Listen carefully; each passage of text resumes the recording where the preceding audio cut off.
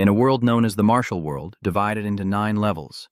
Reaching level 4 is enough to become the chairman of a multinational corporation. So how powerful is the highest level 9? Young Fang Ping took a while to accept that he had been reincarnated. But while others are reincarnated with a golden ticket, he was already behind the starting line. He had nothing, and his parents were just ordinary workers with meager salaries. Because he forgot to like the video for the bear, Fang Ping awakened the cultivation system. With money, he could increase his mental strength and blood energy. 10,000 yuan could increase 0.1 blood energy points, a pleasant feeling that made his face light up. But this was too expensive. Luckily, the money in reality isn't deducted like the money in the system, or the savings his dad gave him would be gone. Money he saved for the martial arts exam registration fee. The next day, his classmates were shocked to learn that he had signed up for the martial arts exam. Not to mention the expensive registration fee, his scrawny physique would make it difficult to pass. The strongest guy in class only has a blood energy index of 108. After school, Fang Ping rushes home to test his own, and he's speechless at the result. His blood energy is 113, but the system shows 1.1, multiplied by 100. With enough money, he'll show them all. Back home, his parents were serious. Though poor, they loved him and wanted him to fulfill his martial arts dream. His father gave him 200,000 to buy tonics for the exam. But tonics were a waste for him. A single glance was all it took. Leveling up with the system was the way to go. He then spent 10,000 to increase his mental strength by 0.1, enhancing his focus, comprehension, and thought processes. The next day, their teacher asked them to welcome a master, Wang Jinyang of Jiangcheng Martial Arts University. He's a martial arts prodigy, an idol to the youth. From the moment they met, he could sense the aura emanating from Wang Jinyang from the way he nonchalantly spoke of killing someone. He must have taken a life before to speak so calmly. The path of a martial artist is truly brutal, and Fang Ping is determined to work hard, immediately sitting down to cultivate. After focusing on controlling the system, he successfully raised his blood stats to 120 points, while his wealth returned to 0. Just then, a shock made his heart feel like it would burst. It turned out that this body was too weak to withstand the increase in blood stats, which could be solved by physical training. That night, Fang Ping did 100 sit-ups and 300 push-ups until he was drenched in sweat. Suddenly, his mental strength stat activated, signaling a dangerous presence. He glanced up at the window and saw his new neighbor peeking at him. Earlier, the TV had broadcast a wanted notice for a dangerous Rank 2 peak assassin, and sure enough, the guy was stuffing weapons into a sauce bucket, preparing to destroy the evidence. Before the killer could escape, a clear voice outside woke him up. He put on a smile and opened the door, but strangely, no one was there. Turning back to the room, he saw a kid who had snuck in, holding a bag of cakes, calling it a welcome gift. Fang Ping had originally intended to help his new neighbor, even bringing snacks and drinks to share. Han pretended to indulge him while trying to politely get rid of Fang Ping, but when he wouldn't leave, Han snapped and tried to eliminate him. But just as things looked dire, the drugs in the food and drink began to work, giving the novice Fuang Bin the strength to fight Han. Enduring the pain, Fuang Bin gripped the stick tightly and struck again and again. It wasn't until late the next day that he managed to tie up Han, but the method was rather strange. After examining Han's possessions, which were all rare treasures, Fang Ping called his idol Wang Jinyang for advice on how to fence the goods without being investigated. Arriving on the scene, he was astonished that a mere child had subdued a second-grade martial artist, and more importantly, that Han possessed such valuable treasures. Kim Yang realized he wasn't strong enough to use the Rank 2 Marrow Cleansing Pill and Guardian Armor Pill. He needed them now, as he was on the verge of a breakthrough, and these things were expensive. I'll convert them to cash and transfer it to you. After the transaction, you'll receive 2.4 million. As for Kim Duong, he'll take care of it. He's ordered that any rebellious assassins be apprehended or killed on sight. Back in his room, Fang Ping opens the system and increases his blood energy points, proving that with money, you can level up. Without it, you suffer. This system is too greedy.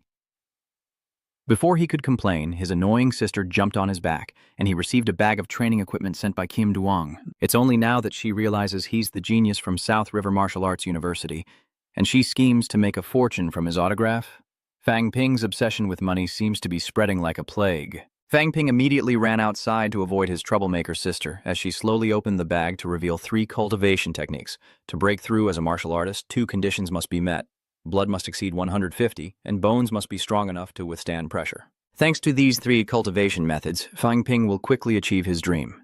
But first, he needs a place to practice. Just then, a broker introduces him to a high-end villa. He led the way, babbling about the interior and exterior while sizing up the plainly dressed student, assuming he was just some poor kid.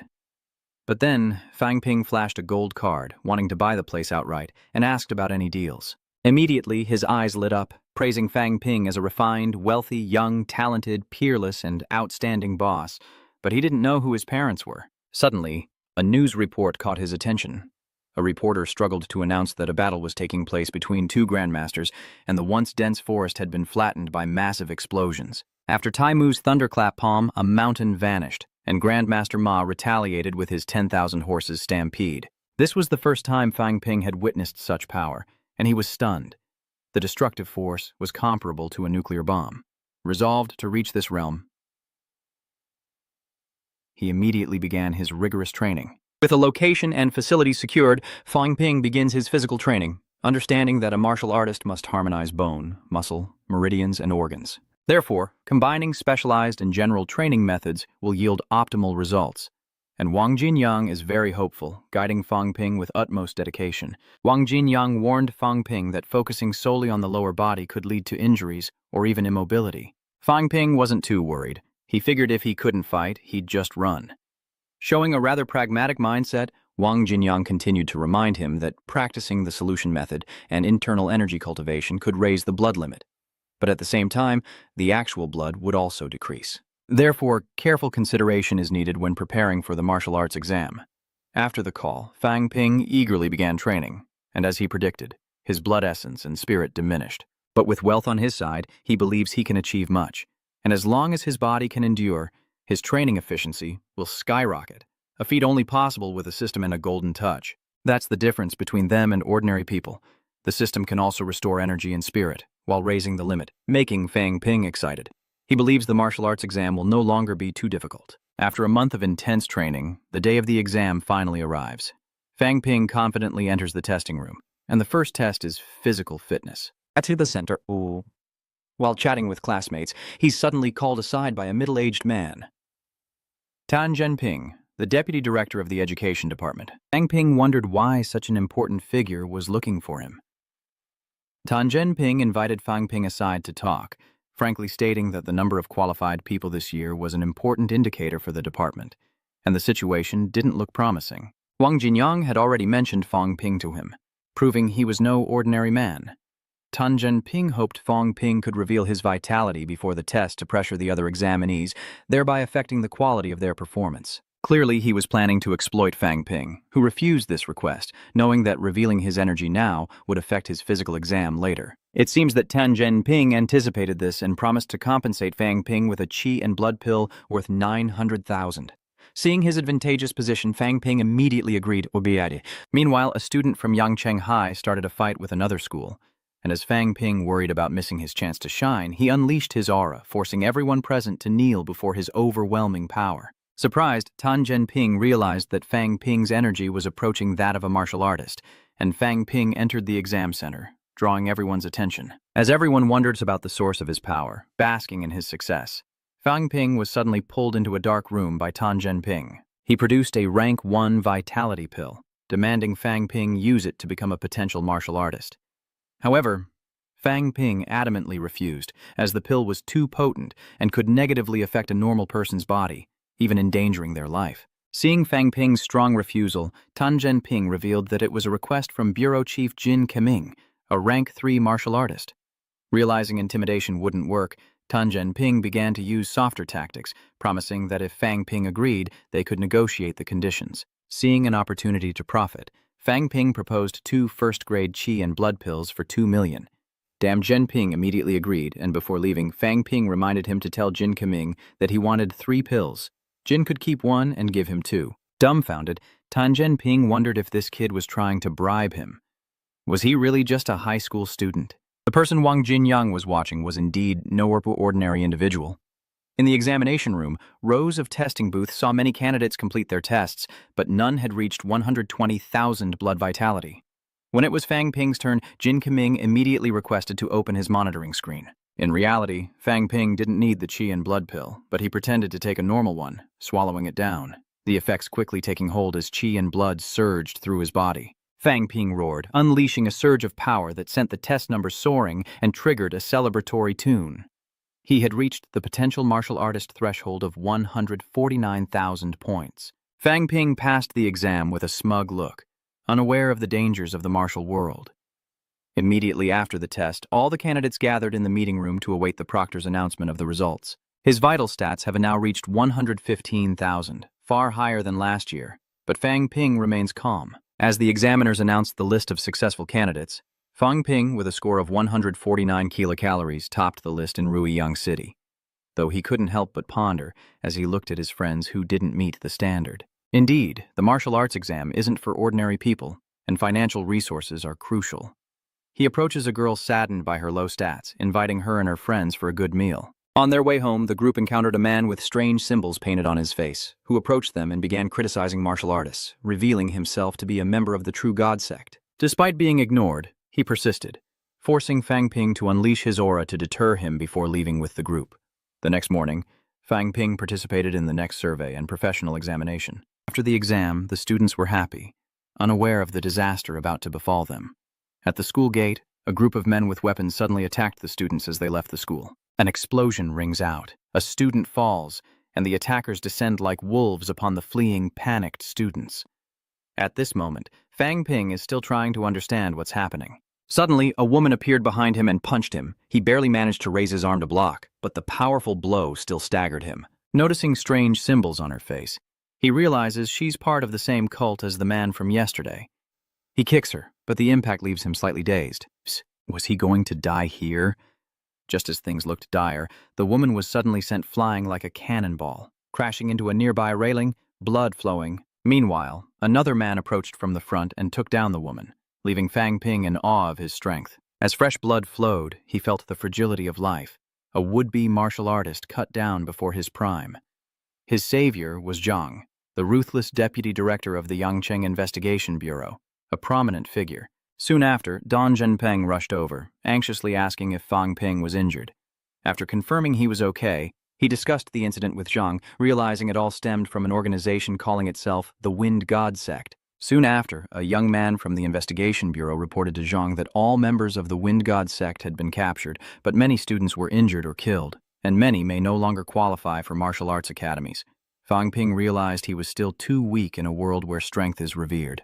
He understands that only by becoming strong can he survive in this environment. However, Dan Zhenping tells Fang Ping that many martial artists today don't focus on cultivating combat techniques, but only on physical training and nourishing their qi and blood, so they don't need to worry about situations like this, because the Investigation Bureau will handle the problem. Many people like Dan Zhenping have become martial artists, but choose the path of civil servant.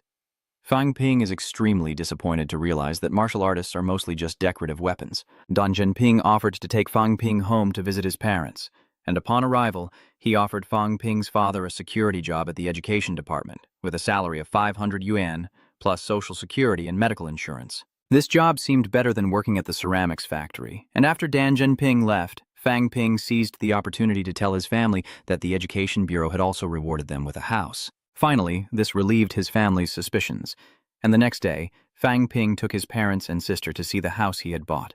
The whole family rejoiced, exclaiming that even though he wasn't a martial artist yet, he was already enjoying such great benefits. Fang Ping explained that it was a scholarship, and hoped they wouldn't reveal these perks to outsiders.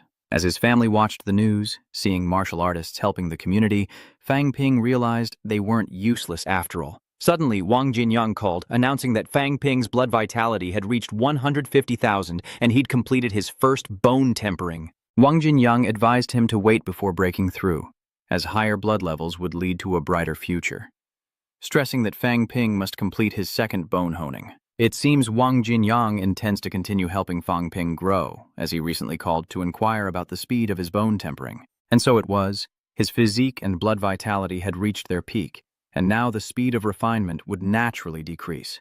Wang Jinyang advised him to use the strengthening fluid to improve the situation, but since Yangcheng couldn't buy it, he would send Fang Ping a few bottles. Though expensive, Fang Ping knew he had to make the most of it and not waste a single drop.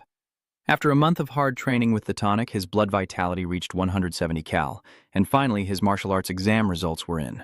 The whole family stared anxiously at the computer screen. Fang Ping's subject score was 85, his test score was 98, and his blood vitality was 149. With these scores, he's sure to be courted by the top martial arts academies. Just then, Wang Jinyang messaged him, saying he was in Yangcheng and wanted to meet. Fang Ping met Wang Jinyang, who was playing ball with a little girl, who then shyly left after a few words were exchanged. Suddenly, Wang Jinyang deliberately strikes at Fang Ping, saying he's completed his second bone honing, so they should test each other. Before he could react, Wang Jinyang swept Fang Ping off his feet, criticizing his physique for even considering learning combat techniques. Fang Ping quickly retreated to dodge Wang Jinyang's kick. Fang Ping thanks him, saying his quick reactions are due to Wang Jinyang's guidance. But soon after, Wang Jinyang attacks again, realizing it's only been 2 months. Fang Ping's completion of his second tempering stuns Wang Jinyang, who showers him with praise, hoping he'll join Nanjiang Martial Arts University. A blatant recruitment attempt. He said he's the president of the martial arts club at this school, and can help Fang Ping get free resources until he reaches rank 3 martial artist. Fang Ping is surprised, as the bone and blood tempering elixirs alone cost over 10 million before becoming a rank 3 martial artist. That's really generous. Wang Jinyang didn't pressure him, saying that with his ability, he could definitely get into one of the 2 martial arts universities. Was it true that these universities were as good as everyone said? Of course they're good, Wang Jinyang explains. China allocates massive resources to these 2 schools every year. Furthermore, countless powerhouses and celebrities have graduated from there. And they also provide strong financial support to the school. So, when students break through to become rank 1 martial artists, they get free bone tempering and vitality pills. With thousands of new students each year, that costs at least 800 million, they're really rich. Another difference lies in the number of missions available. Beyond school subsidies, all other resources must be earned. Unlike our Nanjiang Martial Arts University, there are very few tasks, sometimes none at all. But the 2 great martial arts universities are different. One is in the political center of Qingdao, and the other is in the commercial center of Mado. Both are major cities with thousands of attractive missions and generous rewards. Most importantly, the faculty. Nanjiang University requires teachers to be at least level 3 or 4 martial artists, with level 5 as advisors and leaders, while the minimum requirement for the 2 martial arts universities is level 4, with countless level 5 and 6 advisors. From what I know, this martial arts school in Shanghai has 4 grandmasters. Fang Ping is shocked. 4 grandmasters. That's incredible. Wang Jinyang advised Fang Ping to consider carefully before deciding. Then he left, leaving Fang Ping feeling lost, unsure of which school to choose. Today, Fang Ping received his acceptance letter and prepared to go to school early to familiarize himself with the environment, as his parents and Fang Yuan came to the station to see him off. Bidding farewell to his family weighed heavily on Fang Ping's heart, but he finally boarded the train to Martial Arts University. Arriving at the station, he was amazed. This was truly the commercial center of China, with martial artists everywhere, a far cry from small cities like Yang City. Just then, a railway police officer approached, asking Fang Ping for his ID, and discovered his blood energy was 199, but he wasn't a registered martial artist, restricting his movements. Fang Ping was surprised, "But aren't I a martial artist? What?" The officer was skeptical, but Fang Ping explained that he was a new student at Mado Martial Arts University. To have such high blood energy as a freshman, incredible. The police then took Fang Ping to get his temporary martial artist card. In truth, martial artists are human weapons, so Mado imposes restrictions. Truly a great city. Under police escort, Fang Ping obtained his temporary martial artist ID. And standing before Mado Martial Arts University, he couldn't help but be amazed. This was Mado University? The entrance is impressive. Suddenly, a voice came from behind. "You look so green. Are you a new student at Mado Martial Arts University?" A green-haired youth approached, longsword in hand, and said, "I'm Xin Fengqing, a third-year student from the Weaponry Academy." To Fang Ping's shock, Xin Fengqing slashes at him, asking what's the point of learning. Not bad for someone who's undergone bone tempering twice. His stance is decent. Still in shock, Fang Ping unconsciously speaks his name. Xin Fengqing continued, "It's only natural that a freshman who has undergone bone refinement twice would come to our Mado Martial Arts University." With that, he stepped into the school. "This guy is strong. He knew I'd undergone bone forging twice with just a glance, and that I wasn't a martial artist. Looks like I came to the right place, Martial Arts University." Xin Fengqing walked through the school, suddenly realizing that Fang Ping's voice sounded familiar, though he couldn't quite place it. Reaching into his pocket, he gripped the bone forging elixirs he'd just exchanged for, certain he would finally complete the bone forging process, this time. "I'll crush the South Jiang University Martial Arts Club." With that, Fang Ping entered the school, filled with anticipation. He thought to himself that such a grand gate must lead to something even more impressive inside. Following the signs, he searched for the new student reception. Contrary to the grand exterior, the reception was in a dilapidated building. Was he being scammed? Fang Ping wondered to himself as he entered the academy, finding a middle-aged woman reading a book. Fang Ping stepped forward, handing over his acceptance letter and 5 certificates. As she verified his identity, she complained that he was reporting a month early, adding to her workload. Not only was the building old, but the work ethic was poor. Until the woman swiped Fang Ping's ID and her expression suddenly changed. A level 2 martial artist who has tempered their blood and chi 199 times. She immediately stood up, all smiles, as she arranged for him to stay at the school's hotel. Why the sudden change in attitude? She asks if he intends to break through to become a martial artist. I can inform the school immediately to arrange a mentor. Fang Ping wondered why, since school hadn't even started yet. Little did they know, Fang Ping was a near rank 2 martial artist, a genius among the new students, and the school would surely provide him with a mentor if he wanted to advance. Indeed, ability determines treatment. Just then, Lee Seung-tak, the manager of the Mado University Hotel's guest room department, rushed in, sweating profusely, and apologized for the wait. Lee Chengze smiled and quickly helped Fang Ping with his luggage, leading him outside, where a luxury car awaited. This treatment is definitely a step up. Lee Chengze led him to a luxurious room, complete with a gym and an open kitchen. Why is everything free? Lee Seung-tak explains that because Fang Ping is a second honing martial artist, he gets preferential treatment. As soon as he finished speaking, Lee Chengze left, leaving Fang Ping feeling like he'd become one of the privileged class. It felt great, but money was disappearing fast. What was he going to do? At the Martial Arts University Hotel restaurant, Fang Ping worries about his upcoming 3rd tempering, which will cost him a fortune. As his strength grows, so will his financial needs, and he can't keep going like this. He needs a stable source of income. The only way is to start a company. Though the structure of this world differs from his own, the trends are similar. The future lies in the internet, and online shopping and mobile payments are indispensable. But all of this requires immense technical skill and capital, and with only 1.6 million in cash, opening an online shopping company is out of the question. And so, he decided to start a delivery company. Low-tech, easy to launch, and with good income potential. That's it. However, since Fang Ping isn't familiar with Mado and needs to focus on cultivation, he needs to find someone familiar with the environment to manage the company. Suddenly, a loud shout came from the restaurant. It turned out that 2 customers were deliberately causing trouble, demanding compensation for hair in their food. Fang Ping was about to teach them a lesson when Lee Chengze appeared, and with just a few words, the 2 men ran away. Excellent work, Lee Chengze, Fang Ping said, approaching as Lee Chengze bowed hastily. Fang Ping remarks that even though Lee Chengze isn't a martial artist, he must have years of experience to be a manager at the Fomado University Hotel. Lee Chengze replies that he's only been out of Fomado University for 16 years. Fang Ping asked if he'd ever considered becoming a martial artist, to which he quickly replied, of course, the salary would be 3 or 4 times what it is now. Fang Ping followed up, asking how long it would take. Then, 4 years. 5 years. He'd be over 30 by then, and his blood levels could drop by at least 1 grade. He replied somberly that it wasn't all bad, and Fang Ping affirmed that he could help him become a martial artist within 3 years at no cost. So, would Li Zhe like to follow him? A month passed with the cracking of bones, and Fang Ping finally completed his 3rd tempering, his blood essence rising to 60 calories, and his mental strength growing even more formidable. The effects are good, but the cost is enormous. Nearly 2 million in assets per tempering, though it's worth it. Moving to the next stage, the speed of the 3rd tempering will be much faster than the 2nd. More importantly, he's accomplished what even Wang Jinyang couldn't. Fang Ping wiped the blood from his body and the corner of his mouth, thinking, tomorrow's the opening ceremony. I'll have a chance to show off in front of the new classmates. The next day, new students flocked to Dorm 5 of Amado Martial Arts University. The dorms were divided into 4 areas based on entrance exam scores, with Area 1 being the best, Area 2 slightly less so, and so on. Under the envious gazes of other freshmen, Fang Ping smugly entered Area 1. Opening the dorm door, he gasped, "This isn't a dorm room, it's a luxury suite."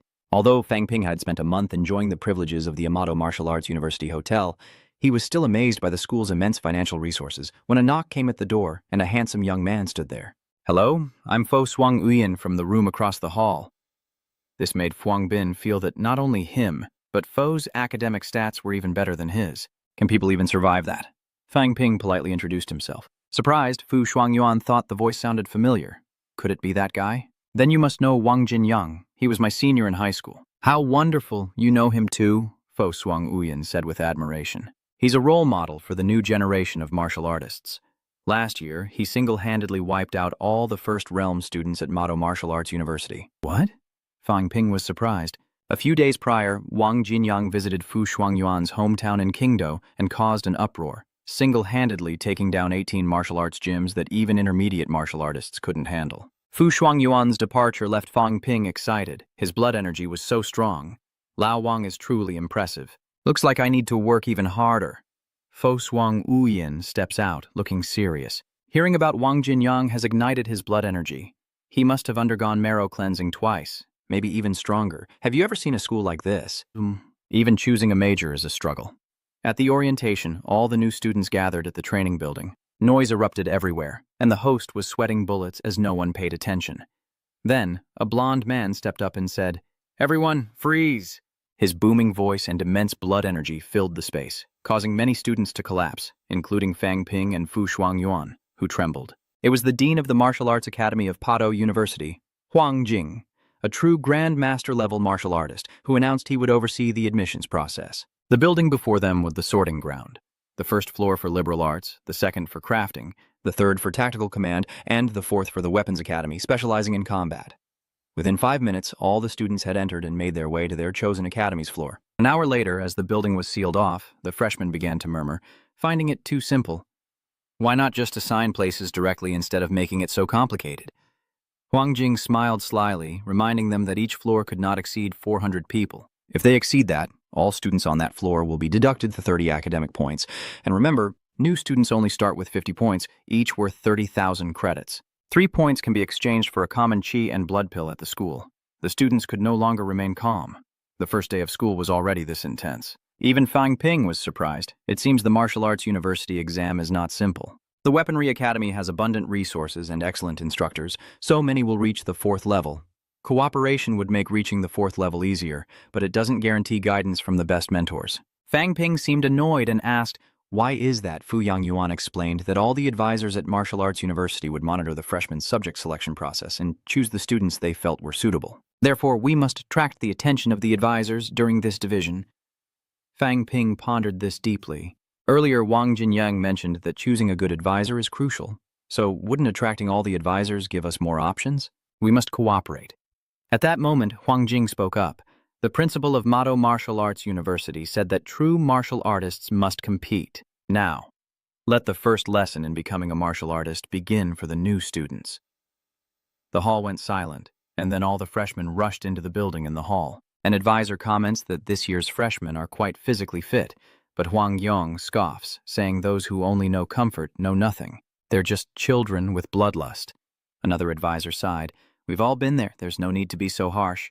Huang's expression tightens as he sternly replies that the situation in the underground is becoming increasingly dangerous and a group of elite warriors has fallen on the front lines. These new recruits simply aren't ready. The advisors dared not argue, as many new students rushed to the 4th level. Suddenly, a new student is kicked and sent flying into a wall, crying out, "This warrior is a formidable first realm. Can't go any further. Damn it, the 4th floor isn't even full, so why won't they let us up? We're all classmates, don't be so harsh." The person on the 4th floor sneered, saying that you can't go up to the 4th floor without 140,000 points of chi and blood. The defeated man was hopeless, realizing the other's vitality far surpassed theirs. Just then, Fang Ping shot up the staircase with lightning speed. Before the gatekeeper could react, he was kicked in the face and knocked unconscious. Those below were shocked. Such a swift victory was unheard of. Fang Ping slowly stood up, an arrogant look on his face, and said, "Before I came to Mavo, everyone said this place was full of geniuses. I gave up a golden opportunity at Nanjiang University to choose Mavo, but I didn't expect the students here to be so weak. Mavo is not worthy of being called a top school." The advisors were stunned. This kid is too arrogant. Wang Jing is furious. "Listen up, freshmen. Whoever defeats this arrogant guy will be rewarded with 50 academic points." Immediately, the eyes of all the freshmen lit up, turning towards Fang Ping. "This wasn't how it was supposed to go. I just wanted to get the mentor's attention."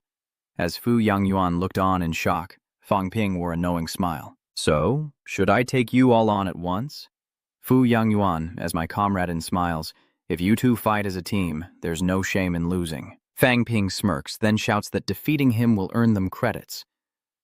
But what if he defeats them? A silence hangs in the air, broken by Huang Jing's voice over the loudspeaker. 1 point for non-martial artists, 5 for martial artists. Fang Ping claps, remarking that Principal Huang is indeed very calculating. Fang Ping clapped his hands, saying Principal Huang was truly stingy, but it was better than nothing. And now the fun would begin. I heard you're from Yangcheng. Your connection to Wang Jinyang must be significant. Just then, a dull thud echoed through the hall as Fang Ping sent a newly relaxed freshman flying with a surprise attack. Fang Ping dodged, grabbed his opponent's arm, and with a surge of qi and blood in his left hand, delivered a hook that sent the freshman flying several meters. But he was panting.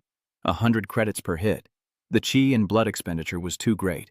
Just then, a figure blurred towards Fang Ping, appearing before him in the blink of an eye.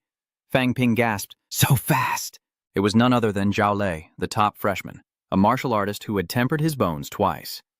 Though Fang Ping took a punch, he held his ground. His hard-won stability was paying off. Just then, a purple-haired girl leaped in, long sword in hand, declaring she'd take the 50 points. Fang Ping, already flagging, focused his mind, spending 100,000 wealth points to replenish 100 blood points, narrowly dodging Yang Xiaoman's blade. Fang Ping breathed a sigh of relief. Thankfully, he had the system's support, but he still needed to conserve his wealth points. Yang Xiaoman was also surprised. How did this guy's blood suddenly recover? Before she could react, Fang Ping kicked her in the face, sending her crashing into the students behind her. Does he have no sympathy for women? He went straight for the face. Seeing her friend get hit, Chi Tuyet Mai immediately rushes towards Fuang Bin. She throws a punch from behind, but Fuang Bin dodges and counters, sending Chi Tuyet Mai crashing to the floor. These guys are spring chickens. This guy's cheating. He's been fighting for so long, and his blood isn't even dropping? Another adds, "That's right," which means there's no reward. Meanwhile, Fang Ping glanced at Fu Changyuan, signaling him not to duel the martial artists to conserve energy. There were plenty of non-martial artists to target, and defeating one only counted for 1 point. Fu Changyuan replied, "I know, but there are too many of them, and I can't recover fast enough." As he spoke, Fu Shuangyuan was punched, a stark contrast to the many who fell around Fang Ping, while Fu Shuangyuan was chased across the field by a second bone-forging martial artist, charging toward Fang Ping. He retaliates, so let's see if he can withstand this blow. The air suddenly stills, and Chen Yunxi blushes as Fang Ping quickly retracts his hand. Then, he kicks out, grabbing a nearby student, saying it's not his problem, and that fists have no eyes. Suddenly, a large group swarmed him, each side led by Tru Tuyet Mai and Tru Deng Tiu, relentlessly attacking Fang Ping, while Tran Van Hai and Duong Tung Din led a team to restrain Fo Suong Uyen. Frosty's eyes widened. How could this be? My energy hasn't recovered yet. Meanwhile, Fang Ping cried out for help, but Fu Shuangyuan replied that she was too busy and he was on his own. With wide eyes and a stammer, Fu Shuangyuan can hardly believe what she's seeing. Clutching her head, she knelt on the ground, begging, "Not the face!" Students from other levels rushed to witness the brawl, exclaiming, "How brutal!" Having dealt with the crowd, Fang Ping sighed, remarking on the unexpected cost. Suddenly, he looked up, catching the prying eyes of other students. A malicious smile crept across his face. He couldn't believe they were offering him points. He slowly approached them, sending shivers down their spines as they cried, "Don't come any closer! We're not fourth-floor students." Fang Ping just smiled. "The headmaster never said we couldn't fight students from other floors. Since you're here, stay a while." And so the freshman class division ceremony came to an end. Students left the alchemy building one by one, each bearing the marks of a brutal ordeal. Fang Ping even had to carry Fu Yangyuan out. "Alas, you really are a mess." Suddenly, Fo Duong Uyen cried out that they had overcome thousands, and even in defeat, they retained their glory. Speechless, Fuang Bin shook his head, telling him he should probably be quiet after a beating like that. Fu Yangyuan retorted, "What about you? You look perfectly fine, not even a scratch." Fang Ping feigned nonchalance, saying, "Because I'm strong, no matter how impressive a child prodigy is, they're still just a child." Suddenly, a powerful and terrifying voice echoed from behind, sending shivers down Fang Ping's spine. It was Huang Jing, the dean of the Weapons Academy. The female advisor accompanying Huang Jing immediately announced the next part of the schedule, and the new students quickly made way as Huang Jing approached. Fang Ping thought to himself, "This is the pressure of a grandmaster. It's terrifying, but one day I'll be stronger than him." Just then, Huang Jing's voice echoed over the loudspeaker, instructing the new students to head to their respective training grounds to choose an advisor. Fang Ping wondered why they hadn't mentioned their academic scores. Fu Yangyuan replied that perhaps the dean was embarrassed, But before he could finish, a mentor with red hair appeared. Your academic scores will be announced after the academy assignments are made. You'll receive a notification with your score breakdown. This doesn't require the dean's attention. Fo Duong Uyen, annoyed, pushed Fuang Bin's head down and loudly apologized to the advisor. Fang Ping was stunned. What was he doing? Fu Yangyuan explained that this man was the 6th grade master, Ting Feng, second only to the dean, and it wasn't good to offend him. Their advisor, Tang Feng, offered encouragement, saying he'd performed well in the branch selection. Fang Ping looked up hopefully, only to be immediately disappointed. The praise was for Fu Yangyuan. With a light tone, Tang Feng added that facing such students and still refusing to back down showed the true spirit of a martial artist. Fang Ping couldn't help but feel annoyed. He clearly didn't back down because he had nowhere else to go. This advisor was blind. After praising Fu Yangyuan, Tang Feng turned to Fang Ping with disdain, saying he hated dishonest students. Fang Ping suppressed his anger, ignoring Fu Yangyuan. Afterward, Tang Feng arrogantly left, saying, "Tell Fu Yangyuan he can come directly to me when choosing an advisor." Fu Yangyuan quickly comforted Fang Ping, advising him not to be angry, as Tang Feng was known for looking down on everyone. Fang Ping grits his teeth, vowing to make that Duong Su Tu regret this. The freshman orientation is over, and now the students must choose their mentors. Each advisor's information board lists different requirements for enrollment. One states that there are no gender restrictions, but requires at least 2 cultivations, and only accepts 5 students. Another board required a blood vitality of 180,000 points or higher, and only accepted female students with stable cultivation methods, giving preference to those who were cute and loved swordsmanship. Fang Ping looked around, wondering who to choose. Each advisor has their own strengths in different fields, so finding one that suits you is most important. Though most advisors require students to be martial artists, with his triple-honed strength, Fang Ping felt no one could refuse him. He turned to Fu Yangyuan and asked if he'd chosen an advisor yet. Fu Yangyuan seemed hesitant. Take your time. I'll choose first. There's also the elegant and popular Bai Ruoxi. Fang Ping glances in another direction. Wu Wudi also seemed to fit my criteria. His name and appearance are certainly impressive, and his recruitment pitch is very straightforward. Are these the outstanding individuals from the recent faculty division? Fang Ping felt a little helpless, and even the intern was very talented. As he was leaving, the invincible martial artist suddenly opened his eyes and said to Fang Ping, "Come with me, and I'll guarantee your safety in this learning environment."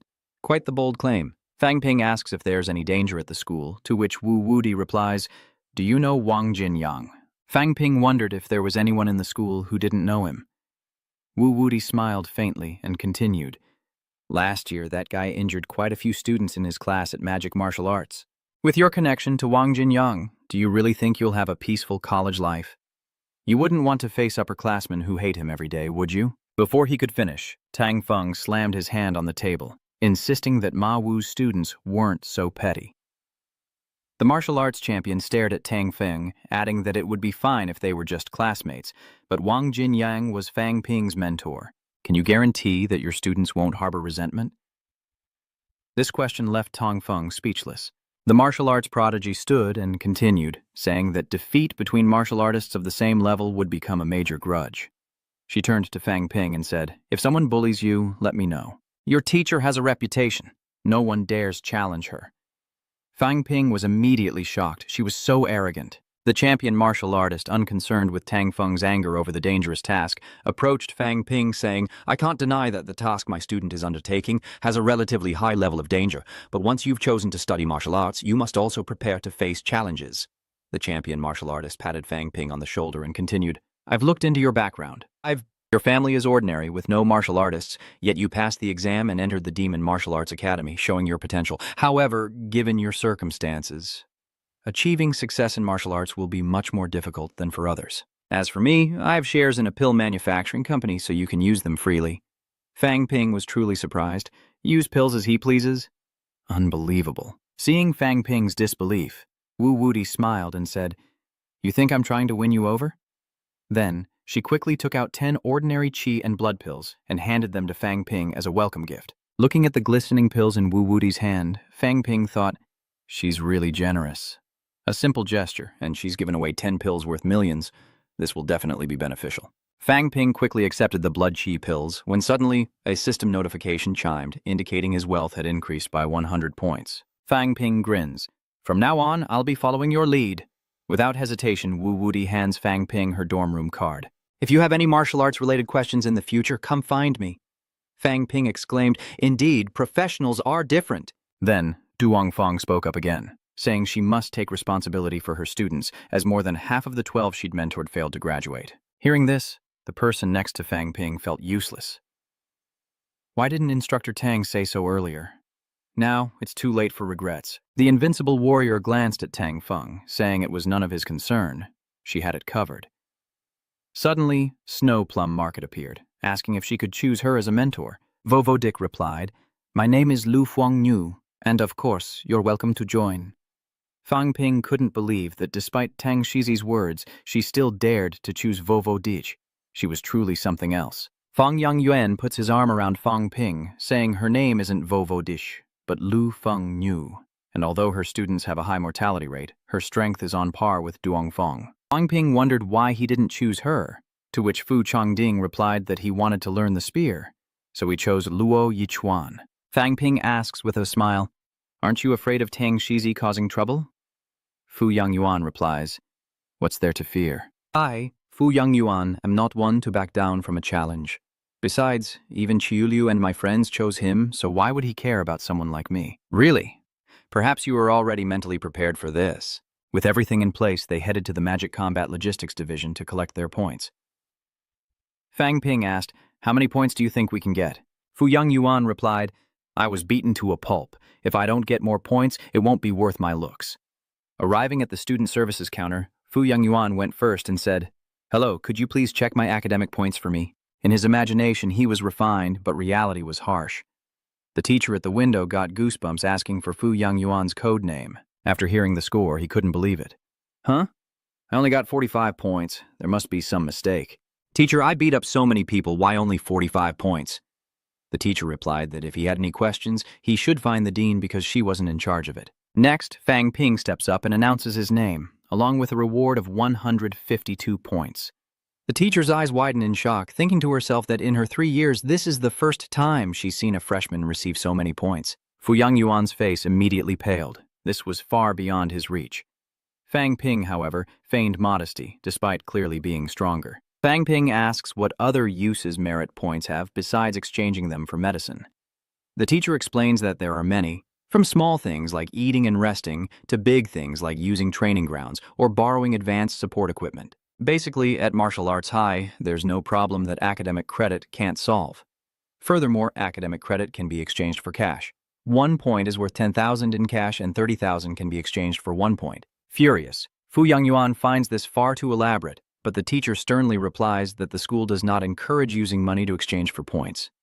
However, some students can't even afford food, which creates opportunities for privileged kids like you. Fang Ping sighed, marveling that no matter how rich a family was, they couldn't accept this kind of business.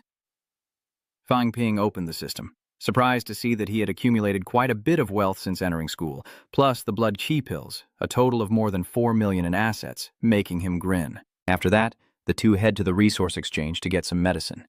As freshmen, they only have limited exchange rights, but anything below rank 3 is fair game. Looking at the list, Fang Ping pondered.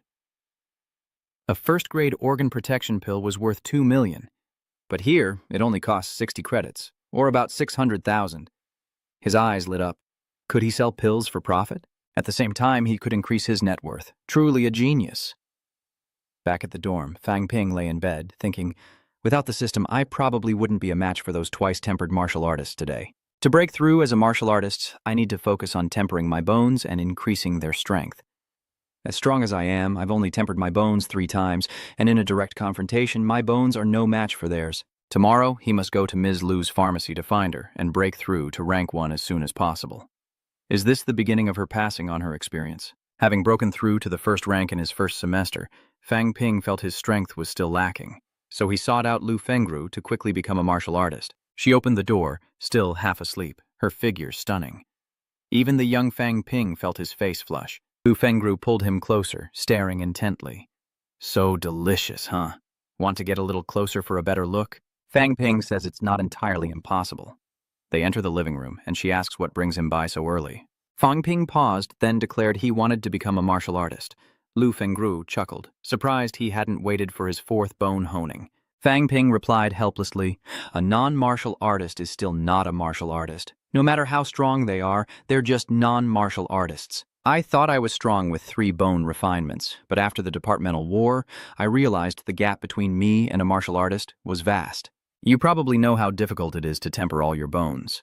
If you try a 4th time, you'll just waste time and gain nothing. Once you reach the 1st rank, the advantages of your 3 bone refinements will become clear, and future refinements will be easier, as you'll only need to refine to 6 parts. Furthermore, since you're not yet a martial artist, mastering the 914 branch meridian refinement method is crucial.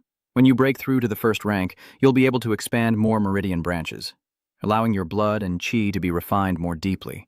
With that, Lu Fengru asked Fang Ping if he had prepared his medicine, and Fang Ping immediately produced a mountain of it. Seeing the table full of medicine, Lu Fengru couldn't help but laugh. "You brought way too much. It's the first time I've seen a student so afraid of death. Actually, with your condition, even without these medicines, your success rate would still be very high." Fang Ping gave a thumbs up, saying, "Better safe than sorry." Lu Fengru continued, "I saw your fight yesterday, and you must have tempered your lower limbs with frost dew. When you're about to break through, remember to open the 9 meridians in your legs first, then expand randomly to avoid becoming crippled." With that, Fang Ping sat down to break through to become a martial artist, thinking that even without the qi and blood pill, he could still cultivate everything. No sooner had the thought crossed his mind than Fang Ping grabbed the pill and swallowed it. Talk about being afraid of death. Looking at Fang Ping, Lu Fengru couldn't help but reminisce. This kid really is a genius. But aren't all my students geniuses? She recalled her days with past students, but they all ended up dying on the battlefield. Pain resurfaces in Lu Fenghua's heart as she vows never to become attached to her students again. At that moment, Fang Ping's energy suddenly explodes, and he opens his eyes to a system notification congratulating him on reaching the 1st rank of martial artist. Fang Ping could feel the surging power within him, and he was ecstatic. "I finally broke through. Can you believe it? I became a martial artist after only 2 days of school. But since ancient times, the leading bird is always shot down, and deceit will soon find its way." Despite Fang Ping's excitement, Lu Fengru calmly says, "There's nothing to be excited about. You've tempered your bones 3 times and broken through to become a martial artist. Isn't that to be expected? Now, while your meridians are still open, take a qi and blood pill to replenish your qi and blood and see what your peak is." Fang Ping immediately consumes a blood qi pill, and the system alerts him that his blood qi has increased by 40,000. He's shocked by how much blood qi he's used. Even a blood qi pill isn't enough to compensate. He feels a little helpless. It seems he still has to use wealth value, and he needs to save on pills a bit. Just then, Lu Fengru was suddenly startled. This kid's blood essence is recovering too fast. Is it because he absorbs medicine so well, or is there the same potential in all 3 bone empowerments? Lu Fengru called Fang Ping back, telling him to get used to his increased blood energy at home, and to come to the freshman practice room next Saturday, where she would teach him some moves to protect himself. Fang Ping smiled and replied, "Great, I didn't expect to start learning techniques so soon." On campus, Fu Changqing suddenly shouted, "Fang Ping, you're too good!" He's only been here for 2 days, and he's already broken through to become a martial artist. Fang Ping casually replies that he's broken through 3 times. So what's the big deal? Fu Yangyuan eyed Fang Ping suspiciously, asking if he was using hacks, to which Fang Ping replied with a smile that he was using not just hacks, but expensive ones. Fu Yangyuan retorted, saying he didn't care and that Fang Ping had to treat him to a meal at the school's cafeteria number 2. Fang Ping chuckled helplessly, thinking he'd want something fancy, but he just wanted the cafeteria. "Then go ahead and order whatever you like." But just then, Fang Ping froze, spitting out a mouthful of blood. "It's too expensive." "This is highway robbery." Fo Duangyuan smugly replies that canteen number 2 is exclusive to martial arts universities. "The food here is infused with qi and blood pills. It's not expensive at all." Fang Ping blurts out, "Not expensive? If it's not expensive, your family's living expenses must be in the millions. Who are you competing with? Do you think money grows on trees? No matter how well off my family is, we can't afford to eat like this all the time. And you're treating me?" Fang Ping was about to blow his tops, telling him to take less. Later, as the two were eating, some senior students approached, saying, "Oh, isn't this freshman number 1, Fang Ping?" Knowing Wang Jingyang, this was bound to happen. This situation made Fang Ping feel threatened. He puts down his chopsticks and says, "I know Wang Jingyang, but if you want revenge, go find him. He has too many enemies. I can't interfere." Secondly, my mentor is an invincible martial artist with a grandmaster protecting me, so think carefully before causing trouble. Thirdly, you're rank 2, and I've just broken through to rank 1. If you make things difficult for me based solely on rank, the school won't allow it. Finally, this is the dorm area, where fighting is forbidden. Who would dare touch me? The lead student smiled and replied, smart enough, truly a rising star. So, will you shoulder a portion of Wang Jingyang's debt? If I don't agree, you won't cause any trouble. Let's not mince words. A senior student crossed his arms and said that it's normal for upperclassmen to dismount freshmen in school. The lead student casually says, all right, you've just broken through, so we don't want to take advantage. In a month, we'll have a first-grade martial artist challenge you. Fang Ping asked if it was a fight to the death, to which the other replied, not quite. We're all academy students after all, we wouldn't be so cruel. However, conflict is inevitable. He continued, saying that with my 3 bone-honing breakthroughs, I'm incredibly strong. The number 1 freshman should act like the number 1 freshman, don't you think, Fang Ping?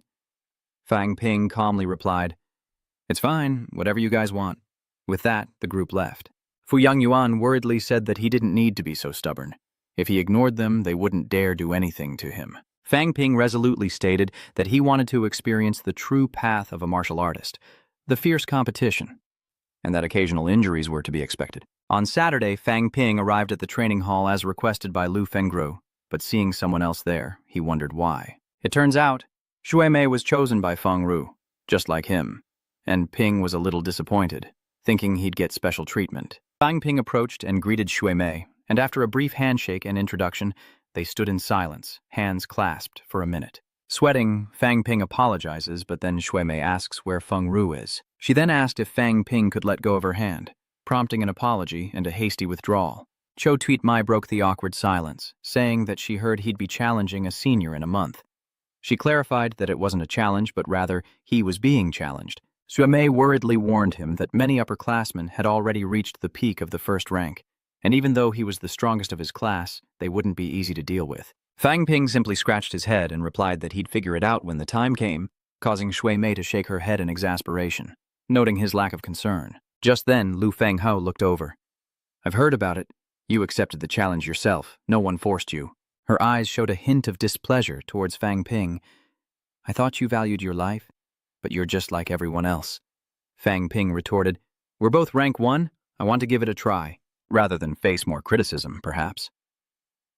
Lu Fengru continued, I've called you two here today because you are martial artists and you'll have a part to play on the battlefield, so you must learn how to kill the enemy and protect your lives. With a swift kick, she effortlessly pierced a solid stone slab, explaining that this technique, known as leg severing, is a fundamental part of footwork combat. The key to the cleaving kick is to focus your energy into one point and unleash it directly into the opponent's temples, throat, or other vital points. Such a kick can easily kill. Shui Mei asked hesitantly if such a kick could really kill someone.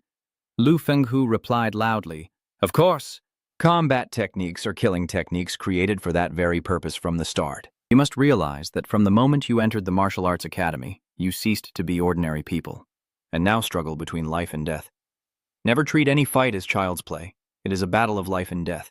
Even if Wang Jinyang is a classmate or friend, if you face him in the arena, you must defeat him, even kill him. Hearing this, Fang Ping trembled, wondering what exactly is a martial artist. Lu Fengru approached Fang Ping, patted his shoulder, and said, Consider this battle a trial mission. If you win, I'll give you a great reward. After a moment, as the blood on Fang Ping's right leg faded and he stood firm, he slowly exhaled. Lu Fengru clapped and approached, saying his comprehension wasn't bad. Fang Ping awkwardly says that once you master concentration, condensing power and violence is simple. Next to him, Che Tuet Mai can't help but want to cry. Is it really that simple? I haven't even grasped how to focus yet. Am I just too stupid? Fang Ping is getting arrogant. Don't call people stupid. There's no need to compare. Some people are just born a little smarter.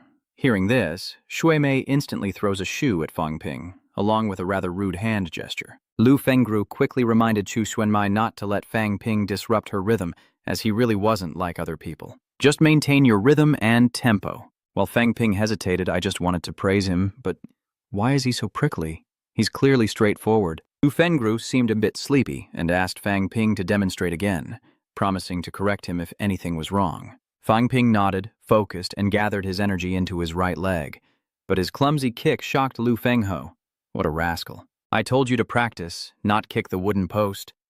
Lu Fuangyu pointed at Fuang Bin, who was kneeling on the ground, as a concrete example to explain to Cho Tuyet Mai. Cho Tuyet Mai found the situation amusing as Lu Fuangyu yawned and said, "That's enough for today. Go home and think about it, and I'll see you tomorrow morning." With that, she left, but turned back with a sharp look at Fang Ping, reminding him not to forget to prepare a pair of pointed alloy-toed leather shoes. Fang Ping broke out in a cold sweat, wondering if she wanted him to wear alloy-toed shoes into the arena. Is that what she's implying? Only Lu Fenghua's strength could make a kick like that pierce through an opponent. He was sitting on the sofa watching Princess Pearl when he suddenly thought, "It's been a while since I called home. I wonder how they are." "Hello?" he said. As soon as he finished speaking, his sister, Fang Yuan, shrieked into the phone. "So you still remember to call? I thought you didn't need us anymore." "Fang Ping, don't be upset. How could I not need you all? I have good news to share. I've become a martial artist." Fang Ping's family was utterly astonished, but he humbly replied that it was just luck. Excited, Tan Zhenping continued, saying that this kid had become a dark horse in Yangcheng, a source of pride. Then, Tan Zhenping put his arm around Fang Ping's father, saying, "Brother Fang, I have something I want to discuss with you. Now that Fang Ping is a martial artist, it wouldn't be right for him to continue as a security guard. Report to the personnel department tomorrow. The office is short-staffed." Fang Mingrong is surprised. How could the office be short on people when it's full of secretaries and leaders' assistants? Can this be confirmed? My son is truly blessed. I never imagined he'd become a formal employee in this lifetime.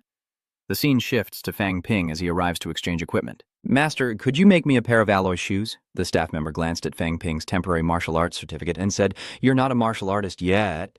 Alloy shoes can only be exchanged by martial artists." Fang Ping insisted, but he had broken through several days ago, so he needed to go to the appraisal room on the second floor. Then, exchange your temporary martial arts certificate for an official one and come back. Fang Ping headed to the second floor, and as he prepared to knock on the appraisal room door, it suddenly opened, and a beautiful girl stepped out. "Aren't you Yang Xiaoman?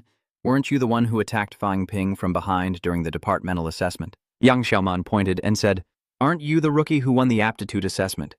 I heard you're challenging the upperclassmen next month. Will you continue to challenge women?" Fang Ping retorted, "If the opportunity arises, I wouldn't mind, but I think what you're implying, Yang Xiaoman, is that you look down on female martial artists, which is discrimination." Yang Xiaoman immediately reacted, pointing at Fang Ping and shouting, "Don't you dare accuse me! You only won last time because we lacked experience. This time you'll face upperclassmen who've been through fierce battles, and you'll only find defeat." Fang Ping scoffed, "I don't think so. In an environment as conducive as Martial Arts Academy, if you're still only rank 1, it's not a lack of effort, but a lack of talent. Those people aren't necessarily scary." He confidently replied, "Thank you for the reminder, but I never underestimate anyone, nor do I presumptuously assume my own worth." Hearing this, Yang Xiaoman blushed, cut him off, and said, "Whatever," before turning and leaving. Fang Ping then entered the rank assessment area, where an old man sat behind a martial artist rank assessment machine. The old man pointed to the testing machine, saying that leaving a mark on the steel plate would officially make him a rank 1 martial artist, and the method was up to him, whether using his hands or feet, as long as there was a clear mark to prove the destructive power of rank 1. Hearing this, Fang Ping excitedly decided to test his newly learned kick, striking the steel plate with a powerful blow, causing it to cave in as the machine beeped, followed by a chime. It was done. The old man worked on the computer for a moment and handed Fang Ping his first-grade martial artist certificate. "The temporary certificate is now invalid. You'll receive 50 points for becoming an official martial artist. The 50 points will take effect immediately. Next time, when you break through to rank 2, come here to test it first." Fang Ping held his martial artist certificate and curiously asked about rank 8. The old man eyed Fang Ping, telling him not to get ahead of himself and to wait until the time comes. Fang Ping thanked him and left as the old man gazed at the mark he left on the rank analyzer. He muses that a new student with a first-rank breakthrough already has such abilities, adding that their martial arts academy has many talents this year. Just then, 2 senior students entered, one squatting down to examine the marks on the appraisal machine, commenting that the strength was somewhat deceptive and unfocused, far from the peak of first rank. The other chuckled, certain of their victory. "Indeed, unless he can reach the peak of the first rank within a month, which is nearly impossible, we're sure to win this." With that, they left the speed test, as no one would reveal their full power during an assessment. Although gathering information on opponents is smart, this kind of irresponsible intel is just harmful. That kid's vitality stone was probably only around 200 points, but his blood essence must be over 24,000. Just how interesting will this challenge be? After the test, Fang Ping went to exchange equipment, but the staff told him the shoes he wanted were a special weapon and had to be custom-made, taking a week to receive. Seeing as you're only rank 1, grade E alloy should be sufficient. The clerk then calculated the learning points needed for the shoes. After some calculations, he said the total is 40 credits, leaving Fang Ping speechless at the exorbitant price. He felt the sting. 40 credits was like 1.2 million, and his family's new house was only 80 million. Fang Ping handed over his rank 1 martial artist certificate, and I'll take a grade D alloy bear paw. The employee, sweating, said, "Okay, but first, let go." He took out a wooden box containing an exquisite alloy bear paw, costing another 10 credits.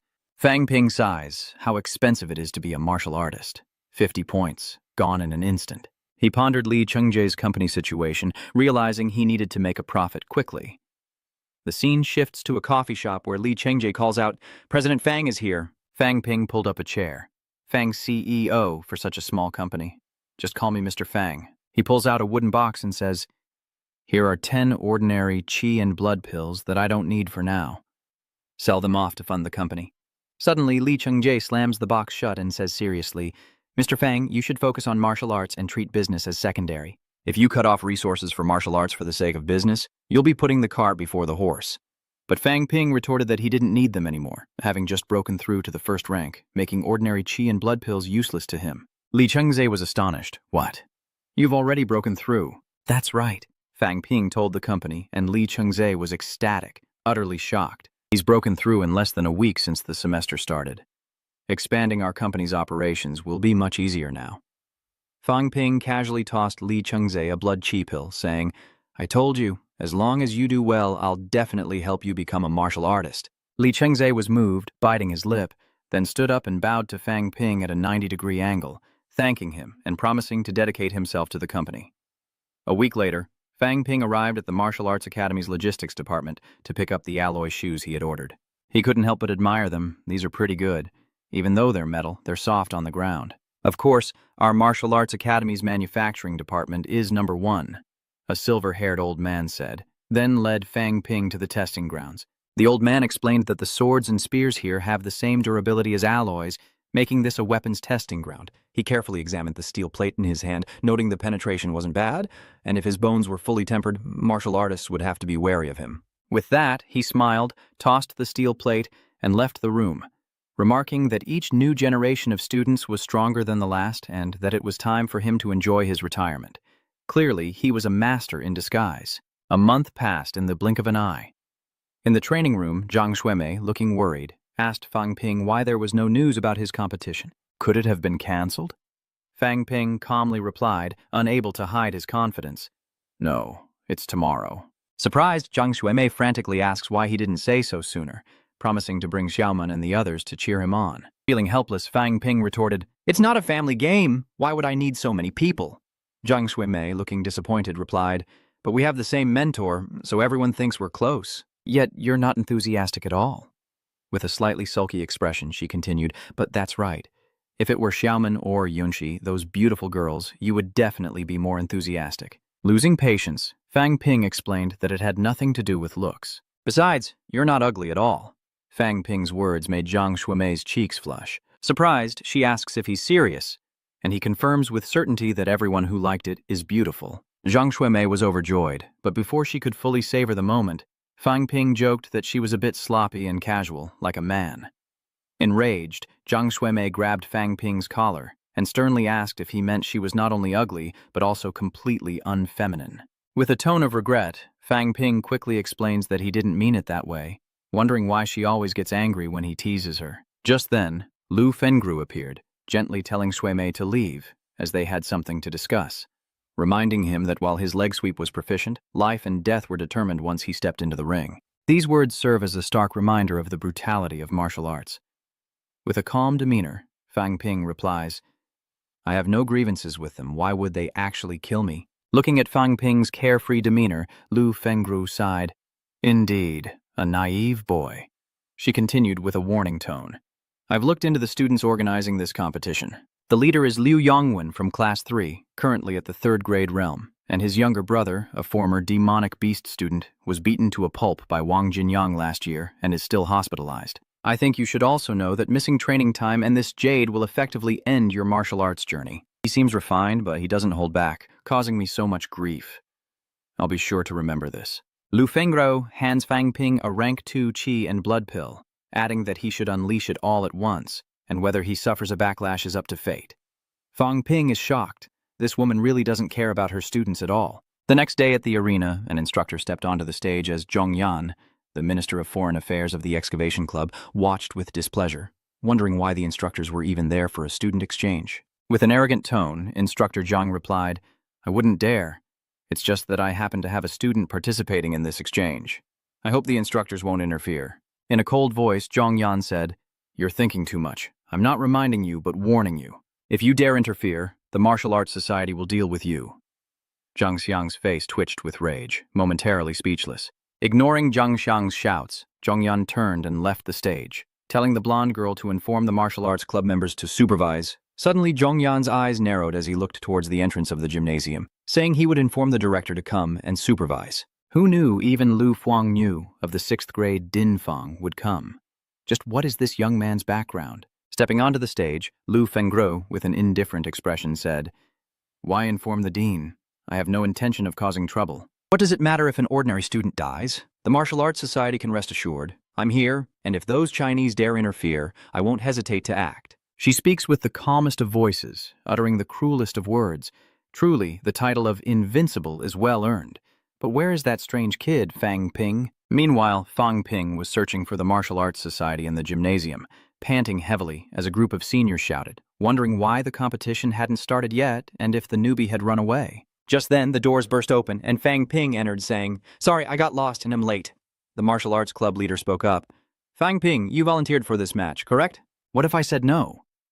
Hearing this, a boy stood up and shouted, "Watch your words, Fang Ping. You volunteered for this challenge, didn't you? Did anyone force you?" Silence. Zhong Yan slammed his hand on the table, suddenly standing up with a sharp voice. "I'm talking to Fang Ping. You have no right to speak."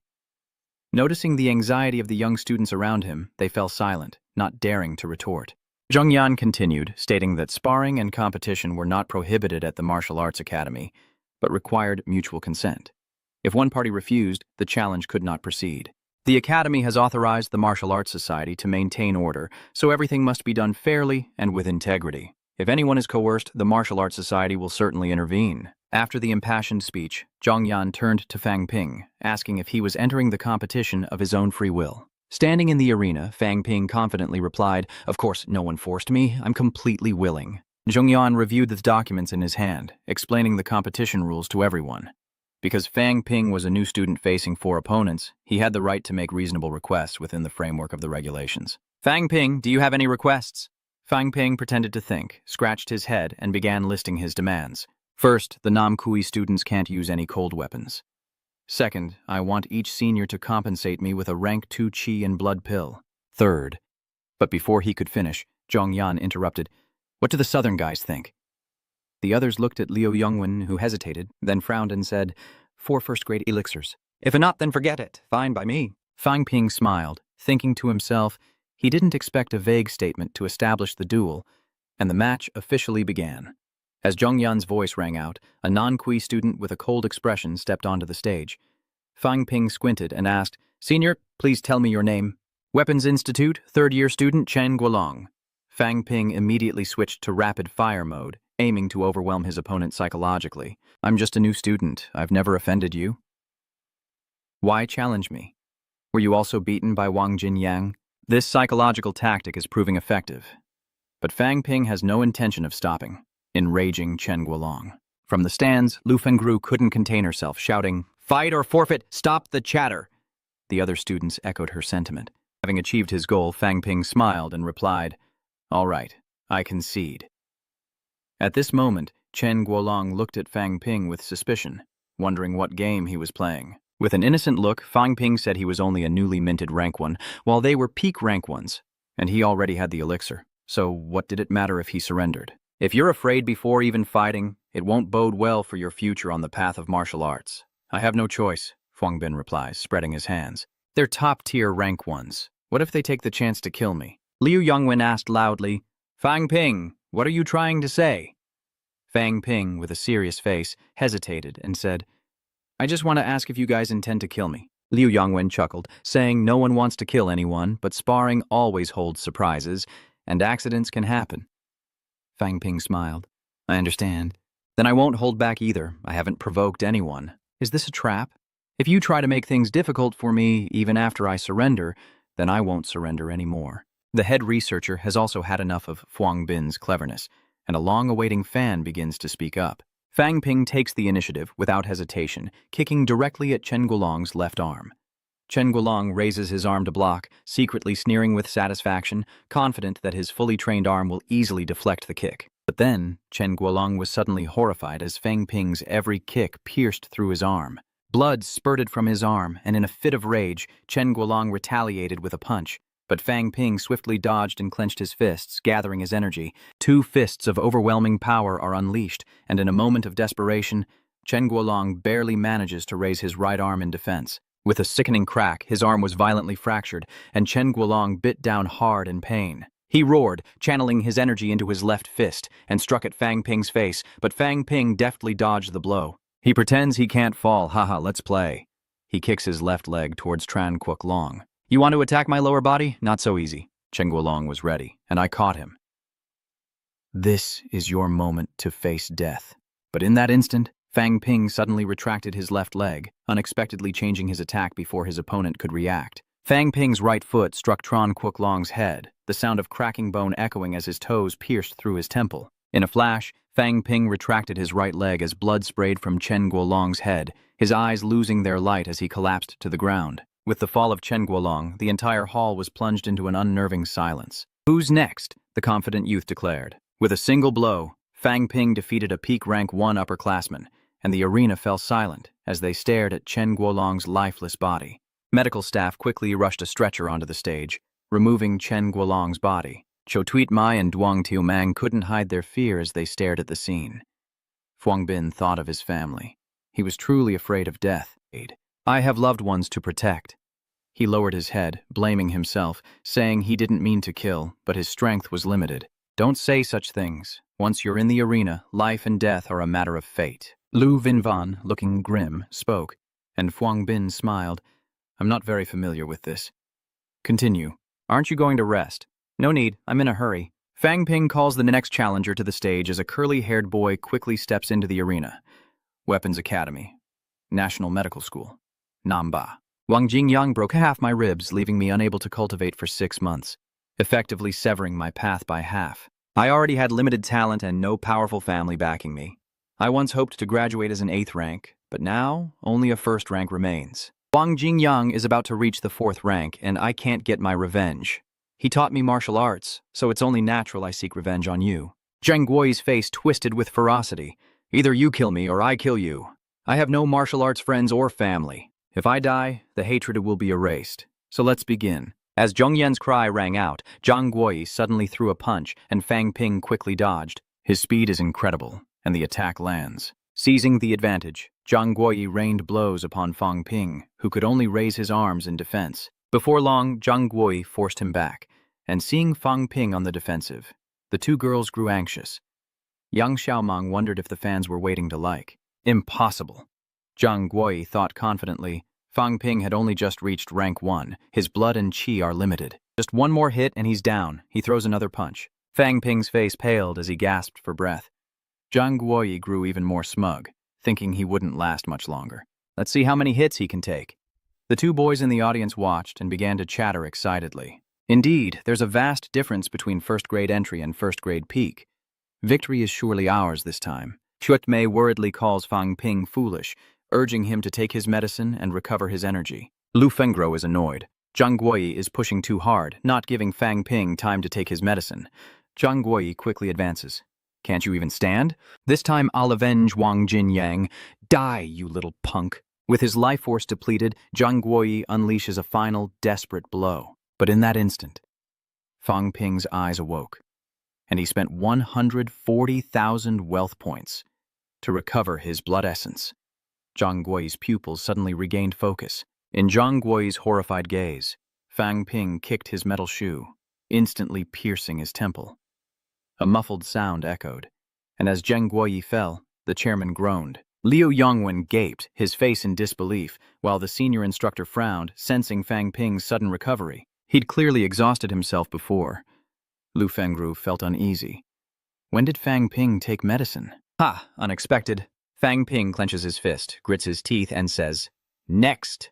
Zheng Yan hesitated, asking if he didn't need to rest, but Fang Ping replied that he didn't. "I'm in a hurry. Bring the next challenger forward." A purple-haired boy hesitantly raised his hand, saying he'd concede and would focus on mental cultivation from now on, whether it be first or second grade. Perhaps martial arts aren't for me. He stood and left, and seeing Liu Yongwen's pain, the girl beside him bit her lip and said, "I'll go."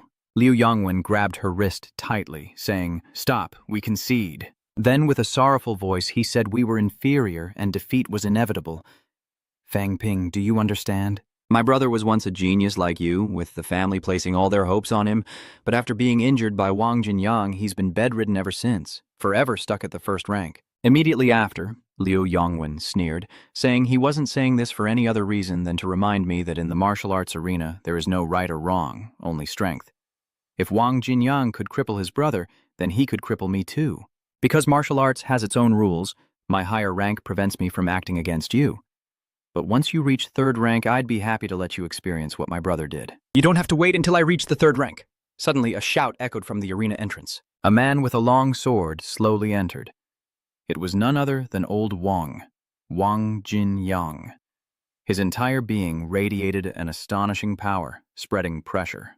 With a cold glare towards Liu Yongwen, he declares, "I am third rank, Liu Yongwen. I challenge you." Old Wang single-handedly challenges a student of the Magic Martial Arts Academy, and Wang Jinyang's appearance shocks the entire school. The magic students buzzed. It was Wang Jinyang, and he dared come to their school. Wang Jinyang looked at Liu Yongwen and asked directly, "Well, Liu Yongwen, do you dare fight?" Liu Yongwen's expression darkened as a fourth-rank martial arts teacher from the Demon Martial Arts Academy shouted, "Wang Jinyang, this is a demonic martial arts school, not a male martial arts school. Do you understand the rules about causing trouble here?" Wang Jinyang retorted irritably, "I'm following the rules. I'm just issuing a challenge. Otherwise, I would have already attacked. You're a fourth rank? I'll be there in 3 days, then you can challenge me." The teacher was angry but speechless as Wang Jinyang continued, "Today, any student or teacher here who feels dissatisfied is welcome to challenge me." Lu Fengru silently observed Wang Jinyang, realizing he'd been gone so long because he was breaking through to the fourth rank. And now he's reached the peak of excellence. She immediately looked at the martial arts students present and sighed, "If they fought the top-grade students here, martial arts would lose all face." The whole school became silent. No one dared to challenge me. I knew it. You only dare bully the new guy. Is that all the magic martial staff are good for? Wang Jinyang retorts, "Don't put it so harshly. This is a fair fight. Fang Ping agreed to participate." Wang Jinyang glared. "Fair? You're all peak rank 1, challenging a new rank 1. Is that what you call fair?" Then he sneered. "Well, now I'm peak rank 3. Is there no one of the same rank who wants to test their mettle against me? You think Ma Wu has no one? If you want to fight, then come and get it." As Wang Jinyang's life force erupted like a flood, he beat his chest. "You really think I wouldn't dare kill anyone today?" Wang Jinyang challenges all third-grade students of magic martial arts. I won't refuse anyone who comes. Looking at the situation, Lu Fengru frowned. Wang Jinyang had made the atmosphere even more serious. Had I forgotten that he had defeated all the rank 3 students before? Even the vice president of the Martial Arts Society was defeated by him, and Fang Ping is still furious. He's not just angry about a few deaths today. Can you take responsibility for that? Wang Jinyang turned to Fang Ping, saying his affairs were none of his concern. "If you feel it's dangerous, you can refuse. Don't be afraid of retaliation. When I reach rank 4, if they continue this, I'll wipe out all the rank 4 martial arts students. At rank 5, I'll eliminate all the rank 5 students." These boasts are quite something. "Enough," Lu Fengru stood up. "Fang Ping is my student. Is it your place to interfere? This fight is just for the weak, and you've destroyed their fighting spirit. The true elites of martial arts wouldn't do such a thing, so don't underestimate martial arts." With arms crossed, he stares at Wang Jinyang, saying, "Even if you think you're invincible, know your limits. You're the one who caused all this trouble today. Thinking of Fang Ping, you can't protect him forever." Don't cause him any more trouble. Wang Jinyang sighed. Liu Yongwen, don't think that just because I'm 4th grade, you can do anything you want. I defeated your younger brother. If you want revenge, come find me. If you dare make things difficult for Fang Ping again. Liu Yongwen retorts angrily. I believe your father is a rank 4, isn't he? Do you really think you can challenge my father? Wang Jinyang interjected. If I didn't have a grandmaster protecting me, your father would have already made a move. Not giving Liu Yongwen a chance to retort, Wang Jinyang continued. In short, the reason they value me is because my worth is greater than yours, so accept your fate. Liu Yongwen was livid, but ultimately speechless. At this point, Uncle Ningyan was also furious. Wasn't he from another school? Who brought him here? It was I, Xin Fengqing, who emerged from behind Wang Jinyang with a grin, saying I ran into him at the station and invited him to visit. What an unexpected twist. But he has a point. If you don't like him being here, challenge him. Why all the theatrics? Just admit you're scared. He can't beat him, otherwise he would have already fought. Wang Jinyang didn't mince words. I'll be at Mado for 3 days. Anyone seeking revenge, come and challenge me. Bastisa-san. The clock is ticking, and only the fearless should come. With that, he and Xin Fengqing left the arena. Fang Ping could only chuckle helplessly, saying, Old Wang, you've stolen all my thunder. I'm supposed to be the main character of this story. After his first life-or-death battle, and after following Wang Jinyang's departure, Fang Ping found it strange that martial artists were a group of people who looked down on him. With the inter-school exchange over, the audience began to leave. Some seniors were still angry at Wang Jinyang's arrogant attitude, while Fang Ping stood on the stage, lost in thought about the fight. He had defeated 2 peak rank 1 martial artists today. Perhaps no one will dare to mess with me anymore. Suddenly, Lu Fengrao's voice rang out, saying that I had performed quite well today. Your strength wasn't bad either. Yang Xiaoman asked Fang Ping curiously, I noticed your blood energy was depleted. How did you recover? I didn't see you take any medicine. Hasn't anyone ever taught you not to pry into other people's secrets? Her family's well off, and her parents are martial artists. Didn't they teach her that? Yang Xiaoman's face flushed as Fang Ping continued, saying untimely curiosity about others' secrets could lead to endless troubles. Do you understand? From now on, don't ask again. Xiaoman bit her lip, seemingly afraid to say more, while Shui Mei whispered to her that he had now killed someone. Fang Ping and Lu Fenru bid each other farewell and departed, while Yang Xiaoman, still flushed, muttered to herself, wondering why they didn't stay. As Fang Ping departs, Lu Fengru notes this is his first kill, and it won't be easy. He needs time to adjust. Leaving the arena, Fang Ping calls Wang Jinyang, who says he's at their school's hotel. What? Fang Ping was surprised. That hotel is Magic Marshal's territory. You weren't really waiting for them to challenge you, were you? Wang Jinyang sneered. That's right, but no one dared to come. Moments later, Fang Ping arrived at the martial arts hotel and found Wang Jinyang, who revealed that he had known about the challenge all along. But if I had intervened from the start, perhaps you wouldn't have needed to act. I want you to understand that forbearance is not the path of a martial artist. One must fight to survive. Fang Ping paused, then looked up suddenly, saying that he decided on this challenge himself. No one forced him. I agreed not only because I felt uncomfortable, but also to learn about the true nature of martial arts seniors. Wang Jinyang chuckled. So what do you see the old martial artists as now? Fang Ping lowered his head and somewhat listlessly said, Old martial artists are a group of people who disregard life and death. Wang Jinyang and Qin Fengqing were both surprised, and Wang Jinyang suddenly burst out laughing. Nonsense! Qin Fengqing says that even grandmasters fear death like everyone else. Those who challenged him today resent not finding strength, but that doesn't mean they don't want to live. In reality, they're just people who can't accept defeat. Wang Jinyang hastily interrupted Qin Fengqing and, realizing he'd said too much, comforted Fang Ping, telling him not to overthink it. In the world of martial arts masters, death is neither unjust nor meaningless. Something you should remember. Life and death are commonplace to them. You should get used to it. It's not a bad thing. Seeing Qin Feng Huang act like nothing happened, Fang Ping wondered if they really spoke so casually about life and death. Is this the way of martial arts veterans? They seek strength to survive. To not grow stronger is to fail. But I am not like them. Wang Jinyang cut off Fang Ping's thoughts with a light smile, telling him to relax and get used to the training. Yes, I understand. Fang Ping smiled. You two have really broadened my horizons. Oh, right, Brother Wang. Do you guys have a mission in Mado?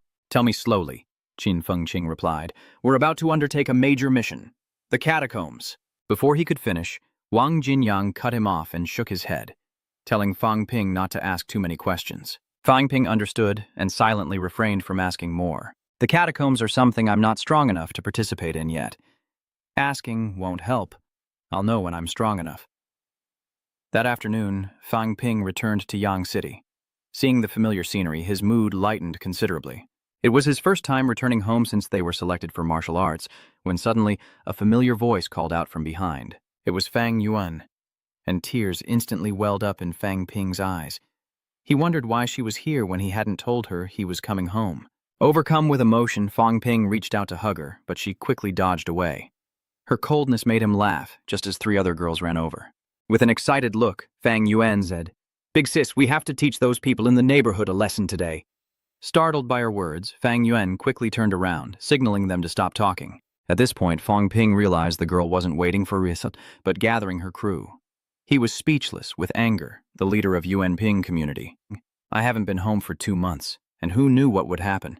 When did you become a gang leader? So, you weren't waiting for me, but for this gang to go steal someone's territory?" Fang Yuan immediately broke out in a sweat, stammering that it was a misunderstanding. Would he believe her? "Let's go home and talk about this." Displeased, Fang Ping pinched Fang Yuan's cheeks and dragged her home. When they arrived home, Fang Ting was scolding Fang Yuan. Li Yuying came over, and after hearing the story, said helplessly that the girl really needed a good talking to. "How old are you? Instead of studying, you're out selling things, fighting for a spot every day."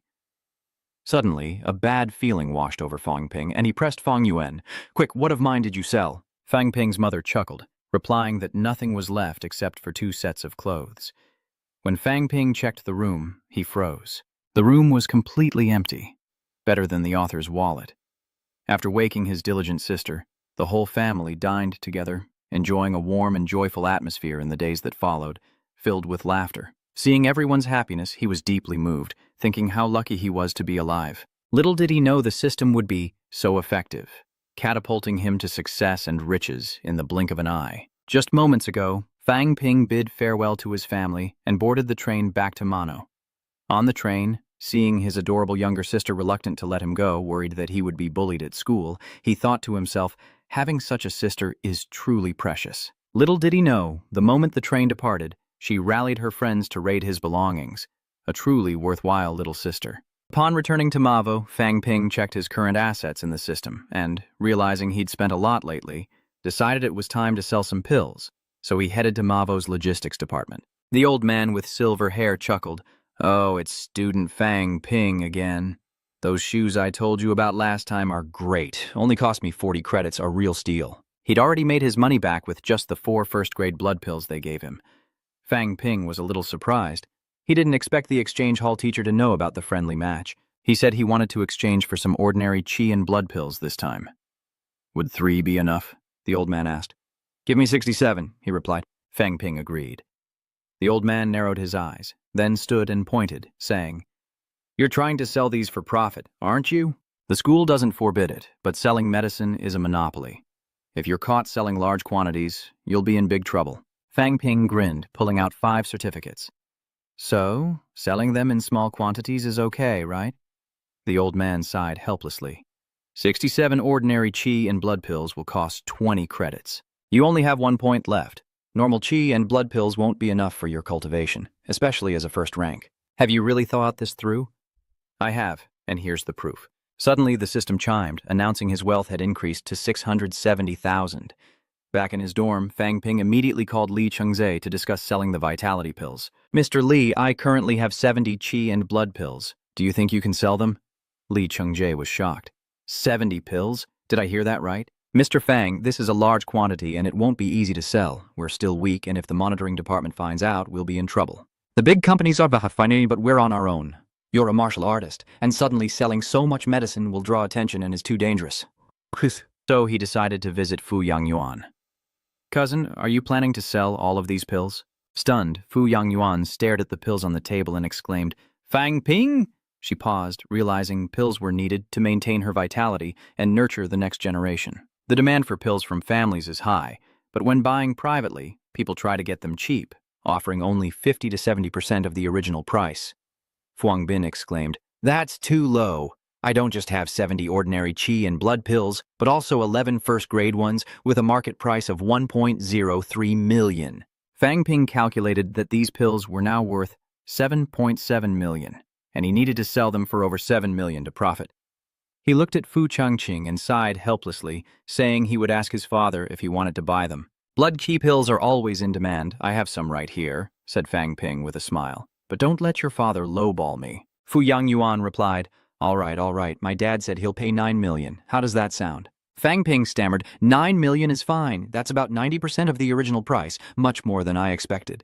He immediately gave a thumbs up, no problem at all. With the deal done, the national exchange event was fast approaching, and the Magic Martial Arts Academy organized a special training course. Being class president not only gets you academic credit, but also the advantage of having someone to do your chores. How could I miss out on such a good thing? At that moment, the noisy training building fell silent. The top male students at the Magic Martial Arts Academy whispered amongst themselves, weren't classes canceled today? Why are we suddenly being gathered? As the teachers entered, the students quickly lined up. Tang Feng announced that they were gathered to announce the formation of a special training class. This class will be taught by me, along with Masters Lu Fengguo, Luo Yichuan, Zi Jianzhou, and Zhou Xiping. Also, the headmaster will occasionally lecture you all. The hall erupted in whispers. What? A Grand Master will be teaching us? This is amazing. Not everyone gets the chance to be taught by a Grand Master. If a Grand Master teaches us, we might break through to the 8th rank before graduation.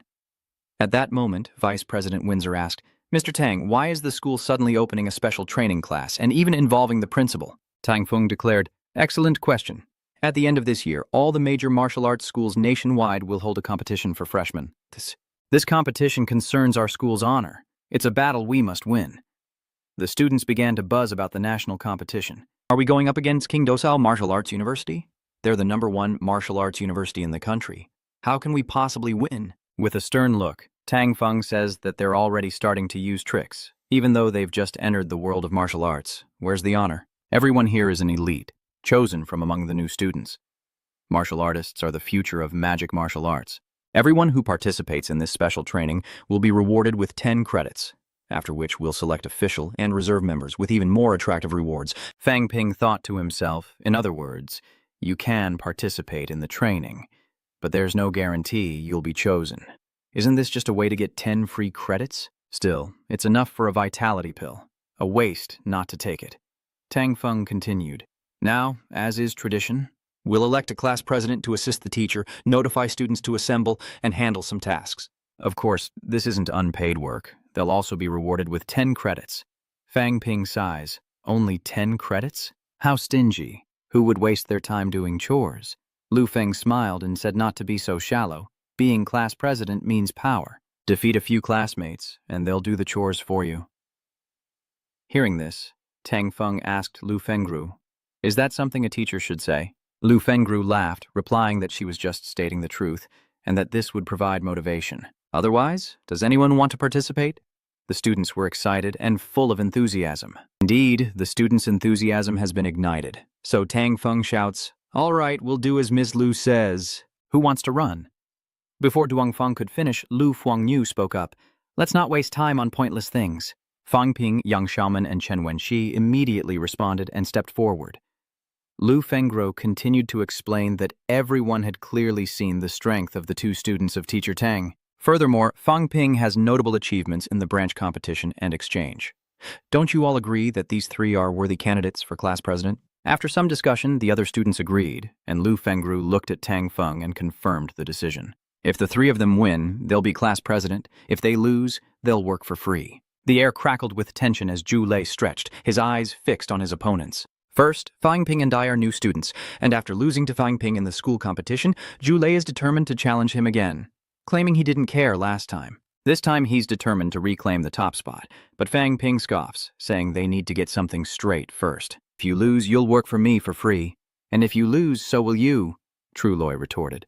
At the Magic Martial Arts Academy, a special training session unfolds as Fang Ping suddenly stomps the ground and throws a punch straight at Zhu Lei's face. True Loi thought to himself that he had been training non-stop since the inter-school competition and had greatly improved his speed in the past month.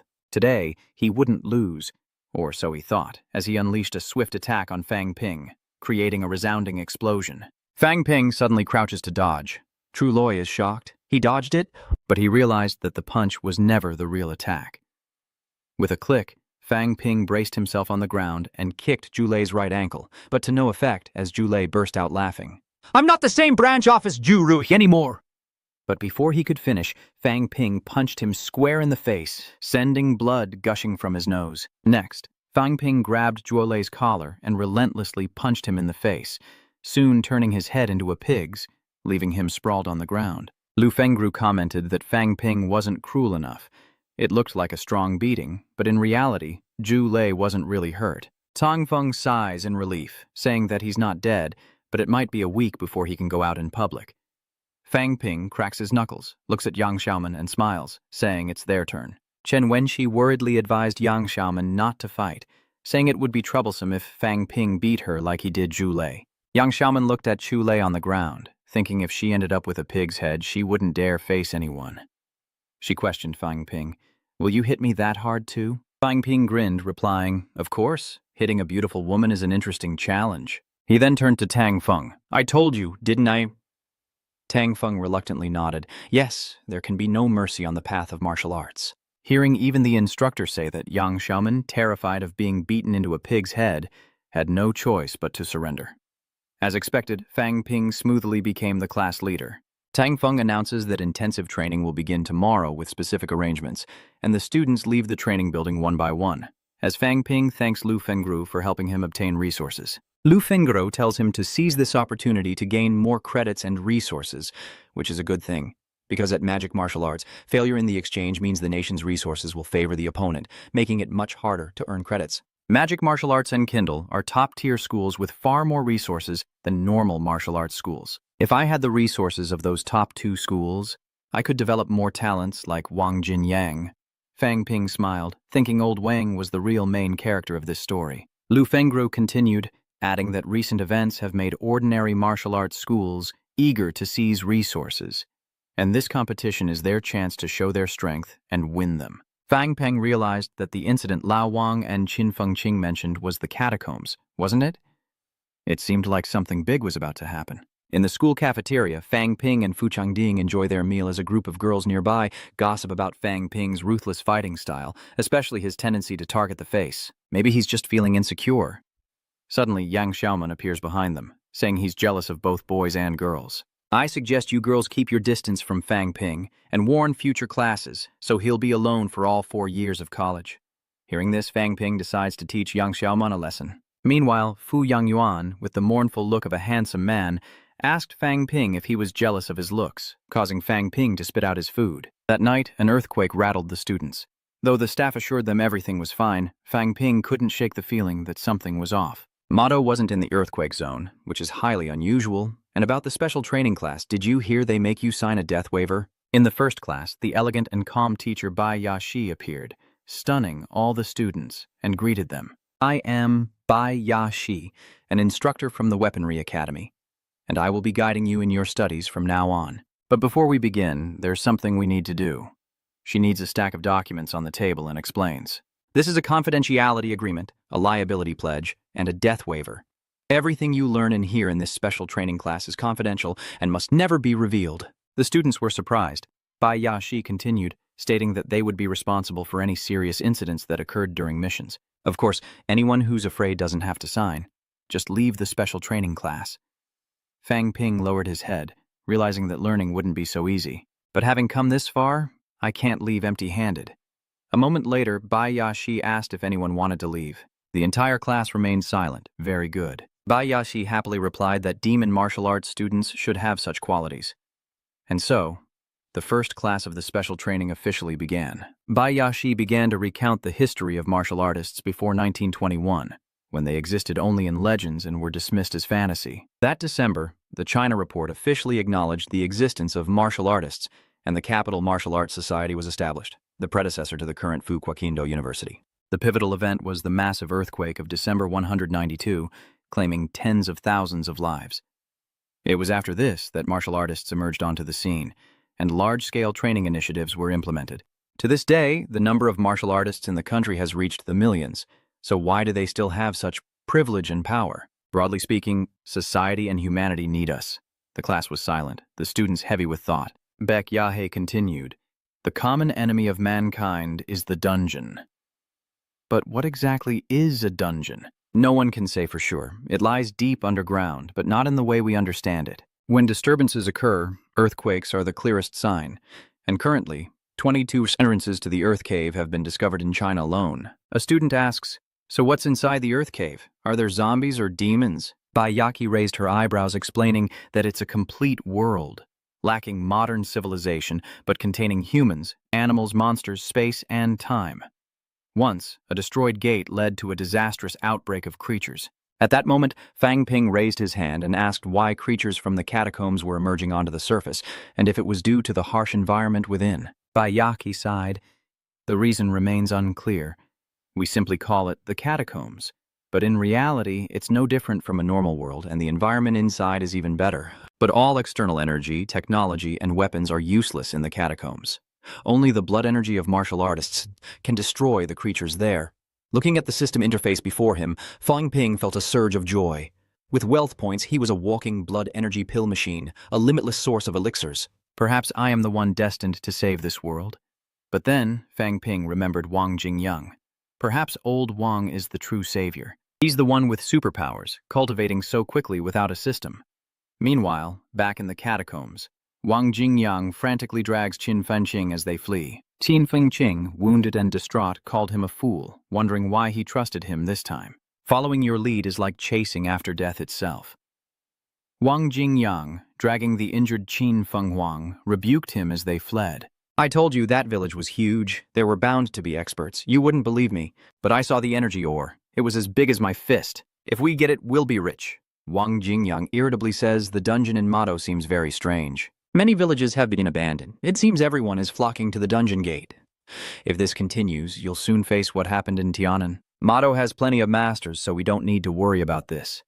Wang Jingyang is almost shouting, so foolish. If it's truly like Tianan, the Grandmasters will surely use their power to seal the gate, trapping us inside the dungeon.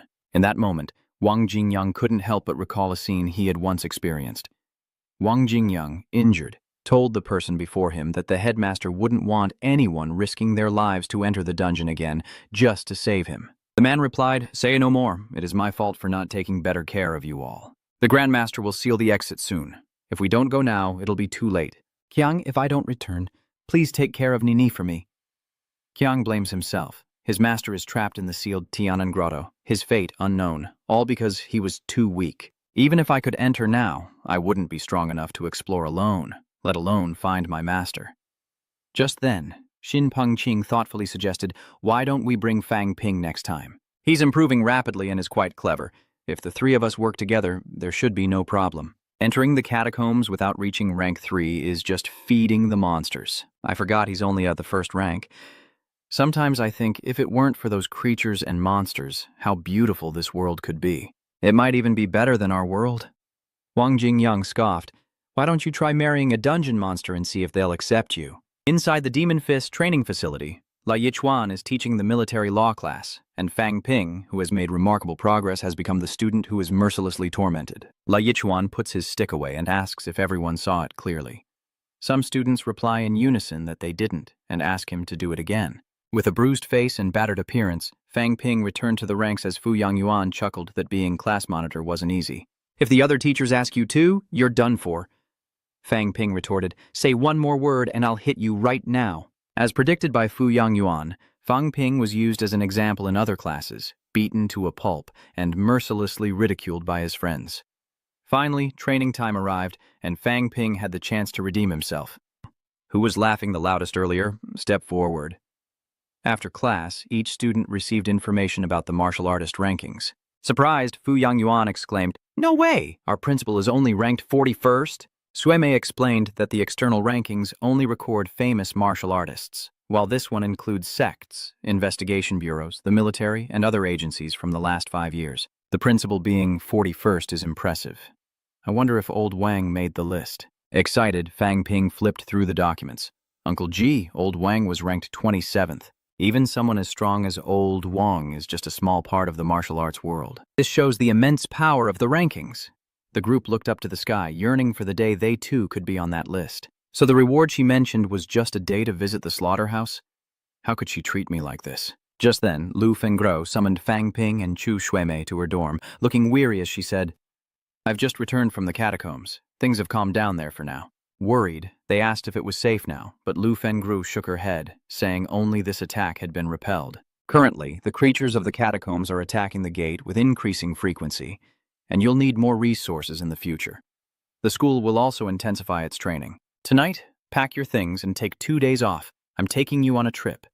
Fang Ping is sweating bullets, wondering if she's planning to take them to the catacombs. Xuemei is excited, saying she'll try her best to get to the catacombs, but Lu Fengru looks at them dismissively, saying they don't have what it takes. Aren't you just asking for an early death?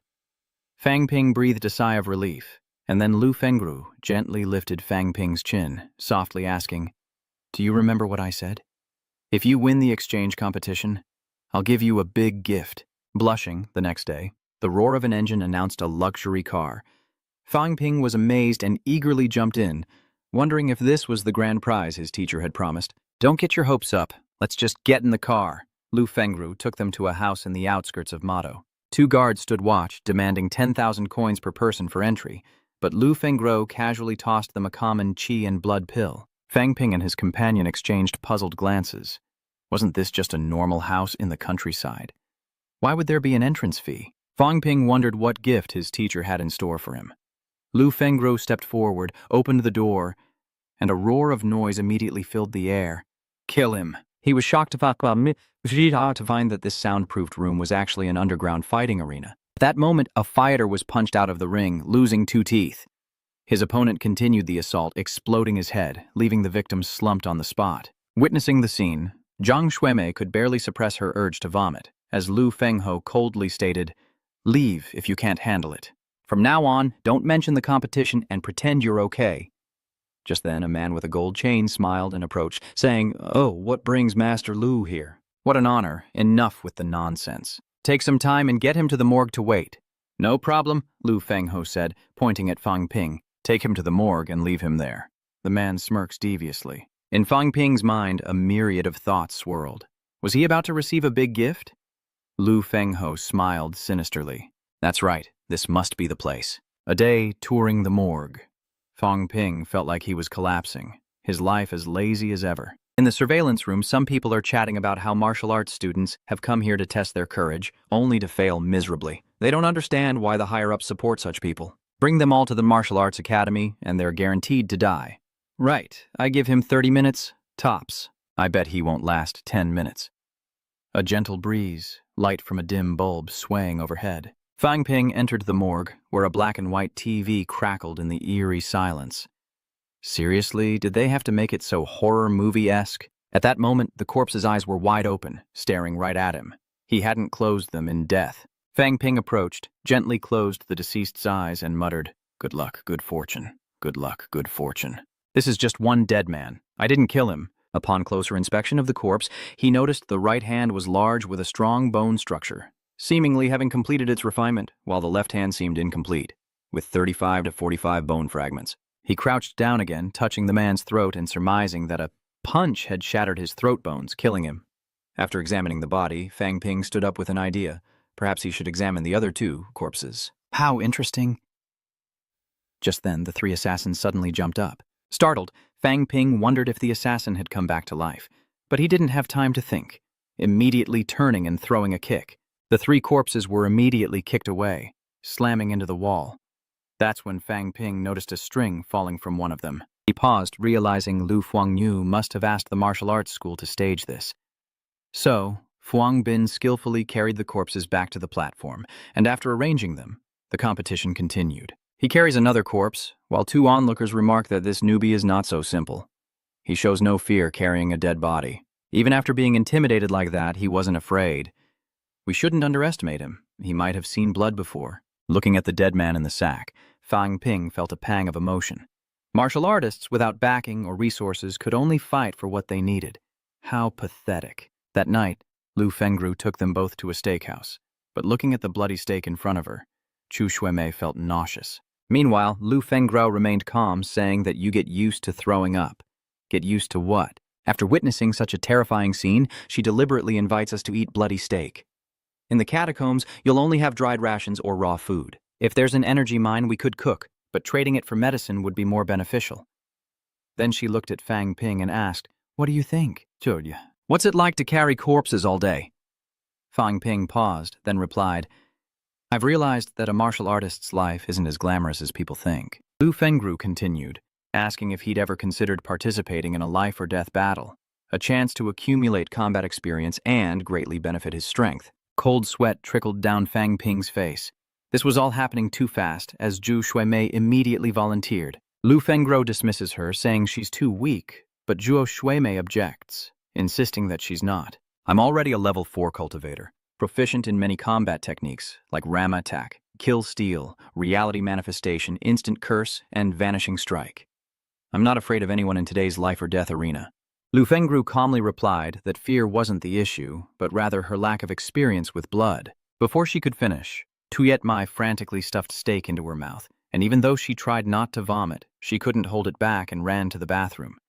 Fuang Bin couldn't help but wonder about Tuyet Mai's enthusiasm. Tuyet Mai, Lu Fuangno explained.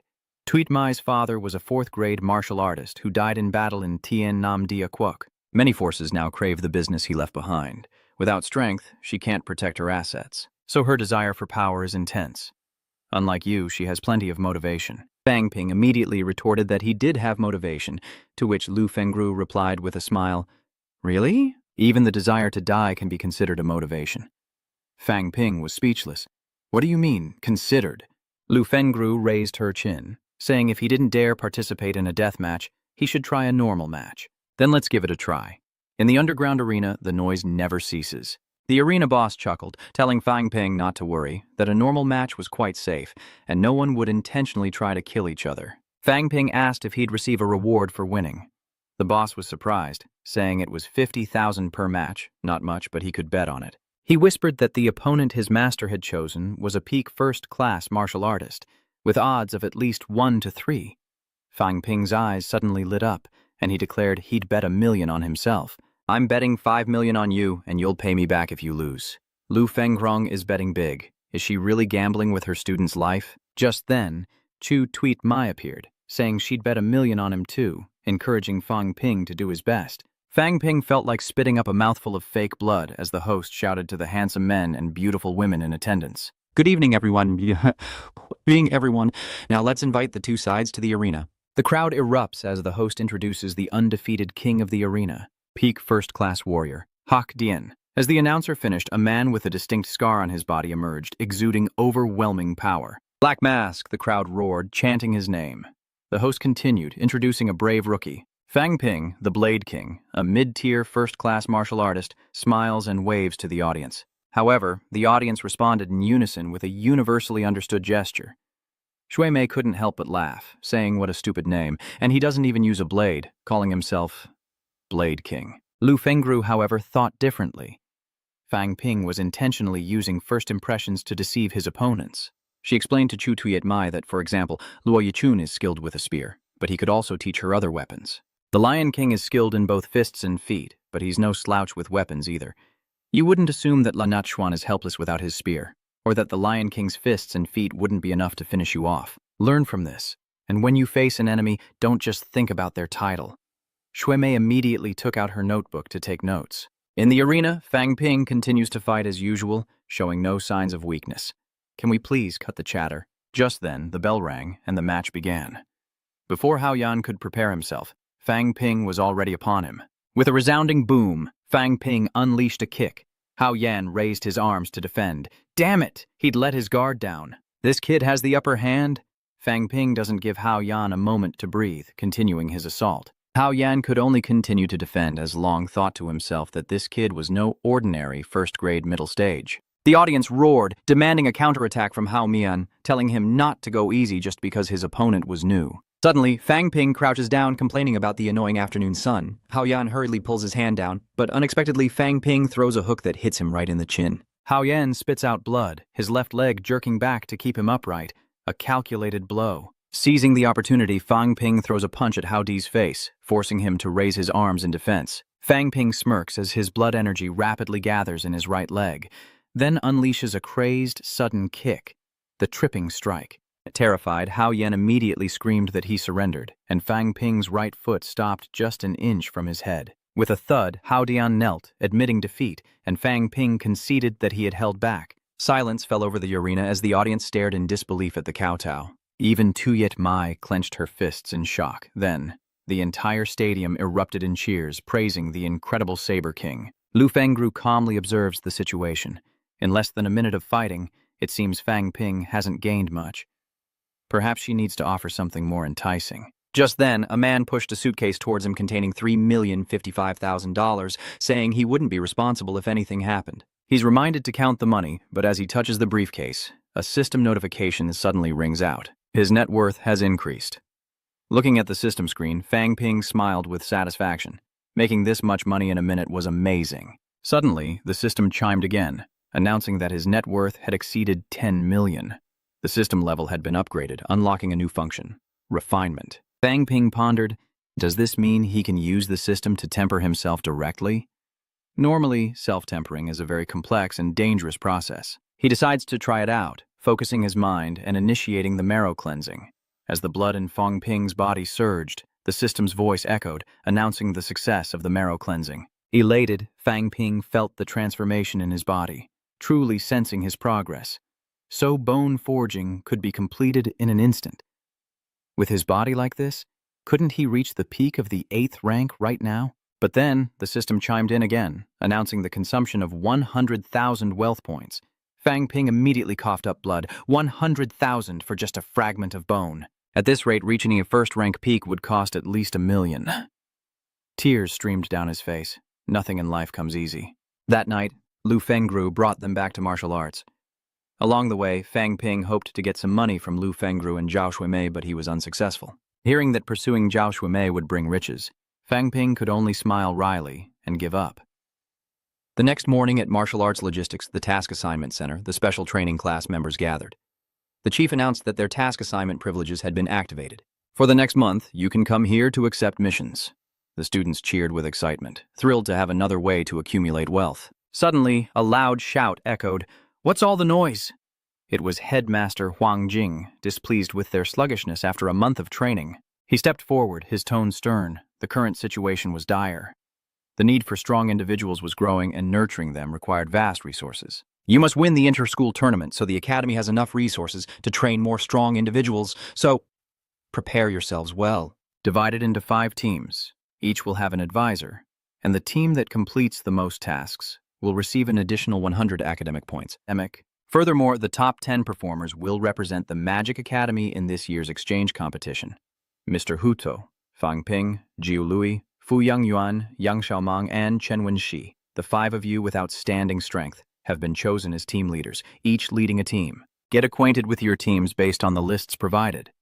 Fang Ping's team consists of Zhang Shuimei and Tang Songting, who are at the top of the special training class rankings, along with Zhang Hao, Zhang Ping, and Liu Dasheng, who are at the bottom. Fang Ping felt uneasy. Aside from Zhang Shuimei and Tang Songting, the others weren't strong. Was this team division deliberately making things difficult for him? Fu Yangyuan runs over, puts his arm around Fang Ping's shoulder, and asks why he looks so down. He heard the power distribution was predetermined to ensure balance. Chu Shiping stepped forward. I will be your advisor during this mission. The team leader will decide which missions we accept. My only responsibility is to ensure your safe return. With the team barely formed, discord already arose, and Fang Ping confidently declared, I'm the captain, I decide. Anyone who disagrees can step up and fight me. At this moment, Uncle Shi Ping added, I won't interfere with other decisions, so don't ask for my opinion. Fang Ping wondered if this detached attitude was truly to ensure fairness. Shouldn't the advisor be guiding his students? Master Shi looked old, but despite having few students, his strength was surely reliable. Fang Ping opened his device and accessed the mission system, which had 4 categories: military, special ops, police, and school. The difficulty of military missions decreases towards the police, while school missions aren't necessarily simple, but the rewards are proportional to the difficulty. Looking at the mission board, Fang Ping pondered which mission to choose, because it truly mattered. The decision made, Fang Ping tapped the screen to accept the mission. Capture a wanted level 1 criminal. Seeing Fang Ping choose such a simple task, Tang Ting was dissatisfied. Just a level 1 mission? We're strong enough. The results could affect our participation in the exchange competition, and if the rewards are so small and divided, there won't be much left for anyone. We should take on a second-class mission too. Fang Ping gave him a cold stare. Have you ever fought a second-class martial artist?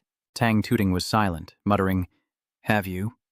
So what gives you the confidence? This isn't a sparring match. Criminals won't hesitate to fight back, and anyone who goes off alone could lose their life. If you don't care about lives, think about how a death will make the next mission much harder." Duong Tung Din scoffs, "Is that really necessary? Besides, we have an advisor with us." Uncle Shi Bing stood silently, expressionless. Fong Ping glanced at Uncle Shi Ping, then turned to the others with a sharp look. "I'm the captain, and I'll make the decisions. We have 1 month, and you will follow my orders. I'm not interested in playing democracy. Anyone who disagrees can take it up with me." Despite his anger, Tang Tung Din didn't object. Fang Ping continued reading the mission description. This time, the target was a man named Lin Jun. According to the documents, he was last seen in the North District and has a gambling addiction. So the plan is to search the underground casinos there. Shui Meishi spoke up, "But there are so many casinos in the North District. What if we can't find him? If we don't find him in 3 days, we give up and accept the penalty of 10 merit points each. Prepare for an hour, then we move out," he said, turning his back to watch Fang Ping's retreating figure. Tang Tung Ping and Chang Ha whispered to each other, saying the reward points weren't worth the effort. This was truly ridiculous, and they were miserable. Who made him captain? Sounds like we're going to end up in last place. Later, in the North District, Fang Ping's team arrived at an underground casino, where Fang Ping instructed through his earpiece to split into groups and search. If you spot the target, don't act alone. Contact the other teams first. Only move in once everyone's together. Chu Tweetmai's team reports they're in the main hall and haven't spotted the target yet. Trong Bin coughs, complaining about the thick smoke. Team B reports they're at the back door, but it seems the casino's people have noticed them. They say we're students, inexperienced, and too conspicuous despite the disguise. Fang Ping reassured them not to panic and to just stay put. At worst, they'd be questioned. He sighed, realizing that everyone falters when thrown into a real fight. A severe lack of experience. Turning back, Fang Ping saw Uncle Shi Ping standing in a corner, aloof, his expression cold. Fang Ping wondered if something happened, would he really step in? Probably not. He won't intervene until everyone's been eliminated. The deaths and losses of students may be what the martial arts instructor desires. So, in the end, this is an equal exchange. No matter how much they emphasize the lives of the new students, it's still just a price to pay. Danger and death may be abstract concepts, but when death occurs right beside you, everything changes. The lives of a few weak students are being sacrificed to awaken the entire group of elite new students. This is a profitable transaction, so why only have the new students participate, instead of the stronger, top-ranked students? Because new students are weak and expendable, but if they make a splash, the school will take notice. Worth the risk. A fair but cold calculation. Meanwhile, the practical exam continued, and a voice crackled over the comms. "Team B has located the target, Captain." Fang Ping quickly moved to the location, gathering everyone from the other groups, reminding them to wait until everyone was assembled before acting. But Tang Song Ting refused to wait and hastily attacked. Though a suitable candidate for captain, Fang Ping was clearly overly cautious. When Fang Ping and the others arrived, they found that Lin Jun had already been eliminated by Tang Song Ting. Tang Song Ting complains that all that effort only yielded 12,000 in rewards, which isn't much. "I told you, with our strength, we should take on more difficult tasks." With a serious expression, Fang Ping spoke up. "I told you, we need to wait for everyone to arrive before acting." Tang Song Ting retorted that the target wasn't strong, and he could have handled it alone, so there was no need to wait for everyone. Furthermore, if the target had escaped, could he have taken responsibility? "Don't be so arrogant just because you're the captain and waste everyone's time." What do you mean by this? If Fang Ping hadn't deduced the target's location, could you have caught him so quickly? Other members chimed in, defending Tang Song Ting, saying they had invested a lot of manpower and money into this mission. Furthermore, the reward shouldn't be split too much. Zhang Xuemei, angry and indignant, spoke up. "How can you say that? Fang Ping is only doing this for everyone's safety.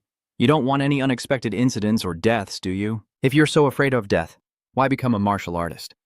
At that moment, Tang Song Ting stood up and in a fit of rage, pointed at Fang Ping and shouted, "Captain Fuang, remember we are students of demonic martial artists, not cowards who fear death. Are you dissatisfied? You can leave now, and I'll request the school assign you another mission. Anyone else want to leave?" "To go out with Tang Ting Dong." Tang Ting Dong inwardly grumbled, "How annoying. If this guy hadn't killed 2 top-tier first ranks, I would have taught him a lesson already." Looking around, Fang Ping frowned at everyone's complacency, thinking the first mission was too easy. So easy that everyone's getting overconfident. This isn't good. In the president's office, Huang Jing listens to reports from advisors, concluding that Chen Wenxi may not be suitable as captain due to a lack of independent judgment. As for Fo Duang Uyan, he's quite good at handling relationships with teammates and always listens to advice when taking on tasks, though he tends to act alone and has accepted a high-difficulty mission. Yang Xiaomang is doing okay. Fang Ping is very stable, a good candidate for captain, but he's a little too safe. He continued thoughtfully, saying that they needed to keep an eye on Fang Ping, who seemed very steady. In the next mission, let's create some deception for him. I want to see how this captain reacts to danger. Will he flee, beg for help, betray his teammates, or fight to the death? There's much to see in the nurturing of an elite warrior. Fang Ping's team returns to the mission assignment location. Chu Shiping announces that Tong Songting will receive 25 credits for this mission. The two who find the target will split 25 credits, and the remaining 7 will split 50 credits. Yu Deshang felt aggrieved, saying, "Doesn't that mean we're doing this mission for nothing?"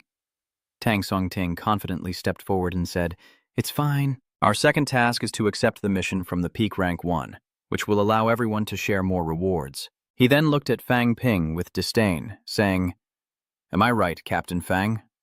Fang Ping lowered his head, unresponsive, as Tang Songting approached the mission computer, declaring, "We'll decide this time." The mission details appear. Target, a peak rank 1. Danger level, high. Reward, 15 credits. Reading the mission description, everyone agrees it's a good one. The reward is higher than similar missions, and taking down a first-class peak with 10 of us working together shouldn't be too difficult. Let's choose this mission. Fang Ping glanced at the mission board. The reward for this mission is much higher than similar ones. Why would it take 3 peak rank 1s to take down a peak rank 1 criminal? A cold sweat trickled down Fang Ping's cheek. This mission felt wrong. He immediately reviewed the video screen. The instructor must know this mission is problematic. Yet he remains silent. Does this mean the mission is safe, or is he deliberately sending us on a dangerous task? Therefore, Fang Ping agreed to accept the mission, but warned everyone that with such a high credit reward, the target was definitely not ordinary. If you can't beat it, retreat immediately. Survival is the prerequisite for completing the mission. Fang Songting confidently replied, "Got it, we're not looking for death. We're students of magic martial arts, a top-tier school. Moreover, this guy is only at the peak of rank 1, so with so many of us, there shouldn't be any problems." Fang Ping remained silent, hoping his worries were unfounded. Behind them, no one noticed Uncle Thakshbin's cryptic smile as everyone gathered at the rendezvous point the next morning. Fang Ping mused that his vitality had reached 290 points, equivalent to an ordinary rank 2 martial artist. As long as they don't panic, make mistakes, or get defeated one by one, they can fight even a rank 2 opponent. When Fang Ping's team arrived at their target area in the eastern suburbs, Stone City Village, Fang Ping reviewed the information provided by the military. Shifeng might be hiding here in a village near the seaport. He might be planning to escape by sea at night. Suddenly, Shui Mei looked at the information provided by the military and was surprised, saying, "Why is the address so detailed? Could the military be assigning this task to the school due to a lack of manpower?"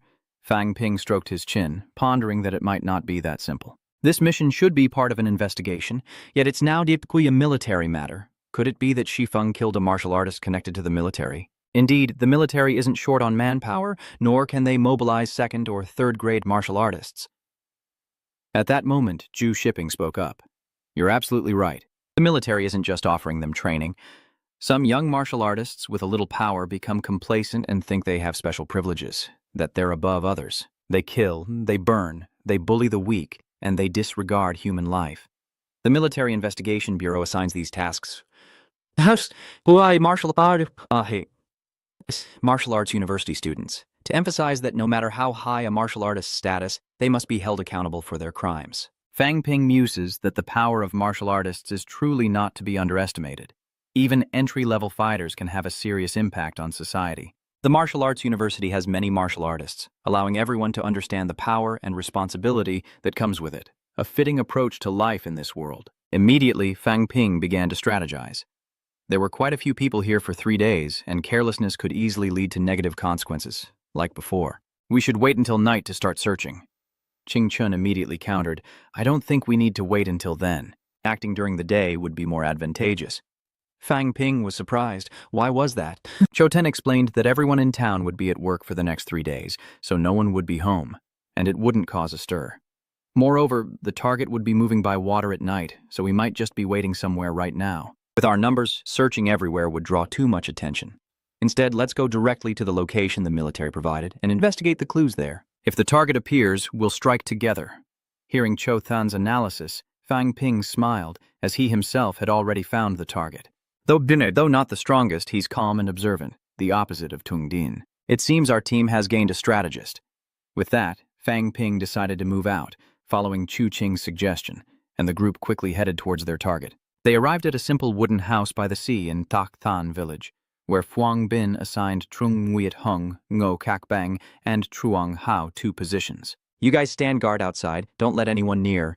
Tang Songting, you knock on the door. Tang Songting was surprised that Fang Ping would let him lead the way. Fang Ping smiled, saying that his strength in the group meant he deserved the biggest reward. Tang Songting sheepishly rubbed his nose, realizing he was still the one they relied on in important moments. Zhang Hao then asked Fang Ping if they should continue without Teacher Zhou, who was nowhere to be found. Fang Ping smiled helplessly. Let's continue. Something strange is happening again. It seems my hunch was 90% correct. There are people hiding in front of the door. Tang Songting stepped forward and knocked. Who's in there? Clean up your trash that you dumped at our door. No response. Tang Teng knocked again. Don't be silent. I know you're in there, still silent. What do we do now? Tang Ting turned to look at Fang Ping. Fang Ping turns and signals him to continue as Tang Ting slams on the door, shouting, Open up now! Open the door or I'll call the police. Finally, a voice from inside replies, I didn't litter. This was unexpected. He's barely arrived and someone's already here. The door opens and a powerful aura surges forth, causing Fang Ping to shout, Get out of the way! Immediately after, a loud explosion echoed as the door was blown off its hinges, creating a gaping hole, and Stone Peak emerged from the house. Shifeng was too fast. Before they could react, he was already heading for the sea. Hurry after him, Fang Ping shouted. It's unexpected that a magic instructor would be so cold, forcing a high-level criminal to fight students. At this moment, Fang Ping's team quickly caught up to Shifeng, and Tang Ting slashed at him, leaving him with no escape. Shifeng quickly ducked to evade, while Fang Ping swiftly cut him off with a kick, but Shifeng slipped past. He had no intention of lingering with Fang Ping and the others, so he continued toward the coast, only to find Zhao Shuemei waiting for him. She held her staff, ready for battle. Shifeng stopped, looking at his encirclement, thinking, these must be Magic Academy students, not the military or the investigation bureau. How insulting, they seem to underestimate me. But with so many students on this mission, their strength probably isn't that great. Even so, he shouldn't linger. Being pursued would be troublesome. Thinking this, he lunged toward Zhao Shuemei. She prepared to attack, but Shifeng smirked, blood energy gathering in his right hand as Fang Ping shouted, Shuemei! Get out of the way! Zhao Shuemei startled and quickly jumped aside as Shifeng continued running toward Songting Coastal Road, looking displeased. Why did you make Shuemei dodge? We were so close to succeeding. With a grim look, Fang Ping replied, This target is strong. If she hadn't dodged, Shuemei would have been in danger. He's a second grade, and his yang hand has been fully tempered. Chu Qing and Wu Kebing were shocked, saying, No way, I remember the mission said a peak first grade. Don't panic, Ting, don't be afraid. Even if he's a second rank, he's just starting out. If the mission fails, we'll lose credits. Don't let him get away. Shifeng was surprised they didn't know he was a second grade. He felt smug, mocking the current martial arts students. Perhaps they're finished. Fang Ping also expressed doubt. The mission clearly stated peak rank 1, so why did it suddenly become rank 2? Could the school's mission system be malfunctioning? By now, Shifeng had reached the coast, finally arriving at his destination. Good thing I was smart enough to prepare a boat to escape.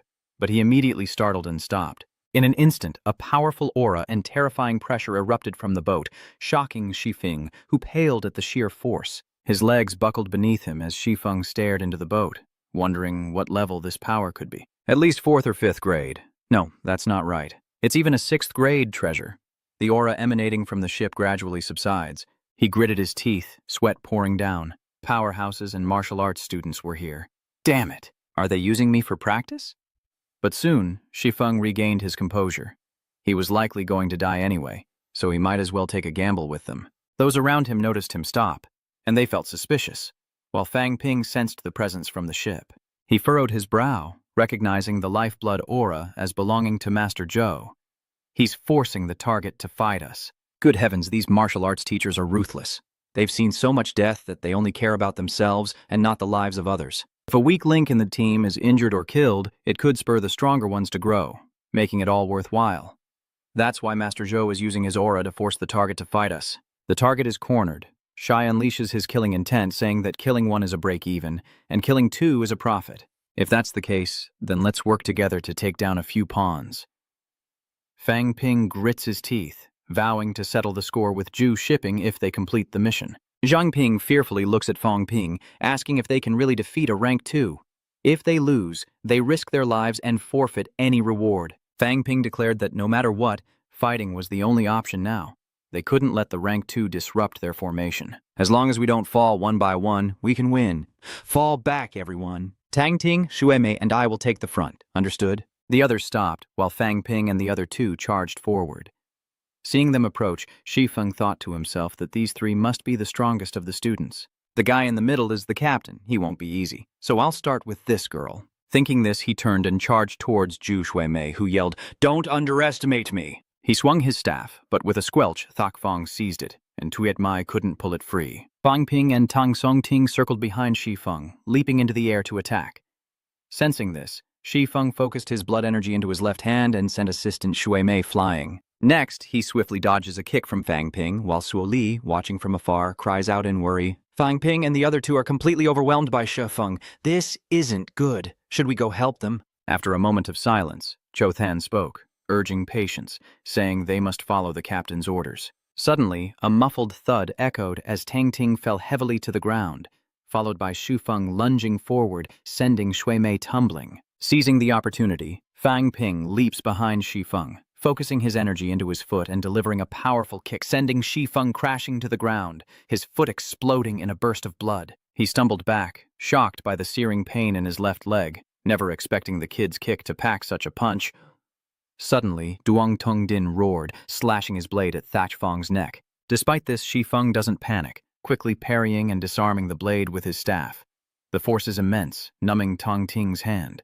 Before he could react, Shifeng swung his staff again, striking his left arm with brutal force. A sickening crack echoed as Tang Ting's arm broke, and he clutched it in agony. Seeing the knife about to fall, Shifeng suddenly turned, unexpectedly using his severed arm to block it, then tightly gripped the back of the blade with his right hand, clamping it in place with his mangled limb. What a stubborn guy. Fang Ping was shocked that he didn't dodge, but used his severed arm to suppress his opponent's blade. Clearly, Shifeng has extensive combat experience. Sensing the shift, Fang Ping urgently calls for backup. Instantly, those around him surged forward, beating Shifeng mercilessly. Seeing Shifeng falter, Fang Ping smiled. The difference in power between first and second rank wasn't so hopeless after all. Now, with Shifeng missing an arm and injured in the leg, victory is within our grasp. But then, Shifeng suddenly smirked, propping himself up with one hand, admitting his mistake. I can't believe I'm being killed by you brats! Before he could finish, Shifeng lunged at Tong Songting, screaming madly, "Even if I die, I'm taking someone with me!" Tong Ting was terrified. His face changed. Damn it. He wanted to die together, but he wasn't ready. So, Tang Songtang cried out, "Fang Ping, help me!" And in that desperate moment, Fang Ping arrived just in time. With a single scream, Shifeng's eyes lost their light, and his body began to sway, finally collapsing to the ground with a thud, shocking Tang Ting into wide-eyed disbelief. Fang Ping, panting, collapsed to the ground, sighing in relief. It's finally over. Zheng Yuantong, overcome with emotion, cried out, "We finally won! We all survived, that's what matters." Meanwhile, Chu Tuyet Mai blamed herself, saying, "I'm so sorry. If I hadn't lost my weapon, none of you would have been hurt so badly." Fang Ping comforts her, saying there's no need to apologize. Disarming her was hardly a challenge for a second-rank martial artist. The others agreed, yes. A rank 2 martial artist was indeed powerful. Luckily, the three newcomers were able to hold him back. And if it were just us, we might have been in real danger. Li Si and Zhang Ping also benefited from Chu Shuemei. Meanwhile, Zhang Qing and Zhang Hao glared disapprovingly at Tang Songting, who was sitting on the ground. They couldn't imagine the consequences, if not for Fang Ping. Indeed, despite the victory, the medical expenses to treat the injuries cost dozens of academic points. Tang Songting was sweating profusely. "Don't look at me like that. I'm also heavily injured." At that moment, Fang Ping looked towards the small boat docked at the shore and spoke seriously. "Perhaps we need to have a serious talk with the old professor. Why was a peak rank 1 target at rank 2? As a martial artist and team leader, you can never fear death, or it could lead to everyone's demise. Just now, Fang Ping's team almost lost a member, but they finally managed to eliminate their mission target. However, Zhu Shiping approached, his hands clasped behind his back, and said their performance was too poor. 3 out of 10 people with alloy weapons had failed so miserably. Moreover, this target wasn't even strong. Any of you could have defeated it. Ha ha. Fang Ping scoffed. Not strong? You flatter me, sir. I want to ask, why did the mission description change Stone Peak from peak rank 1 to rank 2? Is there something wrong with the magic martial arts system? The other members echoed their dissatisfaction, raising their voices in agreement, but Shiping remained calm, stating that this was normal. Perhaps it was a temporary breakthrough, or the information was inaccurate. Couldn't you have inferred that from the reward of 15 credits? The others fell silent, and Fang Ping turned to Zhu Shiping, saying, Mr. Zhu, when Shifeng fled, someone used their blood to force him to turn back and fight us to the death. Wasn't that you, teacher? Zhu Shiping shuddered slightly, thinking, I didn't expect Fang Ping to be so perceptive. He's figured out my intentions. But without denying it, he immediately feigned indifference, saying, Yes, that was me. Fang Ping brushed dust off his thigh, stood up, and said softly that carrying out the mission was their responsibility and the teacher was the guide. It's one thing not to help, but it's unacceptable to create more obstacles. Besides, don't try to deceive us with flimsy excuses. Shifeng isn't some newly advanced rank 2. The mission intel was falsified from the start. Zhu Shiping looked surprised for a moment, asking what he wanted. Fang Ping smiled, saying he wanted double the reward for the mission and double the chapter reward. Even an 8th rank mission wasn't rewarded so generously. Fang Ping shrugged. You're the guide for a team of rank 6 powerhouses. We wouldn't dare do anything to you. But isn't Martial Arts University all about the rules? If you had just stood by and watched, we wouldn't have said anything. But you interfered in the battle, almost getting us wiped out. Isn't that a violation of the rules? The Shiping fell silent. Fang Ping continued, Sir, I presume you don't have the authority to decide on rewards, do you? In that case, we'll have to take this up with the headmaster. The others chimed in agreement. Meanwhile, Tong Ting Dong was sweating profusely, impressed by Fang Ping's ability to get value out of everything and always be number 1. But Fang Ping doesn't budge, and a smile creeps across Xu Ping's face, impressed by the kid's tactics. It's not bad for the captain to stand up for the team's interests. Right after that, Mr. Vuat Dao agreed, saying, All right, 60 academic points, but only this once. Long live Teacher Chu. With that, everyone cheered with joy, praising Fang Ping's greatness. But Uncle Shi Ping called Fang Ping back, saying, I must remind you again, when you're in battle, don't overthink things. Fearing for your teammates will only get you killed faster. Fang Ping was silent. He was right. He had hesitated this time. With Shifeng's strength, teaming up with Tang Songting would guarantee a win. But upon learning Shifeng was a 2nd rank, I only thought of retreating, no longer daring to take the risk. Fang Ping turned to the others, understanding dawning on his face. Thank you for the reminder, teacher. As a leader, fearing death can lead to the demise of everyone. Though the path to power is fraught with danger, how can a martial artist back down? After successfully completing their mission, Fang Ping's team returns to the Martial Arts Exchange Building, where other teams are whispering about their mission's outcome as Fang Ping checks his system interface. Very satisfied, the previously accumulated money, plus this time's earnings, the asset value has reached 1.1 million. Doing missions earns assets much faster than selling medicine. Just then, a voice rang out, Juolei's back, everyone! People began to whisper, I heard they had 1 death and 3 injuries. Apparently, the assistant got overzealous and took on a 2nd-grade mission. A bandaged young man sighs, saying the instructors won't interfere unless they're all dead. It seems that in this school, those of us without powerful backers are expendable. They only save the talented ones. Suddenly, someone grabs the assistant's collar, yelling that Lu Hunqiang wouldn't be dead, and the team wouldn't be so badly injured if he hadn't insisted on taking a 2nd-grade mission. The assistant stays silent, while the bandaged boy says bitterly that Fang Ping's team also encountered a rank 2 martial artist, but they didn't lose anyone. Witnessing this, Cui Shuimei and Cui Qing sighed. Perhaps Fang Ping was right all along. The so-called mission rewards are really just trading your life. At this moment, Zhang Ping fearfully looked at Fang Ping, saying, Captain, Chang didn't confirm that we have to keep doing missions. How about we rest for a few days? The others looked at Fang Ping, who sighed, saying it was impossible. We must seize this time to earn more rewards in preparation for the upcoming Rank 2 mission. The strong survive, the weak are eliminated. Taking a step back will only lead to more steps back. Stopping now is the same as retreating. He then turned to everyone, asking if anyone wanted to retreat. Silence fell over the group. Suddenly, Duong Tung Din spoke up heroically. We've already come this far into the demon realm. How can we retreat? We must act. What is a little wound? I just need a few chicken legs and I'll be right as rain. Fang Ping couldn't help but chuckle to himself. Impulsive as he was, the guy wasn't all bad. Sui Maichin clenched her fist, affirming that they were martial artists, immediately igniting everyone's spirits. We are all martial artists. How could we possibly back down? Fear isn't my style. Fang Ping smiles, intrigued. A rank 2 mission with 2 teams involved? Even the reconnaissance department head is here. Inside the alchemy building, Fang Ping receives a mission via computer as everyone watches him intently. They must heal and complete missions. Everyone switch to alloy weapons and let's continue with the second-class mission. So, in the coming days, Fang Ping's team enthusiastically began their mission. A sweeping operation. Having completed a mission that involved finding missing children, helping a cat cafe care for its mother cat, apprehending wanted criminals, and chasing down fugitives, Fang Ping gazed at the knife in his hand, contemplating its superior power compared to ordinary blades, especially in situations like these. Suddenly, Tang Ting spoke up. Fang Ping, you've become quite ruthless.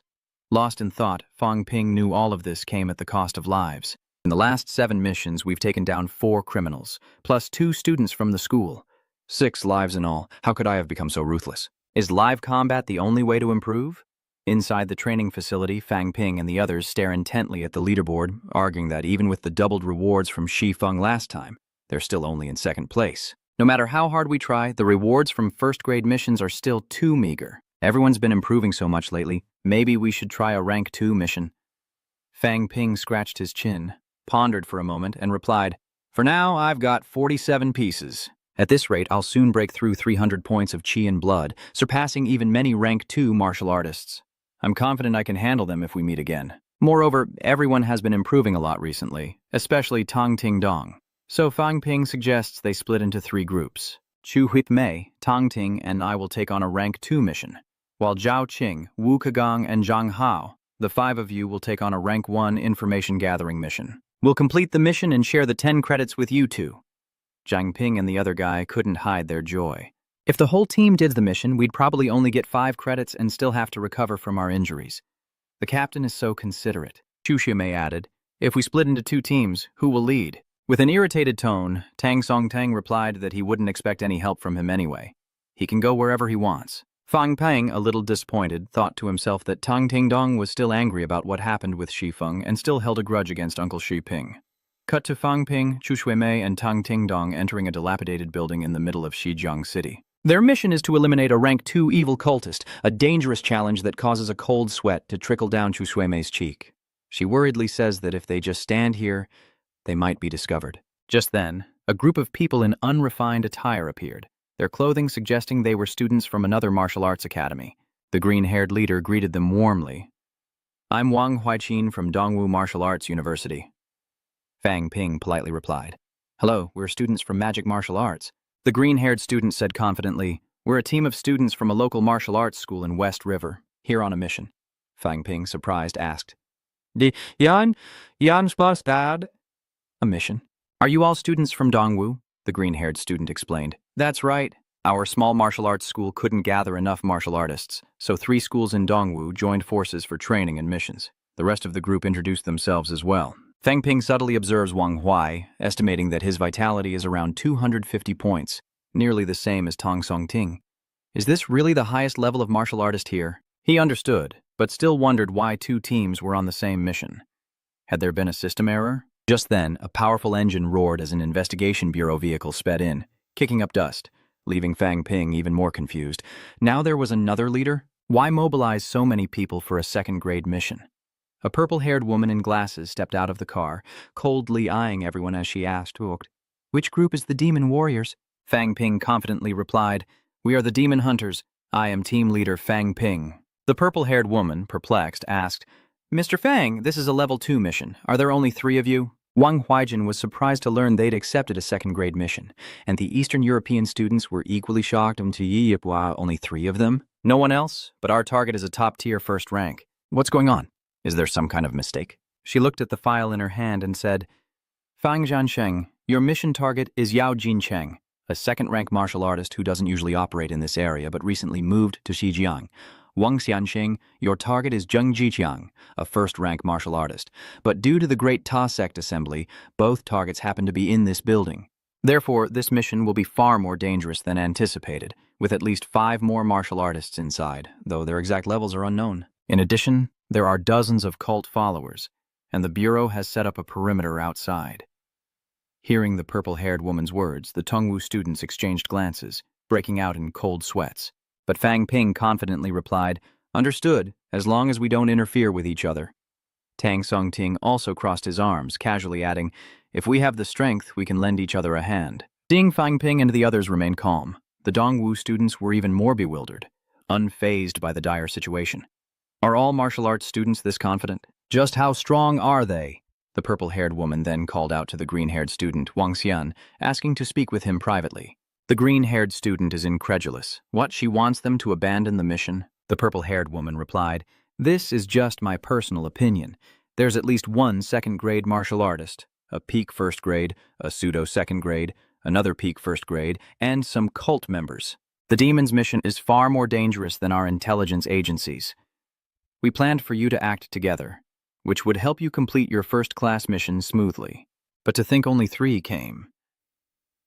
Are the demon martial students really that strong? Still, you're all the pride of Dongwu.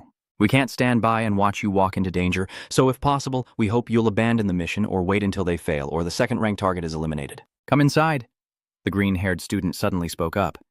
"Are martial arts students really that strong?" "The 3 of them are also first-class martial artists," the purple-haired woman replied. "According to the files, although Captain Fang Ping has undergone 3 bone temperings, they are still only first class. We appreciate your concern, but I want to witness the strength of this new martial arts student." "All right." The purple-haired woman looked worriedly at the green-haired student. "With our protection, the instructor won't dare to chase after you. If there's danger, retreat. Survival is paramount." A short-haired male student anxiously asks, "Brother Wang, do we really have to go in? We've been led into a trap by those demonic martial artists." The green-haired student was resolute. "If they dared to go in, we can't lose face." Just then, someone pointed to the large gate ahead. "Brother Wang, the demon martial artists seem to have entered. Why is one person still outside? Are they guarding against us?" Just then, Shui Mei also rushed inside, and moments later, a man frantically ran out. The Dongwu students immediately shouted that someone had come out. "Isn't our mission to target Zhang Jiqiang?" Zhang Jiqiang shouts in panic, accusing them of breaking their promise. "I'll fight you all!" He lunged forward, grabbing a Dongwu student and flailing wildly. Those around him immediately tried to restrain him, but he was too strong. Has this guy gone mad? Just then, the green-haired student snapped Zhang Ziqiang's neck from behind, and he collapsed. The Dongwu members were confused. He accused them of breaking their word, but they hadn't done anything. What was going on? The green-haired student stood up, realizing that Zhang Ziqiang might be injured, and panicked. How could a peak first-class expert die so easily by my hand? Something occurred to him, and he immediately turned towards the gate. What happened to him before he met us? The green-haired student slowly pushed open the large gate.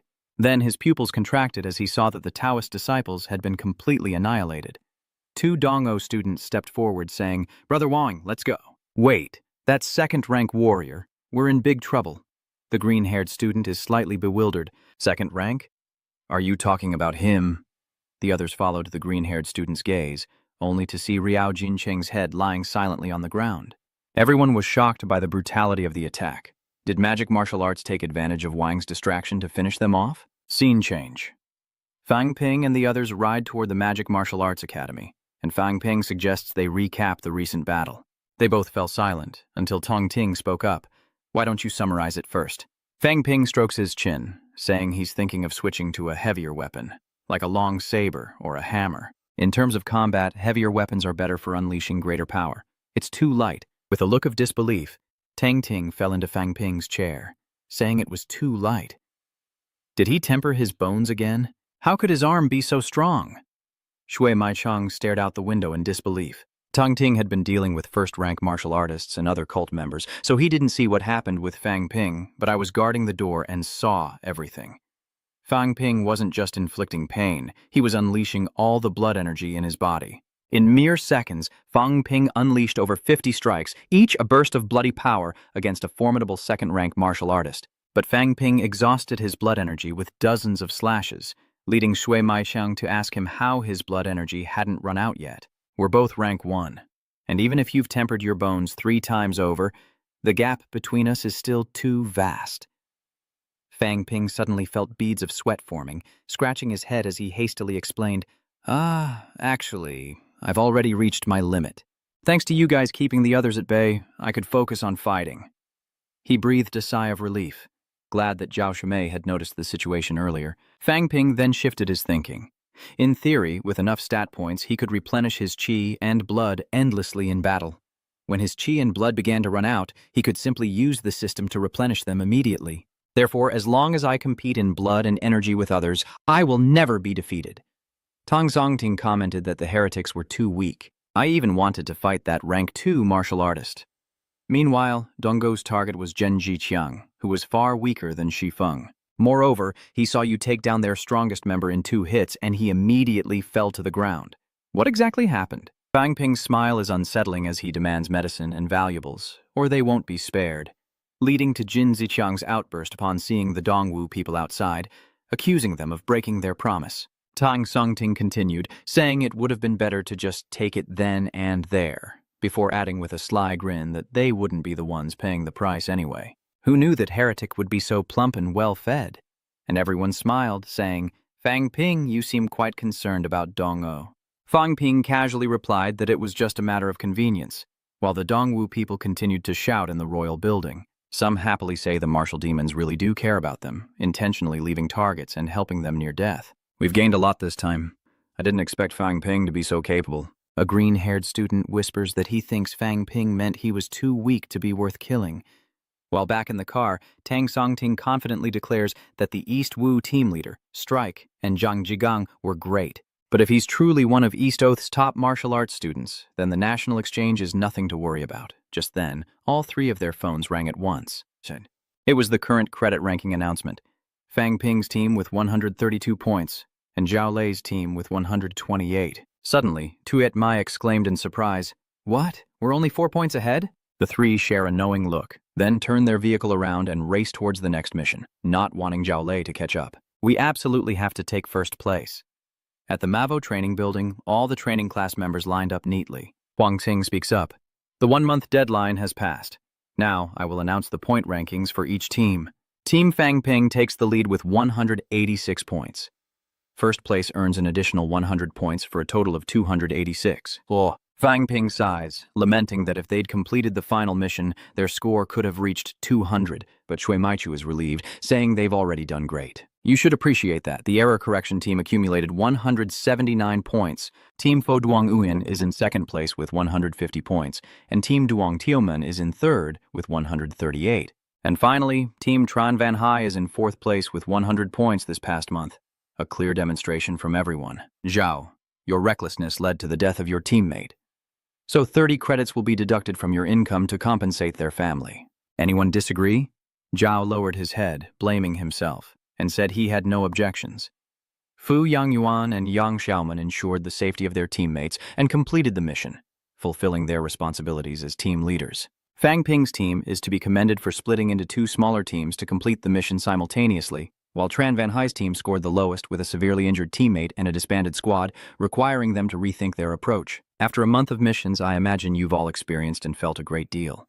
Some lived, some died, and some returned with spoils. Martial artists grow through experience and combat, and in the past month, your instructors have been evaluating you to see who will be chosen for the exchange competition's reserve team. The inter-school competition concerns the school's honor, a matter of utmost importance.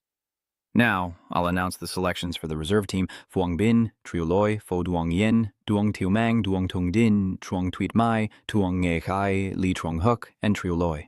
With that, Tang Feng closed the file and prepared to leave, leaving the students wondering why only 9 were chosen. Tang Feng then approached Chen Wenxi, advising her to transfer to the Academy of Arts as martial arts were not her calling. Your blood energy is good, you're a class leader, but you lack what it takes to be a warrior. The courage to face challenges head on, never backing down. But your performance has been disappointing. You can't protect your teammates, and you retreat whenever you face an enemy. Others chimed in, agreeing that she wasn't cut out to be a martial artist, despite her family's resources. Her grandfather was even a grandmaster, yet she couldn't protect her teammates and always lost to her opponents. Mr. Tang is right. Perhaps Chen Wenxi should find a different path. After a moment of silence, Chen Wenxi declared loudly, "Teacher Tang, I will try my best. Please give me another chance. I want to join the reserve team." Tang Feng smiled slightly. Then, the final member of the Jialiu League's reserve team is Chen Wenxi. As they disbanded, Fang Ping looked at his score on the system, feeling very satisfied. Thanks to last month's mission, his academic points had reached 161. Adding in some elixirs and weapons acquired during the mission, my assets now total 12 million. Fantastic. So, Fang Ping heads to the martial arts exchange. An old, white-haired man playing with walnuts sees him and says, "Oh, if it isn't Student Fang." "So, what are you looking to trade for this time?" "There are plenty of options." Fang Ping smiled, saying his blood energy had grown stronger, and he wanted a heavier, more powerful, and easier-to-carry weapon. Those are some high demands. "Follow me," the old man says, rising to his feet. He led Fang Ping to the armory, proudly proclaiming, "In our martial arts exchange, there's nothing you can't acquire." He then pointed to a long blade in the cabinet and asked what he thought of it. Before introducing it as a fully Earth-grade alloy blade weighing 32 pounds, detachable for easy storage and carrying, Fang Ping stroked his chin, thinking the blade seemed to meet all his needs. Hearing this, the old man said he'd only charge him 320 credits for it. Fang Ping immediately felt dizzy. 320 credits was nearly 1 million in cash. He raised 2 fingers. "Too expensive. I think it should only be 150 points. The old man clenched his fist in anger. "Are you crazy? You can't haggle like that." Fang Ping widened his eyes, putting on a pitiful face. "Professor, I don't have many points left. Could you give me a discount?" And so, the two began an intense bargaining war. 10 minutes later, both were drenched in sweat and panting. Immediately, the old white-haired man brought over a box of knife accessories, scolding, "Student Fang, I can't even haggle with you anymore. Take the blade and don't come back." The old man clasped Fang Ping's hand so tightly, he couldn't help but grimace. He immediately gave a thumbs up, smiling contentedly. "Teacher Li is the best." The old man thought to himself, "This kid really knows how to bargain." He traded old weapons, reducing his tuition by 9 points and adding 450 million in cash. Just enough to break even. Watching Fang Ping leave, he thought contentedly, "It's hard for male students to scrape together cultivation resources, so saving a few points is understandable." He happily opened the door, counting every penny, but in the next moment, he discovered that Fang Ping had exchanged for a total of 50 ordinary qi and blood pills, costing 150 credits, leaving only 11 credits. He was furious, foaming at the mouth. Damn it, he wasn't saving at all. So he was just using his points to buy pills and resell them? In the training room, Fu Yangyan eyed Fang Ping with envy, focusing on the alloy saber in his hand. "Oh, you've gotten yourself a new weapon in just a few days? And a low-grade alloy one at that." Fang Ping hastily explained with a smile that today was the day to replace the class monitor. And if he wasn't well prepared, wouldn't he be underestimating his challengers? "Right, Ziku, you little rascal," Yang Xiaoming confidently said. "Don't think you're the only one improving." Bearing his broken wooden stick, Qiolu sprints toward Fang Ping, declaring that he's become much stronger after all this training. This time, the class president is mine. Soon after, Fang Ping looked at Hu Lei on the ground and said, "I didn't even get to use my saber, and you said you were stronger? Are you going to start crying again? I told you not to cry. Little friend, you're not going to fight this time." Yang shivered all over, quickly turned away, and with her hands crossed in front of her chest, feigned disdain, saying, "I never said I wanted to be class president." The scene shifts as Li Fengru summons Fang Ping and Shui Mei to her dorm, with the freshman exchange competition less than a month away. "With your current strength, you're still too weak. Shui Mei, use rank 2 vitality pills to cultivate and temper your bones. 2 days per pill. Before the exchange competition, you must reach the peak of rank 1. There's still a chance." Shui Mei suddenly felt ashamed. 1 pill every 2 days. Meanwhile, a bead of cold sweat trickles down Fang Ping's forehead. He raises his hand, estimating that a rank 2 qi and blood elixir has a market value of 700,000. Exchanging them for the study points would cost 20 points each. In a month, that's more than I spent on my blade. After a moment, Shui Mei clenched her small fist and said firmly that she understood and would complete the frostfoot cultivation before the exchange competition to reach the peak of rank 1. Fang Ping also asks curiously, "What about me, teacher?" Li Fengru is slightly surprised. "You want to learn a higher-level combat technique, don't you?" "Yes, that's right. Fang Ping says she has now completed the frostfoot cultivation at the peak of the first rank, and her blood energy is currently at 300 points, reaching the level of a minor accomplishment in the kinetic thrust footwork. Li Fengru calmly replied, I know. You should review the materials on this technique, the elementary level intermediate technique and the first intermediate saber technique. Then, with a yawn, she headed upstairs, as the footwork he'd learned before was only a low-grade combat skill, so he didn't need to look at the textbooks. Mid-tier battle techniques require more detailed theoretical knowledge and more complex analysis techniques. If you don't understand something, just wait for me to wake up and ask again. Fang Ping stared at the intermediate combat technique in his hand, wondering who came up with such a name. Apparently, Blood and Blade was created by Governor Zhang of South Jiang when he was at the 6th rank. I had the chance to meet him and can pass it on to you.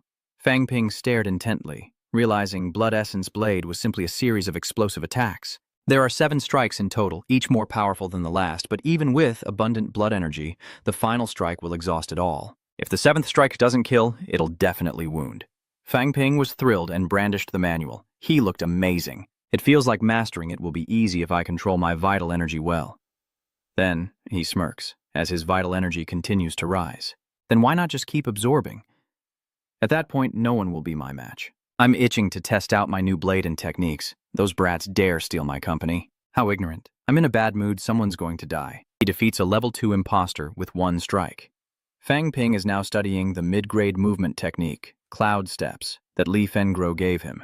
It uses blood energy to increase movement speed, and when attacks reach the Battle Void realm, it helps him condense blood energy at his feet. Fang Ping is very pleased with this movement technique.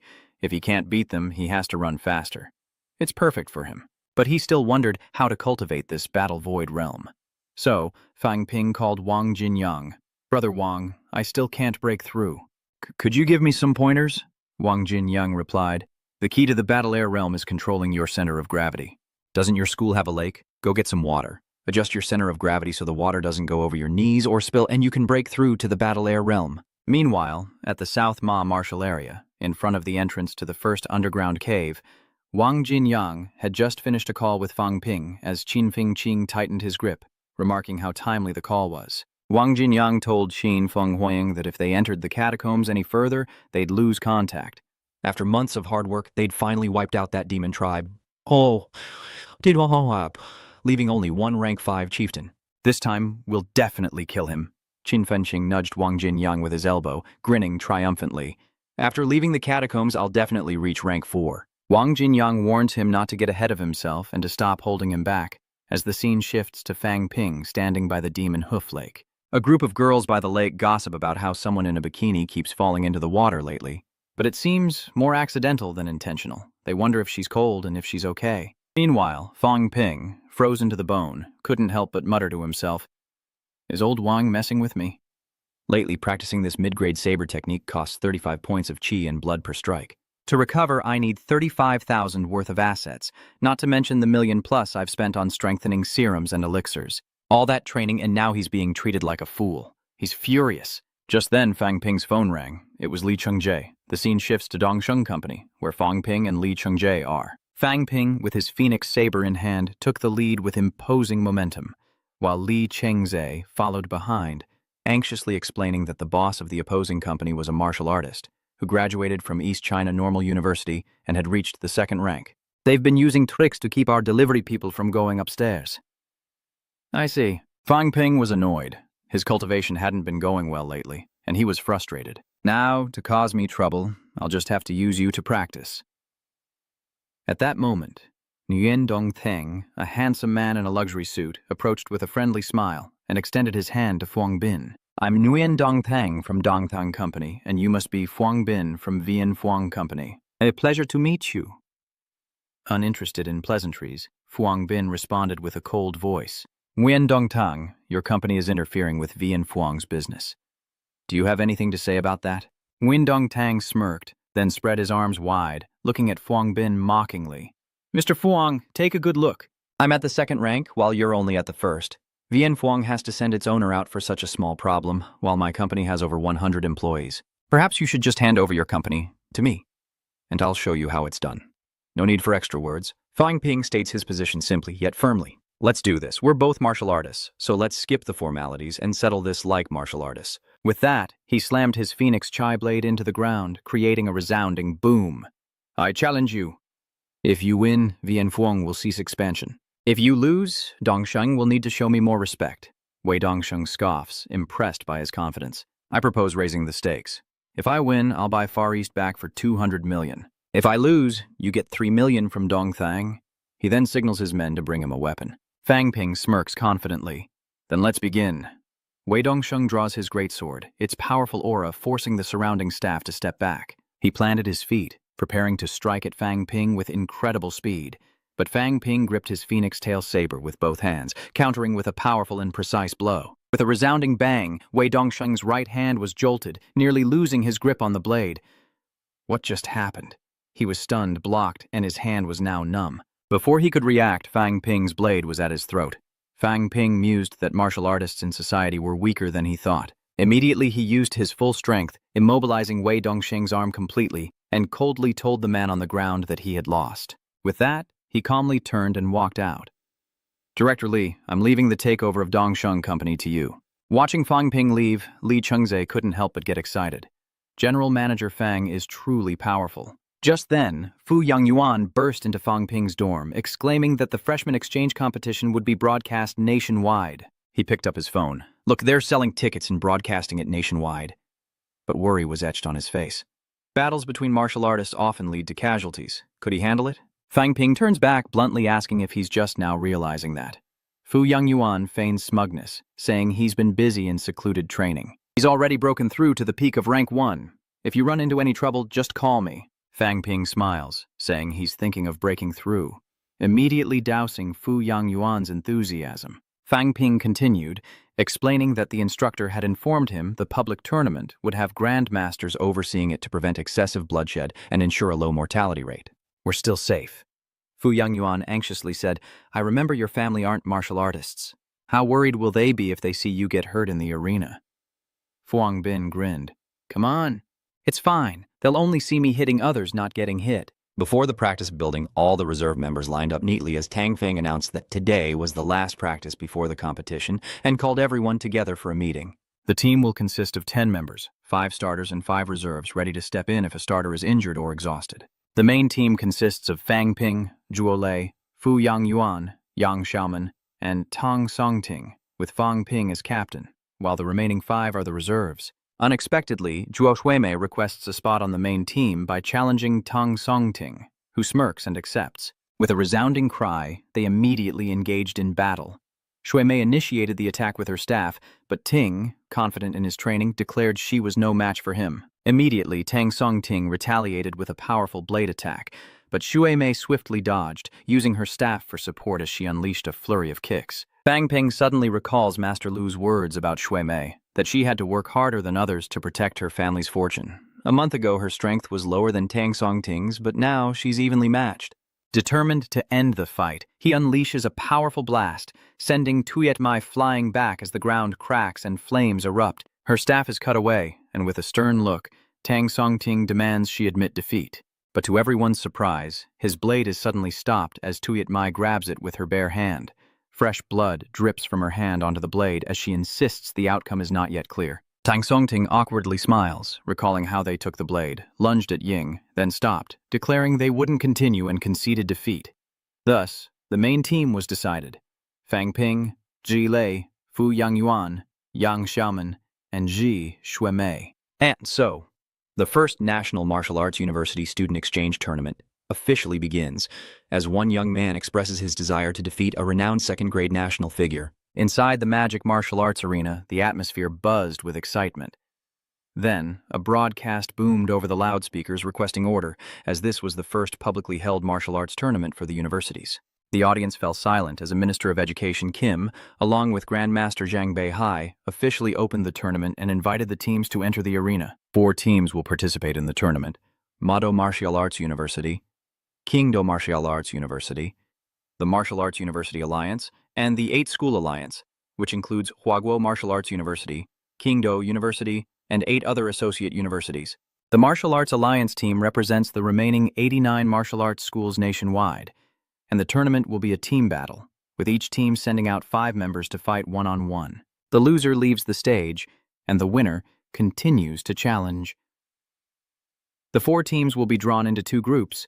Then the winning teams will face each other, as will the losing teams, and finally there will be a final match to determine the outcome. The referee began to introduce each team, starting with Mado Martial Arts University, led by Fang Ping, who has reached the peak of 1st grade. The captain of the Kangdo martial arts team is Han Shu, also a top-tier 1st rank, and the captain of the 8 Schools Alliance team is Wei Bin, also a top-tier 1st rank. Hearing this, Yang Xiaomang felt nervous because everyone was so strong, but Fu Yangyuan smiled, saying that there were still differences between the peak 1st ranks, but Yang Xiaomang was no match for him. Xiaomang seethed, clenching his fists in anticipation, while Fang Ping acknowledged Fu Changyuan's words, knowing that defeating these top-tier 1st ranks would truly make a statement. At that moment, an announcement introduced Sun Mingyu, the leader of the United Martial Arts University team, a Rank 2 novice, and Chen Jiqing, also a Rank 2 novice. Fang Ping and the members of the Kingdo Martial Arts University team were surprised to learn that the United Martial Arts University team had 2 Rank 2 members. After the introductions, Chang Beihao approached the box and announced that he would now draw lots to determine the order of matches in the 1st round, inviting the team captains to the stage. Fang Ping nervously approaches the box, slowly raising his left hand to draw a lot, while Fang Yuan anxiously asks Dan Zhenping if Rank 2 is far superior to Fang Ping. "Is my brother Wu in any danger?" With a thoughtful expression, Dan Zhenping stroked his beard and replied, "Based on the team's current rankings, the Martial Arts Alliance is the strongest of the 4. If we face them, we'll likely lose." Hearing this, Fang Yuan clenches his fist, praying for a miracle. "Let's hope we don't get matched with the Martial Arts Alliance." On the contrary, Fang Ping thought differently, praying for a match. "We have to draw the Martial Arts Alliance. I wanted to fight a top-tier 1st rank to make a name for myself, but now I'm up against a 2nd rank. This is the perfect opportunity. I'm determined to defeat a nationally renowned Rank 2. Qingdao Martial Arts University truly is the nation's #1 martial arts school, even surpassing the Martial Arts Alliance team captain. Clearly, this student exchange competition won't be easy." Lost in thought, Fang Ping stared at the B-labeled ball in his hand, still unwilling to accept his fate, while Han Shu, the King Martial Captain, gleefully held up his A-labeled ball, saying that drawing the Martial Alliance was just too good to be true. He then turned to Sun Mingyu, the captain of the Martial Arts Alliance, and said, "The Martial Arts Alliance has 2 Rank 2s, but after all, we're all freshmen. In such a short half year, if they've reached Rank 2, they probably haven't had time to hone their combat techniques.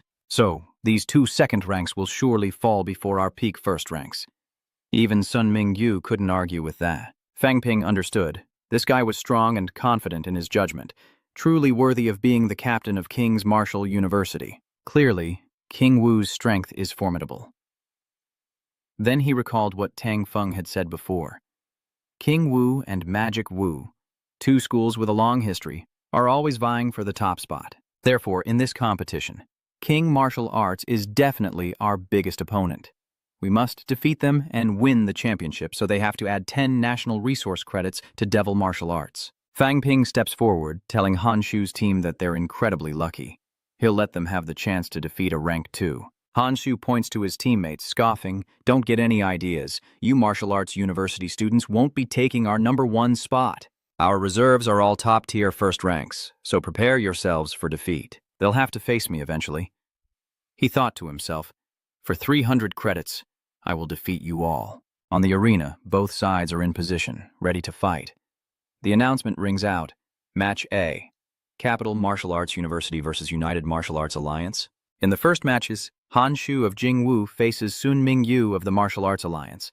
Fang Ping and Fu Yangyuan discuss Han Shu, the National College Entrance Exam champion, who has become a martial artist 3 times, making him a formidable opponent. Indeed, the first match will show us his true potential. As the referee calls the start of the match, Sun Mingyu charges forward with a large axe, attacking Han Shu with a powerful chop. He seemed to pass right through Han Shu. What? Sun Mingyu is stunned, but it was all just a trick by Han Shu. Han Shu's figure moved like a phantom on the arena, shimmering for a moment and leaving countless afterimages. Fu Yangyuan cried out. Han Shu's footwork was complete. At this speed, Sun Mingyu can't even touch him. With a whoosh, Han Shu suddenly slashes, the spearhead slicing through the air, instantly piercing Sun Mingyu's abdomen. Fu Yangyuan cried out, realizing Han Shu had mastered the spear technique, and with a single move, gravely wounded Sun Mingyu. It's over. The difference in power is too great. Sun Mingyu clutches the spear, raising his axe, wondering where his opponent can run. Fuyang Yuan warned that if Han Shu retreated any slower, he would be cut in half. The great axe, with its power and ferocity, had reached Han Shu's waist in an instant. With a sickening thud, Han Shu coughed up blood and collapsed to the ground, shocking everyone. Sun Mingyu's severed left hand lay twitching on the arena floor. Sun Mingyu stared in disbelief at his severed left hand, while the audience erupted in shock. Had that student's hand really been chopped off? Isn't this supposed to be a competition? How terrifying. In that moment, the Martial Arts Alliance representative, caught off guard, loudly conceded, and the referee announced that Jing Wu had won the first round. Amut. However, Fang Ping couldn't help but worry, as Jing Wu's strength was truly formidable. Han Shu had even used his ultimate spear sword technique. As Han Shu was about to be struck, he drew his sword, instantly severing Sun Mingyu's left hand and reclaiming his spear. His footwork and swordsmanship were astonishingly swift. Unfortunately, Sun Mingyu's strength was overwhelming, and Han Shu was struck hard by the glaive's shaft. This freshman exchange competition is clearly no walk in the park. The following matches are fought with fierce intensity. Han Shu was injured, and another was seriously wounded, returning to the arena exhausted. Most of the members who entered the ring were injured to varying degrees. Although the Martial Arts Alliance was weaker than the capital's martial arts, each member showed resilience, sacrificing themselves to wear down their opponents even if they couldn't win. Though Gyeongmu won the first round, they suffered heavy losses with 2 severely and 2 lightly injured. After the morning's brutal matches, over half the audience chose to leave. This student exchange at South No. 1 University is unfolding in such a brutal and bloody setting. Martial artists must fight. This is the reality of the martial arts world. This afternoon, it's the demon martial artists' turn. Tang Feng reminds them that they witnessed the morning's matches and will now face the 8 schools. Everyone must keep their spirits up. The matches against the 8 schools will surely be like the Alliance, so you absolutely must not be careless. The broadcast announces that in Group B, Martial Arts University faces the 8-School Alliance. Round 1, Ma Wu's Fang Ping versus the 8-School Alliance's Zhang Guanglin. It begins. As the referee calls the start, Zhang Guanglin charges forward with his long staff. Fang Ping stood still, unmoving. Zhang Guanglin was surprised. Why wasn't the martial arts student seizing the opportunity to attack? Then take my staff. Zhang Guanglin swung at Fang Ping, but he quickly jumped aside, successfully dodging the blow. Surprised, Tu Yet Mai exclaimed that Fuang Bin had perfected the cloud steps. Fo Duong Uyen agreed, noting that he was too fast for Trong Quang Lam to touch. Yang Xiaomao was speechless. Zhang Guanglin attacked relentlessly, but couldn't land a single blow on Fang Ping. Instead, Fang Ping didn't counterattack, simply leading Zhang Guanglin around the field, and soon, Zhang Guanglin was exhausted, panting heavily. Before the match, the 8 Schools Alliance coaches planned to use the first match to build momentum against the magical martial artist, and they'll definitely send out their captain. If Fang Ping is the captain, and his strength is considerable, we can't confront him head-on. The best strategy now is to exhaust him before the second match, so Yi Bin can handle him, and Zhang Guanglin can take on Fang Ping when he's worn out. I understand. Even if we can't win, we have to injure him, even if it's just a little. However, at this moment, Zhang Guanglin is drenched in sweat, gasping for air. It's over. I can't catch him. Seeing this, Fang Ping smiled. That's enough. Now it's my turn. He immediately prepares to attack, reminding himself to be careful. The top 8 students might be like the Martial Arts Alliance. Tough and reckless. He's right, but I don't think that's what I need to worry about, because I won't give them the chance to risk their lives. As soon as he said that, Fang Ping vanished.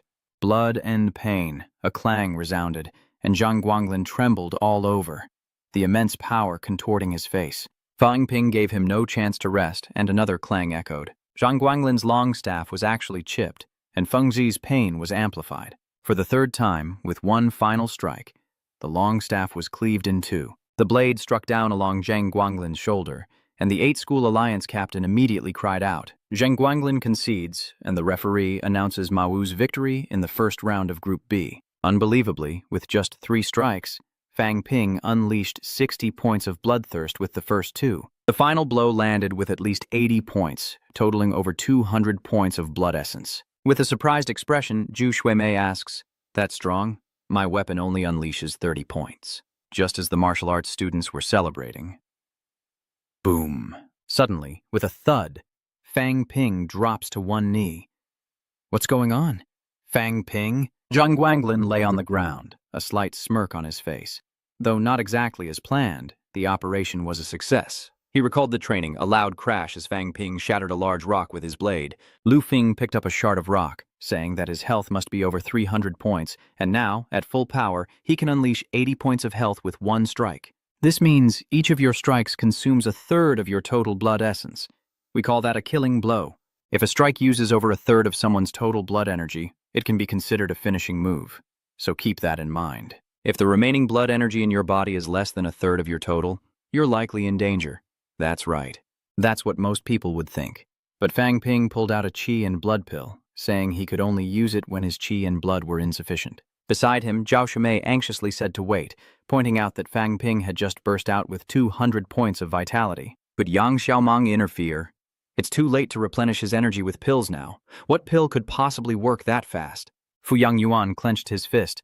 It's all right. Next, let me help you, Fang Ping. Tong Feng also looked serious, wondering if Fang Ping had any strategy at all. How could he continue fighting after using up so much energy in the first match? Meanwhile, Fang Ping focused his mind and spent 22,000 wealth points to restore his blood essence, then shouted, "Referee!" Yang Xiaomang and Fu Yangyuan couldn't believe their eyes.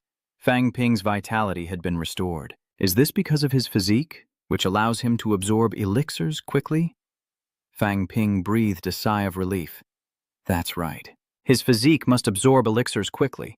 Next up, it's Magic Martial Arts Fang Ping versus Alliance 8's Yi Bin. As Yi Bin stepped onto the stage, he gave Fang Ping a thumbs up, saying, "Fang Ping, you're really strong." Fang Ping coldly replied, "I know I'm strong." Yi Bin, with a smile, continued, "Your blade is quite impressive. It actually cut through my teammates' Earth-grade equipment, and it was clearly made of Earth-grade alloy. Your swordsmanship is also extremely impressive. To burst forth with over 200 points of qi at the peak of the first rank, truly remarkable. To spar with such a strong opponent is a great honor. The new king of magic martial arts lives up to his name." Fang Ping couldn't hold back any longer, modestly saying, "You flatter me." Yi Bin continued, "Especially that 3-kill strike and your bloodstorm skirt kick. I'm eager to see them again." Fang Ping happily replied, "Thank you for the praise. So I'll use the 3 deadly blades right now." Just then, the referee's voice rang out, signaling the start of the match. Fang Ping begins with a flurry of blows, launching himself off the ground as Yi Bin holds his breath, ready to meet the attack. Clang! The sound of impact echoes as Yi Bin blocks the first blade. It's certainly powerful. Fang Ping raises his blade again. Yi Bin smirks, mocking him. "But Fang Ping, you've already fallen into my trap. If I can bait him into unleashing his blood energy 3 times in a row, victory will be mine. His folding knife is tough, but my blade is just as strong. You may have a high blood ki burst, but your limit is only 200 points. Once I block your 3rd strike, you're done for." The sound of metal clashing echoed as Yi Bin successfully blocked the 2nd strike, but he couldn't withstand Fang Ping's 3rd. Immediately, he used both hands to forcefully knock Fang Ping away, sending him sliding to the edge of the arena. Staggering, Fang Ping quickly retrieves a pill from his pocket, and Yi Bin rushes towards him. "Fang Ping, don't even dream of taking that elixir. Just admit defeat. Your blood is already depleted. The game is over." Yi Bin laughs, approaching Fang Ping. "You don't have the strength to fly high now." Caught off guard, Yi Bin flails, seemingly about to miss again, because Fang Ping is now right above him. What? Yi Bin turns to see Fang Ping soaring through the air, and he can't believe his eyes. "You told me to fly, so I'll fly a little." The martial arts masters were astonished. Fang Ping was truly flying in the air, a feat only possible at the aerial realm. Fang Ping's kung fu has reached the aerial realm. He retrieves a pill and calmly brings it to his mouth. "Student Yi Bin, you really wanted to play me. Too bad all your schemes are already in my data." With that, Fang Ping stomped on the air and shot towards Yi Bin below, dramatically. With one strike, Yi Bin coughed up blood and crashed to the ground. The martial arts demon, Fang Ping, with his explosive power, had defeated Chen Huangwei of the 8 Schools Alliance in the blink of an eye. It's safe to say that Fang Ping is the dark horse of this exchange meet, defeating 3 members of the Martial Arts Alliance in seconds and remaining unscathed.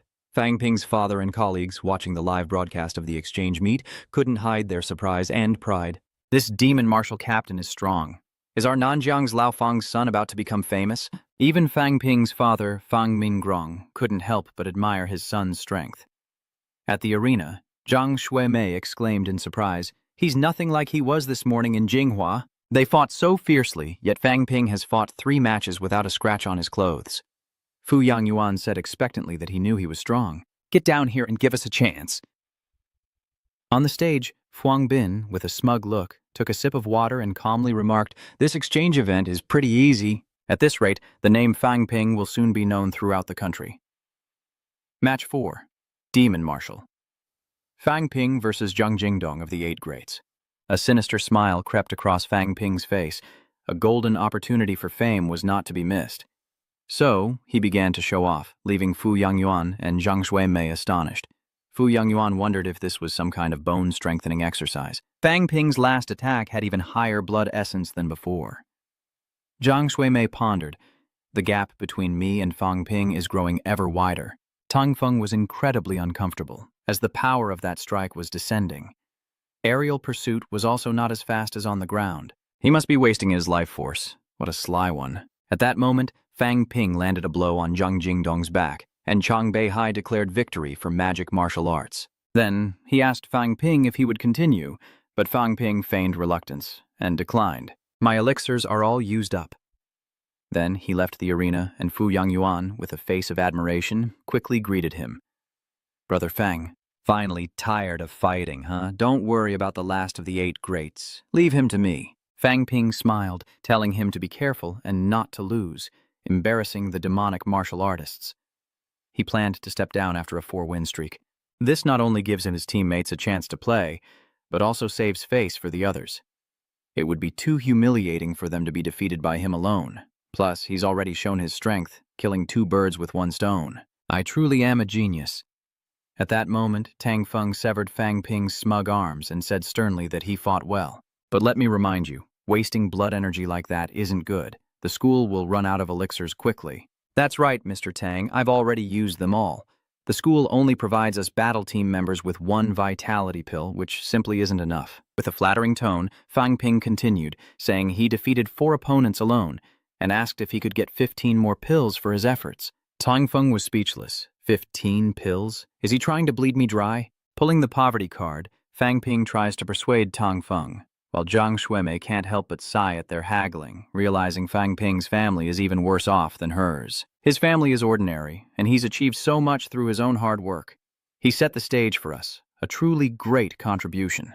As he was thinking, Fang Ping turned and ran towards Zhang Shuimei, his face full of anticipation, and said ingratiatingly, "Shuimei, you see, you didn't fight, so you saved your qi and blood and you saved elixirs, so why don't you give them to me?" Zhang Shuimei was suddenly speechless. "Fang Ping, that's enough." Tang Feng's scolding came from behind, and he turned around. "Go to the logistics department yourself and ask for 5 rank 1 qi and blood pills. No bargaining, otherwise you'll be restricted from participating in future matches." Fang Ping complains that less matches means less chances to fight, and that he's more comfortable fighting 2 matches. He only got 5 pills. Stingy. At that moment, Fo Duong Uyen, leaning on his long spear, stepped down from the arena, victorious. He won, then collapsed onto a lounge chair. "Hey, Fang Ping, how come you won so easily, while I had such a hard time? I get this injured just from a random match. What'll happen when we face the Capital Martial Arts School?" Fang Ping patted him lightly, saying confidently that it would be all right. With Fang Ping there, they were sure to win the martial arts competition. Next up is the 4th match of the National Student Exchange Tournament. Jingdu Martial Arts Academy versus Modu Martial Arts Academy. The first match is Chu Tuyet Mai of Modu versus Wei Shoujie of Jingdu. Fo Duong Uyen confidently states that in the previous round, Wei Shoujie was defeated in just 2 moves by someone from the Martial Arts Alliance. "I bet Tuyet Mai will win." Wei Shoujie of Jingwu angrily asks if his opponent isn't Fang Ping. "Shi Shui Mei, is it? Peak rank 1, 1 bone refinement. So Magic Marshal sent someone as weak as you, Li Shan. And she's a girl. You're not even worthy to be Fang Ping's shield." But Chu Tuyet Mai ignored his taunts, gripping her long staff tightly, shield or not. "I'm the one you're facing." The match begins with an explosive clash of power. A shockwave erupts from the point of impact, and Snowplum Market is overwhelmed, staggering backward. 2 beads of cold sweat trickled down Fang Ping's face. In the previous match, Wei Shoujie only displayed 30 points of qi and blood, but his last strike was nearly 50. He'd been hiding his true strength all along. As Wei Shoujie attacked, he mocked her, and finally she realized just how weak she was. "Not bad, you actually withstood 2 of my blows." And then, he continued his assault, the staffs clashing. With a sickening crack, Snowplum Market's right arm breaks, and his staff falls to the ground. Seeing his weakness, Wei Shoujie seizes the opportunity, delivering a decisive blow. A sound. Like a bullet, Snow Plum Market skidded across the ground for several meters before stopping.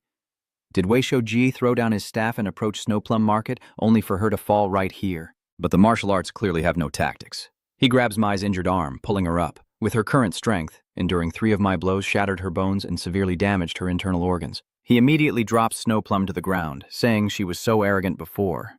Did she even qualify as his opponent? As Cho Tweet Mai collapses, coughing up blood, the Mavo team is consumed by rage. Yang Xiaomao felt like he couldn't sit still and wanted to rush onto the stage, while the Jingwu team looked smug, knowing sending Wei Shoujie out first was the right choice. His fighting style is brutal, and the once arrogant demon martial team has had their spirit crushed. With necessary composure, Fang Ping analyzes that Wei Shoujie is not only hurting his opponents, but humiliating them. He grabs Tuyet Mai's collar, pulls her up, then charges his fist with power, demanding she quickly surrender. With a determined look, she retorted, "Don't even dream of it," and kicked him squarely in the groin. Wei Shoujie's face immediately turned pale, his eyes bloodshot as he screamed in agony, clutching his groin before collapsing. He conceded defeat. Shui Mei also collapses, and medical staff rush her to the emergency room. Standing by, Fang Ping watched as Zhao Shuimei lay unconscious on the stretcher, lost in thought. Why hadn't she learned her lesson? Zhao Shuimei now lay in a hospital bed, receiving treatment. Yang Xiaomian angrily says that Wei Shoujie really looks down on others. His own child endured such violence, and he beat Shuimei so badly. Her organs, arms, and face are all covered in injuries. How awful. Chen Yunqi sat by this bed, sobbing uncontrollably. "Shuimei, I know you're strong, but was it worth getting hurt like this? Even though you surrendered, your teammates still had a chance. But now you're seriously injured, and your future training will be delayed. The Jingwu team wants to crush our morale, but we can't let them." Overcome with guilt, Tuyet Mai knew she couldn't defeat Nguithu Kiet, but was determined to win. Fuyang Yuan steps in, pointing to the stage. "Xiaoman, take care of that bull-headed guy." With a determined look, Yang Xiaoman agrees to step in. On the stage, seeing Han Shu's swollen face, Yang Xiaoman couldn't help but laugh. "Your face is in terrible shape. Why don't you get it treated?" Han Shu scoffs, saying a swollen face doesn't mean a drop in strength, and only female martial artists like her care about such trivial things. Yang Xiaoman scoffed, "So what if I care about my appearance? What's wrong with being a female martial artist? It's beyond me how martial artists can be so arrogant. Today, I'll teach you to respect your opponents in a match." With that, Yang Xiaoman explodes with power, but Han Shu seizes her fist. All right. It's fine to cherish your face, but I'm going to tear it to shreds." Xiaoman raises her arms to defend, but Han Shu seizes them, mocking her for being so easily controlled in the name of protecting her face. "What will happen to your hands, arms, and legs now?"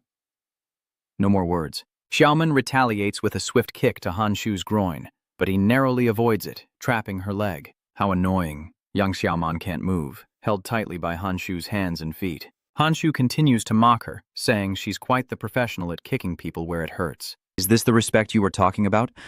Before he could finish, Xiaoman headbutted Han Shu, disorienting him and causing his eyes to roll back. She stumbles back, following up with a powerful punch aimed at Han Shu's face, but a sound rings out. Han Shu swiftly draws a dagger, stabbing Yang Xiaoman in the left shoulder, interrupting her attack. Xiaoman is shocked. How could he draw his knife so fast? Han Shu scoffs, asking if she really thought she could win. "My speed and power surpass yours, no matter your tricks." Before he could finish, Xiaoman headbutted him again. Oh no, more headbutts. As Han Shu recovers, Xiaoman headbutts him twice more, leaving him dizzy and muttering that he's in trouble. On the verge of losing consciousness, Yang Xiaoman suddenly unleashes a powerful blow. With a resounding crack, Han Shu was sent flying like a bullet, staggering off the stage and finally stopping over 10 meters away. Brutally defeated by Yang Xiaoman, he immediately lost consciousness. Yang Xiaoman was panting after the match. The referee announced that the Devil Warriors had won. In the Mawu infirmary, 3 of Fang Ping's teammates are seriously injured. What is going on? Why are the team members so badly injured? A young man used the infinite bloodburst technique. Instantly, a scream echoed as Duong Tungdin's arms broke, and he collapsed. The referee quickly announced that Jing Wu had won. The next member of the Demon Martial team is called to the stage, but the Demon Martial prep area is silent, and the announcement is repeated. The next member of the Demonic Martial team is Fang Ping. Please come to the stage. Where are the warriors of the Demonic Martial Hall? Are they afraid? The Ma Wu members were all injured, and Fong Ping, standing at the door of the ward, felt ashamed as he looked at his teammates in their beds. The demon martial members fought their hardest for victory, while I, their leader, foolishly flaunted my power for fame. I took a massive amount of elixirs without considering the array's limitations, causing my teammates to be injured one after another. I became arrogant just because I had a system. Fang Ping, is he truly worthy of being captain? Just then, Bai Rishi rushed over, breathless. Fang Ping, what are you still doing here? It's your turn to fight. The final team from Jingwu is very strong. If you can't win, save your strength for the finals. Fuang Bin gripped his auxiliary blade, his eyes sharpening, to protect those around him, as instructed by Teacher Bach. Sometimes, we must disregard all methods. He heads to the arena as Fang Wenxiang recognizes the man who defeated their representative before. Since that match, every member of Jingwu wants to meet you, Fuang Bin, thinking they'll become famous if they defeat you. I'm truly fortunate.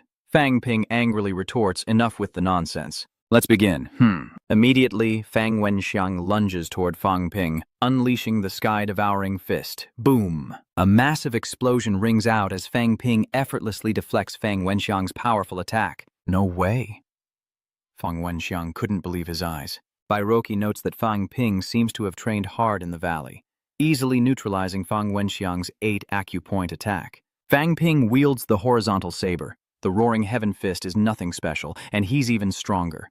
He suddenly activates the Blood Mania skill. Fang Wenxiang immediately raised his arms to defend, but his gloves were instantly sliced through, and blood spurted out. Fang Wenxiang's eyes widened, a strike worth 100 points of qi and blood.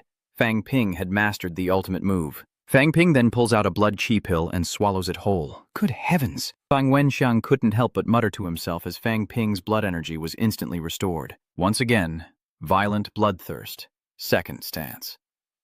Bai Ri sweated coldly. A finishing move is called a finishing move because it's a martial artist's strongest technique to escape a dangerous situation.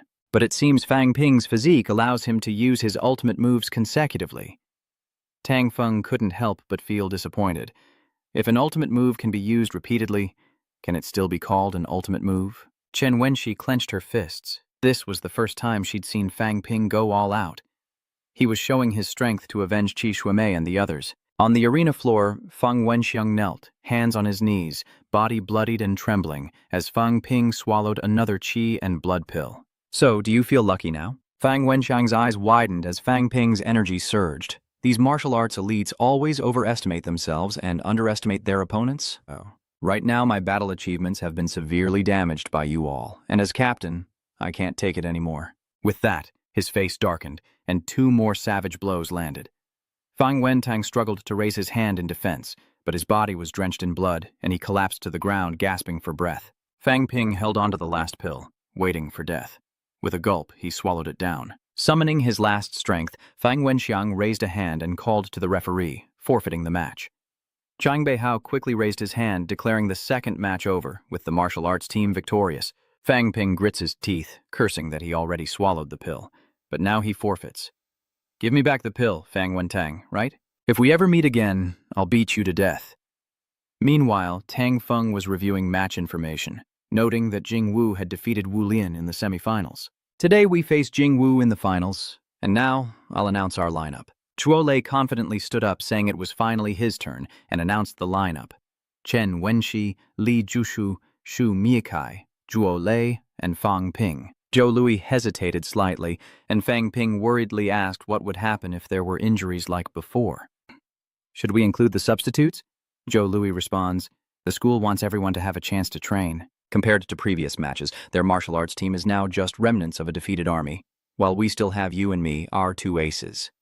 In other words, no matter how the 3 reserve members perform, their martial arts team will still be defeated by us. Li Jo Hyuk and Seo Yok Gae are only first grade. Tran Van Hai's stats aren't bad, but he'll forfeit out of fear soon enough. So, I'll go first. Just wait, I'll win all 3 matches and leave no opponents for you. Just then, the announcement rang out. Next match, Chen Wenxi of Demon Martial Arts versus Han Shu of Capital Martial Arts. Members of both teams, please take the stage. Those who are injured, please stand up and prepare to move. It's almost my turn. With a serious expression, Tran Van Hai stepped into the arena as Han Hook waved and said, Tran Van Hai, I've heard a lot about you. Her grandfather is the principal of Kinnam Martial Arts University and the author of Grandmaster Realm.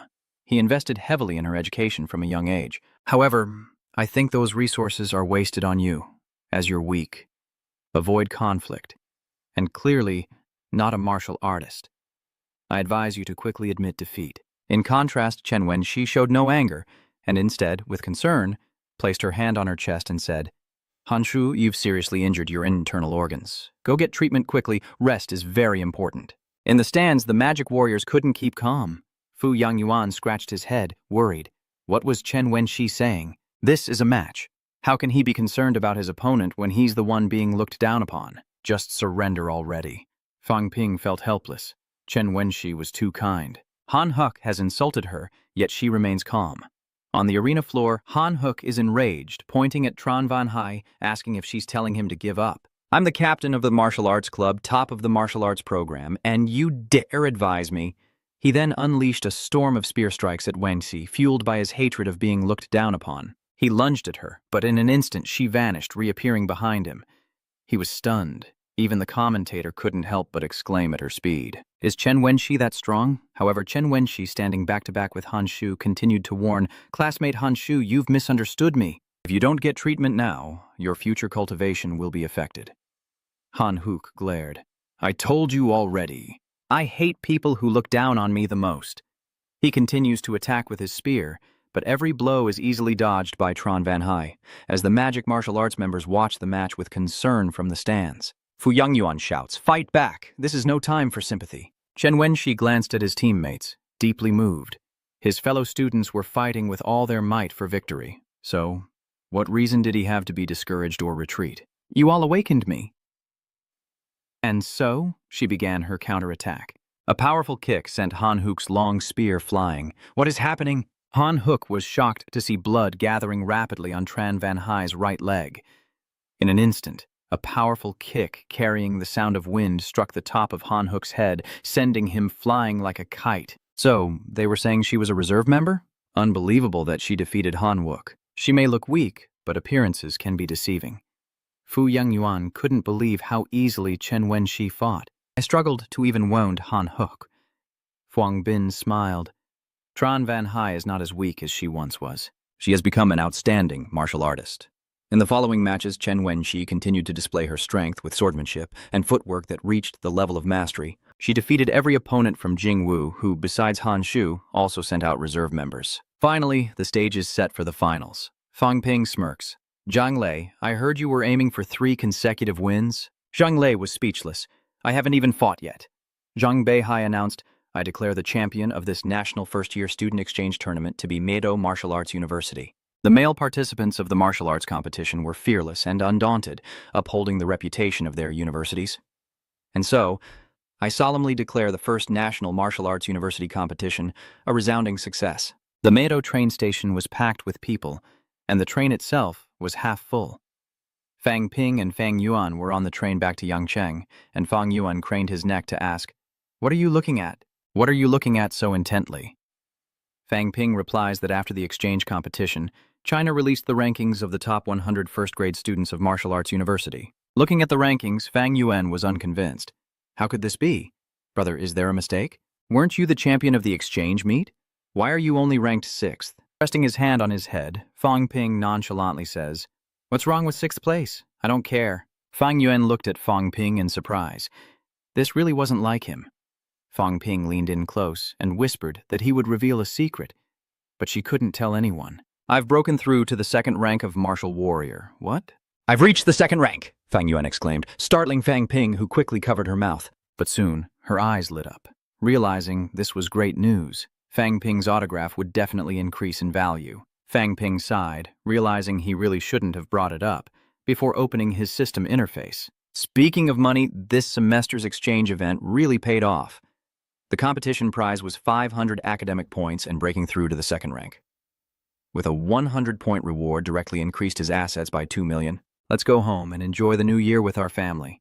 Mom, Dad, we're back." Fang Yuan shouted as he rushed into the house, eager to tell his parents how amazing his brother was. He had reached the 2nd rank. "What, 2nd rank?" Fang Ping's parents were so surprised their jaws nearly dropped as Fang Yuan gestured wildly, explaining that Fang Ping had effortlessly defeated his opponent in the exchange match. At first, I was worried, but he defeated everyone with ease and won the championship. It seems your father was just as surprised when he got promoted. However, Fang Mingrong didn't seem happy, turning his back and heading towards the kitchen, saying, "Go put away your luggage and let's get ready to eat." Seeing his father's actions, Fang Ping couldn't help but wonder why.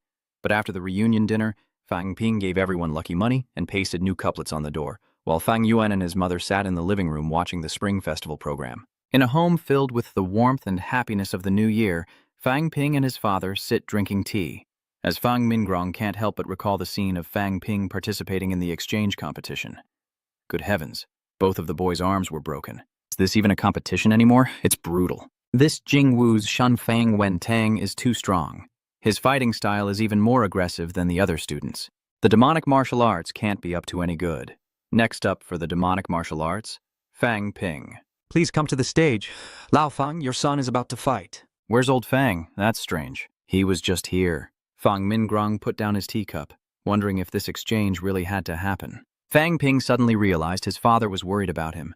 He waved his hand and said, "Dad, you don't need to worry. Due to certain circumstances, we have no choice but to fight in this exchange. Normally, we'd stop once we reach a certain point and it wouldn't escalate like this." Fang Mingrong set down his cup, paused, and said, "Just know your limits. I don't understand martial artists or why you take such risks. Yes, lately everyone's been praising us for raising such a wonderful son. He truly is exceptional. Being a champion is good, reaching the second rank is good, but your mother and I just want you to return home safely." Fang Ping felt a warmth in his heart and smiled, pouring tea for his father. "Don't worry, father. I'm not stupid. I won't do anything dangerous." Fang Mingrong slowly raised his teacup. "That's good then." Feeling the warmth of family, Fang Ping wondered why martial artists risked their lives so readily. It must be to protect others. Meanwhile, at the Namjiang governor's mansion, many martial artists are gathering. Zhang Dingnan, the governor of the Namjiang province, announced that the operation to encircle the heretical cult in Namjiang was prepared for second-grade students to enter the catacombs, prompting an agitated Lu Fengrao to object, arguing that even the strongest second-grade martial artists are still only second-grade. Is the Earth Cave a death wish? I can't let my students face such danger. Zhang Beihai quickly intervened, telling her not to get so worked up. The Ministry of Education's decision was made out of necessity. The situation in the catacombs is growing more tense, and the cult is taking advantage of it to cause chaos.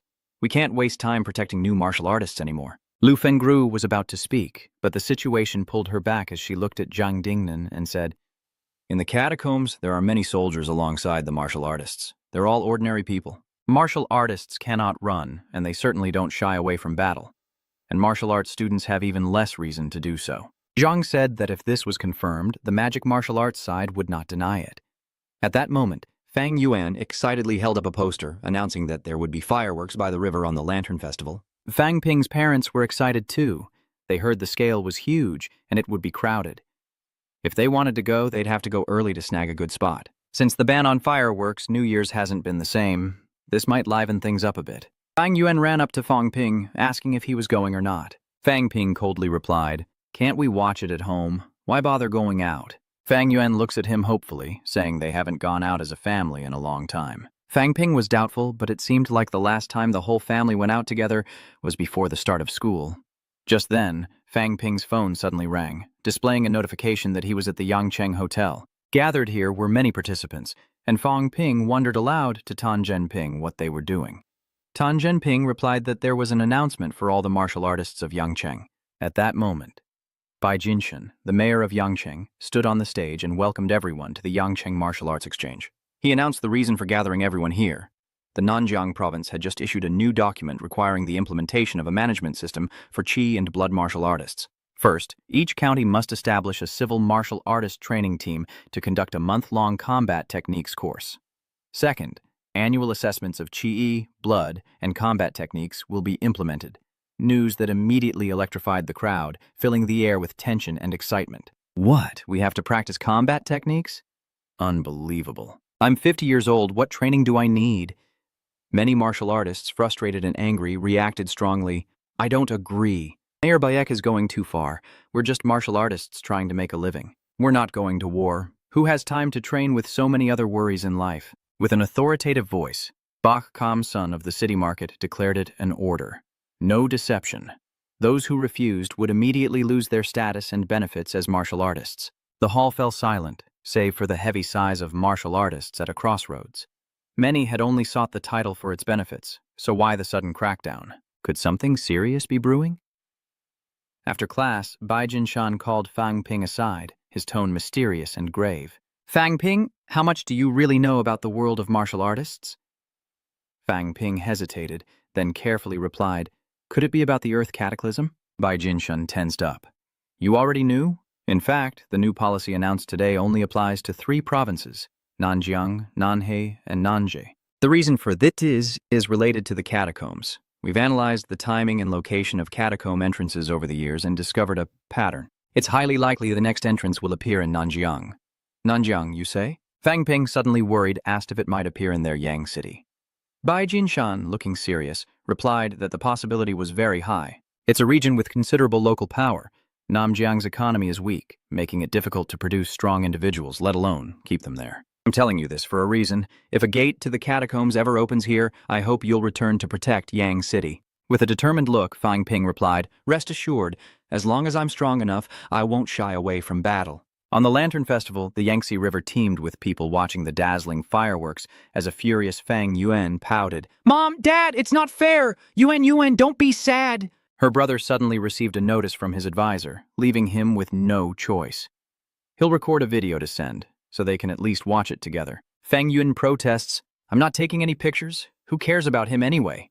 Fireworks explode brilliantly over Duongtan, creating a beautiful scene. However, all Fuangbin can do is watch this scene through his phone, listening to his parents on the other end of the line, telling him to remember to eat glutinous rice cakes. They tell him to train well, not to put too much pressure on himself, and to come home if he's tired. With a reproachful tone, Fang Yuan says, You're a liar, never keeping your promises. If Mom and Dad hadn't begged, I wouldn't have taken pictures of the fireworks for you. Looking at the illuminated sky, Fang Ping's face couldn't help but become somber. A catacomb gate will appear in Yangcheng soon. I can't take it lightly. Yangcheng is my ancestral home on Earth, and my family is waiting to be protected. I need to get stronger. And fast. The next day, Fang Ping walked with Lu Fengru across the magic martial arts campus, the air thick with tension. Fang Ping asked, Teacher, why did you call me here so urgently? Is something serious going on? Lu Fengru said sternly, Time is running out. At the end of this month, the school will send you to Nanjiang to carry out a mission to hunt down heretics. There's a high probability you'll encounter a third-grade opponent, and second-grade students may enter the Earth Cave ahead of schedule. With a tense expression, Fang Ping knew that Lu Fengru's warning meant he could be walking into his own death. Therefore, his urgent mission is to quickly increase his strength to protect those who are important to him. He must become stronger. Quickly. The young man immediately planned to form a team. At a real-world training facility, Fang Ping and Chen Yunxi were practicing. But Fang Ping's thoughts were troubled, haunted by nightmares of the catacombs opening in Nanjiang, dreams of his parents, and the chilling sight of Fang Yuan's lifeless body. He swore to himself that he wouldn't let it happen. I must become stronger. Fang Ping slams his phoenix saber into the ground, the sound echoing through the training room. Everyone, I'm thinking of forming a Rank 2 team to take on military missions. Anyone want to join? Surprised, Fo Duong Nguyen exclaims, The military? I'm in. The military's rewards are quite generous. We've all reached the 2nd rank. It's time to accomplish great things. Seeing everyone's enthusiasm, Fu Yangyuan reluctantly agreed, saying it's just a military mission. For us, it's nothing. Chen Yunxi, I'll cripple you right now. Yang Xiaomao gently comforts Chen Yunxi, telling him not to mind Zhao Lei. Are you a dog? Do you have hind legs to hold you back? Zhao Lei's face turns green as he asks what he's saying, but Fu Yangyuan, unable to restrain himself, pulls down Zhao Lei's pants, saying, Let me see. Are those dog legs? Zhao Lei's face suddenly turned red. Fu Yangyuan, I'll break your legs. Meanwhile, Yang Xiaomian gently comforts Chen Yunxi. Yunxi, don't worry about Zhao Lei. Hearing this, Fang Ping smiled happily. That's right. Believe in yourself. You're Chen Yunxi and you're second to none. Overcome with emotion, Chen Yunxi bit her lip, vowing to try her best. It's better to have more people, to avoid being overwhelmed when we get there. Shui Mei hurriedly raises her hand, saying, Teacher, I want to participate too. Oh! Lu Fengru yawned and said it was out of the question.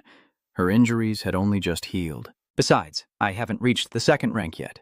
Hearing this, Zhuo Shuimei was immediately disappointed and slumped against the railing. As night falls, Fang Ping's team enters a silent forest where he lays out their plan to destroy a stronghold of the Chaotic World sect. The leader is a second-grade martial artist named Din Fong, along with 3 first-grade martial artists.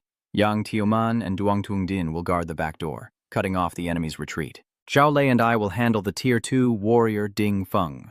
Fu Yangyuan will deal with the Tier 1 warriors, and Chen Yunxi will take care of the rest. Tang Songting cautiously asks if the mission intel is accurate this time. We suffered losses last time. Fang Ping immediately tore up the mission briefing, the sound of ripping echoing. Zhang Xiaoman, still surprised, asked if he was crazy. Fang Ping put a finger to his lips, signaling silence, and whispered not to be discovered. I want to remind everyone not to completely trust this information. If second or third grade martial artists appear, I'll hold back the strongest one. Zhao Lei will handle the rest. And remember one thing, if you can fight, fight. If you can't, run. We're here to make money, not die. Got it? Everyone answered in unison. Understood. They moved into position, ready to follow orders and act. At the door, a bald man dozes off as the group slowly approaches. 3, 2, 1. Go! Fang Ping moves quickly, silencing the bald man with one hand, and he immediately collapses. The others returned as well, when suddenly Zhao Lei kicked down a door. Huang Bin knew something was wrong as the lights in the room went out. Then, with a crash, the window shattered, and a figure lunged out, heading straight for Zhao Lei, but Chen Yunxi swiftly appeared, taking the blow for him. Next, 2 more figures burst forth, and Fu Yangyuan and Zhao Lei rushed to meet them. At the same time, the door shattered, and 2 weapons came flying out. Fang Ping quickly grabbed his phoenix plume blade, turning to block the attack. I didn't expect 2 second-rank leaders. Are they really trying to push me? Perhaps my skills have reached the realm of untouchability, making them easy to deal with. Just as I was about to strike, 2 clangs rang out. Fang Ping blocked their attacks, skidding back several meters. A smile crept across his face. With his powerful allies' support, this battle would be an easy victory. Now he just needs to hold these 2 off until his teammates arrive. Suddenly, a blade flies in from behind. Startled, Huang Bin wondered if there were more enemies, and tried to dodge. The blade struck Fang Ping's head, raising a large bump. Ouch, that really hurt. It turns out Zhao Lei knocked away a cultist's weapon, which accidentally hit him. Their strength is just too weak. Fang Ping angrily curses. Zhao Lei, are you crazy? That blade almost got me. Meanwhile, Fu Yangyuan leaps forward, thrusting a spear at a cultist, but he narrowly dodges the blow. He charges towards Zhao Lei. Hey, move a little. Zhao Lei, damn it! Zhao Lei panicked and jumped back. The 2 of them began to panic. Fu Yangyuan, boss, are you trying to kill me? Who told you to stand behind me? How could I have seen you? Instead, an explosion sends them flying. With a hint of remorse, Yang Xiaoming apologized, saying he couldn't control his power. Are you 2 okay? This act has enraged Fang Ping beyond restraint. Does anyone have a sense of teamwork here? Are you even trying? Fang Ping struggles against the attacks of 2 enemies. A mission that seemed like it would be completed quickly has taken an unexpected turn. It seems saving money is no longer an option. Determined, Fang Ping suddenly rises, unleashing the Blood Mania triple slash. A blinding flash, and one of the cult leaders is immediately cut in half. Fang Ping turns his gaze to the other. The remaining cult leader panicked and immediately turned to flee. You want to run? Fang Ping gathered his strength and leaped after him. Consuming 43,000 wealth points to restore his blood, Fang Ping leaps into action, a whirlwind of blood and blades. Hearing the horn, the cult leader is finished. Now, with a sharp gaze, Fang Ping repeats himself one last time. The purpose of forming this team is to make money and boost cultivation, so take it seriously. Are you going? That's a peak rank 3 martial artist. This is the first time the youth team has taken on a rank 3 mission. Just recently, Fang Ping's team wiped out a cult hideout. Fang Ping sets down his bag, all the spoils of war contained within, worth about 6 million. The battle cost us 2 million, leaving only 4 million to split between the 6 of us. Fang Ping sighs, lamenting that his team is so unproductive. At this rate, they'll never earn enough money. Half a month later in Sucheng City, Fang Ping writes and says that they've completed 12 missions, but all with low rewards. He then pulled out the wanted list, asking everyone to choose their next mission, preferably one with a higher reward. Fu Yangyuan tears a page from the wanted list. How about mission 0508? It's worth 10 million. Moreover, it's a cult mission we're familiar with. The target is Huang Mao, a low-level cult leader with a 10 million bounty. Yang Xiaomeng was shocked. Are you crazy? How can we fight a demonic cultivator? But Fu Yongyuan pointed to Fang Ping on the sofa, confidently saying that Fang Ping had already reached the peak of the second rank. Then, if we attack one person, can't we take him down?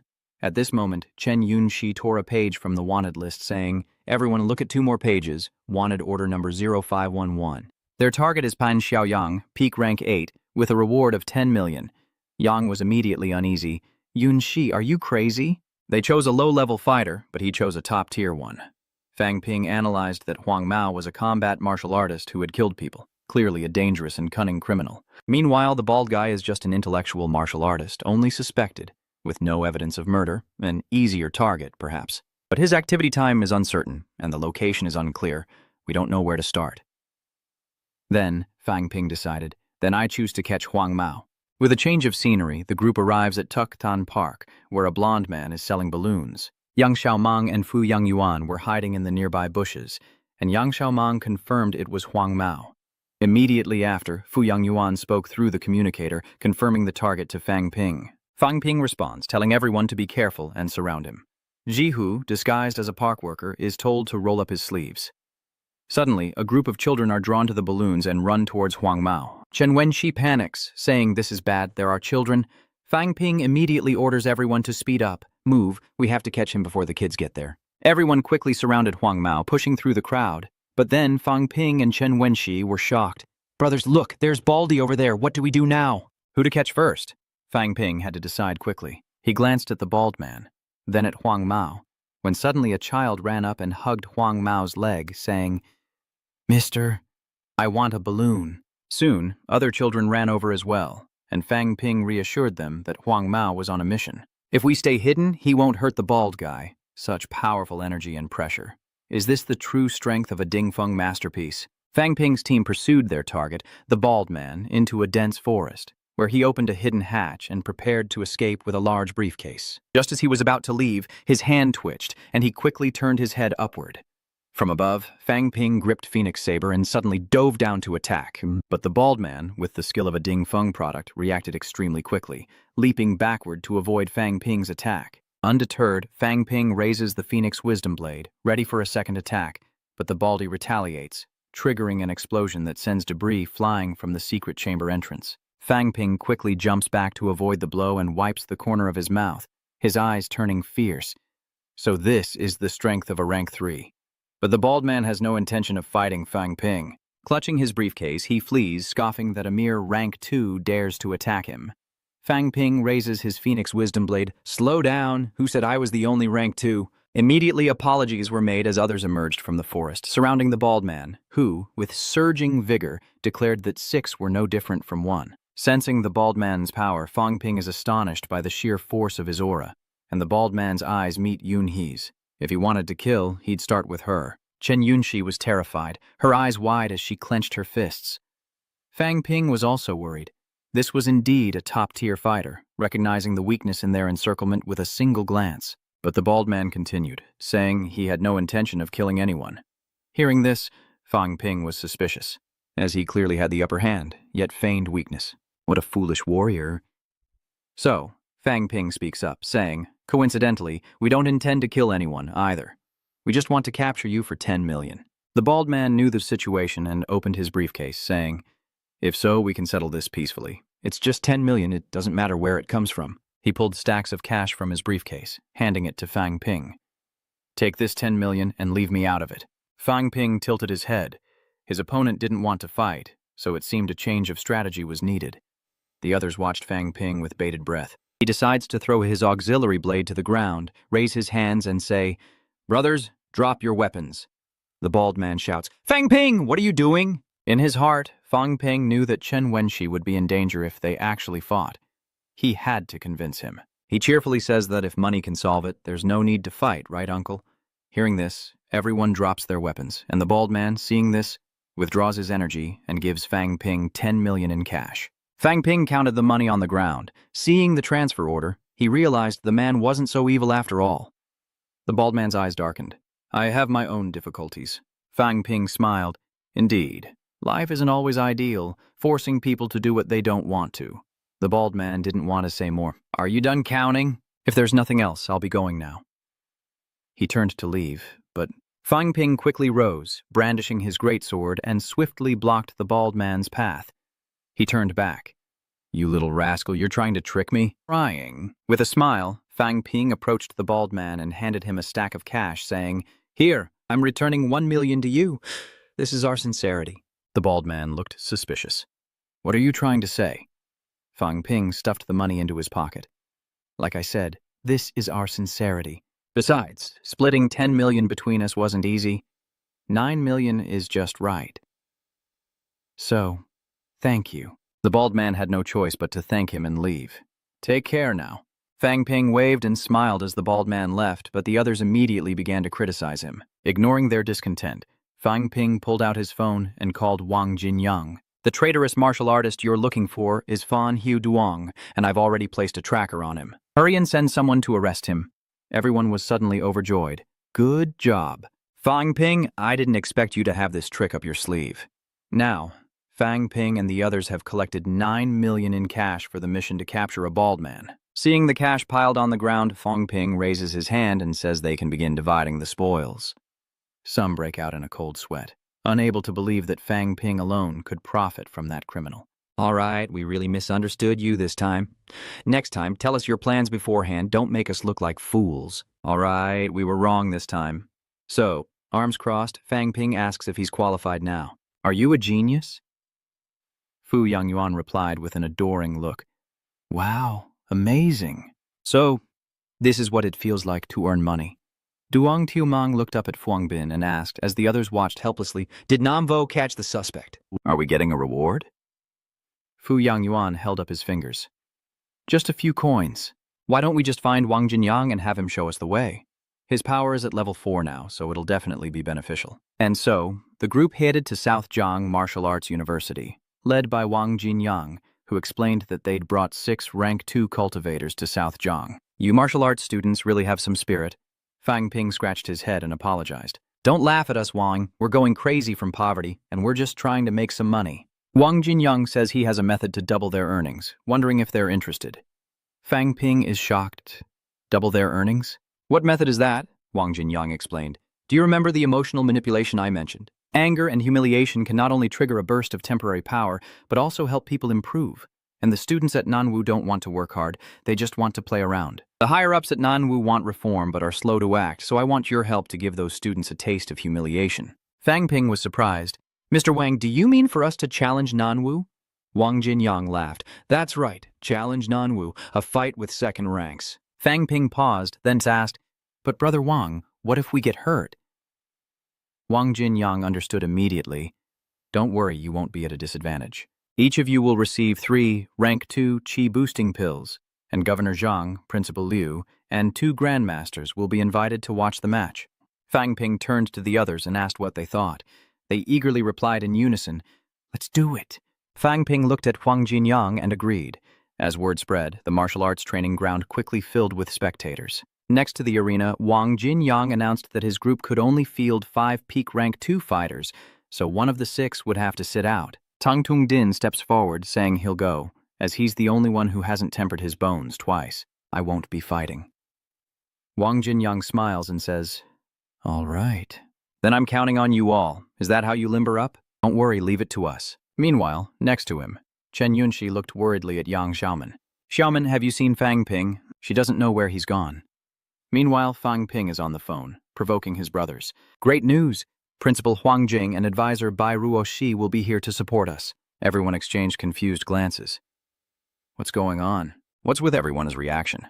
"Don't you believe me?" Covered in a cold sweat, Fu Yangyuan denies it, saying it's not that they don't believe him, but that they never imagined he'd be so happy about it. Fang Ping struggled to suppress a laugh, of course. Then he sighed. "Actually, those things aren't the most important. Most importantly, the school will provide 21st grade Qi and blood pills and 5 second grade Qi and blood pills to support everyone in this challenge." Everyone was astonished. Fu Yangyuan chuckled, saying that Fang Ping was indeed a genius. No one in the martial arts world was better at making money than him. Yang Xiaomang could not believe it, saying that this man was shining too brightly today. The match has officially begun. As the referee's whistle blew, the fighters introduced themselves. Chen Bingfei, 3rd-year male student, Department of Weaponry, Dananjiang Martial Arts University, Tier 2 Ding Feng. and male martial artist Jing Diti, Tier 2. Chuo Lu impatiently raised his fist and exclaimed, "Enough talk!" The announcer roared, "Magic Martial Arts, Cho Loi, second grade Zoan Duel!" The tension explodes as both fighters charge, ready for battle. Zhang Dingnan watched the match, commenting cheerfully, "Not bad, not bad. It's been intense from the start." Meanwhile, Huang Jing arrived at the arena. Governor Zhang spoke up. "Headmaster Liu, apologies for being late." Zhang Dingnan joked that Huang must have arrived late because he thought his champion team would win the elimination match. Principal Liu immediately chimed in, suggesting he should have arrived even later to avoid seeing his students defeated. Huang Jing retorted humorously, "That's right. I wouldn't have the heart to see you lose so badly." Headmaster Liu angrily retorted, "Huang Jing, you're being hypocritical. This isn't your magical domain. Only after the fight will we know who the victor is." The martial arts competition unfolds with arrogance, as Chen Bingfei roars in anger and unleashes a powerful thrust. The sword immediately leaps into the air, dodging the attack, and Bingfei smirks, surprised it evaded. Even a tree without roots must eventually fall. Take this. He tried to predict where the faulty market would land, but it suddenly stopped mid-air, and Tran Bongfi's pupils contracted in shock. What? Not falling? All the martial demons were surprised. Fang Ping smiled faintly, saying, "Not bad." The fault market had now reached the aerial realm.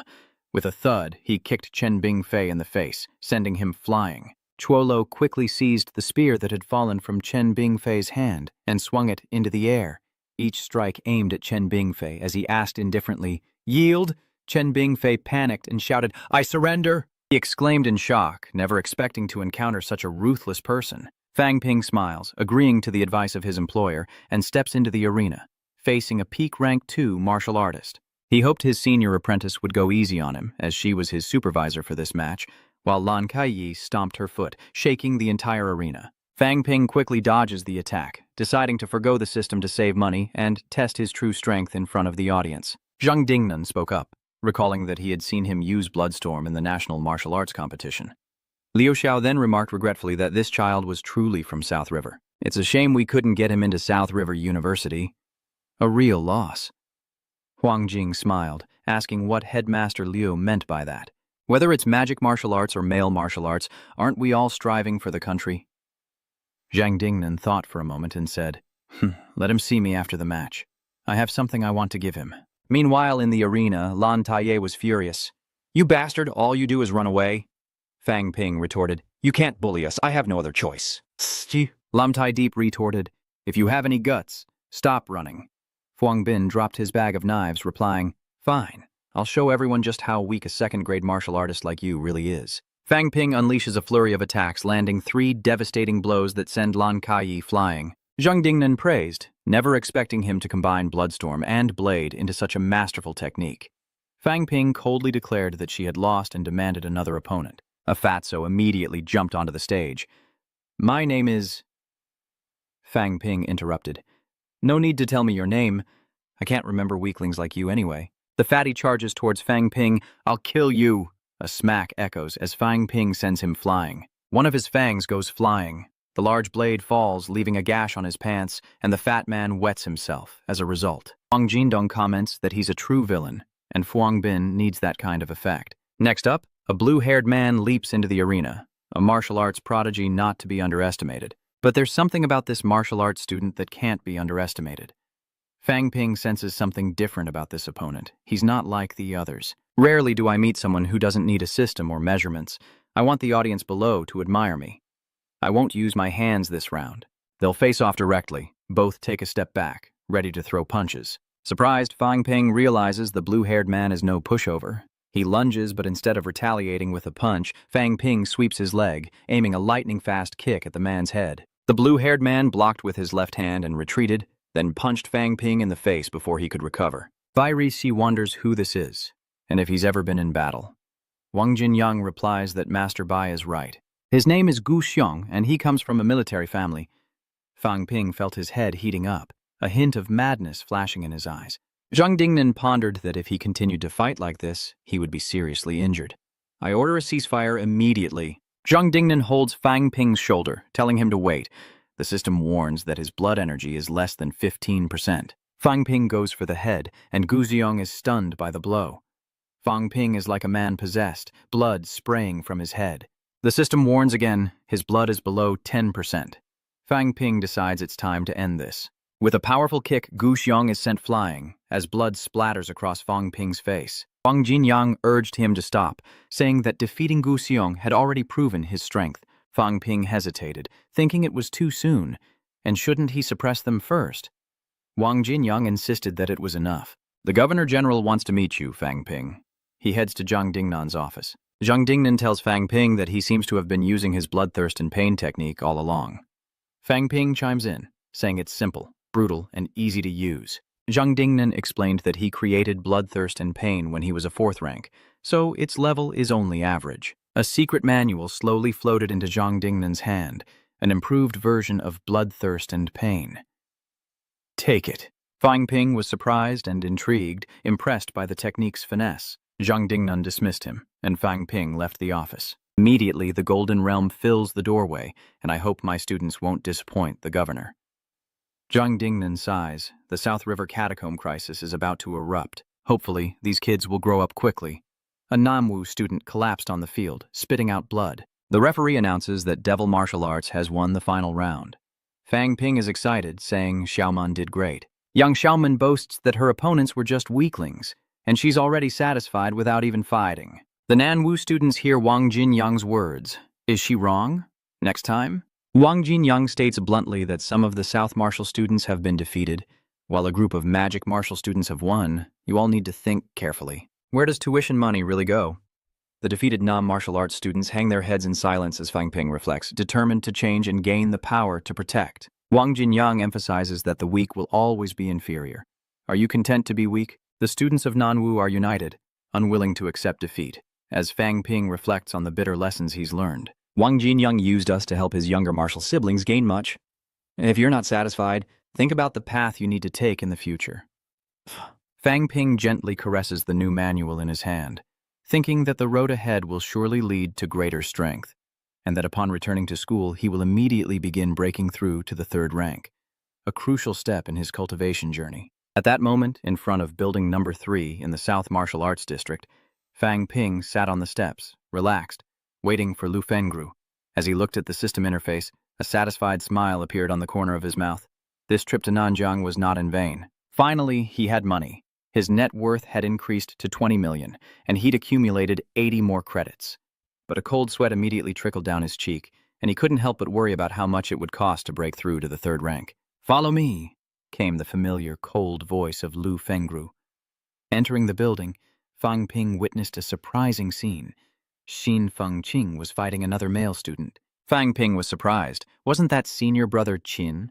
Lu Fengru calmly watched the match and said it was just training. Xin Fengqing has already reached the peak of the 3rd rank.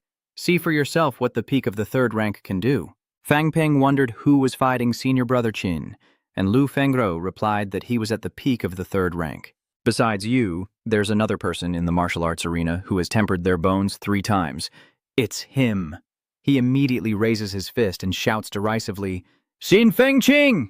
Does he really think reaching the peak of the 3rd rank means he can get away with this? He throws a punch straight at Xin Fengqing. Xin Fengqing didn't flinch, returning the blow, and their fists collided with a resounding crack. He dares to show off his thrice-honed bones. "Today, I'll play with you for real." Just then, Xie right hand suddenly drooped, blood dripping down. Fang Ping watched in surprise. Senior brother Qin is too strong. Such an intense fight, and he's not even injured. Lu Fengru calmly states that this is the power of the peak of the 3rd rank. Moreover, do you see anything else? Fang Ping analyzes seriously.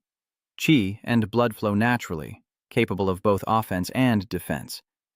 That's right, Lu Fengru explains. 2nd-grade martial artists can only temper their limbs, so their strength is scattered. Directing one's qi and blood to a single point is difficult, but at the 3rd rank, it becomes much easier. Upon reaching the 3rd rank, they enter the body refinement stage, connecting their limbs and enhancing their overall strength, which is why 3rd-rank warriors are considered elites. Fang Ping, still doubtful, asked how senior brother Qin could withstand such powerful blows. Lu Fengru replied that at the peak of the 3rd rank, the tendons, muscles, flesh, and bones have all been thoroughly tempered. He's practically an Iron Man now. While I've only tempered my bones, the rest of me is still normal. Fang Ping's lips curled slightly. sinews, membranes, flesh, and bones. So the third stage wasn't just about the number of bone refinements, but about phases. How interesting. Lu Fengro led Fang Ping to the energy room, where a staff member greeted them with a friendly smile. To use the training room for 5 hours, it'll be 50 credits. Please present your martial arts certificate. Fang Ping turned to look at Lu Fenghua, who nonchalantly told him not to look at her. Pay for yourself. With a look of regret, Fang Ping reluctantly pulled out his martial arts certificate. I worked so hard to earn those credits. This is too expensive. Lu Fengro swipes his martial arts certificate at the training room door, and with a beep, the door opens, and Fang Ping slowly enters. He thought to himself, this is unbearable. My vitality is screaming. Lu Fengro casually told him not to get his hopes up, and that he'd understand once he was inside. Entering the training room, Fang Ping immediately stood up straight and shouted excitedly, "So much energy!"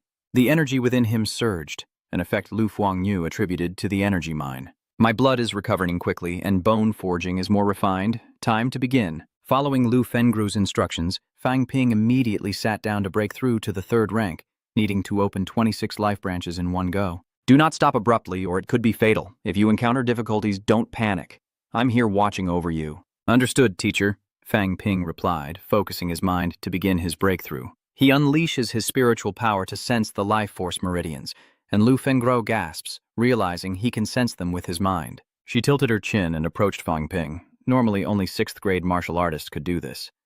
Could Fang Ping be a Grand Master seed? Fang Ping smiled slightly. Was it easier than he imagined? But just then, a sharp pain suddenly shot through his meridians, making him anxious. This wasn't good. In his moment of crisis, Lu Fengru gently patted Fang Ping's back, sending a surge of warm energy into his body, telling him to focus and not be distracted, helping him to gradually calm down. Time passed and beads of sweat trickled down his face. After 4 hours, the system announced that he had advanced to the 8th grade realm. Breathing a sigh of relief, Fang Ping's eyes lit up as he exclaimed, "I've broken through to the 8th rank realm." Lu Fengro yawned and told him to consolidate his power. Don't be reckless. I'll head back first. With that, she left the training room, and Fuang Bin pondered the energy-filled space, thinking it would be a waste to only consolidate his realm. Instead, he should take advantage of this opportunity to train and try to break through to the intermediate stage of the 8th rank. Such an amazing training room. It really needs to be used to its full potential. So, Fang Ping closed his eyes once more and began the process of breaking through to the 8th grade mid-stage. As he cultivated, a stream of blood suddenly flowed from his nose. What? He's actually breaking through to mid-tier rank 8. This kid might really be Grand Master material. Just as Lu Fengru left, Old Man Li arrived. Noticing her departure, he stealthily approached the training room door. Heh, my star pupil is improving rapidly. It'll be interesting to see just how far he's come. At that moment, Fang Ping recalled a scene from his dream. He focused immediately, knowing he couldn't let his mind wander. But it was too late.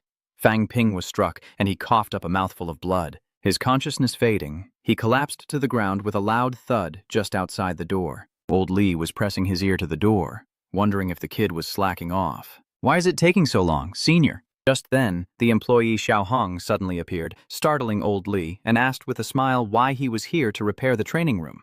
But there's nothing to fix in this room. Li quickly replied that the other room was already fixed. I'm just here to check on this room. Little Hong wonders, but it's in good condition. There's still someone inside. Feigning ignorance, Elder Li asks when they'll be checking out. Xiao Hong continued, saying that the time was actually up, and she came to hurry them along. She knocked, but there was no answer. Li narrowed his eyes. It was already past the hour. Something wasn't right, and he immediately kicked the door open. Before him, Fang Ping lay unconscious on the floor, and Xiao Hong hurriedly helped him up. Senior, what do we do? Shebamo.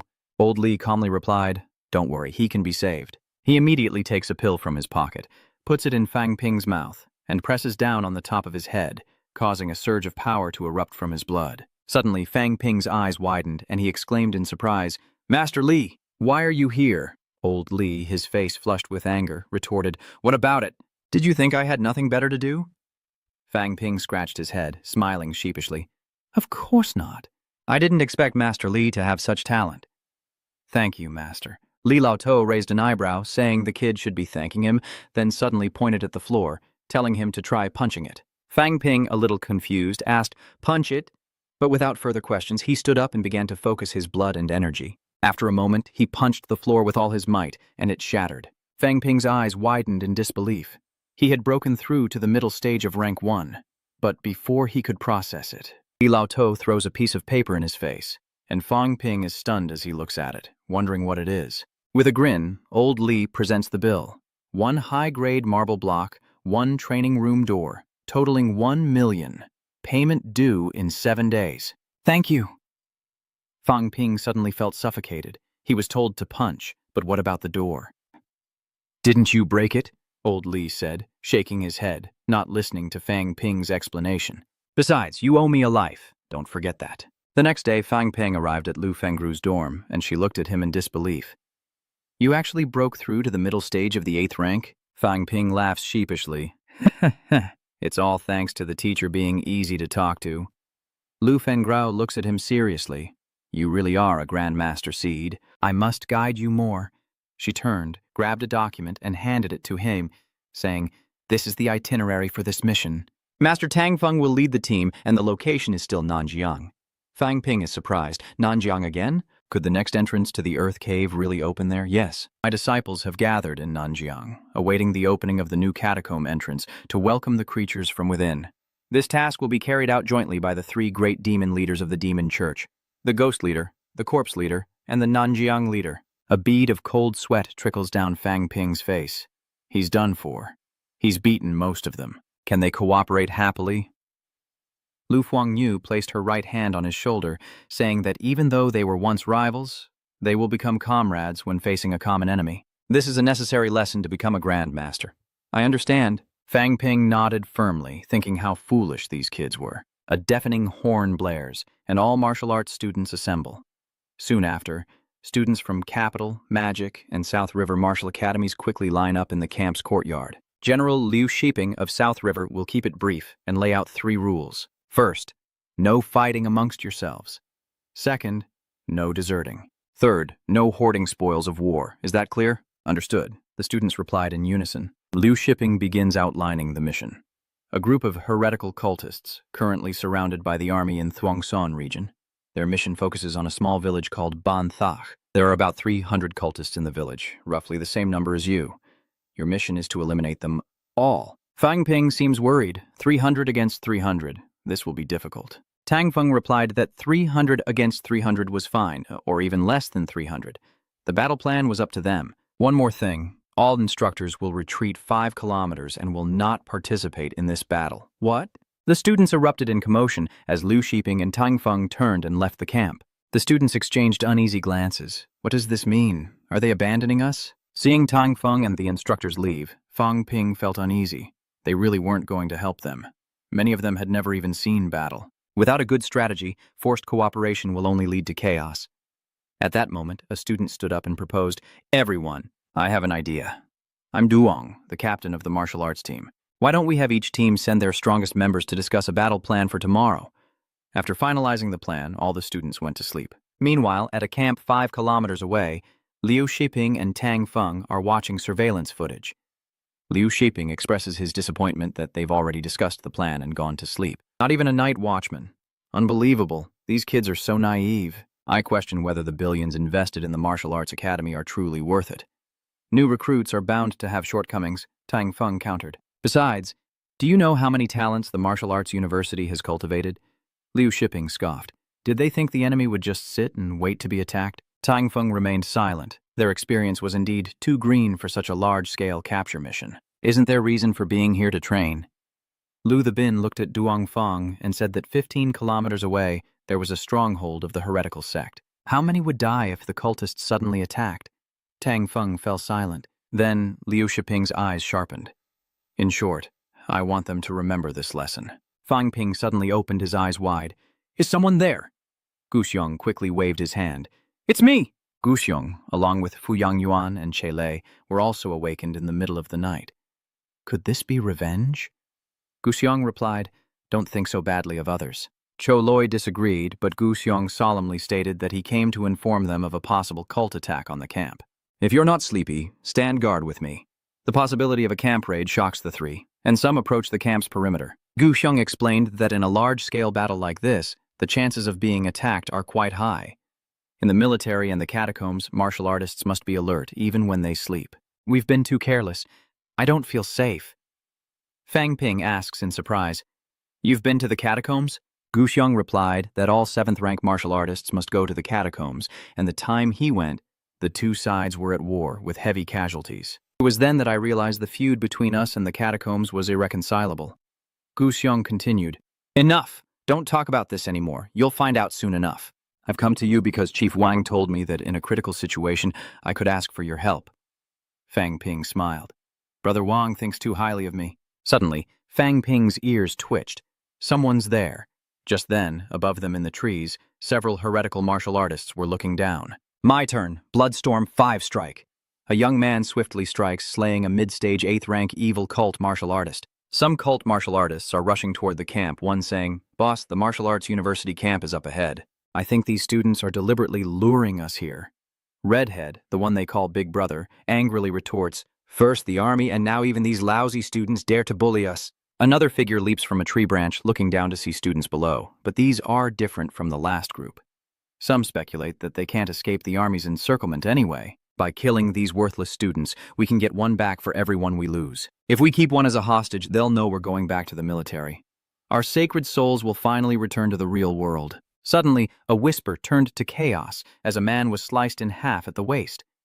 From a nearby branch, Fang Ping unsheathed his azure phoenix blade, declaring, Your lives are ours now. Gu Xiong and the other two jumped up from below, Gu Xiong throwing a punch at Redhead. The man dodges, counters with a kick, and sends Gu Xiong flying, then wielding his greatsword, leaps toward Fang Ping, a man seeking death. A powerful aura suddenly erupts in the air as Fang Ping raises his phoenix blade to defend. He could feel the terrifying power of his opponent, a mid-stage rank 3.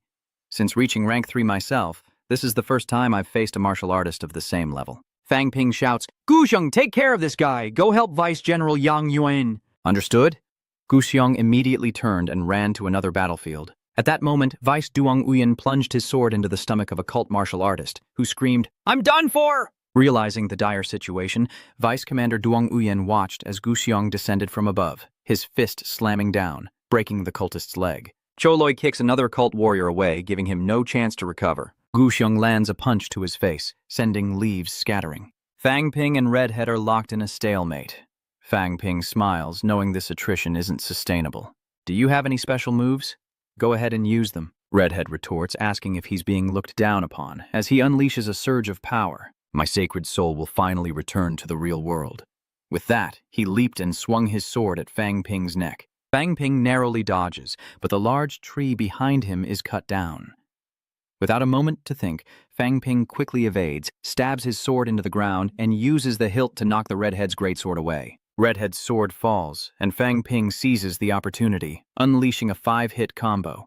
Redhead collapses on the spot, his blood splattering onto Fang Ping's face. Quickly, Fuang Bin announced, 800 points, 800,000. An announcement echoed from the camp, alerting all male students. The minimum score for this assessment is 100 points. The Tactical Guidance School will be deducted 10 points, and other schools will be deducted 5 points. Namvo Ko, Hung receives 15 points.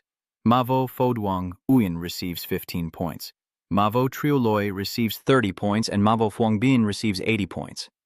The next morning, everyone gathers again, and Trong Duong says seriously that after last night's attack, we must realize that everyone has been too optimistic. We need to discuss what happens next. As Gu Xiong speaks, he warns that the cult knows of their presence and can no longer be underestimated. I propose we head to Bonthok village immediately. Fang Ping nodded in agreement. Yes, let's not waste any more time. Who knows what they're planning next? But how will we get there? Wu Xianghua, of the demonic martial finger, pointed at the table, troubled. The camp is 15 kilometers from Bonthok village, and the military has taken all the vehicles. Everyone fell silent, and Gu Xiong continued. If I'm not mistaken, they're doing this to get us used to the environment of the underground cave.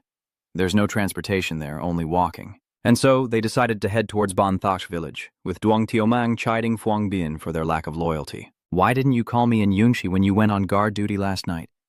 Yungshi sadly hangs her head, not knowing what happened. They were already penalized this morning.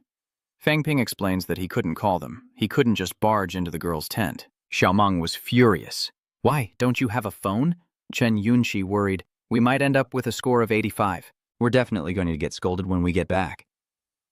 Not necessarily, Yunxi, Foduang Uyen smiles. I'm guessing you guys will end up with 60 points. Enraged, Yang Xiaomang grabs Fu Yangyuan by the collar.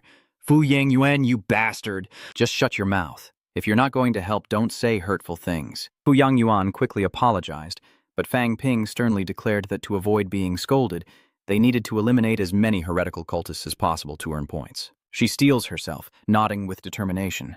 But just then, a massive boulder plummets from above. With a thud, the boulder crushes Fang Ping's location, and Chen Yunxi's eyes widen in horror. At that moment, countless other massive rocks also began to fall from above, and the students scattered to escape. Ambush! Spread out, there are third-grade martial artists helping them! Chen Yunxi stared in shock at the large rock in front of her. Xiaoman! Fang Ping, young Xiaoman cried out, Yunxi, get out of the way! A huge rock was falling right on top of Chen Yunxi. In a moment of peril, Fang Ping leaps into action, cleaving the boulder in two. Fang Ping and Fu Yangyuan approach, asking if they're all right. Yang Xiaoman frantically says she's not hurt, but Yunxi almost scared her to death. Chen Yunxi looked up, worried about Fang Ping. I thought that Fang Ping blamed himself. I'm sorry. If only I had realized the danger sooner. While the group was talking, a cultist suddenly emerged from the forest, slashing at Fang Ping with a knife. Fang Ping's eyes narrowed as a counterattack took down the cultist. Young Xiaoman and the others were shocked as dozens of figures emerged from the forest, surrounding the male students. Fang Ping's eyes flashed, and the command, kill, escaped his lips. Following his order, Fu Yangyuan and the others began their frenzied attack. In the blink of an eye, the cultists surrounding Fang Ping and his group were completely annihilated. Gu Xiong rushed over, panicked. Fang Ping, what's your situation? Fang Ping replied, We lost 2, but the rest are taken care of. What about you guys? Hearing this, Gu Xiong's face immediately darkened as Fang Ping and his group advanced towards the non-Wu team, seeing the bodies of the disciples lying on the ground. Gu Xiong said heavily, 9 were injured, 3 were dead. Fang Ping clutches his head, lamenting that this shouldn't have happened. No one should have died. Before entering Banthach village, Gu Xiong, with a worried look, solemnly remarked, This is a terrain-based battle, far more dangerous than we imagined. This complex and treacherous terrain will be a major challenge for us. At the same time, Zhang Yang and the other members of the Jingwu team appeared. Instead of warning about the dangers of the enemy, Zhang Yang offered a sharp analysis. We shouldn't just focus on the threat from the enemy, but reassess our strategy. A large formation and spread-out tactics don't suit martial artists. Speed and power are our strengths. With a serious expression, Fang Ping asked their intentions, and Zhang Yang coldly replied, Form a team of elites and immediately attack encircling Boulder Village.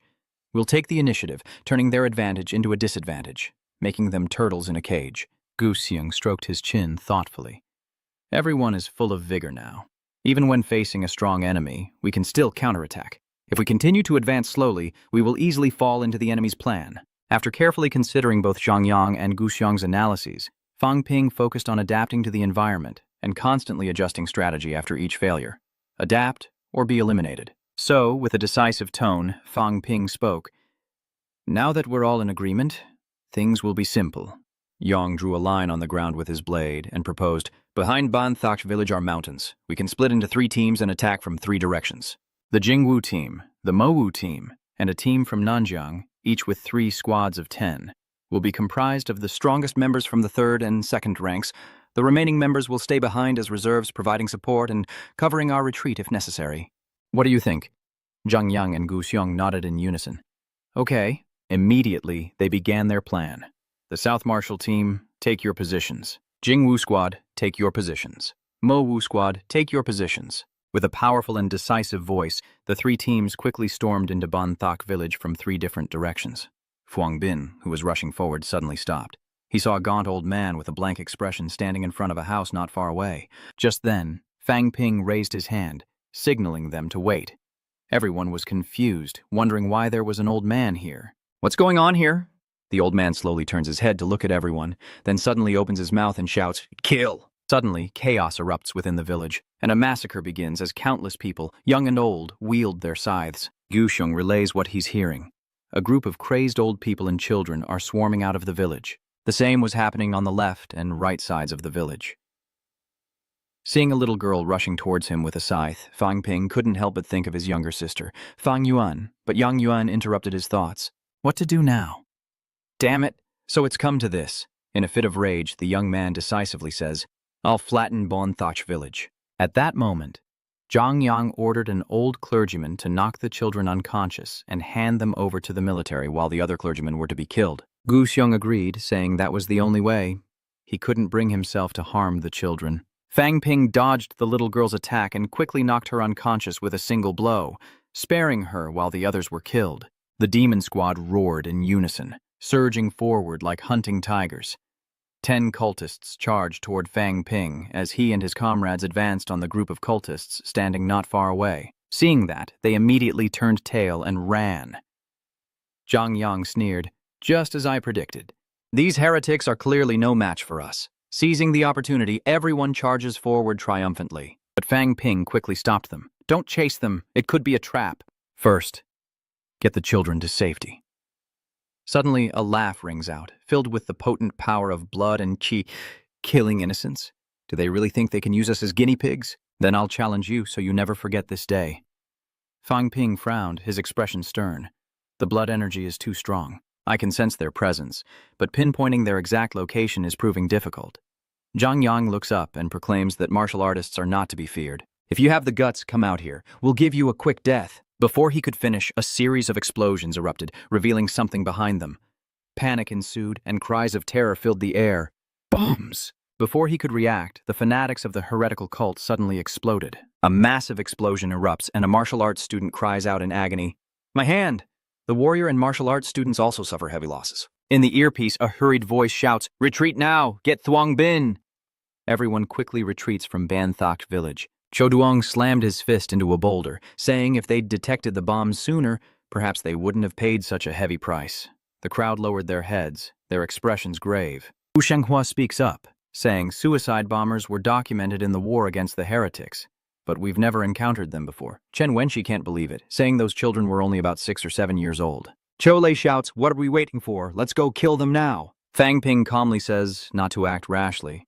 The heretics have the advantage of terrain. If we recklessly enter the village, we'll be picked off one by one. Our only chance is to force them out into the open. Young Market immediately agreed, "Then let's destroy their advantage. Destroy Stone Table Village." Gu Hong replied with a serious expression. But destroying the village requires at least a rank 2 martial artist, and consumes a lot of qi and blood. If they take the opportunity to attack, we won't have time to recover. Fang Ping spoke up, saying it was fine. He could absorb medicine quickly. As long as there were enough pills, he could continuously recover his blood essence. "If you can supply me with vitality pills, I'll become a demolition machine and flatten Stone Village." Suddenly, a rumble shakes the entire house. A panicked disciple burst in, pointing outside. "Great Evangelist, the martial arts students are destroying the village. Hurry, they're getting close." The man called the archpriest calmly warms the rosary in his hand, asking why the panic. "Just a pack of hounds whose fur hasn't grown in yet.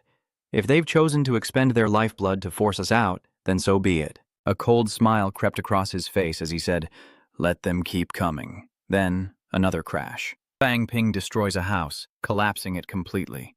He pants, covered in sweat. Perhaps that's enough. If the Dark Disciples aren't fools, they'll appear when our energy is depleted.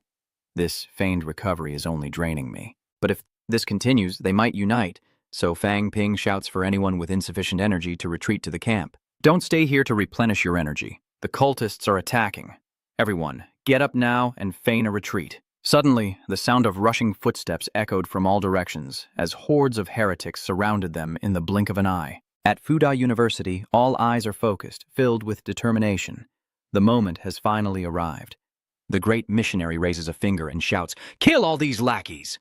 Let's begin their trial, and with that, the heretical cultists charged forward. But it was a thorn-filled trap, and in an instant, the tables were turned by the students of Fodai University. Surprise washes over the great evangelist's face as Gu Xiong rushes in, asking, "You dare underestimate us? Capture the enemy's leader." The archpreacher realized he'd walked into a trap. As Gu Xiong panicked, a surprise roundhouse kick landed, and he coughed up blood. Gu Xiong roared, "A peak provisional! Attack him with everything you've got, and bring reinforcements!" Fang Ping realized with surprise that this peak provisional wasn't like Qin Feng Qing from before, and he and some of the stronger students rushed to help. "Ooh," the archbishop sneers.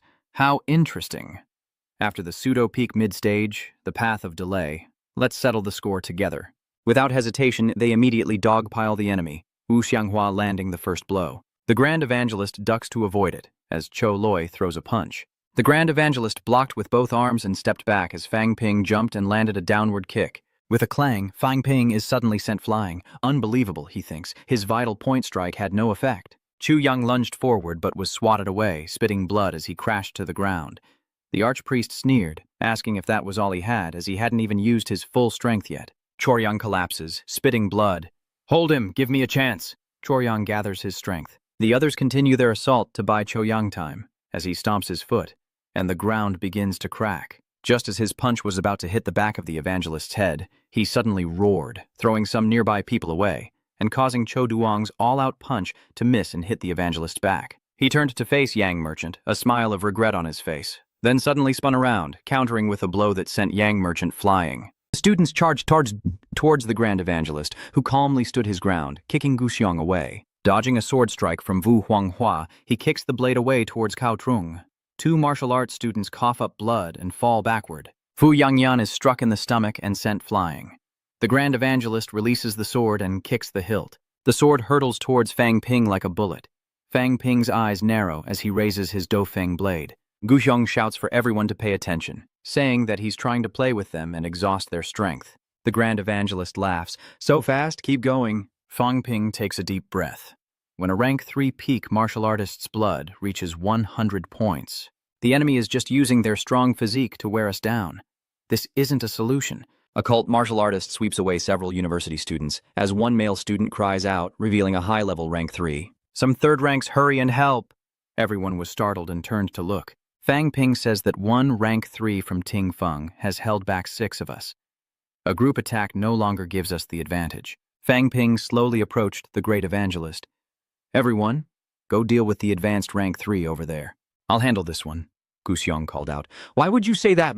The high priest sneers. "You want to solo me? A mere rank 3, mid-stage, with less than 600 points of vital energy. A rank 3 Tingfeng with 100 points. His power explodes 2 to 3 times that of the mid-stage. Just a few moves will be enough to take care of this little punk." Fang Ping accelerates, charging towards the Great Evangelist. "What are you waiting for? Go quickly." Gu Xiong worriedly says, "Be careful. We'll go help the others first." "You can't even handle a group fight, yet you dare to duel," the Great Evangelist sneered. "You guys really have a problem." Fang Ping gritted his teeth. The difference in power was just too great. But he had no choice but to fight. He struck a blow. The Grand Preacher blocked the axe, sneering at his overconfidence, wondering how many more attacks he could muster. Fang Ping strikes, unleashing the 5th level of the Bloodburst. The Grand Preacher takes a step back. He stared at the wound on the back of his hand, remarking that this must be the genius student everyone was talking about. A cruel smile crept across his face as he thought that killing him would be easier than killing a bunch of 2nd or 3rd grade students. "Fang Ping, you want to kill me? Try it." The Archbishop lunges, but with his blood energy restored, Fang Ping uses the Cloud Steps and executes the Bloodburst 5-fold slash. Blood splatters from the Great Evangelist's arms as Fang Ping glances behind him, a resounding clang echoing. He's impressed. "Each of my strikes costs 100,000, totaling nearly 4 million in assets. Yet Fang Ping can only grit his teeth and continue fighting. He's already taken 36. 37 hits when suddenly, a loud boom echoes as his hand wielding the Phoenix dagger is blown apart. Fang Ping worried. His body was full of energy, but his physical limits couldn't compensate. The Great Evangelist laughed, approaching him, mocking, "Come on, keep slashing." Immediately after, a powerful punch sent Fang Ping reeling, and he plunged his Phoenix spear into the ground, kicking out at the Great Evangelist. Han turns and clashes fists, shattering Fang Ping's alloy shoes, then, with a powerful kick, sends Fang Ping sliding back several meters. Seeing his alloy shoes destroyed, he realized with a shock, is this the power of a peak stage prodigy? And 5 million for the shoes, what a waste. Killing this one will come at a cost. Fang Ping glanced at the battle beside him, where the high-tier fighters were being besieged. Just a little more effort, and it would be enough once Gu Xiong was finished. Unexpectedly, the Great Evangelist speaks, saying he's an interesting person, with strength comparable to a mid-tier weapon team, but it's a pity his martial path ends here. With that, and to Fang Ping's shock, he threw a punch, the wind howling. A clang rang out as a dagger blocked Fang Ping's chest, bending and twisting. The punch pierced through the blade, striking him in the chest. Panic in his eyes, Fang Ping coughed up blood and was sent flying like a bullet, skidding for dozens of meters. As the dust settles, Fang Ping lies motionless. The archbishop sneers, looking up to the heavens. Ha ha ha. I've killed a martial arts prodigy. It was worth it. My life-severing strike can shatter organs. Is Fang Ping dead? She rushes to his side, but no, Fang Ping is strong. He can't die that easily. Chen Yunxi rushed to his side, her long sword clattering to the ground as she gently helped Fang Ping up, offering him a pill with a tearful voice. Fang Ping, wake up, take this medicine.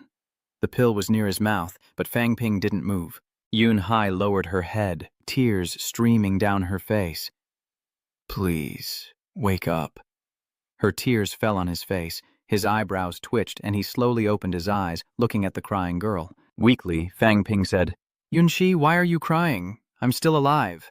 Yunxi's eyes widened as she quickly offered the medicine. Drink this quickly. With difficulty, Fang Ping spoke. Rejuvenation pill. It's working fast. Meanwhile, after dealing with the high-ranking 8th-stage heretical martial artists, Gu Xiong and the others began to surround the Grand Evangelist. Gu Xing kicks one away, saying even with depleted energy, they can't kill him.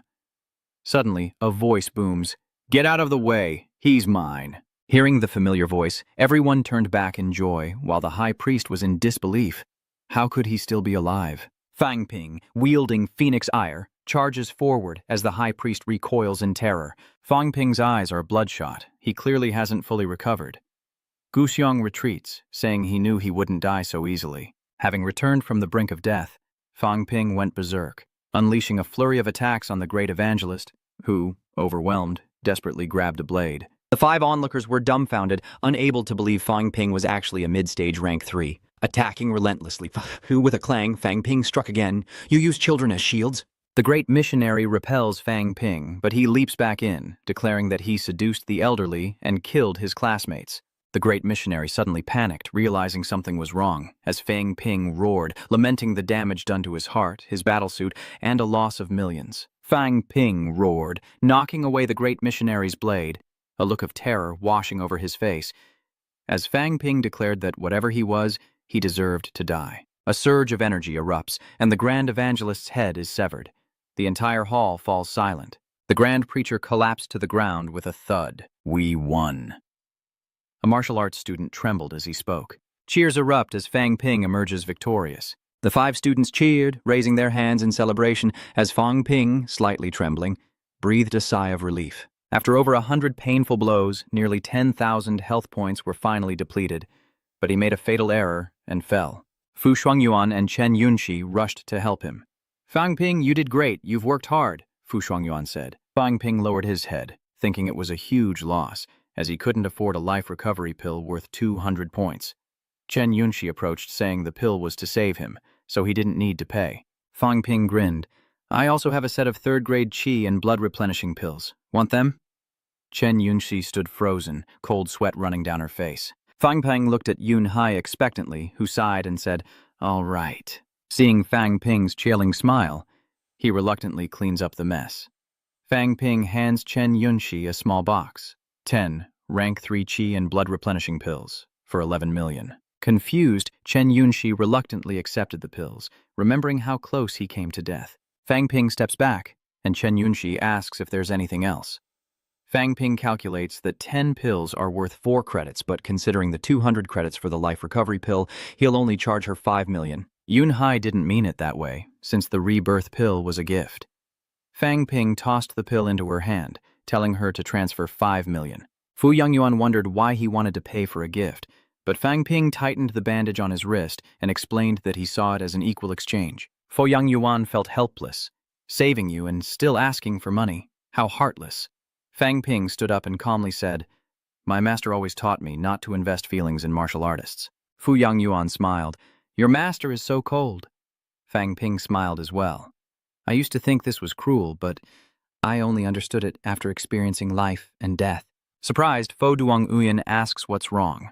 Fang Ping shares that no one knows when their time will come, and investing too much emotion will only burden those left behind. Hearing this, Fu Yangyuan felt a sense of heaviness. Just then, Gu Xiong and the others returned. Fu Yangyuan asked about the results of their mission. Wu Xianghua sighed, exhausted. Gu Xiong reported that they eliminated 214 first-class heretics, 140 second-class, and 65 third-class, including 9 who had broken through to the third class. 6 martial arts students sacrificed themselves, and those who broke through to the 3rd class were seriously injured. Xiaoyang mentioned the spoils of war. The total value of elixirs and weapons reached about 50 million. Deducting the 10 qi and blood pills previously given to Fang Ping, worth 12 million, and compensation for the families of the 6 fallen, 3 million each, leaves 20 million. The money will be distributed according to merit. Fu Yangyuan exclaims that dividing 20 million among nearly 300 people isn't much, and this time they've really lost big. Gu Xiong simply laughed, saying that if you include the spoils, it was a loss, but if you consider it a normal battle, it was still a win.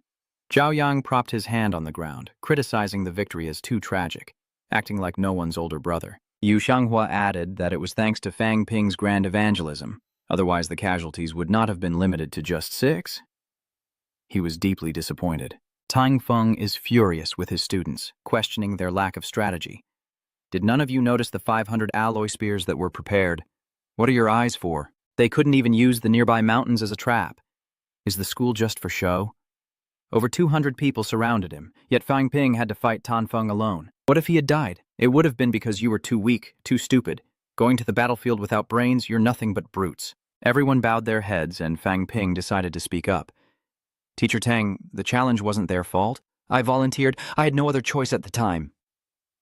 Smack, Tang Feng angrily grabbed Fang Ping's arm. You're still defending them? Out of 300 people, you're definitely the most problematic. Tell me, where did you get your blood energy? Confused, Fang Ping quickly made up an excuse. I hoard it. Tang Feng scoffed. Stockpile what? Fang Ping broke out in a cold sweat, racking his brains for an explanation. Yes, teacher, if I eat elixirs and don't fully digest them, I can save them for later, so I drank 10 pills before the fight. Tang Feng, are you crazy? You want to die? Eating so many, aren't you afraid of exploding? Come with me for an examination immediately. Fang Ping resists, refusing inspection, claiming it's his secret, and no one can ask. Fang Ping anxiously looked around. Realizing the gravity of the situation, if someone asked him to swallow dozens of pills again, it would surely be dangerous. Just then, a staff member approached. Fang Ping, someone's here to see you. Take this call. Startled, Fuang Bin wondered why they didn't call his cell. Looking at the phone, he remembered that Liang Zhong was back on duty, with little to show for it, and now his phone was broken. Following the staff, Ping wondered who was calling. Hello, this is Ping. Why is Master calling? Lu Fengru asks if he killed a 9th rank peak. Fang Ping is shocked. The information spreads fast. He rubbed his nose. Yes, all thanks to your teachings, Master. Lu Fengru shouted into the phone. Get lost. You stabbed him 100 times, each strike bursting with qi and blood. You think everyone's like you. She then sternly adds that recovering qi and blood without medicine is a sign of a grandmaster. If someone below the 9th rank could do that, it's either marrow like a water person or abnormal mental strength. Otherwise, you're going to the lab. Fang Ping paled. Test subject in a lab? Master, I don't want that. Will I die? What is marrow like? A water person? Lu Fengru sighed. Marrow like a water person only appears when breaking through to become a grandmaster. I reached the bone forging stage, undergoing a complete transformation. My marrow was tempered to absorb energy from space, and my blood and energy became more abundant as a result. There's nothing wrong with your spirit. The only issue is tempering your marrow. Fang Ping was stunned, never realizing marrow could be cultivated. He quickly opened his system, but found no such option. Lu Fengru told me about someone born with marrow like a water person, and that I could ask him.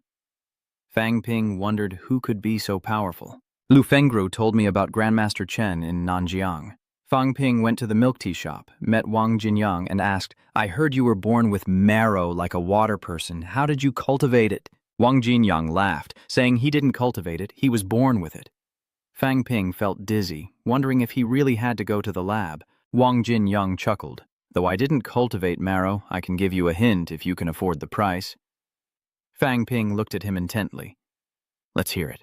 Wang Jinyang explained that using energy stones for cultivation will release liquefied energy at its limit, which can penetrate the bone and seep into the marrow, but the whole process won't be simple. Fang Ping hesitated. Did he know how expensive energy stones were?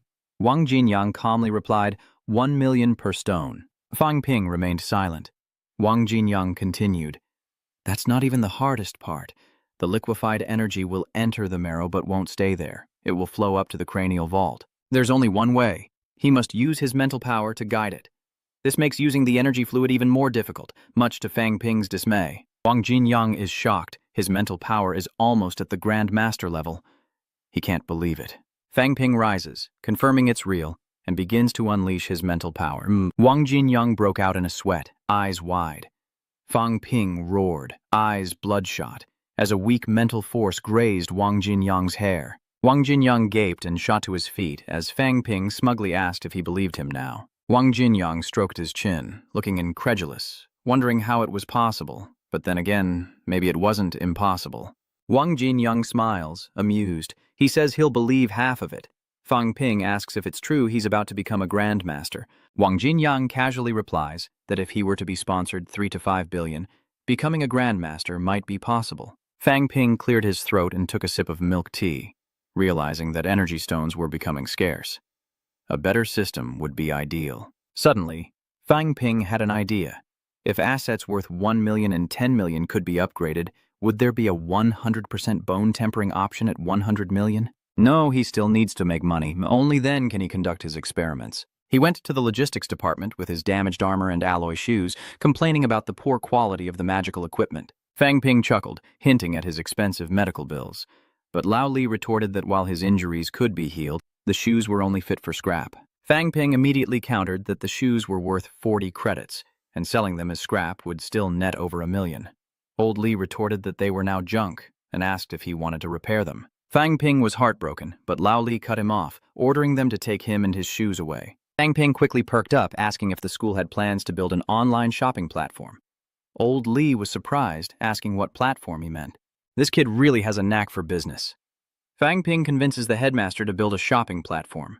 I told Lao Li that everyone shops online now, and our school needs to keep up.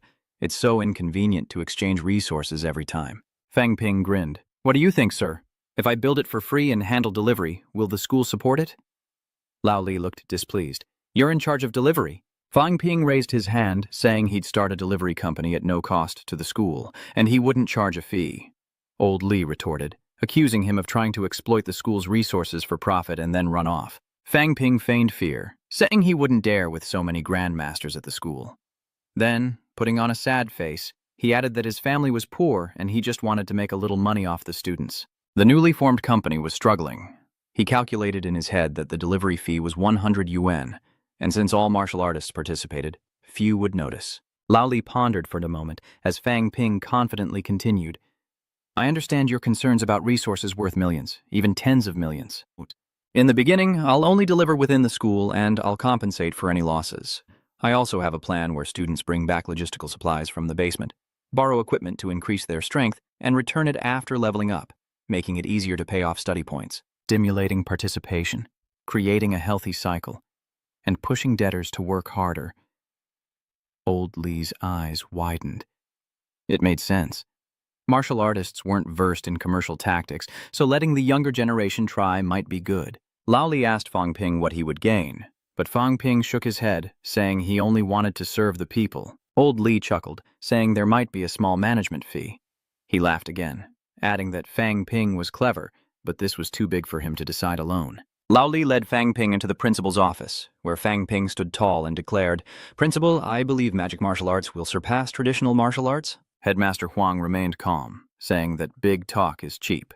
Fang Ping replied seriously that business would stimulate the development of mental power. Principal Huang and Lao Li exchanged surprised glances as Fang Ping unleashed his mental power, a surge of energy that brushed past Principal Huang's hair. The principal immediately stood up, his blood energy exploding, sending Fang Ping flying into the wall, a reaction even stronger than Wang Jinyang's. This was truly a grandmaster, his blood energy worth more than money. Principal Huang chuckled, intrigued that a rank 9 martial artist could sense mental power.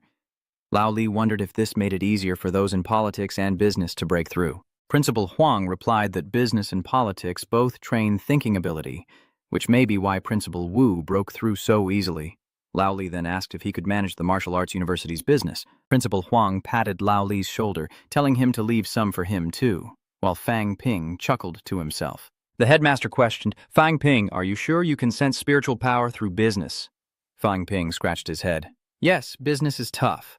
It gives me headaches and I have to concentrate so I can sense it. Fang Ping was overjoyed. For a rank 1 martial artist to have spiritual power, this was a golden opportunity to prove himself. Principal Huang narrowed his eyes and said, "Agreed, but don't collect interest from the students. Points should only be used for their advancement." Fang Ping replied that profit wasn't the main issue, and the headmaster nodded in agreement, saying that this was the true spirit of a practical person. He continued, agreeing with his idea, and the school would grant a quota of 100,000 points, with 90% of the profit going to the school and 10% being Fang Ping's management fee. Thanking the headmaster, Fang Ping secretly rejoiced, knowing that 100,000 points a year would provide a substantial income. But the principal added that someone would need to guarantee responsibility for any losses, and no outside delivery personnel would be allowed on campus. Making money is hard, Fang Ping thought with a frown. He and Lao Li stepped outside, thanking Lao Li for his help, but Lao Li told him not to rush, as Lu Fengro's guarantee was still needed. Sweat drips from Fang Ping's brow. While Lu Fengru isn't a concern, the ban on outsiders means he'll have to hire students, and martial arts students are expensive. Old Li chuckles, calling him foolish and asking if he really thinks he's smart. Form a martial arts club, giving them access to 4th, 5th, and even 6th stage seniors. Martial arts students may be talented, but many are not yet fighters, and they don't care about delivery costs. They need skilled instructors, a chance to connect and learn. See if anyone tries to muscle their way into the club you're forming. Fang Ping was stunned. This old man was truly insightful. Now he wouldn't have to pay salaries, and he'd gain connections. Fang Ping chuckled to himself. He was the most outstanding student and needed to create a good environment for the other students. Just then, the buses arrived, and Tang Feng stepped down, spotting Fang Ping and Lao Li, and beckoned, "Fang Ping, come here." Fang Ping approached, hearing Tang Feng continue. "Who allowed you to leave your post? You're always clinging to Lao Li. I heard you're always begging at the logistics department." Old Li had been covering the deficits out of his own pocket, according to school regulations, leaving Fang Ping speechless. Tang Feng continues, saying they should understand on their own, then loudly shouts for everyone to focus. Fang Ping stands dumbfounded when he suddenly hears a notification that Chen Yunqi has transferred him 5 million, and she thanks him with a complicated look. Fang Ping simply nodded in response. Inside the building, Tang Feng announced the test results. Zhao Lei, 130, Wu Tian, 85, Fu Yangyan, 120, Fang Ping, 800, and Yang Xiaoman, 95. The base score is set at 100, and more than half failed. A truly shameful result. The reward for achievement is 25% of the test score, but even those who failed will receive a reward. Fang Ping spoke up, saying it was too little. With 800 points, he only had 200 left, barely enough to buy a resurrection pill. Tang Feng retorted that it was a bonus, emphasizing that dealing with the evil cult was a duty, not a transaction. Fang Ping immediately argued that even their own resources weren't enough, as students who relied on missions to cultivate. If the rewards were too meager, their future cultivation would suffer. "Not everyone has it easy, so please understand," he nudged Zhao Lei. Zhao Li turned back and asked what was going on, but Fang Ping signaled him not to be foolish, or they'd suffer the consequences later. Zhao Lei raises his hand, saying it's too little. The spoils aren't enough. Everyone starts discussing, lacking resources. Cultivation is difficult, and they can't even afford the catalyst to enter the Earth Cave. Tang Feng shouts for silence, then says helplessly, "Fine," an extra 50% reward. Everyone rejoices. Fu Yangyuan hugs Fang Ping and gives him a thumbs up, as Tang Feng continues, saying that anyone who doesn't meet the basic requirements will have to take on 3 second-grade missions. Unable to contain himself, he asked Tang Feng, "Teacher Tang, is there a specific time to enter the catacombs?" Tang Feng replied in a steady and certain tone, "We will enter the catacombs in June. In the meantime, use this time to complete tasks and enrich your knowledge of the culture, geography, and mysterious creatures within the catacombs. The special catacomb course will begin tomorrow." Dismissed. Fang Ping thought with annoyance that there was barely over a month left, not much time at all. He needs to quickly improve his strength to earn assets. Right now, Fang Ping is recruiting members for his club on campus. A short, chubby boy confidently steps forward, and with a friendly but serious tone, Fang Ping asks his name. The chubby boy proudly answered, "Guo Sheng." "Aren't you a martial artist yet?" Fang Ping continued his questioning, his voice still calm. "You're not?" Guo Sheng asked if Fang Ping knew him, but Fang Ping pressed on. "I've heard you're the most talented, strongest, and smartest in your year," Guo Sheng replied, his eyes full of admiration. Fang Ping coughed, a little embarrassed, and handed Guo Sheng a registration form, saying, I want to start a club to recruit like-minded teammates to strive together for the pinnacle of martial arts. Would you like to join? Guo Sheng, sweating profusely, thought to himself, the clubs at school only accept martial artists. Meanwhile, no one even notices us. He awkwardly admits he'd love to join, but can't if there's a fee. Right now, I don't even have enough money to cultivate. Am I really that kind of person? He stood up immediately, his voice booming with conviction. Fellow students, hear me out. All eyes turned to Fang Ping, curious about his persuasive tone, as he continued, at magic martial arts, only martial artists are considered true students. For new students, becoming a martial artist isn't easy. The path is fraught with hardship, and the weak struggle even more. Everyone here at Magic Martial Arts Academy is a gifted prodigy, so why are we falling behind? I often wondered if it was due to our poor backgrounds, lack of resources, or the absence of skilled instructors to guide us, leading to a lack of practical experience. Then he suddenly jumped onto the table, unleashing his powerful life force, and his voice boomed, Students! I ask you, are you content with merely graduating as a first-class martial artist, forever lagging behind others? I want to become a martial artist and be recognized by everyone. Another female student sighed, saying that even if they were unwilling, what could they do now? With a steely gaze, Fang Ping declares, relying on others is useless. We must rely on ourselves. I, Fang Ping, vow to do my best to become the strongest of the new students. I've already reached the middle stage of rank 8. By the end of the year, I'll challenge the martial arts club president, and I will take his place. The air crackled with tension as some looked on in disbelief, while others sneered at the upperclassmen with thinly veiled admiration, calling it laughable. The club president is already at the 4th rank, and you don't know your own strength. You're just pretending. Fang Ping retorted, the senior may not be able to do it, but that doesn't mean I, Fang Ping, can't either. The senior student angrily retorted, Fang Ping, you dare challenge me? Fine, let's do this. I'm not afraid of anyone. Someone quickly pulled him back, saying, just let it go. You're only at the peak of rank 2. Don't embarrass yourself. Fang Ping lowered his head and clenched his fists. My background may be ordinary, but I will never give up on my dream. Someday I will become a grandmaster. Today, I've decided to found the Plain Society. All are welcome, regardless of background or rank. We'll discuss martial arts together and share our experiences, and the club will provide opportunities to connect with senior students and masters. I only hope that one day everyone can become a grandmaster. Here's a registration form. Have anyone who's willing to fill it out. No one is forced to join. We're only taking 100. The students around him immediately perked up, eager to participate. I want to join too. Village chief, give me an application. Young Xiaomang stood by, arms crossed, looking angry as he claimed to be poor, after I bought 20 million worth of his medicine. The incredulous Snow Plum Market asks if he really sold 20 million, to which Yang Xiaomang confirms. That guy's really something. He's already made 50 million selling medicine this period. Fu Yangyuan steps forward, a smirk playing on his lips, asking if they should join the Plain Society. Yang Xiaomiao asks in surprise, join for what? Cold sweat dripped down Fu Yangyuan's face. Don't you see the Fang Ping we know? Would he do something that doesn't benefit him? The two girls were stunned for a moment, unable to refute it. In the principal's office, Huang Jing took a sip of tea and said, when he first enrolled, I said he wasn't decisive enough. But now he's decisive to the point where it surprises me. Who would dare challenge the president of the martial arts club? Tong Feng scratched his head, wondering why he suddenly wanted to start a club to support online shopping, but wouldn't allow outsiders to deliver packages. Would he deliver them himself? Tang Feng broke out in a cold sweat. Oh, I get it now. He was talking so big, I thought he actually cared about the non-martial arts students. Huang Jing says no one can predict the future, and if he really succeeds, there's no guarantee he won't mistreat the club members. If we're fooled by him, it's only because we're not smart enough. Better to learn here than in the catacombs, where the price is your life. Tang Feng is right. We need someone cunning like Principal Wu. Huang Jing, Tang Shishi isn't stupid. Be careful or he'll target you. At the Plain Origin Society's recruitment event, Fang Ping happily announces that they've reached capacity, leaving those who didn't make it to wait for the next opportunity. He continued, saying he would send detailed club notices to each member tonight, and that they were now dismissed. As Fu Yangyuan and the others approached, they asked, Fang Ping, why didn't you let us into the Genesis Society? Fang Ping replied, you didn't meet my requirements. Fu Yangyuan, what are your requirements? I see you're only accepting non-martial artists. Aren't we stronger than them? Yang, we're here to support you.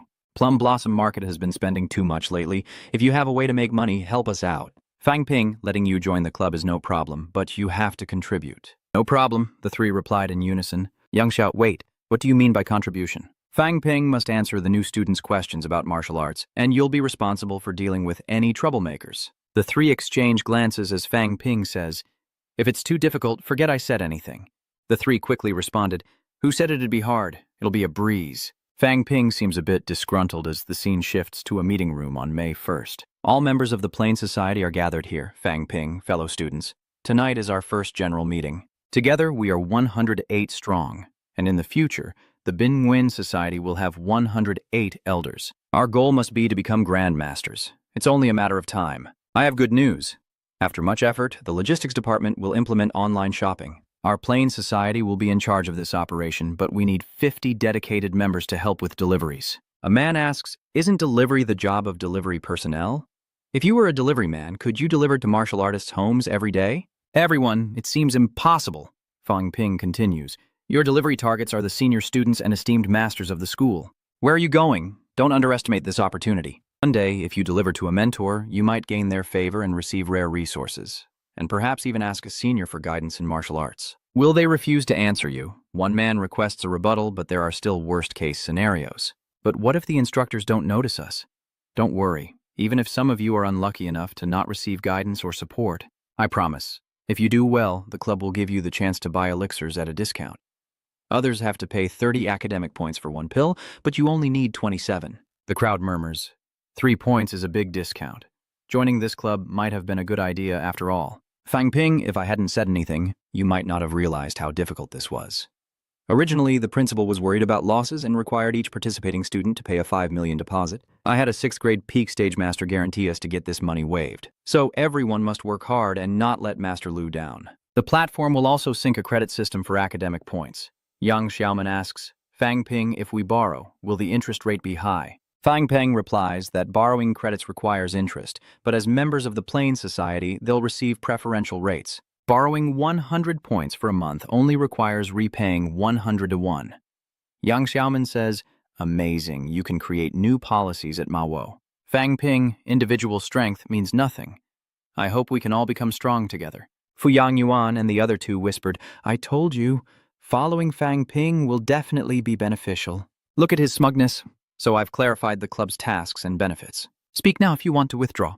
Silence fills the hall. Good. Now let's proceed with assigning positions within the club. Zhong Yue Hong is appointed as the director of the office, Guo Sheng becomes the Minister of Foreign Affairs, and Fu Yangyuan holds the position of Vice President. Chuo Shumei will be the Minister of Foreign Strategy, and Yang Xiaoman will be the Minister of Supervision. Yang Xiaoman asks, "What about your child?" Fang Ping replied that he would oversee the overall situation, bringing benefits to everyone. Though the work would be difficult, he wouldn't hesitate. I want everyone to understand that true strength comes from effort, not just appearances. Yes, if we work hard enough, we can surpass those who only know how to play around. We must rely on our own efforts. Yang Xiaoman and the others listened in silence. Fang Ping continued, "Let's wait to collect our money. Everyone must start cultivating. Only when we're strong enough in the club will we have a voice, and all the credit will be ours. One day, all of China's martial arts resources will be in our hands. If he entered the catacombs, he might even have a chance to become a grandmaster." Meanwhile, Fang Ping, shirtless, crouched on the floor, his veins taut, sweat pouring down. He cursed inwardly, thinking old Li was a swindler. He said the bodyguard pill would help him withstand the effects of the 5th grade elixir, but why was it so painful? Fang Ping endures the excruciating pain, driven by the desire to become stronger, to withstand hardship. But can he overcome it? I'm no hero. I'm doing this for myself and my family. Better to endure the pain now than be beyond saving later. Soon, Fang Ping sat weakly, panting, his arm quickly healing. Clearly, each training session requires time to adapt, and time is running out. The best training plan is to improve his physique first, then use the system to train all the bones at once, shortening the adaptation time. He opens the system. Since upgrading to provisional rank, each 1% of training will cost 30 points. It takes 1.8 million to train one vertebra, and I currently have 32.6 million in cash and 24 million in assets. To temper the remaining 26 spinal bones, I need 40 million. That should be enough for now. My assets need to exceed 100 million to upgrade, but I can't hoard it all just to get stronger. I need to clear the dungeon to better protect my life. At the Motto's #2 Magic Martial Arts War Simulation Center, a teacher lectures on the geography of the dungeons, explaining that the entrance to the dungeon and the real world do not correspond. The dungeons are vast, and no one has ever explored them completely from a single entrance. To the south of the Motto dungeon entrance lies the sea, and 100 kilometers north is where the dungeon creatures reside. East and west stretch for 500 kilometers, encompassing a total of 13 cities within the dungeon. Fang Ping asks if this Motto catacomb alone is half the size of China, to which the teacher replies that it's still the result of incomplete exploration. Fang Ping continued, asking if the dungeon had a sun and how they could tell directions. The teacher explains that an energy stone-like object represents the sun, and day turns to night in the blink of an eye. Some human knowledge is useless in the catacombs. Navigation relies solely on the maps and compasses we provide. A bead of cold sweat trickles down Fang Ping's cheek. Fu Yangyuan says that Fang Ping is a genius, but he also has weaknesses. He mocks Fang Ping, asking if he's directionally challenged. Fang Ping retorted, "That's not true." Fu Yangyuan emphasized, "Remember to stick with us, or you'll get lost." Fang Ping mentions that they seem to have a practical lesson tomorrow. The teacher replies that to protect against the invasion of the catacombs, they will establish a base at the entrance. The closest city to the base will be Tianmen City, with a population of 2 million, an army of 200,000, and 20,000 martial artists. Meanwhile, we have less than 5,000 martial artists at the Motto dungeon. One student wonders if 5,000 people can defend the stronghold. The teacher explains that it's not about protecting, but merely defending. The enemy has failed in previous attacks and no longer dares to take risks. We also lack the power to destroy the Heavenly Gate, unless we gain strength greater than theirs. 70 years ago, 13 cities allied and Kindle gathered over 40 grandmasters to destroy the catacombs. The result was inadvertently luring a terrifying powerhouse from the depths, costing the lives of 16 grandmasters. Another student asks if there's any hope left. The teacher encourages them not to be pessimistic, for our future will be bright, and the number of grandmasters in our country has been increasing in recent years. We're holding the line, giving humanity time to grow stronger. Remember the dungeon guides you're holding. When entering the dungeons, search for resources, herbs, plants, and hunting grounds for dungeon creatures. Energy stones have many uses, such as scientific research, weapon manufacturing, or as a type of elixir. Energy stones are classified by purity into 2 types: basic energy stones and cultivation energy stones. It takes 50 grams of basic energy stones to produce just 1 hour of cultivation energy. Energy stones with impurities cannot be used for cultivation, and their price depends on their purity. You don't need to worry too much about your future cultivation. Humanity's explored territory is still very limited. In the future, the chances of finding precious resources are high. Even a single opportunity could help someone break through to become a grandmaster. What? Everyone was surprised that one could break through to become a grandmaster so quickly, and the students began to buzz with discussion. The teacher says this is a secret of Huaguo, and when you reach a certain level of strength, you will understand more. I won't reveal the details of this process to you, as you're not qualified enough yet. If you want to know, strive to become stronger. A confident student declares his desire to fight in the catacombs, and Fang Ping immediately closes his book, realizing this needs careful study. Who knows, we might find something valuable.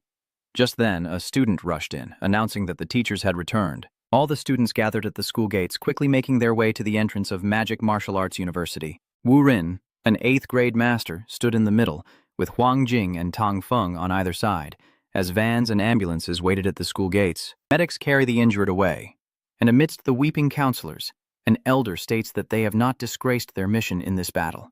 We've eliminated the dungeon's army, 3 rank 6, 11 rank 5, and 27 rank 4 cultivators. We have upheld our nation's prestige and the honor of Magic Academy. From the 6 paths, our Demon Martial Arts Academy did not back down.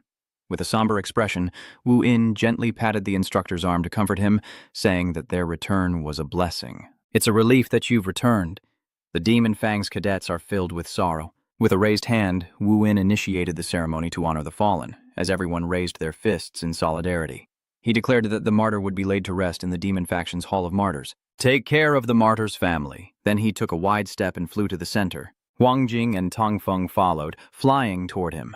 A master sighed. Today, a battle is certain to erupt in the Mavo catacombs. The old headmaster was severely injured, and it seemed the wounds would only worsen. Chen Yunxi cried out, "Teacher!" She fell into Bai Ruokei's arms, who held her tightly, saying that he was all right. Chen Yunxi sobbed, her eyes red. Bai Ruoxi's left arm was gone. Silence fell until a shout pierced the air. Bai Roxy was alive. What's the use of crying?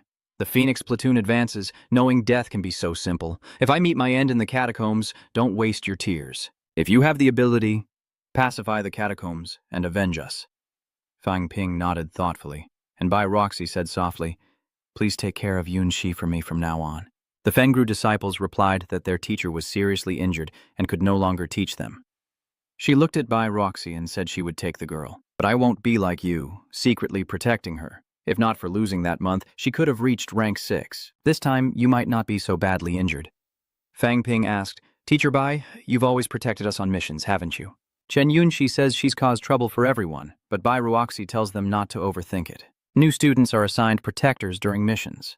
Master Lu is only saying that to encourage you all. Lu Fengru said, Let's go! She and Teacher Lu were going to the cemetery, and she took Bai Ruoka's hand as they left. Fang Ping exclaimed, So this is the catacomb, the final resting place of martial artists. Fu Yangyuan noted that, until now, they hadn't known any classmates who died in the catacombs, but perhaps it was only a matter of time before they did. What if he was the one to die? Fang Ping worried. Too many people had died in recent years.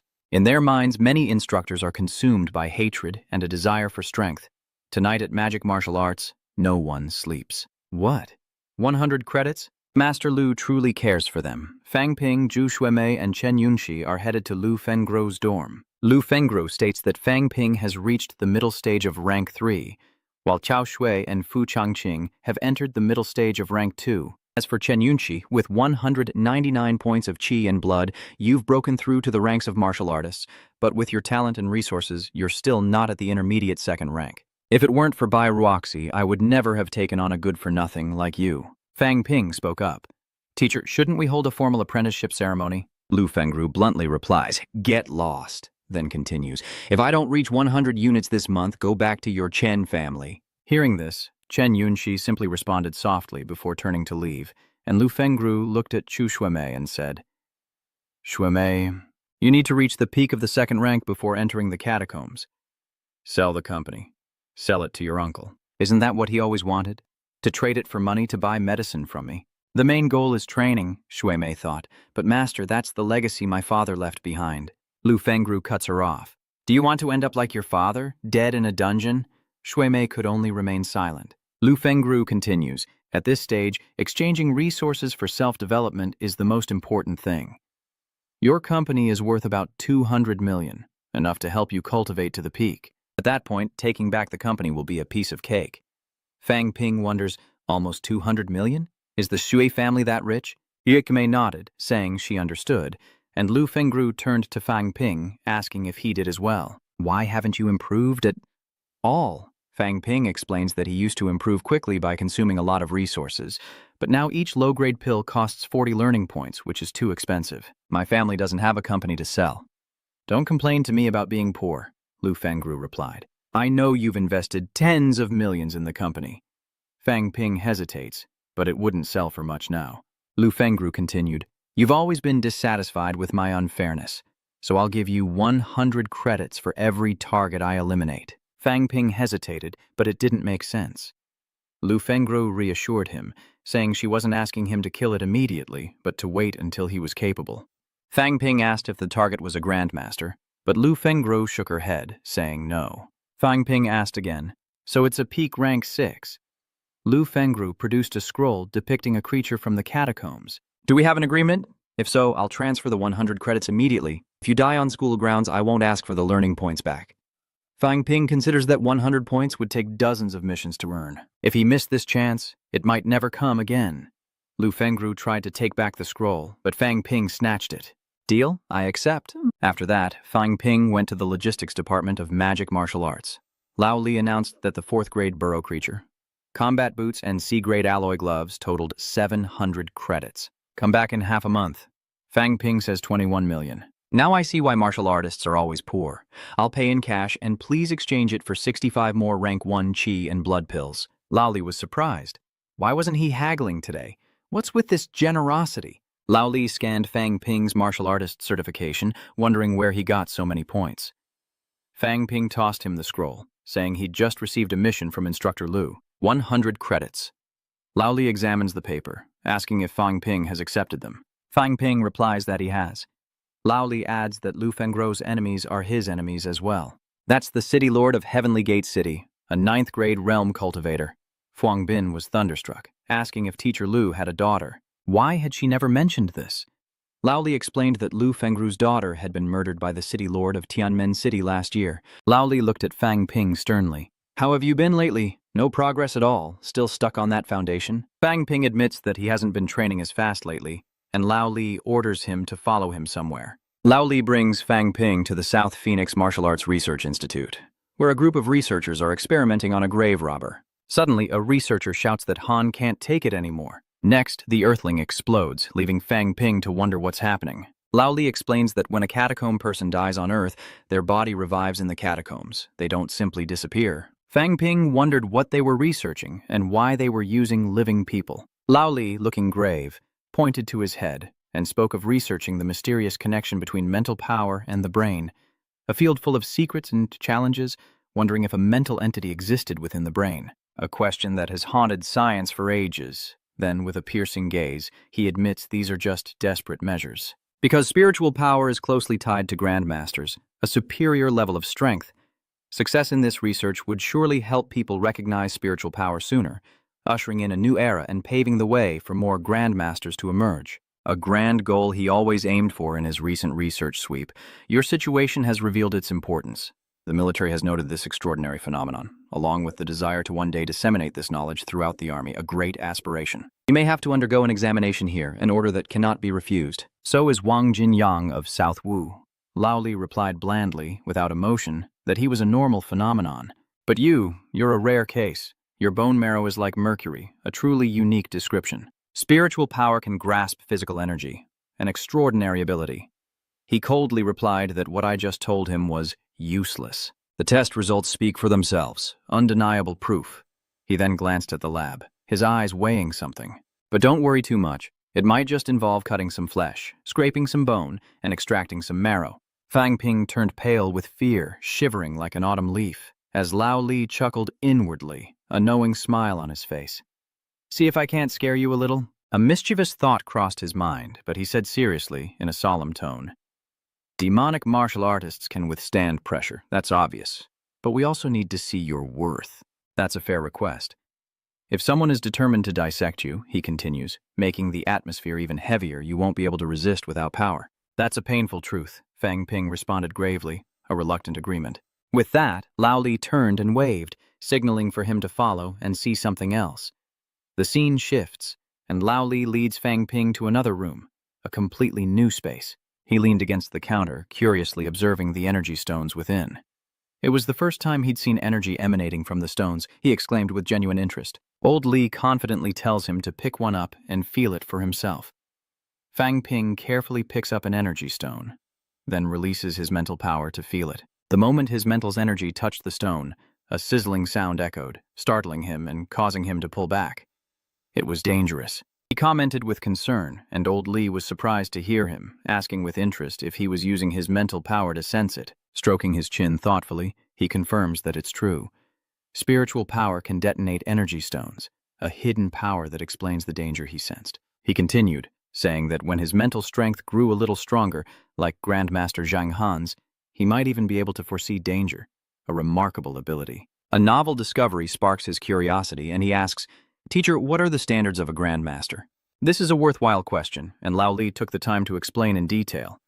The skull begins to be tempered, which is crucial because at this stage, outward spiritual power can be developed. This unique ability allows for the development of external spiritual power, which, when combined with qi and blood, can achieve the same effect as a third-grade realm, according to Lao Li's objective assessment. This process is extremely arduous, requiring one to fully enter the 8th rank for a breakthrough. When the spirit cannot be destroyed, one achieves a state of immortality with a different weight than ordinary people, leading to a significant transformation.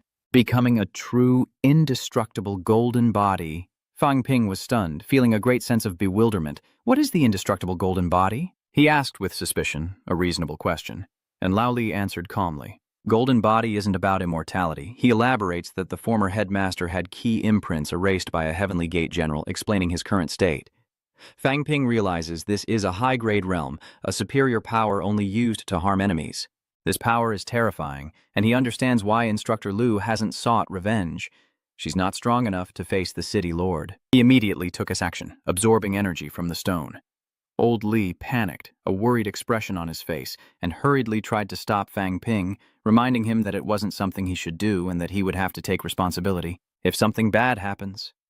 Fang Ping mischievously smiles at his teacher, excited by the stone's sensation. No wonder everyone talks about it. He realizes the energy stone is truly something else, with a conversion rate faster than even the bed core. But the surging emotions also angered Lao Li, who dragged Fang Ping from the room and warned him to never speak of this again, after moving to a new room filled with colorful earth caves. Fang Ping happily remarks that today has truly been eye-opening, thanking Teacher Li for the interesting experience, but Lao Li is disappointed and urges Fang Ping to be more serious. He emphasizes that Fang Ping has the greatest potential to become a grandmaster in the school. But Fang Ping nods seriously, determined to make as much money as possible. Lao Li feels helpless at this thought, scolding him. Doesn't he know what's more important? He stresses that martial arts are paramount. Making money is secondary and shouldn't be the focus, a question he can't answer as the system is a secret. Fang Ping could only concede, accepting with reluctance. Understood. A curt reply like descending from a tiger with difficulty. Currently, Fang Ping is immersed in the body tempering fluid, a rigorous training process to temper the body, a crucial step. After a long period, changes gradually occur as Fang Ping diligently studies humanities, geography, and related knowledge, constantly accumulating wisdom. At the same time, he improved his combat theories and accumulated practical experience, striving for comprehensive training. Today, Fang Ping arrives at building number 3, a familiar place in Magic Martial Arts Southern District. Please present your martial artist certificate, a necessary procedure. With a smile and a tone of joy and pride, Fang Ping presented his certificate. Teacher, I'm a rank 3 intermediate. Despite Teacher Song's disbelief, Assistant Yang asked, Are you really rank 3 intermediate? Making him feel more proud than ever, for a total of 720 credits, an unchangeable calculation. But at this moment, Fang Ping was a little worried as he took out his martial artist certificate. Unable to hide his regret. Teacher, he began hesitantly, but Principal Tong coldly held up his hand, confirming that 720 points was the fixed price. Fang Ping lamented his teacher's stinginess as Song returned the certificate, coolly thanking him for his support. Suddenly, Lu Fengru entered, offering a belated apology that felt insincere to Fang Ping. She seemed to deliberately wait for him to pay the fee before they entered a private energy chamber. With a serious tone, Lu Fengru explained that the spine had been tempered, and now the entire skeleton would begin a new cycle, initiating a bodily transformation. This is a rare opportunity to attempt marrow refinement, a chance Fang Ping accepts with determination. At this moment, Vice Principal Wu Kuimin, a powerful figure in martial arts, along with Old Li and 2 others, also came to observe as Lu Fengru left the energy chamber, preparing for the crucial start. Fang Ping responded seriously, and Lao Li chuckled with amusement, finding the boy intriguing and praising his training method, not just refining a single bone, but seeing the bones as a unified whole. Huang Jing wonders if training 26 bones at once is truly feasible. His blood quality will only last about an hour, an observation Lu Fengru confidently makes, having watched him closely. At the same time, she noticed he didn't bring elixirs, nor did he show any signs of accumulated blood energy. An interesting point that Lao Li directed at Wu Kuishan, seeking agreement in his conclusions as they considered a recent prominent event. A young man in South Jiang has miraculously exploded with 10,000 points of qi and blood. A spectacle that has piqued Wu Kuishan's curiosity and concern. That beginning brought forth a remarkable surge of energy. Fang Ping, with a firm stance and hands clasped before him, began the marrow-cleansing cultivation, demanding intense focus. He closed his eyes, attempting to relax his mental strength in preparation for the next step. After a time, energy particles began to appear within his perception, but when Fang Ping tried to attract them with his mental power, they vanished. This brought great disappointment, and Wu Kuishan was also surprised by his efforts, leading to one important question. Is Fang Ping's spiritual power strong enough? Though he could catch the energy particles, he couldn't pull them into his body, and Lao Li began to feel uneasy looking towards the old Song clan. This implied cry for help weighs heavily on Fang Ping, as he's only reached the 4th rank and can't perceive mental power. Still, he's determined to invest 490,000 wealth points to replenish his mental power, showing his unwavering will, along with beads of sweat that show his tireless efforts. He didn't want to be a lab rat, and though everyone knew his situation, they offered quiet support. Fang Ping felt their concern and realized that using mental power to move energy particles was the only logical explanation for his recovering vitality. But in reality, his mental power remains stagnant at 499, and he faces a risky choice. Should he force an upgrade? After some hesitation, Fang Ping boldly decides to do it, believing that adding one more point won't endanger him. His determination peaks as the system's notification sounds, announcing that his mental power limit has exceeded 500. But then, a strange explosion sends everyone outside the energy room into a panic. Lao Li cries out in alarm, while Wu Quishan rushes in, worried about the unceasing surge of spiritual power. Yet Fang Ping remained still, his eyes fixed as if caught in a terrible phenomenon. Old Li spoke with growing unease.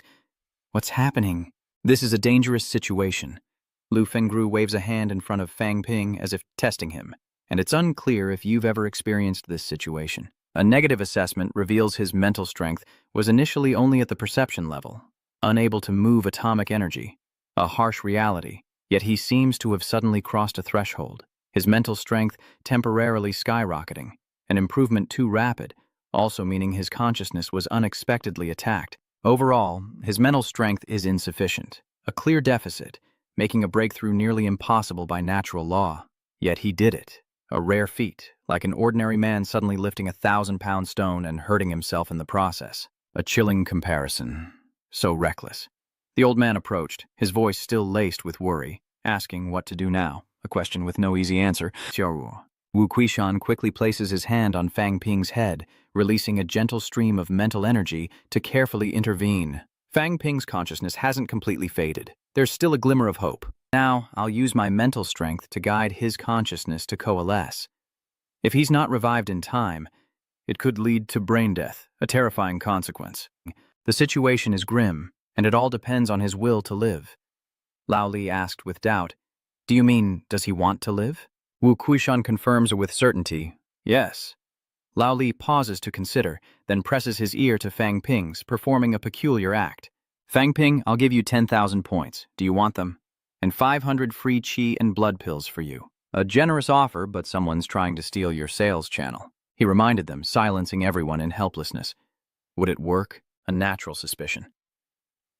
Old Li continued, "Fang Ping, if you didn't wake up, I was going to take you to the lab for dissection." A terrible threat, and suddenly Fang Ping's finger twitches. A small reaction. Wu Quishan is surprised. He's awake. A welcome recovery as Fang Ping slowly regains consciousness. What just happened? Where am I? A bewildered question. Oh, right. He broke through in mental power. He realized he must have lost consciousness for a short time. His eyes went to the system interface, and his mental power had successfully increased. A welcome truth. Very good. No major problems, he reassured himself. He decided to try again, focusing his mind and relaxing, when suddenly, his mental power slowly escaped his body. Fang Ping quickly grabbed an energy particle and began to pull it back, a newfound control. Overjoyed, a blissful smile spreads across his face as the energy particle enters his body. An unbelievable success. A chime rings out, a system notification, and his blood and energy surge. This increase in power brings a satisfied smile to Fang Ping's face. He acknowledges the astonishing effect. One energy particle can restore 50 points of qi and blood. The Imperial Realm is slightly surprised. He can actually move the energy particle. Wu Quishan was impressed. For a 9th-grade martial artist to achieve this was truly unexpected. However, Huang Jing spoke up again, offering a gentle critique. His mental strength is undeniably weak, and no matter how hard he tries, he can only recover a maximum of 40 to 50 points of blood. A clear limitation. There's still no explanation for how he recovered 10,000 points of vitality before. This is truly a perplexing mystery, and Wu Quishan is troubled. He observes closely, requesting surveillance.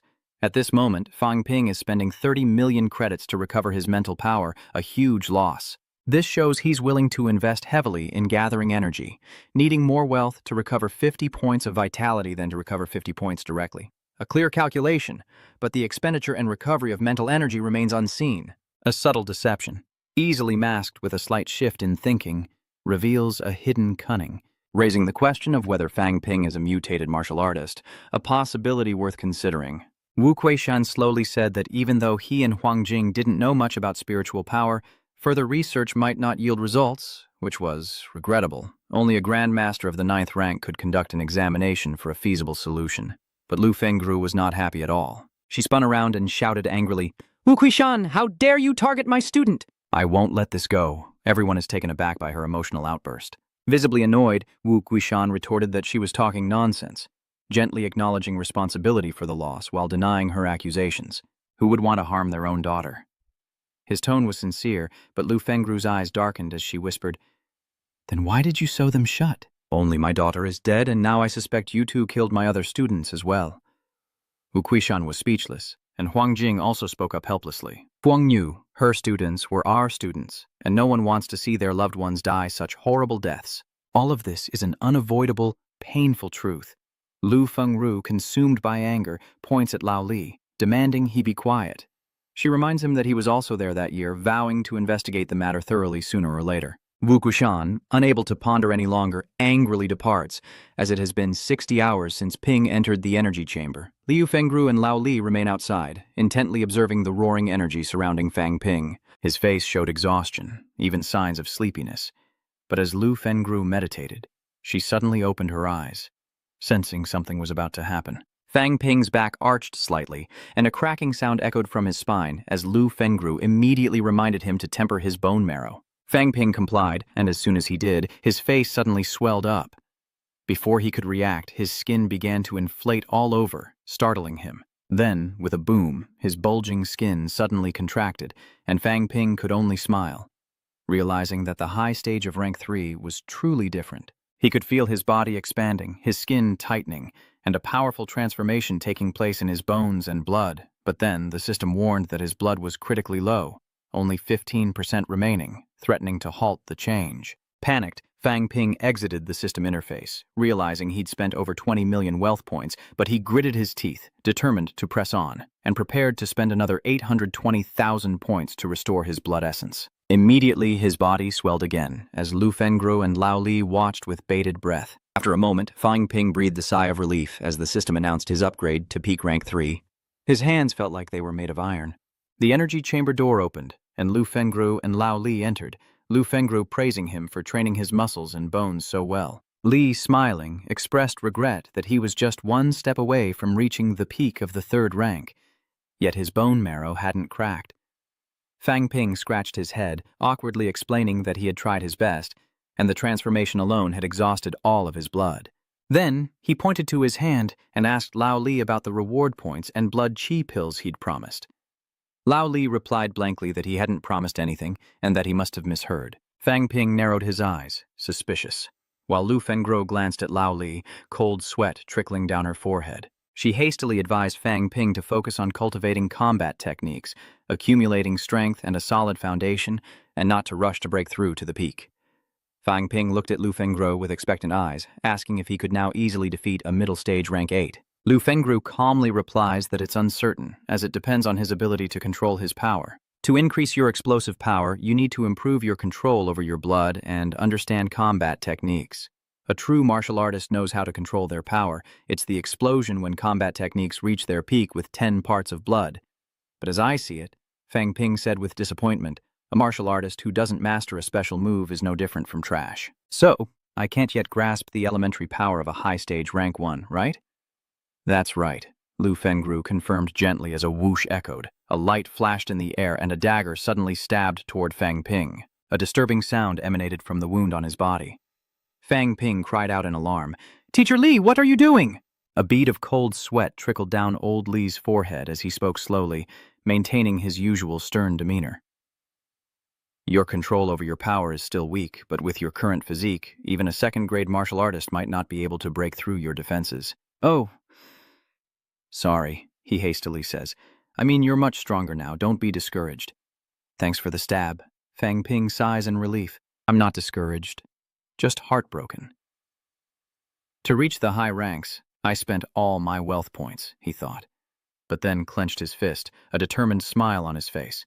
But from today, I will officially become an elite martial artist. Meanwhile, in a luxurious office of Vian Fuang Company, located on the top floor of Thin Building, Fuang Bin and Li Thuatre are discussing the company's recent situation. Fuang Bin asks, "How is the fundraising going?" Li Seung-taik replies that a company is very interested in their food platform and hopes to invest 20 million for a 30% stake. Since the inception of Vienfuang, we've invested 35 million in offline delivery services and 20 million in building and promoting the platform, accumulating a large user base in the process. With the rise of the internet, the value of these users will be unimaginable. 30 million, and I'll consider selling them 30% of the shares. Lee Sung-taek hesitated, saying, Mr. Fang, we've only invested less than 20 million in the food platform. Is that okay? Fang Ping smiled mysteriously. The internet sells concepts, not materials. If you say it's worth $1 billion, it's worth $1 billion. If you say it's worthless, it's worthless. Fang Ping's eyes lit up as he continued. Tell them, Yuan Fang is mine, a certain rank 3 high stage. I'm only selling shares at a low price because I desperately need money. You are the first to consider investing in our company. Beyond shares, you'll gain our friendship. Investing in Yuan Fang is investing in Director Fang, and smart investors will see the benefit in that. The partners were astonished. Director Fang had really reached rank 3 upper stage? Lee Seung-taek, sweating, replied, Yes, gentlemen, you should decide quickly. Director Fang will be away soon, and then the opportunity will be gone. On June 5th, an online lending platform was officially launched on several websites, immediately piquing the curiosity of many students who logged in to experience it. The logistics department is experiencing its highest volume of goods since the school's founding, leaving staff too busy to even sit down. Members of the Plains Club were also constantly moving in and out of the logistics area, while outside the Martial Arts Club building, Shin Fengqing was angrily scolding Vice President Shuang Yuan and taking responsibility. Why can't we borrow merit points? I've already looked at the elixirs and weapons, just waiting to pay with merit points, but now someone else has taken them. Some upperclassmen also agree. If first and second grade martial artists can borrow points, why can't we? Is the school not managing this at all? Meanwhile, Fang Ping was in Huang Jing's office, oblivious to their complaints. He looked at his phone and said that the online loan system had been running for 3 hours and had already loaned out 80,000 credits, showing just how great the demand for credits is among our students. Huang Jing wondered why 8th grade students couldn't borrow. Fang Ping explained it wasn't a denial, but a risk control measure. The remaining 20,000 points will be reserved for loans requiring strict evaluation, encouraging but also controlling the low-rank martial artists. Some students are too arrogant. I fear that with better equipment and elixirs, they'll rush recklessly into the catacombs. Huang Jing expressed his displeasure. Fang Ping continued, explaining that if too many rank 8 martial artists died in the catacombs, his company would struggle to bear the losses unless the school could provide them with more merit points. The school is facing financial problems, and they still have to prepare medicine and weapons for the new students next semester. Fang Ping is surprised. Didn't the alliance with Jingwu promise us 10% of their resources? Huang Jing frowned, but there was still a loophole. Fang Ping stroked his chin, and after a moment's thought, he said that solving this problem was actually quite simple. Huang Jing was surprised, and immediately looked up to listen as Fang Ping continued. This year is the 65th anniversary of Magic Martial Arts Academy. We can hold a celebration and call on alumni to donate.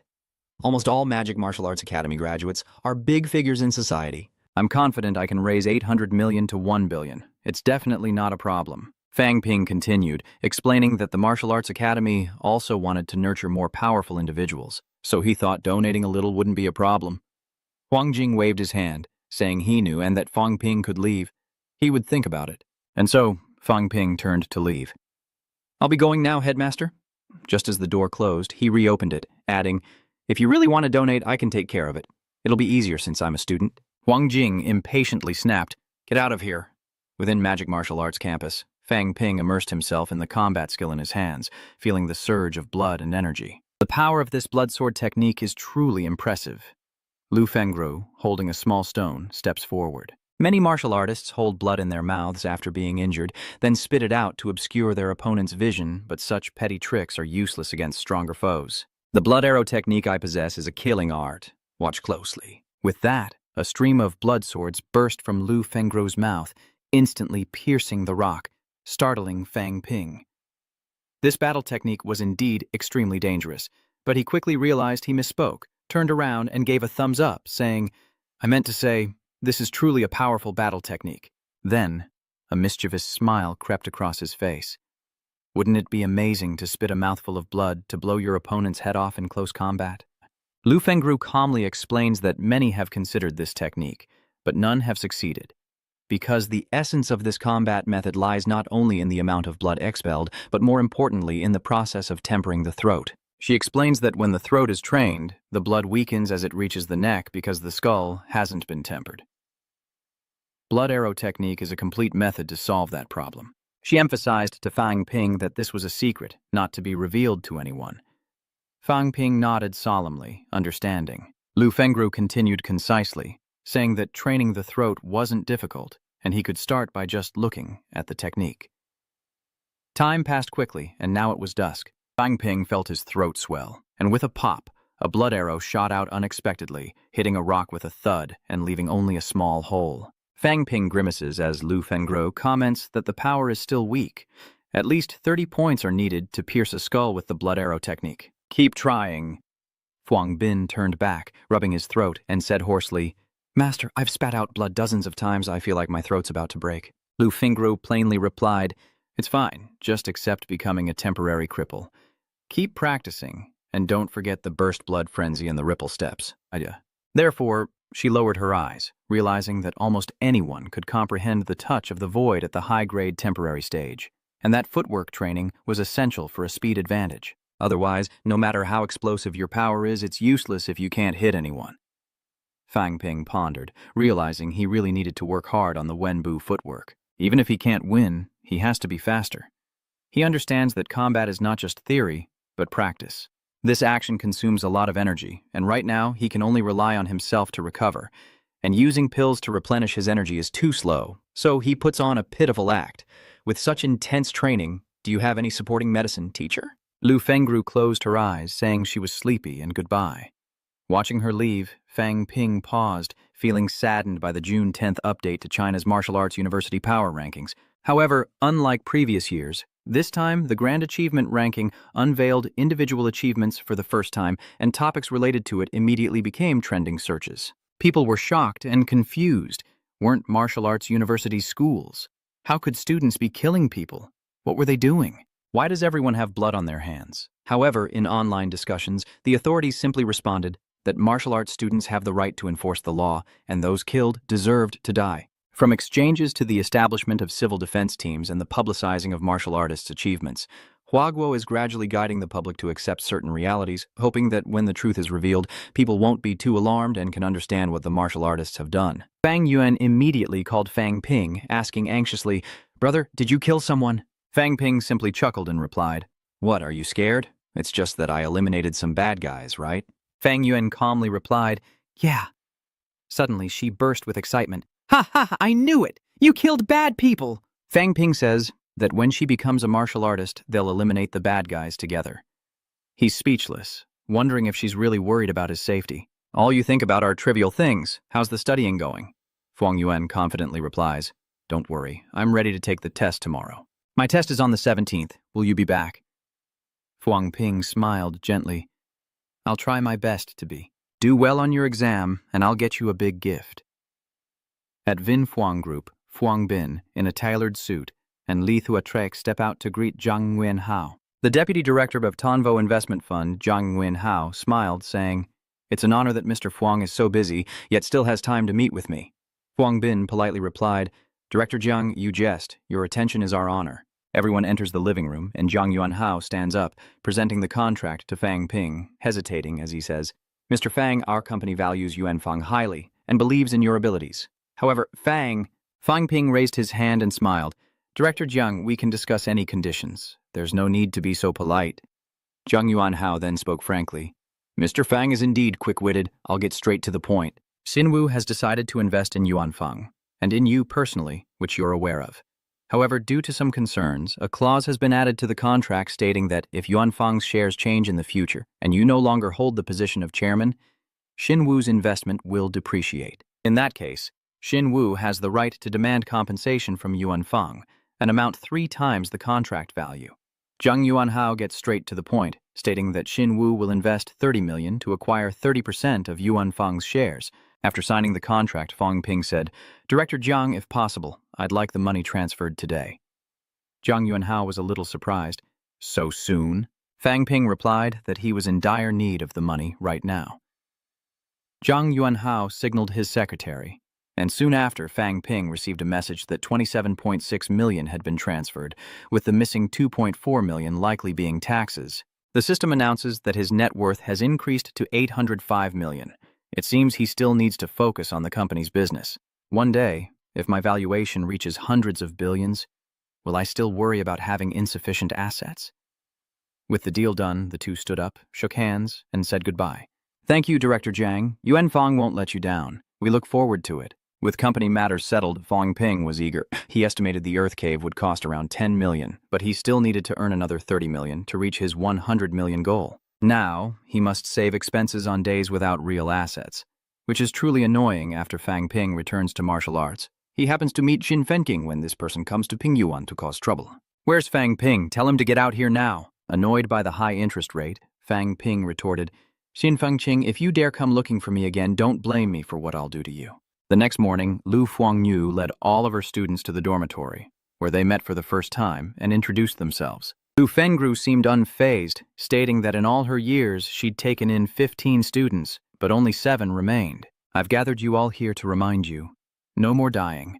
I'm assigning tasks to each of you. Feng Hua, prepare to break through to the 4th rank. After graduation, go straight to your post. Don't join the military. Hua Baomeng is preparing to break through to the advanced stage of rank 8. So take this opportunity to quickly reach the peak of rank 8 and never return to the catacombs. As for Fang Ping, Shui Mei, and Yun Shi, you've never been to the catacombs, so you're required to participate this time. But remember, only the living have a future. At school, teachers may urge you to fight bravely and fear no death, but you don't have to fight to the bitter end. In the catacombs, the military will say death is preferable to surrender, but I want to remind you that reckless people are fools. Fang Ping, everyone is selfish. It's okay if others die, but you have to protect your own. If your life is truly in danger, run, scatter in all directions, and improvise. Shui Mei Yunxi, I especially remind you that when Fang Ping runs, you two need to run faster than him. The two girls couldn't help but giggle, while Fang Ping sighed, wondering if Teacher Lu was praising him or insulting him. How could such a brave soul be reduced to a runner? But more surprising, this was the first time he'd heard Master Lu speak so much, and she seemed genuinely concerned for them. He replied seriously, Yes, teacher, I will never abandon my teammates. Then Lu Fengru rubbed her forehead and said, That's enough. You can all go back and train hard. With that, everyone returned to their places. But suddenly, Lu Fengru called out to Fang Ping, asking him to stay behind for a moment. Fang Ping sat on the sofa, chuckling. Teacher, did you ask me to stay behind just to cook for me? Lu Fengru looked at Fang Ping with concern. The time to enter the catacombs has been set. Only 5 days left. It will officially begin on June 20th, led by Tang Feng. Fang Ping couldn't help but feel disappointed. Why did it have to be Tang Feng again? Lu Fengru explained that Senior Tang was at the peak of rank 6, and though he might not be the smartest, your safety would be guaranteed. She then gave Fang Ping a decoration, saying, This is for you. My father left it behind. It contains his image. He went into the catacombs last year and went missing. If you find him, you can ask for his help. Fang Ping asks curiously, Teacher, what level is your Grandmaster? Lu Fengru calmly replied, Peak rank 7. Fang Ping was overjoyed. Peak rank 7, a Grandmaster. I need to keep her safe. Who knows, I might get something good out of this. Lu Fengru continued, adding that if danger arises, protect Shui Mei, and if you flee, take Yun Shi with you. Fang Ping was surprised. What did she mean? Lu Fengru smiled and asked if he thought she sent Yun Shi along just for him to protect her. Old man Tron has 6 or 7 grandsons, and Yun Shi is his only granddaughter. He'll surely have his own way of handling things, and her chances of survival are far greater than yours. Fang Ping broke out in a cold sweat, understanding now. Lu Fengru's expression turned serious. Finally. Besides the old headmaster, be wary of some of the other grandmasters of magic martial arts, including Wu Kuei Shan. They are all staunch defenders of humanity, and I made enemies of quite a few people years ago. Who knows what they might be thinking? For the greater good, they might sacrifice a few pawns, and you could be one of them. If they kill my student, they might cripple me, preventing my breakthrough and safeguarding humanity. You're clever, so if you're in danger, watch carefully to see if it's the dark imprint or someone targeting me. Fang Ping wondered if things were really that serious. These grandmasters carry burdens for the sake of the nation. Though unlikely, precaution is key. Fang Ping sighed. Master, I'm not usually afraid, but now I feel like enemies are everywhere. It's only a matter of time before disaster strikes. Lu Fengru coldly replies, That's right. Fang Ping hopefully asks if she has any life-saving measures, like a scroll that seals her power, or a weapon that can unleash a grandmaster's strength once. Lu Fengru thought for a moment. I want some too. If you have any, give me some. Fang Ping was speechless. Don't you have any blazing pills? After a moment's thought, Lu Fengru produced 3 bloodburst pills, saying these 3 pills would double one's blood and energy, but the side effect would be burning away when one's blood. Fang Ping was startled. If his blood is burned away, he'll surely die. Lu Fengru replied that if he can recover before it's all burned away, he won't die, but he'll be severely injured. You still want them? Fang Ping quickly handed back the box. Of course I do. At that moment, the system announced an increase in assets of 4.5 million. Fang Ping was surprised. Was this thing really that valuable? The system valued the 3 bloodburst pills at 4.5 million. Selling them would net no less than 2 million each. As Fang Ping reveled in his joy, Lu Fengru turned to leave for the bedroom, prompting Fang Ping to call out, "Teacher, could you give me a few more?" After all, anyone else who used them would die. Lu Fengru paused, saying bluntly, "Stop talking nonsense. Hurry home and say goodbye to your family and leave a will. If you really are unlucky enough to die, I'll take good care of your family. Now go." With that, she went upstairs, leaving Fang Ping with complicated feelings as the junior high entrance exams came to an end. At Yangcheng Middle School, Fang Yuan excitedly ran out, waving and calling out to his brother. Fang Ping waved back, but a group of female students followed behind Fang Yuan. He's caught off guard, and before he can react, the girls all shout, "Greetings, Vice President!" sending shivers down his spine. What's going on? A flustered Fang Yuan points to herself, saying she's the president, and he's the vice president. Fang Ping couldn't believe how popular her club was. The girl in front of him confidently replied that she had successfully scouted people. Enough is enough. Even a cornered mouse will bite. 100 miles to Yangcheng, all for naught. Heaven have mercy on those who suffer. A long road lies ahead, and the burden is heavy. 3,000 female students, all trained in martial arts. Fang Ping was stunned. 300 people? Our Ping Yuan society only has 108 members. Yuan, are you planning a rebellion? Fang Ping pinched Yuan's cheek and said, "President, you're really something." Fang Yuan explained that they insisted on joining, whether she wanted them to or not. If she refused, they'd start their own club to help her, collect dues, and bring the money back to them. Fang Ping was speechless. "Did you agree just because of the money?" Fang Yuan explained that she agreed, but emphasized she didn't need membership fees. As a result, they felt that not collecting fees meant she didn't acknowledge them, and the whole group ended up crying in front of the school gate.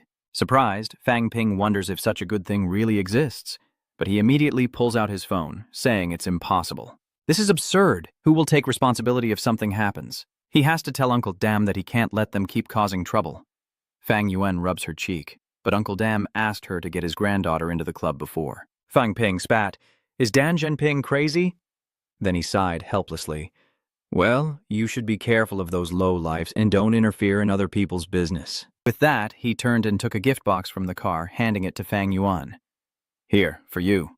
Fang Yuan's eyes lit up. "Oh, is this the special gift you mentioned before?" Fang Ping smiles. "That's right. Open it up and see." Fang Yuan excitedly opens the gift, but immediately looks dazed. Blood-boiling toe poke of pain? What is this? At this, Fuang Nguyen stared at the battle techniques in the gift box. Her face flushed with anger as Fuang Bin patted her head, telling her to study the materials carefully and not be a crybaby martial artist. Once you become a martial artist, practice this first. Skills like blood-bursting toe poke and blood arrow technique can only be practiced when you reach level 2 or 3. After learning it, burn the cultivation method. If you get into a martial arts university, choose either the 5 martial or the demonic martial path. If you choose martial arts, have Wang Jinyang arrange a good mentor for you. If you go into demon martial arts, my teacher's name is Lu Fenghua. I also have a friend in the logistics management department, Teacher Li, though I can't remember his name now. If you're ever in trouble, find them and say you're Fang Ping's sister. Fang Ping said seriously, "You're all grown up now. Take good care of Mom and Dad." Fang Yuan impatiently asked, raising her voice, "Why are you telling me all this?" Fang Ping paused, then gently lowered his head, his eyes filled with sorrow as he said, Yuan, I'm a martial artist, you understand? If you know that I've killed people, then one day..." Tears well up in Fang Yuan's eyes as she says if he says another word, she won't care about him anymore. Fang Ping gently wipes away her tears, telling her he'll be gone for a few days.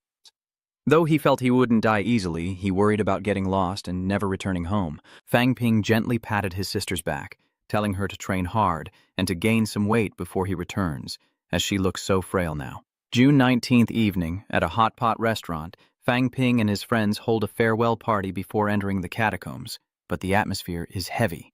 Suddenly, Fu Changqing slams his chopsticks on the table, asking why everyone is acting like the catacombs are so scary. Every martial artist has to go through this once, so let's eat and drink our fill. I've been a martial artist for so long that I'm no longer afraid of life and death. Fang Ping said seriously, "How foolish, isn't living happily better? Let me tell you, everyone needs to behave in there. This is a chance to get used to the new environment, so don't pull any harmful stunts like in the movies. If you meet someone you can't beat, just run." Just then, a couple walked by, laughing, and everyone instinctively watched them. Fu Yangyan raised her hand and asked, "Hey, have you guys thought about what kind of person you want to date?" The cheeks of the three girls flushed red, and Fu Yangyan nudged Fang Ping's shoulder. The scene suddenly became tense as Fang Ping, looking helpless, spoke up. "Why do you always wait for me to speak first?" Never one to miss a chance to tease. Fu Yangyan chuckled, "You're already the strongest here." Fang Ping, ever the straightforward guy, stroked his chin thoughtfully. Someone gentle would be nice, and a martial artist would be ideal.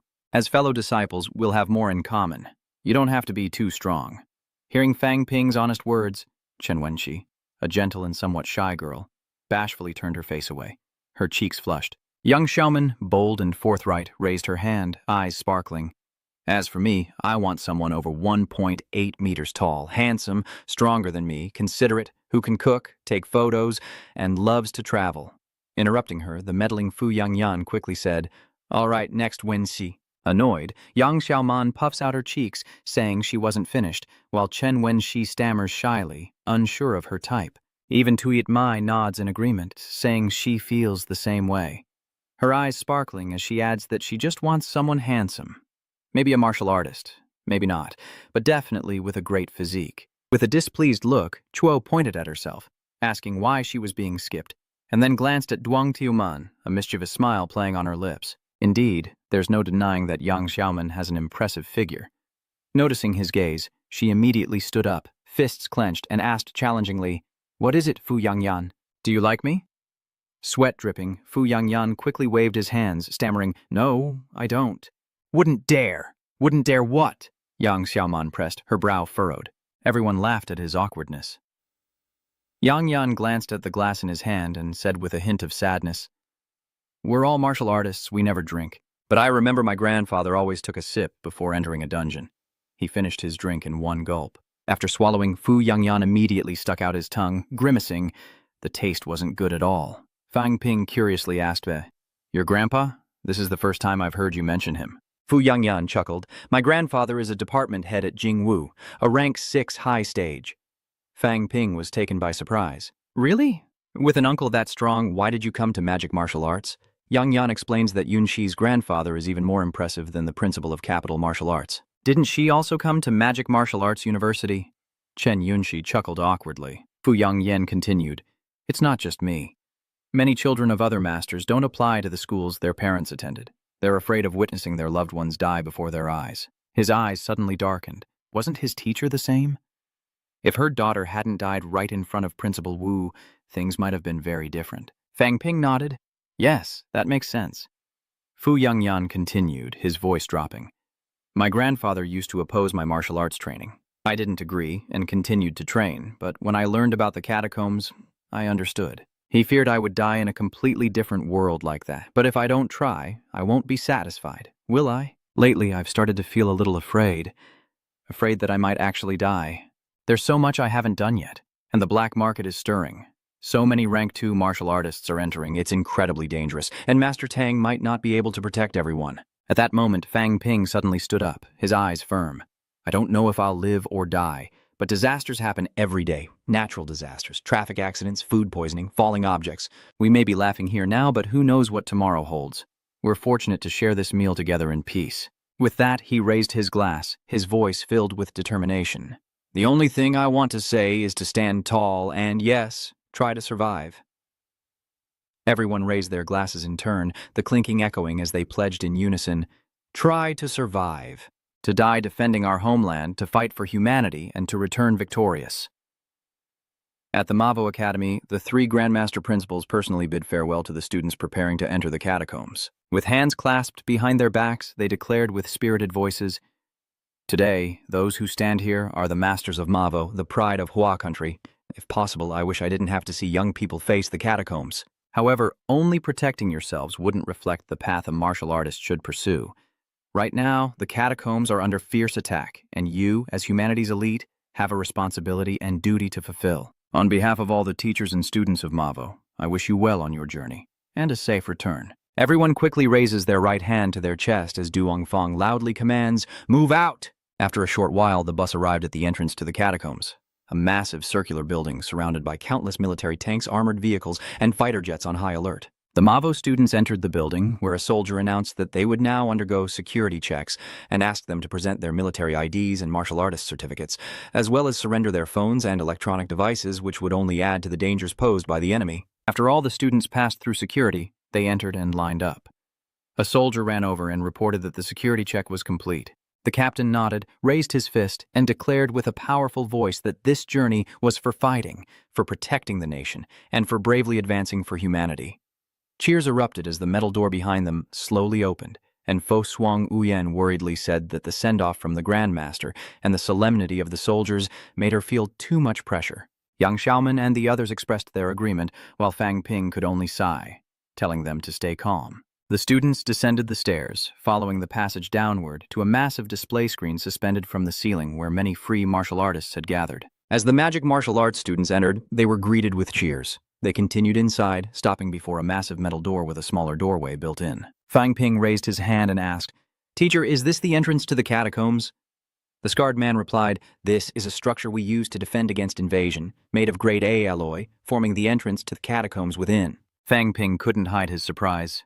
A-grade alloy. He touched the door with interest. If I remember correctly, A-grade alloy isn't in the logistics department's exchange list. D-grade alloy is 20 points per kilogram. Would A-grade alloy cost more than 100 credits per kilogram? Just then, a scarred man emerged from the door, asking in a hoarse voice, "Kid, you thinking of taking it?" Fang Ping happily agrees, adding that the man should try if he wants the door. He immediately put his arm around Fang Ping's shoulder and said with a laugh, "Once the Mado underground cave area is pacified, this door will be useless. Let's work together to steal it."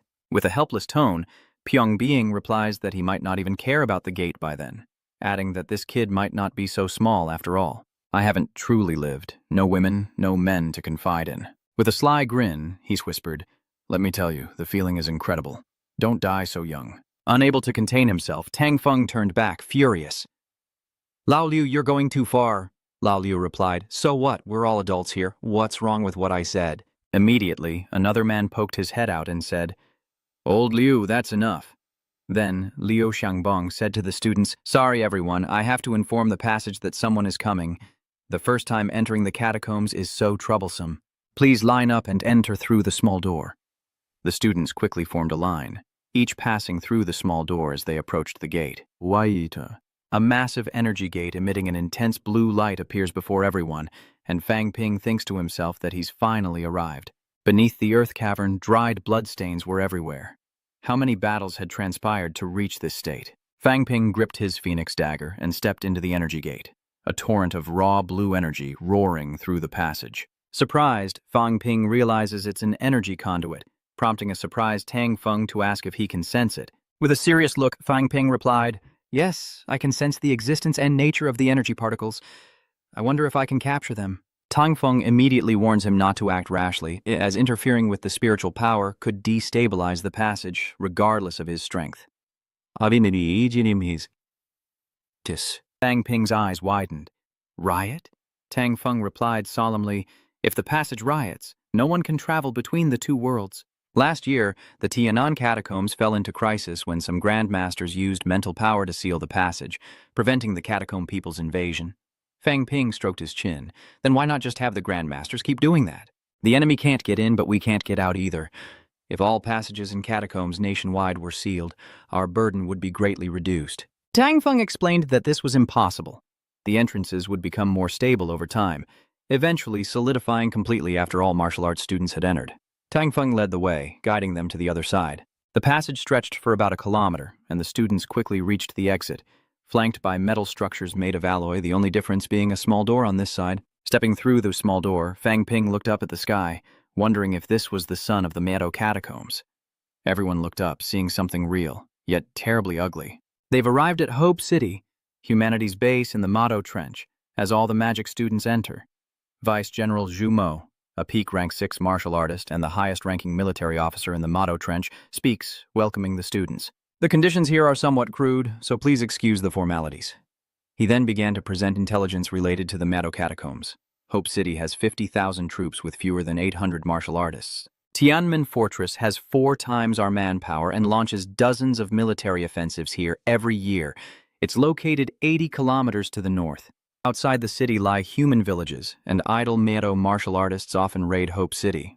So martial artists are allowed to venture out and attack Motto warriors in the wilderness. The Hope Fortress Army's first mission is to deal with the army and the beasts, and after Shumo's presentation, Tang Feng continued to explain the mission to the students. This is your first time here, so your only goal is to familiarize yourselves with the terrain and environment. For the first 3 days, we'll operate within 10 kilometers to familiarize ourselves with the military base and supply points. After that, we'll explore within 30 kilometers. After 1 week, you'll be free to roam.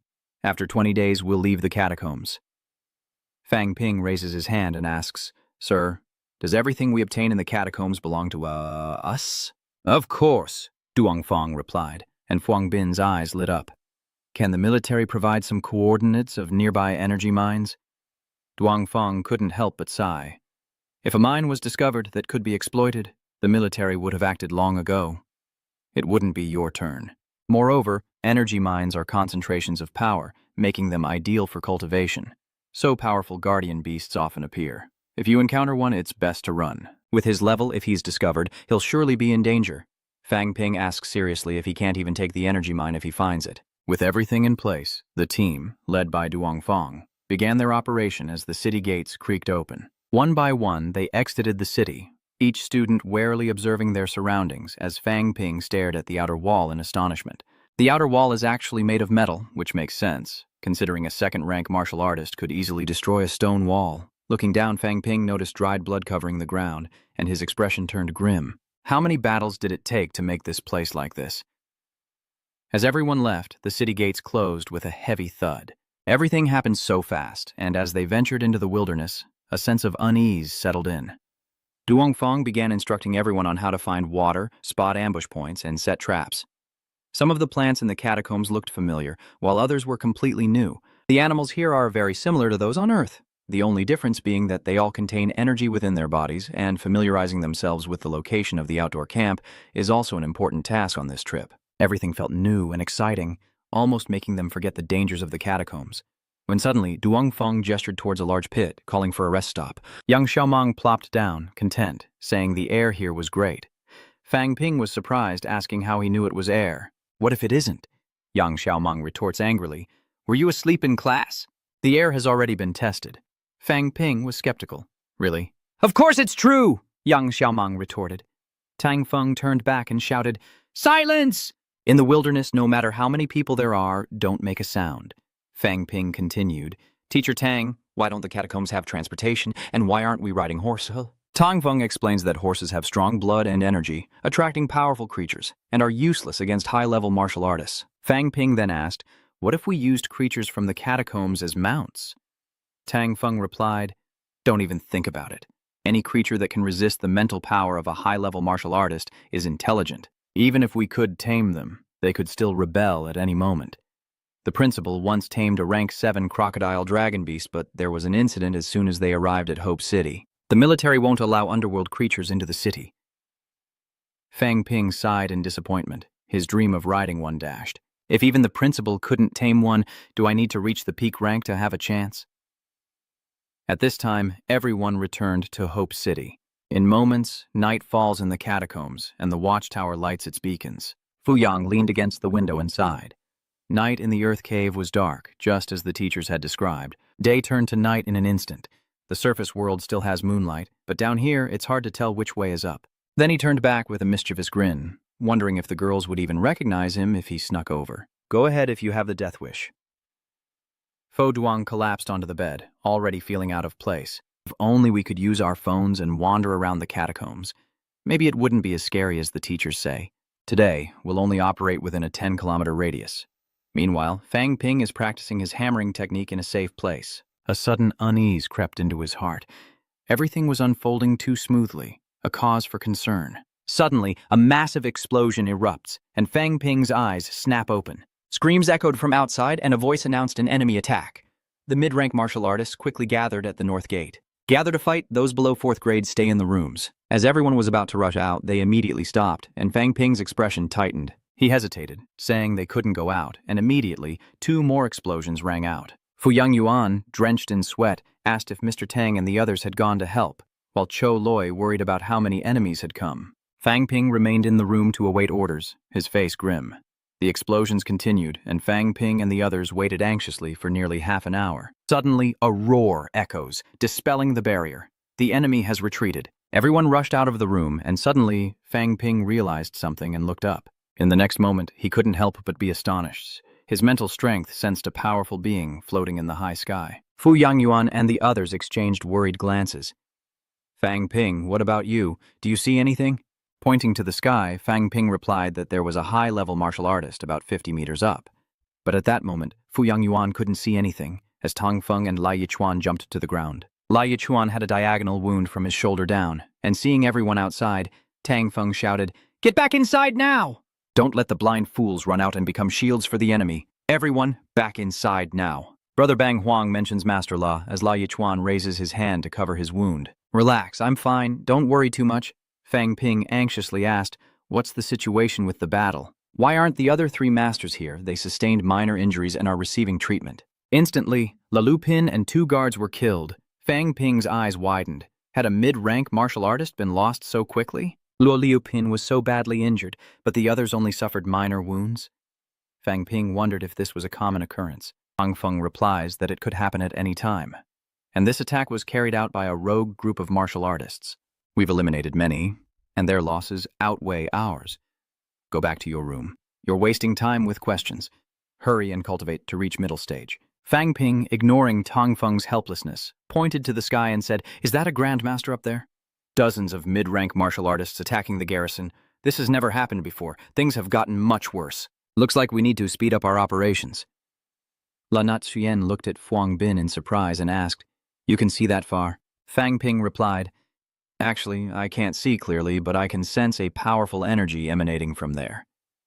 Lai Yichuan smiled, stroking his chin, and said, "How interesting.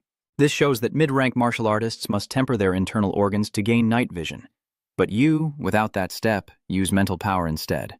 Truly admirable." Tang Feng then added that with such weak combat power, even a slightly stronger spiritual power is meaningless. "You don't need to worry about things here. Go back to your room." Fang Ping pouted, turned, and went inside, saying that Mr. Luo still knew how to talk. He wondered if he'd become a Grand Master next year, but he'd definitely give Mr. Tang a beating. As Fang Ping left, Lai Yichuan asked, "Lao Liu, they're badly injured. What will happen tomorrow?" Tang Feng replied, "It's fine. The 2 of us are enough to protect the students. The school is short-handed, and no one else can be spared right now." He turned and left, leaving Lai Yichuan to sigh helplessly. The next day at Hope City, the students discussed what was happening. "Will there be casualties? Hope City is our main base. Did these people come here to die?" Tang Feng shouts for silence, ordering everyone to line up and prepare to leave the city. A student hesitantly asks, "Teacher Tang, why hasn't my guide arrived?" Tang Feng replied that they had an emergency, and today he and Instructor Luo would lead them. Meanwhile, Fang Ping pondered in silence, suspecting things were more complicated than they seemed. On the 3rd day, the army outside the city was ambushed. This was the first time anyone had witnessed Tang Feng in action. He leaped forward, radiating immense power. Cheers erupted as he unleashed a devastating punch, instantly exploding the head of an Earth Cave warrior. And with a spinning kick, he obliterated another. Tang Feng was in his element, quickly taking down a series of Earth warriors. The magic martial arts students were stunned, amazed by their teacher's strength. Amidst the battle, Tang Feng casually dispatches 2 more underworld warriors, leading Fang Ping to marvel at his teacher's incredible strength, slaughtering mid-rank martial artists like chickens. If it were me, even 5th-rank martial artists would just be punching bags. Guess I'll stay a good boy for now. After dealing with all the enemies, the army began processing the bodies of their fallen comrades. They covered the bodies in red and began digging graves beside them. Fang Ping wondered, "Teacher, what are they doing?" Yishun sadly replies that cremation is not possible here, and moving the bodies would be dangerous, so burial on site has become the norm. And so they will remain beside their comrades until the day they triumph over the Earth Burrow. Victory? Fang Ping wondered. And how can we ever hope to win when we can't even hold a single dungeon stronghold? As Nyatswan continued, sadness is useless here. Only by becoming stronger, and by everyone becoming stronger, can we change everything. Tang Feng suddenly stopped, his face grave. He cut through the air with a decisive voice. Unacceptable. This pace is far too slow. More than 10 mid-level martial artists are attacking the garrison. An unprecedented situation. The stakes have become dire. We no longer have time for them to familiarize themselves with the area. We'll split into 2 teams. Lao Luo, you lead the second-rank martial artists and continue with the original plan. I'll lead the third-rank martial artists straight into the battlefield, then let them fend for themselves. Their lives are in their own hands. Luo Yichuan hesitated, asking, Old Tang, this... Tang Feng quickly replied, The third-rank martial artists must enter the fray to fight, or what else? We've taught them what they need to know. Protecting them further could be detrimental. He thought to himself that if they split up, it would be difficult to protect Shui Mei and the others, and he was still planning on getting more elixirs from Yun Shi. Suddenly, Tang Feng spoke sternly, telling him to go alone if he didn't want to split up. With his strength, he should have been out eliminating enemies within 50 kilometers long ago, instead of wasting time here. Fang Ping felt ashamed, saying it wasn't his first time in the catacombs, but Tang Feng scoffed, saying that the third-grade students he'd guided usually went out on their own after 2 days, unlike him, just waiting around in the team for assignments. Or are you just comfortable with these rank 2 martial artists? Fang Ping's anger begins to boil, but Tang Ping continues, saying that if he encounters a weak enemy, he can finish them off in an instant. But what will you do against a strong enemy? Run away or watch your teammates die? Fang Ping, you've disappointed me beyond measure. Lu Fengro and Li Changsheng saw your outstanding talent and thought you were destined to be a grandmaster, but I think they were wrong. You never actively thought about becoming stronger. Wang Jinyang and Qin Fengqing entered the catacombs after killing rank 4s, even risking their lives against rank 5s. I understand you're afraid of death, but so are they. We need to nurture the brave, those who dare to fight and sacrifice, not the weak sheep in the flock. Fang Ping's face darkened as if he were about to cry, and he said in a low voice, I just thought being stronger would be more useful. Tang Feng scoffed, Are grandmasters strong enough?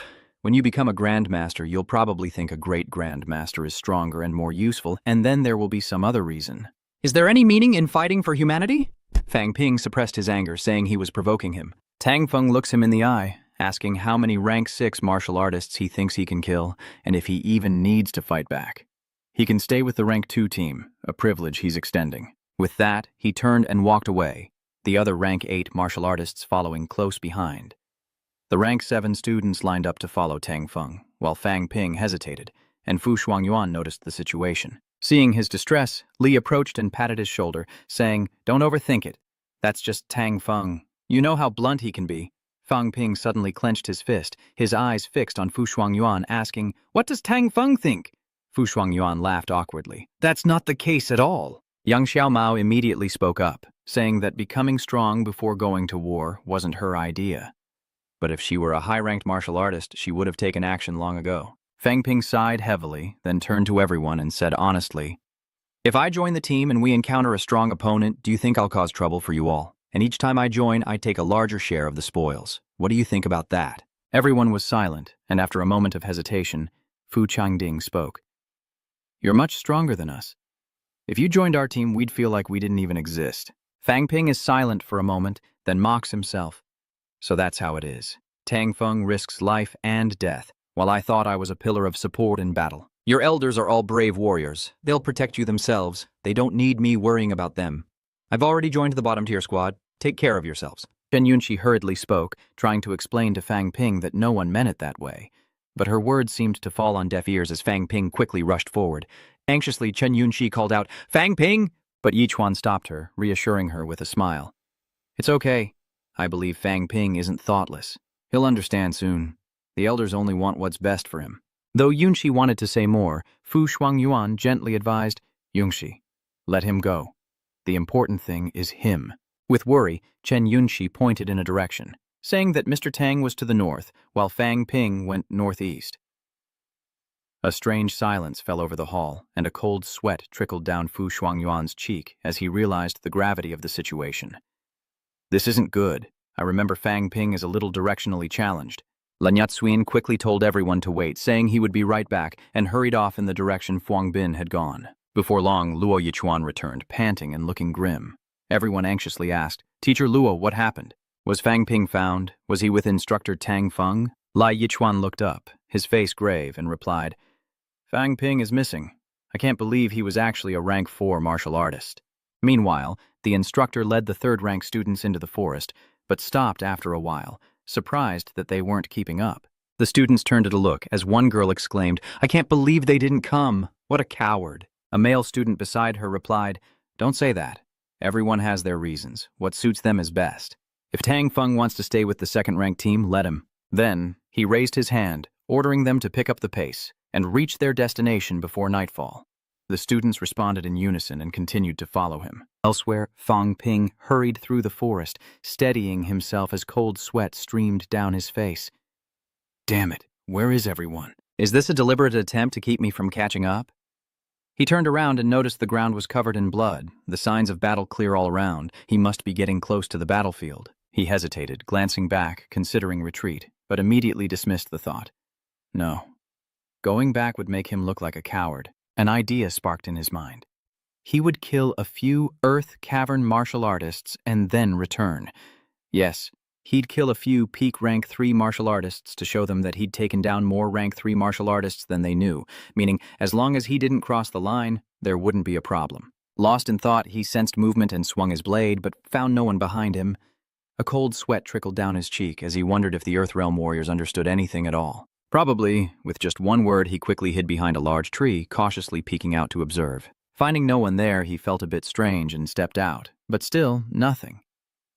Perhaps he was being too sensitive. Just as he began to relax, a long sword suddenly thrust out from the side. Reacting quickly, Fang Ping leaned back, narrowly avoiding the attack. He immediately gave chase using cloud steps, and the underworld warrior was caught completely off guard. His perfect strike had missed. Before he could recover, Fang Ping seized the opportunity and attacked, the sound of wind whistling past. The Earthrealm martial artist's eyes rolled back as he collapsed. Fang Ping, shaken, touched the blood on his neck and thought, "That was close. I almost died." His heart pounded, blurring his vision, so he quickly regulated his breathing to regain composure. After focusing his energy on his neck to help the wound heal, he approached the Earthrealm martial artist's corpse and snatched the dog tag from his neck. Looking at the dog tag in his hand, Fang Ping recognized it as the badge of an Earth Cave martial artist, with 3 swords symbolizing the 3rd rank. They spoke of a 100-meter-tall tree in Tianmen City, which they used as their emblem. Fang Ping then examined the martial artist's weapons, taking everything he could find: a 1-meter-long sword, a 1-gram energy stone, and a Foundation Cultivation Energy Stone. The total value of the energy stones was less than 2 million. He risked his life to kill his opponent, but the harvest is truly meager. Moreover, his wealth hasn't increased. Antrat felt alert. The fact that his wealth hadn't increased meant these things weren't his yet.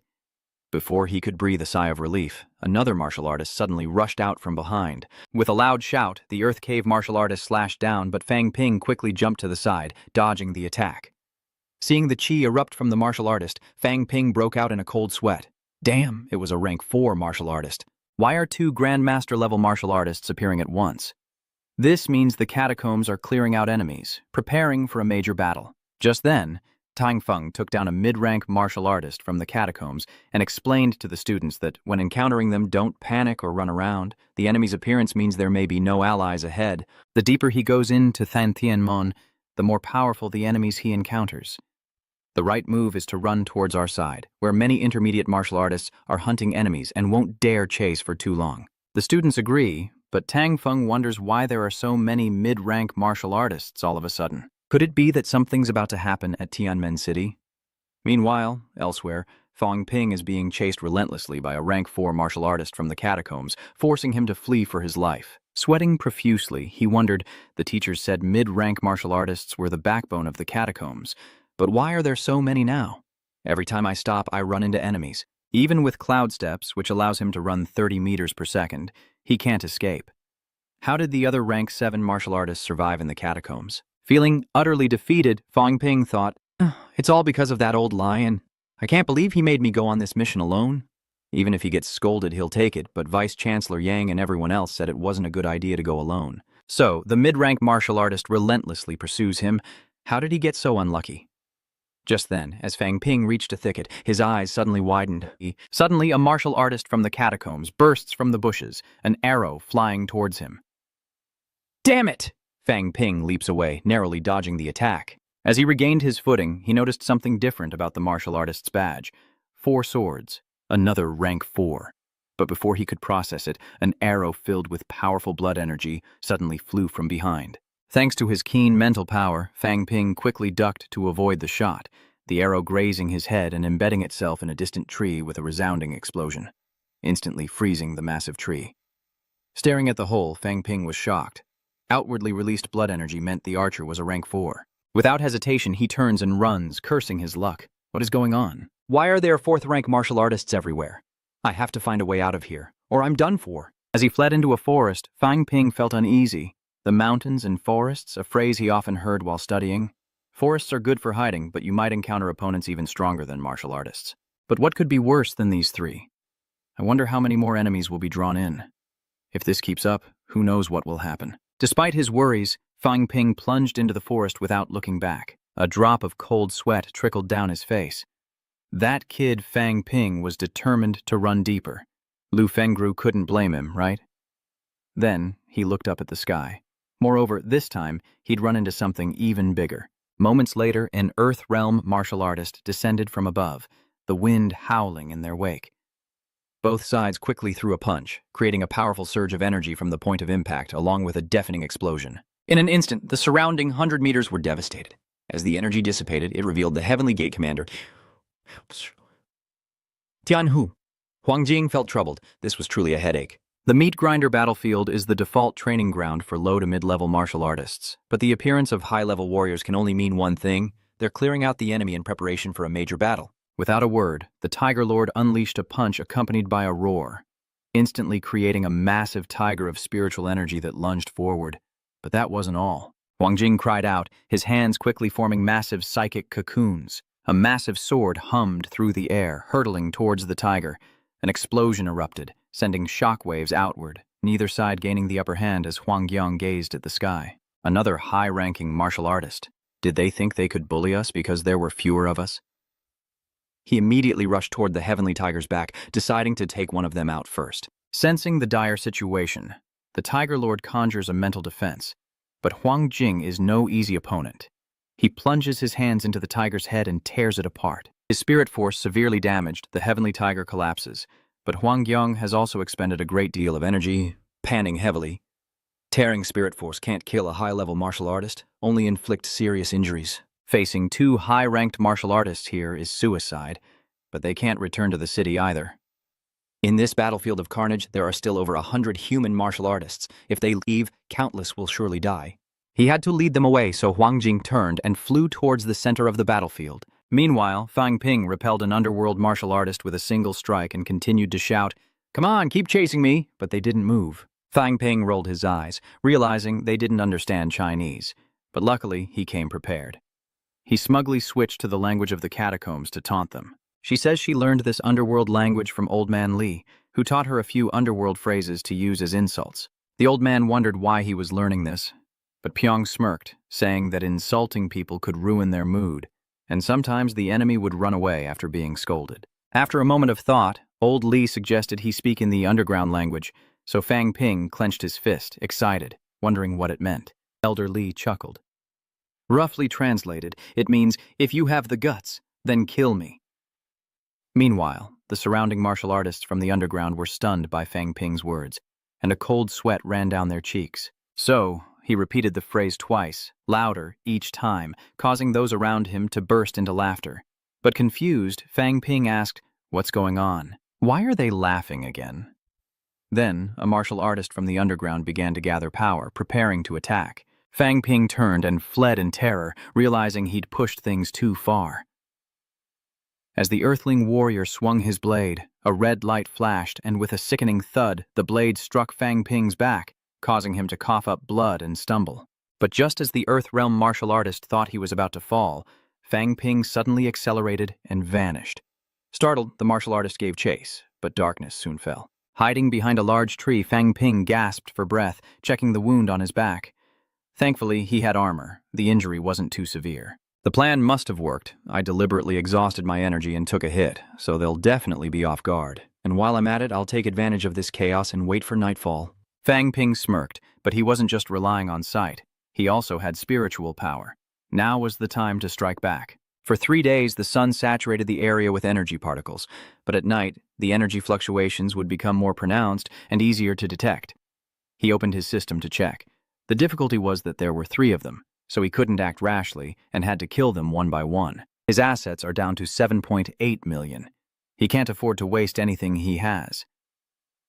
Meanwhile, as Fang Ping predicted, the Earth Cave martial artists are searching the forest for any sign of him. Suddenly, a horn sounded, startling the group, and they rushed to the source of the sound, finding only 3 scraps of cloth on the ground. One of them picks it up and speaks some ancient words. All 3 nod and split up. Little do they know, Fang Ping left his mental power on those scraps of cloth. Unbeknownst to them, their every move was under Fang Ping's control. He smirked, pleased that they had split up so conveniently. To avoid a trap, he hesitates, observing from a distance. But as predicted, the swordsman holds his ground, while the archer remains within 100 meters, ready to provide support. Only the spear-wielding warrior dared to venture beyond 100 meters, confident they could eliminate Fang Ping alone. The moment was ripe. Fang Ping thought to himself and began to act. As he approached the spear-wielder, he intentionally revealed his position. The wary spear-wielder approached, while Fang Ping unleashed his full mental power, sensing every move of his opponent. Seeing the energy gather in the weapon, the spear-wielding martial artist thrust forward, creating a massive explosion. The tree that Fang Ping stood on burst apart, but he immediately leaped onto his opponent's head. With a fierce attack, Fang Ping strikes, but his opponent, a rank 4 martial artist, swiftly reacts and blocks the blow with his spear, a smile spreading across his face as he remarks on the absurdity of the situation. Fang Ping sneers, telling his opponent not to get cocky just because he's burning through resources, because he's about to be back at full strength and ready to kill. He then raises his blade and begins to strike wildly. Faced with Fang Ping's frenzied assault, the spear-wielding martial artist could only raise his weapon in defense, the clash of metal echoing through the forest. Fueled by this surge of power, Fang Ping's inner strength soared, and his rapidly depleting assets instantly restored his blood and energy. The spear-wielding martial artist was caught completely off guard. Just then, Fang Ping spat out a mouthful of blood arrows. The spear-wielding martial artist panicked and tilted his head to dodge, but the distance was too short, and the blood arrows shattered his teeth. With a direct strike, the spear-wielding martial artist screamed, clutching his head and spitting blood. Seizing the opportunity, Fang Ping struck, a flash of the blade and a thud as the martial artist fell. Fang Ping quickly searched for spoils, finding 3 basic energy stones, 2 cultivation energy stones, and a 4th-grade medal. As he held the warrior's spear ready to leave, he paused, narrowing his eyes. That guy thought he'd only coughed up normal blood and closed his eyes, resulting in a major loss. He couldn't let the other 2 know he died from a blood arrow. So he turned back and cleaved the spear-wielding martial artist's head in 2. Soon after, 2 other Earth Burrow martial artists appeared, and upon seeing their comrade dead, they turned back in alarm, on guard. Fang Ping finds a place to sell the sword and spear he took from the martial artist, never expecting the spear to be a low-grade alloy with a metal shaft weighing at least 30 pounds, potentially more valuable than his own phoenix plume saber. After the transaction, Fang Ping marks the spot on a nearby tree for easy return, and with the spoils taken care of, his eyes sharpen. The remaining 2 must be eliminated before dawn. Using the darkness to his advantage, he waged a guerrilla war, only attacking when the opportunity arose, constantly draining their blood and stamina. But the catacomb martial artists were no fools. They're starting to realize, especially with Fang Ping's armor half-pierced and their own blood and energy dwindling. After Fang Ping burnt through tens of thousands in wealth, the 2 underground martial artists gave up the chase and tried to leave the forest, unaware that Fang Ping was hiding behind a tree, a slight smirk on his face, thinking, "I've spent so much wealth, how can I let you escape?" Instantly, Fang Ping burst out, fueling the duo's rage, and the axe-wielding martial artist finally lost control, unleashing an attack with a roar. Fang Ping swiftly dodges, thinking, so this is his last move. I can't handle it. But just then, a sword arrow carrying the power of qi and blood hurtles toward them. Fang Ping quickly focused his energy on his back for defense, but damn it, it's a homing arrow. The arrow crackled as it pierced his body with a hiss. His blood-infused defense is pierced, and as the arrow strikes, the swordsman appears, aiming a blow at his head. Fang Ping quickly kicked off the air to dodge, hearing the snap of a tree behind him, but still suffering a cut to his left arm. Fang Ping still looked up and smiled. Not bad, he thought to himself as he used the system to recover his blood energy. Seeing his chai recover so quickly, the warrior's eyes widened in disbelief, and he rushed forward, shouting for the archer to advance back to back. The archer grimaced, his eyes hardening with resolve, as Fang Ping slashed out. But the axe-wielding warrior didn't flinch, grabbing the blade. Surprised and caught off guard, the axe-wielding warrior pulled him close, tossing aside his weapon to embrace him, shouting, "Did you hear that?" From afar, the archer drew back his bow with difficulty, and in that moment, Fang Ping realized with horror that this man intended to die with him. So he hastily exhaled, unleashing the blood arrow technique, and with an immediate explosion, the injured warrior was struck. Fang Ping struggled desperately, but the injured warrior's grip remained firm. How annoying, he thought. Even in death, he wouldn't let go. At the same time, the archer had gathered enough power, firing a mighty shot toward the two of them. In a frenzy, Fang Ping roared, and with a snap, the arrow whizzed past them, sending them crashing to the ground.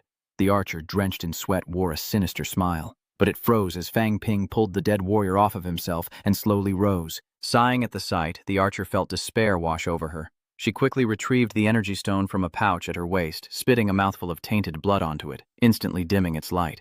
Fang Ping sees this and exclaims that she's using her blood to corrupt the energy stone, and he immediately rushes towards the archer with the intent to kill. But with a rigid smile, she ruthlessly crushed her own heart. Fang Ping stopped, gazing at the archer lying motionless on the ground, marveling at her resolve, destroying the energy stone in her own heart, denying the enemy any spoils. He sighed in relief, slumped to the ground, and wondered if this was truly war. Then he took out a pill and swallowed it. Entering the catacombs with only some healing water and a revival pill, he didn't expect to need them so soon after suffering severe internal injuries. Next, he inventoried the belongings of the 4 catacomb martial artists he had killed. From the 2 Earth Realm martial artists, he collected a D-grade long saber, a wooden bow, and 12 arrows, along with a total of 5 basic energy stones, weighing 60 grams and 13 cultivation energy stones worth less than 10 hours of training. Everything estimated to be worth about 15 million. Opening his system panel, his current net worth exceeds 60 million. Along with the long sword and spear he hid, he hopes to reach 100 million soon. And there's the energy heart of the mid-rank martial artist. Fang Ping suddenly remembers and turns to look at the corpse of the swordsman on the ground, wondering if he should extract it. After a moment's hesitation, he sighed. This is war. I have to adapt, no matter the cost, and strive to become stronger. If I die here today, it's game over. He picked up the long knife and began extracting the heart of the martial artist, triggering the system's notification. Asset value increased by 16 million. The next day, Fang Ping followed the trail to find the long spear he had hidden the night before. Finally, he found it and again heard the notification that his assets had increased by 15 million. Excited, he saw the spear and longsword in his hands. 15 million. These must be top quality. Selling them could exceed that price, maybe even more, giving him hope to catch up. But then his eyes widened. With so much to carry, it wouldn't be easy. What's worse, where am I? I hope I haven't stumbled into a cannibalistic butcher. Today, Tang Feng is leading the 3rd grade students to encircle and eliminate some 4th grade martial artists. He roared, "Kill them quickly!" The students echoed his command, launching an even fiercer attack. Tang Feng frowned, still too inexperienced, taking so long to eliminate a few 4th grade martial artists. Eliminate the enemy at the meat grinder, and don't delay even if injured, or you'll only attract more foes. Suddenly, Tang Feng looked up to the sky, only to see a golden glow descending. Principal Huang, last night, 4 high-ranking warriors came to Tianmen City. Although we temporarily drove them back, we can't let the students continue training here. Quickly lead everyone back to Hope City. Cold sweat dripped down Tang Feng's forehead as he thought, I knew I had a bad feeling about the mid-rank martial artists in the drunken meat forest. Huang Jing continued, announcing that Fang Ping had gone missing, catching Tang Feng completely off guard. But then he suddenly broke out in a sweat and exclaimed, What? Missing? Wasn't he with your team?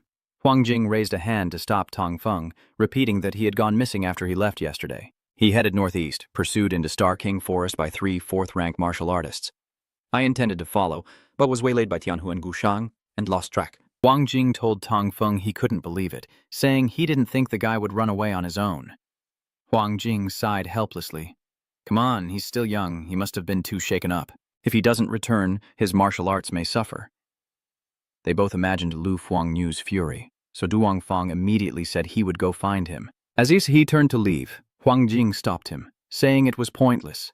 The forest was vast. How would he ever find him? Besides, the city of Heavenly Gates was preparing for war, and he needed to return quickly to the city to fight. Tang Feng agrees to send the students back before searching, promising to return before the great battle. Seeing Tang Feng's resolve, Huang Jing sighed helplessly. All right, I'll go look too, but high-level martial artists have appeared in the Disturbance King Forest, so be careful. Tang Feng simply gave a complicated reply before leaving, while Fang Ping was running quickly through Sao Vuong Forest, cold sweat pouring down his face. Something was wrong. After that surge of blood and mental energy, he quickly stopped. He'd hoped for a low-energy area, but the high density ahead meant he was heading deeper into the catacombs, and he needed to follow the lower energy density. He closed his eyes, unleashing his mental power to sense the surrounding energy fluctuations. After a moment, he anxiously turned and fled towards the area with the lowest energy density. He felt pleased, confident that with his strong mental power, he wouldn't get lost in this forest like the others. However, he suddenly stopped, sensing something strange as the energy particles seemed to vanish. Suddenly, a massive, golden-haired beast appeared before him, a high-grade monster that had absorbed all the surrounding energy and concealed its presence. The beast slowly turned its head, staring intently at Fang Ping, who broke out in a cold sweat, sensing it was after his energy stone. He quickly threw the stone on the ground, saying it was just a small gift, no offense intended. The beast opened its mouth and swallowed the stone whole, then crunched it to pieces to devour it completely. Fang Ping gaped, tears welling as he watched his $10 million energy stone get devoured, and then the beast stared right at him. He slowly backed away, fearing it might want to devour him. But if that were the case, why hadn't it attacked sooner? Suddenly, a mental block stopped Fang Ping in his tracks, and he realized the beast wasn't letting him leave. Cold sweat trickled down his face as he laughed, saying he had no choice. It was all for the beast. It seems the beast understood him, raising a foot and gathering energy, taking a small taste. Then, it turned back to him, as if demanding he feed it with his life energy. It truly is intelligent, so he raises his hand, condensing his life energy. The beast then opened its mouth and swallowed the selection, staring intently at him afterward. He had no choice but to gather his energy again, lamenting the dozens of points it cost each time. A painful price to pay. Its unsatisfied expression worried him. Would he be forced to serve it forever? Meanwhile, outside the Savage King Forest, Huang Kyung stared in disbelief at the fallen dungeon warriors. Pyung, that kid, had killed 3 rank 4 warriors. He shook his head, helpless against the situation. The enemy had been wiped out just 20 kilometers from the edge of the forest. Why go so deep? Is he looking for a massacre? Then his eyes sharpened as he detected a peak rank 7 creature. With skin and muscle so tough, even golden-bodied rank 8s would struggle to face it. A fierce battle is about to begin, and encountering that creature would definitely affect the battlefield. Still, the greater good must come first. After a moment's thought, Huang Jing decided to fly up, returning to Fang Ping, who now had tears streaming down his face. After using the HBE recovery system 6 times, he calmed down and realized he was deep in the Sao Vuong Forest, and the beast before him was the Kim Jiao Beast King. He tried to sneak away while it rested with its eyes closed, but in reality, it had been watching him with its mental power. Fang Ping gritted his teeth, furious. He might have bought himself some time, but why did he have to be its personal chef? If he ran out of resources, death was still the only outcome. What to do now? He glared resentfully at the golden ape, this monster that looked like a lion. Perhaps cats were his natural enemy. Suddenly, the golden Jiao beast looked up at Fang Ping. He hesitated, then continued to condense his energy to feed it, silently cursing it to eat itself to death. After feeding it for a while, Fang Ping chuckled, saying, "Great Jiao King, should I go out and find someone with stronger blood to be your chef?" The Jiao beast tilted its head, looking confused. Pyong begins to act, saying his life force is weak and almost gone, that he can no longer feed it, and that there are many strong people outside. He can lure here to nourish it. The golden beast narrowed its eyes, staring intently at Fang Ping, causing him to break out in a cold sweat, wondering if his acting was convincing enough. Just as Fang Ping was pondering this, the golden beast suddenly stood up and began sniffing him all over, scaring him to the point of goosebumps.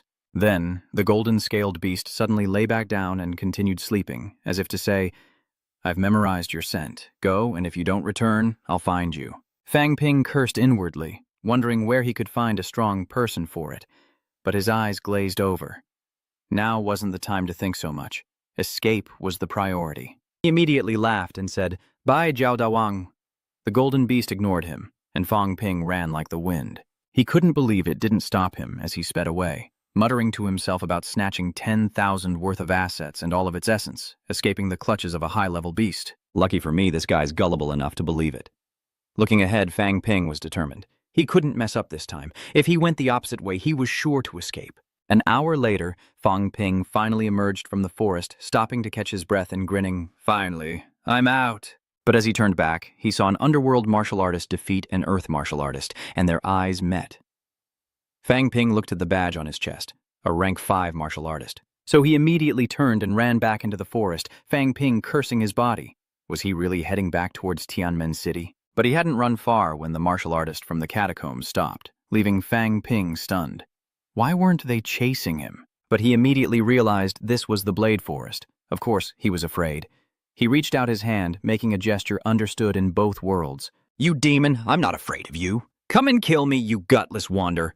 The underworld martial artist gritted his teeth in anger. Before long, the golden blade beast rushed out of the forest. "I'm back, and I've brought you a big one." The golden blade beast emerged from the forest, raising its head, as Fang Ping stepped down, pointing at the Earth Realm martial artist with a smile. The Earth Burrow martial artist froze. Then, the gold saber beast unleashed a mental attack, suppressing the Earth Burrow martial artist to the extreme. Fang Ping was shocked, saying, "Damn it, is this guy that strong?" A 5th stage martial artist is being suppressed, but when I first arrived, it didn't suppress me. Probably because I was too weak to be worth it. Next, the gold blade beast turned to face Fang Ping, who helplessly said, "I understand." Then he shouted towards the Earth Cave martial artist, "Look at me! Pissed it!" The catacomb martial artist couldn't believe his eyes, as Fang Ping used his own hands to condense energy and feed the golden blade beast, telling him to understand and follow suit. The Earth Burrow martial artist nodded seriously, but the next second, he turned and fled into the forest. The golden blade beast narrowed its eyes, and a powerful mental force surged forth, followed by a clanging sound. In an instant, the underworld martial artist fell heavily to the ground, then, controlled by psychic power, slowly floated before the golden blade beast, which opened its maw and devoured all the energy within him. The cavern martial artist screamed in agony, a sight that made Fang Ping shudder at his own ruthlessness. It turned out it hadn't killed him immediately because swallowing overflowing blood essence was too inefficient. It let the cavern martial artist condense it first, maximizing the amount it could absorb. Before, when I was raising it, it would move slowly whenever it was about to run out of blood essence. I even thought it was stupid. If I hadn't replenished it in time, my fate might have been the same as this guy's.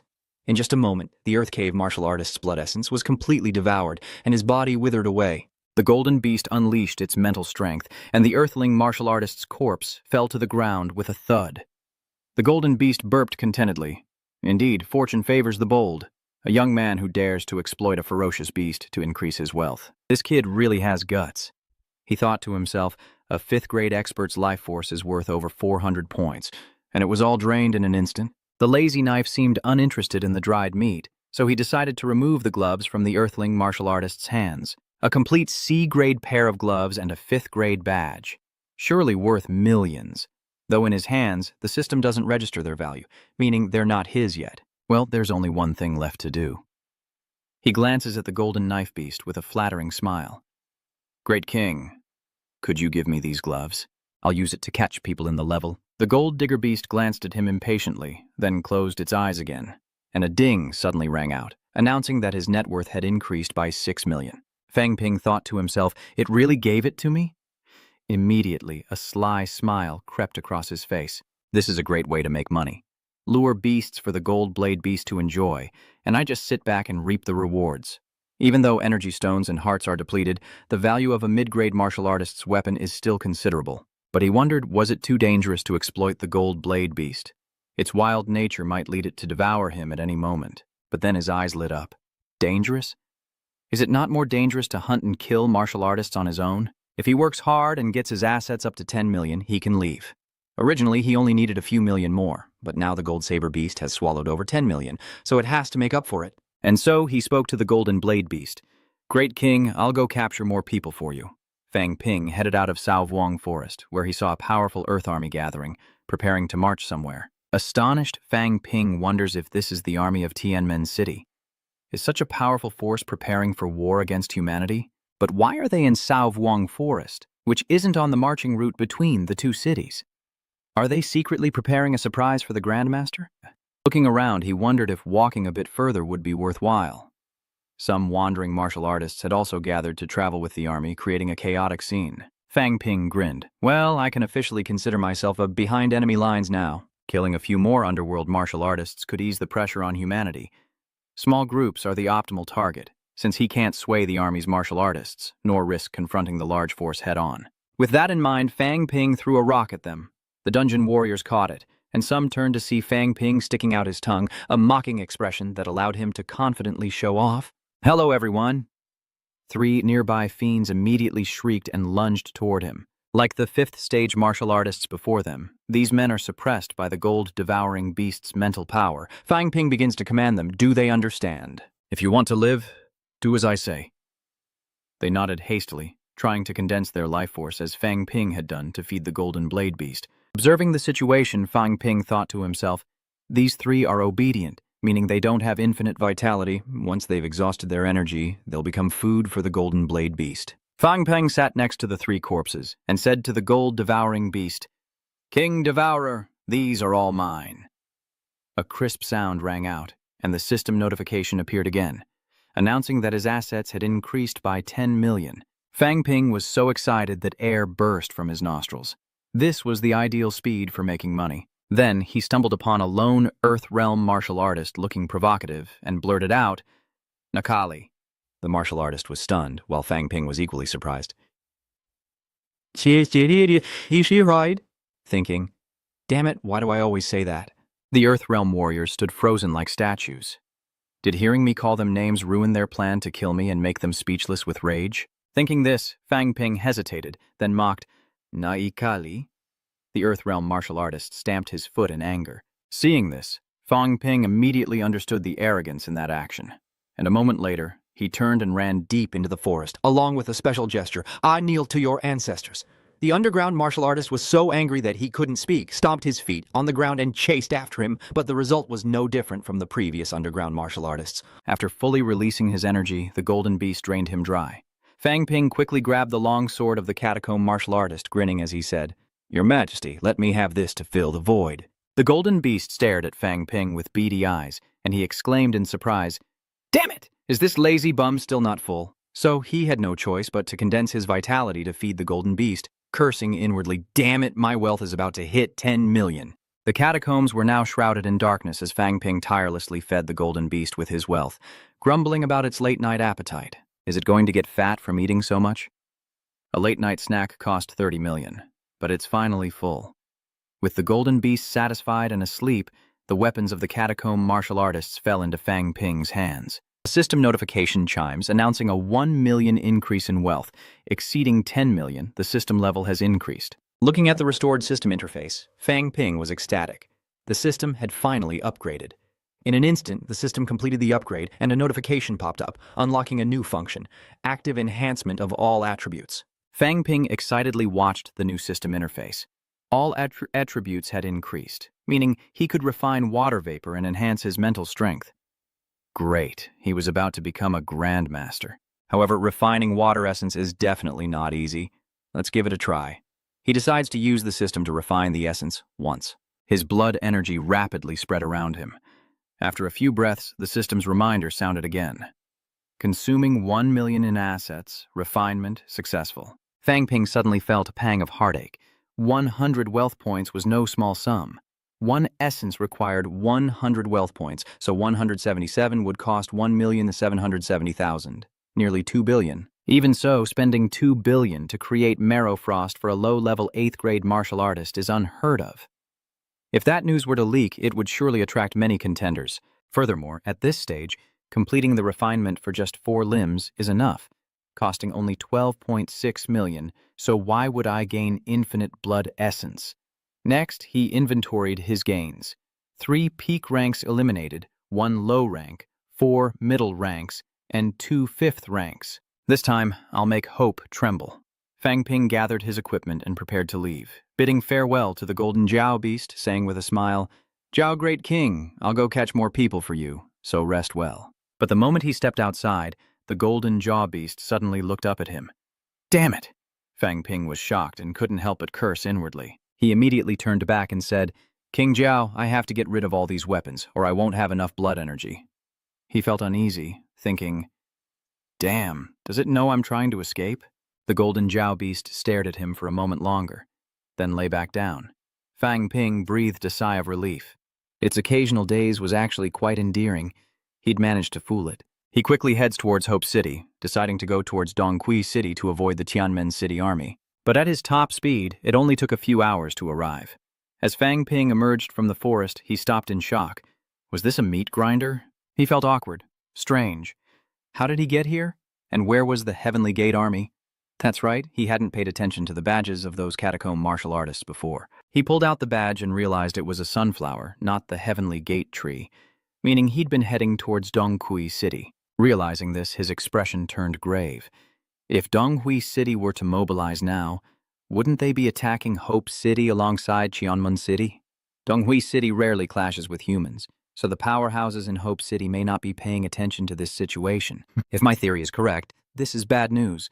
I need to report back quickly, because Hope isn't ready to face both Tianmen and Dongqi. Thinking this, he rushed back towards Hope City, but then stopped. Wait. If he mistook Tianmen City for Dongqi City, then he might have mistaken the direction of Hope City and headed straight into Tianmen City. Damn it, that was close. I almost went the wrong way. Feeling panicked, Fang Ping quickly turned around and ran in the other direction. Otherwise, he might have run straight into Tianmen City. Outside Hope City, a figure was rushing towards the city gates. In an instant, he arrived, leaping onto the city wall as his feet touched the ground. Was that not the Lion King searching for Fang Ping? He stood up straight, his face grave as he said they couldn't find him. Moreover, I just came from the King's Forest and was almost ambushed by 3 peak rank 6 fighters. I even sensed the aura of a high-rank warrior, and the Emperor rank seems serious. Something's not right this time. In the past, the high-ranking members of the Heavenly Gate Fortress only appeared at the last minute, but now they're asking us to retreat early. Could something serious be happening? Duangfang said from Hope Fortress. We've fought the Heavenly Gate before. Usually their armies attack the city directly, but this time they're clearing and blockading the front lines. Without hesitation, the sovereign realm turned back to the city, seeking Shu Xiangjun. The two quickly arrived at the command center, where Shu Mofu pointed to the sand table and said, "We've just received intelligence. The Heavenly Gate Fortress has blockaded us from the north, even the west and east. I suspect they intend to stall for time." Then, with a grave expression, he emphasized, "They plan to attack and seize Hope City. If they want to kill me, let them try." The sexy teacher raged, "My daughter is dead, my father is missing, and now my beloved students are gone. How can I stay calm?" At that moment, Huang Jing and several others entered the command center, and he scoffed, saying they'd fought the Heavenly Gate for more than a year or two. Did they really think they could take Hope City? Shu Mofu replied that he was only speculating, but they had to prepare for the worst. The army had issued a summons, including Headmaster Wu. Reinforcements from Mado City will arrive soon, and unless the Heavenly Gate army retreats, they won't easily take Hope City. Huang Jing hesitated, wondering if Headmaster Wu was leading the team, but would Lu Fengru participate? Zhu Mo deputy says it's hard to say, maybe not, since the two of them are quite close. Huang Jing breaks out in a cold sweat. That's right. Chu Mo asked what was going on, then exclaimed in surprise, "Fang Ping, who went missing, is actually Lu Fengru's student?" Huang Jing and Tang Feng nodded in confirmation. Shu Mofu looked at them, cursing inwardly. Over 90 magic warrior students entered the catacombs, and they lost Lu Fengru's student.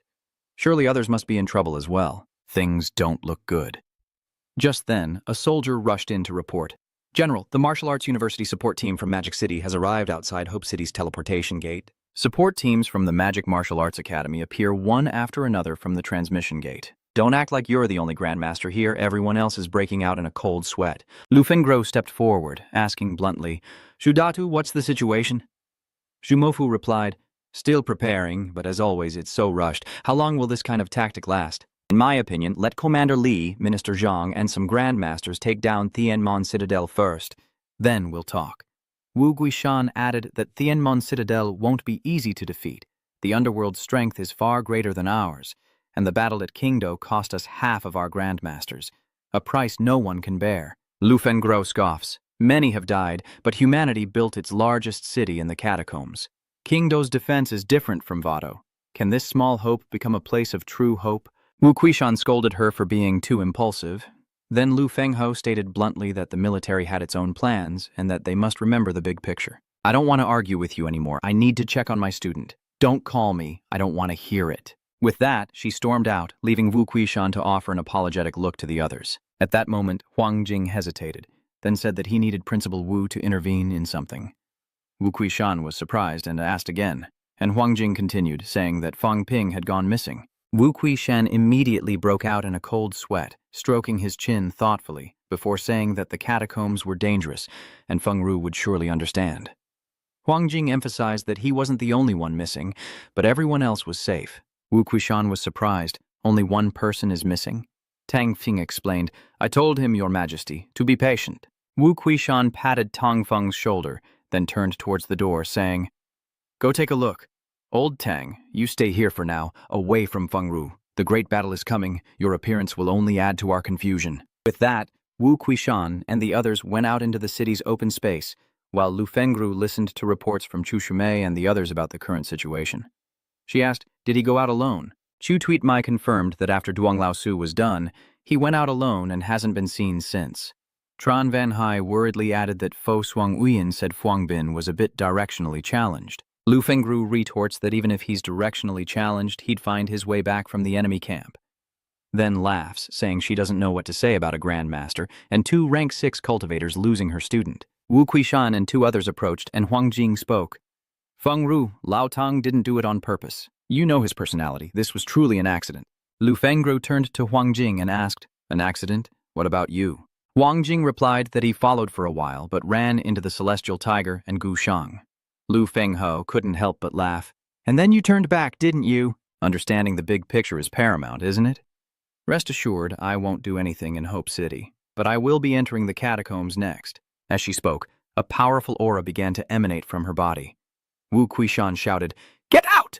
Your loved ones and friends better not come in here, Lu Fengro coldly replied. What if I'm fighting against humanity? My daughter is dead, my father is missing, and my stepson may be her killer.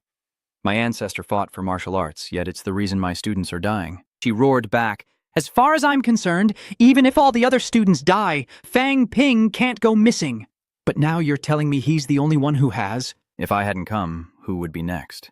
Zhang Shuimei or Chen Yunxi? I don't think so. Her grandfather is a grandmaster.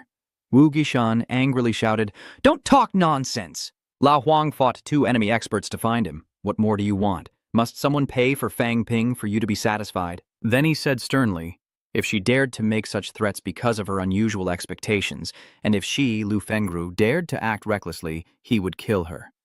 Lu Fengru coldly replied, If you want to kill me, try it. Wu Kuishan gritted his teeth in anger, his fists clenching involuntarily. Unfazed by those around her, Lu Fengru turned to Shuimei.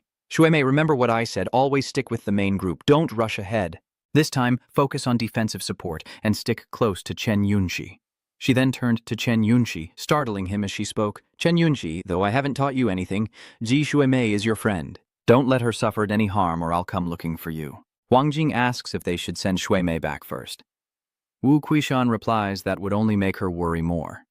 They should just have someone watch her and prevent her from acting rashly. Shumofu sighed in helplessness, feeling truly hopeless. He wondered if Fang Ping, a mere rank 3 martial artist, could really make it back with Hope City blockaded. Meanwhile, Fang Ping hid behind a large tree, looking out as the entire catacomb army searched everywhere. He couldn't help but feel frustrated.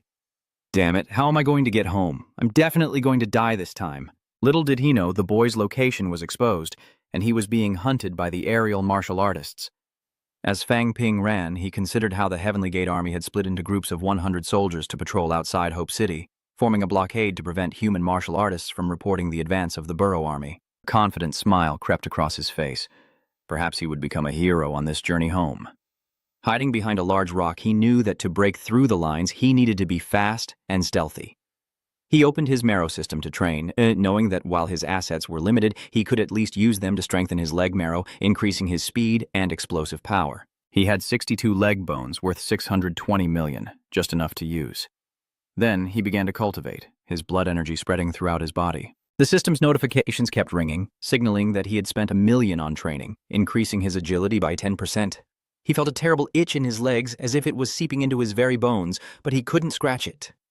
As he trained, his bones strengthened, his body weight increased, his muscles contracted, and his body hair began to fall out. To allow for the smooth flow of qi and blood, he needs to reach the 8th rank Grandmaster realm.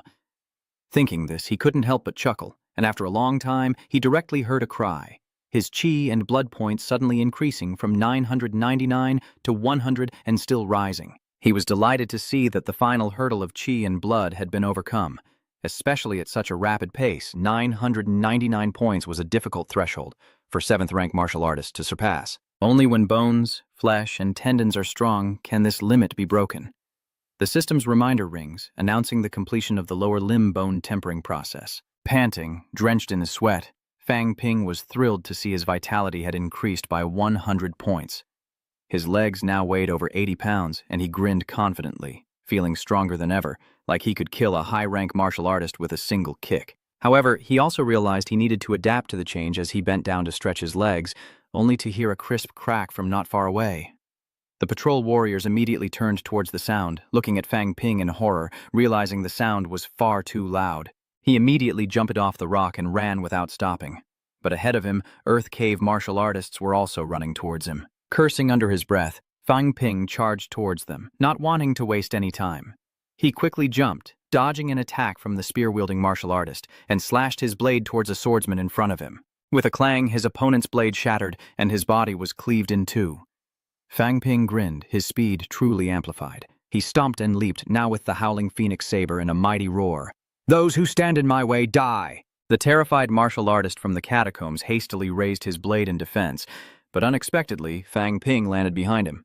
Before he could react, Fang Ping had already dashed away, leaving the catacomb martial artist frustrated and dejected. He turned back with a smile, relieved that most of his pursuers were only 4th stage. With a few 5th stage cultivators 100 meters back, they wouldn't catch up for another half hour. Once he reached Hope City, he would slaughter them all. Suddenly, a figure descended from the sky, startling Fang Ping. A powerhouse capable of aerial combat. The figure above roared, stomping down with immense force like a cannonball, a booming sound echoing as he approached. He scrambled to avoid the attack, his body tumbling across the ground before he could regain his footing, scattering his previously seized weapons. As the dust settles, a chuckling earth burrow martial artist slowly emerges. Fang Ping knows escape is impossible. Suddenly, his instincts screamed danger as he saw a long sword imbued with the power of blood hurtling towards him. But the distance was too short to dodge, and the sword pierced his left arm. The earthling martial artist cursed, surprised that such a talent could evade his attack. Fang Ping didn't dare stop, forced to drag his injured arm as he continued to run, 1,000 thoughts racing through his mind. He was going to die. He really was going to die. Being a hero isn't easy, he thought. I should hide in Hope City. His eyes widened with excitement as he saw Hope City. He recalled escaping from 6th-rank martial artists before, along with countless 4th and 5th ranks.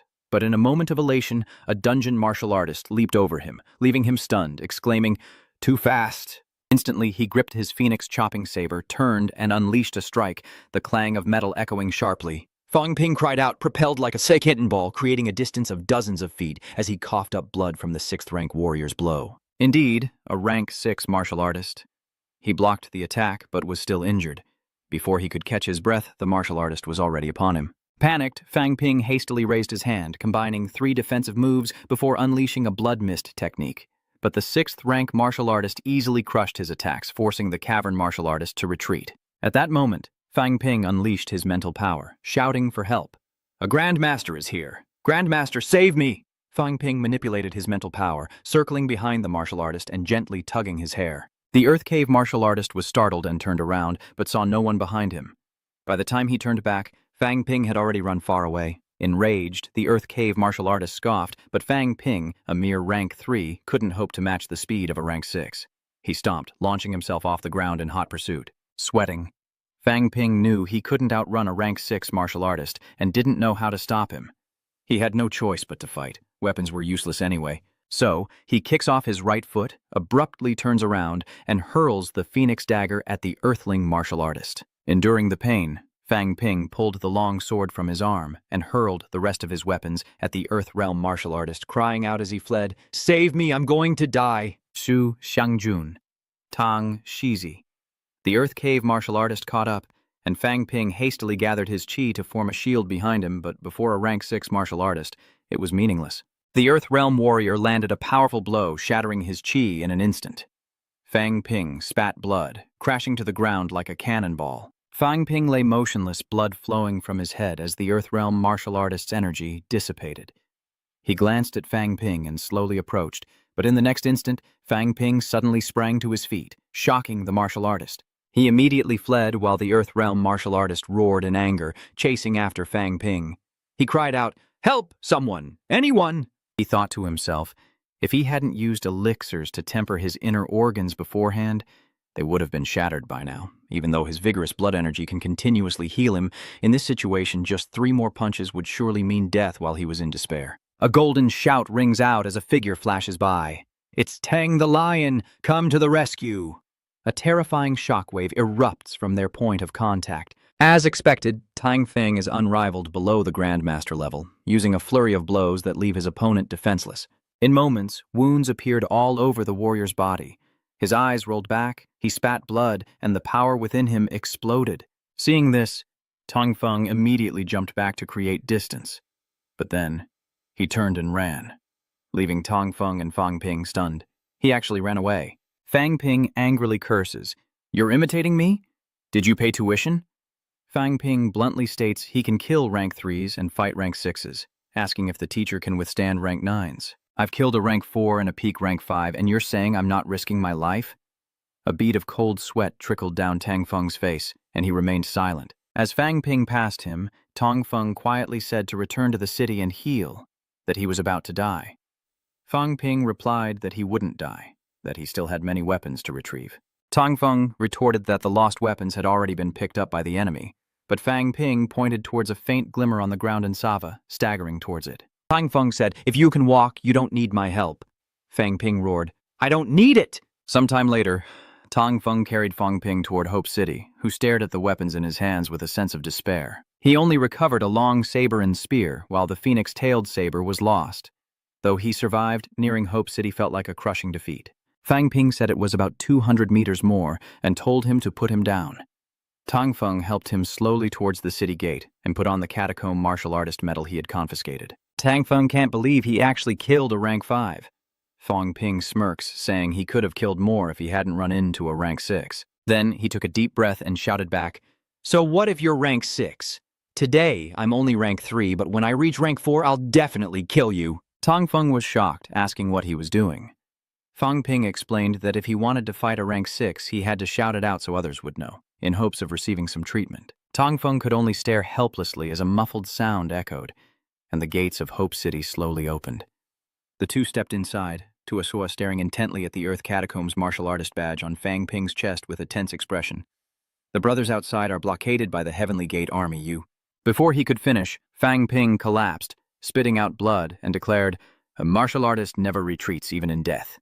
Tuasua bit her lip, overwhelmed with emotion, and saluted Fang Ping, saying, "Well done, brother." The surrounding martial artists followed suit. At that moment, Chen Yunxi, Zhu Xuemei, and the others rushed over as Fang Ping grinned. "I've been waiting for you guys," he weakly said. "Luckily, I didn't disgrace my mission. I killed a peak rank 5 and an early rank 5, and quite a few rank 4s. I can finally go home." Lu Fengro turned to Huang Jing with a sharp look. "Did you assign him the task of killing a rank 5? Huang Jing was startled and quickly explained, "No, how could we let a rank 3 kill a rank 5? As they spoke, Fang Ping suddenly collapsed. Soon, the story spread throughout Hope City. Fang Ping of Magic Martial Arts, a peak rank 3, had broken through the blockade to return to Hope City, defeating a peak rank 5 from the hands of a rank 6 expert and escaping. On the city walls, soldiers gossiped, one female martial artist saying, "I'd believe rank 3 killing rank 4, but rank 3 killing a peak rank 5, I can't believe it." The commander agreed. "I thought so too, but he was severely injured when he returned. Rumor has it he ran over 100 miles to escape a rank 6. I even saw the rank 5 badge he picked up, a symbol of a catacomb warrior's status and honor. Unless he's dead, no one else could have taken it. We seize the medals when we kill enemies. Do you think he just picked it up?" The remaining two couldn't help but sigh. Yes, a truly talented young man. The scene shifts to Fang Ping, lying in a hospital bed in the medical room. Lu Fengro angrily rebukes him. "Are you stupid?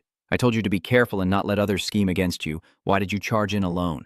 Fang Ping retorts, dissatisfied, that he refuses to accept this outcome, and he'll prove himself. Lu Fengru retorts, annoyed that he fell for such a basic trick.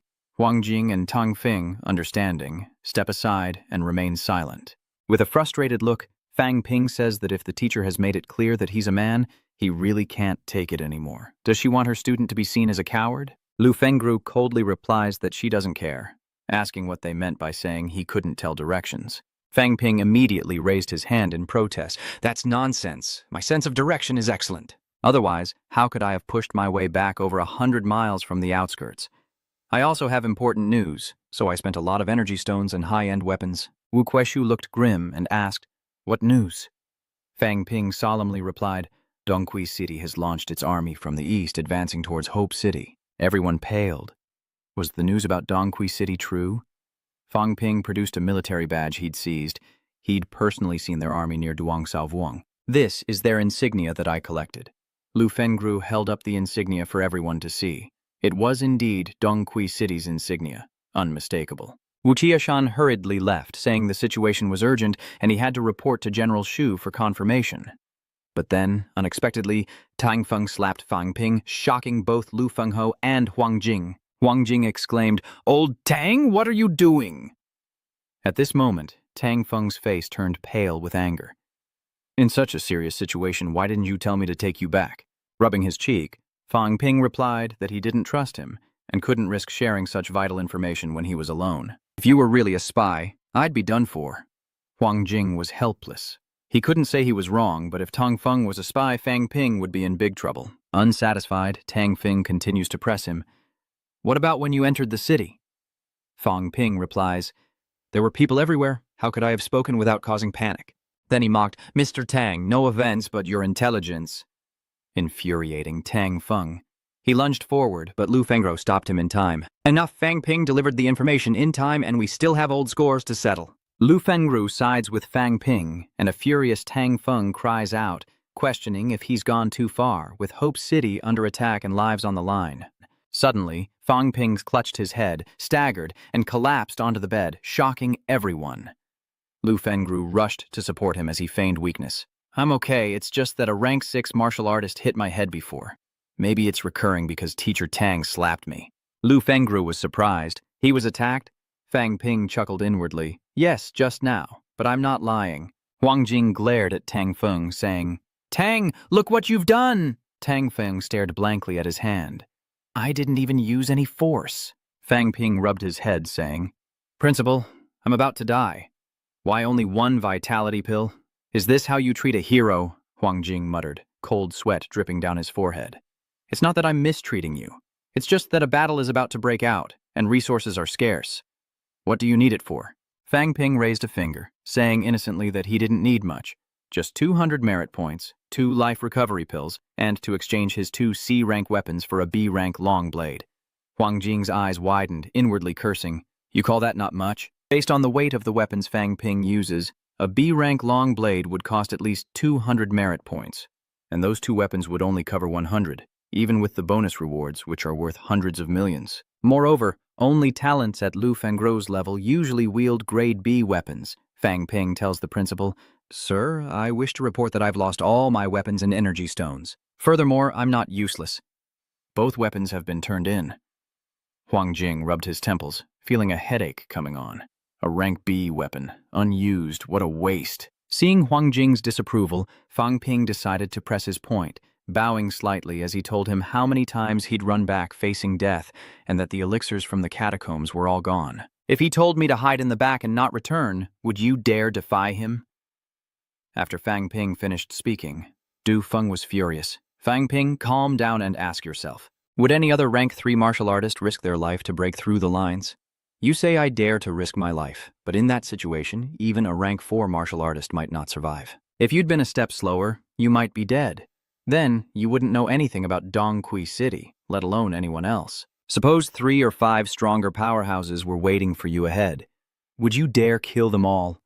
He immediately retorted, "I didn't mean to ask the school for benefits. I just want to seize more cultivation resources and quickly become stronger, so I can do more for humanity. Am I wrong?" Tang Feng felt a cold sweat break out, unsure of what to say. Huang Jing awkwardly said he wasn't wrong, and that he could grant his request, though he secretly thought this sacrifice shouldn't expect a reward. But compared to the information Fang Ping provided, this was acceptable. For a practical martial artist, the need for cultivation resources was understandable. Fang Ping smiled faintly, thanking the headmaster, appearing calm but inwardly celebrating his return to Magic Martial Arts University. Fang Ping wondered, if he returned to Magic Martial Arts Academy, what about the others? He questioned why he was being sent back. Huang Jing replied that everyone else had to participate in the defense. Fang Ping felt uneasy, and after a moment of silence, said he wouldn't return either. If I go back now, everyone will think I'm afraid to die. He asks Huang Jing if the principal can immediately give him credits, elixirs, and weapons. Recover combat power as soon as possible. So urgent. Huang Jing was surprised. What's the use of the credits here, anyway? Fang Ping grinned, saying he'd take it. Even death would be recorded and left to his family. Hearing this, Huang Jing and the others were taken aback. Then Huang Jing said that since he had decided to stay, the supplies would be delivered soon. With that, Huang Jing and Tang Feng headed towards the infirmary door when Fang Ping called out from behind. Tang Feng pauses as Fang Ping grins, saying he owes him a life, which he'll remember. But if he's expecting a few dozen recovery pills, Tang Feng's face darkens, telling him to wait until he defeats him before speaking. With that, he slammed the door shut and left. Lu Fenghua sighed helplessly. This is your fault. With that, she hugged Fang Ping's neck, laughing gleefully.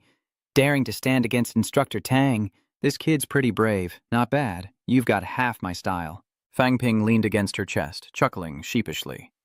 Lu Fengru stood up, scrutinizing Fang Ping, sending a chill down his spine, and he could only offer a smile in return. A moment later, Lu Fengru said seriously that he should return, adding that he was so badly injured, and the great battle was only 2 days away. Fang Ping chuckled, saying that the second rank and many grandmasters were holding the city with hope. But what if one day they faced a powerful enemy with no one to rely on? Lu Fengru replied that they had to stay in the catacombs and could not retreat, but he was different. You've done enough. You can leave. But Fang Ping confidently replies that he isn't afraid and believes they can win. If not for the Grand Masters of China, they could be wiped out. But Lu Fengru counters that he's being too simplistic. The 3 cities dig has 13 cities, meaning at least 13 rank 9 city lords, while there are only about 30 rank 9s in total. If war breaks out, the dig's hidden powerhouses could flatten Hope City. Fang Ping said seriously that in that case, he had to stay even more. If everyone else died and he was the only one left, no one would be able to acknowledge his contributions. Lu Fengru sighed, helpless. He was such a fool. In every war, it's always the low and mid-ranks who suffer the most. If you've decided to stay, then don't die so soon.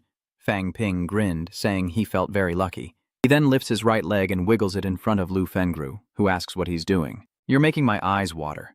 Don't you see anything different about me? Lu Fengru stared at his leg for a moment, then suddenly widened her eyes, exclaiming, bone marrow like paste. She lifted Fang Ping with one hand, saying this weight was truly abnormal, asking how he did it. Fang Ping was speechless.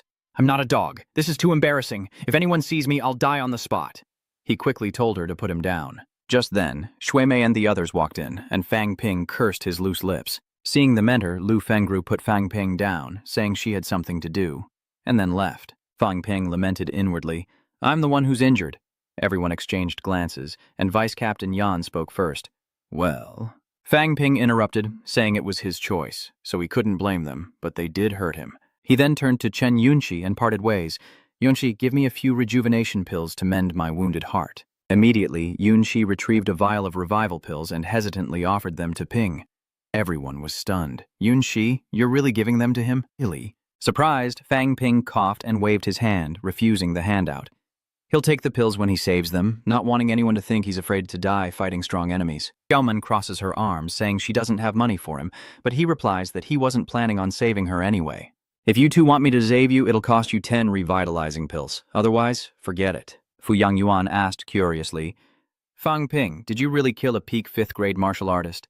Fang Ping looked serious and asked, why? You doubt my strength? Fu Yangyuan grins. Aren't you thinking about the upcoming great battle? If everyone thinks you can kill rank 5 martial artists, they'll just lead them to you when they can't win. Better to be honest. Fang Ping rolled his eyes and chuckled. If everyone thinks killing a 5th grade martial artist is as easy as killing a chicken, I'm doomed. Then he smiled awkwardly. I use tricks to kill them, but against 4th grade, I'm completely dominant. Don't comfort yourselves by thinking you can't surpass me. Everyone couldn't help but smile as Zuo Shuimei excitedly asked, Fang Ping, I heard you confiscated the medals of 5th grade martial artists. Can we see them? Seeing Fang Ping display the martial artist medals from the catacombs, many were surprised. So many medals. When will I ever get a rank 5 badge? The gap between me and Fang Ping just keeps growing. Seeing everyone's surprise, Fang Ping smiled and said, "Go ahead and take a look." A faint smile graced his lips. Soon enough, the dean's benefits arrived: medicine, weapons, and credits. Roughly speaking, the system values this knife at nearly 5 million, and here I am using that fake one. He then raised his injured left hand, adding that his net worth had also increased, which would help him continue training his upper limb marrow. This injury was quite serious, especially in his left hand, and needed to be healed quickly before the great battle. Fang Ping wasted no time and immediately began training his bone marrow to recover from his injuries. Through this training, he could strengthen his physique and blood, helping him recover faster. Those with 8th rank power and strong defense, thanks to their recovery abilities, are often called indestructible bodies, all thanks to bone marrow. Before long, night fell, and Fang Ping was still training tirelessly. He ponders, knowing that when his vitality reaches its 999-point limit, it will increase rapidly, but still only reach the 4th level with a maximum burst of 350 points. Fang Ping was able to kill a rank 4 martial artist not only because he attacked continuously, giving his opponent no time to react, but also because his ultimate move was a fatal blow. The blood-quenching saber excels at accumulating explosive power through successive attacks, but he still lacks the combat experience to face the top 10. His tools and techniques are still lacking, and this experience has made him realize that the catacombs are the ideal place to cultivate.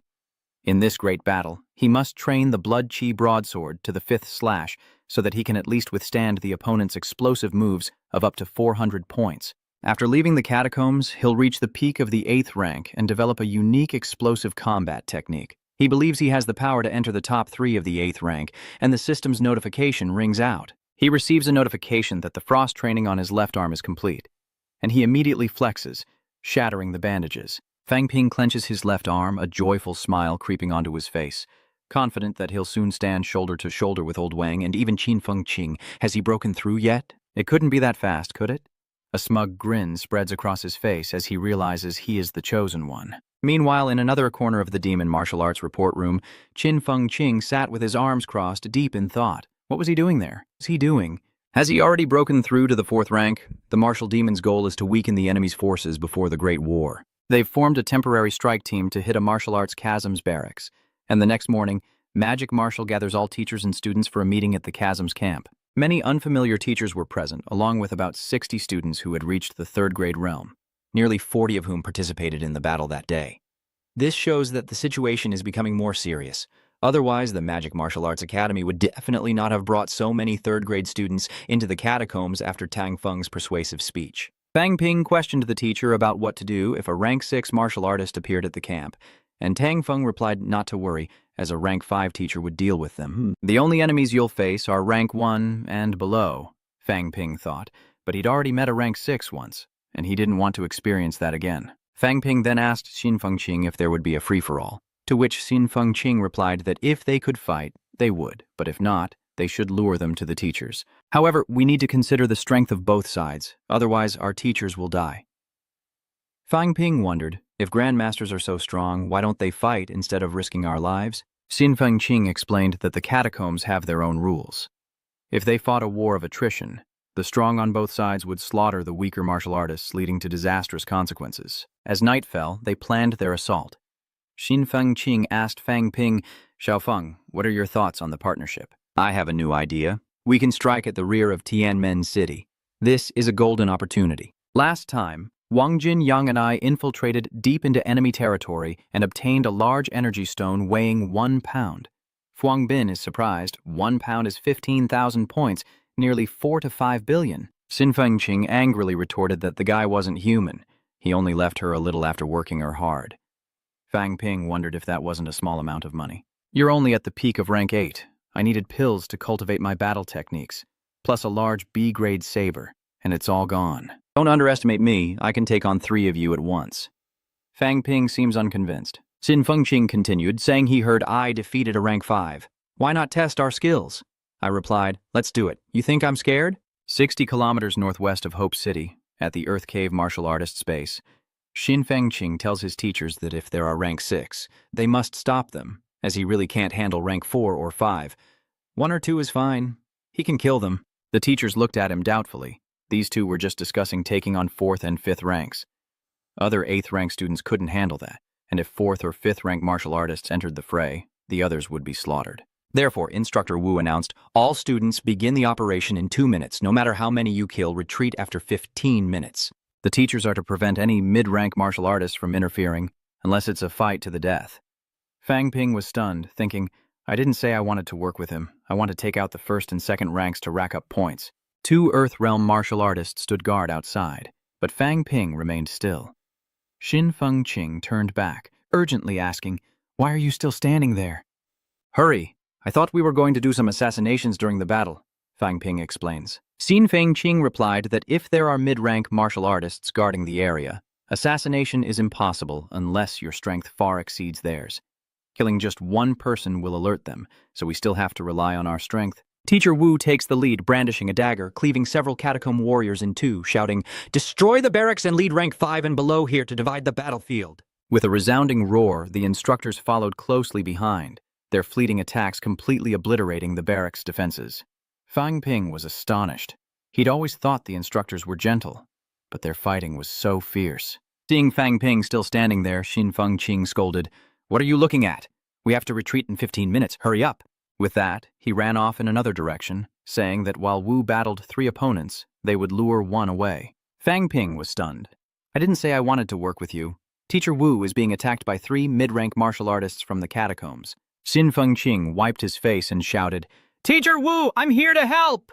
He slashed at the martial artist, who quickly blocked the blow and scrambled away. Hurry, Fang Ping! Unleash your ultimate move and strike him dozens of times! Xin Fengqing shouted, while Fang Ping silently thought that if they didn't stop this rank 4 warrior, he would wreak havoc on the rank 3 battlefield. Determined, he advanced with his dagger. With explosive bloodlust and his blade, Fang Ping unleashed dozens of strikes in an instant. The martial artist from the burrows was enraged, roaring as he forced Fang Ping back. But Fang Ping gave him no chance to breathe, stomping down and lunging forward. He realized that to kill a rank 4 fighter with this fighting style, he'd have to wait until their blood energy was nearly depleted.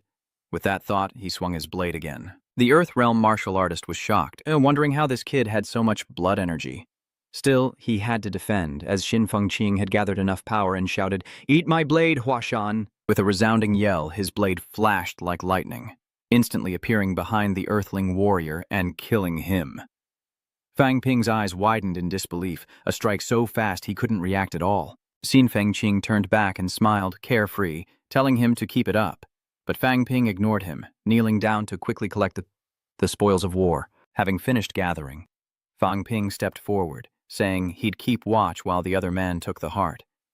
The Earth Burrower patted a teammate on the shoulder. Seeing their ally's heart being taken, the two immediately charged forward with their sabers. Startled, Fang Ping hurriedly urged, 2 rank 6 are here. I'll hold them off, you go.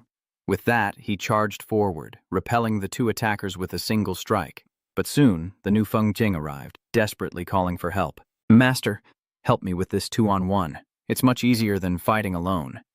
The master beside him said to just hold them off, that he had the will, but not the strength. Meanwhile, Fang Ping unleashed his limitless rage, but unexpectedly, Xin Fengqing suddenly rushed in front of him, saying, Let's switch opponents. You deal with that one.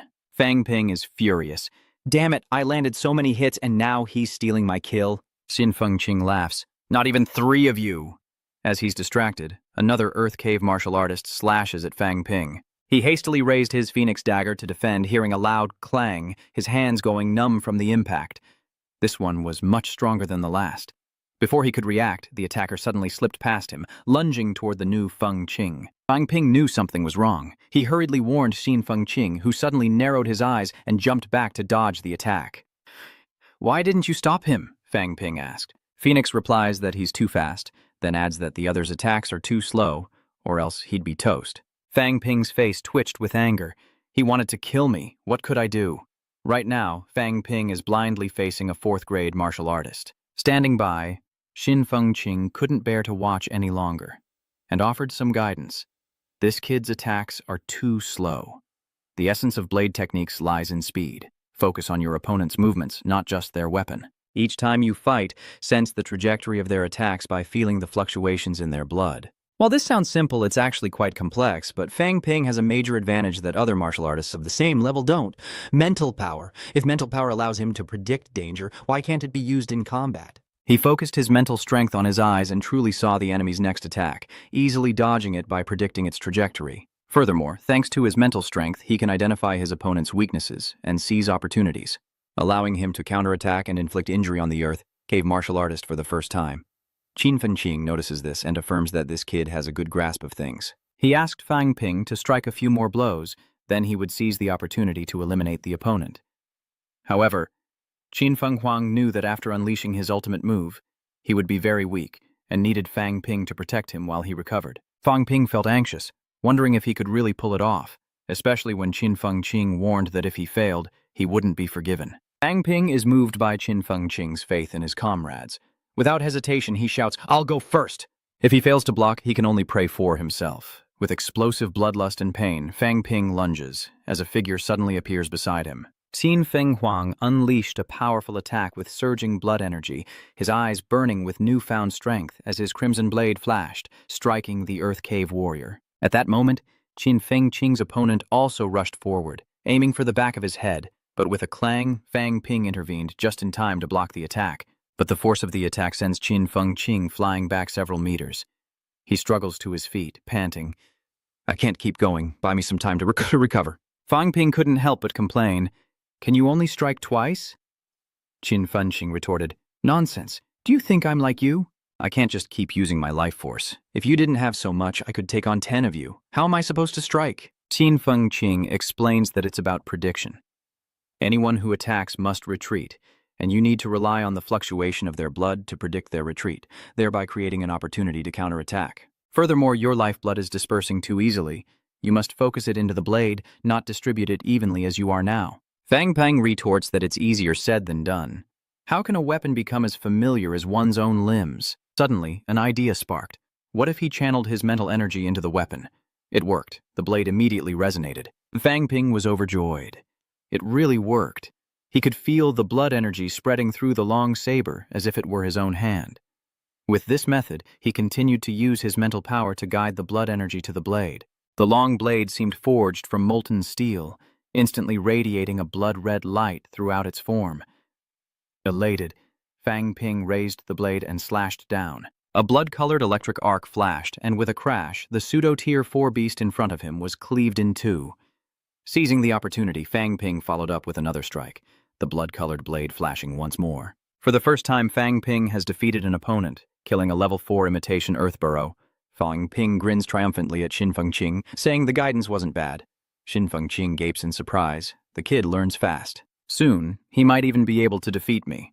But as the two chatted happily, a strange noise suddenly echoed. They saw a dimensional creature wielding a long sword, piercing straight through Teacher Wu's chest, and Qin Fengqing roared in fury at the sight. She immediately took out a qi and blood pill and ate it, then furiously attacked the monster. The light faded from Teacher Wu's eyes, and grief surged within Fang Ping. Qin Fengqing had told him that the Earth Cave's fake shells were weak, and he could kill a rank 4 in one strike. So, Fang Ping subconsciously thought that the other instructors at Magic Martial Arts were very strong. At first, he thought the arrival of the Magic Martial Arts team would lead to a brutal massacre. But the reality was even harsher than he imagined, as even the instructors were not invincible. They too can be crippled or severely injured, forced to abandon their teaching careers. Fang Ping finally realizes that in war, countless people will be sacrificed. Just as he was lost in sorrow, a loud scream erupted from behind. Students outside were surrounded. A mentor urged him to go and help. Fang Ping recalls a mentor's words. In the catacombs, sorrow is useless. Only by becoming stronger can anything be changed. With that thought, Fang Ping's killing intent surged, and a cold voice escaped his lips. This battlefield now belonged to the magic warriors. The students are surrounded by warriors, and the battle rages on. Suddenly, a loud noise erupted from behind them, startling them. The underground martial artists looked back to see Fang Ping charging at them, brandishing a large blade. A bloody light flashed, and the Earth Realm martial artists were instantly annihilated. Fang Ping rushed to his comrades, shouting, "I'm going all out! If I don't kill them, swarm them!" The students' siege battle erupts as they roar in unison, and Fang Ping charges into the enemy camp. His eyes, filled with a murderous aura, became a red whirlwind moving swiftly among the berserk warriors, each swing of his blade felling a subterranean martial artist. Fighting at such intensity, Fang Ping's body was pushed to its limit. Veins bulged on his arm as blood flowed freely. Just as he was distracted, a netherworld martial artist attacked, slicing his arm as he raised it to defend himself. Luckily, a student arrived just in time, piercing the earthling martial artist from behind with a sword. Fang Ping gasped for breath, having lost too much blood. His consciousness was fading. Although his life force could be replenished through the system, the lost blood could not be recovered. He didn't expect that the over 300 enemies seemed impossible to eliminate. Seeing the time, an instructor immediately ordered a retreat, and everyone began to quickly leave the battlefield. However, Fuang Bin wasn't the first to retreat. He glanced at the corpses of the Earthrealm warriors on the ground and quickly began searching for spoils on each kill, a sight that even a master couldn't bear to watch. He frantically yelled at Fang Ping to retreat, and he finally ran.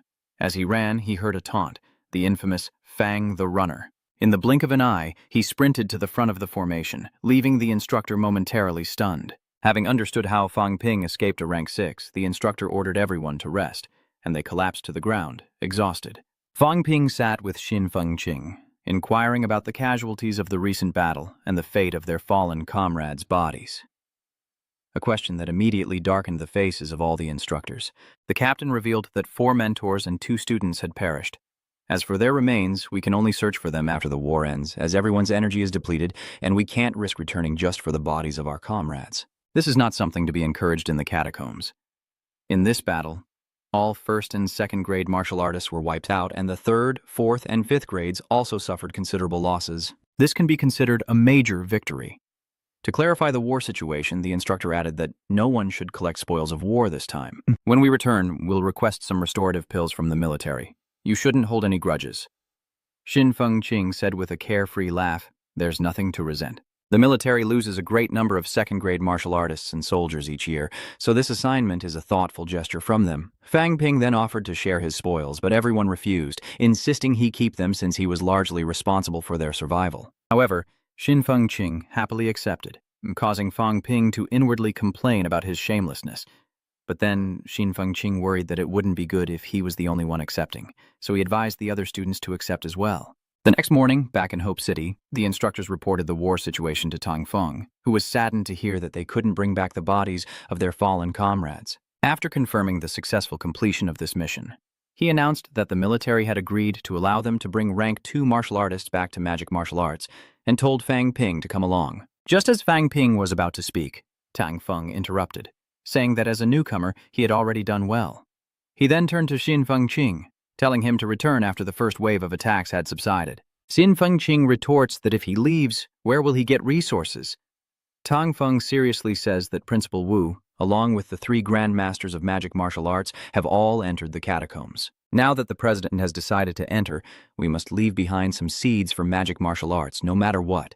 Alone on a stone bench, Fang Ping's expression reveals he's still grappling with the aftermath of yesterday's battle as Xin Fengqing emerges, explaining that even Wu's body couldn't be recovered until the enemy retreats. He struggled to say, "The stronger I become, the heavier the responsibility. If you don't go, then I can't either. I don't want to return as a laughingstock. I need to save face. But the thought of my family makes me fear death. I have so much left to do, and my parents and sister would be devastated if I died. Besides, there are plenty of mid-rank martial artists around. What difference would a 3rd rank like me make? Why not wait until I'm a grandmaster? Then I could be of greater use. If I die now, there'll be no chance at all." He paused, then added, "Don't forget, grandmasters are strong, but great grandmasters are even stronger. If everyone waited until they were grandmasters to fight, humanity would have been wiped out long ago." As he said this, his eyes grew dim, overwhelmed by a sense of helplessness. Why were people so complicated? Listening to Xin Fengqing, Fang Ping seemed indifferent. Why was Da Xiao hesitating so much? If you want to stay, then stay. If you want to leave, then leave. Haven't you already fought and destroyed the enemy? No one will say anything, Xin Fengqing said, patting Fang Ping's shoulder and giving him a thumbs up with a respectful smile. To sacrifice oneself in the catacombs is truly great. We all come here with the resolve to accept death. Do you think this is some kind of game, just killing monsters and leveling up? He finished, placing a hand on Fang Ping's shoulder. Actually, I understand you.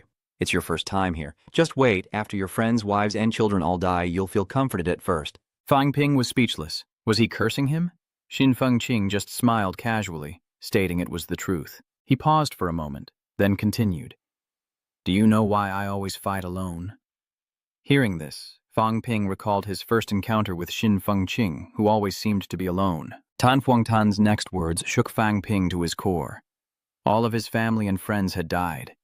He couldn't contain his memories of the past when he was in a battalion with a captain one rank above him. He often beat and scolded me. I thought if he weren't stronger, I would have cut him down. In the end, he was too tragic and was killed. Xin Fengqing's eyes were filled with nostalgia. At that time, I felt dizzy, in disbelief, sometimes wanting to avenge Han, sometimes not wanting to go down to the catacombs again. But then, I got used to it, and everything became a habit. He stared at Fang Ping, thinking he just needed to get used to it and not care too much, because he might be dead next, which wouldn't surprise him, should they split the spoils. Hearing this, Fang Ping was silent, not wanting to pay him any more attention. Seeing Fang Ping's lack of reaction, Xin Fengqing got angry, pointed at him, and shouted that he was even more despicable than that bastard Wang Jinyang. Fang Ping looked at him like he was an idiot. You want to split the money with me? It's not like it'll be that much. Now you're taking 3 energy essence stones worth 270 merit points. Like you said, split 3 ways, 7 minutes each, and I can get at least 270 points, while those 3 poor wretches haven't even gotten weapons yet. Did he see anything worth 27 credits? Unable to bear it, Xin Fengqing realized the truth, broke out in sweat, and realized he was right after calculating. So he feigned ignorance to slip away, saying, Little Fang, let's just part ways here. But Fang Ping wouldn't stand for such a loss, deciding to pretend he had the upper hand, warning, Don't regret not splitting the loot with me. Hearing that, Xin Fengqing, who was about to leave, stopped in his tracks. Not wanting to be at a disadvantage, he turned back to ask Fang Ping how much money he had made. Fang Ping placed the energy stones he'd collected on the chair, and Xin Fengqing quickly calculated that they were only worth about 130 credits. If we split it 30-70, shouldn't you be giving me 100 points? Thinking this, he turned to run. Let's split it that way, Brother Tan. You're not that stingy.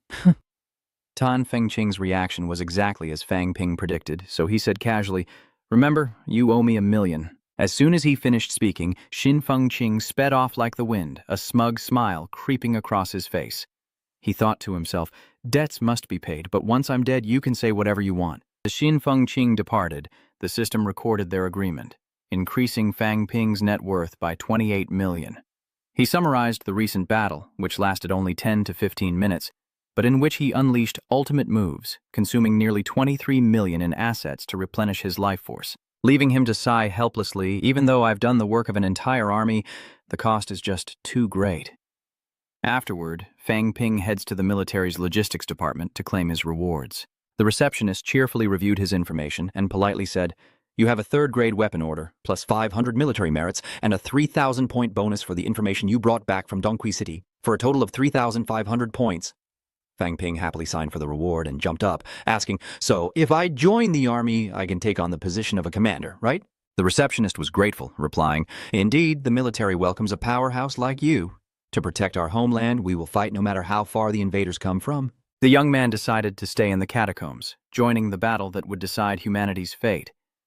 In the Army's logistics department, a receptionist explained the military's rules to Fang Ping. Military merits aren't like credits at Nanjiang Martial Arts University. They represent honor and determine military rank. The ranks from lowest to highest are Centurion, Commander, and General. To become a general and protect a region, one must reach at least rank 6 and accumulate 10,000 points. Fang Ping couldn't help but feel the sting. Last night, Xin Fengqing and I joined forces to kill 3 rank 4 martial artists and over 10 rank 3 martial artists, and we only got 500 points. This shows just how difficult it is to accumulate merit points. However, if Fang Ping could become a commander, he would become an important figure. But that would mean constant military activities and strict regulations, which he couldn't accept, so he politely declined. He then took out the energy stones he had collected, along with the damaged armor and unused C-grade alloy gloves, to exchange for a 6th-grade bio-armor. The receptionist looked at the items with some embarrassment and said that these would probably only get him a mid-grade 5th-grade armor. Meanwhile, in the military's war room, several elders sat around a table, including the old headmaster of the Demon Wolf Academy. A silver-haired elder expressed his dissatisfaction, saying, In my opinion, Tianmen City is our mortal enemy, and we should focus our attack on that city. The frail elder sitting next to him shook his head, saying that they should eliminate the enemy in Dongqi City, as they already knew Tianmen City well after years of conflict. Destroying them would only mean facing a new enemy in Dongqi City. The silver-haired elder gritted his teeth, saying, "Are we just going to let this feud go? Before I die, I only wish to wipe out those beasts in Tianmen City." The old headmaster, silent until now, finally spoke. "The government and military's opinion is to eliminate the strongholds in Tianmen City. The two cities are close, and even if we face Dongqi City in the future, we need to extend the battle line to avoid surprises. The army will gather at the city, and then we'll destroy Tianmen City. Commanders Lao Bai and Lao Zhang will take out 2 of the remaining 3 commanders, while the others will face the 7th grade commanders. We need to thoroughly defeat Tianmen City so that Wu Chuan, who guards the south, feels ashamed and says, 'Seniors, we are truly powerless.'" The old headmaster chuckled. "Come now, no need to overemphasize it. We're at this age already. If we don't act now, we might not defeat that beast even in 2 years. I'll have to leave this to you all then. The old guard is here. We can't go on anymore." Wu Quan stemmed the tide of emotion, his eyes resolute. "The students will plan a thorough strategy." The old headmaster, concerned for their disciples, asked, "Are our 2nd and 3rd grade students safe?" Wu Chuan understood and replied that the army had agreed and was organizing their evacuation, which pleased the headmaster, who said that these children were the seeds of their future. Time passes swiftly, and as evening descends on Hope City, the military makes its frantic preparations. Some armed soldiers rush towards the north gate, while others head for the Do Gate. From the sky, a powerful figure shouted, "Mid-rank martial warriors of the military and combat departments, report your names and assignments. Low ranks, report to the city gate." Fang Ping was assigned to the 2-gate city wall, along with more than 10 third-rank martial warriors. Liu Yi loudly announced to the group that their only task was to hold the crossbow and supply blood energy to the arrows. Fang Ping worriedly asked if they could kill a 5th-grade warrior, who could fly with it. Du Yi solemnly replied that of course they could, as long as their blood energy was strong enough. One person might be limited, but 10 third ranks sharing their blood energy would create great power. Someone in the group chuckled. "Little newbie, is this your first time seeing this?" Fang Ping turned his head. "When the enemy comes, we'll show you how easily a 3rd grade can kill a 4th grade. Du Yi proudly gave a thumbs up. Tianmen City really thinks they can take Hope City.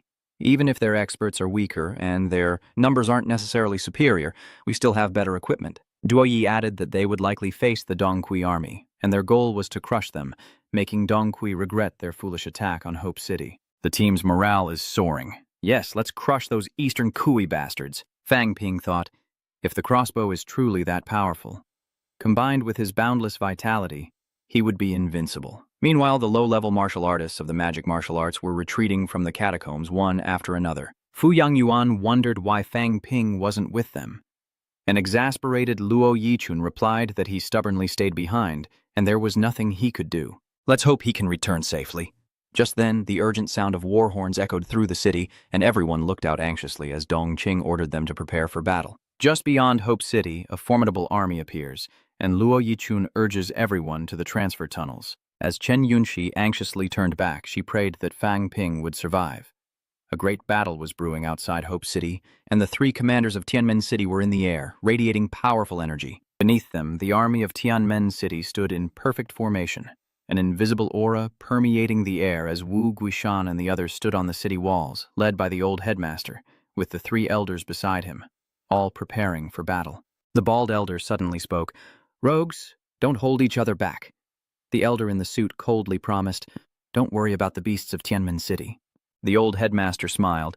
"Then let's begin," and with that, the 3 of them exploded into action. At the same time, the 3 marshals of the Heavenly Gate also advanced, leaving their armies behind as they rushed toward each other. In the distance, a heaven-shaking roar and terrifying energy surge prompted the Tianmen army commander to raise his longsword, shouting an ancient war cry as his troops charged towards Hope City. Wu Quishan signaled and roared, and nearly 1,000 martial artists, including Tong Feng and Lu Fengru, leaped from the city walls. The intermediate warriors of both sides quickly engaged, while some higher-ups tried to keep their distance so as not to harm their comrades.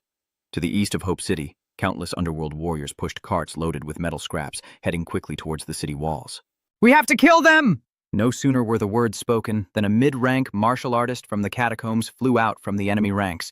Du Yi immediately shouted, "Fang Ping, start supplying blood energy to the crossbow bolt." As the Earth-Burrow martial artist flew over the city wall, a red crossbow bolt shot out, piercing his body. Those beside Fang Ping cheered, marveling at the crossbow's power. A rank 4 warrior instantly slain. But just as the joy began to fade, shield-bearing martial artists took to the air, while Fang Ping and his comrades frantically charged the crossbow, only for the bolts to be easily deflected by the shields. In moments, a second group of underworld martial artists appeared, and though the crossbow bolts flew, they were easily blocked by the shields. Witnessing this, Lu Wei panicked, warning them to be careful as they were clearly prepared. It's clear that Tiancheng Gate leaked information about the crossbow to Dongqi City. Seeing more and more mid-rank martial artists from the catacombs appearing on the city walls, Fang Ping anxiously asked, "Captain, should we go and assist?" But the commander pointed and replied, "What is their mission?" Though Fang Ping wanted to say something, he immediately told himself it was best to follow military regulations for now. "Without the Centurion's permission, I can't abandon my post. That would be desertion. Our blood essence is already more than half depleted. Going there would be a death wish." Seeing more and more comrades fall, Fang Ping suddenly has an idea. He is Fang Ping, the one who killed a 5th rank. He is strong. "Let me go alone." Du Yi is shocked, unable to believe his ears. "You're the one who defeated a rank 6? Fang Ping confirmed it was indeed him, and with determination, he answered loudly. Immediately, Du Yi pointed forward and shouted, "Why didn't you say so sooner? Go quickly!" This is the most brutal battle between humans and the land of the buried, and even the principles of magic martial arts have died in battle. At this moment, Fang Ping's hope arrives at the city walls, along with the martial arts masters of the land of the buried. A human martial artist is struck by a shield and staggers back, and a netherworld martial artist sees an opportunity, raising his longsword, but suddenly a light flashes between them, and the netherworld martial artist is cut in two. Fang Ping, wielding a large blade and radiating fiery energy, charged towards another underworld martial artist as onlookers marveled at the difference between a true genius and themselves, now growing old. He immediately clenched his fist in excitement, saying that when his blood energy recovers, he'll unleash a strike like no other. A man beside him scoffed, saying a first-grade strike is barely acceptable. Hoping for aid from the northern gate, Shu Mo Fu stared intently northwest, muttering that they would return. There, powerful energies clashed as the imposter headmaster and Tian Hu fought at speeds too fast to follow, until Tian Hu saw an opening and landed a devastating blow, sending the headmaster crashing into the ground in a cloud of dust. Tian Hu looked down at him with a sneer, muttering a string of gibberish as the false principal gasped for breath and chuckled, "If you hadn't ganged up on me, would you even be a match for me?" With that, he spat out a mouthful of blood and threatened, "None of you will escape this time." The heavenly tiger sneered. Then his mental power erupted, transforming him into a tiger lunging towards the fake headmaster. Sensing the moment, the headmaster roars, "Just who I've been waiting for. Spirit falls, body perishes, spirit can be destroyed. Bloodblade decides." His voice echoing, the fake headmaster erupts in golden light, raising his right hand as a massive, blood-colored blade appears in the air. Though gravely wounded, he refuses to yield. Sensing the principal's terrifying aura, the heavenly tiger was horrified. But the principal gave him no chance to react, roaring, "Venerable One!" and unleashing a devastating blood pain strike.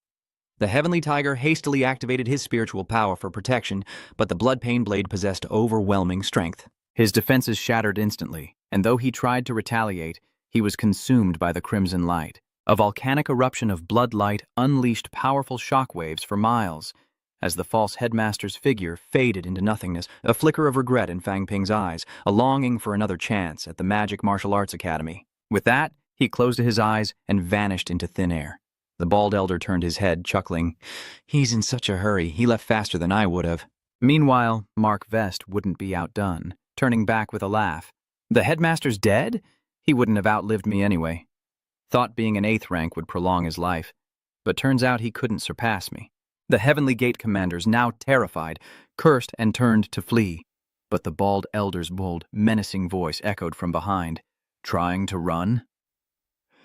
Trying. Immediately a blood-red blade, like the principal's illusion, shot into the sky, and Elder Mark Vest, not to be outdone, raised his hand and laughed, "I'm coming too." Sensing the terrifying aura behind them, the two commanders paled, their eyes filled with horror as a deafening rumble echoed through the space, and 2 beams of red light erupted, turning the sky blood-red for miles. Their bodies vanished along with them, and the bald elder calmly closed his eyes, saying he would take his leave first. Elder Mark Vest waved his hand, laughing, "Ha ha ha, I'll follow too." At that moment, the generals of the Heavenly Gate Army and the Eastern Kui Army noticed the disappearance of energy from the three commanders. Their expressions immediately changed, and they ordered a retreat. The soldiers of both sides quickly began to flee. Seeing this, Vice General Schumark ordered the pursuit of the Earthrealm martial artists, starting with the volunteers in Hope City, while the Earthrealm martial artists tried to retreat, and Fang Ping jumped down from the city wall. The quintuple incineration exploded, instantly tearing apart the limbs of several fourth-grade martial artists, and causing the deaths of many high-grade powerhouses. This was beyond everyone's calculations. The Heavenly Gate Army and the Eastern Kui Army continued to retreat, while the enemy's mid- and high-grade powerhouses were restrained from afar by human powerhouses and unable to return. During the retreat, many low-level martial artists were cut down outside Hope City, their corpses strewn about, the air thick with the stench of blood. Qin Fengqing knelt down, distraught, and screamed in anguish, "Calamity! Why did you make our headmaster risk his life? Are all the rank 9 martial artists dead?"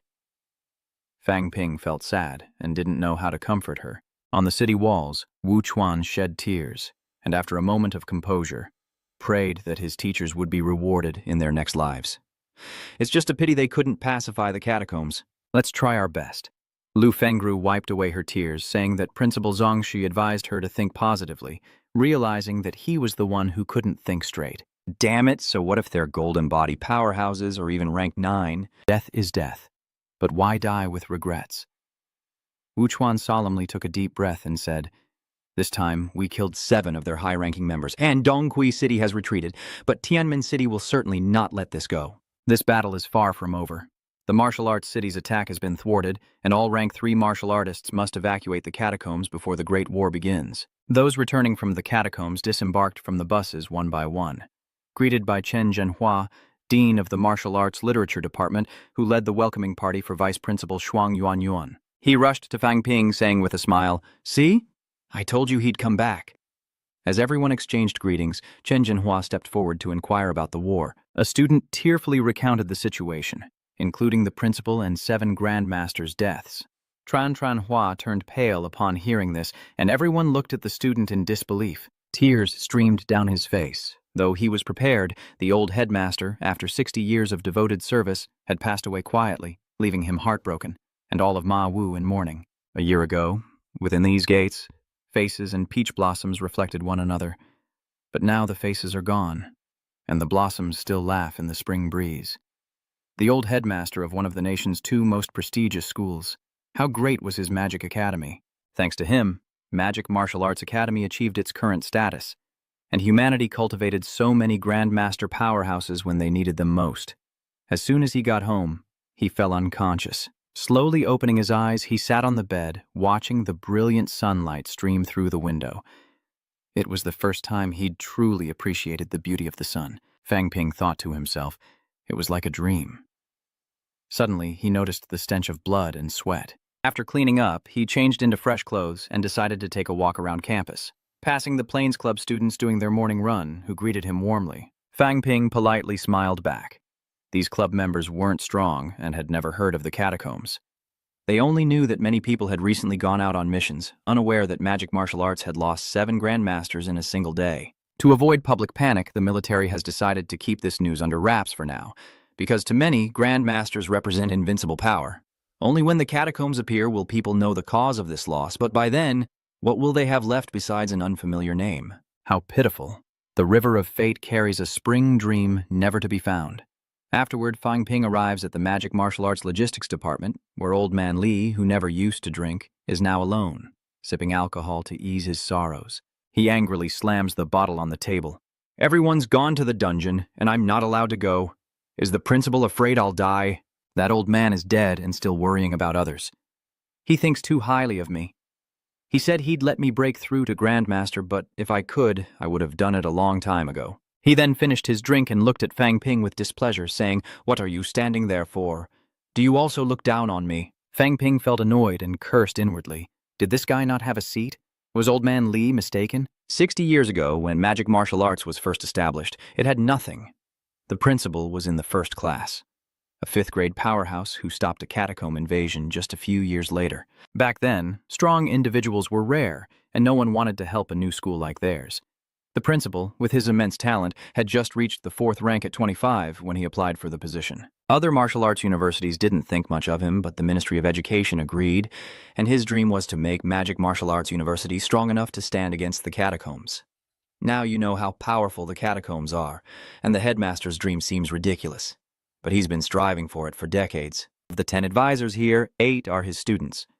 Surprised, Fang Ping asked if he was also his advisor. He continued, "The strength and ability of the magic martial arts advisors far surpasses some local grandmasters. Yet what they receive is disproportionate. Why do they stay?" The principal was cunning, filling our heads daily with the idea of becoming esteemed advisors. We were all hot-blooded 20-year-olds, unable to resist his daily brainwashing.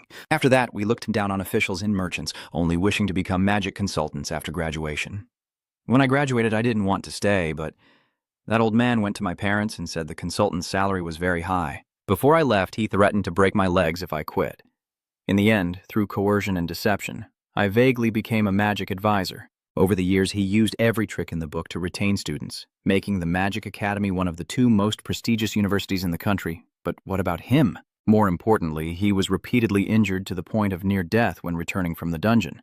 In fact, I knew this would happen last year. When high-ranking powerhouses feel their health failing, they delve deep into the dungeon, never to return. I heard that the Nanjiang dungeon was about to open, and he was preparing to go with some seniors. I thought I could wait longer, but the alliance of the 2 cities forced the old man to seek death sooner than expected. Old Man Li, who always joked around, bragged about wiping out a district, but couldn't even destroy a city. His face contorted, tears streaming down his cheeks. "We can't lose face either. We can't help him fulfill his wish." Saying this, Old Man Li burst into tears. "I followed him for 40 years. I can't." Tears streamed down Fang Ping's face as the old man quickly wiped his own eyes, asking if he was going to cry too. The old man then angrily threatened Fang Ping, saying that too much talk would be shameful, and if word got out, he'd beat him. Fang Ping could only nod in silence, then told the old man that he had reached the peak of the 8th rank, but was still lacking in physique and blood energy. Even though he successfully executed the blood-bursting blade's 5th slash, he felt it wasn't perfect. The old man understood his problem, advising him to engage in battle with warriors and learn a powerful, all-encompassing fist technique, having already reached the peak of the 8th rank. He then advised Fang Ping to seek out martial artists to compete with during summer vacation, and when Fang Ping didn't understand, Old Man Li explained, "Martial artists who want to break through from middle to high rank must cultivate an invincible aura to reach a state of perfect harmony between essence, energy, and spirit. I know you eliminated rank 4 martial artists in the catacombs, but they can't compare to rank 4 humans. The martial artists here are under pressure to kill from the catacombs, while rank 4 in the catacombs mainly rely on the energy from the ore. No matter how many you've defeated, it won't increase your momentum, so you need to fight stronger opponents to build an invincible belief, and only then can you break through and become the strongest in your rank." Fang Ping pondered for a moment, then asked if Wang Jingyang's challenge to the north was for the same reason. The fake Elder Li replied that it was, and that it was not just a simple challenge in the north, but also related to the martial arts competition. He wants power over the 5 martial arts schools, so his motives aren't entirely pure, and his undefeated streak isn't truly at its peak, since his opponents are weaker than him. And you, challenging the top 10 fighters in the Prodigy rankings, is also to build prestige for the demonic martial arts, which is currently going through a difficult period, its strength severely diminished. A graduating senior like you wouldn't understand. Principal Huang and Lao Liu are in the catacombs.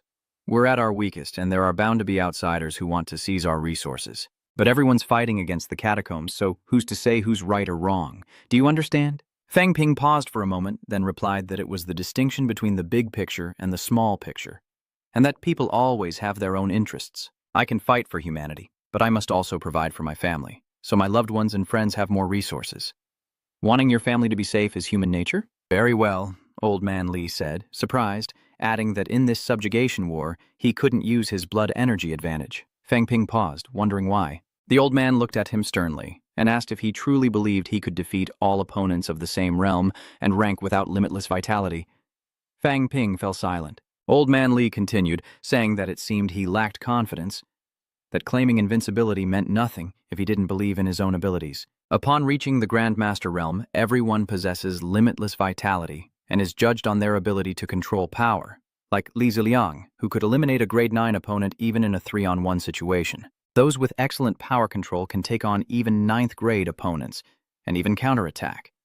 Conversely, if you don't want to be a ninth grade defeated by an eighth grade, listen and look further, because relying solely on blood vitality won't benefit you. Fang Ping thought to himself, he's right. It would be shameful if I became a rank 9 and was defeated by a rank 8. He then stood up, bowed deeply to the old man, and said that he understood, though he sighed helplessly, knowing he couldn't just bully people anymore. Suddenly remembering something, he stopped and asked, Master, what does a kokali actually mean?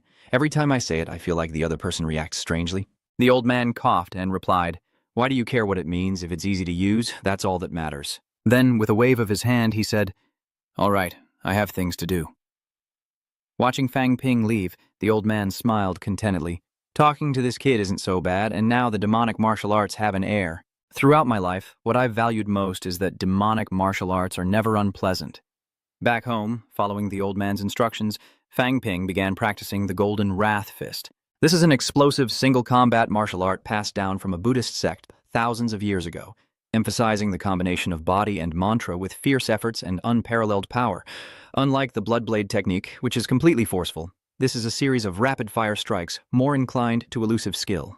In contrast, the Golden Bell Fist isn't overly complex. It's like a furious, golden-bodied Buddha unleashing his wrath.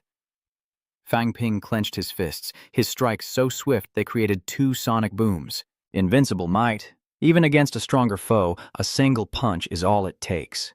Congratulations echoed as he threw a punch, but only a boom resonated from the air. Fang Ping was silent for a moment, then slumped to the ground, frustrated, saying it wasn't that easy.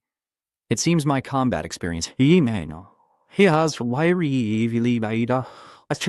Otherwise, perhaps I wouldn't need to learn the Golden Body Fist to reach the state of perfect harmony.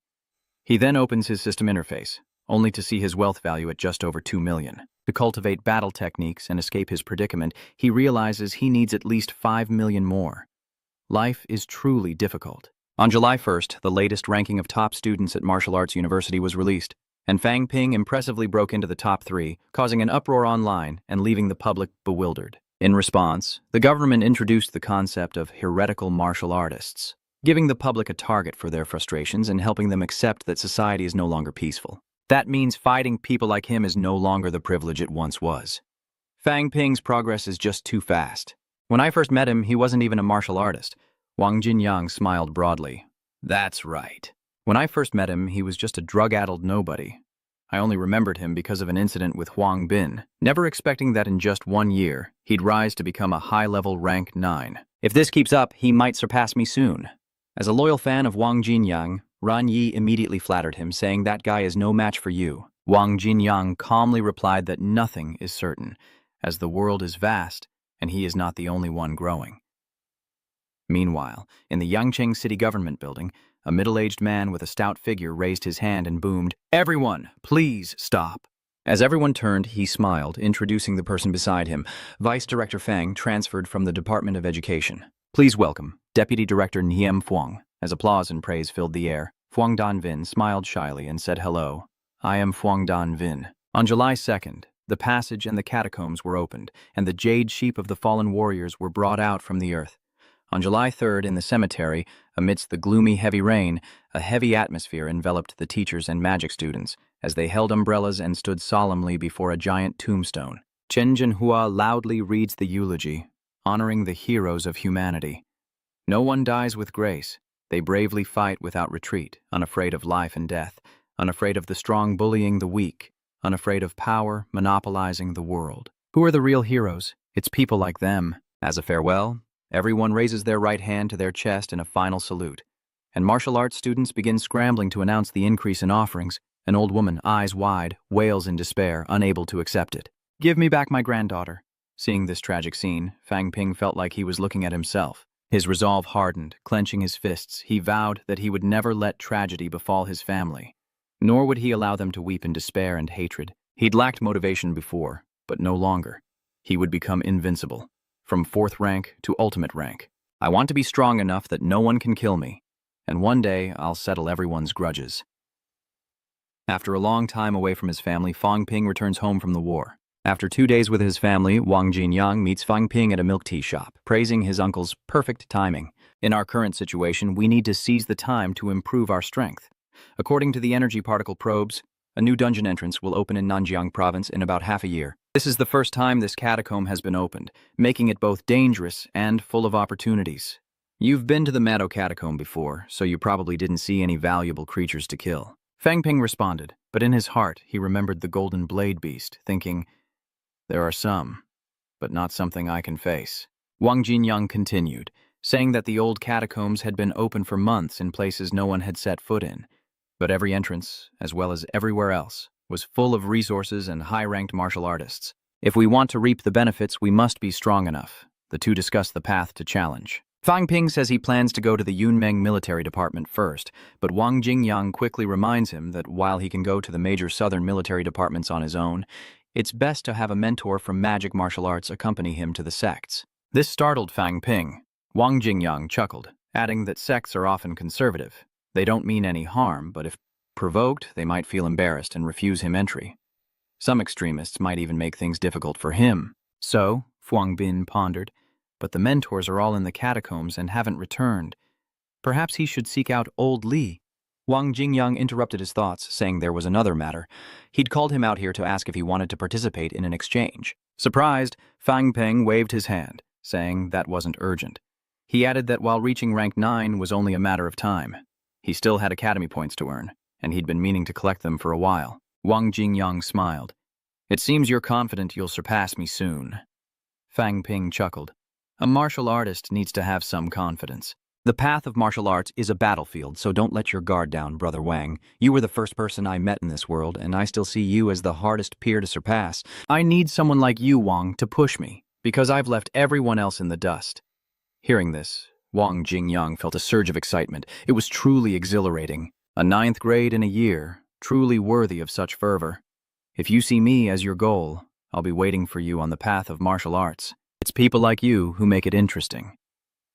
Afterward, Fang Ping heads alone to the Yunmeng Military Academy in Beihu Province. In his first battle, he displayed incredible talent, rapidly improving and defeating a military genius, astonishing even the highest-ranking military officials. Besides the previous rank 3 ranking, China also has a national rank 3 ranking for those ranked 10th to 20th, who are fairly evenly matched. Those ranked above and below haven't necessarily fought each other. So, Fang Ping chose Chen Jiawang, ranked 14th, for his first battle, his main goal being to break through the peak of rank 3 and then build momentum towards rank 4. Arriving at the Yunmeng Military Academy gate, Fang Ping greeted the guard. "Hello, comrade. May I come in to find someone?" The guard pointed inside. "Sorry, non-military personnel are not allowed. If he wanted to find someone, he could register here and someone would help him make contact." Fang Ping wondered if it was okay to find someone like this, deciding to wait for the person to come out. "I didn't come here to challenge anyone, but I lack the necessary presence." So he calls Wang Jinyang for guidance on how to issue a challenge. Wang Jinyang said to do it properly, send a challenge letter to the head of the Cloud Dream military and have them arrange it. But this method is slow and could be rejected. If you want to be faster, try a simpler method. Hearing this, Fang Ping felt annoyed. Perhaps he would become like old Wang in the future, with everyone wanting to fight him. After hanging up, Fang Ping arrives at the military academy gate, plants his broadsword in the ground, takes a deep breath, and loudly declares that Fang Ping of magic martial arts has come to challenge Yun Meng's provisional students, claiming that none of the lower-ranked provisional students can stand against him. His powerful voice and energy instantly echoed throughout the Yun Meng campus.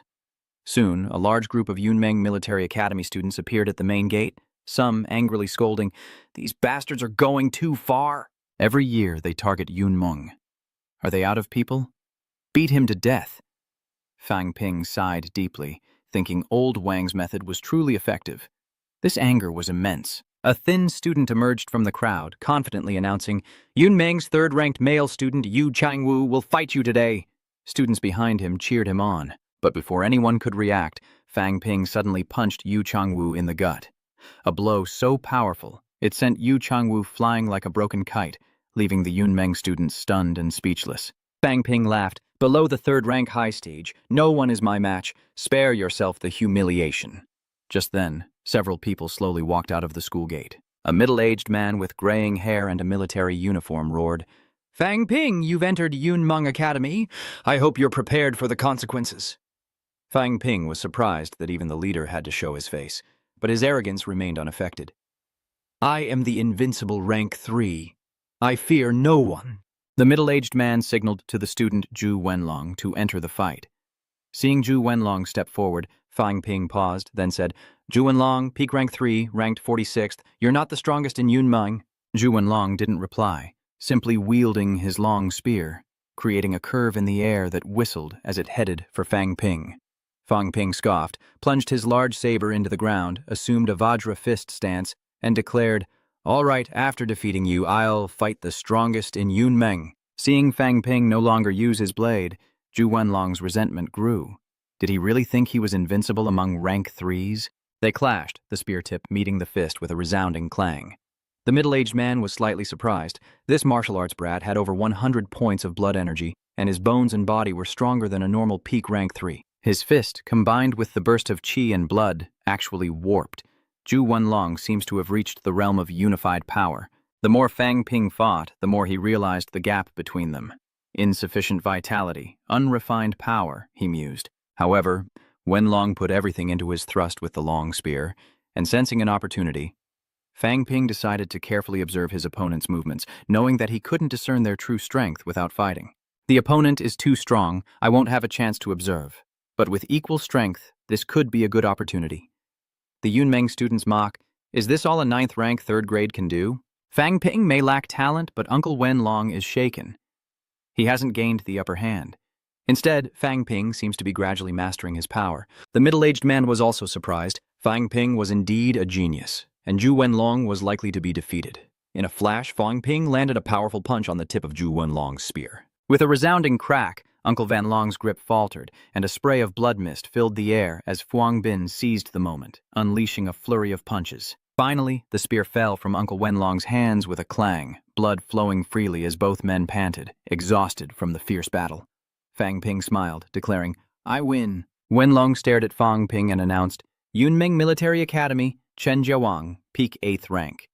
Fang Ping was secretly delighted, thinking, he's finally here, a top 8th rank from Yunmeng Military Academy. He quickly uses the system to restore his blood and energy, and the scene before their eyes surprises everyone.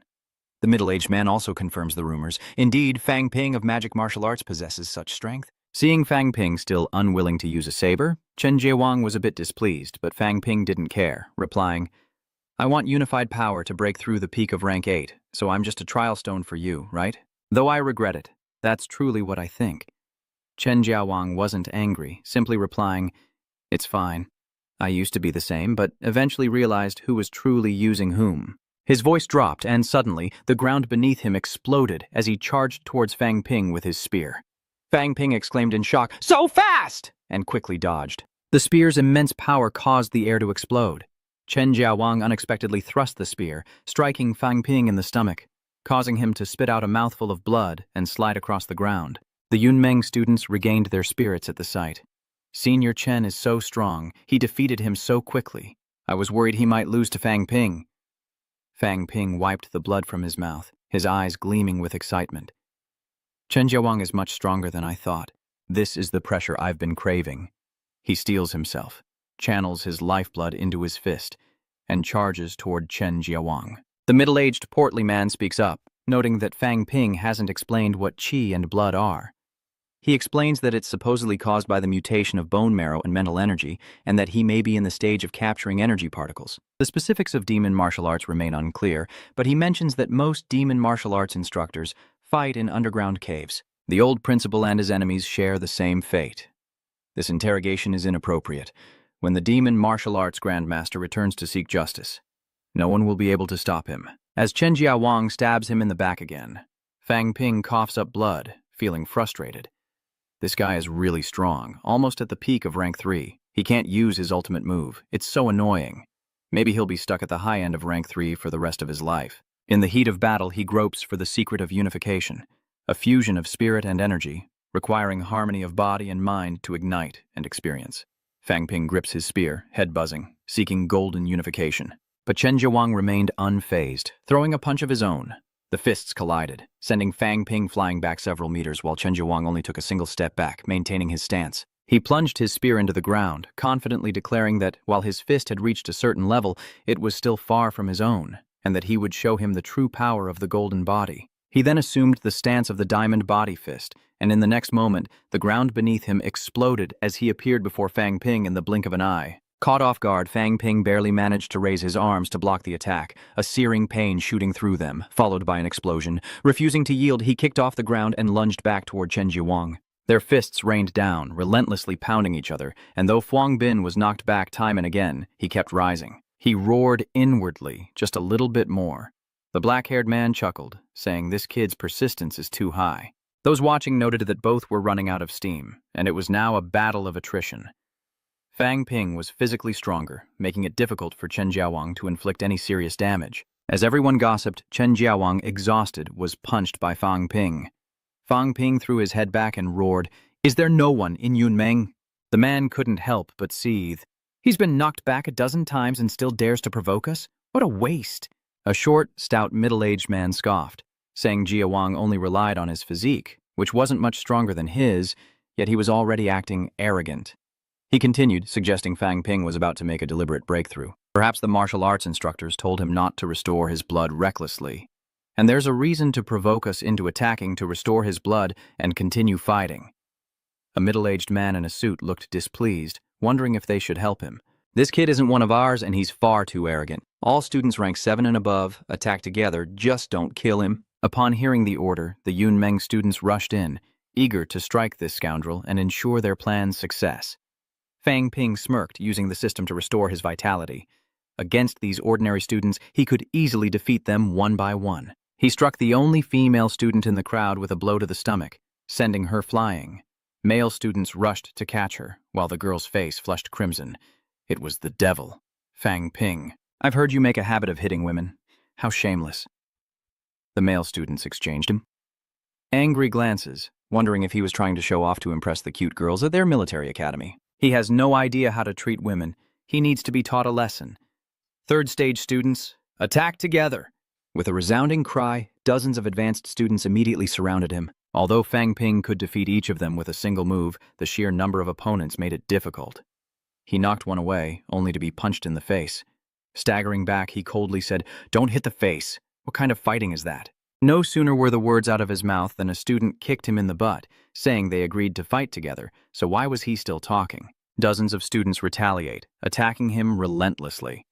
Fang Ping, enduring the onslaught, declares that he has reached the peak of the third rank. As he finished speaking, his eyes suddenly gleamed with a bloodthirsty light, and with a muffled boom, all the Cloud Dream students were sent flying, collapsing like steamed buns. Seeing this, the gray-haired man's expression turned grave and unsightly, while a panting Fang Ping, face swollen like a pig's head, still managed to smile. "I won." The system announces that he has reached the peak of the third rank. The flamboyant-haired man waves his hand and turns to leave, saying, "Get out! Next time, if anyone from magic martial arts dares to come to Yunmeng, we won't show mercy." Feeling a surge of warmth, Fang Ping knew his duel with Chen Jiawang, while bloodied, had been of little help. So he ordered the other students to attack, creating an opportunity for his breakthrough. Fang Ping then picked up his blade and departed, determined to complete the goal of his first battle. Thanks for the help. Now he just needs to consolidate and digest a bit before challenging higher-ranked martial artists. Chinese martial arts were formed from 3 forces: the military and the sects.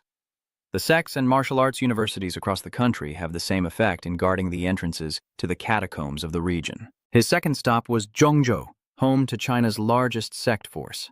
Of the 3 strongest rank 3 martial artists that Fang Ping had to challenge this time, 2 were from sects located in Changyang Village and Wanshan Temple. Fang Ping didn't go directly to the Wanshan Temple, so that's 7th. The strength and sense of justice he holds aren't old and still need more practice. Changyang Village is divided into 2 main parts, an area for tourists and a residential area that outsiders cannot enter. Fang Ping arrives at the martial arts hall and is greeted by a middle-aged man who brings out 2 large men. "Young man, are you here for a challenge?" The man spoke sarcastically, and Fang Ping replied with a smile, "I am the martial demon Fang Ping, here to see Zhang Zhenhua and exchange pointers." The middle-aged man stepped forward, thumped his chest, and said impatiently, "Last year, the martial artist Wang Kim Duong severely injured Truong Tran Hua, and he's still only at the peak of the 3rd rank. Does he think our Changyang village is so easily bullied?" Fang Ping inwardly swore. Damn it, Lao Wang really did challenge Chang Zhenhua. He advised me to have the guide before going to the sect. Will this get me noticed? Has Old Man Li arrived yet? At that moment, The middle-aged man noticed the valuable-looking crescent blade in Fang Ping's hand, and Fang Ping quickly said he meant no disrespect, only to challenge. After a moment's thought, the middle-aged man smiled, saying if he was determined to challenge, so be it. But the sect was not like the martial arts academy. If you lose, leave your blade as spoils of war. Fang Ping narrowed his eyes, shrugging, so the old man was trying to seize his blade. Seeing Fang Ping hesitate, the middle-aged man sneered, asking if he didn't dare. If not, then leave Chongyang village. We're not obligated to be your opponents. If you want a challenge, there's a price to pay. With that, he turned to leave, but Fang Ping asked, and if I win? The middle-aged man replied that if he won, he would achieve his goal. What more could he want? He added, but let me be clear, if you lose, you won't achieve your goal, even if the demonic martial monk comes. Fang Ping smirked, confident that with a 5 million credit grade B in Yuan blade and a few tricks up his sleeve, he couldn't possibly lose. With both sides in agreement, the middle-aged man led Fang Ping down a path toward the residential area. Looking around, Fuang Bin felt it was very secretive. It wouldn't be easy to find on his own. Outside the city walls, he heard martial arts training from within and saw dozens of young men in martial arts attire practicing in the field. They seemed to have slightly higher blood energy than normal people. Is it because they lack blazing pills or are preparing to temper their foundation before consolidating? Just then, the village elder suddenly roared, "How laughable! Do you even have time to accept challenges? Get out!" Seeing the situation, the middle-aged man quickly whispered something in the elder's ear or his ear. After hearing this, Fang Ping was stunned, finally understanding that although Chongyang village wasn't wealthy, it was strong within the sects, boasting 5 middle-rank and several third-rank martial artists. To think that Duong City, with hundreds of thousands of people, couldn't find a single mid-rank fighter outside of martial arts college? Perhaps it's because they frequently enter the catacombs and don't have the subsidies that martial arts colleges do. However, his Class B assignment is a huge temptation for them. The battle at the Yunmeng Military Academy was just an exchange, but at this point, victory is still uncertain. However, winning and losing seems to be commonplace in the martial arts world. At this moment, a red-haired girl standing by the arena notices Fang Ping competing. Her eyes lit up instantly. "Oh, it's Fang Ping. I can't believe I'm actually seeing him." The girl in blue quickly reminded her, "Even if you admire him, be careful and don't get too close." The red-haired girl questioned the girl in green. "I heard he's not interested in women and he gets violent with pretty girls." The red-haired girl gasped, "No way." Though they tried to whisper, Fang Ping, with his peak third-grade realm, heard everything clearly and couldn't help but feel angry, thinking Yang Xiaoman must have spread this everywhere. Sooner or later, I'll deal with her. Just then, Zhang Zhenhua approached from afar, a simple sword in his hand. "If you're here to spar, you can't afford to lose. Even though I lost to Wang Jinyang last year, he was badly injured. I'm about to reach the 4th rank, so you should think carefully." Fang Ping smirked, planted his crescent moon peach spear, and prepared his adamantine fist. "You won't know unless you try. Win or lose, this is just the beginning, so spare the talk and don't blame me for holding back." With that, Zhang Zhenhua lunged forward, leaping high to target Fang Ping's head. Fang Ping smirked, "Let's see what you've got." The two fists collided in midair, creating a thunderous sound before separating. Fang Ping felt the pain in his fist and began to assess the situation. This guy has a natural tough skin, and his weapon is heavier than normal. Warriors with overwhelming strength often choose this weapon. Thinking this, Zhang Zhenhua strikes again with fierce power, creating a tearing sound as if the air is being ripped apart. Fang Ping swiftly ducks, seizing Zhang Zhenhua's arm, but Zhang Zhenhua suddenly stomps his foot, becoming an immovable wall, his body stiffening in place. He laughs, declaring that Fang Ping's strength is insufficient. Fang Ping frowned. He hadn't expected to be unable to throw him off balance. It seemed his physique was as strong as his power. While quickly dodging the attacks, Fang Ping thought, "If you can't hit me, it's useless." He decides to familiarize himself with his opponent's tactics, using his speed to circle Zhang Zhenhua, attacking and learning about the Golden Bell technique, while Zhang Zhenhua can only stand and defend. Another punch misses and Zhang Zhenhua roars, complaining that his opponent is too fast to hit. Fang Ping reappears behind him, ready to strike, but Zhang Zhenhua suddenly erupts with intense energy. Fang Ping smirks, so he wants to end this with his ultimate move? I've been in battles like this before. Zhang Zhenhua, his body radiating explosive power, leaps towards Fang Ping. But Fang Ping, fully focused, unleashes a sudden wave of mental energy. Zhang Zhenhua was disturbed, his consciousness momentarily frozen, and his jaw dislocated. A loud crash echoed as he slammed into the ground before the two old men, shocking them. What was up with Zhenhua just now? Zhang Zhenhua regained his senses, but didn't understand what happened, while Fang Ping jumped high, delivering a golden fist to his head. The terrifying force drove Zhang Zhenhua's legs deep into the ground, and seizing the opportunity, Fang Ping landed another blow, causing Zhang Zhenhua to cough up a mouthful of blood. Seeing Fang Ping prepare to continue, the elder immediately stopped him, saying that was enough, and he could stop. Fang Ping retreated, creating distance, and was overjoyed. Great, I've learned of a new trick, the elder exclaimed in surprise. Xiao Shu, your talent truly exceeds my imagination. A third-rank martial artist using spiritual manipulation? Fang Ping clasped his hands, relieved to have won, and asked the elder not to blame him. He thought to himself, I didn't expect that either. I just wanted to pressure Zhang Zhenhua and accidentally unleashed my mental power, freezing him in place. Luckily, that moment allowed me to counterattack. In a deathmatch, he would already be dead. The elder continued, saying that even if it wasn't too strong, it could still be considered a grandmaster's technique. Oh. Little Shu, no need to be modest, you've achieved your goal, so please leave. Fang Ping felt a little sad. It was a coincidence. But should he stay for tea after hitting someone's darling? On the way back, the elder suddenly turned, clenched his left fist, gathered his energy, and punched a large tree, breaking it in two with thunder flashing blood red. He cursed at the sky. You impudent bastard! Leave if you're not welcome. If you dare come to my Changyang village again, I'll kill you. A laugh echoes from the sky. Ha! You hit my grandson, not me. How narrow-minded. Don't worry, I'll have a chance to meet him sooner or later. The middle-aged man beside him was shocked. Just who is he? The elder responds that the 3 grandmasters of martial arts, along with many guides in the martial arts genius dungeon, are unmatched except for him. The middle-aged man is somewhat surprised, asking if he means the swordmaster of longevity, Li Changsheng. Among the 6th-grade powerhouses of demonic martial arts, his martial prowess clearly surpassed the reputation of Grandmaster Duongfeng. Before these two appeared, the Eternal Swordsman was a top powerhouse, with hope of becoming a Grandmaster. He sighed again, but after entering the catacombs, the Sword Saint of Everlasting Life disappeared, driving Lu Fengru nearly mad. Otherwise, martial arts would have 6 Grandmasters, not be scattered like smoke.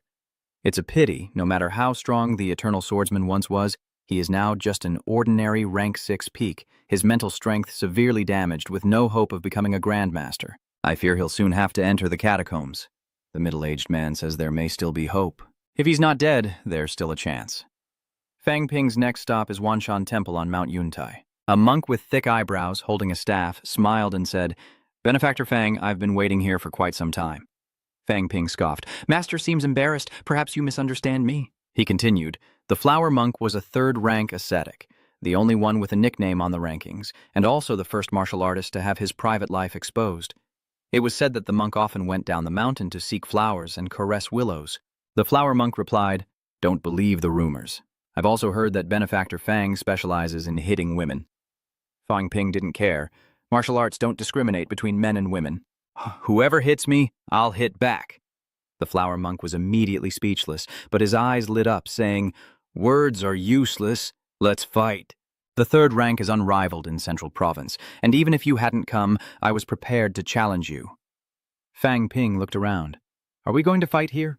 There are too many tourists. Suddenly, the monk laughed, head held high, right here, with Yuan before him. The responsibility of a man. Everyone must love me. Taken aback, Fang Ping watched the monk pose for the crowd, snapping a photo with his phone. Speechless, he really shouldn't be a monk. But inwardly, he calculates that with so many people around, he'll have to go all out, fight beautifully, and win quickly, then smirks saying he should become a monk. With that, they both leaped into the air, watched by the many tourists, and began to fight high above on the pagoda. Old Man Li grumbled, Are these youngsters putting on a show? Still want to fight? Your head's messed up. Amitabha, the old monk beside him, said with a smile that it's normal for young people to show off a little. Old Man Li chuckled, agreeing that aerial combat was a rare and beautiful sight, seldom witnessed by ordinary people. The flower monk, born for this, wouldn't miss such a chance to show off. He tossed his staff and performed a skillful handstand, successfully drawing cheers from the crowd below. However, Fang Ping felt uneasy. While the mid-air display was beautiful, it consumed a lot of his chi and blood. Continuing like this wouldn't be to his advantage. So he flips in the air, landing a precise kick, done playing around. Master Hua is sent hurtling down like a cannonball, and Fang Ping descends as well, now seriously assessing the situation. Realizing Fang Ping was ready to fight, the monk wasted no time, and the two immediately engaged in fierce combat. The monk suddenly leaped onto the wall. Fang Ping followed closely behind and unleashed a powerful stone-splitting strike, instantly cleaving a deep gash into the wall. An excited, overweight man films saying that with just one strike, Fang Ping has cleaved stone into a gash several meters long. These two are only in their 20s, yet they've reached rank 3, proving they're geniuses. They're like martial artists, almost like supermen.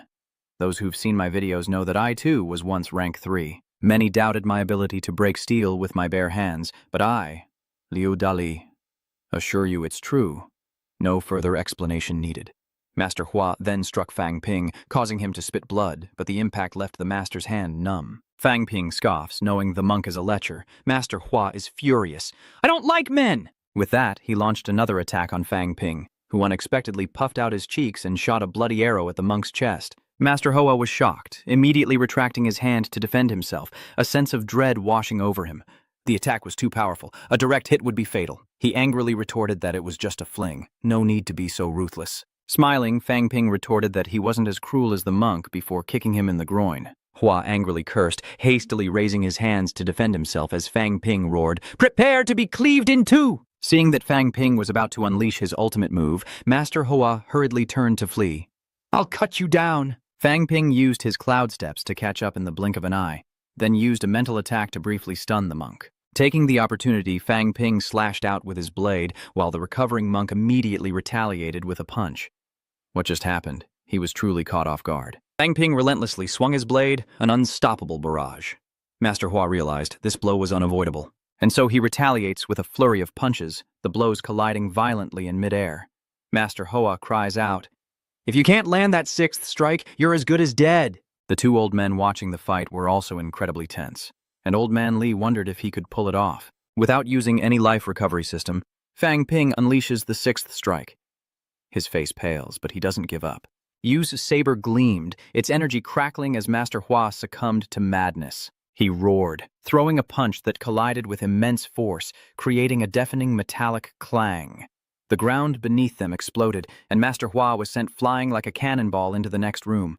Panting, Fang Ping collapsed to the ground, gazing up at the hole in the wall where Master Hua struggled to his feet, exhausted. "I've never heard of you being able to unleash 6 strikes, he said. Fang Ping chuckled. "I was just kidding. I didn't expect it to actually work." Master Hua exclaimed in surprise. "So you were hiding your skills so well. You're ruthless." Speechless, Fang Ping thought, "I was only bluffing." Then he chuckled, thinking, perhaps the Vajra Fist's effect combined with my strength allowed me to unleash that strike without losing blood, defeating Master Hua with my own power. But immediately after, he felt dejected.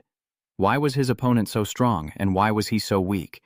He quickly slapped himself, thinking, "No, that's not right. I'm not weak. I am who I am." Though he won, he crossed his arms, looked up, and laughed.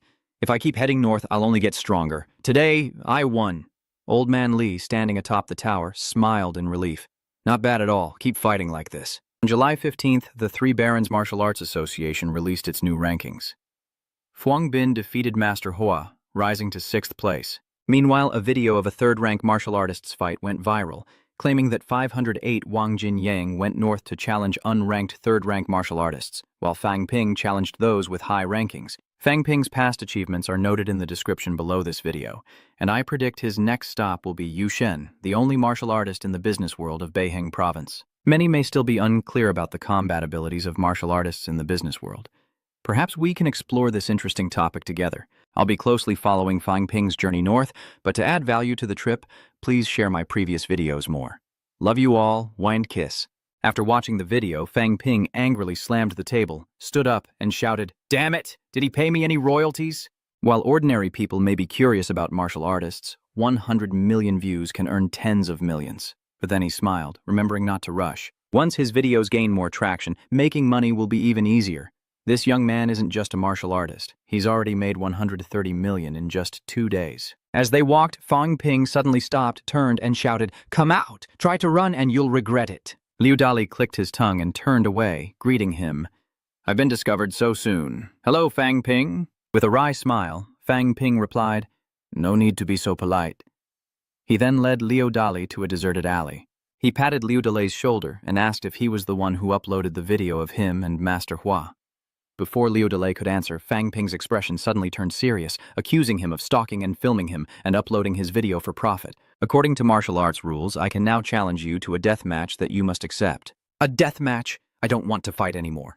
He looked worried. Brother Fang, let's negotiate peacefully. Fang Ping smiled. Of course, I'm not petty, just help me with one thing, and I'll leave you alone. I'll give you the chance to film publicly when I fight others. Interested? Liu Dali was overjoyed, thinking, why would I pass up an opportunity to make money? Besides, this is my job. He nods, and Fang Ping retracts his hand, saying that before the next filming, he wants him to complete 2 tasks. First, find a media team to enhance his online image, for example, by saying he will challenge Lang Yi. Say she's known as the most beautiful woman in the martial arts world and embellish her romance with Han Shu. Second, contact tourist area managers and say my current fame can attract a lot of visitors, which is good for promoting the area. With a little funding, I can arrange a duel at their tourist spot.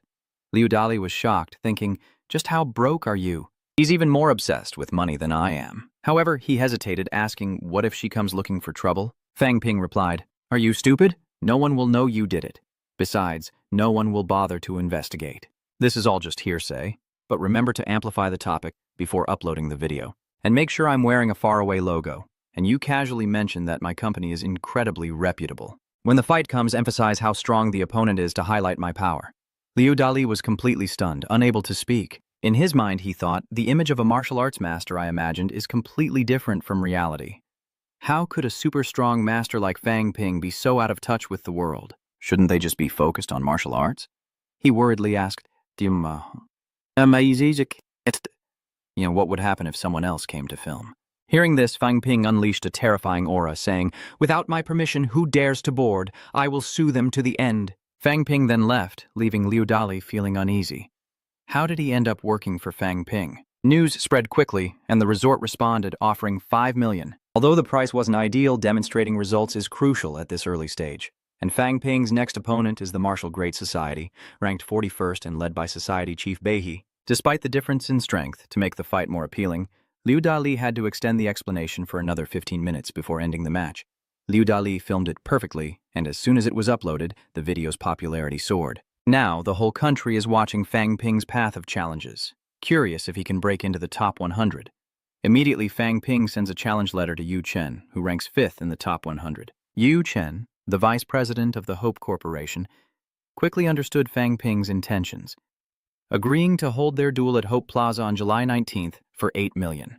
Hotel rooms in the area filled up fast, but Yu Chen knew that business was one thing, and the exchange of blows needed limits. In the end, both sides were heavily injured in the battle, but Fang Ping's superior physique secured his victory, prompting old Lei to berate him relentlessly. Those two brats, elites in the martial arts world, and all they care about is money.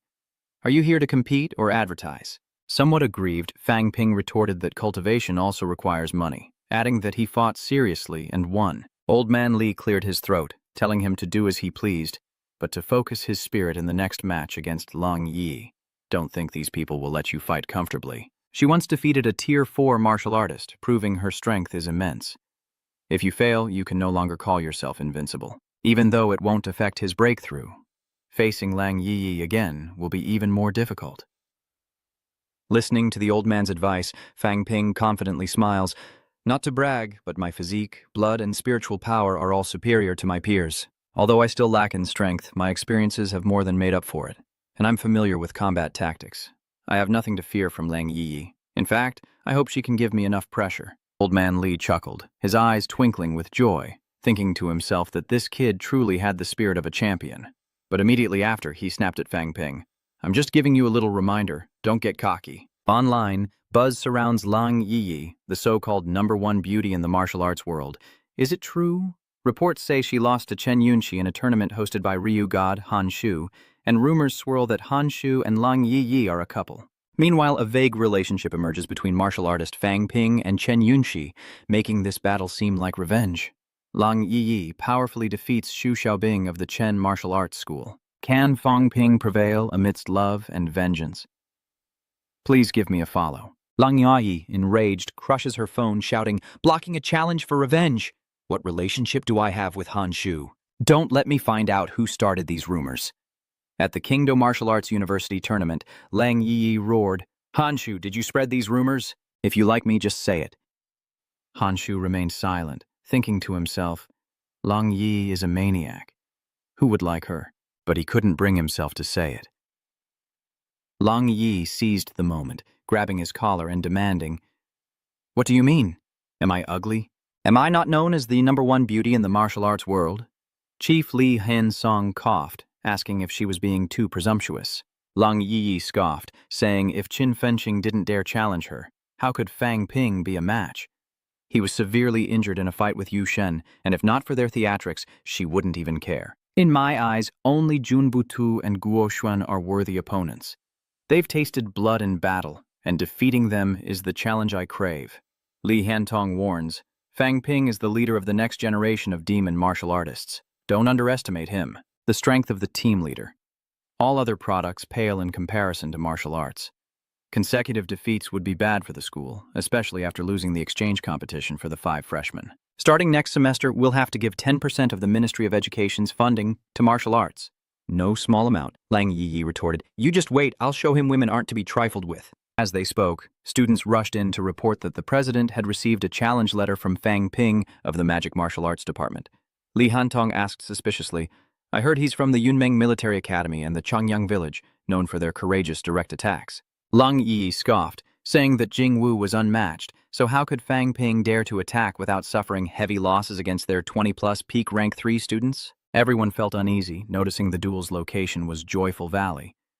Li Hansong cautiously said, Kingdo has many suitable places to fight, so why choose such a crowded Joyful Valley? He then decided that when they arrived, they would bring some instructors along in case the magic martial arts side cheated. Lang Yi was puzzled. Was such caution really necessary? Li Hansong explained that demon martial arts desperately needs to prove itself, and defeating the genius of martial arts is the best way to do so. Currently, none of our new students are invincible 8th grade demon martial arts prodigies. This is significant. If the outside world believes martial arts is inferior to magic arts, the school's geniuses may transfer. This would be a great loss. Meanwhile, while Lang Yi and Han Shu were still pondering Fang Ping's tactics, little did they know that Fang Ping had already received $15 million in funding from Huanlei Valley. He exclaimed in excitement, earning $28 million in just half a month. I still need to open that faraway company. Fu Yangyuan sighed on the sofa. You're really amazing. You can challenge Lang Yi now. My grandfather said that even the top 2 from the military might not be her match. He then asked if defeating Lang Yi would allow me to break through to the 4th rank. Fang Ping confidently replies that nothing is certain, but if she can't withstand his 7-fold/fusion, he'll keep challenging her. And if I succeed, it won't matter if those 2 soldiers challenge me or not. I know they won't be my match. Fo Duanguyen asks excitedly, 7-fold/fusion? Can your precious blood gourd really unleash 7 consecutive strikes? Fang Ping coldly replied, No. Embarrassed, Fu Yangyuan didn't know what to say and just thought to himself. He's certainly confident, aiming for a 7-fold strike fusion after just 1 auction. But if it's him, perhaps he can do it. Fang Ping smiles confidently, believing in himself, certain of success. As Fu Yangyuan left, Fang Ping opened his system, realizing he could only reliably perform 6 consecutive strikes. To defeat Ling Yi, he needs to become even stronger, determining that he requires 51 pieces of marrow and spinal cord for training. I need 5.1 million in wealth points. It won't restore my blood and energy in battle, but it'll ensure my safety. I need at least 5.3 million in assets to fully recover my blood, which means I'm still short 6 million. With that thought, he pulled out his phone and called Liu Dali. As soon as the call connected, Fang Ping asked Liu Dali about the revenue sharing from the video site, noting that some videos had hundreds of millions of views, which should translate to tens of millions in income. Liu Dali reluctantly explained that the data wasn't entirely accurate, with some inflated by the website, and settling things wouldn't be quick, with their final share only being 5 million. Stop pretending. Just give me $1 million. With that much traffic, it's a waste not to charge them for advertising. A grandmaster is looking to settle accounts with you. Think carefully if you don't want to be beaten to a pulp. Hearing that a grandmaster was after him, Liu Dali was immediately shocked. Fang Ping continued. Chen Yunqi's grandfather is a grandmaster. I'm not telling you to gossip, but dragging North-South politics into this isn't a good idea. There are many grandmasters there. What if I leak some information? Liu Dali was silent for a moment, then said, Brother Fang, I don't need the money anymore. Just take all 8 million and leave me alone. Fang Ping chuckled. I'm not like that. If I promised you a cut, I'll give it to you. I'll take 6.5 million, and you take 1.5 million. Don't be so polite with me. Liu Dali scratched his head sheepishly, thanking him, as Fang Ping's assets reached 5.35 million, making him a frequent customer of Grandmaster. You think I'm stupid? A Grandmaster wouldn't waste their time settling scores with a nobody like me. I smirk. Earning 1.5 million and giving you 6.5 million is already treating you well, isn't it? You didn't sign a contract with me, nor can you check my books. Tomorrow, the battle explodes. Then I'm out of here. I can't be hunted down for this little bit of money. On July 25th, at the Pleasure Pavilion in the capital, hundreds of people flooded into the central square. Lang Wai seems annoyed. Why are so many people here? Is this some kind of circus? Covered in silver armor, I wonder if Fang Ping is truly fearless in the face of martial arts. Perhaps fighting under the pressure of thousands is a true form of training. Li Hansong added that he's confident in exerting his strength even with so many people watching, and even if he fails, he won't be discouraged and will always be ready to fight. This is indeed a way to temper the heart of martial arts. Hearing them say that, Lang Yi became serious. He lives up to his reputation, always choosing places like tourist areas. He really can't be underestimated. In the sky, Chen Yuting, the principal of Jingnan Martial Arts School, stood with 3 others. Chen Yuting smiled, saying the kids' martial arts weren't bad. A martial artist must be fearless. Li Laitu chuckled, saying, of course, you can't be jealous of such a good seedling, but inside, he felt helpless. If I told you he received tens of millions in funding, would you still think that? In the central square, Fang Ping, wielding his crescent saber, shouted, Lang Yi, you're here, so come out and fight. What are you hiding for? No sooner said than done, the petite Lang Yi, wielding a massive axe, leaped into the square, declaring to Fang Ping that he wasn't worthy of her attention. But you brought it on yourself? Don't blame me when you're defeated. Fang Ping scoffed. Small stature, big talk. As the beautiful host began her introduction, Lang Yi suddenly cut her off, coldly asking, What did you just say? Are you implying that I'm small? Xiao Hangsu seemed amused, saying that Fang Ping was a goner, as senior sister Lang Yi hated being called small. On the arena stage, Lang Yi's eyes turned bloodshot as she charged towards Fang Ping, roaring, You want to die? A whooshing sound echoed as terrifying killing intent erupted, quickly engulfing the entire Happy Valley. The host trembled in fear, and the audience recoiled as Lang Yi unleashed a powerful axe blow, narrowly dodged by Fang Ping.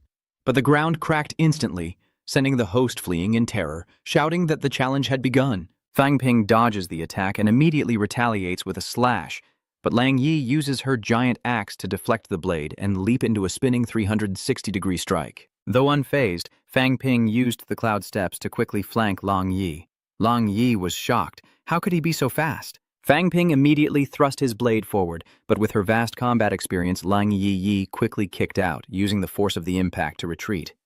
Chen Yuting praised, That kid's speed is really fast. He's really good at cloud steps. Li Laotu thought to himself, More than good, cloud steps was the first combat technique he learned. It's no joke that a deity could escape the grasp of a rank 6 Earth Cave martial artist. Meanwhile, Shuang Yuan's grandfather was also surprised, saying that Fang Ping's movements were slow, and it wouldn't be easy for Yi to win.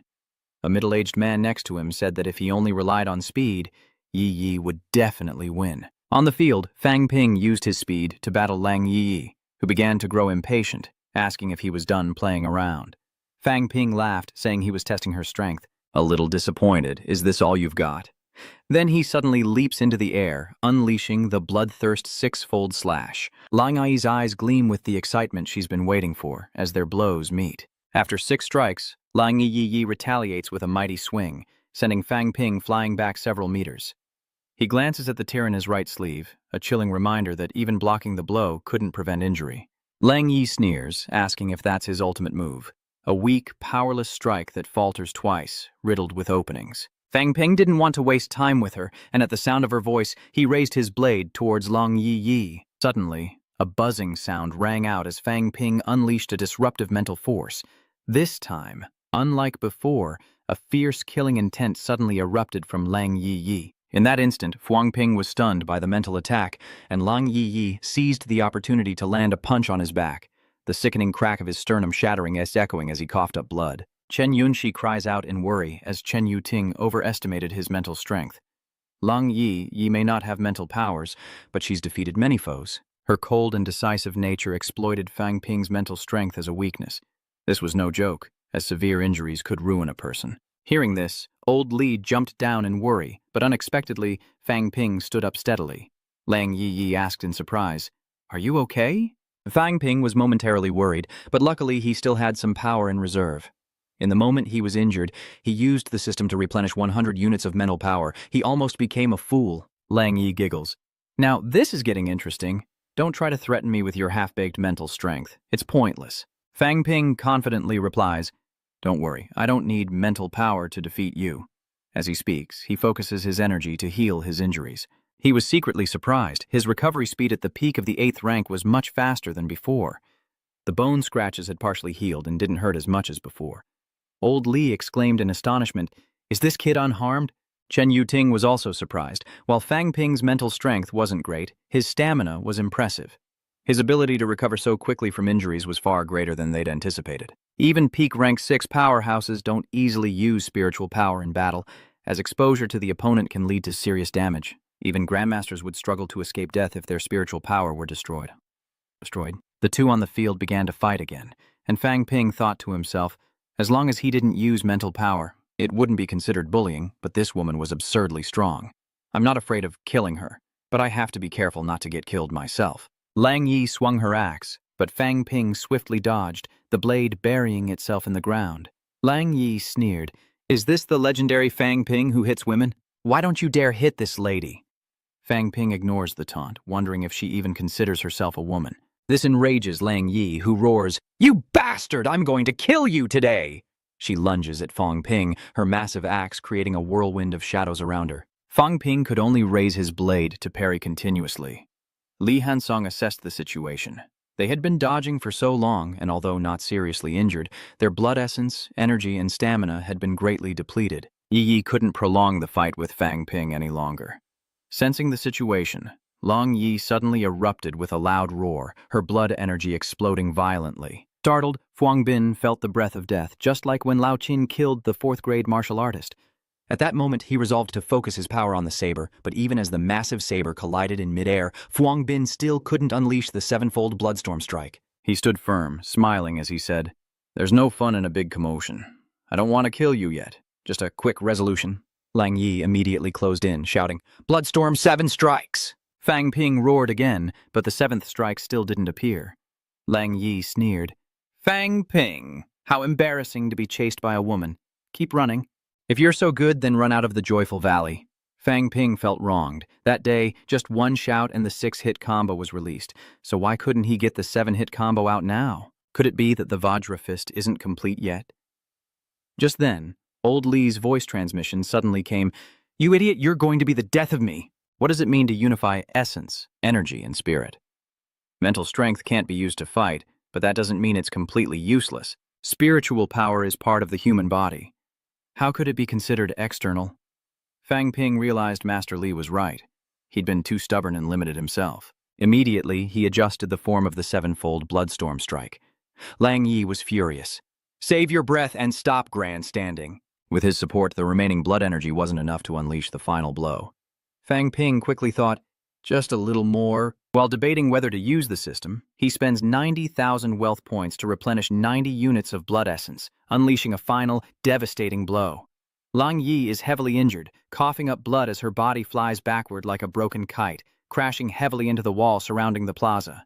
Lang Yi, dazed from the impact and panting, had actually learned the 7 chain strikes. Fang Ping chuckled, saying he didn't want to kill her.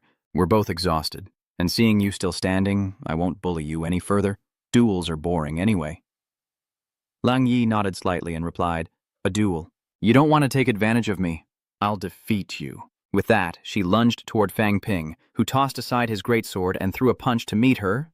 Mark Vest, standing next to the vice-chancellor, angrily accused, "Li Changsheng is cheating." The Fu family replies that even if it were cheating, it wouldn't go this far. This isn't a life-or-death battle, but a combat technique on the verge of breaking through, needing only a word of guidance. Then he marveled, this Fang Ping is no simple man. His marrow has been tempered, and he possesses a suppressing mental strength. When he reaches the peak of level 6, he may directly surpass level 7. Fu Yangyuan asks in disbelief. Grandfather, did I hear you right? Are you saying he could go straight from rank 6 to rank 8? The Fu family head nodded seriously, while Mark Vest questioned how someone without proper training could skip ranks like that. The Fu family explains that the difference between 7th and 8th rank lies in the golden body. To achieve the 8th rank golden body, one must temper the entire bone marrow. Now, it won't be difficult for him to reach 7th grade refinement. I was going to call him Grandmaster Chen, but that doesn't seem quite right. Chen Yuding patted old Li on the shoulder, laughing, saying, Perfect golden body is more accurate, old Li. I didn't pay attention to Fang Ping at first, but aside from his skull, all of his bones have been completely tempered. Old Li was shocked. If he remembered correctly, the last time he almost crushed this kid, his bones weren't tempered to the marrow yet. Perhaps I should find an opportunity to study him more closely. Meanwhile, back in the arena, both sides have exhausted their blood and energy and have begun to fight hand to hand. Lang Yi, unwilling to yield, pursues Fang Ping with a fierce attack, fueled by rage, vowing revenge for the humiliation he has caused her. Fang Ping looked helpless, muttering to himself, Crushing the head is fatal, but the limbs are hard to hit. The horse is obviously the best target, and I'm not wrong. Li Hansong sighs, noting that Fang Ping's 7 severing strikes have already wounded Yi, whose physical strength is inferior to Fang Ping's, making it unnecessary to continue the fight. How annoying. Han Wook turned back, unwilling to curse. Fang Ping kicked away the charging Lang Yi, then rushed forward again. Unable to bear it any longer, someone asks if Fang Ping will ever stop, as a large hand suddenly lands on Lang Yi. All right. Li Hansong ignored Lang Yi and turned to Fang Ping, saying that while Fang Ping was talented, he would need more life-or-death combat experience to defeat a top-tier prodigy. Not backing down, Fang Ping admits his experience is less than the military and Lang Yi, but in a life-or-death battle, he believes he could beat and kill her. He just doesn't want to take advantage of the situation. He then uses the system to restore his blood, shocking everyone around him. In his heart, Li Hansong knew the only way to deal with Fang Ping was to kill him decisively, not allowing his blood recovery ability to manifest in a life-or-death situation. If his ultimate technique couldn't destroy him, the consequences would be dire. Lang Yi, on the other hand, was unconvinced, believing that even with his ultimate move, the demand was too great, and without his blood vitality advantage, he might not have won. Just you wait, I won't bother you before reaching rank 8. Once I'm a grandmaster, your blood vitality advantage won't matter anymore. Fang Ping simply smiled. So far, none I've surpassed have caught up, senior. If you think you have a chance, I'll await you at the grandmaster level. This infuriated Lang Yi, who huffed and left with his companions as the host stepped into the arena, raised his hand and declared, Fang Ping! In a booming voice, the announcer declares the victor of the martial arts showdown, Fang Ping! The crowd erupts in cheers, chanting that Fang Ping is too strong, the undisputed champion. Meanwhile, the martial arts students in the audience were visibly displeased. Paoyang Yuan rushed over, put his arm around Fang Ping's shoulder, and gave him a thumbs up, saying he was truly impressed. Even Lang Yi was defeated. Fang Ping feigned modesty, saying he held back to avoid bullying her, and could have ended it with one move. Paoyang Yuan was speechless, reminding him he already blasted her away. Chen Yuting led Chen Yunxi to greet Chen Zongxi, and they quickly bowed in respect. Chen Yuting nodded with a smile, while Chen Yunxi naively congratulated Fang Ping on his 6 consecutive victories. Fang Ping scratched his head, unsure how to respond, saying thank you, but there was nothing to celebrate. As Lang Yi said, my 8th rank is not yet complete. Chen Yunxi was a little surprised, so you still want to continue challenging? Fang Ping replies that he's never fought military martial artists, and perhaps this will benefit him, as combat techniques and experience all need honing. In the catacombs, I was always running for my life, rarely given the chance to process and reflect. Just then, a large hand suddenly grabbed Fang Ping from behind, and old Li sized him up. I've truly tempered myself to this extent. My bones are forged, now only the marrow remains. Fang Ping struggled. Teacher, this is a tourist area, let me down! Liu Dali's eyes lit up with a sly grin, thinking this was a great topic. Fang Ping turned back and sang, Liu Dali, are you spreading rumors online about someone's ambiguous relationship? Hearing this, Chen Yuting's eyes sharpened as he turned and approached Liu Dali, setting him down and coldly warning him not to spread unverified rumors. Remember that? At that moment, Liu Dali was so scared he couldn't speak, only able to nod reluctantly. Fang Ping chuckled inwardly, pleased that he'd been caught filming things he shouldn't have. Li Laotou tried to pull Fang Ping along to the research institute, but Fang Ping suddenly declared that he wanted to join the army to challenge Chen Qiufeng and Guo Xuan. Li Old Head replied that they were all on missions, but Fang Ping adamantly refused, saying he'd just go home then. At that moment, Chen Yuting approached and earnestly advised, "Fang Ping, understand your situation and don't be afraid of medical examinations." Li Laotou chimed in, "No one's looking for you now, because they don't dare wait until us old fogies are gone. Investigate thoroughly to avoid future betrayals." Fang Ping was annoyed. He'd just defeated Ling Yiyi. Couldn't everyone be happy for once? Li Laotou replied, "At home one must be humble. If old Chen weren't here, some wholesale elder might come looking for me." Before he could finish, a massive explosion slammed Li Laotou into the ground with immense psychic power. He glanced into the distance and told Dak Wai, "Fang Ping, when you reach 7th grade, you must avenge me and beat him into a pig's head." Another explosion rings out, leaving only Li Laotou's head above ground. Helpless, Chen Yuting says that after all these years, he still hasn't changed, as old Li returns from underground, confidently declaring that he isn't afraid of them. Magic Martial Arts High is a step above Jing Martial Arts High. He glances at Chen Yuting, adding, "Jingnan Martial Arts High isn't weak, but Jing Martial Arts High always steals its talented seeds. No wonder it's getting weaker." "If it were me, I would have smashed their door down already," Chen Yuting said angrily. "Weren't you just saying we needed to be humble? Perhaps I shouldn't have brought my granddaughter to magic martial arts. It's getting late. We should return to Jingnan." With that, he and Chen Yunxi took to the skies, and Li Laotou prepared to leave as well, saying, "I'm off to check on things at Magic Martial Arts University. I won't be staying for the military trials. Nothing will happen there." With that, he vanished. Watching Old Man Li's figure disappear, Fang Ping and Fu Changyuan wondered if his pride had been wounded. Even a peak rank 6 couldn't withstand the spiritual pressure of a grandmaster. Fang Ping felt sorry for him, recalling how his own spiritual power had nearly overwhelmed the rank 5 wolf doctor in the catacombs. Li Laotou, a peak rank 6, tried to act unconcerned, but his disappointment was evident. Still, he forced a smile, saying it was probably just a joke, old people being childish. Meanwhile, Liu Dali was struggling to pull his battered body free, while Fang Ping was checking his system interface after leveling up. Before, raising the blood and chi limit by just 1 point cost nearly 100. I wonder if it's different now. He tries to raise the limit by 1 point and immediately sees his wealth drop by 10,000. Fang Ping was startled, sensing his physique changing. The asset value had been consumed more than 10 times, but the effect was impressive. Before, using the system to increase my limits would have been unbearable, but this time it's different. Even slightly, I can feel my body adapting and growing stronger. He couldn't hide his excitement. This was incredible. If I can increase it without limit, I can defeat a 6th rank even without training my internal organs. So, it seems his destiny as an invincible 3rd-rank warrior was sealed long ago. But he also realizes that the system must have its limits. I wonder if mental strength is like vitality. Last time, trying to break 500, I temporarily lost my memory from strengthening my will, so with mental strength being related to the brain, it's best not to overdo it. Fang Ping then went to the Southjiang governor's mansion and met Zheng Ping, who smiled and said that with the unification of essence, energy, and spirit, the path to Grandmaster was now open to him. Fang Ping wondered how could reaching the peak of rank 3 open the path to Grandmaster. Chang Dingnan explained that the goal of reaching the peak was to achieve the unity of essence, energy, and spirit, a state of perfect fulfillment. It doesn't guarantee success, but maintaining this state could naturally lead you from peak rank 6 to the Grand Master realm.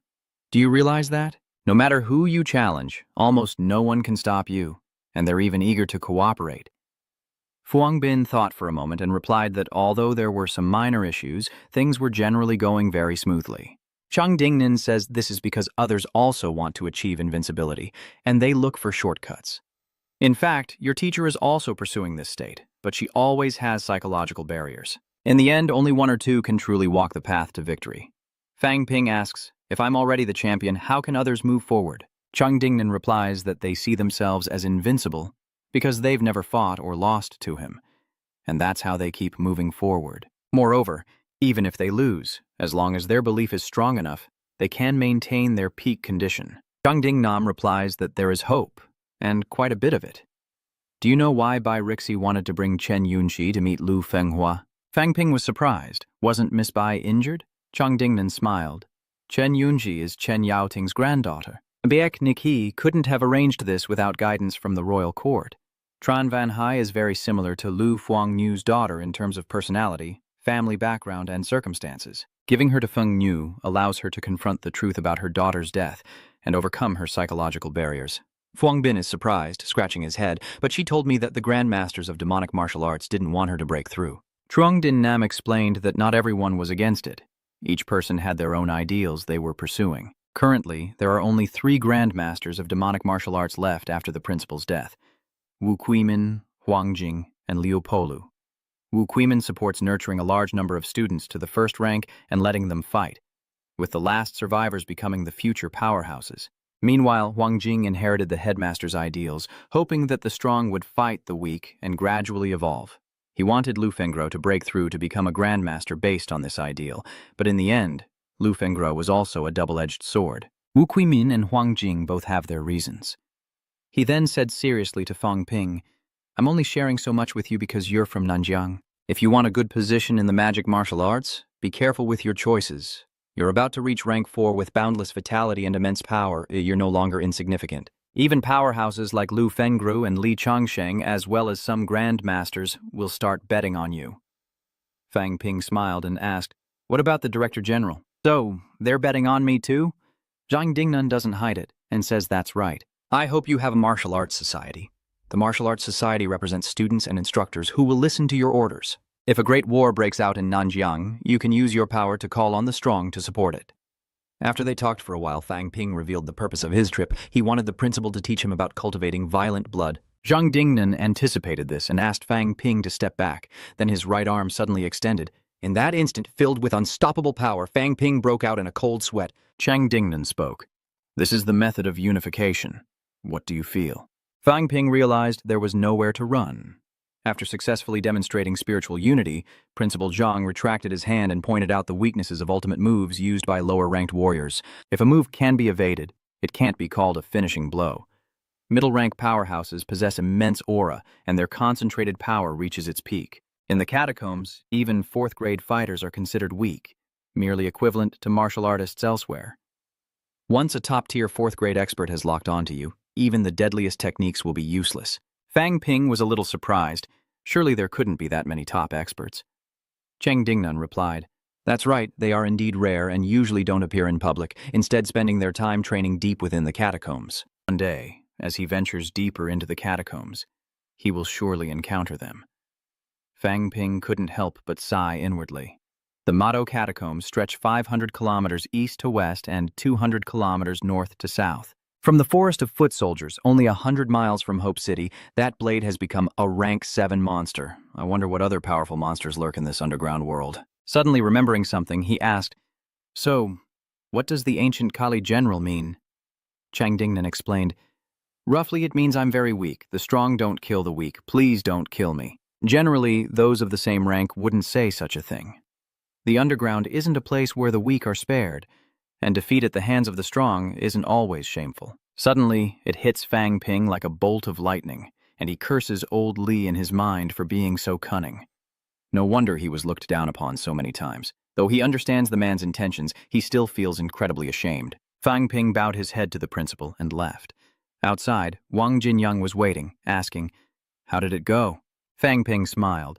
7 stances combined. On the way back, the two chatted in the car. "Brother Wang, are you familiar with Magic Martial Arts University's e-commerce platform? I heard you can buy medicine online to replace prerequisite courses." Fang Ping smiles, wondering if Nanwu has similar ideas, which would save manpower and motivate students. He continued, but Wang Jinyang shook his head. "Our resources aren't comparable to those of Magic Martial Arts University. Placing the previous module isn't feasible. For now, we might not open the system to Namwu." Actually, I want to build an open platform for universities nationwide, starting with Namvo. The energy rooms and blood key pools of magic martial arts. Namvo doesn't have the rich collection of combat techniques like magic martial arts does. Even though some powerhouses have made their techniques public, everyone still looks out for themselves. In the current situation, I think the major martial arts universities in the country should unite and support each other, not just limit themselves to one school or place. Wang Jinyang's eyes lit up immediately. Did he mean that Mado's resources and locations could be opened to the southern martial arts schools? Fang Ping smiled, confirming it, but Wang Jinyang immediately looked annoyed, saying it was impossible. You can't decide this. Despite the external threat, everyone is self-serving. What you're suggesting is the foundation for Meadow's top ranking. How could we let outsiders use it? Fang Ping replied, maintaining the prestige and status of a famous school isn't about putting pressure on opponents, but about becoming stronger. I don't have control over these things now, but I believe that day will come soon. Greater strength and influence will give me a louder voice. Now all that's left is to build a platform. Realizing Wang Jinyang was serious, Fang Ping asked who would run and manage this platform, even if it was built. He suggested letting Yuan Fang handle the construction and operation, making future integration easier, but Wang Jinyang shook his head, saying Nan Wu would never let outsiders control this platform. I am me. Yuan Fang is Yuan Fang, and Ma Wu is Ma Wu. They have nothing to do with each other.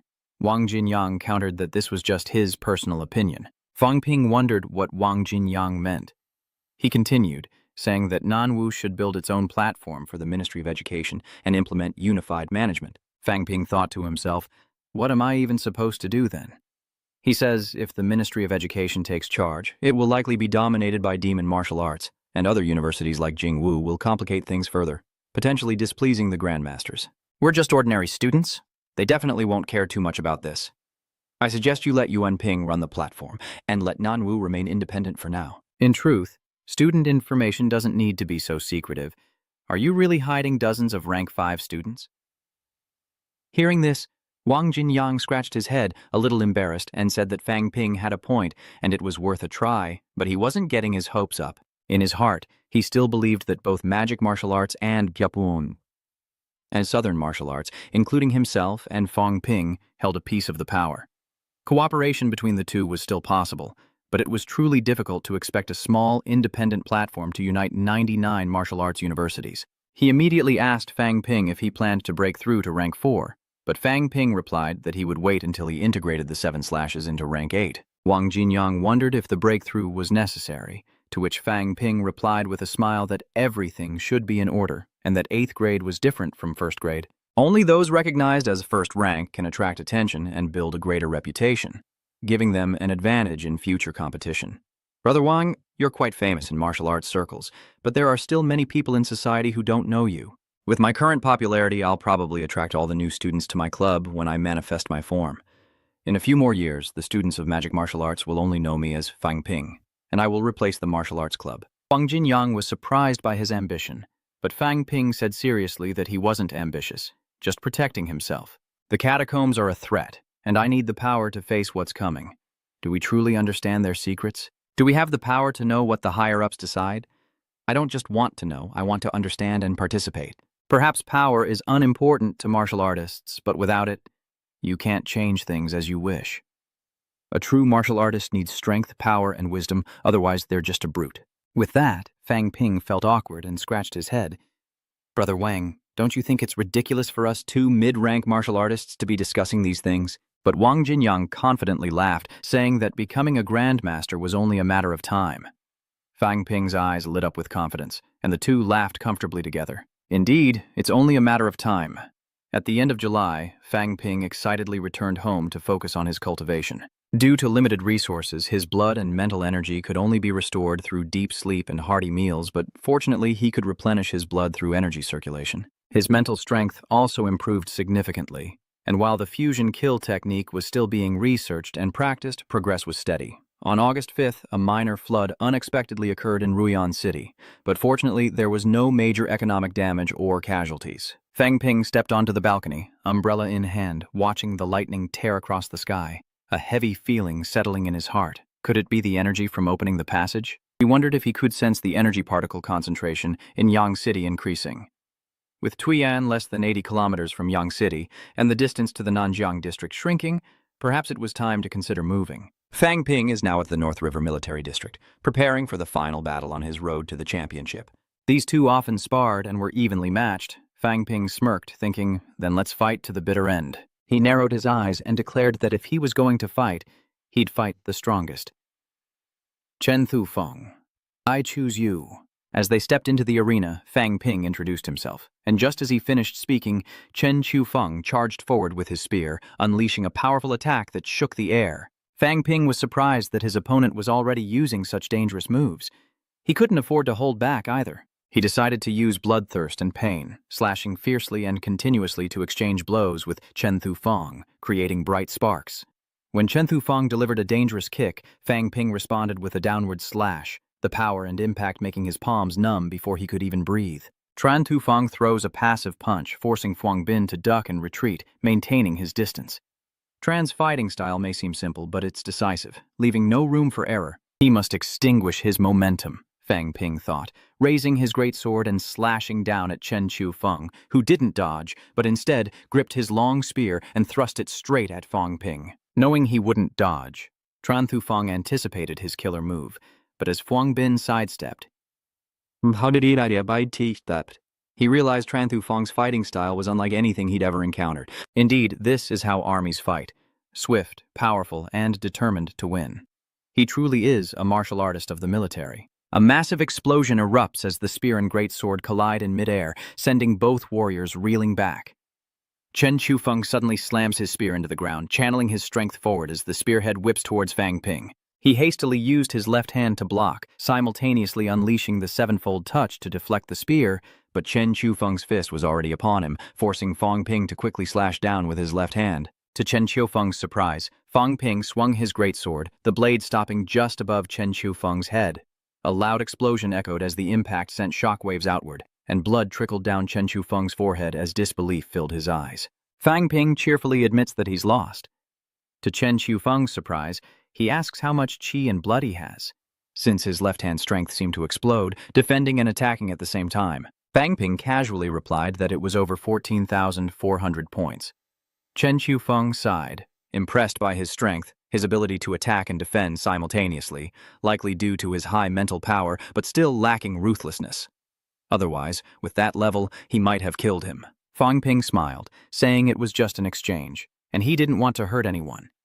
He thought to himself that Chen Chu-feng's strength wasn't necessarily much greater than Lang Yi's, just that his fighting style was more ruthless, striking to kill. Those two could barely withstand that last blow. In a fight to the death, Tran Thufang would likely have to pay the price of severe injury to eliminate Lang Yi. Chen Thufang frankly expresses his opinion. That's why I prefer fighting martial artists from the underground caves, because otherwise, only one of us will survive. At that moment, the fake officer and Guo Xuan approached. The fake officer smiled and asked, Fang Ping, would you like to come to the Northern River military region for some training? Your strength is good, but you seem to lack combat experience. Fang Ping smiled and declined, saying, there's still much to do at the school. Just then, Guo Xuan spoke up. Fang Ping, when you return to school, please keep an eye on my younger brother, Guo Sheng. Fang Ping was surprised. Guo Sheng is your younger brother? It's hard to believe you two are related, with such different personalities. Guo Xuan noticed Fang Ping's surprise and scratched his head sheepishly. Actually, I didn't want him to become a martial artist, but he was determined, and I couldn't interfere. Our only hope is for our loved ones to be safe. Sorry to trouble you, Chen Chu-feng added. Please also look after Chen Yunxi. She's my cousin. At this point, what could Fang Ping say? Why was he suddenly being asked to look after his classmate's brother? This is really a family reunion in disguise. So, he turned to the fake officer and asked, Big brother, is there anyone you need me to take care of? The fake officer laughed. Taking care of yourself is enough. Becoming a grandmaster is more important than anything else. A grandmaster can single-handedly wipe out 1,000 rank 9 martial artists. If Hua had one more, it would be a beacon of hope in the war. Fang Ping clenched his fist with confidence. I believe that day will come soon. Watching Fang Ping leave, the officer sighed inwardly. Soon, huh? If becoming a grandmaster were that easy, China wouldn't have spent over 100 years only to get just over 300, more than half of whom are over 80 years old. Fang Ping is not even 20. If there really is hope, how many more years will it take? After the ranking tournament of life and death, Fang Ping soared from 4th to 1st place in the national rankings, and he's come to the logistics department of magic martial arts to find old Li. Arriving at the desk, he found a young woman sitting there, making him wonder if he was in the right place. The young woman explained that Director Li had transferred to the Weaponry Institute, leaving Fang Ping utterly surprised. How strange. So he went to the Weaponry Institute, where a sign clearly read, Li Changsheng, Vice President of the Weaponry Institute.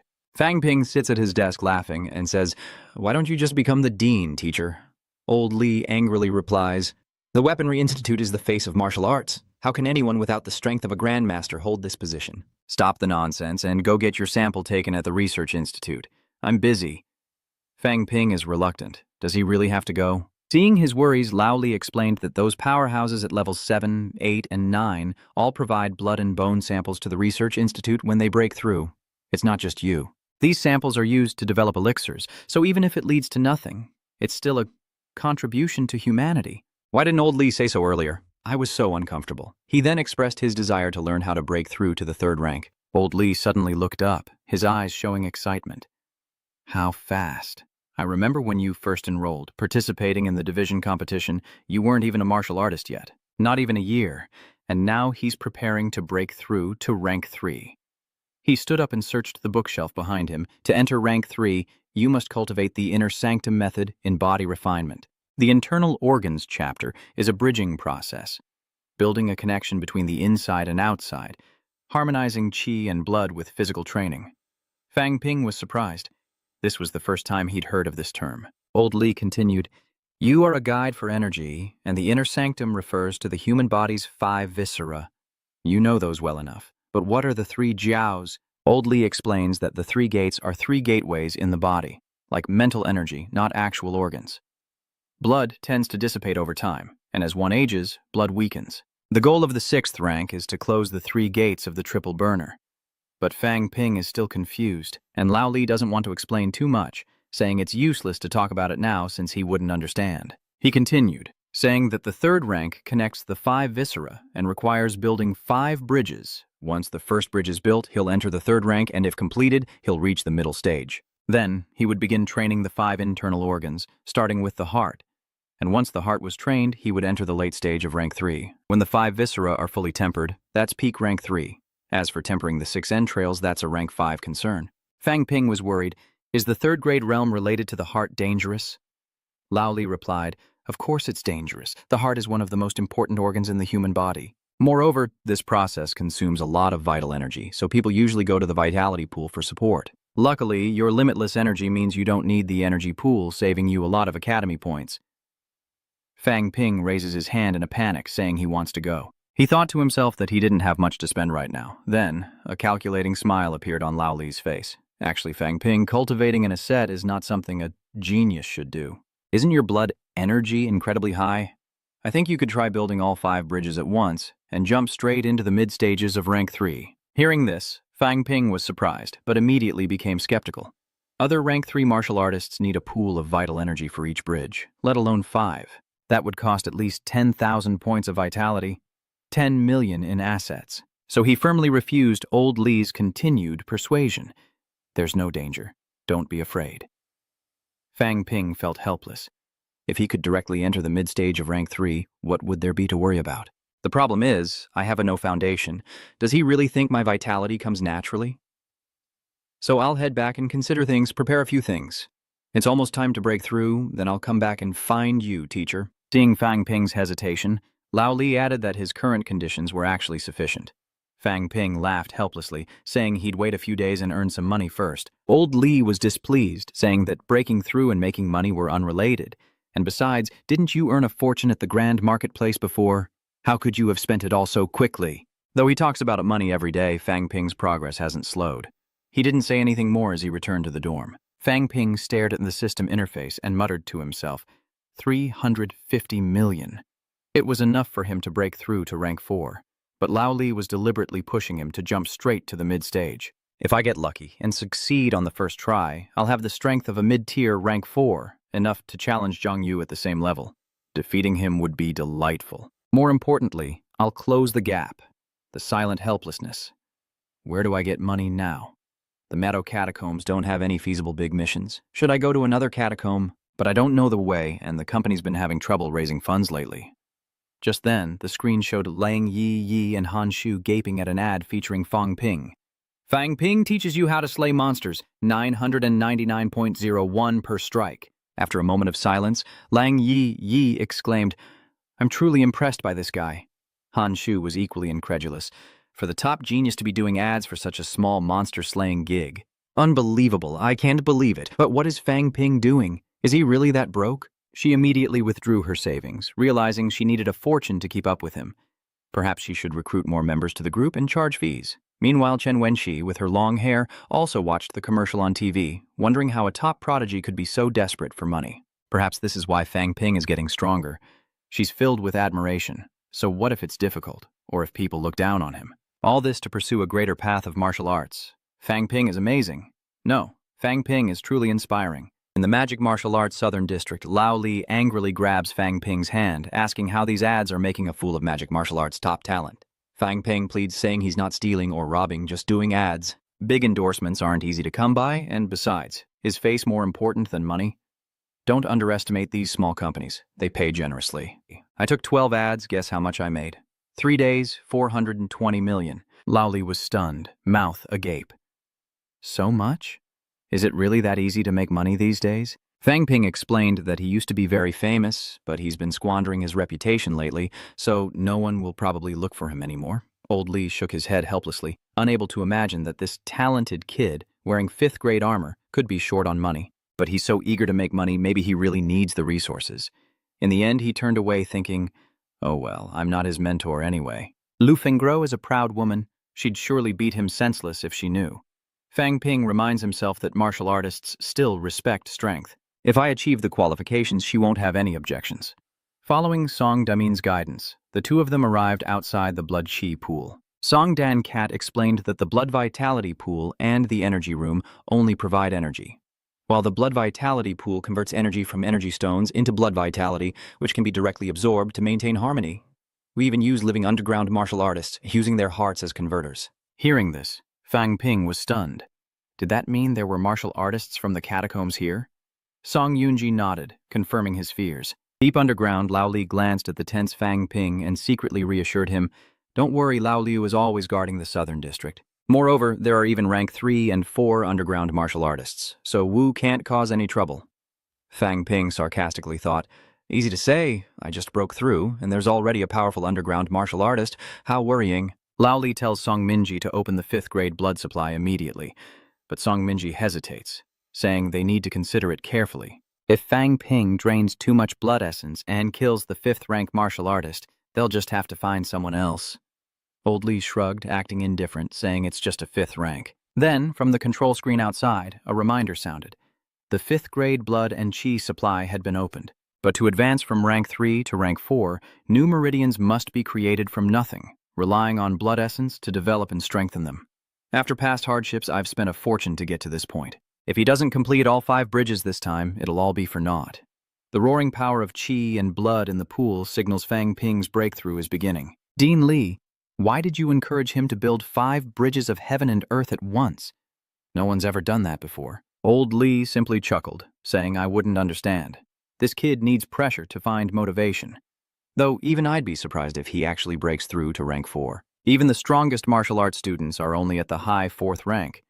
If Fang Ping succeeds, perhaps a 6th rank student will appear in the future, and he could lead a new generation of martial arts students. Meanwhile, Fang Ping had just finished building his first bridge, but it wasn't stable enough. It would collapse soon, so he needed to reinforce it with more vitality. He frantically begins absorbing the surrounding life force. Time passes with a sense of frustration, and Fang Ping thinks, why is this so difficult? I've spent 1,300 points and added nearly 2,000 points of chi and blood, and I still can't make a sturdy bridge. A normal person's chi and blood just can't compare. Amidst the confusion, Fang Ping's blood energy is nearly depleted, and he still hasn't built a bridge? No, it seems he's reinforcing it. Lao Li felt uneasy. Oh no.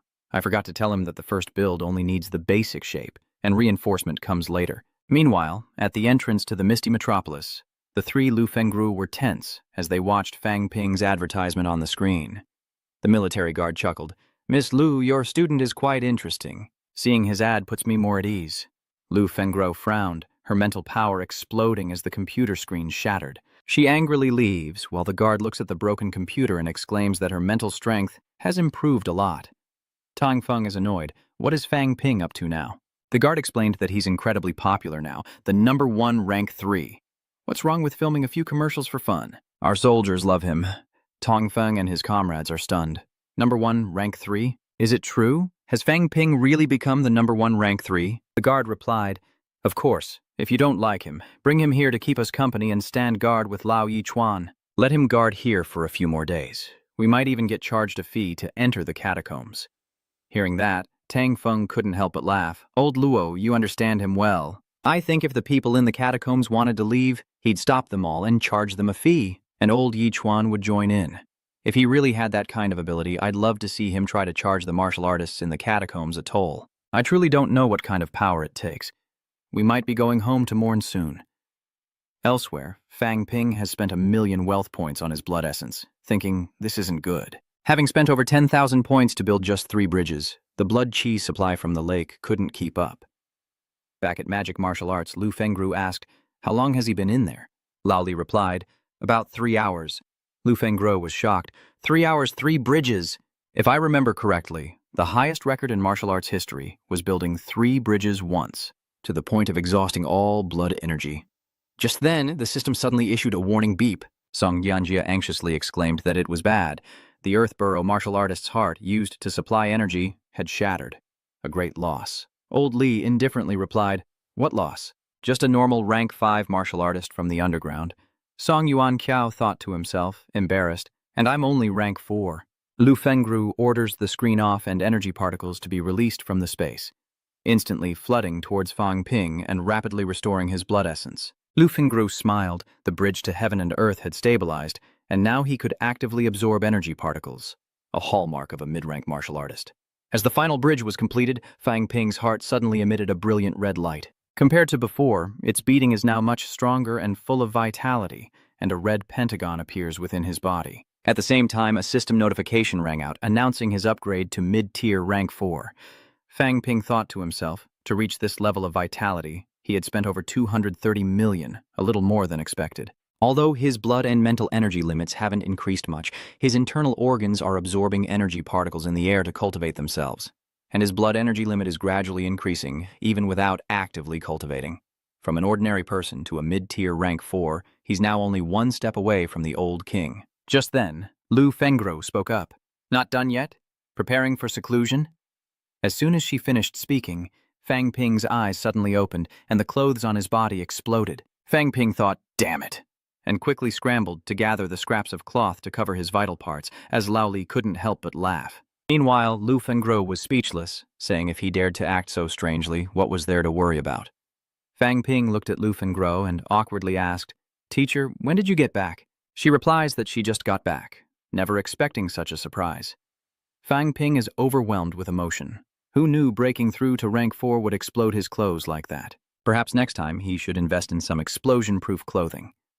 As they returned to the dorms, Lu Fengru began to tell Fang Ping about the situation in the catacombs. "After you left, Tianmen City was attacked repeatedly, but each time they were repelled. We eliminated over 50,000 enemy troops and killed 7 high-ranked officials from Zhen. The Lord of Tianmen City was also killed by Wu Zhen. In the future, they may have to migrate. As for Donggui City, it's safe to say they're terrified. After their initial retreat, they never dared to show their faces again." Hearing this, Fang Ping was surprised. If they migrated, Lu Fengru explained that given their current situation, if we eliminate a few more high-ranking officials, they will definitely try to stay away from us. However, we won't do that. To avoid any unforeseen events, this war will be put on hold for now. What about the other 11 cities? Any movement? No, Lu Fengru replied. The catacombs are always in disarray, so it's not unusual. She looked deeply at Fang Ping and said, getting back to the main topic, Wu Kuishan will return to the school in 2 days to take over as principal, and Huang Jing will take over as vice principal. What are your thoughts? Fang Ping sighed. I want to be the principal too, but I'm not a grandmaster yet. Lu Fengru punched him in the head, scolding, I'm saying take advantage of this transition period. Who said anything about you becoming principal? Didn't you say you wanted to challenge Zhang Yu? Zhang Yu intends to yield the position of martial arts club president to Chen Wenlong, but some advisors may not agree. Seize this opportunity. If you can become the president of the martial arts club, your voice in martial arts will be amplified. Fang Ping is skeptical as he doesn't think the martial arts club has much power. Lu Fengru simply shook her head, explaining that Zhang Yu's personality was too weak, and his management of the martial arts club was insufficient. In reality, the martial arts club wielded great power, including the ability to impeach school leaders, participate in system reforms, and even directly contact the Ministry of Education. Fang Ping was surprised. Damn, is the power really that great? No wonder Governor Zhang wanted him to take over the martial arts club. He admitted that he had thought about becoming the president of the martial arts club, but Lao Li had said the school didn't necessarily want him in charge. Lu Fengguo replied that was before. Now that he had reached the 4th stage, the situation was different. Besides the 3 grandmasters of magic martial arts, there are also 8 rank 6 peak advisors. Chang Sheng and I support you, and even Yichuan thinks highly of you. As long as Director Tang supports you, there won't be a problem. Fang Ping felt helpless. He wasn't sure Director Tang would even want to. Lu Fengguo advised him to go beat up Shou and Yang Xiaoman daily. Fang Ping was immediately stumped, blurting out that it wouldn't be right. Inwardly, he couldn't help but wonder how she, as an advisor, could encourage students to do such things. Lu Fengguo continued, saying that his actions in front of the chairman also served her own selfish purposes. I hope you can help me with the pressure chamber. Fang Ping is taken aback, asking, "What's the pressure chamber?" Lu Fengguo explains that the pressure chamber is a method of tempering spiritual power, but the grandmasters previously decided to exclude her. If you become the association leader, you can object to that decision and demand a revote. The old principal is gone, so they may want to add a new grandmaster. If anything happens, I'll have a chance to be freed from the ban. Fang Ping wonders if joining the pressure chamber can help him become a grandmaster. Of course not, Lu Fengguo explains. The pressure chamber uses the hearts and brains of high-frequency powerhouses to simulate the mental shock they experienced. Prolonged mental pressure is beneficial for breaking through one's spiritual power. Fang Ping smiles with determination, resolving to seize this opportunity to enhance his mental strength. All he has to do is defeat Zhen Yu, right? Lu Fengguo smiled encouragingly, saying that even if she didn't take him as a disciple, victory was still an opportunity. In a few days, Wu Quishan would summon the students back to school for a meeting, and he needed to challenge him in front of the entire school. Fang Ping was shocked. Wouldn't that be too much? There are so many grandmasters there. Lu Fengguo smiled, saying that if he could get the students and advisors to acknowledge his strength, they wouldn't dare do anything, and even Wu Quishan wouldn't dare go against the consensus. If he wants to lead magic martial arts, he has to win everyone over. Having broken through to the 4th grade middle stage, Fang Ping, following the advice of advisor Lu Fengguo, began preparing for the election for president of the Magic Martial Arts Club. At this time, Fang Ping called Chen Yunxi and the others to a noodle restaurant. He cheerfully stood up and said, "Everyone, enjoy your meal. Order more if you need it." Everyone looked serious. Was he suddenly being so kind?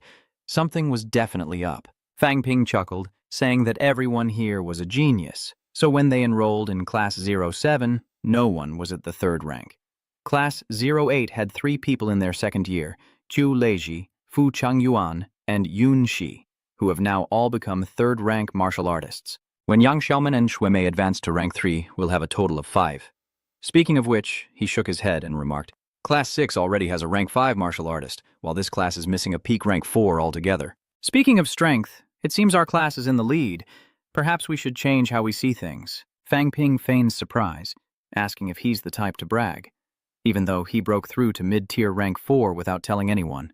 The group falls silent. He scoffed inwardly, never having seen anyone gather people just to brag like this. No one spoke, and the atmosphere became awkward. At that moment, Chen Yunxi excitedly asked, "Fang Ping, you've really reached the 4th grade intermediate stage? That's so fast." Fang Ping waved his hand modestly. "It's nothing, really." He thought to himself that Yunhe knew just how to praise him. Then Hokan cleared his throat to get everyone's attention, saying, "I've called you all here today for a serious matter. Everyone knows the principal passed away, right? The principal's term will be changing. I believe the martial arts club also needs a change of leadership. Nam Tu shouldn't remain president. However, the language school wants Tran Van Long Nam Tu to be the president. Tran Van Long is even training in the military, clearly wanting to graduate before considering anything else. You represent the 2nd-year students, while I may soon reach rank 5. For the sake of the school's stability, and to give the students a better role model, I believe we need to elect a new club president." Unable to listen any longer, Fu Yangyuan patted Fang Ping's shoulder and said, "I understand. You want my support to become the president, right? No problem. But we're not the ones who decide." Fang Ping smirks. "It's an inevitable trend, as I'm the strongest among the 100-plus 2nd-year students. Their support is crucial, and he seeks the opinion of everyone around him, all of whom agree to support him." In a short time, news of the martial arts club president's replacement spread quickly across campus, and students began to whisper, "Was Zheng Yu being a little greedy? He still wants to hold on to his position. Even though he doesn't know what the martial arts club is, even for anymore." Meanwhile, Zizui stood before a desk in the demonic martial arts club, his expression grim. Zhong Yan tried to reassure him, saying Zieli wouldn't do such a thing, but Zhang Yu felt it was difficult. I know Xie Li didn't suggest this, but a fourth-year student shouldn't be the club president. Zhong Yan interjects, saying that no matter what, the president can't resign now. The second inter-school martial arts tournament is coming up, and if there aren't enough club members by then, the president won't be able to participate, which will affect the overall strength of the club. Xin Fengqing laments in the comments that his strength wasn't enough, and it's no surprise that Fang Ping wants to be the club president. Xiezai loudly proclaims that he wants to be president too, and that Xin Fengqing and Fang Ping should ask for his opinion first. Xin Fengqing stands up, equally proud. Who do you think you are? You think you're so great just because you reached the 4th rank? Want to compete again? If you want to, let's go. Don't think I'm afraid. Zhang Yu speaks up. Enough. If you want to spar, take it outside. It's clear that Fang Ping intends to take over as president of the martial arts club. What do you all think? Liang Fenghua responds that the current club president is a senior and doesn't have much time for the martial arts club. So replacing him would be fine, he says, as Xie Li immediately objects. Senior Luong, don't be so biased just because you're both students of Instructor Lu. How well do you even know Fuang Bin? From selling medicine to promoting the distant platform, he's clearly only focused on personal gain, which has seriously affected the school. Another scoffs. How laughable. Junior brother Fang's family is ordinary, but he uses his own abilities to obtain resources, and he can use them however he wants. He only wants this platform to benefit the students. If you can't do that yourself, what reason do you have to deny him? I'm 3 years his senior, yet I'm falling behind. Am I just jealous? This apology is insincere. It's a matter of the heart. Xin Fengqing interjected calmly. Let's not speak nonsense. If Fang Ping wants to be president, we need to see if his strength is enough to convince everyone. President Chang Yu has been in office for a year without any outstanding achievements, which is why there's so much controversy. If Chang Yu could break through to the 5th rank, would anyone dare to doubt him? Does Fang Ping dare? Does Xie Li dare? The martial arts club must rely on martial arts. I believe that if I reach that level, I'll be fully capable of being the president. As for managing the Department of Literature with so many people, we can just find a few more. I don't believe such a small school can't be managed. Truong Wu sighed, realizing that Xin Fengqing was right. He should have resigned long ago. But then he turned to Xin Fengqing and said that he wasn't qualified to be the president yet, so they'd have to find someone stronger. Xin Fengqing felt mocked and looked towards Chen Wenlong. Chen Wenlong said somewhat apologetically, Sorry, Lao Zhang, Mado and I have already talked, and after graduation, I will go to work as a governor. I will stay in the catacombs. After a moment of silence, Truong Ngu speaks. If that's the case, I won't force the issue, just like the martial arts club competition. Tran Van Long quickly responds, Rest assured, Chief, I will participate. Truong Ngu then stands up and slams the table. All right, that's settled then. Xin Fengqing is surprised. What does this mean? With a serious expression, Zhang Yu says that even if he resigns, if they can't beat him, the position of president of the martial arts club will remain vacant until the right person comes along. This is the ultimate challenge. On August 24th, Ma Vo summoned all teachers and students back to school early. Standing tall, Wu Quishan announced to the teachers and students that the headmaster's greatest wish was for Ma Wu to grow stronger, and that his 10 years of dedication would never be abandoned. On June 28, 2009, I want everyone to remember this day, because many lovely and respectable people have left us forever. Hearing this, the students below immediately began to discuss, the headmaster is dead? The headmaster was a grandmaster. Hearing this, Fang Ping sighed. Not everyone knew what happened that day, nor was everyone qualified to know. Wukushan continued, the dead are gone, but Magic Martial Arts University cannot stand still. We must carry on the late headmaster's will, and I, Wu Quishan, will assume the position of headmaster at First Military University. Huang Jing will be the vice principal, and Jin Yuan will be the head of the Weaponry Institute. Liu Paru will continue to serve as the principal of the Weaponry Institute. Luo Yichuan will be the dean of the Tactical Guidance Institute. The other institutes are not worth mentioning. At that moment, Lu Fengru observed Fang Ping below and noticed him nodding strangely before stepping out of the ranks and loudly saying, Headmaster Wu, Headmaster Huang, I don't wish to trouble everyone today, but I'm being bold in wanting to make something public for all to witness. When the students formed the Plain Society, they said they wanted to challenge the president of the Martial Arts Society, and now is the time to do it. Martial artists must compete, and I want to compete for the position of president of the Martial Arts Club. At this point, many advisors jumped into the debate, arguing that Zhang Yu was innocent and shouldn't be replaced. Another person spoke up, saying that the president of the Martial Arts Club must be the one to lead the team of students. Does Fang Ping have the ability and character? And what has Ma Wu ever contributed to the club? Suddenly, Fang Ping retorted, declaring that weakness in the arena was the greatest sin. The arena wasn't a university. and even the principal and deans were prominent powerhouses. The leader of the martial arts club must be a powerful fighter, and as for my contributions, I led Mavu to victory in the freshman exchange competition at the beginning of the year, bringing back vital information for Huakwuk. Last month, I defeated the school's top-ranked fighter, boosting Martial Arts Society's prestige. Would the advisors consider that a contribution? The advisors were momentarily speechless as Wu Kuishan called out, "Zhang Yu." Zhang Yu stepped forward, declaring, "I accept the challenge." Now, the situation has changed. Martial Arts Society truly needs a stronger president, but can the victor command respect? Fang Ping confidently replied, "If you beat me, would you dare accept challenges from the others?" Fang Ping laughed. "The challenger doesn't refuse." And as he finishes speaking, Si Zui bursts from the crowd.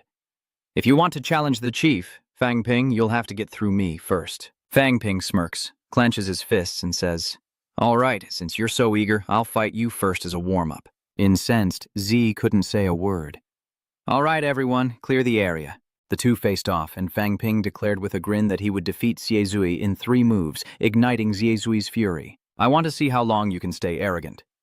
As soon as he finished speaking, they both charged forward. Fang Ping immediately unleashes his ultimate move, the 7 merged strikes. A clash echoes, and blood erupts from Xie Lei's fist. Fang Ping quickly unleashed a mental interference, halting Xie Zui's movements for a moment, then seized the opportunity to strike a powerful blow to Xie Zui's abdomen. Ye was sent flying like a cannonball, shocking everyone around him, their mouths agape. Satisfaction spread across the faces of Lu Fengro and Li Changsheng. Xie Lei couldn't believe his eyes as he slowly rose. How could this be?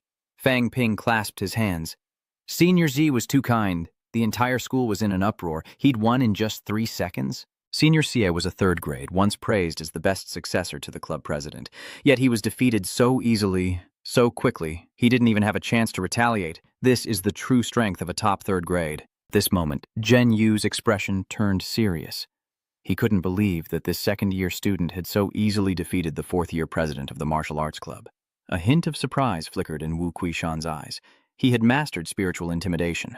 Huang Jing notes that Yu Chengjun, the top student at military school number 1, has just manifested his 4th-grade mental power, but Fang Ping seems to be on par with him. Increasing mental power is extremely difficult without the aid of medicine or cultivation techniques. Last time, he could barely gather energy particles, but now he can overwhelm opponents of the same rank without giving them a chance to retaliate. Lu Falo added that the boy had visited Truong Din Nam, who thought highly of Huang Bin. Li Laodao added that he believed the position of president of the martial arts club would belong to him, and that Headmaster Tran of Kin Nam had also praised him endlessly. I see no further need to argue about this position. Tang Feng wondered if he could manage the martial arts club well. Old Li replied, "Why not? He even manages his own business."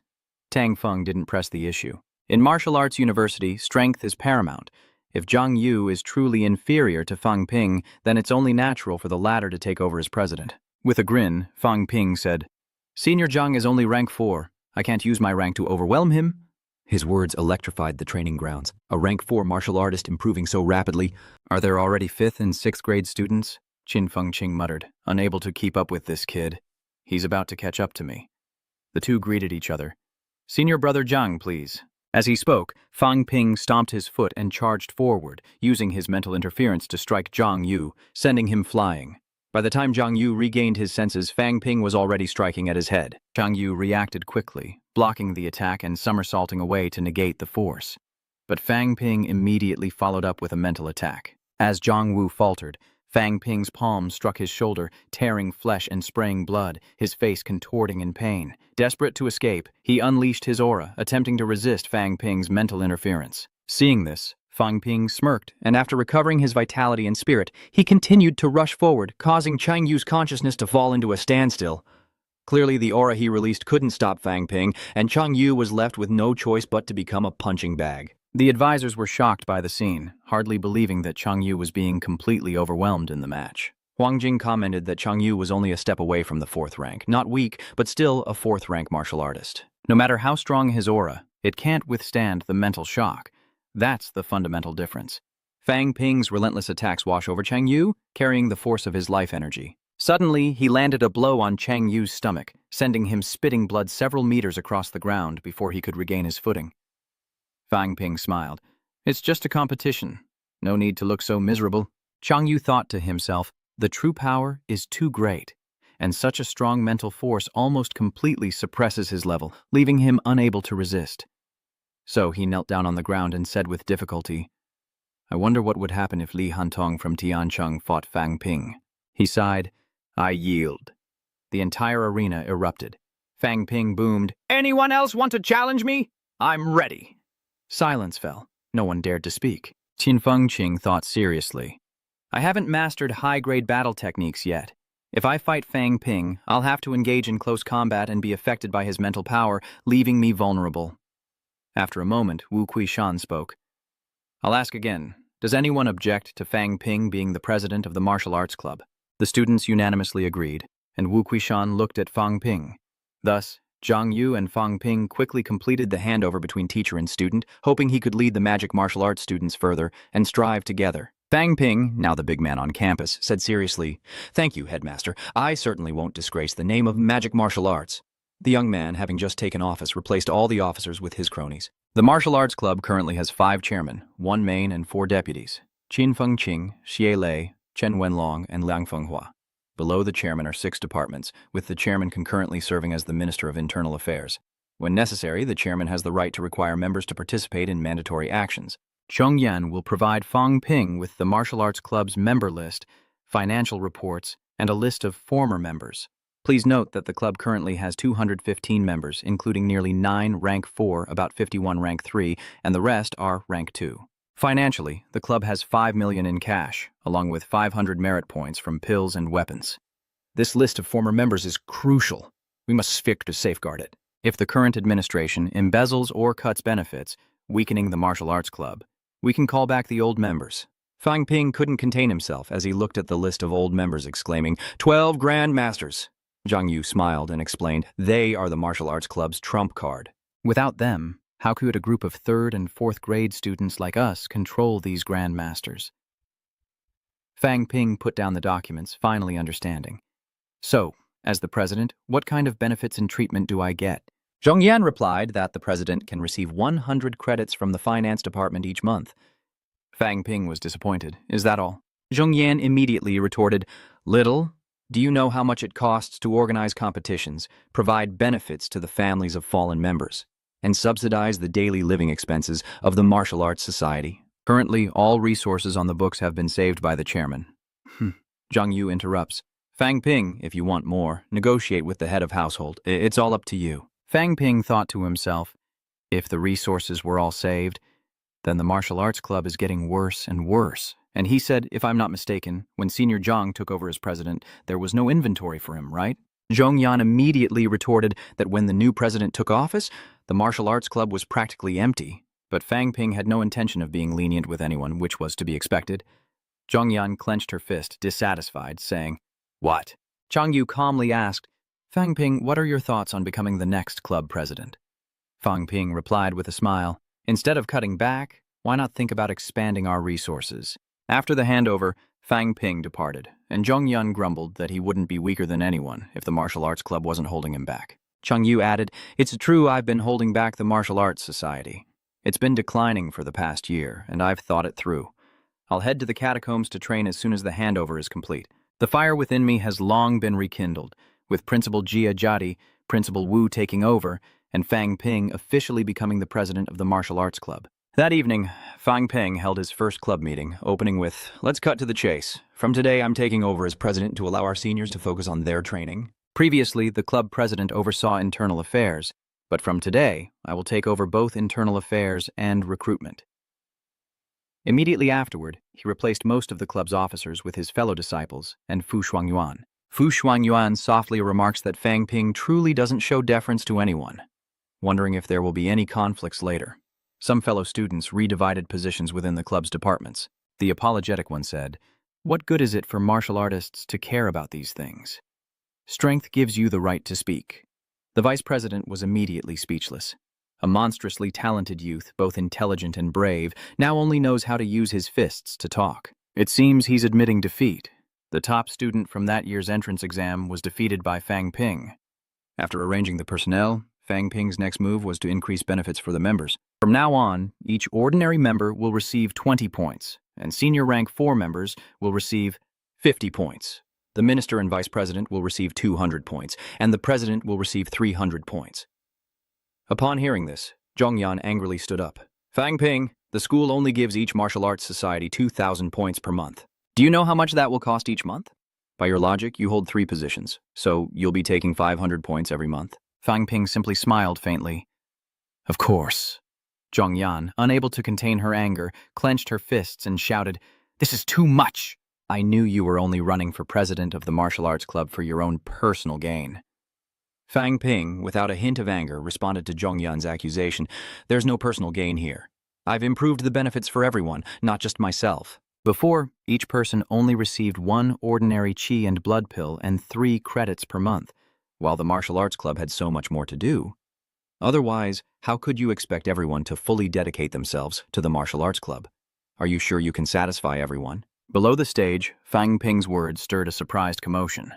At this moment, Zhang Yu spoke up, saying that according to him, the martial arts club needed at least 25 billion each year. Where will the resources come from? Fang Ping smiled. First, we'll ask the school. With prices rising, we can add another 20 million each month, making $1 billion no problem. Secondly, the national project requires us to open 2 more martial arts training classes in Motto. Second-year club members will be responsible for recruiting 200 people each year, which will bring in hundreds of millions of dollars in revenue. Third, the allocation of dormitories for new students will be as follows. Half will be for needy students, and the other half for students with good financial conditions. From this year on, rent will also be adjusted upwards, which will help us improve our finances. Zhang Yu looks worried. Seems a bit too much. Fang Ping waves his hand and smiles. Don't be impatient. I haven't finished yet. Not just new students, but older students as well. Some older students don't try hard enough, yet they occupy resources without paying tuition. They're all exceptional students, but still only first or second grade martial artists after several years.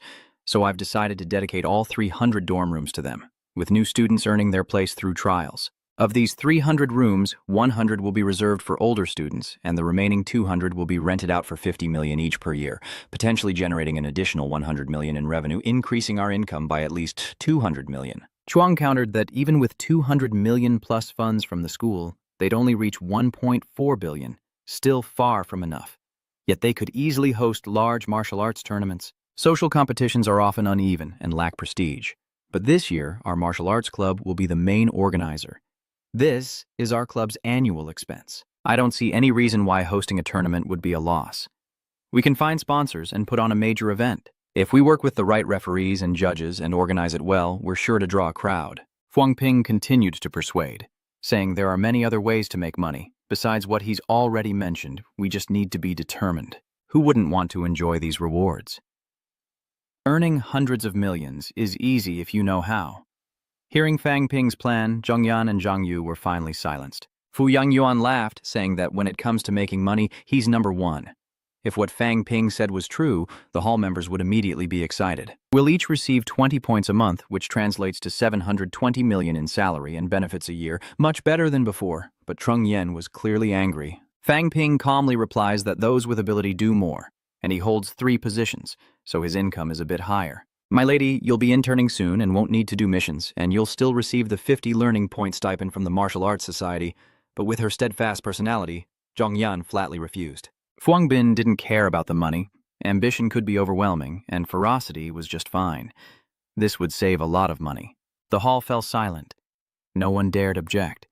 Qin Fengqing glanced at Zhongyan with a doubtful look, secretly thinking that Zhongyan must have lost his mind. He refused 1.5 million a month, and after witnessing Fang Ping's ruthless methods, no one dared object. Fang Ping continued, reiterating that the most important thing was to improve their strength. For members below rank 7, the Martial Arts Society will conduct annual assessments. Membership was once for life, but that is no longer the case. Most of you are at rank 2, high stage or peak. I'm giving you 1 year, and anyone who doesn't reach rank 3 will be kicked out of the Martial Arts Society. Fang Ping continued, we don't have many shortcuts to advance, especially for those below rank 8. I'll point out some training methods. Participate in competitions, interact with other schools, join matches in local teams, and try out training at local martial arts schools. If we win, we'll open another martial arts gym, but if we lose, we'll just move on to another one. The headmaster immediately protested, saying that would disrupt the entire order of martial arts. With a smirk, Fang Ping thought, the martial arts world is stagnant. Is this what they call order? I think a little change will do some good. Those above will likely be pleased to see it. But that's all for this impromptu meeting. Everyone except those whose names were called can leave. Some members exchanged glances, thinking that while the benefits were better, they probably wouldn't be able to slack off anymore. Good. The Martial Arts Society was always so gloomy, but now it finally has some momentum. Fang Ping hands Qin Fengqing and Xie Lei 2 lists, assigning them a task. Qin Fengqing crossed his arms, feeling a mental blank, but Fang Ping bluntly stated that if he couldn't do it, he should leave. The Martial Arts Society had no room for the useless. Xie Lei, ever perceptive, immediately asked what the mission entailed, to which Fang Ping replied, secure investments. Remember, those who left Martial Arts University will join us in building the school. The standard for Grandmasters is no less than 50 million, mid-ranks no less than 10 million, and low ranks can bring in 3 to 5 million. Go talk to the big businessmen in society, whether they're alumni or have connections to Martial Arts University. If they agree, we'll give them an honorary alumni certificate after receiving the donation. This concerns the school's future. If we can raise hundreds of billions, the number of mediocre students at Manhwa will increase significantly. Qin Fengqing questions what they stand to gain, and Fang Ping replies that more funding means more benefits. Don't come back with less than 10 billion. Then he turned to this group behind him. Everyone else, listen up. The allocation of dorms and welcoming of new students needs to be fully communicated. Take pictures of both crowded and single dorms for them to see. For the crowded dorms, find a simple corner to photograph, and for the single dorms, photograph ours. Everyone fell silent, wondering if this could even be done. Looking at Fu Shuangyuan and the others, Fang Ping instructed. Fu Shuangyuan arranged some work for the Peacefield Society members, like training in the newly opened martial arts hall. The competition is coming up soon, so the sooner the better. This time, it'll be called the National First Rank Tournament. With the work settled, Fang Ping leaned back, sighing about the burden of being the president, though everyone knew he did nothing at all. Fu Shuangyuan felt helpless, wondering how he could even say he was tired. He'd just given himself a raise of 150 million a month. Wasn't he afraid the school leaders would interfere? This school is the opposite of normal universities, where strength reigns supreme. With enough power, you can do whatever you want, and the weak are simply eliminated. As expected, Martial Arts High began to change, sparking countless mixed reactions online. But they underestimated the spending power of martial artists. Less than 24 hours after the information was released, all 200 rooms were booked. At this moment, Fang Ping is in the martial arts training room, striving to increase his mental strength. The upgrade system requires 100,000 wealth points for every point increase. And so far, he has increased it by a total of 699 points, and the mark has disappeared. Fang Ping's mid-tier rank 4 physique, along with his blood and mental strength, had reached their peak, unable to improve further. And on September 1st, Magic Martial Arts University's 509th freshman class officially began. To prevent revealing student housing information, Fang Ping assigned Fu Changyan and Chi Chu to guard the school gate, forbidding parents from entering. Fang Ping emphasized that each freshman class was stronger than the last, with increasingly strict admission standards and many hidden talents that needed proper training. The martial arts advisors and clubs of the past focused only on the main points, but were not truly effective. From this course onward, the martial arts club must play its part. From this day forward, rigorous training will commence for all new students, comprehensively enhancing the strength of martial arts. Someone beside him chuckled, saying the president really doesn't give anyone a break. These new students are in for it. To which Fang Ping replied, one must do their job well, no matter their position. I only hope that martial arts and magic will continue to flourish. 2 hours later, all the freshmen gathered in front of the administration building, the sound of noise echoing everywhere. Fang Ping and a few others stood on the high platform, bowing their heads in silence. Fang Ping spoke loudly. Attention, everyone! Immediately, the crowd fell silent, waiting for his speech. At this moment, Fang Ping felt extremely content, finally experiencing what it was like to be a principal and vice principal. Next, Fang Ping asked Zhao Lei to call roll. Zhao Lei was furious that there were 198 new students and not even a microphone, but he knew he had to do his best. Finally, after 2 hours, the roll call was complete. The freshmen below grew impatient, muttering amongst themselves, wondering where the teachers were. My bed isn't even made, and roll call took 2 hours. Unbelievable. Fang Ping smirked and waved his hand, asking the students to quiet down, but no one paid attention, and the noise continued. Seeing the situation was hopeless, Fang Ping shouted, Disciplinary department, maintain order. Anyone who continues to talk will be expelled. Immediately, the school became silent. Everyone was angry but dared not resist. Fang Ping chuckled inwardly, savoring the feeling, then began to lay out the school's new regulations. At the Magic Academy, each student receives 50 academic points upon enrollment, with each point equivalent to 30,000 in cash, which can be used to exchange for elixirs and other cultivation resources to help you reach the first rank. He then looked at Daicam and asked if those noisy students had been recorded, because anyone mentioned would have 10 points deducted. Dipcam immediately opened her small notebook and read out each name, prompting an outcry from the students who were called out, protesting the point deductions. Suddenly, Fang Ping unleashed a terrifying surge of power, declaring that as president of the martial arts club, he controlled all school activities. If you're not convinced, keep causing trouble, and your points will keep getting deducted. A lesson I want to teach you all today. At the Magic Martial Arts, the strong rule. Until you have power, learn some humility. This year, there's a new rule. If you don't reach first grade by the end of the Great War, you'll be expelled. Secondly, as freshmen, in addition to cultivation and study, you must contribute to the school by performing menial tasks for the logistics department. Thirdly, an elite class and a power ranking of freshmen will be established. The top 100 in the power rankings will be the elite class, enjoying more academic privileges and the opportunity to challenge each other for positions with an elimination system in place. The bottom-ranked student will be updated monthly, and if they remain at the bottom for 3 consecutive months, they will be expelled. This year's freshman class has a total of 1,986 students.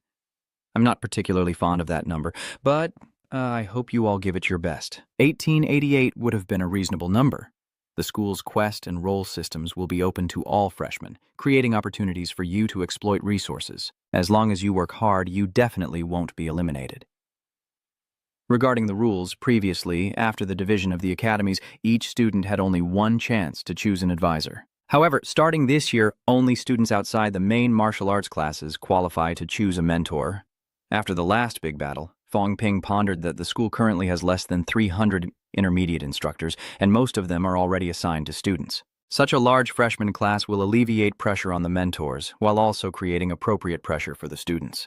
Upon hearing the new regulations, the freshmen were stunned, unable to understand why this sudden change had occurred. Fuyang Yuan sighed. This year's new students are pitiful, having to go through a brutal battle with their seniors before even meeting their teachers. Returning to the training building, Fang Ping couldn't help but sigh. This year's freshmen have nearly 100 martial artists, while my year only had about 60. Each new class is stronger than the last. The younger generation is truly gifted. Old Li didn't know what to say, inwardly cursing, thinking this kid really thought he was a school leader, daring to sigh like that. Looking at Tang Feng, Fang Ping said, "Instructor Tang, I heard Tang Wen is the daughter of an advisor. To avoid any conflicts of interest, I suggest she not study weaponry." Annoyed, Tang Feng cursed inwardly, wishing he could tear this kid apart. Why does he have to interfere with everything? He said in a low voice, "Fang Ping, are you free? Want to spar with me?" Seeing Tang Feng's discomfort, Fang Ping simply smiled. "Tang Wen is indeed Teacher Sia's daughter. I will certainly take extra care of junior sister Tang in the future." Tang Feng vows to kill him, but then Fang Ping raises his hand, saying that Headmaster Wu hasn't approved his request to lift the ban. Previously, Master Lu was the school's main fighting force. Now, with the ban in place, I think we can discuss it again. Have you ever seen such an unreasonable student daring to plan revenge on a teacher's child? While all the advisors were requesting to lift the ban on Lu Fengru, Wu Quishan was about to raise his hand to vote, but Fang Ping, prepared in advance, suddenly appeared with a broken vote. Huang Jing thought to himself that this kid was well prepared, making it easier for everyone to vote. Meanwhile, everyone expected magic martial arts to produce another grandmaster, so lifting the ban was considered inevitable. As expected, the vote showed that most of the advisors agreed. Next, Wu Quishan proposed a final elimination round, reducing the time from 3 months to 1, leading to the direct elimination of the last 10 people. Huang Jing objected, saying it was unreasonable and excessive, sparking a debate as the advisors voiced their opinions, with many siding with Wu Quishan, but some supporting Huang Jing. Observing the atmosphere, Fang Ping realized that even though Wu Quisheng was an 8th-grade spiritual powerhouse, his credibility was wavering, with most leaning towards Huang Jing. He smiled to himself, thinking that perhaps he should become the principal. As the debate raged on, Fang Ping glanced at the surveillance screen and noticed the new students idly awaiting their academy assignments. He immediately announced over the microphone that any student who defeated Tang Wen, Gu Longfei, or Luo Xuan would be rewarded with 1 to 10 credits. If Tang Wen and the others can hold out for half an hour, they'll get 100 points, and those who perform well will get priority in choosing a mentor. His announcement immediately stirred the hall, and Tongwen and the others felt like 1,000 horses were running through them. Blazing with anger, Duangfang thought, Fuang Bin, who gave you the right to do as you please? The headmaster and dean are right here. Does this kid not respect me at all? Fang Ping simply smiled in response. Mr. Tang, don't you think this year's academy divisions are a bit boring? Students need a goal, a rival to strive for. Remember last year? Without me taking the blame, would you and the others have reached rank 10 so quickly?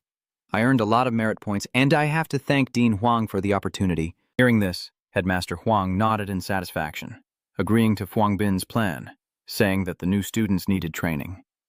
Fuang Bin returned to his seat, reassuring Duangfang that there was nothing to worry about. Tang Wen is the most outstanding new student. You should have more faith in your daughter. Luo Yichuan chimed in, wondering if this kid knew that Luo Qing was his son. Meanwhile, Fang Ping felt bitter, thinking that he was doing all this for their careers. Otherwise, how would the other students have a chance to get 100 study points? What a waste of effort. Afterward, Duangvan and the 3 others were surrounded and brutally beaten. The results of this chase were indescribable. A scene of utter misery.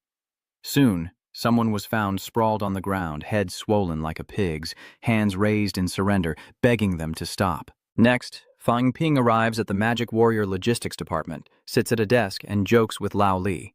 Mr. Li, why are you back in logistics? Could it be that the Armament Academy had too much work, forcing you to hide here?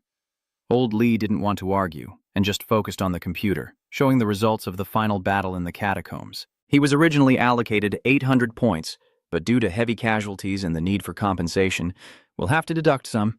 Fang Ping replied with a smile. It's all right, I understand. It's good to have some gains. Old Li glanced at him, a bit surprised, impressed by his loyalty. Fang Ping added that he also had benefits from the martial arts club. The martial arts club's 500 points, plus 300 from the loan system over 3 months, and my 300-point cut, added all up. Just one trip to the underground battlefield earned him more than martial artists with years of experience. As the chime rang, Fang Ping's assets increased by 320 million, reaching a total of 580 million. Old Lei looked at him inquisitively, asking what he planned to exchange all those points for, and Fang Ping revealed his plans to return to the catacombs. Old Li was surprised by the kid's initiative. He'd already reached peak stage while I'm still stuck in the mid-stages. After all, I am the president of a martial arts club. I can't lose face. Old Li chuckled to himself, wondering why he was embarrassed with only 2 mid-stage qualifications. Then the presidents of the other martial arts clubs might as well quit.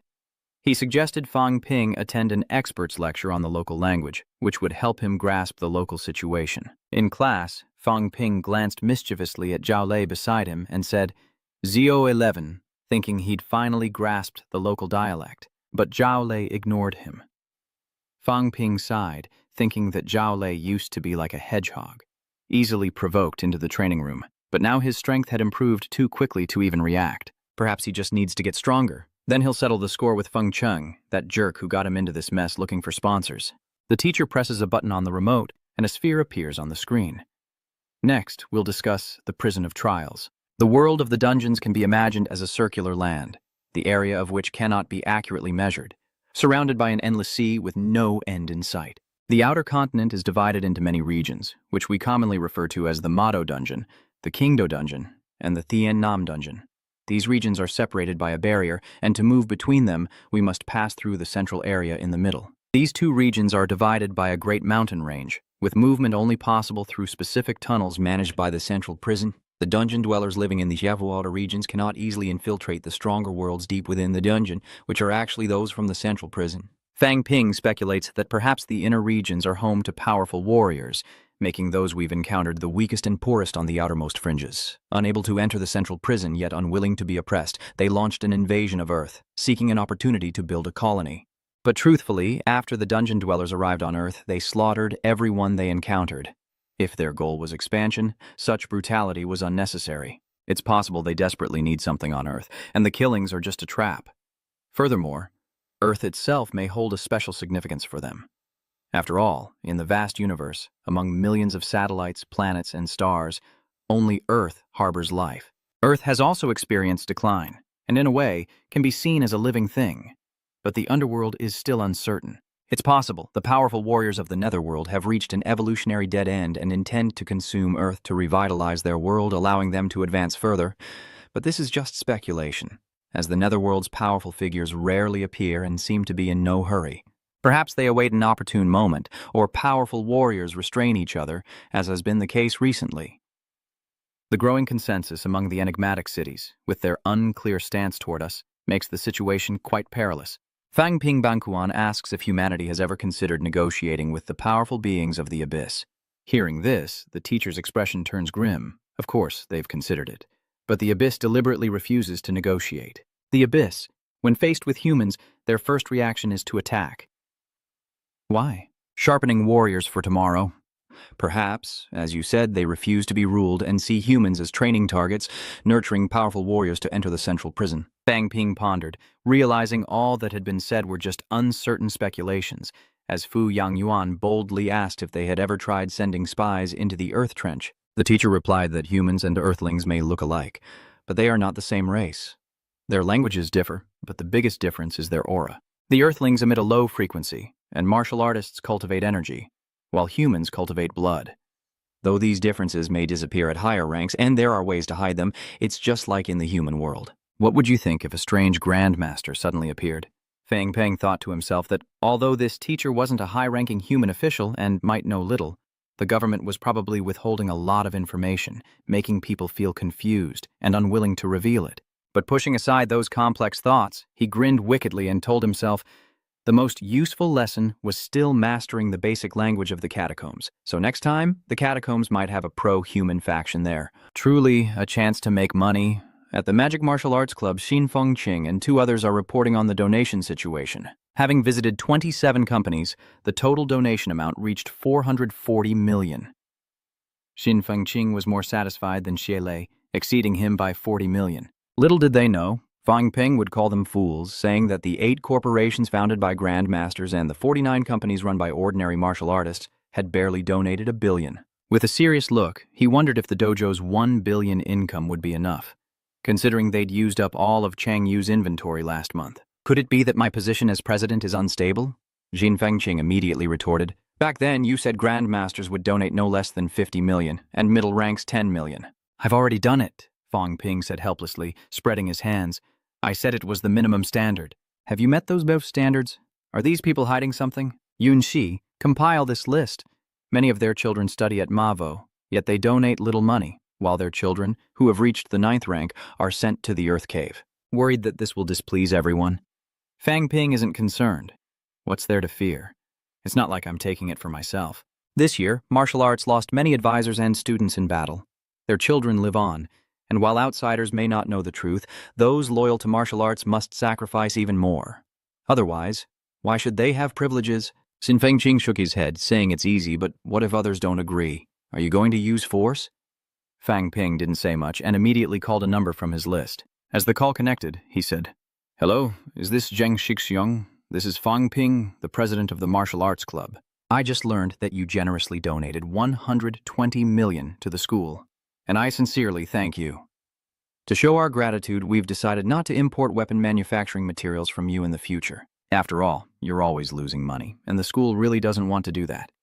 Hearing this, Senior Zhang on the other end of the line immediately became anxious and hurriedly said, I'll donate another 50 million. Fang Ping smiled and hung up. Xin Fengqing and his 2 friends were immediately stunned, apologizing for their doubts, but the school elder had no children studying at Martial Arts University and earned nothing from the school. Fang Ping explained, Who told you he makes money from the school? He exploits Ma Wu's reputation and alumni connections to manufacture weapons, earning hundreds of millions each year. Then, he says helplessly, Did you think I gave you this list just for you to invest money? These people all have connections that I've carefully selected. He slammed the list on the table and continued. Next, don't call them individually. Spread the word that Senior Zhang has donated another 50 million, and see how the others react. Also, let them know that Ma Wu will be reclaiming all professional certifications issued by the school. Ma Wu is a top brand in China, and we can't let them exploit it at will. Xin Fengqing reminded him, though I don't care about these issues, this involves a huge chain of benefits. Are you sure you want to do this? Fang Ping replied, Ma Wu has shares in the pharmaceutical and weapons companies, but we still need financial management. Do you understand why? We've risked our lives in the catacombs for materials, selling them to those companies at a pittance, only for the profits from the drugs and weapons to line their pockets and those of alumni, all because we lacked the know-how and drive. If things go well, I might even consider building a recycling station in the city, so that all the achievements of Mawu's teachers and students belong to Mawu. Then we'll expand Mawu's internal drug and weapon production to achieve self-sufficiency, Xin Fengqing said with a smile. You're so naive. Do you know where Mawu's shares in those two big companies come from? That's because we continuously supply them with raw materials. What you're doing crosses their boundaries, Xin Fengqing emphasizes. But Fang Ping's eyes lit up as he countered, we need to experiment. Mawu has many weaknesses. Without reform, how can we progress? If we want to develop, we need to eliminate some exploiters, or the younger generation like us will have no chance at all. At that moment, Xin Fengqing couldn't help but admire Fang Ping, thinking that this kid was completely different from Yuji, always wanting to interfere in everything. Success would bring great rewards, but failure would be disastrous. Fang Ping thought to himself, relieved that he wouldn't have to take the lead directly. He needed to ignite the principal's passion. After all, he was an 8th grade spiritual powerhouse. If it fails, perhaps he should leave Magic Martial Arts University. So, Fang Ping entered the principal's office in the Journey building to report to Wu Quishan and Huang Jing about the fundraising activity. The fundraising campaign was a great success, raising a total of 3.68 billion.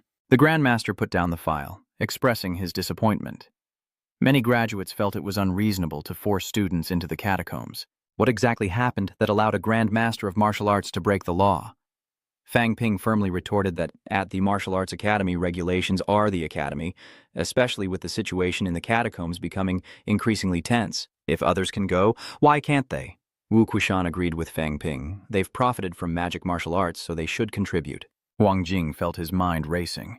How would they handle reclaiming the martial arts professions and expanding the school's production of medicine and weapons? Fang Ping explained that medicine was the most important means of improving students' cultivation. However, the amount of pills Martial Arts High provides its students is currently insufficient. With a total of 658 students, each person only receives 1 pill per month, and only 1 pill every 10 days can be absorbed effectively. That means martial arts needs to provide at least 20,000 pills each month, so I hope to increase production and make martial arts self-sufficient. Huang Jing expresses concern, saying that's impossible. To build a school with an annual revenue exceeding 5 trillion, the production line must meet a minimum requirement of 300 billion in raw materials, nearly the entire budget that the teachers and students of the Demonic Martial Arts Academy can provide to the two major companies. The government allocates 260 billion to the Martial Arts Academy each year, while the value of medicine and weapons subsidized for students amounts to 400 billion, shared by the two major companies. Without their consent, we can't fulfill such requests. Fang Ping retorts, Headmaster, you shouldn't calculate it that way. Expanding production will not only improve the students' strength, but also benefit both major companies. Sometimes I don't understand how their profits can be so high when we martial artists risk our lives for meager resources. Everyone says martial artists, us, should fight, but so many of our classmates are struggling to train. How can they fight?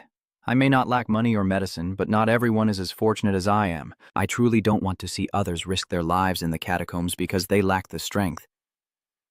Hearing this, Huang Jing sighed deeply. Wu Quishan spoke up, saying that even if they agreed, the government might not approve it.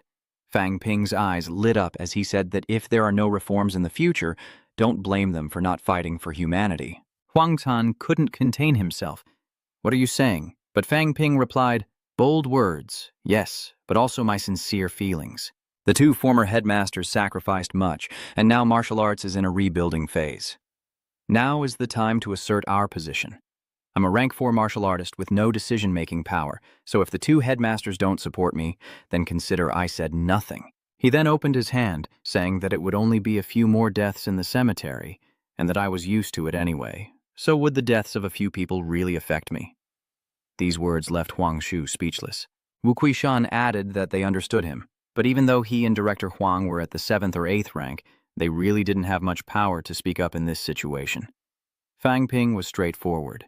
But the martial arts of today are not the image I desire, and such martial artists are not who I want to become. Perhaps my position prevents me from seeing as far as you masters, but I know that many deaths are unnecessary. His classmates and teachers are now gone, buried far from home. With that, he bowed deeply and said, Thank you, Headmaster and Dean, for listening. Today, Fang Ping acted very presumptuously, and the atmosphere fell silent. Wu Quishan suggested they try it, but Huang Kan was worried. If the magic beasts resist, Wu Kushan raised an eyebrow and replied that everyone should sweep in front of their own door first. We can only manage the demonic martial arts society. Then he sighed, his age showing, his passion waning. Huang Shuyao smiled. I don't think we can let the students run wild anymore, Headmaster Wu. Meanwhile, on the streets of Mado, people looked up at the sky, startled by a roar from above, as I had a proposition. It was Wu Kuishan, leading 50 grandmasters from magic martial arts, soaring through the skies of Mado, while old Li angrily grabbed Fang Ping, who was getting vaccinated, furious. The 10 grandmasters of Mado came to the capital to provoke a fight without informing me. Fang Ping cursed inwardly, wondering why these old geezers were so crazy. I only asked them to reclaim their rights, not to start a war. In the skies above the border of the capital, the two sides face off. Minister Zhang Tao of the Huaguo Ministry of Education says with a dark expression, if you want to apply for expansion, then do so. But how can you disregard the law like this? Wu Kuishan firmly replied that they had no right to enter the capital, adding that time was of the essence, and they needed results today. Zhang Tao squinted, accusing them of collective intimidation. Has anyone ever seen a principal so aggrieved that he'd lead his entire faculty to threaten the authorities after their expansion request was rejected by the Minister of Education? The deputy commander of the Huaguo military spoke to Minister Zhang. I just want to ask, the Jingdu catacombs have the largest human city gathered there, but what about the magic martial arts school? This year we've suffered heavy losses, our finances are strained, and we're constantly criticized for begging for help. Does anyone think about the magic warriors? The casualty rate of magic martial arts instructors has exceeded 10%. Is there any other martial arts university with such a situation? He then declared, if we don't get a satisfactory answer today, we'll have no face-to-face our teachers and students. We may have to enter the catacombs, destroying a city be damned. Hearing this, Zhang Tao was furious, calling it arrogant, but Tianmu remained unafraid. Zhang Tao, you're a former rank 2. Your children are grandmasters. You don't need to worry about resources. But what about the martial arts students? If the martial arts university under the Ministry of Education doesn't fight for the benefits of martial arts students, how can they continue as ministers? Don't you know Minister Zhang's children's situation? Tianmu shouts. So what if his son died? My brothers and children have also died. Suddenly, everyone fell silent. Zhang Tao sighed, helpless. Fine. Follow the procedure and wait for the results. Don't force the government to answer you. Wu Kushan looked embarrassed. Principal, Minister, we're just desperate. Yet the gate to the catacombs opened again, and teachers and students fought the enemy virtually unarmed. If this continues, soon no one at the Magic Martial Arts Academy will be left to fight. The real reason we've come to Kangdo is to expand our production lines, or failing that, to gain the rights to independently trade weapons. Also, our teaching staff is depleted, and we hope the Ministry of Education can provide us with 100 rank 5 instructors to compensate for the losses of recent years. Although the Magic Martial Arts Academy has surpassed Kingdo in teaching achievements, its financial budget is far lower. Last year, Kingdo received 350 billion, while Magic Martial Arts only received 260 billion. We hope to make up this 90 billion. Finally, I, Wu, admit that I am not capable enough to meet the expectations of the former headmaster, and hope that the minister will choose another 9th grade powerhouse to fill the position at Ma Wu. Upon hearing this, Huang Jing and the others couldn't help but curl their lips, thinking that old Wu's demands were exorbitant. He was no ordinary man. Zhang Tao's eyes turned gloomy as he was cornered and tried to justify himself with words. But Wu Kuishan didn't back down, closing in on him, saying those in the rear could never understand the difficulty of acquiring a single herb or weapon, resources paid for with blood and lives. Zhengming Huang, chairman of the pharmaceutical company, only promised to dismiss his arrogant words. Tianmu was unhappy, pointing at Zhengming Huang and scolding him as a fool. Principal Wu continued, "It's you, you bastard. I suspect you're the leader of the Tesa sect. With so many drugs, there's clearly an origin. If you dare do anything behind my back, I'll beat a drug addict like you to death."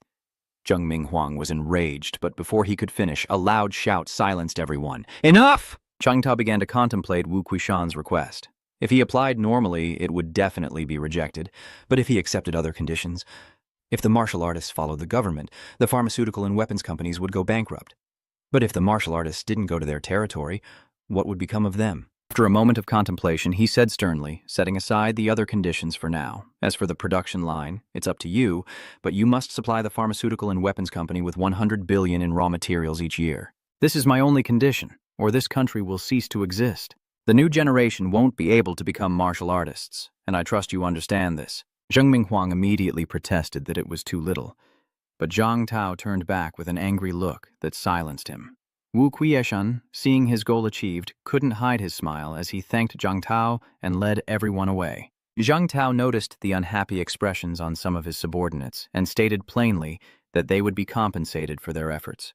As long as they achieved outstanding results and feats, they would not be lacking. I understand your situation. While Mo Wu isn't sure if others can gather 10 grandmasters, anyone who dares try again will be met with swift retribution.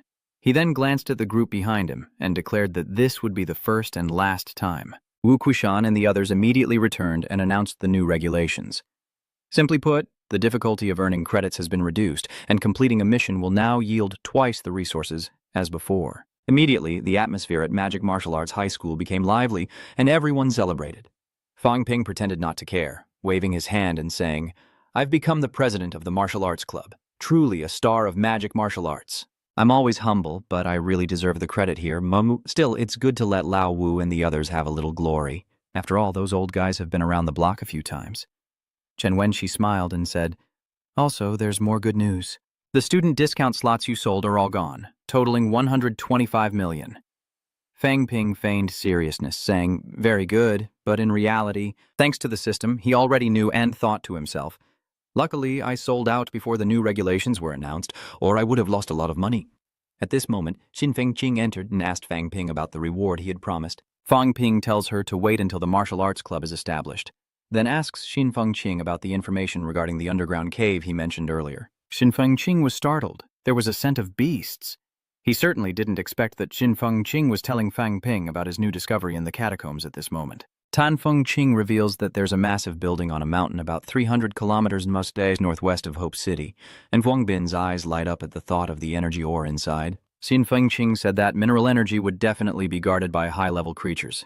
And it was a medicine garden. Fang Ping was immediately disappointed. A medicine garden in a large building, unguarded by any experts. You want me to risk my life with you just like that? Xin Fengqing said that she and Wang Jinyang were passing through this area back then. If there were strong cultivators, they would have left long ago. Besides, wouldn't blindly searching for resources in poor catacombs be less effort? After speaking, Xin Fengqing bluntly stated, "I, Xin Fengqing, have top-notch resource-seeking abilities. Not charging you for this information is already a great deal." Inwardly, Fang Ping thought he was stubborn, but he had to admit, the guy was definitely strange. Many martial artists don't even leave the city hoping for 50 varieties, while he can go hundreds of varieties deep and still return alive. It's hard to imagine, Xin Fengqing continued. Even if there are experts, they're at most mid-rank. The high-ranking don't need that kind of medicine, and the purchase price at Magic Martial Arts is rising. If we can gather enough medicine, we might not have to worry about cultivating to the peak of rank 6. He glanced at Fang Ping, and seeing his hesitation, emphasized, "Wang Jinyang knows about this area too. If you're not quick, you'll regret it." Finally, Fang Ping asked Xin Fengqing how fast he could run. Xin Fengqing was surprised. "What's this for?" Fang Ping replied, "I want to learn so we can coordinate our actions." Xin Fengqing paused for a moment, then replied that at full burst he could reach about 50 meters per second. Fang Ping feigned surprise, eyes wide. "That fast?" He then announced he would be working with Xin Fengqing and prepared to sign a contract. Inwardly, he thought, "I'm stronger and faster than him. If enemies pursue, they'll come after me first." They then clarified their cooperation method and agreed on a 50-50 split of the profits, deciding to deal with 4th or 5th grade enemies together, while facing 6th grade enemies on their own. Xin Fengqing suggested waiting a few more days to complete their combat technique training before setting off, and Fang Ping agreed that they needed more practice time, so they decided to depart at the end of the month. In her heart, Xin Fengqing thought Fang Ping was both vulgar and stingy, but she'd rather be teammates with a real villain. At an ancient site of demonic energy, Xin Fengqing instructs Fang Ping on his stance. Picking up a stone, she asked how long he'd been practicing the demonic subduing fist, and told him to show her.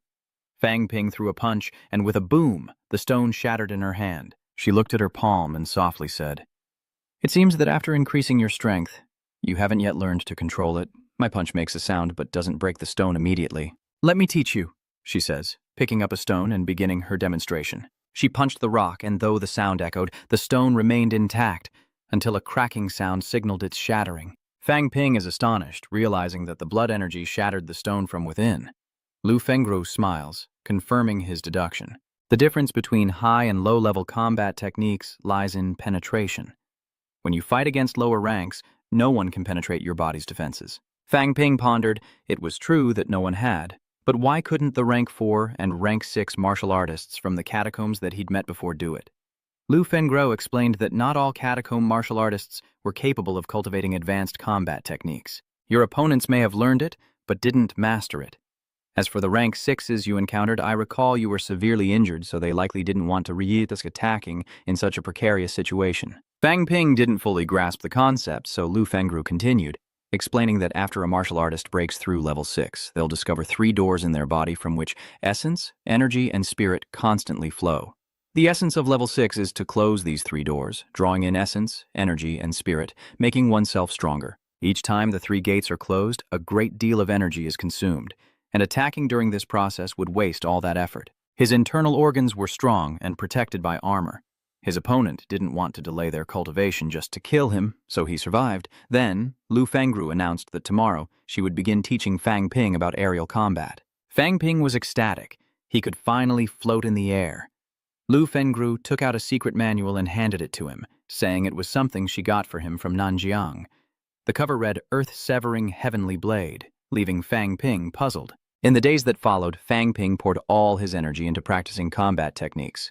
And because his earth bridge was open, his body naturally cultivated and slowly improved, even without actively raising his realm. Meanwhile, Magic Martial Arts University continued to modify the school's pharmaceutical and weapons factories, expanding their scale, and some 2nd and 3rd grade students buckled under the pressure and tried to compete. Meanwhile, Dixing, a peak rank 3, heads north to challenge powerful martial artists on the rank 3 National University Tournament leaderboard, drawing attention and media frenzy, as Chen Yunxi frantically searches for Fang Ping. Seeing him return from training, she couldn't contain her anger, loudly criticizing him for being the club president, yet unable to find a single person.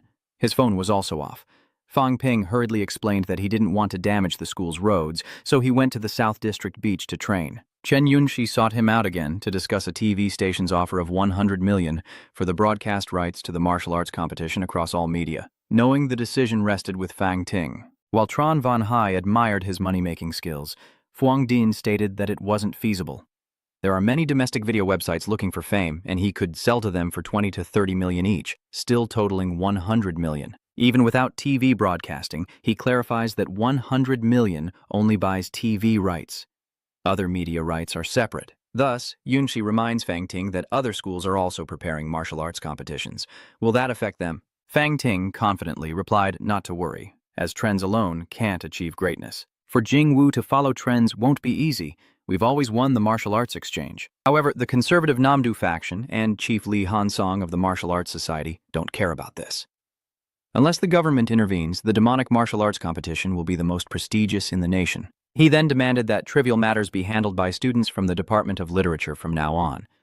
Furthermore, earning credits has become easier with the support of the loan system. However, many seniors still lack progress, so he plans to expel ordinary martial artists in their 3rd and 4th years next semester. Chen Wenxi worries that ordinary martial artists are the core strength of martial arts schools, and with over 200 ordinary martial artists in their 3rd and 4th years, the school won't agree. Fang Ping reassured her, telling her not to worry, that he would settle things with the school. For now, let the news spread. News of Fang Ping's plan to purge the seniors spread quickly, causing panic among the remaining First Realm students. The great devil Fang has finally made his move on the graduating students for mocking us. Karma is a dish best served cold, Lasan adds. I'm training to be a janitor. I've lost so much weight in less than a month. Long Fei was furious, but Fang Ping went even further, ordering nighttime attacks on the dorms, all to hone their alertness and reaction speed. Tang Wen couldn't take it anymore. What's worse, my dad is actually supporting him. I don't even dare laugh in my sleep anymore. These 3 sighed together, calling him a devil. Meanwhile, Fang Ping suddenly sneezes. What was that? Probably those students cursing him. They'll be dealt with sooner or later. This sophomore bought a luxurious 3.6 billion villa. What's it like to have so much money you can't spend it all? Fang Ting prepares to enter the catacombs again, so he seeks out Old Man Li to buy a piece of equipment, like the spatial ring from last time. Last time, he only brought back 2 weapons, feeling like he got a raw deal. Li Laodao says that with humanity's current level of technology, it's still impossible to manufacture them. At least, not until humanity has a powerhouse capable of breaking through the void. The path to the dungeon exists neither in the dungeon nor on Earth, yet it connects 2 worlds. This proves that space can be broken, but humans are too weak to achieve it. So Fang Ping asked old Li to help him exchange for some level 11 elixirs, viscera protection pills, and life recovery pills. Rank 11 elixirs could temper the organs, but since the system lacks this function, he has to buy pills for support.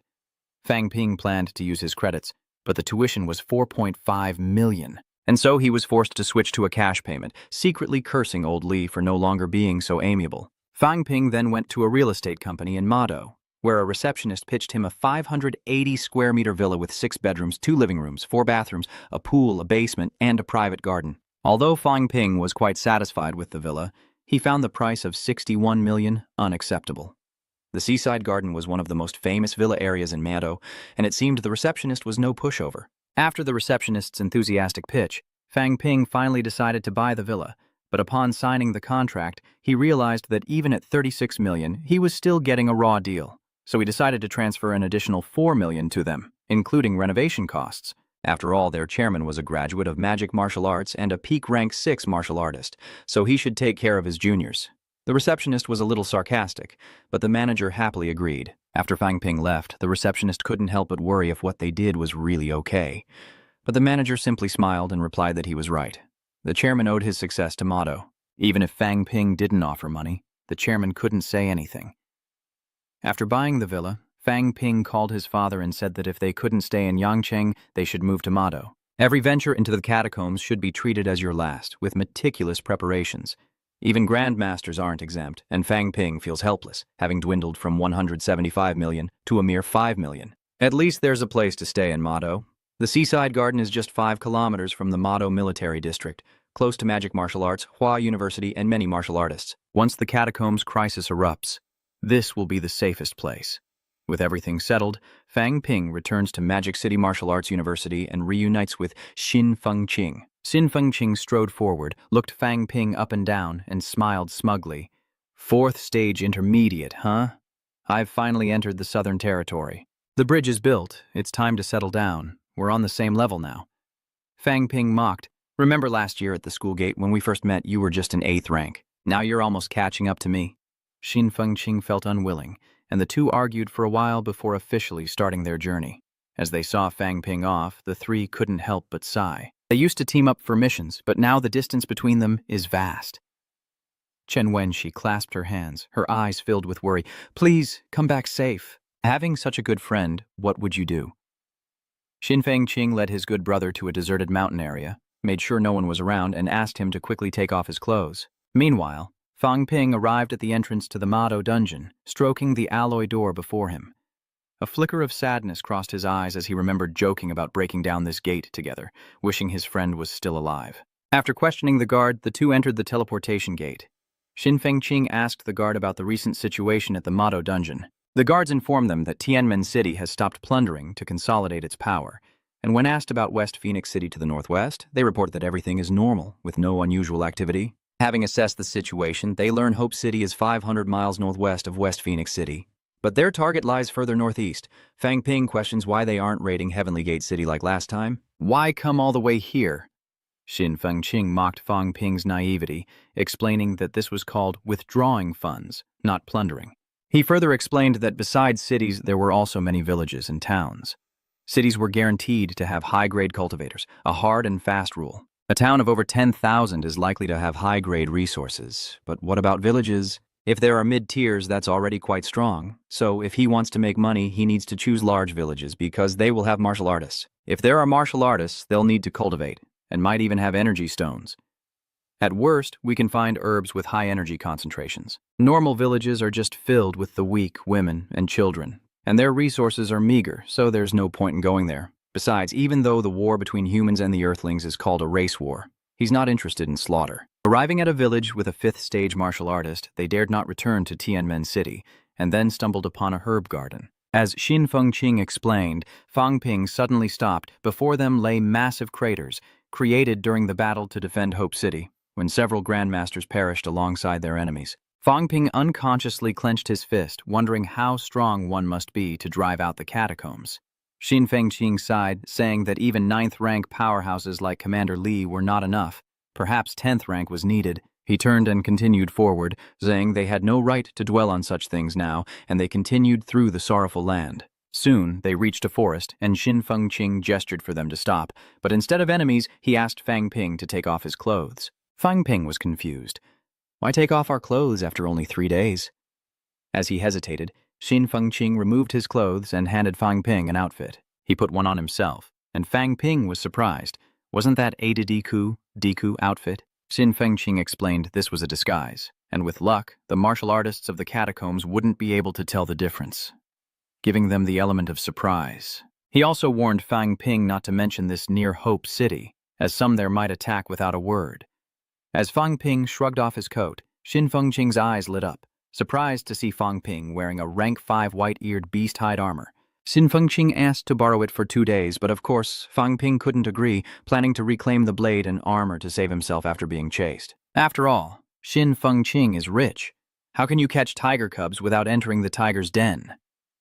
Xin Fengqing tells Fang Ping to ditch the military backpack, or he'll be easily discovered. Fang Ping felt helpless.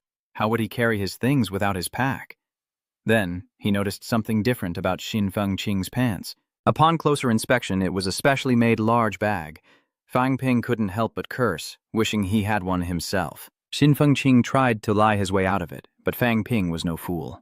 Finally, Xin Fengqing said, Let's not split up anymore. It's every man for himself. Whoever gets it, keeps it. Fang Ping agreed, and before they knew it, night had fallen, with the two of them about 15 kilometers from the medicine garden. Xin Fengqing followed behind, then suddenly called out to Fang Ping. As he turned around, Xin Fengqing suddenly lunged forward with lightning speed, plucked a medicinal herb from the ground and stuffed it into his pocket, then nonchalantly continued on his way. Enraged, Fuang Bin's face twitched uncontrollably as he focused his mind and eyes, thinking, "This bastard! My treasure-seeking ability is no worse than his." He scanned the surroundings, a cold sweat trickling down his cheek, and hastily asked Tan Fuang Than if this was the wolf leader's territory. Xin Fengqing simply shushed him, but Fang Ping panicked, wondering why he hadn't spoken up sooner. With the dire wolves of the pack leader in such numbers, teaming up with a bad partner could be extremely dangerous. But Xin Fengqing remained unconcerned, saying that a mountain this large wouldn't make it easy to run into them. Fang Ping's face turned ashen, drenched in sweat, as they contemplated what might happen. Xin Fengqing paused for a moment, and then they both vanished into the darkness. Soon after they left, several wolves with fierce eyes arrived at their previous location. Both were annoyed by the situation. In the past, the wolves were few and weak, easily dispatched, but now they flee. Xin Fengqing is annoyed. He deceived Wang Jinyang, but at least tried to kill the beasts, while Fang Ping seems more cunning. Fang Ping didn't want to prolong the situation, as it could become life-threatening. He stated that if they encountered a level 4 creature, they should kill it immediately, and even a lone level 5 creature should be eliminated. If we keep running, we can't work together. Xin Fengqing reluctantly agreed, as continuing like this would benefit no one. On the way, they encountered and easily dealt with a few more wolves, soon arriving at their destination. It seems someone resides here. Those who can use energy lamps are considered wealthy, so it seems we'll have a big harvest this time. Fuang Bin used his mental strength to observe the medicine garden, sensing the rich energy from within. Xin Fengqing proposed a smash and grab, but Fang Ping was more cautious, knowing high-level experts inside could pose a real threat. Xin Fengqing smirks, believing the daring survive while the timid starve.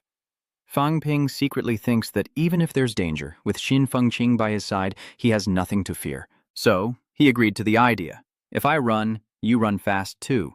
My mind is strong, I can detect experts immediately. But before he could finish speaking, Xin Fengqing jumped down. Fang Ping chuckled wryly. This guy really has no fear of death.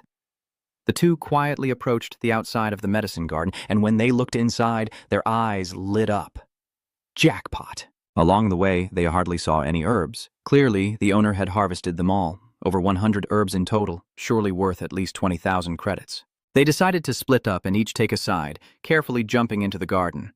But as soon as they landed, the energy lights on the wall exploded. They didn't expect the martial artists in the underground cave to know how to use this kind of device, so they immediately sped away. Xin Fengqing followed close behind. Soon after, a martial artist with braided hair burst through the window, followed by a group of armed martial artists. The pigtail warrior angrily eyed the garden, finding it stripped bare, and leaped after them.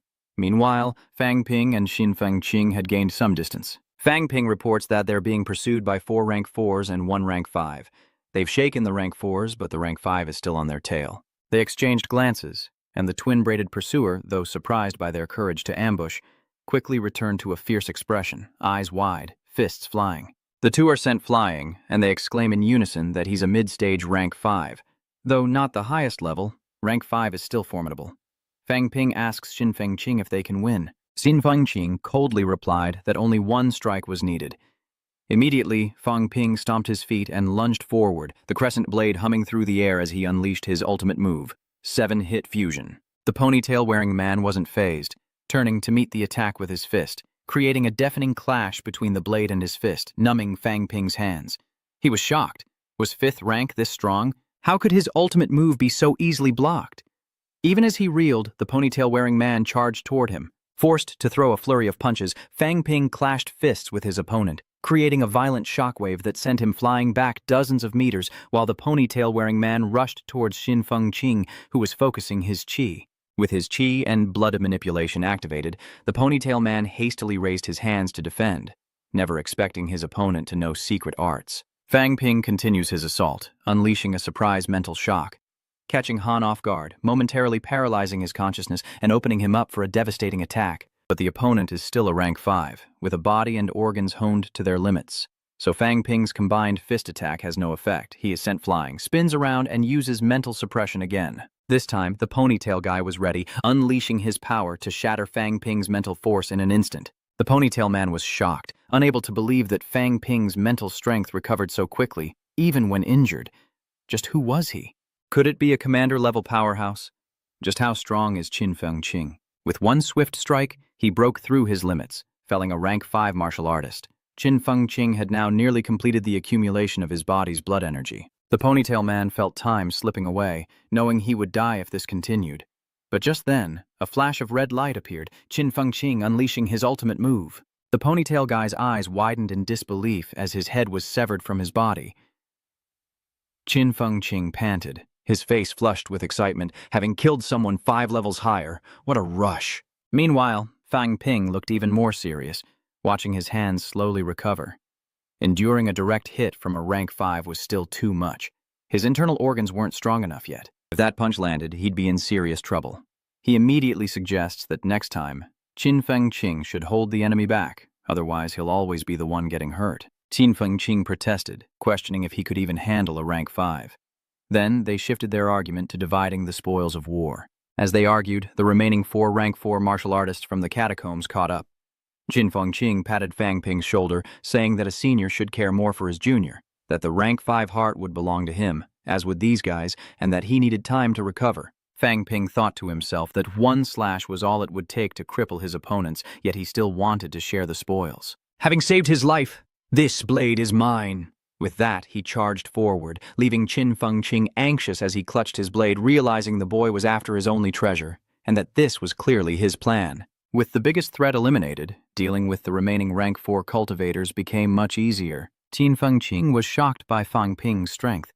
Even the high-ranked rank 4s were wiped out in under 30 seconds. The two then began to take stock of their spoils, collecting a 5-hour energy heart from a rank 5 and 4 rank 4s, along with 3 D-grade weapons, which Fang Ping unceremoniously took for himself. Xin Fengqing was displeased.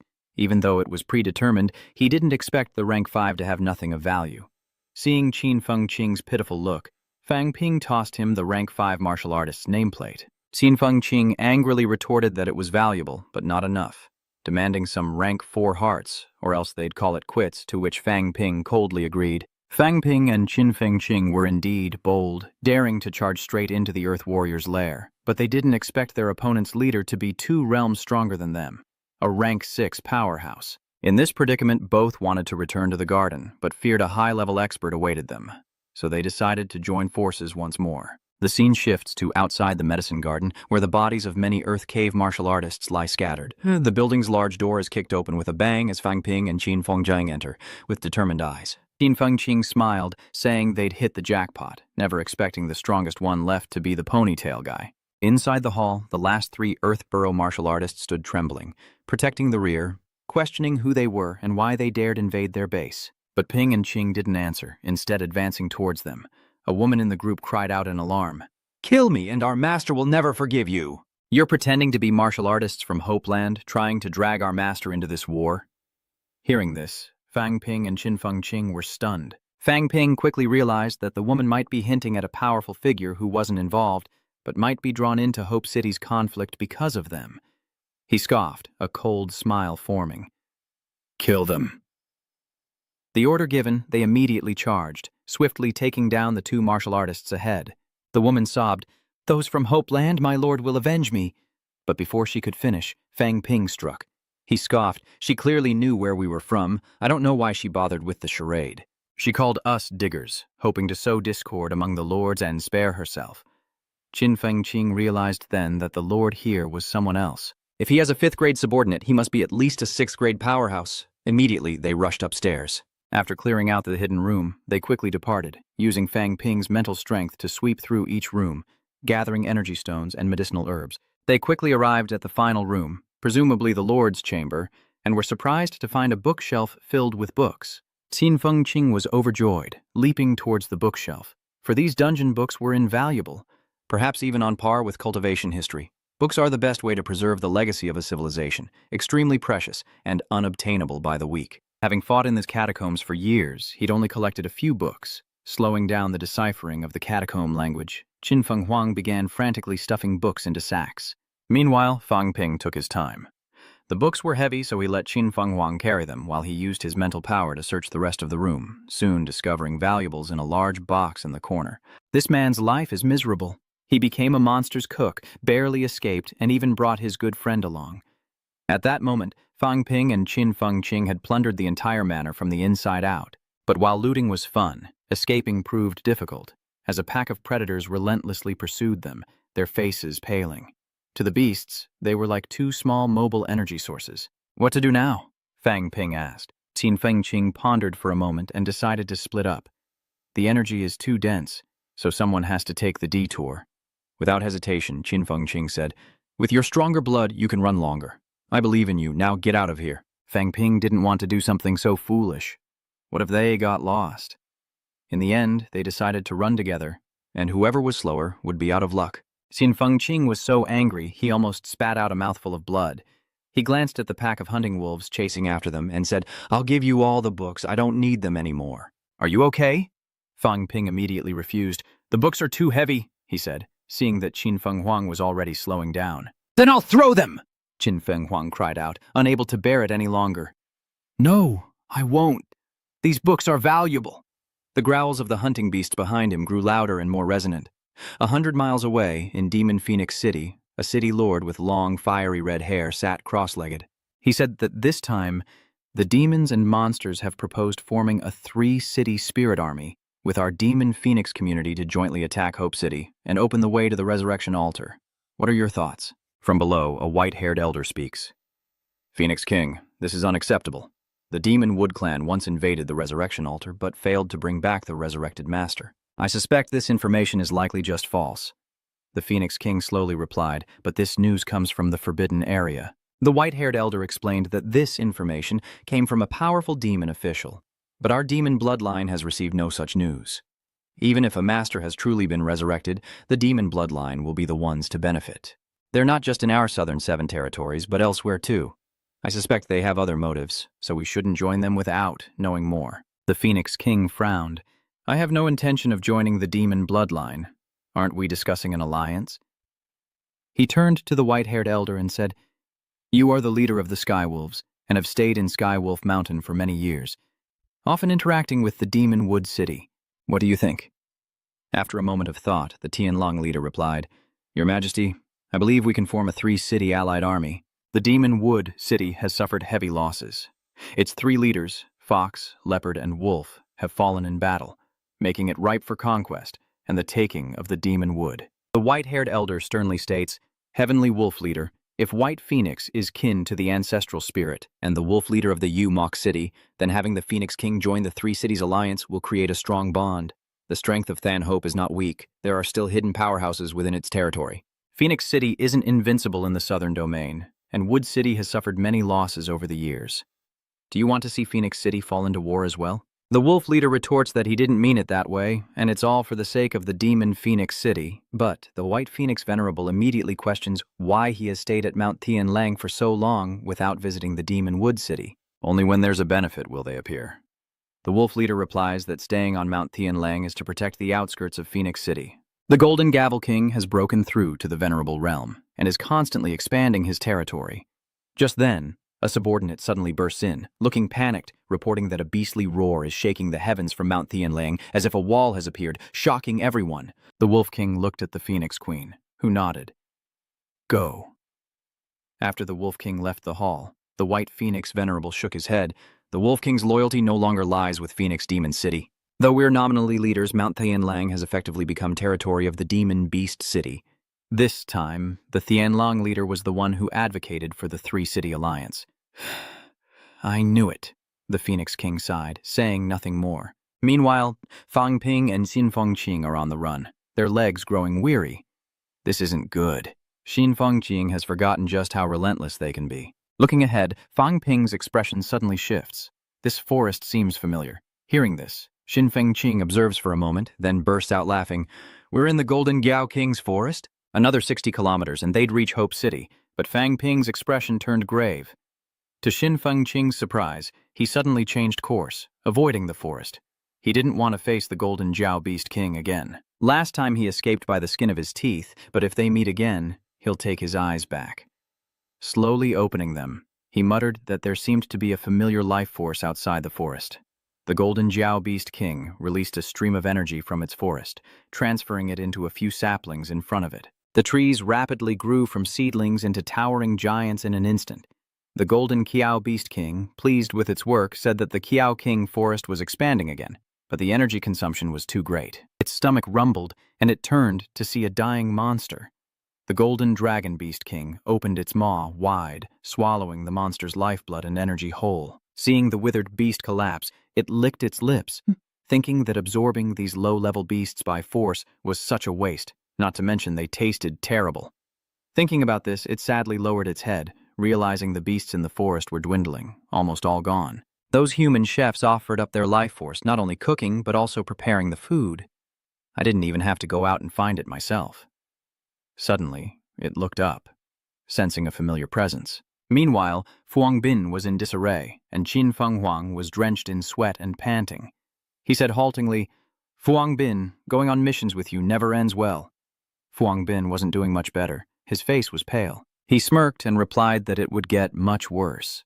Didn't he realize that the pursuing beasts had suddenly stopped? Qin Fengqing was confused and asked why they weren't chasing them anymore.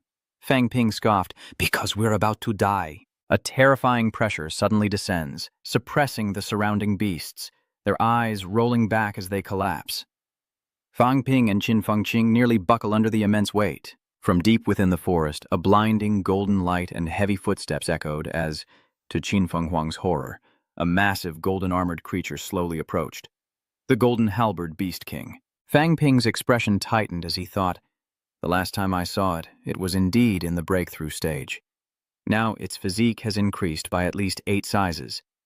Despair filled Qin Fenghuang's face as he asked in anguish, Are we going to die here? Fang Ping quickly whispered, Don't say anything. If we survive this, everything we get is mine. Qin Fengqing, on the verge of tears, whispered back, We're facing death. Do you still care about that? He couldn't help but sigh inwardly. Fuang Bin was indeed extraordinary. Before, entering the catacombs was like returning home, but this time, then to Tan Fuang Tan's astonishment, Fuang Bin suddenly knelt on one knee, pointing at the demons. Great King! I've gone a bit far this time, bringing back endless food for you to enjoy. Qin Fengqing stood beside him, mouth agape, staring unblinkingly at Fang Ping. Cold sweat poured down Fang Ping's face. What was happening? There are so many monsters over there, why are you staring at me instead of eating? Fang Ping wondered, immediately focusing his mind to condense a massive energy into his palm, then tilting his head back and swallowing it whole. Satisfaction is written all over his face, while Qin Fengqing stands by, dumbfounded, asking, What exactly is going on? Can this even happen? Can we escape like this next time we encounter a high-level creature? Fang Ping continuously fed the Golden Blade Beast his blood essence, while his wealth rapidly dwindled to 75 million. Finally, the Golden Blade Beast was full and lay down to sleep. Fang Ping was worried. This beast was too greedy, consuming 5 million in assets in such a short time. If it needs 3 meals a day, we only have 3 to 5 days. Qin Fengqing whispered, Can we leave yet? Fang Ping looked at him and replied, I've fed the Saber King until it's full. If we leave now, it'll attack us. Qin Fengqing angrily asked, "So we're just going to keep spending like this?" Fang Ping frowned. "Yes, I'll keep feeding it until we run out of energy and become its meal." Qin Fengqing was on the verge of tears when a humming sound suddenly echoed in the sky. They immediately stood up as they saw the wolf leader, who arrived after receiving a report from his subordinate, utterly bewildered by the size of the golden saber beast. Why is the gold saber beast king here? And why hasn't it eliminated these two human martial artists? Suddenly, Han realizes something. So that's it. The golden scythe beast king attacked the Hope Territory warriors to kill my talisman woman. Thinking this, Han's eyes turned to bloodshot. In its past, as a 7th grade golden blade beast in Tianmen, it was attacked by humans, and the Blade King forest was destroyed. The golden blade beast roars, and the ground beneath it explodes as it charges straight at the Tianlong leader. Both the phoenix and the leader roared, followed by a fierce and brutal attack. The two below looked up at the sky, and Fang Ping swallowed, asking, "Do you think he's coming after us?" A cold sweat trickles down Qin Fengqing's face as she stares in fear. I think we've stumbled upon Han's enemy. We should be very worried about this silence. They exchanged a look and immediately fled for their lives. As they ran, Fang Ping looked back and said, "Great king, next time I'll find you even better food. Prime lamb, perhaps." Qin Fengqing exclaimed in a panic, "Shut up! Why are you yelling now? What if it stops caring about us?" Fang Ping didn't want to cause any concern. Otherwise, there wouldn't even be a reason next time. Han then looked at Qin Fengqing and said, "If I survive this, never join me on a mission again." Without a second thought, Qin Fengqing agreed. "Me too. I've spent years in the catacombs, but this was truly nerve-wracking." Not only did they become high-level experts in a short time, but they also escaped the jaws of a high-level monster. Once is enough. As they approached Hope City, Fang Ping noticed many powerhouses hovering above the city gates. Clearly, the battle between the two high-ranked experts had attracted Hope City's attention. Fang Ping of Magic Martial Arts Club and Xin Feng of Qing City lured the catacomb powerhouse into the king's forest, resulting in the death of a high-ranked warrior. Shu Mo, the vice minister, looked at the fatty beside him in surprise. The Magic Martial Arts Club truly has many talents. The old fatty laughed. "Ha ha ha. If this is talent, then ahead is definitely a high-level battle.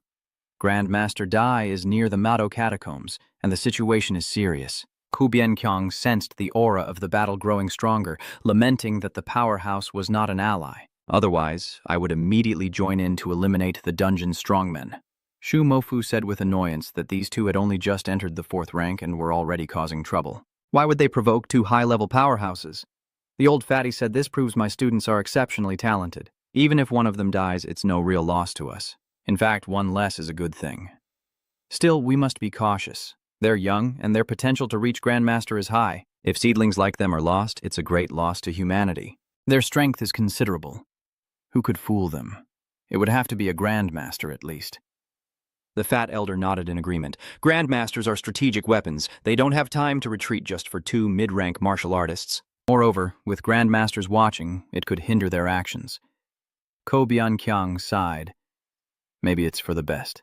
Humanity's geniuses are truly those forged in hardship. Hopefully, these two youngsters will go far." At Hope Gate, Fang Ping and the others finally returned, panting. Fang Ping looked up and roared again. Fang Ping and Qin Fengqing of the Magic Martial Arts Club lured the catacomb powerhouses into the Zhaoqing forest and killed a high-level powerhouse. On the city wall, a group of people looked at each other, one of them helplessly asking, "Is it true that they killed a high-level powerhouse?" Do Yi smiled, replying that he guessed these two were either stirring up trouble outside or being chased by higher-ups and didn't know how else to run into Zhaoqing forest. Everyone laughed, wondering if the two had raided some high-level powerhouse's lair, bringing back so much loot. Open the city gates. As they prepared their weapons, one of them coughed and said, "Those two are wearing the clothes of underground martial artists. Should we settle our debts?" Hearing this, everyone immediately became enraged. "That Qin Fengqing beat my son so badly last year that he couldn't get out of bed for half a month. Fang Ping must pay 30 million, or if he sends my second nephew into the catacombs, I'll sponsor 20 million. As the city gates creaked open, Fang Ping and the others saw a line of soldiers waiting at the entrance. Qin Fengqing was surprised. "Why are there so many soldiers here?" Fang Ping chuckled, thinking they were there to welcome the victorious hero home. Slaying a high-level powerhouse was a great achievement. Hearing this, Qin Fengqing opened his mouth to shout again, But before he could speak, a soldier pointed at them and yelled, "The capital military has come to kill! Brothers, seize the enemies!" Fang Ping and Xin Fengcheng were stunned. This was the most brazen extortion they'd ever seen. They coughed up blood and collapsed to the ground, demanding 30 million. Seeing the military warriors rubbing their hands and approaching, Fang Ping felt uneasy and guessed their intentions. He quickly jumped aside, creating distance from Xin Fengcheng, pointed and loudly declared that grudges must be avenged. "I have debts to settle, and I'm not allied with Xin Fenghuang." In response, the three men grinned and closed in. It was then that Fang Ping realized he had enemies too. Xin Fengcheng smiled wryly at Fang Ping, saying he was useless and should just take the beating. But as the three approached with ill intent, Fang Ping suddenly spat out tomato juice and collapsed to his knees. "You dare attack a hero of mankind?" he said. Then his head lolled and he collapsed.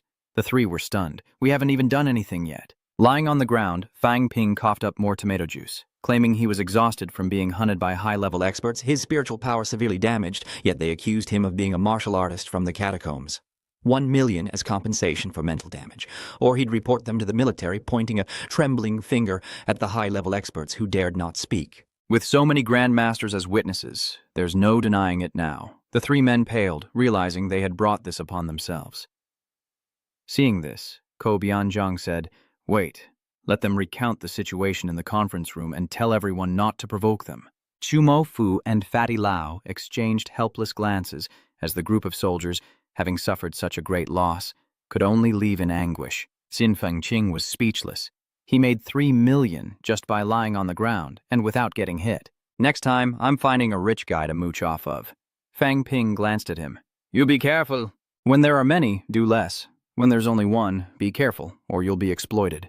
And if you succeed, remember to give me half for tuition." The two then arrived at Hope City, discussing the logistics of the Magic Martial Arts Club.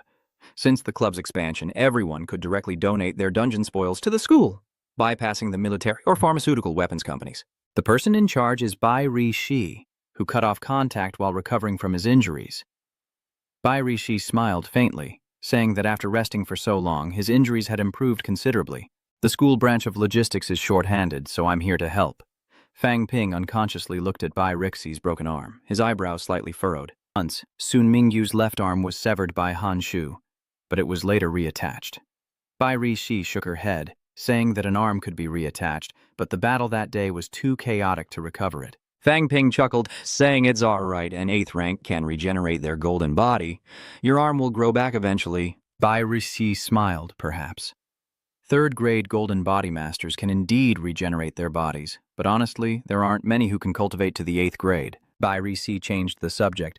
"You two had quite the haul this time. Let's see if there's anything good." At the same time, Vice Instructor Shu and Fatty Lao landed as well. "Indeed, these are all good things. We're curious about what these two have found." Xin Fengqing lays out their spoils, including medicine, energy stones, and weapons. Bai Rishi is shocked. Where did they go? How could they find so many different medicines? Xin Fengqing smugly replies that they just robbed a high-level martial artist medicine garden, causing Shumofu and Fatty to pale slightly. They actually robbed a high-level martial artist's home. Xin Fengqing impatiently urges Bai Rixi to quickly calculate the points, and after a moment of careful calculation, Bai Rixi announces that they can exchange it for a total of 650 study points. Xin Fengqing's eyes widened in surprise. "So much? This is the most I've ever gathered." Last time, with Wang Jingyang, it took half a month to earn just over 300 points, but he immediately turned to Fang Ping, knowing this guy had definitely gained more than him. Although he had over 100 books in his bag, he wanted to see what Fang Ping had collected first. He turned to Fang Ping and said, "Let's see what 500 million is worth." In response, Fang Ping also took out a large number of items from his bag, including medicine, energy stones, weapons, and other miscellaneous items. A total of 13,000 credits, plus 5 energy heart fragments worth 200 credits each, for a total of 15,000 credits, he announced. "What?" Xin Fengqing's eyes lit up. "To do the same work, run the same route, and only get half of Fang Ping's earnings. It's just not fair."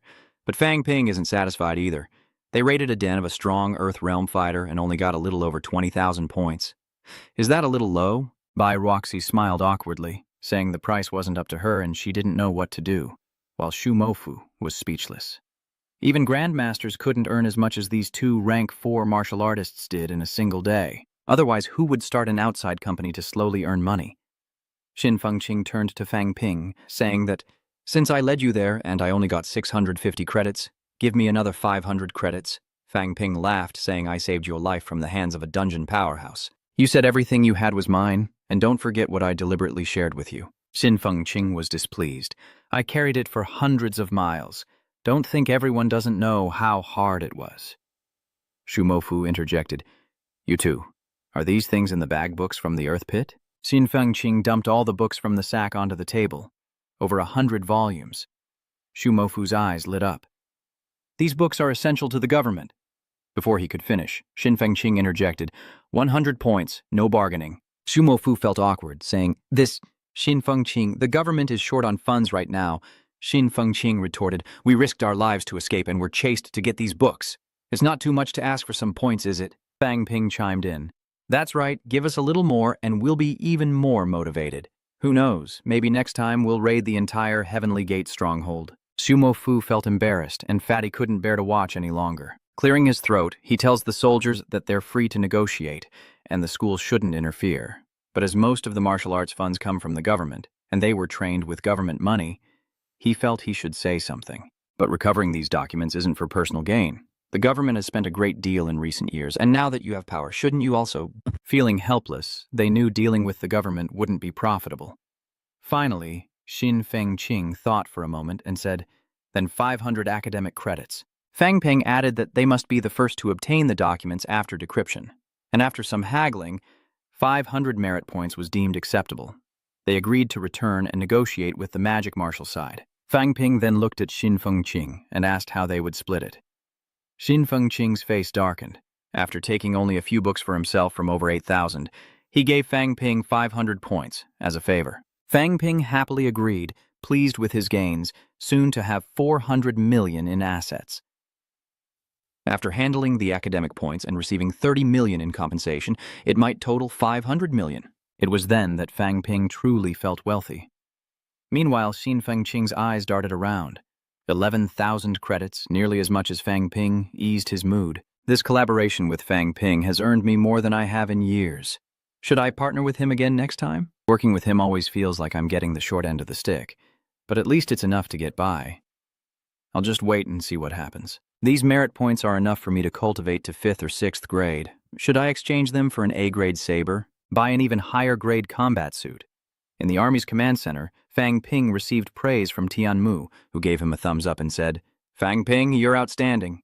Tian Mu, a general in the Army and a top-ranked Rank 8 powerhouse who graduated from Magic Martial Arts University, has brought the school's power to bear, even more so than Wu Kuishan. Fang Ping looked at Tian Mu in surprise and asked, "Senior Tian, why are you here?" The other instructors nearby fell silent and quickly changed the subject to becoming senior brothers.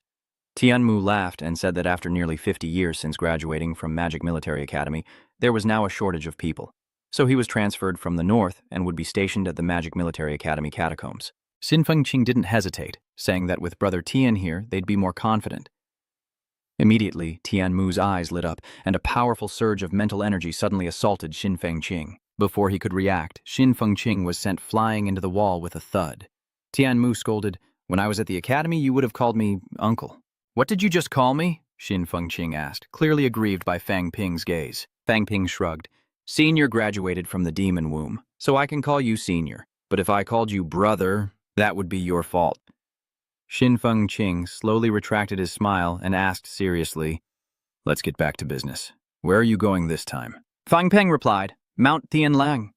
Ko Jiang startled and asked, "Does Mount Tianlang have high-grade resources?" At that moment, Wu Chuan entered and revealed, "Yes, but it's a closely guarded secret. Though he didn't participate in the major battles, I met him once, and he may be involved." Fang Ping starts calling him senior brother, noting how loudly they were greeting each other earlier, but no one acknowledged him when he entered. Fang Ping quickly says, It's senior brother Wu. Your junior brother's eyes are poor, and I didn't recognize you." Wu Chuan feigns humility, saying, "I wouldn't dare. There are those who want to expel me already." Fang Ping inwardly curses himself, realizing these two principals are untrustworthy and have betrayed him. Wu Chuan stopped smiling and suggested they elaborate on their experiences, and with a single sentence, Fang Ping guessed the location of the energy mine worth over 100 billion, causing Xin Fengqing to exclaim in surprise. In the command room, several Grandmaster powerhouses were present as Fang Ping began to recount the events that had transpired. Wu Chuan suddenly realized that the saber-tooth rabbit king had been expanding its territory, and it turned out that the golden saber beast had reached the 8th rank. He then sighed, explaining that before he arrived, he sensed the Tianmen city lord trying to intervene, but the Dongkui city lord launched an attack. It's a pity that if Old Fawn had been there, he might have been able to stop them and possibly kill the enemy. Zhu Mofu chuckled, but that means the Tianmen city lord has completely offended such a demon king. A huge loss indeed. Hearing the words demon king, Fang Ping began to wonder. Su Maiofu explained that in the catacombs, humans have their own names for each level. Usually, 7th grade is called Commander, 8th grade is Venerable, 9th grade is King Realm, and high-grade demon beasts can be called kings, but that's just our habit. Fang Ping muttered, no wonder it was so happy when I called it Great King Jiao. Immediately, the command room fell silent, and all eyes turned to Fang Ping. Wu Chuan asked uncomfortably, "You've communicated with Jiao?" Without hesitation, Fang Ping replied that he had known Jiao for a long time, leaving everyone in stunned silence. A newcomer with such a long-standing acquaintance. Fuang Bin recounted his first encounter with Jiao, shocking everyone. He gave it his lifeblood, and it didn't kill him? He chuckled, explaining that it was in the middle of a breakthrough, and it devoured the lifeblood of all the 4th and 5th rank martial artists he brought along. Because of my mutation, my blood recovers quickly, so I can constantly supply it with blood. Maybe it sees me as a nutritious food source? Xin Fengqing slams the table in anger, revealing that Fang Ping killed the 4th and 5th ranks that way last time, to which Fang Ping retorts, asking what right he has to question his methods, adding that if it weren't for their relationship, he'd be dead for sure this time. Tianmu asked sternly, "Are you saying you can control the Jiao?" Fang Ping immediately waved his hand. "No, it just eats, sleeps, and eats again. I'm not going back. It's too dangerous." Everyone cautiously gauges his reaction. "Why are you so tense? No one's forcing you to do anything," Wu Chuan says. This time, the Tianmen City Lord's actions suggest that the people of Tianlong Mountain may be connected to Tianmen City, meaning the high ranks of Tianmen City may have reached 8 again. "Tell me, where are the martial artists you killed on Mount Tianlang?" Wu Chuan stares intently at Fang Ping. Xin Fengqing immediately opened his bag and took out all the medals. They were all there. When Shi Fengqing saw the pattern on the back of the medal, Wu Chuan's expression turned serious, and everyone's faces changed. The experts of Shi Fengqing were in trouble. No one saved Shi Fengqing, but the Tianmen City Lord took action. Are 2 cities about to become 3? Wu Chuan looked serious, knowing he had to report this immediately and closely monitor Shi Fengqing's movements. Seeing everyone take the matter seriously, Fang Ping jumps up, realizing just how important this Grand Master level information is, information he risked his life to obtain. Before he can finish, Wu Chuan raises his hand and waves it gently. Suddenly, Fang Ping and Xin Fengqing found themselves outside the command room, looking rather foolish. Xin Fengqing couldn't help but curse under his breath. "Damn it, what does this have to do with me?" "I only said a few words." With a knowing smile, Fang Ping says to remember to call him next time they go mining. Xin Fengqing scoffed. "You think I'm stupid enough to tell you where the energy mine is?" But Fang Ping countered, "If I go, your chances of survival will definitely increase to 90%. Without me, you'd die without anyone to bury you. Besides, think about it. Where were you injured this time, other than running away? I heard you went with Wang Jinyang last time and got beat up badly, racking up a ton of medical bills." Unable to argue, he coughed, saying that if he went, he'd at least need to find a rank 6 name. Fang Ping replied that they should wait a while longer then. "Okay, going far isn't a problem. 200 to 300 kilometers. Xin Fengqing suddenly stopped. 200 to 300 kilometers north would be past Tianmen City, so that's unlikely. South, northwest, or west Phoenix City it is. These 2 cities only have a few martial artists, so if there were ore, it would have been discovered long ago. That means it's likely to be west or east." He proactively asks, "I heard the Wanyi Desert has ants as big as human heads. Have you ever eaten them?" Xin Fengqing's headache. How would I know? Fang Ping realized that the Wanyi Desert was to the west, and about 200 to 300 kilometers from Hope City, meaning Xin Fengqing had never delivered it. He clapped his hands, pleased that east was the right direction, 200 or 300 li. With that, he walked away, but felt a slight headache. 200 or 300 li was just an estimate. Next time he'd search himself and take it all, without bringing Xin Fengqing. Xin Fengqing froze, breaking out in a cold sweat. wondering if mentioning 200 or 300 kilometers would cause trouble. As Fang Ping and Xin Fengqing exited the dungeon gate, the guard stared in astonishment, wondering what could have happened inside to make them leave so soon. Fang Ping replied that nothing happened. They just completed a mission, earning 10,000 points this time, not even 30,000 between them. Xin Fengqing added that they wouldn't come again unless they could earn 100,000 points. The gatekeeper eyed them suspiciously. Could they really be robbing people? Is making money that easy? How could they earn 900 million in a day? Is the dungeon safe now? Should I go in there too? Are they really making that much money? As the gatekeeper pondered, the alloy door opened and a group of battered martial artists emerged. One of them, his eyes filled with despair, sobbed, "The situation is getting worse. We could run into a group of mid-tier martial artists at any moment. If this continues, low-tier martial artists won't be able to enter at all." The gatekeeper exclaimed in disbelief, "Are you kidding me?" Within the Demon Martial Arts Academy, news of Fang Dama Wang's departure brought a sense of relief to the new students. Tang Yun cheerfully said, "Fang Dama Wang went to the dungeon for a mission. Shouldn't he be gone for at least 10 days or half a month?" Long Fei chuckled in response. "That's right. Finally, some time to rest." Suddenly, Lan San pointed in a direction. Am I seeing things?" The other two followed his finger, and in the distance, two figures approached, one of whom was none other than the great Devil King. Long Fei's face suddenly paled. "I saw it with my own eyes. They're carrying weapons, looking haggard and dejected, leaning against the wall like they've returned. I thought having a 6th grade peak father at the Weaponry Academy would be great, but there hasn't been a single peaceful day since I enrolled. My dorm has been attacked multiple times, and by 3rd grade martial artists, no less. Others on missions can fend for themselves, but I was directly assigned by the Martial Arts Society. I then learned from some seniors that I had almost been beaten by Fang Ping. He doesn't hit you now simply because you're too weak. Just wait until you reach the 3rd or 4th rank. You'll be in for a world of hurt. Don't worry, just keep training. Getting beat up isn't the end of the world. As long as you don't die, keep going."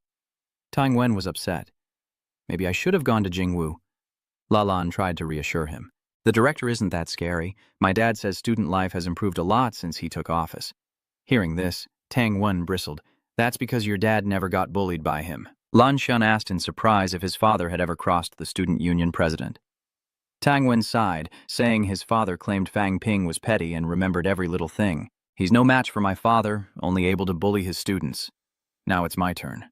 My father also said that young people should settle their own affairs. If you can't win, you have to accept it." But she clenched her fist to encourage herself, saying, "It's okay. I'm about to reach the peak of 1st grade and 2nd grade this month." Last year, Fang Ping was just a new student, but he was able to catch up with others to become the president, so I will catch up with him too, and I will beat him next year. Strange Name and Tang Wen exchanged glances, their eyes filled with sympathy. "President, it takes a semester to go from rank 1 to rank 1 peak, and another semester to reach rank 4 intermediate stage. Next year, you'll definitely reach rank 5, but can you really do it?" In high spirits, Tang Wen suddenly felt a wave of gloom wash over him. Long Fei Li looked at him, speechless. Who comforts someone like that? He quickly added, "I think what he said makes sense. Maybe acceptance will make you feel better. Never mind." In the teacher's dormitory, Lu Fengru discusses heart cultivation with Fang Ping, calling it one of the most difficult challenges. It's intricate and might suit ordinary individuals, but for us martial artists seeking a breakthrough, it's no longer suitable. Heart fusion isn't as easy as you think. The heart contains countless nerves and blood vessels. You'll need to temper each part, then completely separate them and rearrange them into a unified form. Finally, you'll need to use the bridge between heaven and earth to build a new energy channel. Fang Ping felt serious, realizing this tempering method was high risk. Ruptured blood vessels in the heart could be fatal. No wonder everyone stalled at mid-rank 4. This cultivation was truly difficult. Lu Fengro chuckled, saying there would be danger, of course, but not life-threatening. If he maintained a constant flow of qi and blood, the whole process would be much easier. In fact, many dangerous incidents occur when vitality is interrupted. I advise you to extend the cultivation time. It will be safer than reforming one at a time. Fang Ping wondered if the other organs were as complex, to which Lu Fengru explained that the heart was the most difficult, and the others were much simpler. Fang Ping then asked some detailed questions before heading to the South District No. 5 to begin his training. By now, Fang Ping had been in the energy room for 3 days, and the 150 credits he'd spent were almost gone. Song hesitated, unsure whether to cut off his blood supply. A few days ago, when Fang Ping arrived, he asked me to prepare a screw room, deducting 150 credits. If he runs out, he'll replenish it. But now I've reconsidered. Given his personality, Tang Feng has suffered his revenge many times, and his daughter was also affected. If I cut off his energy now, he'll definitely come after me. Just then, Fu Yangyuan appeared and asked, Teacher Song, has Fang Ping still not come out? Nothing's happened yet? Fu Yangyuan replied helplessly. The National Level 1 competition is about to begin, and they're waiting for him to host the opening ceremony. Song Yinji asked curiously how many people had registered so far. Fo Duong Uyen was surprised and replied that over 30,000 people had registered, far exceeding their expectations. The only requirement is a rank 1 martial artist, nothing else. Song Yingji can't believe it. 30,000 people, that's so many. Fu Yangyuan chuckled, saying that the Mado government wants us to organize it quickly, as we can't have too many martial artists concentrated in one city. Song Yinji wasn't too concerned. Organizing the martial arts tournament was the government's job anyway, and Fang Ping was just acting as the president. Fu Yangyuan smiled wryly. Isn't that right? Fang Ping wants to create a national first-rank ranking, and has even planned second- and third-rank tournaments for next year. Song Yinji couldn't help but be surprised, re-established the third-grade rankings, and hold a competition to become a top 100 champion. Fang Ping is truly ambitious. If that's the case, the reputation of magic martial arts will only grow stronger, surpassing even the prestigious Capital Martial Arts University in time. Ever since Fang Ping became the president of the martial arts club, all the magic martial arts students have been working non-stop. A few days prior, an announcement was made. If the top 100 ranking didn't include 10 magic martial arts students, all rank 1 students would be sent to mine. Chen Wenxi led a team to South Jiang Martial Arts University, Zhang Chao led a team to North Martial Arts University, and Huang Chao led a team to East Martial Arts University. Now, students from magic martial arts are everywhere. Song Yingji asks curiously why he wasn't called to compete against Capital Martial Arts. Fu Yangyuan chuckled awkwardly. That's Jing Wu. Fang Ping said that level 3 wasn't enough, and that we needed to create a level 4 team to compete, but perhaps we'll meet at the end-of-year martial arts exchange. Song Yinji glanced at the energy room's records, wondering how many third-grade students were training now. It seemed more students were visiting the energy room lately. After a moment, Fu Yangyuan replied that there were currently 78 rank 3 students, 200 more rank 2 students, and 2 more rank 4 students, bringing the total to 11. Song Yingji was slightly surprised. Yes, the difficulty of earning credits had decreased, coupled with the loan system. And with Fang Ping pushing the first-grade students, everyone is trying their best to advance to the second grade. After a brief chat, Fu Yangyuan departs, saying, Teacher, I'll head out first. Fu, when he comes out, let me know. After Fo Duong Uyen left, Tong Dan Cat looked back at the training room and wondered if that kid was trying to forge his heart in one go. There are countless geniuses in China, and all of them must pause at the intermediate stage of rank 4 for a time.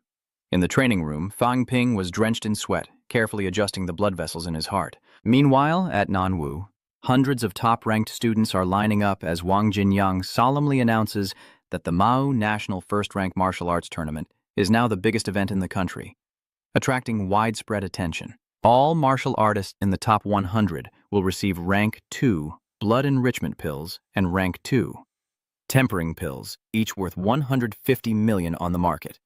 The top 10 will get an additional guardian pill, while the top 3 will receive a Tier D weapon. The winner will receive additional rewards and the right to train in Magic Martial Arts Energy Room. Magic Martial Arts has invested heavily, so we must seize every opportunity to become stronger. Everyone must give it their all. Nam Wo will surely win. The members of Nam Wo roared with fiery enthusiasm. Soon after, the martial artists quickly led the students onto the buses to depart. After everyone left, Gu Xiong, the vice chairman of the Southern Martial Arts Club, spoke up.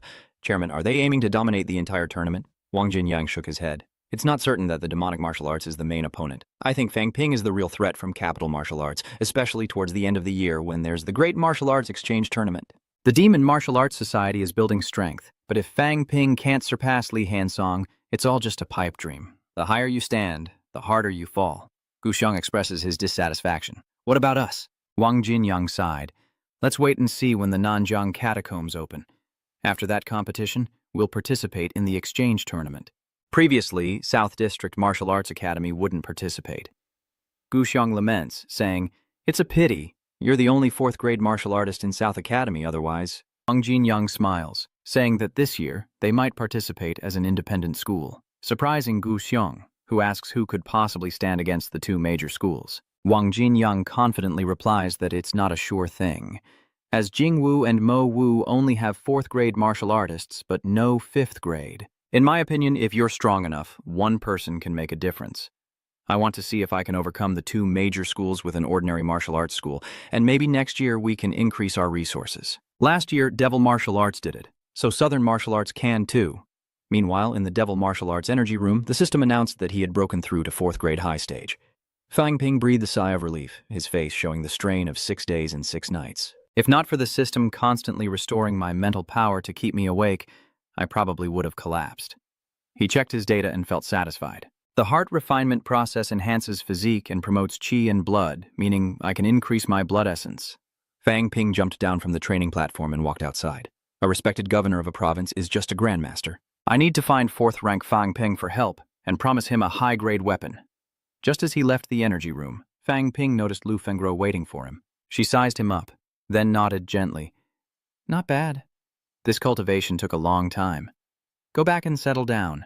You've just broken through to rank 4, so don't rush things. Take it one step at a time. Fang Ping smiled cheerfully, saying he felt like he'd been at 4th grade mid-stage for quite a while.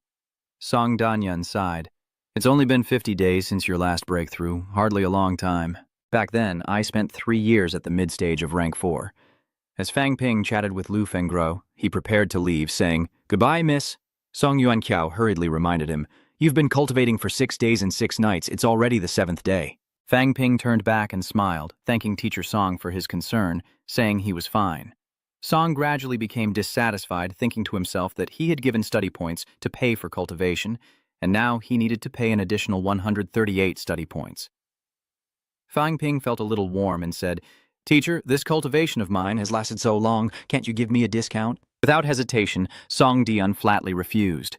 Disappointed, Fang Ping produced a bank card, saying it contained 30 million in cash. But before he could finish, Song Yuanqi interrupted, saying 30 million wasn't enough.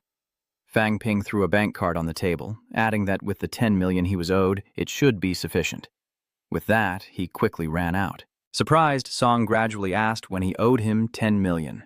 He angrily shouted for him to come back, saying that he was infuriated by the kid. Lu Fengro couldn't help but laugh, saying she had plenty of cultivation time this year and to deduct from her share if there wasn't enough, as she wouldn't be using it anyway.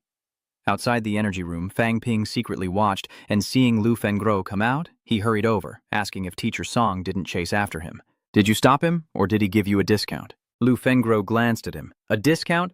If there was a discount, it would only break your legs. How strange. What's the point of hoarding so many credits if you're not going to use them, Yin? Who treats the energy room like a hotel, staying there for 6 or 7 days straight.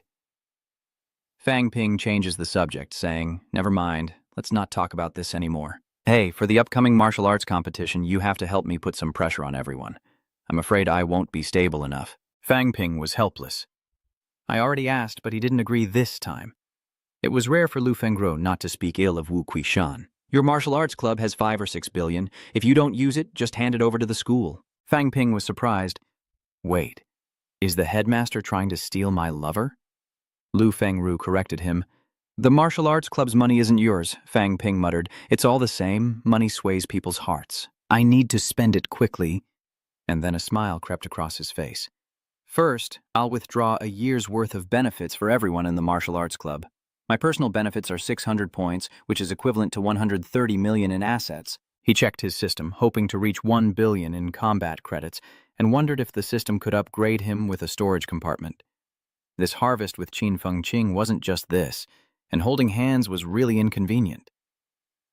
Lu Fengru was silent, wondering if he could really give out a year's worth of benefits. Aren't you ashamed? Doesn't your conscience bother you? At a cafe near the Magic Warrior Association, Namjiang's governor, Zhang Yuqiang, has come to Mado, a confidant of Zhang Dingnan. Zhang Yuqiang spoke frankly. The Namjiang catacombs are about to open. Did you know? There are still powerful members of the demonic sect hiding in Namjiang, possibly even within the Governor General's mansion. These high-ranking officials could cause major problems when the catacombs open if they aren't dealt with. The Governor General wants to eliminate them but hasn't had the chance, so I've come to ask for your help. Fang Ping was surprised they were asking for his help, saying Zhang was giving him too much credit. How could I possibly handle something even grandmasters can't? Zhang Yuqiang, you overestimate me, Elder Fang. As the president of Magic Martial Arts Club and a native of South River, you're a bridge between the two. Whether magic martial arts reinforces South River when the dungeon opens depends on you. Moreover, you're one of the nation's most outstanding young martial arts prodigies. A rank 3 who can battle rank 4s and even kill rank 5s. Your rise to mid-rank is the fastest ever. Everyone knows it, including the cult. Your existence is a variable, and the Holy Sect realizes they will target you when the catacombs open. Fang Ping's face turned serious. Would they really dare to attack me? In Magic City, there are countless grandmasters and many rank 6 powerhouses, unless they send a few rank 9s. Otherwise, death is the only option. Zhang Yuqiang felt uneasy. Yes, they surely wouldn't dare to attack. At this, Fang Ping's eyes suddenly narrowed. You want me to be bait? Zhang Yuqiang replied sternly, secretly go to Nanjiang and meet the governor. After the Earth Cave opens, you'll become the Magic Martial Reinforcement Envoy. Information about your return to Nanjiang will be deliberately leaked to certain people. If your information is leaked, we'll identify the source and purge those hidden within. Of course, we'll have someone protecting you along the way, but Fang Ping's face darkens. If the cultists believe it and send a high rank to capture and kill me, who will save me when I'm dead? As for protection, even if it's real, they can't be that close. By the time the Grandmasters of South River come to save me, I'll probably be dead. A living genius is the only genius. He then laughed awkwardly, saying, Brother, I'm not suitable for this. I can hold out against 5th grade opponents, but against 6th grade, one touch and I'll be crushed by their spiritual power. Zhang Yuqiang sighed. Fang Ping, I know this is a bit difficult. Initially, Wang Jinyang, the president of Nanwu Martial Arts Club, also intended to step forward, but frankly his reputation and influence may not be effective. A fortress can fall to ants. We don't fear external enemies as much as internal strife. If the tunnels collapse while we're inside, even grandmasters could be trapped, facing certain death. Fang Ping felt a headache coming on, took a deep breath, and said he needed to think about it. Zhang Yuqiang smiled, saying that a little anxiety was normal, as this was indeed a very risky undertaking, and even the governor couldn't guarantee 100% safety. Fang Ping, if you agree, the governor will give you the saber he used when he was a rank 6 martial artist. Hearing about the attractive reward, Fang Ping subconsciously asked, how much does it weigh? Seeing hope, Zhang Yuqiang explains that the blade was forged by top experts from various weapon companies and has been nurtured with blood energy for decades, since becoming a grandmaster's weapon. He even nurtured it with his spiritual power, and it's considered one of the top weapons in the entire martial arts world. Fang Ping pondered deeply. 400 merit points was tempting, but he had to survive to claim them. If Zhang Yuqiang tries to pressure me with patriotism, I'll definitely refuse. But he's talking about hometown feelings and benefits, so it's not easy to say no. He says this is a matter of life and death, so we should be more cautious. Lu Fengru calmly replied that there were 2 choices: refuse or accept. What's so difficult? If you refuse, it's as if nothing happened. You're the president of the Magic Martial Arts Club, not the South Martial Arts Club. Zhang Dingnan has no right to order you. The heretic martial artists aren't fools. If you show no interest, they won't bother you, but if you accept the mission, you'll definitely be attacked by high ranks. Fang Ping asked in surprise. Definitely high ranks? Lu Fengru looked at him and continued. Your achievements at the 8th rank level escaped the 6th rank. And now that you're 4th rank, they won't easily let go of the chance for revenge. So if the evil cult wants to attack you, there's a 100% chance a high rank will be involved. Fang Ping seemed thoughtful. At first I thought the evil cult was like a turtle, hoarding their high ranks. I was too naive. Seeing Fang Ping's silence, Lu Fengru continued. I suspect Zhang Dingnan not only wants to find the traitor, but also wants to create an opportunity to lure out the high-ranked members of the evil sect. With your mental power, you might not be in danger if you encounter a 7th-ranked martial artist from a distance, but if you're attacked within 30 meters, the association will definitely not be able to protect you. This is when the opponent is a rank 7 martial artist. Though the chances of them sending a rank 8 are slim, if you accept the mission, you'll need at least 2 rank 8s for support, just in case. Fang Ping looked dejected. Isn't Zhang Dingnan sending me to my death? There aren't any rank 8s in Nanjiang, Lu Fengru scoffed. His point is to make you understand the level of danger and see if you can get a rank 8 to help you out. For example, Wu Kui Min. Hearing this, Fang Ping suddenly remembered something. He recalled Lu Fengru saying that Zhang Dingnan used to pursue her. He immediately laughed. Teacher, the principal and Director Zhang know each other and have been friends for many years. Why would Director Zhang come to magic martial arts without going through the principal, and instead come to me? There are too many hidden motives at play. Before he could finish, a powerful mental force emanated from Lu Fengru, making Fang Ping feel suppressed, unable to breathe. "I was wrong," she stated bluntly. "This won't work." Even with a common enemy, the issues between Magic Martial Arts University and the Catacombs remain unresolved. If Magic Martial Arts suffers heavy losses in Southjiang, it will be very difficult for them later. Even if they were brothers, Wu Quishan wouldn't easily agree to help Nanjiang. Fang Ping sighed in disappointment. If the headmaster didn't agree, why would Director Zhang come to me? Lu Fengro explains that the club president is also a leader of magic martial arts, which relies not only on strength, but also on the meaning and the student group he represents.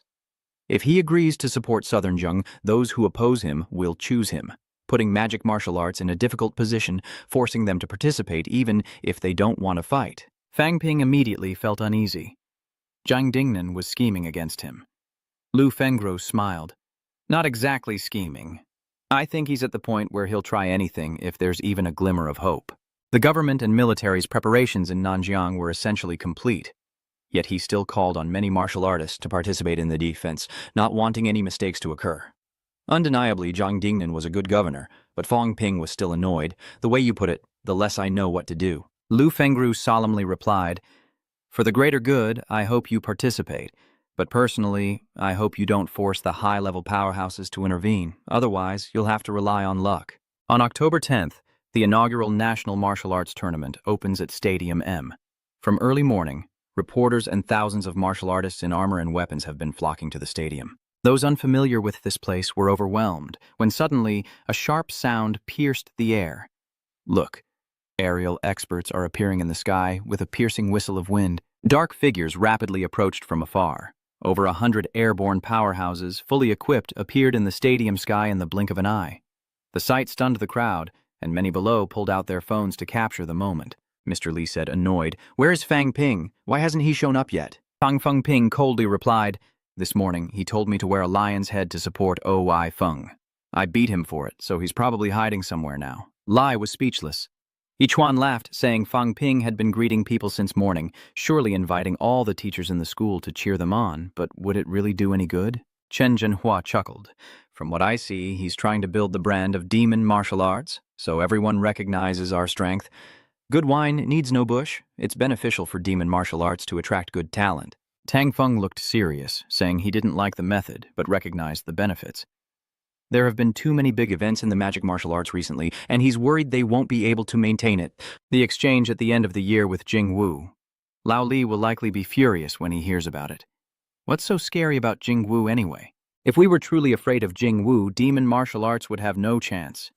Tang Feng shook his head. It's not fear, but realism. Currently, Jing Wu has 18 fourth-grade martial artists, including 4 advanced 4th grade and 1 peak 4th grade.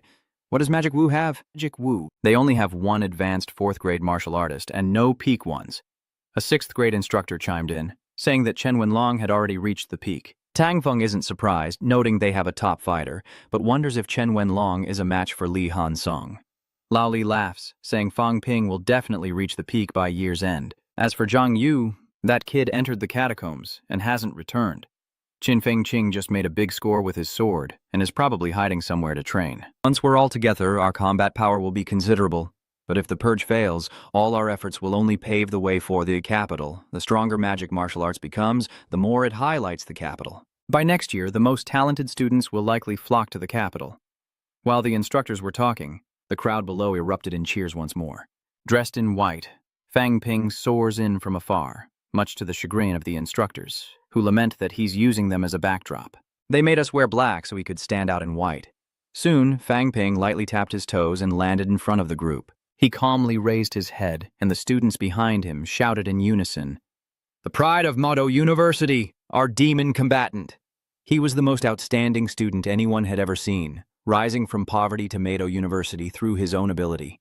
More than 100 demon combat students chanted together, and the reporters were ecstatic. The demon combatant was about to become a star. After a moment, Fang Ping withdrew his hand, and the entire hall fell silent as he spoke. Mado University has invested a great deal of time and effort into organizing the martial arts tournament, not for fame or gain, but in the hope that Chinese martial arts will continue to flourish. The path of martial arts is long, and first rank is its essential foundation. Only with a solid base can we go further. What martial artists strive for isn't just victory or defeat, but true martial virtue. I hope all participants will compete to their fullest. for defeating an opponent is the greatest sign of respect. The heretical cult is sowing discord and undermining the rule of law and must be eradicated. Those who excel in the martial arts tournament and show resolve to eliminate enemies will be recommended to the military and the Inquisition. I hope that one day we can fight together and become stronger. Martial arts are so simple, and today the National Martial Arts Tournament officially begins. With that, Fang Ping leaps into the air and the magic martial instructors depart one by one. We've finished our work, let's go. The surprised reporters realized it was really over. I thought the opening ceremony would last at least a few hours. In the crowd, Liu Dali breathed a sigh of relief, glad it was over. Last time I saw him, all he could do was jump. Now he can fly, and with 100 experts in tow, if he's discovered, he's as good as dead. In midair, a powerful figure shouts, "Martial artists, proceed to the qualifying rounds immediately. Magic Martial Arts University will cooperate with the government to maintain order, but violators will be severely punished." Meanwhile, at the Meadow Governor's mansion, the governor looked towards Wu Kuishan, asking if first and second place were really that important. Wu Kuishan smiled, replying that it wasn't just about the rankings, but as Fang Ping had said, the martial world was like a stagnant pool, devoid of vitality. We're too old to feel much anymore. But now is the time for new energy. Demon Martial Arts has made its move. Capital Martial Arts will understand, and other martial arts schools will follow suit. The government has long promoted martial arts, but never with the impact of a martial arts tournament. Governor Mato sighed. We also hope that Demon Martial Arts can go further, but the prerequisite is that there are no major conflicts with Capital Martial Arts. Healthy competition is a good thing, and the reason many martial arts schools exist. We shouldn't worry about it. Wu Kuishan shook his head, saying that with a great enemy before them, the competition between students was their own affair, and they, as teachers, would not interfere. Governor Mato chuckled. True, old Wong isn't a fool. Jing Wu currently has 5 high-rank powerhouses. Wu Kuishan calmly stated that even the Demon Martial Arts Society wasn't to be feared if they really came to blows, to which Governor Mato laughed, saying he was too stubborn. By the way, why has everything regarding the Demon Martial Arts Society been handled by that kid, Zifang Ping, lately? Wu Kuishan shrugged. If that's his intention, we won't object. He has to walk his own path. Governor Mato stood sternly. His current strength is still weak. Speaking out may not be a good thing. Keeping some strength in reserve will benefit his future growth. I just heard a report that he publicly declared he would exterminate the heretical martial artists. This isn't good. An immature genius who speaks like that will easily attract unwanted attention. Wu Kuishan also said seriously, I understand, but he seems to have some new ideas lately. Well, let's just wait and see. The governor of Mato felt helpless. If anything happens to such a talent, don't say I didn't warn you. He then changed the subject to the West Phoenix dungeon, saying that if West Phoenix City joined the war, our pressure would increase. Are you sure you can enter the realm of the exalted rank? Wu Kuishan was silent. If West Phoenix joined the war, Mato's catacombs would have another enemy in the 9th rank, and Mato needed another powerhouse of this level to deter them. Without restraint, even an 8th grade golden body can't guarantee victory, but reaching the 9th grade is no easy feat. After a long pause, he shook his head. It's difficult. The path to the 9th rank is challenging. Perhaps 10 years, perhaps 20, I don't know, a sigh echoed.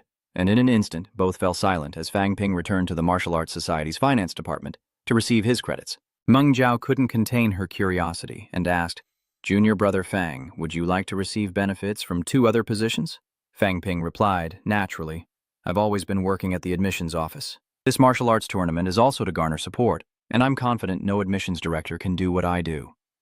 As for internal intelligence, it was previously handled by Chairman Kim's man, Tan Fuang Kan, but he's in trouble, and I can't go with him. Liao Mengjiao chuckled, but still approved a stamped document for Fang Ping, handing it to him with a thank you, leaving him slightly bewildered. With a gentle smile, Liao Mengjiao explained that she had received 120 credits this time, enough to cultivate to the qualifications realm. She had only recently entered the high-rank 8th stage, and her abilities weren't strong, so she only did simple tasks each month, earning 1 million. It took me a lot of effort to earn these 36 million points, and the 4th rank is still a long way off. Fang Ping felt embarrassed and waved his hand, saying, We're all family, why be so polite? Moreover, this isn't really my money.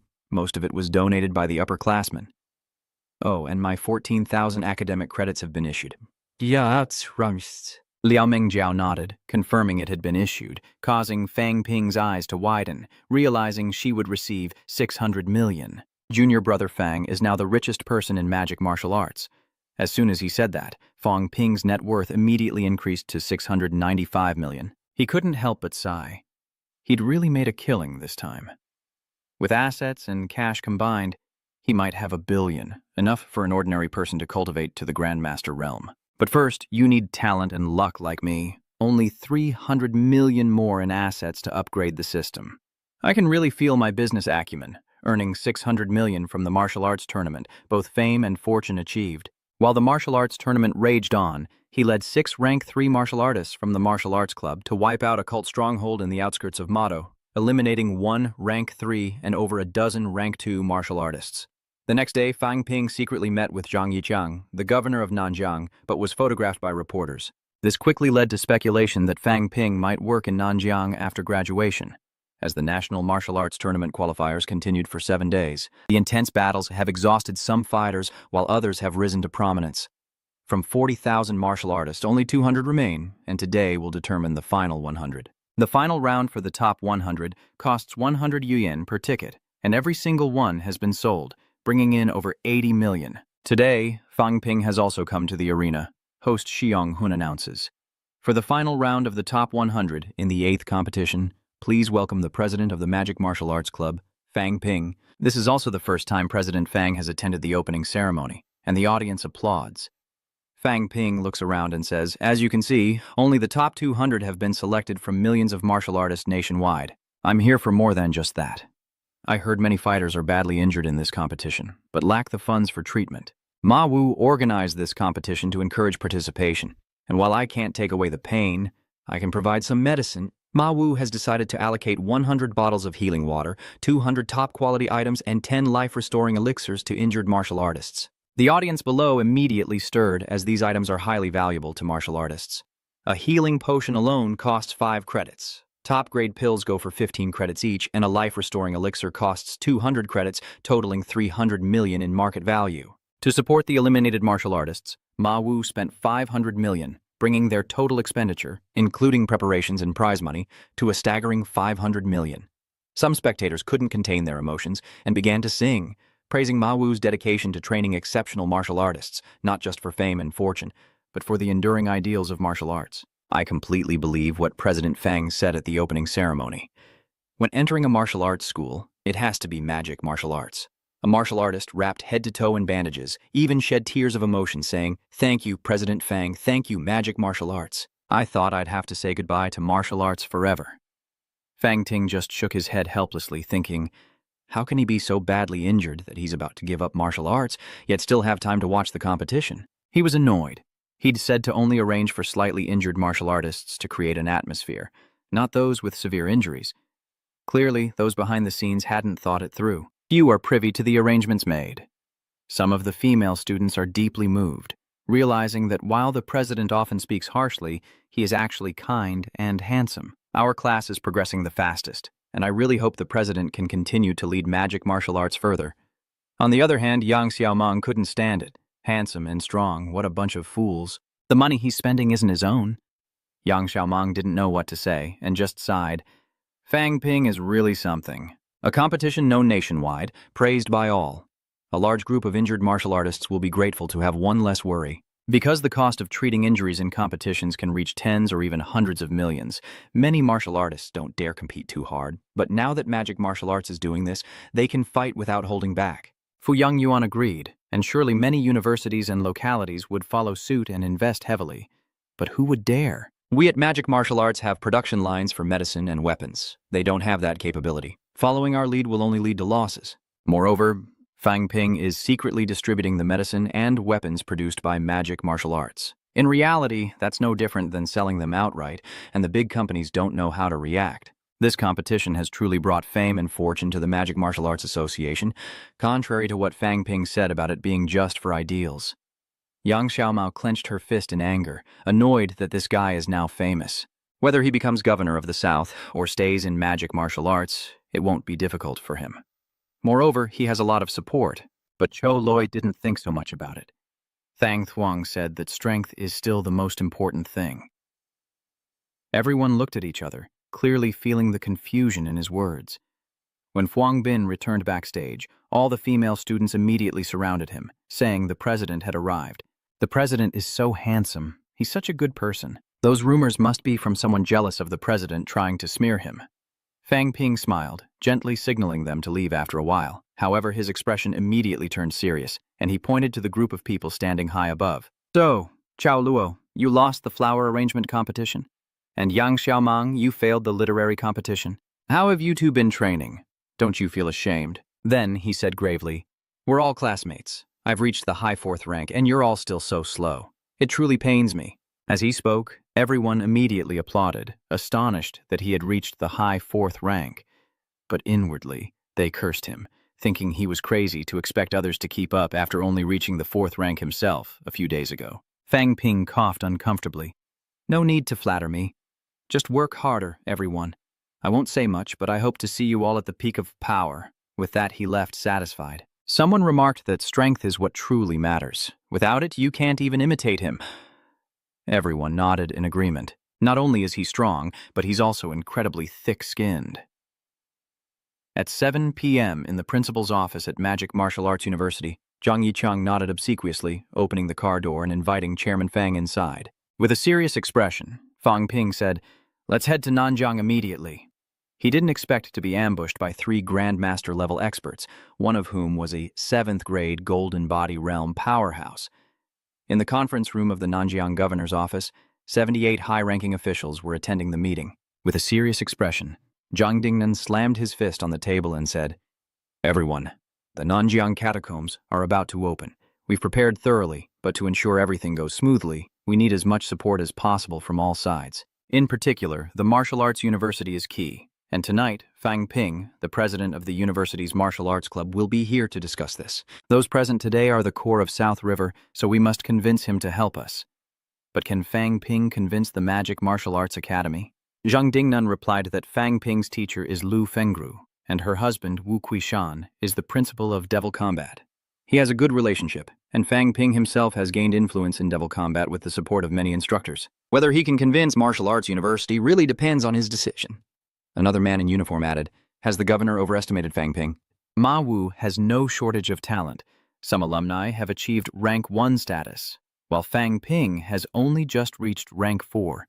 Zhang Dingnan shook his head. We can't look at it that way. Those rank 5 students all had family support, while Fang Ping is self-made.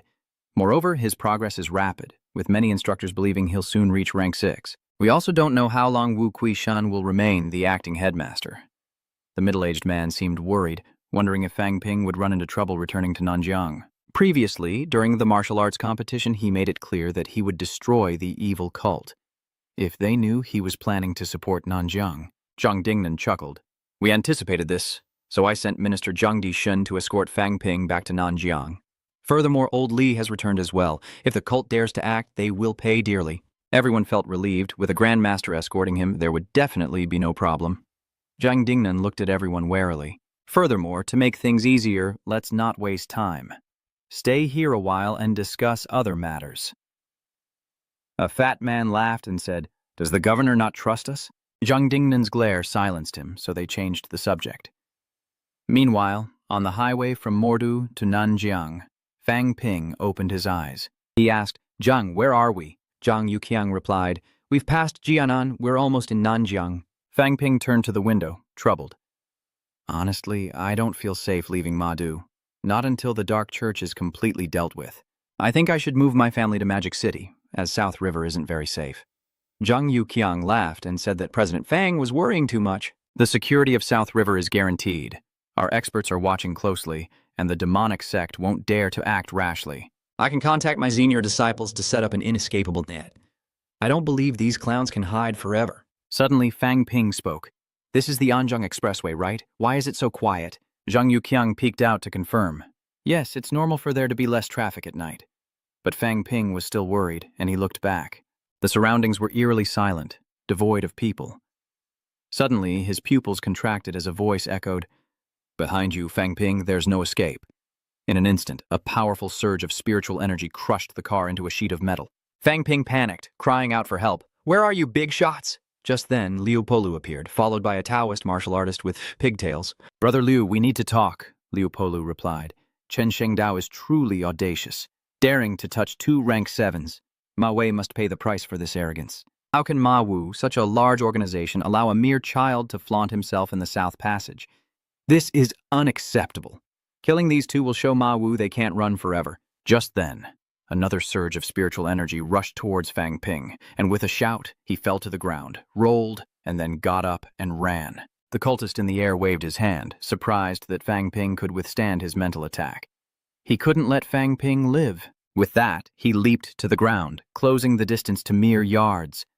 Fang Ping could barely hold on, blood trickling from his orifices, a truly pitiful sight. Another blow at close range would mean death. He cried out for help, and just as all hope seemed lost, Tianmu appeared, striking the cult martial artist and sending him crashing to the ground. Tianmu laughs, apologizing for his late arrival, as Chen Yuting and Qiu Pinggang quickly arrive as well. Not bad, kid. Who knew you could lure an 8th grade and 2 9th grades here? This cult is truly desperate. A cultist shouts, Tianmu, Qiu Pinggang, Chen Yuting. Well, well, look at that explosion, shining with golden light. Qiu Pinggang scoffed, thinking he could save someone with that golden body. As he said that, his body shone brightly. Li Changsheng, the swordsman who defeated a grandmaster 10 years ago, was finally about to reappear. Meanwhile, the powerhouses on both sides had gathered. The Taoist priest hunting Fang Ping roared as a psychic shield suddenly appeared before him.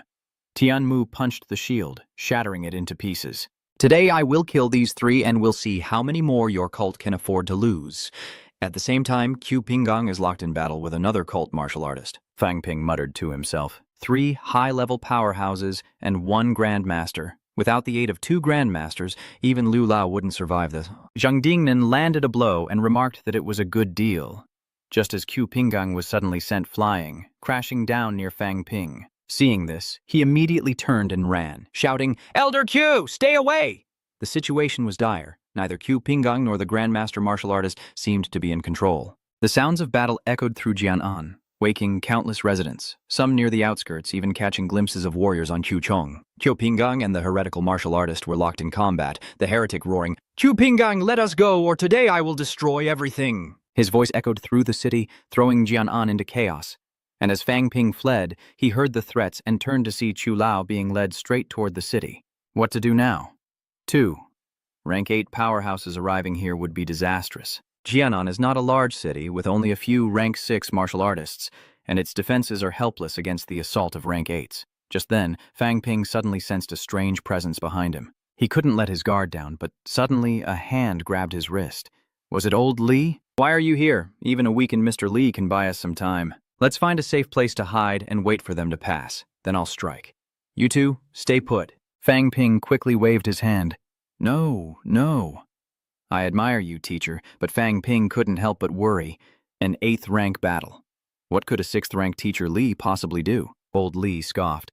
This old man swept away countless geniuses in his day, and many current grandmasters have been defeated by me. When I make my move, focus all your mental power into my sword. Understood, Fang Ping replied hastily.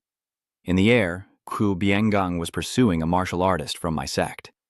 Qiu Biangang shouted, Wu Chen, if you surrender, I'll spare your life. Wu Chen scoffed. How amusing. Old monster, if you don't back down, I'll bury half this city with me. Qiu Biangang immediately sped towards Wu Chen, but Wu Chen remained calm, saying, You think you can stop me? With that, he circled Qiu Bianjiang and continued running towards the city. Old Li breathed a sigh of relief. I've been nurturing this sword for 10 years, preparing it for a dungeon master, but now it's imbued with the power of 3 golden body experts. Without hesitation, Lao Li quickly handed the long sword to Fang Ping, whispering for him to pour his mental energy into it. Fang Ping immediately obeyed, his mental energy surging and merging with the sword. Lao Li felt a surge of violent energy engulf him, gradually emitting a golden light, forming a sharp sword aura that suddenly erupted. Fang Ping was astonished. Such immense power! His mental energy was being guided, merging into the power within the sword, creating a new source of energy. Wu Chen in the air also sensed this aura. The Chengsheng sword should be useless, so why this feeling of danger?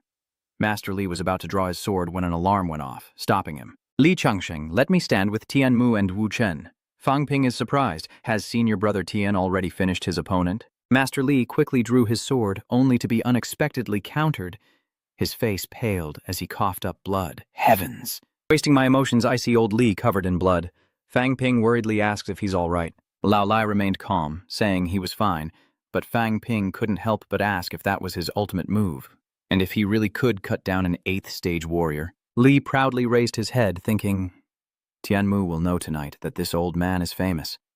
I, Li Changsheng, am the only one who can slay an 8th rank with a sword between heaven and earth. Fang Ping was suddenly overjoyed. So, can you teach me, teacher?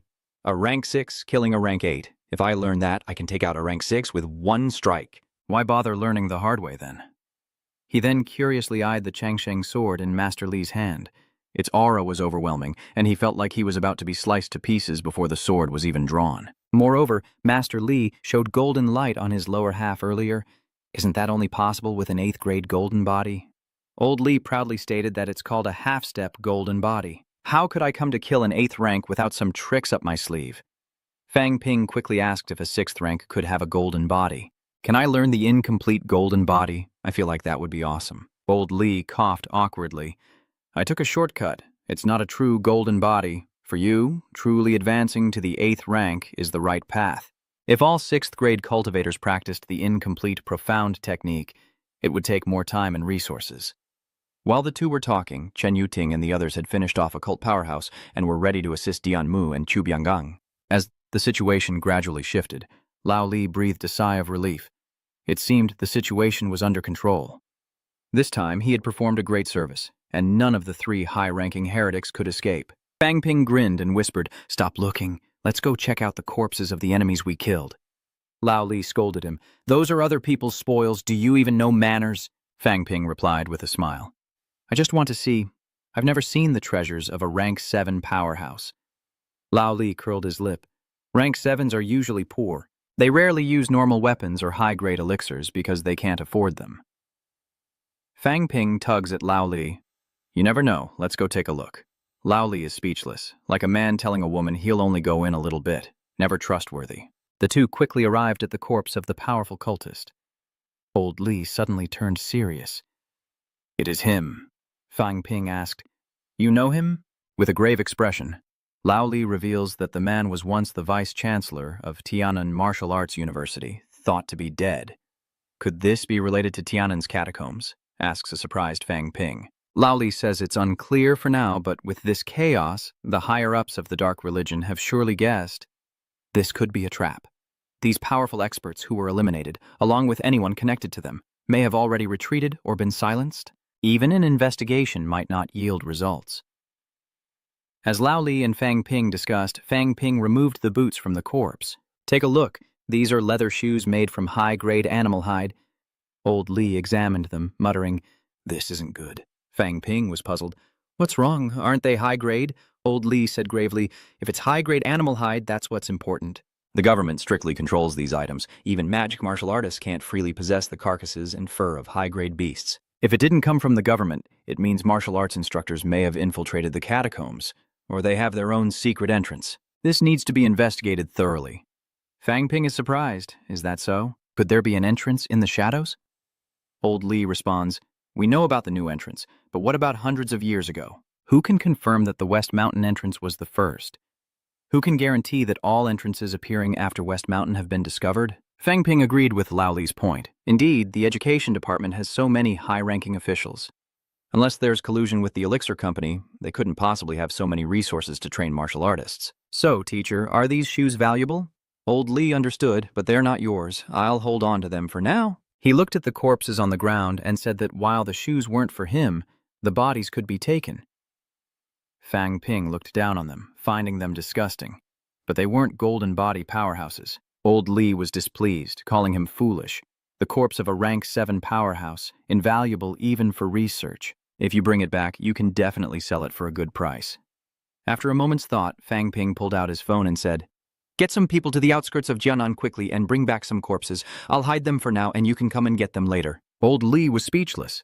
This kid was indeed clever. Then, the two approached the second corpse, its head blown to pieces. Fang Ping fought back his nausea and examined the body, a flicker of joy in his eyes, but he stood and shook his head. Another poor soul, nothing to take. Old Li reached out his hand. What did you hide? Old Liu had good stuff, and he wanted it too. Helpless, Fang Ping took out a small bottle. Seeing this item, old Li's expression changed drastically. They even had this. Fang Ping immediately asked what the medicine was. Never seen it before, is it valuable? Old Li's face turned serious. This is the heart marrow of a high-grade expert, which can be used to enhance the skull forging effect. Heart marrow is the core energy source of the heart. Refining it is incredibly difficult below the 9th rank. Do you understand what I mean? Fang Ping's pupils contracted. Are you saying I could reach the 9th rank? Lao Li's face darkened. It was just a guess before, but now it's confirmed. Forget it. Let's not talk about this anymore. It's beyond our control and not our place. Fang Ping didn't want to overthink it. How much is this thing worth? Old Li replied helplessly. Is money all you ever think about? Even experts rarely trade this thing. If you really sold it, it would go for at least 5 million. Fang Ping's eyes lit up. Teacher, this thing is really mine. Surrounded by 4 powerful warriors, the cultist had nowhere left to run, letting out a desperate cry before finally meeting his end. He had only wanted a small advantage, but was ultimately countered by Chen Yuding. A marrow crystal, split in 2, would require a rank 9 powerhouse to accomplish. Fang Ping smiled wryly, wondering where he could find a rank 9 powerhouse to help. In the suburbs of Jianan City, as the battle between good and evil came to an end, several police cars quickly arrived. Zhang Yuqiang bowed and said, Director Fang and esteemed grandmasters, thank you for your hard work. If you need any assistance, please let me know. Dian Mu immediately asked, Where is your local governor? Zhang Yuqiang replied that the city's governor was calming the people, and he would contact him immediately. But as Zhang Yuqiang reached for his phone, Qiu Bianqiang quickly interrupted, saying it wasn't necessary. Take good care of this people and make sure nothing else happens. Quickly seal off this area. Fang Ping added, Zhang, as for these corpses, don't let anyone touch them. I'll handle it. Zhang Yuqiang immediately nodded. Understood.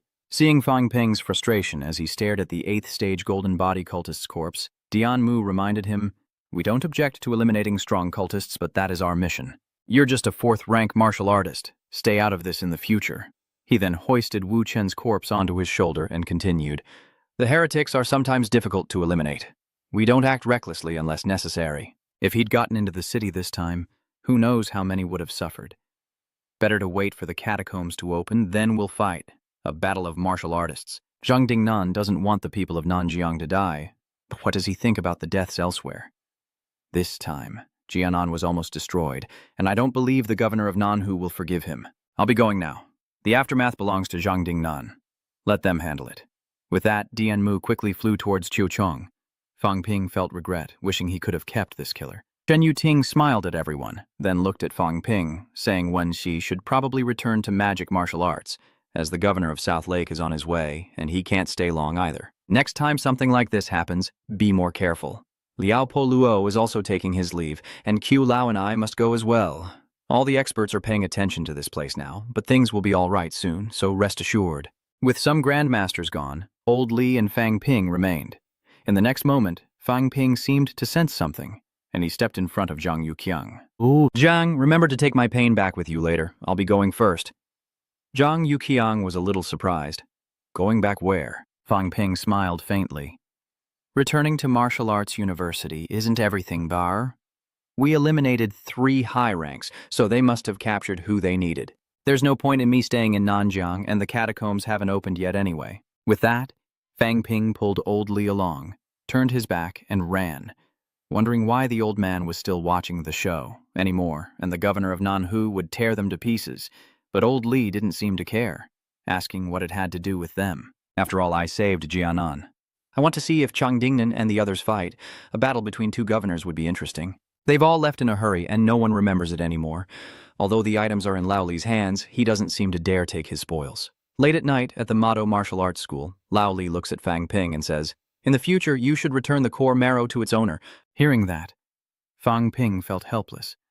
If he'd known it was unnecessary, perhaps the grandmasters wouldn't have bothered with it. If it were truly valuable, would they have ignored it? After a moment of contemplation, Lao Li said, We should at least pretend to offer it back. If they don't want it, we'll figure it out then. Fang Ping looked puzzled. Are you sure that's what you want to do? Now that it's here, we might as well accept it. It's not like we can return it. Old Li chuckled, saying, True, but the Liu family is easier to deal with. The real problem is Principal Chen. Without hesitation, Fang Ping immediately called Chen Yunxi, who was still asleep, and groggily answered the phone. Fang Ping quickly spoke up. Yunxi, is your grandfather back? Chen Yunxi rubbed her eyes, still sleepy. Grandfather? Did grandfather go out? Following the firm voice, Fang Ping asked Headmaster Chen if he should cut a portion of the heart marrow he found to bring to him. A soft chuckle came from the other end. If you want, I'll take half, or I'll just come and get it myself. After that, Fang Ping held the phone in silence, at a loss for words. Chen Wenxi was clearly still asleep, while Principal Chen shamelessly eavesdropped on his granddaughter's call, and even answered. Chen Yuding was annoyed. Fang Ping smiled helplessly, knowing he had no choice but to concede. Fine, never mind, just give it to him. Chen Yuting insisted, resolute. No, I only want my half. If you can't give me half, this isn't over. Then she hung up. He was furious. That bastard Fuang Bitten! I thought highly of you, but you manipulated me into giving you funding. I wouldn't have minded if Van Hai beat up my student, but now you're playing dirty, deliberately calling Van Hai to talk about the spoils. Hearing that tone, you must have bullied my granddaughter. I'm protecting her this time. Fang Ping sighs. This is absurd. They're just making things difficult. Old Li chuckled, patting Fang Ping's shoulder, saying that what's swallowed can't be spat out. Fang Ping immediately fell silent, looking helplessly at Old Li. Teacher Li, why didn't you say so earlier? On October 17th, a great battle erupted outside Okinawa.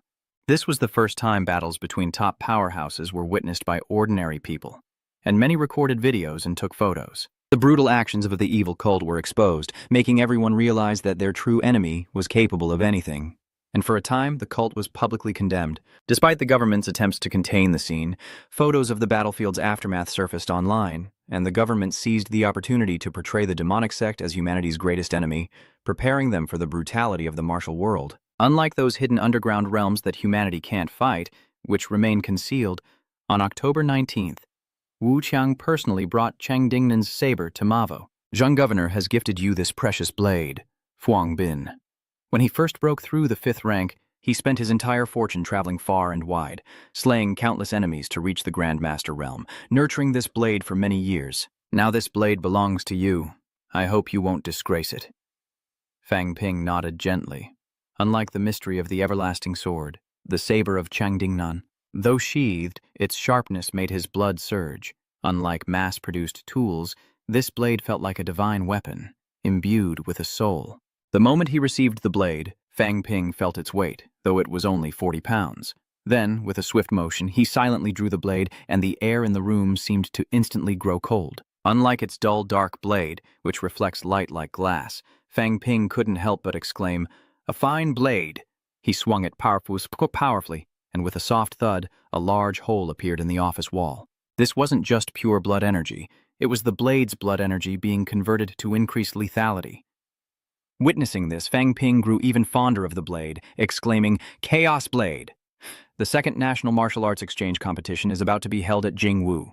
Rumor has it that Yu Changjun and the others are about to reach the 5th rank, and tensions are rising at Magic Martial Arts. Inside the Magic Martial Arts building, Fang Ping's slash had attracted the attention of the Martial Arts Club security team, who approached him with helpless expressions. "Headmaster, the wall's been destroyed. That'll be 100 million. Fang Ping casually replied, "I know, just get someone to fix it for. 100 million is nothing to this chaos-quelling blade." As the system chimed, Fang Ping opened the data panel he'd just received, revealing that the knife's value had increased by 200 million with the addition of 40 pounds of grade A alloy. The system rarely offers above material value, but this time it's close to 1 billion, just 100 million short. With that thought, Fang Ping bowed his head to Zhang Yuqiang. "Thank you for your help, Governor Zhang." Zhang Yuqiang waved his hand, saying there was no need to be so polite. After chatting for a bit, they parted ways.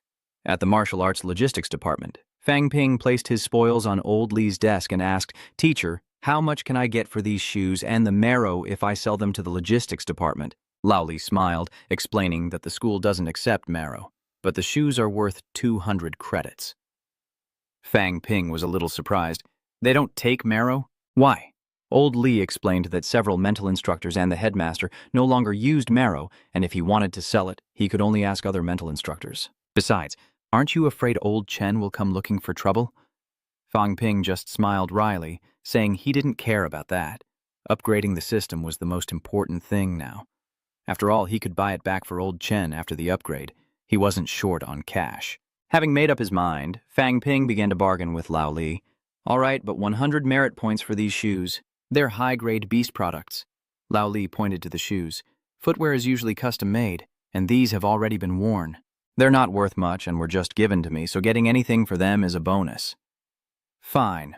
200 points it is. With the chime of the points being transferred, Fang Ping's assets increased by another 40 million. Immediately, Yang looked at Lao Li excitedly. One more thing, Teacher Li, about the sword play you taught me last time. I want to learn a powerful single move with explosive potential. After a moment, Lao Li glanced at Fang Ping and chuckled.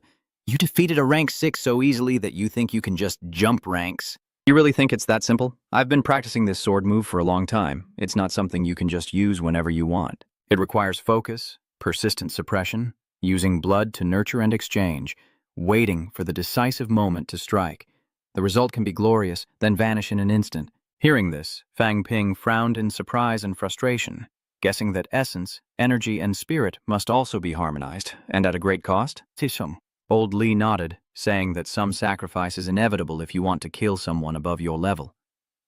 Fang Ping looked at Old Li intently, asking what he thought. Fang Ping shook his head. I wouldn't dare guess. You better not risk it. Old Li nodded in agreement. The essence of this move lies in storytelling and explosion. I want to learn this without losing my life. The cost of such an attack is too great. I don't intend to learn it. Just because we're not their match today doesn't mean we won't be in the future. Even if you could kill a first-rank martial artist right now, it wouldn't change the situation in the catacombs. It's better to kill more 5th and 6th rank fighters and cut off their source. That's the theory, but the balance between humans and the catacombs still lies in high-level combat power. If I could become a grandmaster, I could say the same, but heaven won't allow me the chance. Ignoring Fang Ping, Old Li pondered for a moment. I can teach you how to tell a story and make it explosive, but you need a good weapon. Fang Ping shook the long blade in his hand. Then what about this? The rebellion cutter. Old Li hummed, the 10 great weapons. Shumo's sword, Fu Chengding's saber, and Dao Dongguan's blade all have quite the reputation. Don't change the name haphazardly. Fang Ping was a little surprised. The 10 great weapons? Is there a ranking? Where does mine rank among them? Lao Li pondered. There's no official ranking. If we're talking about the best, it's still Lao Tzu's longevity sword. Hearing this, Fang Ping hesitated, wondering if he should go back and take the sword. If Lao Li no longer had the sword, he would just be a regular rank 6 peak, and he wouldn't have time to kill those rank 7s and 8s. In Vice Chancellor Huang Jing's office, Fang Ping receives the regulations for the 2nd National Martial Arts University Exchange Competition, realizing this year will be incredibly harsh. According to the point-based rules, the 102 universities must share rankings, and the Ministry of Education will issue diplomas certifying prestigious schools, confirming the status of the top 10.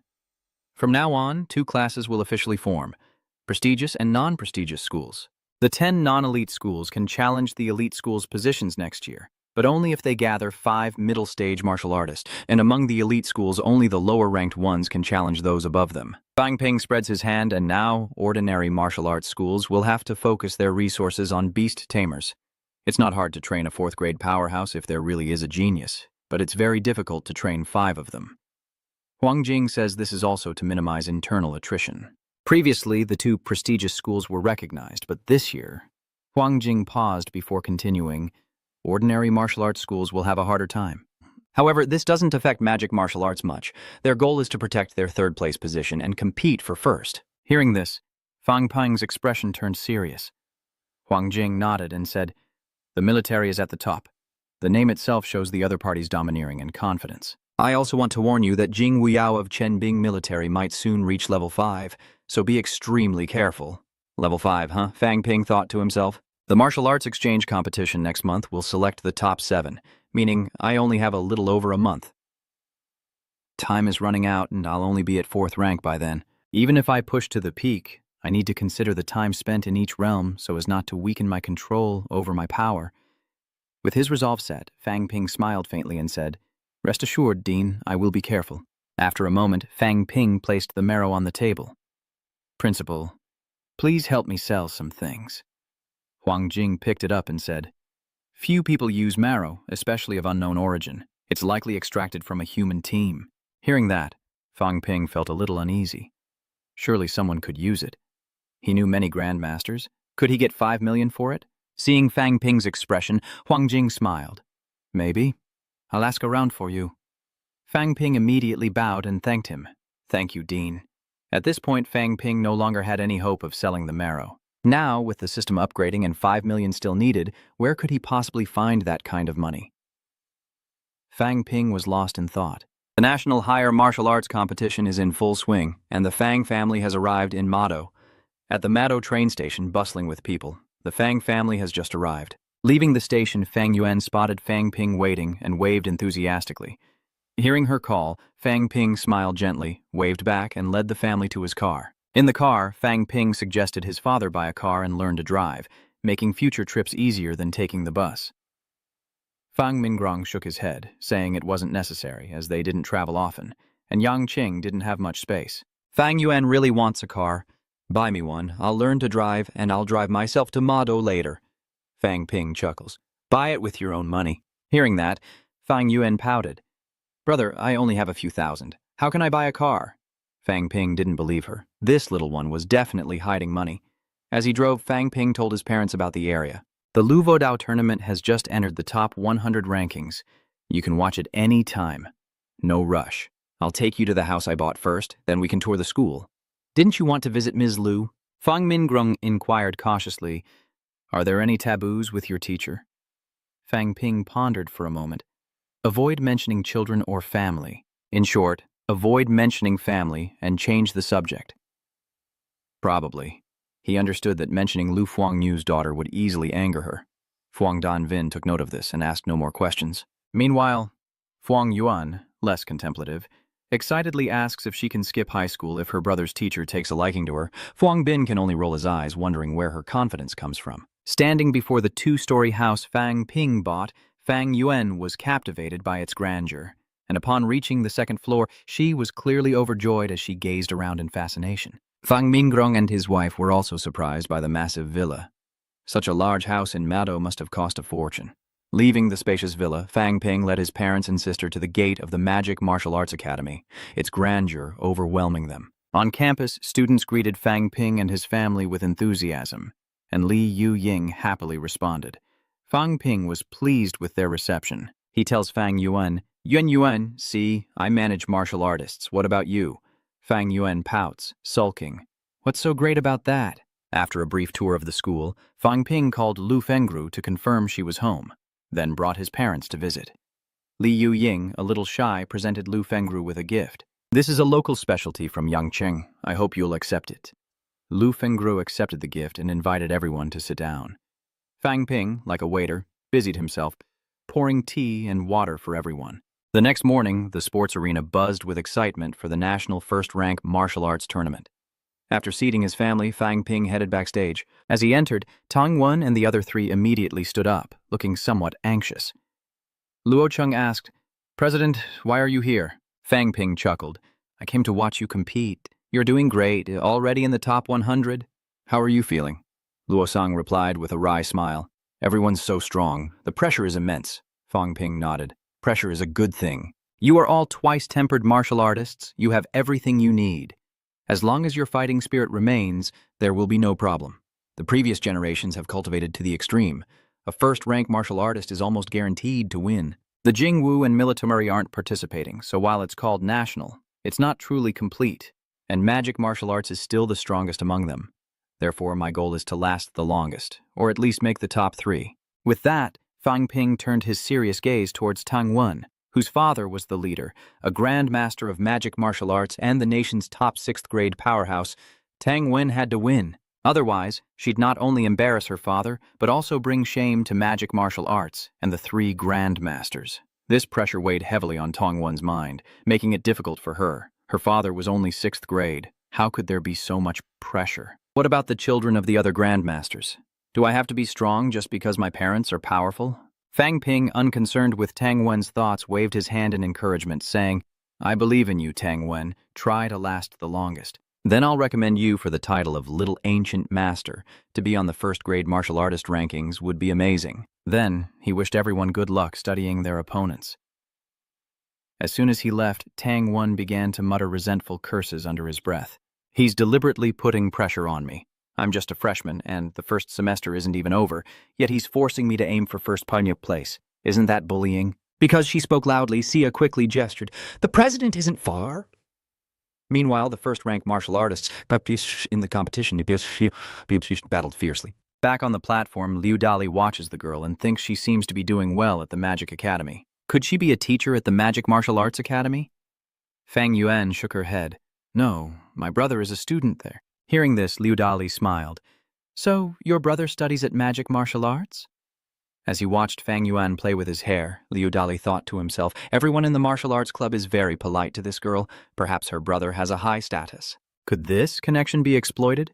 Even better if he's an enemy of Fang Ping. Hearing this, Liu Dali asked Fang Yuan, Kid, want me to interview your brother?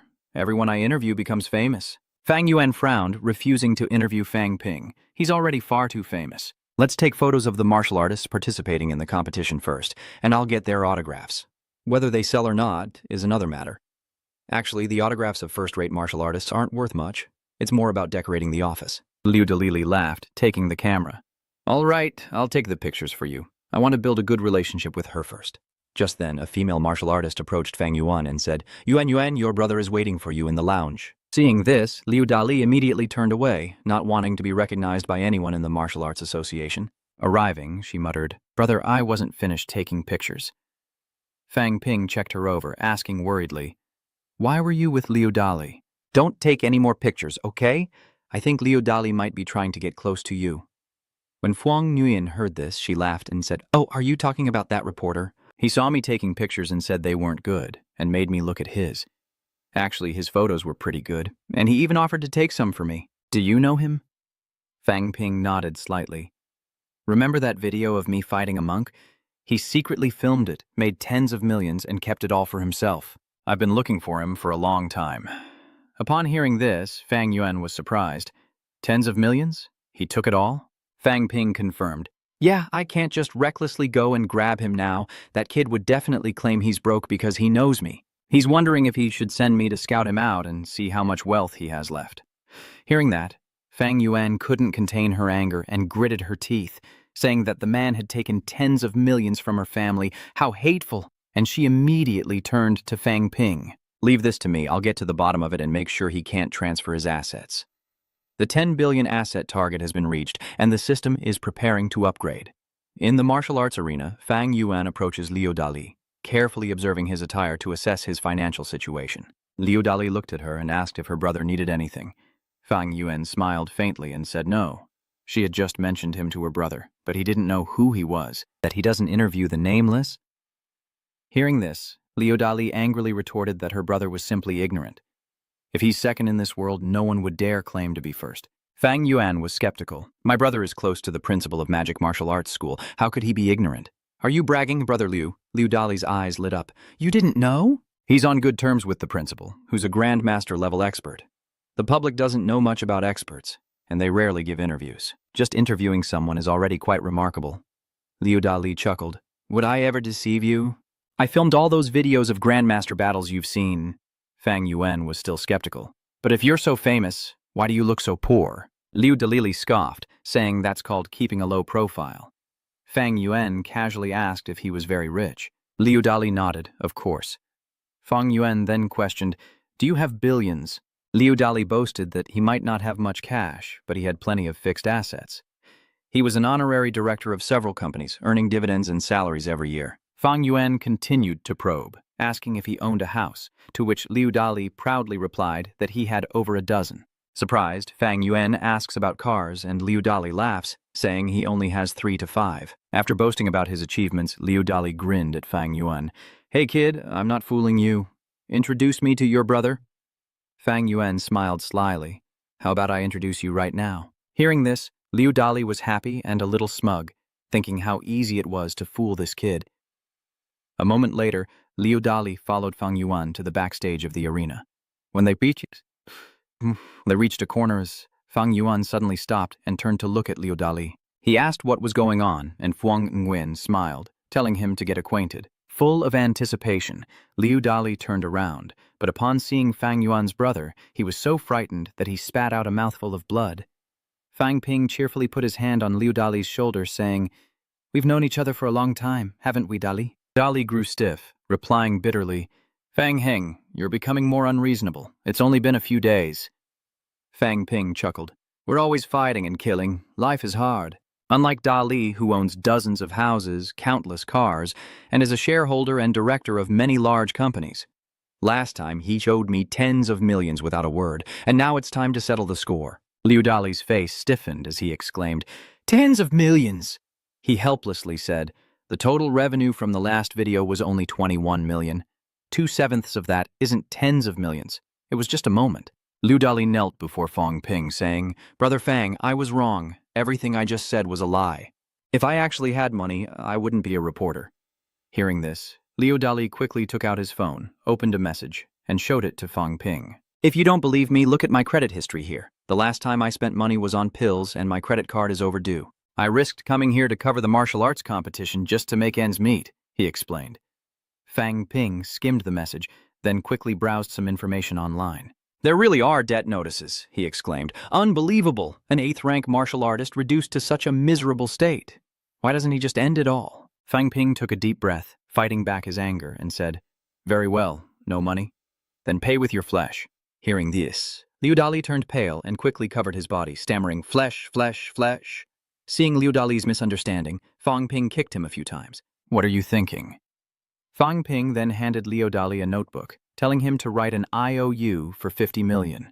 From today on, he would work in Yuanfeng, and he would pay him 500 million a year to pay off the debt. Seeing Liu Dali's hesitation, Fang Ping urged him to write it quickly, unless he wanted another beating.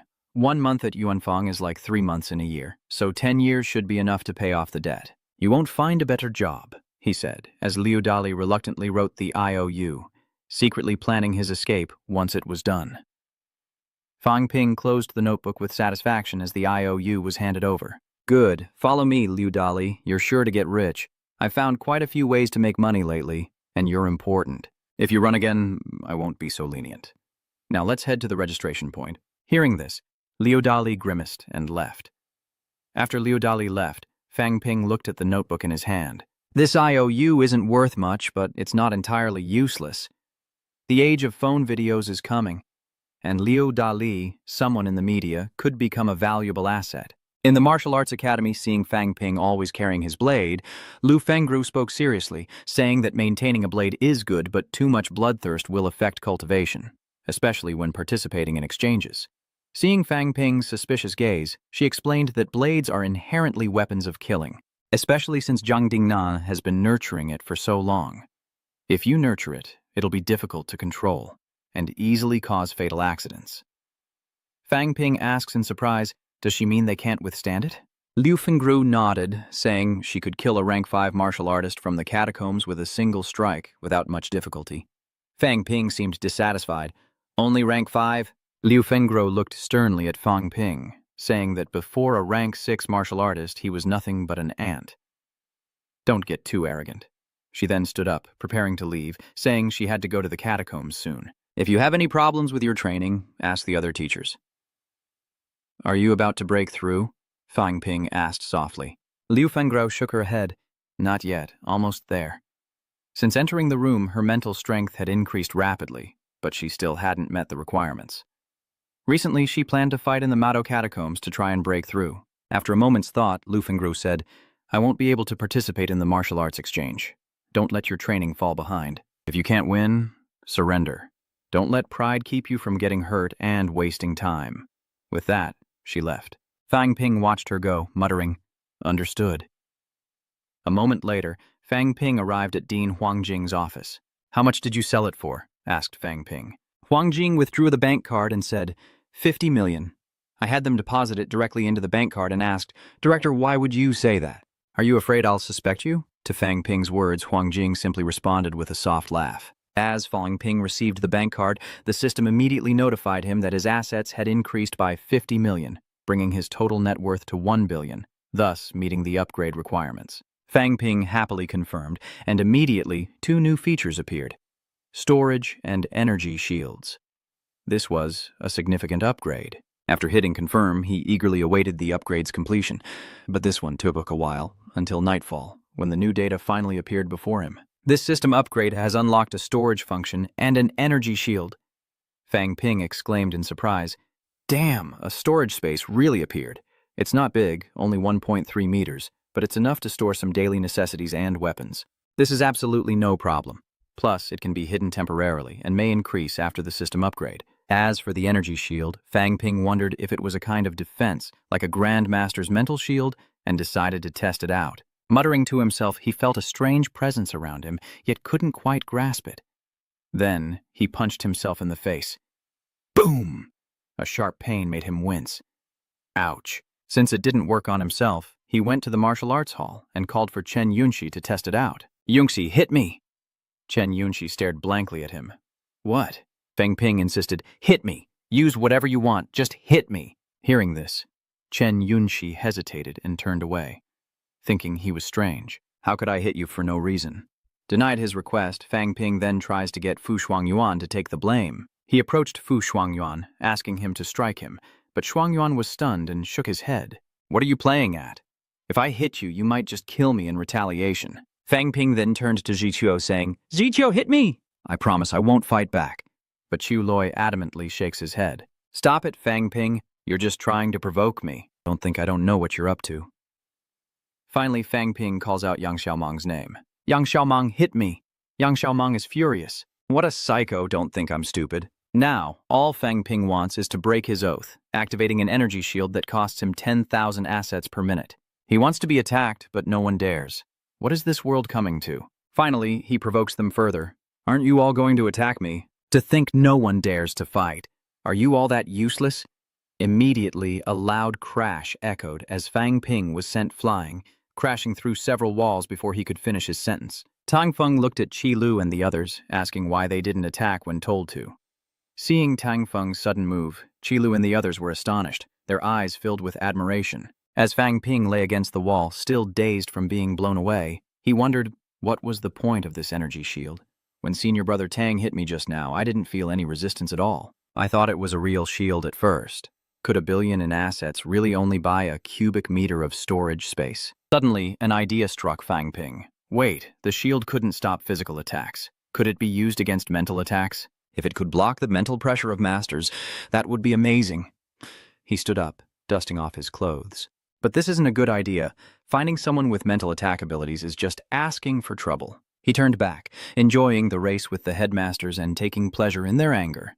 Fang Ping chuckled, knowing the next 1 billion in assets would make leveling up easy, as long as he didn't let anyone discover his loss of control. He must quickly reach the peak of the 4th rank and cultivate battle techniques. If he had no worries, reaching the 5th rank by the competition wouldn't be a problem. At the Martial Arts Society, the TV screen broadcasts the match between Nanjiang Martial Arts University and Donglin Martial Arts University. Ah, Lan Wufeng in white finally wins. Fang Ping remembers you. How interesting. Another rank 4. Martial artist has emerged from Southern Jiang Martial Arts University. Without Wang Jinyang, Eastern Martial Arts University almost suffered a complete defeat. Are you all familiar with Lan Wufeng? Liu Fenghe nods, a student from Southern Martial Arts University, vice president of the Martial Arts Club, and rarely on campus. He was always at the peak of rank 5, so he must have just broken through to rank 4. Fang Ping looked at Xin Fengqing. Can you handle him? Xin Fengqing scoffed. Aside from Wang Jinyang, the others were all one-hit wonders. If Wang Jinyang didn't participate, this competition wasn't even worth watching. After a moment's thought, Fang Ping stood up and announced, Very well. The main team will consist of Chu Yu, Chen Wenlong, Xin Fenqing, and myself. As for the last spot, anyone who wants it can fight for it themselves. Win or lose, each person will be rewarded with 500 academic points, and the top 10 universities and top 3 will receive an additional 500 points. With that, the atmosphere became electric, as the reward was too enticing to ignore. Fang Ping continued, The school has invested a lot, and I hope you will fight with all your might for the school and for yourselves. He then turned to Chen Yunxi, instructing her to contact the 4th grade members of the Martial Arts Society who were outside and have them gather before the end of the month, as well as notify Yuanfang Media to send people to various locations to interview and gather intelligence. We must strategically despise our enemies, but tactically respect them. Yunhai nodded in agreement, And Fang Ping emphasized again, although I believe we will win. A clash with Yu Chengjun will likely leave both sides heavily injured. At that point, I can only rely on you all. Everyone responded in unison. Even Xin Fengqing had no objections. Understood? We're talking about a war for the top spot here, and anyone who interferes will face the consequences. Outside the martial arts society, as Fang Ping stepped down the stairs, Chen Yunxi immediately chased after him, calling out, "Fang Ping!" He turned back to see Chen Yunxi asking, "Is something wrong?" Blushing slightly, Chen Yunxi hesitantly asked if he wanted to have dinner together, but Fang Ping initially nodded, then declined, saying he was too busy and had to go to the southern district to train. "You should go about your business as well." Chen Yunxi wanted to call out to Fang Ping again, but in the end, she swallowed her words. As Chen Yunxi turned away, Fang Ping sighed softly. Martial artists with strong vitality in their youth are bound to have feelings, but for those living on the edge of life and death, one mishap could cost them their lives. They choose not to invest in relationships, which is perhaps why the headmaster remained single his entire life. And so did old Li. Many martial artists remain alone to this day. At my age, prioritizing martial arts is essential. Love can wait, especially before 30 when my martial arts are still developing rapidly. The second national martial arts competition is coming, and the situation at Magic Martial isn't truly stable, but Fang Ping is full of confidence. The outcome is uncertain, and July is yet to be decided, but I will be the one laughing last at the South District Beach. An energy burst emanates from Fang Ping as he focuses his power and throws a punch, shattering the large rock before him. Seeing this, Fang Ping couldn't help but smile with satisfaction. For the same blood energy level, the power of this punch is much stronger than when he first entered the mortal rank. There are 29 skull bones in total, including 23 woven bones and various irregular bones, and 6 ethmoid bones. A martial artist entering the awakened realm must first temper 6 pieces of E-bone, the smallest bones in the body, so it shouldn't take too much effort. Fang Ping looked at the data panel, hesitant. Should he really temper his skull bones when he's only in the mortal realm? After a moment's thought, he decides to experiment, figuring there's nothing to fear from the skull tempering cold pine manual, and begins the process of tempering his E-bones. Soon after, an intense pain erupted in his head, a sharp ache in his ears causing him to cry out as blood flowed from them. At the same time, the system's wealth value decreased by 100,000. He succeeded, increasing the frost shatter refinement progress by 1%. Looking at the black blood on his palm, Fang Ping muttered, "The effect is obvious, and impurities are already being expelled after refining just one fragment. This process has certainly consumed blood and mental energy, while also creating a new type of energy, shattered mist energy. Perhaps it's thanks to combining my mental energy with the old principal's blood." Fang Ping wiped the blood from his hands, thinking about the 100,000 credit cost and the 1% progress. If he refined all 6 pieces, it would only cost 36 million credits. Though a bit painful, there's no loss of control, I can continue, and so, he resumed the marrow tempering. Time passed, and finally by evening, Fang Ping's minor marrow tempering was complete, and he realized his blood energy limit had increased by 300 points. Though progress stalled at 90%, he felt what he'd gained was worth it. Bone marrow tempering was truly impossible. At that moment, Fang Ping noticed that the sounds around him were clearer. The sound of the waves was almost deafening, and he could even hear people talking in the South District, despite the distance. Fang Ping sensed the change within himself and couldn't help but rejoice. Was this clairaudience? The myths of clairvoyance and clairaudience were not mere fabrications. Perhaps grandmasters are the lauded powerhouses who have survived to this day. The more Fang Ping learns, the more he realizes how much is still unknown. The only way to uncover the unknown is to become stronger. One day, I'll gather all the power I need. As November 14th approached, the first martial arts competition announced its top 3 teams, with Tang Wen being the only fighter from Demon Combat to make it. On November 15th, the inter-university martial arts competition was drawing to a close, and the top contenders were emerging. The second national martial arts tournament is attracting nationwide attention, with major media outlets covering it extensively. According to inside sources, Fang Ping is likely to lead the Magic Martial team in the upcoming competition in January, a surprising turn of events considering he was the captain of the vocational school's first-place team. In August, Fang Ping was only a rank 3 martial artist, and it's only been 3 months since he broke through to rank 4. Can he really turn things around? Clearly, most people don't believe in this possibility, with some martial artists criticizing the decision to let Fang Ping lead the team, pointing out that he's not even on the 4th grade list. Is magic martial arts crazy? Why would they let a vice captain lead? Besides, there's no one from Magic Martial Arts in the top 100 of rank 4. On November 18th, Chen Wenlong of Magic Martial Arts defeated a Huok teacher in 3 moves, rising to 68th place in the 4th rank rankings and becoming a prominent figure.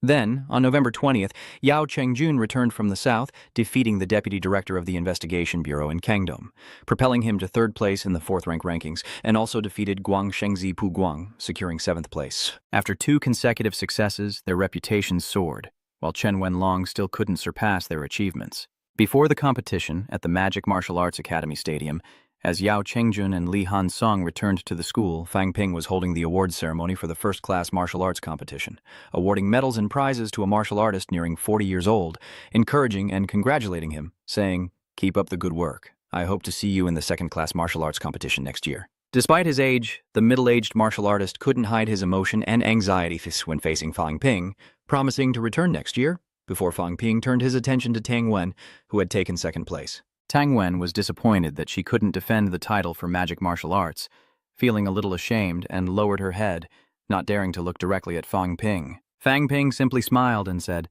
"If you lose, strive to win back. If rank 1 isn't good enough, then rank 2 must not lose. We at Magic Martial Arts can lose this battle." Tang Wen lowered her head in acknowledgement. "I understand." Fang Ping turned his attention to awarding the 3rd place winner. With the awards ceremony concluded, Fang Ping returned to center stage and declared with a powerful voice that the National First-Class Martial Arts Competition had officially come to an end, and the top 100 rankings had been announced. He hoped everyone would continue to strive for the pinnacle of martial arts, for there is always someone better. Although Demon Marshall didn't take 1st place this time, I believe that if we don't give up, nothing is impossible. The 2nd National Martial Arts Competition has determined the top 20 teams, and Demon Marshall will continue to defend its championship. The championship will belong to Magic Martial Arts. Magic Martial Arts will surely win. Fang Ping's words ignited the fighting spirit of all the Magic Martial Arts students. On stage and in the stands, they roared in unison, "Magic Martial will win! Magic Martial will win!" Even Tang Wen had recovered from her disappointment, her confidence returning. Seeing the determination in their eyes, Fang Ping scoffed and said, "The fight hasn't even started. Who knows if Demon Combat will lose?" At the Demon Combat School's martial arts club, Fang Ping observed his teammates and said, "Chen Wenlong, Chang Yu, Xin Feng Huang, and Xie Lei, the 4 of you will be on the main team, while Liang Fenghua, Zhu Qing, and Liu Yu Ying will be on the reserve team." He paused, then emphasized to Xie Lei, "You're the only mid-tier 4th rank in the main team, so there might not be many opportunities for you to fight. Unlike before, this time we must go all out for a strong victory, not just conserve our strength. Barring any surprises, Chen Wenlong will go first, I'll be 2nd, and Chang Yu will be 3rd. Go all out. Don't save any strength for the next round. Our opponents are all 4th grade martial artists, so we don't need to hold back. I don't want anyone to see my weaknesses. I want to prove that magic martial arts is a force to be reckoned with. Unbeatable. Understood?" The teammates all responded in unison. "Understood." Fang Ping looked at his watch and shouted, "Let's go!"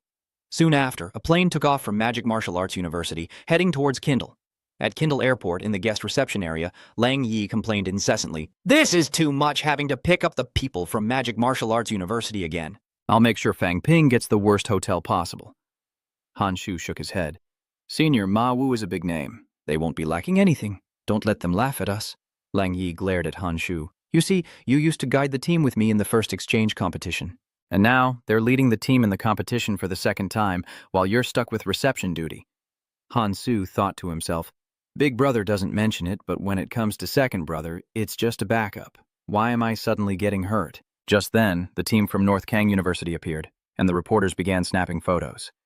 The student team from Donglin University also arrived, and the reporters rushed forward for interviews. Suddenly, someone shouted, "Emmy University is here!" Led by Fang Ping, over 100 rank 4 martial artists unleashed their power, suppressing the surrounding atmosphere and making it hard for people to breathe. The reporters didn't dare approach. At that moment, the number 1 military academy team, led by Yao Chengjun, also appeared, all in neat military uniforms emerging from the security exit with firm steps. Some in the military team were furious at the arrogance of the martial arts students. Just after getting off the plane, team leader Fang Ping had already put immense pressure on the members of the number 1 military academy. Despite the military's hostility, Fang Ping remained unconcerned, laughing and saying, "The military academy seems strong. I hope to see you in the finals." Yao Chengjun's expression turned serious. He had once considered Fang Ping and Chen Wenlong equals, but he didn't expect Fang Ping's mental strength to be so formidable. Despite his disadvantage, he's confident in his ability to win. Just then, Qin Feng Huang approaches Ling Yi and Zhen Chuo. Little Ling, I heard you didn't make the main team. How unfortunate. You used to be someone who could keep up with me, but now you've fallen so far behind. Enraged, Ling Yi glared at him. Qin Feng Huang, if you dare say another word, I will strike you down. Fang Ping then approached, saying, Yi, with your mid-tier 4th grade strength, you're no worse than anyone in the high-tier 4th grade. Why wasn't she put on the main team? Did Li Hantong hold her back? Ling Yi glared at Fang Ping, retorting angrily that it was all that bastard's fault, and told him not to act so familiar with her. We're not close. Fang Ping simply smiled, saying nothing more to spare her pride. Last time, we were evenly matched. Xin Fingqing chimes in. It's only been a short time, and I've already broken through to the 4th rank. 8 stages. I wouldn't want to hurt your pride. Hearing that, Ling Yi was furious to the point of tears, feeling as if her heart had been stabbed repeatedly. Han Shu complained that things were already getting dramatic, but Fang Ping casually said that they should try to maintain 2nd place. Losing to the team leader in our own territory is unacceptable. Lead the way to the hotel. Meanwhile, the Nanjiang Martial Arts University team has also arrived. Wang Jinyang emanates such a fierce aura that the reporters nearby are nearly in tears. What is going on? Will there still be a chance for interviews? Just then, a student from Jingwu approached and greeted, President Wang, hello. I'm a Jingwu student assigned to welcome you. Please follow me. As they walked, Wang Jinyang asked if all the other schools had arrived. The student nodded, confirming that Magic Martial Arts Military School No. 1, Kuzhou Military Academy, North Jiang Martial Arts University, and East Forest Martial Arts University were almost all present. The Kinvo student paused, then continued, It seems there was a conflict between the Devil Martial Arts Academy and Military School No. 1. Wang Jinyang smiled faintly. Was it Fang Ping who provoked them? The student shook his head. That's unclear, but the No. 1 Military Academy's team looked furious. Captain Yao also looked grim. Magic martial arts isn't weak either. President Wang shouldn't let them provoke you. Wang Jinyang looked at the Jingwu student with interest, saying, Jingwu, don't play these games. They're meaningless. If we meet, do you think I, Wang Jinyang, would be lenient? The Jingwu student quickly explained that he simply didn't want to see others being arrogant, as the demon martial faction had been looking down on everyone lately. Wang Jinyang glanced at him, saying that a little arrogance is normal with real strength. Lam Wufeng couldn't help but say that meeting the demonic martial arts school in the first round would be ideal, prompting Wang Jinyang to retort, Then why don't you go fight Chen Wenlong? Lam Wufeng fell silent, knowing he was no match for Chen Wenlong. Seeing his silence, Wang Jinyang gently reminded him that it was best to avoid Jingwu in the first round. Mado and Changchun Military Academy are the ones to watch. Otherwise, the top 10 martial arts schools will suffer. This isn't just a friendly exchange between martial arts schools, but a real struggle for power, status, and profit. We must give it our all. Just then, a car bearing the Ma Wu flag sped past, proving that Ma Wu was the home team at Qingdao, a sight that infuriated the King Wu students to the point of explosion. Wang Jinyang smirks, hoping to meet Fang Ping in the finals, as the Mado Women's Martial Arts Academy team arrives at the Qingdao Grand Fortune Hotel, led by their captain, who shouts out. She then angrily approaches Qin Feng Huang, shouting, Qin Feng Huang, you dare show your face? Fang Ping watches in surprise, wondering what's going on. Qin Fengqing was bewildered, looking at the female martial artist. Does she know me? Am I that famous? The female captain shouted, Who doesn't know a scoundrel like you? Last time in the catacombs, you led dozens of demon beasts to chase us. What kind of man are you? Hearing that, Qin Fengqing felt dizzy. Was it really like that? No way. Even though it's not the first time I've caused trouble, I usually run far away and don't encounter human martial artists. Seeing Qin Fengqing retort, the female martial artist demanded an apology, all of them furious. Looking at the female martial artists, Fengqing is reminded of the Mado Academy students in uniform. 3 of them are rank 4, but only in the middle stage. They're not weak, but they're no match for Mavo. As for their demand for an apology, Fengqing couldn't care less. As long as they didn't die, what's the big deal? Honestly, you should thank me for unlocking your potential. You've never experienced anything like this before, have you? It's all a first time, so it's quite exciting, isn't it? There are no threatening enemies around the arena. I believe you've all had similar experiences, striving to reach the 4th rank and ultimately landing in the top 20, right? This left Fang Ping feeling rather helpless. It seemed she was right. Qin Fengqing, you really are good at persuading people. It seems you're getting better and better with words. Qin Fengqing has cleverly resolved a crisis.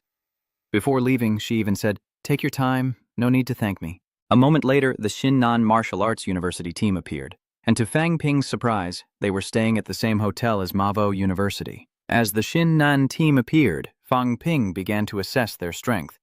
Team leader Chen Horan, a high-stage rank 4, 2 mid-stage and 2 early-stage martial artists. With a hint of arrogance, it said they previously competed against Yang Chengjun and Xinnan, leading to a high-rank challenge and a temporary breakthrough in the catacombs after the competition. At this moment, Fang Ping didn't see anything noteworthy.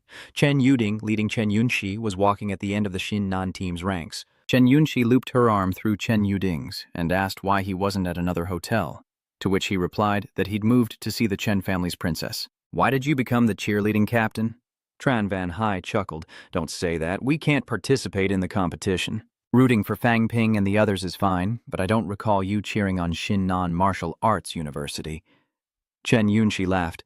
"Grandpa, I'm a student at Magic Martial Arts University, after all." Chen Yuting regretted bringing her to Magic City Martial Arts University. She would have been better off staying in Xinnan. Soon after, Chen Yunxi led Chen Yuting to greet everyone on the Magic City team. "Fang Ping, everyone, my grandfather wanted to visit." The Mawu University team stood to greet Chen Yuding, but Fang Ping and Chen Fengqing kept their heads down, avoiding his gaze. Chen Yunxi, surprised, asked, "Senior brother Fang Ping, what's wrong?" Unexpectedly, the very next second, Fang Ping suddenly stood up, trying to divert attention, saying, "Yunxi, come on, Chen Fengqing just said a few harsh words. There's no need to call Principal Chen here to get revenge on him." Those words scared Chen Fengqing so much that he spat out all his food. Hearing Fang Ping's words, Principal Chen's expression immediately turned grave, and Fang Ping quickly excused himself, saying he needed to return to training to prepare for the battle and couldn't stay with everyone. "We'll discuss tactics more tomorrow after the draw." Chen Fengqing quickly chimed in, saying he had to go as well, suddenly needing the restroom. Soon, the hall fell silent as everyone watched Fang Ping and Chen Fengqing hurry away, no one saying a word. Chen Wenxie was a little reproachful. "Grandpa, you scared them away." Chen Yuting could only sigh. "I didn't say anything. They felt inferior themselves. Why blame me?" Later, walking down the hotel hallway, Chen Yuting spoke. "Later, we'll visit your brother. He barely broke through to 4th grade high stage and is under a lot of pressure, so he needs some encouragement." Chen Wenxi asked worriedly, "Grandfather, what if Jingnan Martial Arts Academy meets Magic Martial Arts Academy in the first round?" Chen Yuting's face darkens as he scoffs.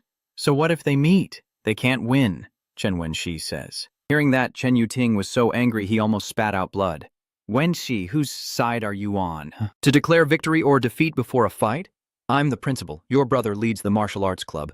Does your heart not ache for us?" Seeing her grandfather's displeasure, Chen Wenxi remained silent, whispering that perhaps she should intervene and ask them to yield the meridian points. If he doesn't get completely crushed, something's definitely wrong. Hearing this, Chen Yuting felt a pang of heartache. Is this how my precious granddaughter is being treated? "Wenxi, study hard at the Magic Martial Arts University." Chen Wenxi muttered that it was true. Her brother had just entered the high stage of rank 4, while others were only at the initial stage. If they met Fang Ping, Chen Wenlong, or Qin Fenghua, they would surely be defeated. Though painful to admit, the Magic Martial Arts University is strong. That's a fact. But still, how did Fang Ping improve so quickly? How long has it been, and he's already at the peak of rank 4? I just hope we don't face them in the first round, or it'll be hard to maintain the reputation of the top 10 schools. An idea sparked in his mind. Perhaps Chen Wenhei was right, and he should let her talk to them. But he immediately dismissed it. No. I'm a grandmaster, how could I do that? To compete with Fang Ping as the captain of the Magic Martial Arts University instructors would be an insult to the school's honor. At the Jingwu Martial Arts University Sports Arena, the crowd is thick, and a cheering squad waves the flags of Magic Martial Arts University, chanting loudly through megaphones. "Magic Martial Arts University! Magic Martial Arts University! Second to none!" The resounding cheers made Fang Ping and the others who had just gotten out of the car outside the arena feel doubtful. Liu Yu asked if they were in the wrong place, pointing out that Jingwu was supposed to be the home team. Chang Yu chuckled softly, surprised that they had so many supporters in Jingdu. Fang Ping turned to Chang Yu and said, 500,000. Hearing this, Chang Yu's expression changed. "What?" Fang Ping chuckled. "Actually, I covered the ticket costs for these supporters, 500,000 in total. Their only request is to cheer for Ma Wu." Does Capital Martial Arts think they have home field advantage? I, Fang Ping, will show them that stealing the right to host the competition means nothing in the arena. Host Nam happily says that Demon Martial Arts University was indeed the champion of the previous exchange meet. Quite outstanding, and he can feel the atmosphere of the demon metropolis. Hostess then adds with a smile that they are indeed outstanding, but it seems that the home advantage of Capital Martial Arts is not being brought into full play. The male host looked at the crowd and said, "Welcome everyone to the second National Martial Arts Exchange Competition. Now, under everyone's attention, let's invite the president of Capital Martial Arts University to give the opening speech." Wu Lo, the principal of Jingdu Martial Arts University and a peak 8th grade, appears on the stadium's second-floor platform as a guide from Jingdu Martial Arts University remarks, "So, the Magic Martial Arts University is resorting to such tricks?" Huang Jing smiled and replied, "Why do you say that? Magic Arts University is well supported, and our students are very united, so it's natural to be anticipated." What about Jingwu University? Their students aren't nearly as enthusiastic. The students of Magic Martial Arts University are proud of their school, but at Capital Martial Arts University, I see no such unity. Disappointing for such a prestigious university. Hearing this, the faces of the Capital Martial Arts University instructors turned grim. In the resting area, all participating teams have gathered. As their voices echoed from outside the arena, some team members revealed their envy. Lately, the Demonic Martial Arts Academy has become very popular. A martial arts university that doesn't value martial arts and does things like this is doomed to decline. Just then, a thunderous sound echoed, making those who had been gossiping about magic feel dizzy and their ears ring. Don't parrot Fang Ping. Whether or not demon combat declines is none of your concern. One of them is already bleeding from the concussion. Fang Ping retorts with a laugh, saying that West Mountain University doesn't even dare speak up about demon martial arts and should just admit defeat if they encounter anyone else. Or else they shouldn't blame demon martial arts for being ruthless. The captain of Xishan University's martial arts club couldn't help but feel displeased. Fang Ping was just talking. He shouldn't attack before the match even began. But before he could finish, Fang Ping retorted, "So what? The weak have no right to speak. If you lose, shut your mouth. Is that so hard to understand? If you want to provoke the strong, you must have the strength to do so. Does Xishan University have it?" The captain of Xishan University angrily says, "Fang Ping, don't go too far." Fang Ping smirked, "So what if I'm over the top?" Face reality. I'm teaching you how to survive. At that moment, Li Hantong, the captain of the home team, stepped forward and called out, "Fang Ping!" Fang Ping looked at Li Hantong and said, "What is it? Does Jingwu University disagree with what I said? If the weak provoke King Wu University, Li Hansung, will you just stand by and say nothing?" Xin Fengqing laughs, mocking his hard head and drunken face, wondering if he'll cower and endure it. Hearing Xin Fengqing's taunts, the Kinvo University students retorted, "Don't be so arrogant. We're not like Taesun University." Xin Fengqing scoffed, looking at the Kinvo students with a provocative gaze. "Forget the rest. I don't care about army leaders or martial arts universities. I just want to beat you guys. If you're so tough, let's settle this outside. If I lose, I'll kneel and apologize, okay?" Li Hansung couldn't help but speak up, telling the demon martial team not to get ahead of themselves before the match even began. Fang Ping smiled, saying that beating anyone this year was the same, so he wasn't in a hurry. But to us, this is clearly just a death wish. Envy doesn't suit you. When magic martial arts was looked down upon by Capital Martial Arts, I was only thinking about how to surpass 3rd and 4th grade martial artists. If you don't understand that, what's the point of practicing martial arts? Go back and heal. Hearing Fang Ping's words, the members of Xishan University were furious. So much so that they were itching for a fight. Just then, Fo Suang Uyen's grandfather stepped forward. "Fang Ping, that's enough. No trouble before the match. If you want to fight, why not wait until after the competition?" Fang Ping clasped his hands and said, "Professor Fu, Professor Yan, please forgive my student's outburst." Fo Suang Uyen's grandfather chuckled, letting it go this time, but warned that a repeat offense would result in disqualification. Huang Bin solemnly replied that the reputation of martial arts wasn't freely given, but earned through the blood and effort of generations. "We cannot allow the reputation of magic martial arts to be tarnished. Even if it means disqualification, I will defend it." Hearing this, the West Mountain University instructor couldn't hold back any longer. "Fang Ping, don't go too far." Zhang Wei only said one sentence, and had no intention of insulting magic martial arts. "All right, Fang Ping, that's enough. Settle it in the arena." Xin Fengqing sensed that Fang Ping's words could be taken the opposite way. He might not react to insults against magic martial arts, but insult him, and he'll beat you to a pulp. Don't believe me? Just try it. After hearing Tang Feng's words, Fang Ping defeated a few people from Xishan University, and Master Tang will certainly let everyone know that the reputation of the Magic Martial Arts Society is not in vain. Fang Ping's attitude made the West Mountain University students extremely uncomfortable. If they drew demon combat, their ranking would surely suffer. Meanwhile, the president of Capital Martial Arts University was wrapping up his speech, saying, "Finally, I wish all students to strive unceasingly, always be victorious even when it rains," and the audience erupted in applause. Immediately following, the male host's warm voice filled the arena, thanking the president of Jingwu University for his inspiring speech. Now, we invite the 20 teams who have made it into the top 10 from the prestigious universities to the stage. The female host followed. First, let's welcome our first team, Jingdu Martial Arts University. It's like adding fuel to the fire. Xishan University is unlucky to face the demon martial artists. The West Mountain University team couldn't contain their frustration, suspecting a setup, a clear fix. After the introduction of the King Wu team, the male host exclaimed in disbelief, "Incredible!" The main team from Jingdu Martial Arts University are all rank 4 upper stage or higher, while the reserves are all rank 4 middle stage. Truly impressive, with 2 students ranked 7th and 94th among rank 4s. The female host quickly agreed, saying that this lineup would definitely put a lot of pressure on the other teams. Next up, let's welcome the defending champions, Mado University. As Fang Ping and the others took the stage, thunderous cheers erupted from the stands. "Mado, Mado, Mado #1, Mado invincible," a chant that irritated the instructors from Kyungwoo University on the second floor. They couldn't help but think that if Mado wasn't cheating, then nothing made sense. Meanwhile, Huang Jing calmly observed, "Look at them, acting tougher away from home than they do on their own turf. The Jingwu team must be furious." Meanwhile, the female announcer's voice continued. Mado University's team captain, Fang Ping, is currently the president of the Mado Martial Arts Club, a 52nd ranked male student, and possesses peak rank 4 strength. Although he's not on the rank 4 rankings, everyone knows Fang Ping reached rank 4 through skill at rank 3. The official member, Tran Van Long, a 54th-year male student, is also at the peak of the 4th rank, ranked 68th on the 4th rank list. The official member, Truong Mu, he a 54th-year male student, has reached the high stage of the 4th rank. Like Jingwu, Mado's official and reserve teams are all rank 4 martial artists, a truly powerful lineup. As the female MC finished speaking, the male MC affirmed, "The path of martial arts becomes more difficult as one progresses, and many martial artists spend their entire lives without reaching rank 5.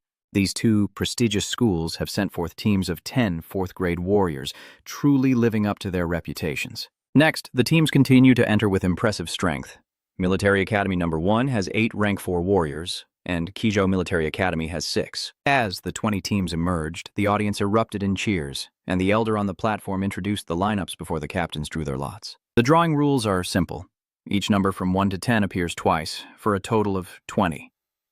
Teams with the same number will face each other, and the 10 winning teams will advance to the next round, while the 10 losing teams will enter the loser's bracket. The champion team will have a chance to challenge one of the top 10 schools.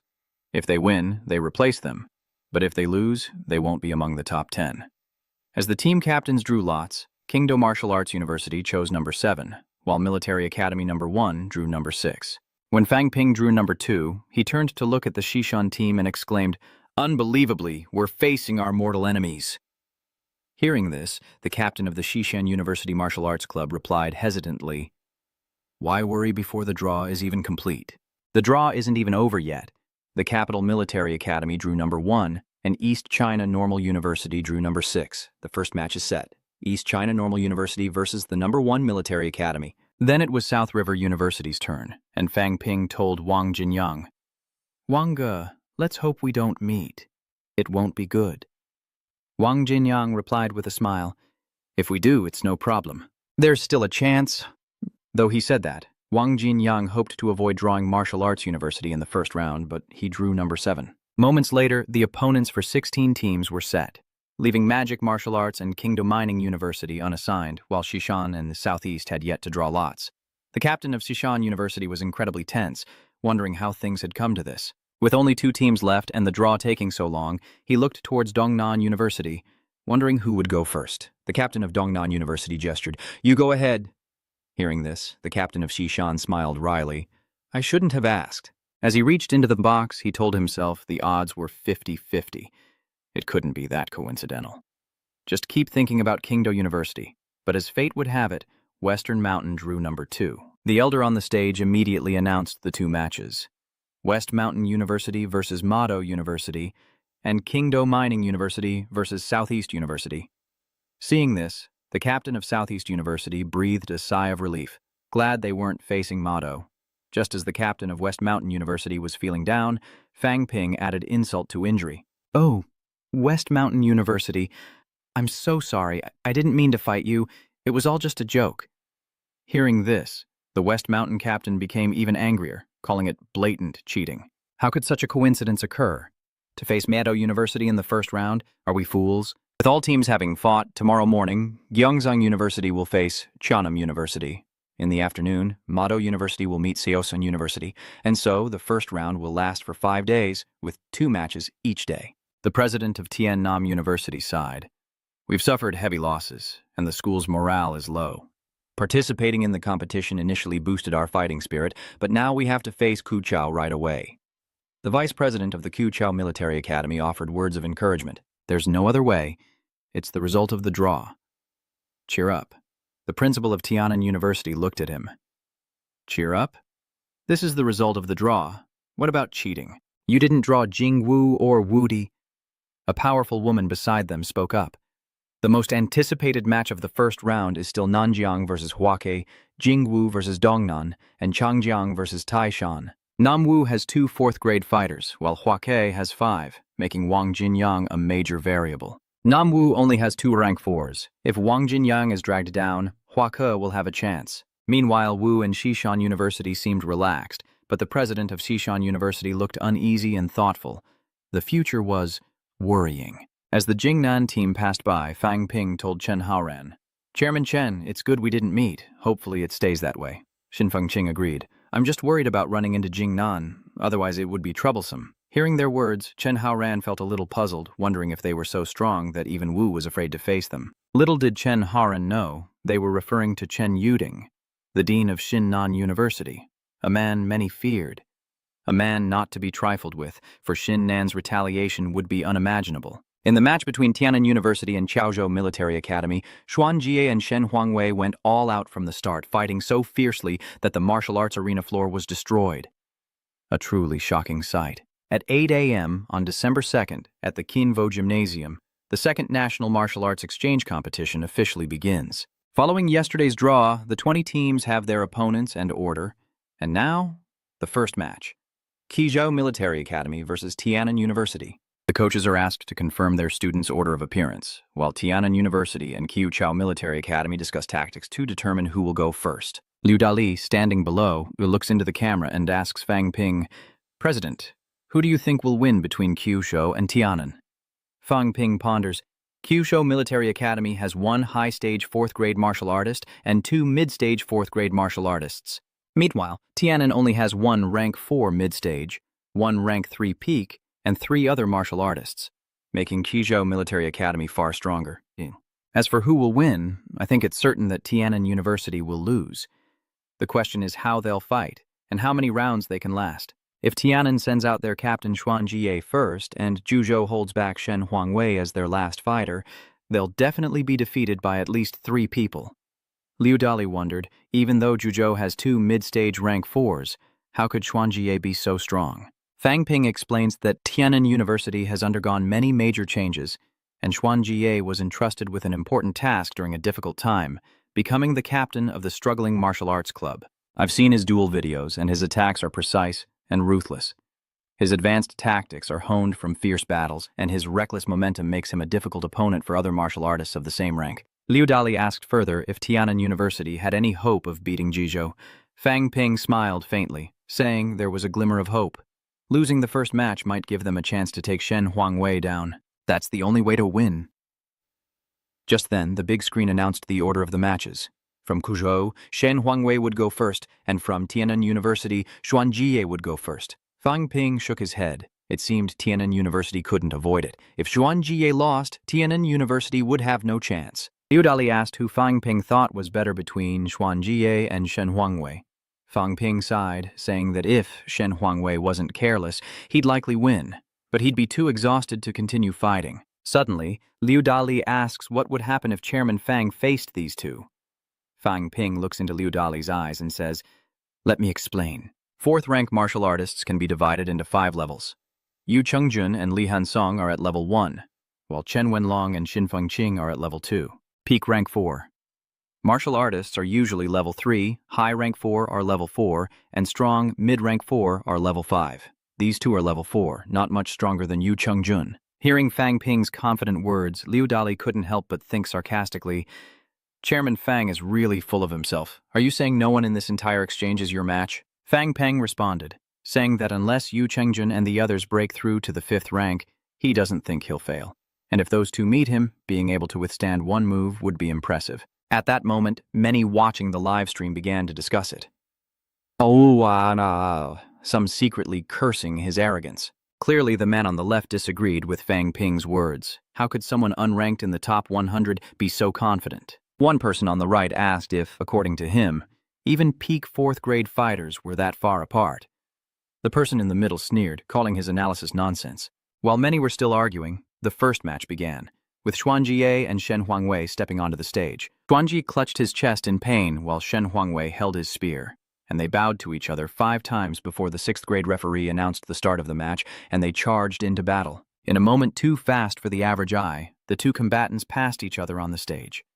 A great explosion echoed through the arena as Xuanjie's clothes tore, revealing a crisscross of wounds that left him looking battered. His upper body takes on a pale golden hue, while Shen Huangwei's clothes remain intact, though his grip on his spear trembles slightly. Liu Dali couldn't keep up with the action. Wait, they just started fighting, but he couldn't see anything? Fang Ping glanced at Liu Dali, warning that his path in martial arts would be difficult with eyes like that. Both of them practiced body refinement techniques, and from the start, Xuanjie landed 7 blows, injuring Shen Huangwei's right arm, while Shen Huangwei pierced him with a spear, causing internal injuries.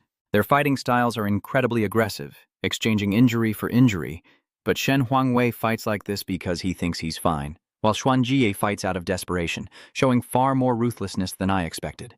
After testing each other, they unleashed their ultimate moves, the Raging Inferno Blade against the 100 Battles Spear technique. The fight between Xuanjie and Shen Huangwei intensified dramatically. At that moment, disaster struck as the arena's alloy steel floor shattered, sending shards of metal flying toward the audience. A Grand Master of martial arts witnessing this unleashed their spiritual power to prevent casualties. Fang Ping sarcastically pointed out how a Grand Master had to stop the metal shards from flying toward the audience. How ridiculous. A bunch of experts fighting in a normal alloy arena is stingy. Without C-grade alloy, it would be completely destroyed. Ordinary spectators would be in mortal danger if hit. Hearing Fang Ping's mockery, a second-floor guide approached the principal and explained, "Principal, we're using grade E alloy." The principal waved his hand in response. "After this morning's match, we'll switch to grade C." It wouldn't be surprising if Fang Ping tried to destroy the arena this afternoon to humiliate martial arts, so we need to be careful. In the arena, the male MC is commenting on the progress of the fight. Although Xuanjie's cultivation is a bit lower than Shen Huangwei's, his Fury Blade technique generates up to 300 points of blood energy, the female MC adds. That's impressive. A 300-point blood energy increase from a high-level technique is equivalent to 100 points from a mid-level technique. Just then, the male commentator exclaimed that Xuan King Yip was about to use his killer move, raising his blade as energy gathered upon it. A cold light rose from the arena, witnessed by all. At that moment, an explosion rang out as Shen Huangwei used a special move, targeting Xuanjie's blade. The sound tore through the air, sending shards of alloy flying. As everyone looked back at the arena, the scene became clearer. Xuanjie knelt, blood flowing from his mouth, his right hand too weak to hold his blade, covered in blood. Meanwhile, Shen Huangwei stood, still upright, though blood trickled from his mouth, and a long gash from the blade marked his chest. This wasn't caused by Xuanjie's blade, but by the external blade light. In that instant, the first match between Tian'an University and Juzhou Military Academy was decided. The 6th-rank referee immediately declared Shen Huangwei of Lizhou Military Academy the victor. In the Jingwu Games, both were powerful. Xuanjie had mastered the thunderous wrath saber to the 4th level, his blade unleashing a blood key explosion exceeding 600 points. Unfortunately, he was too slow and was injured by Shen Huangwei, leaving him unable to continue fighting. The female MC continues. Shen Huangwei is also seriously injured. The pain light has entered his body, and enduring it will only worsen the injury. Will Shen Huangwei continue to participate in the next match? At this moment, The referee signals for Shen Huangwei to leave the stage for treatment. Waving to the camera, Fang Ping says there's no need to watch. The military academy is sure to win. Xuan Jie did all right, at least injuring Shen Huangwei, but his strength is still a bit lacking. Liu Dali praises enthusiastically, Chairman Fang is so insightful. They were evenly matched. I don't think even grandmasters could have predicted it so accurately. What will happen in the next matches? Hearing this, Fang Ping immediately kicked Liu Dali, saying, with so many grandmasters in front of the camera, are you trying to make me an enemy? The losers' bracket matches will be uneventful in the first round, with many martial artists surrendering, such as West Mountain University, who will face this afternoon. They won't suffer a crushing defeat, but they'll surely forfeit to avoid being crippled by Magic Martial Arts University and losing the strength to fight in the losers' bracket. Whether they bleed or not, it's all the same. West Mountain University isn't strong enough, and advancing from the losers' bracket is practically a pipe dream, so they can say goodbye to the top 16. As soon as he spoke, a powerful pressure descended from the second floor, forcing Liu Dali to his knees. Fang Ping instantly unleashed his mental energy, stopping the pressure in its tracks.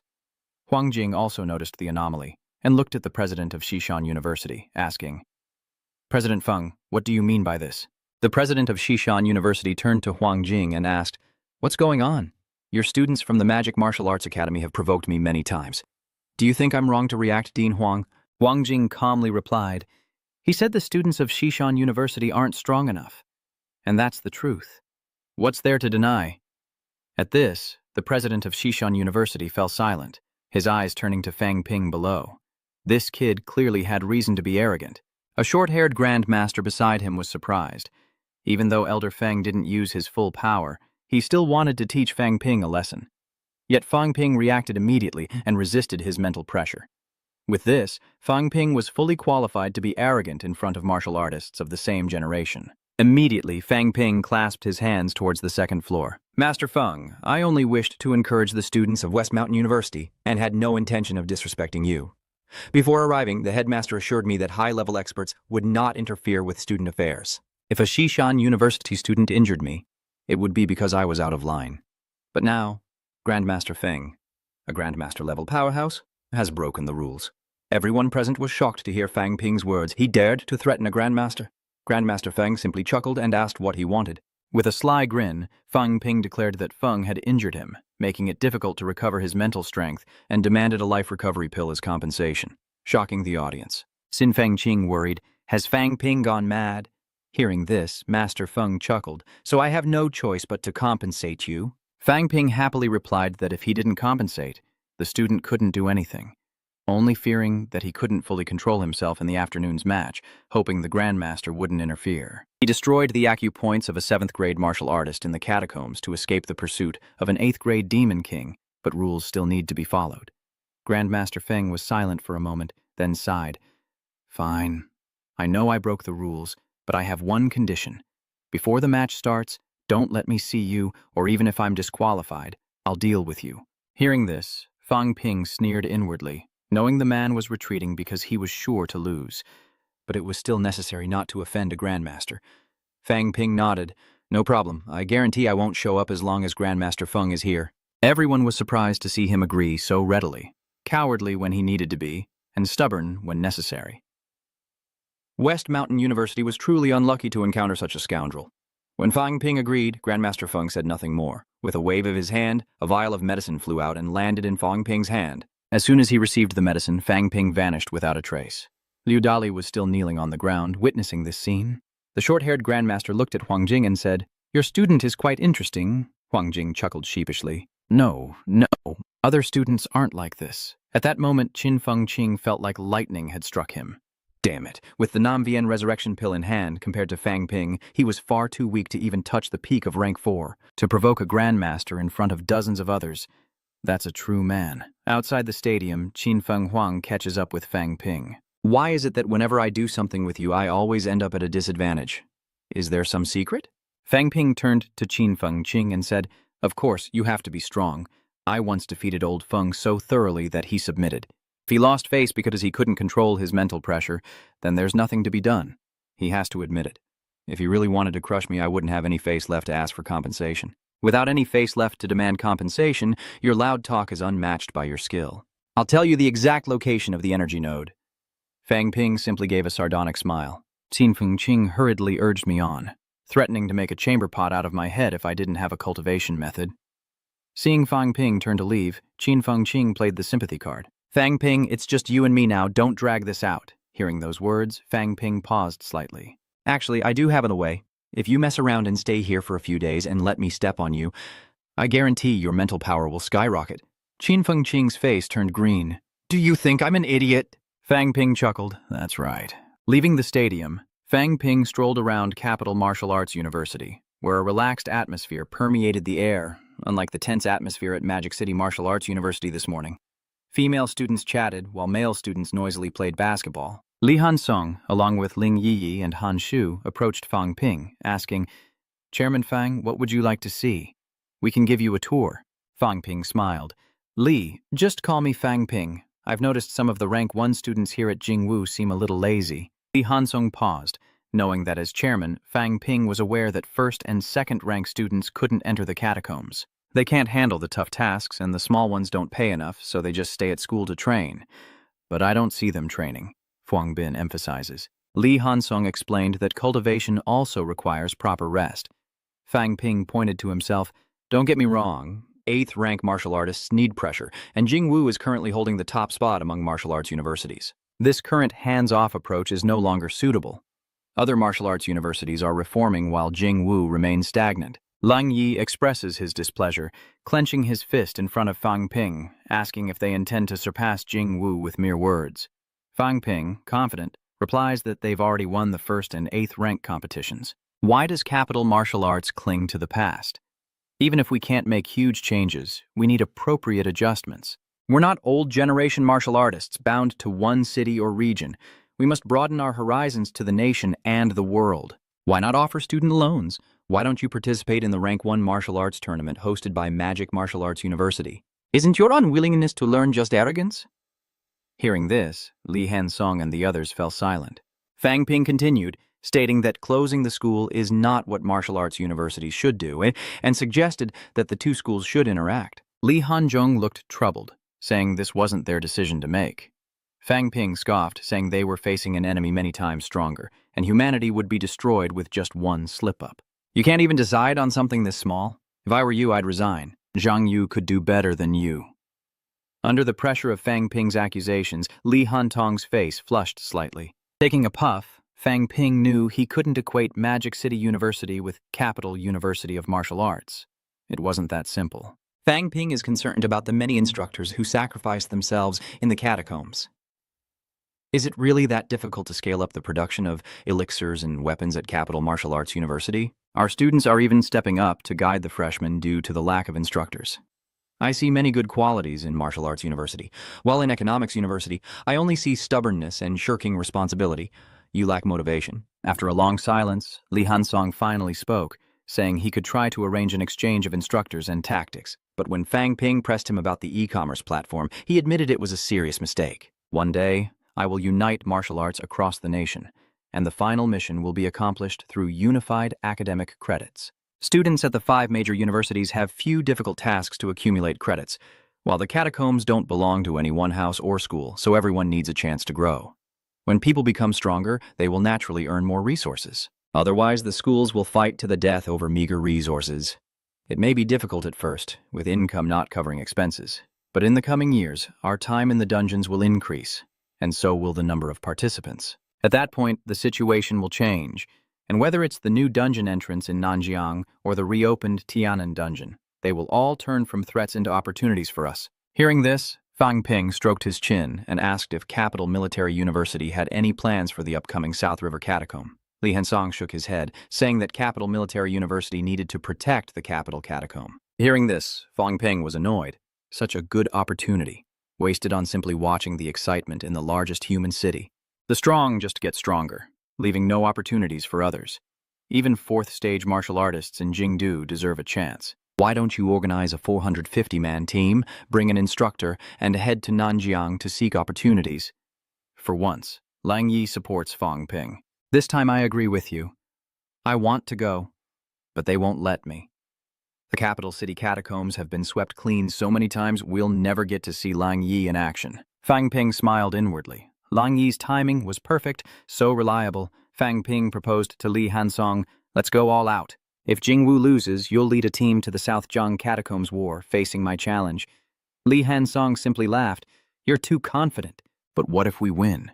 If Jingwu wins, I'll ensure that Magic Martial Arts University's Martial Arts Club provides Jingwu with 1 billion in resources annually until Magic Martial Arts University regains its honor." Li Hansong and the others immediately looked shocked, as if to say, "Why don't you trust me?" But Fang Ping always keeps his word. "Even if Magic Martial Arts University doesn't provide the money, I'll sell all my assets to get it." At this moment, Li Hantong clearly felt the difference between the two. They were both martial arts club presidents, but Fang Ping was truly remarkable. After a deep breath, Li Hansong spoke, "If we can build an e-commerce platform, exchange instructors, and share tactics, I will do my best to fight. As for South Zhang, if someone is determined, I will organize and participate, but only if you win." Looking at Fang Ping, Li Hansong wondered how he'd convinced the masters. Didn't they object to his reforms? Fang Ping simply smiled faintly. "It's simple. I told the principal of Capital Martial Arts University that if there were no reforms, I would bring people to Magic Martial Arts University. That's all. What choice would they make? If the masters at Capital Military University don't act, then the school isn't worth staying at. If you truly feel you can't convince them, the gates of Magic Military University are always open to you. At Magic City, you don't have to worry about this or that. Just focus on Magic City. Magic City is for everyone. Inclusivity and acceptance are our style, and the reason for our continued growth." Lang Yi couldn't help but blurt out that he wanted to go to Magic University too, and Han Shu suddenly realized Fang Ping really had a way with words. If he kept getting persuaded like this, something big might happen. A clear plan is essential, and perhaps Magic Martial Arts University is a viable option. If I go to Magic City's Martial Arts University, it'll be my territory, not just Zhongtu's. The Great Devil King is very trustworthy when it comes to keeping promises. This morning, he suggested the arena might have issues, and this afternoon he made sure of it by destroying the whole thing. A man of his word indeed. And at 2 p.m. in the Jingwu arena, the male host didn't hesitate to mock the morning's match, saying that many viewers besides himself were unsatisfied. The female host added, "Then prepare yourself. The match everyone's been waiting for is about to begin. The first match of the previous champion, Manhwa University." The male host glances at his notes and comments.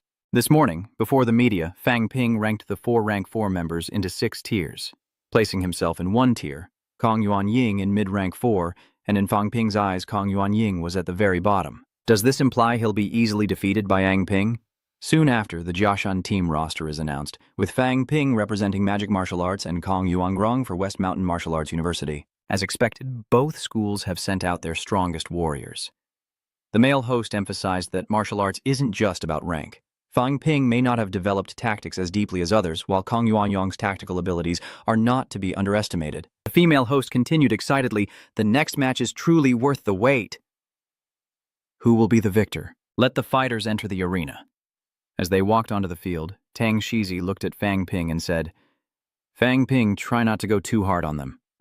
Fang Ping turned back, smiled, and replied, "Don't worry, I know my limits." Tang Shizi was worried, as the morning's events had already displeased the Shishan principal, and further aggression from Fang Ping would surely provoke their ire. Even though Grandmaster powerhouses don't care too much about losing pills, if a few geniuses from West Mountain Martial Arts University are injured, it won't be a small matter.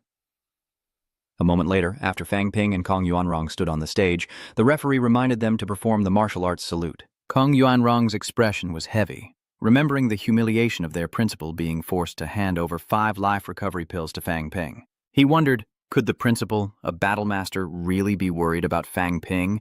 Of course not. But if Fang Ping went too far in this match, even if he didn't kill them, West Mountain Martial Arts University would still suffer greatly. It's all because their strength is insufficient, and now they've become hostages in the principal's hands. With that on his mind, Kong Yuanrong looked at Fang Ping and said, "Fang Ping, I know you're confident and can easily defeat West Mountain Martial Arts University. If you're so confident, why not make a bet?" Fang Ping simply smiled and asked what he meant. With a serious tone, Kong Yuanrong said that the chances of West Mountain Martial Arts University winning were slim. He, Kong Yuanrong, wouldn't deceive himself. "I'll bet on you. If I win, you return the pills you took from the headmaster this morning." Hearing this, Fang Ping was a little surprised. He really was cornered. He tells me to be confident, but how confident is he? Yet, seeing Kong Yuanyong's serious gaze, Fang Ping realizes his opponent is resolute. Kung Yuanrong countered, I'll add 5 rejuvenation pills. This offer made Fang Ping serious. Forget the pills. I don't need that many. If I win, I only want West Mountain Martial Arts University to approve the faraway e-commerce platform. Can he do it? Kong Yuanrong pondered for a moment. I've heard of Vien Phuong. It seems to be an online shopping system within the school.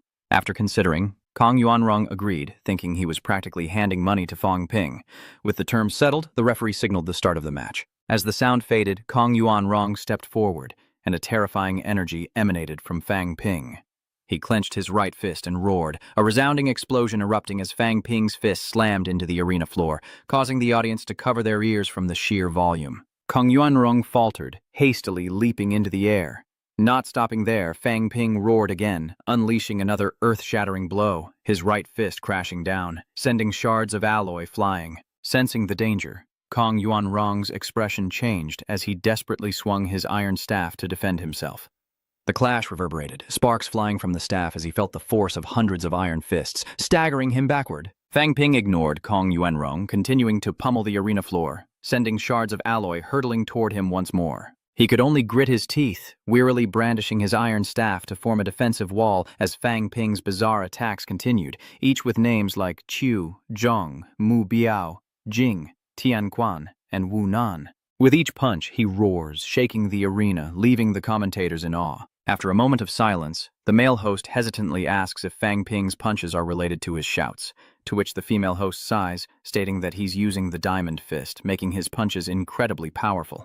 He shattered the C-grade alloy arena, using the fragments to pressure Kong Yuanrong from afar. Even without direct hits, Kong Yuanrong struggled to defend himself. She hesitated, saying that if Fang Ping attacked directly, Kong Yuanrong wouldn't last 3 blows. Would he really resort to such tactics? At that moment, a Jingwu advisor scoffed, calling it a foolish tactic, a mere distraction by poor Fang Ping. Huang Jing glanced at the advisor and smiled, saying nothing. Despite Kong Yuanrong's best efforts, shards still grazed him, leaving wounds.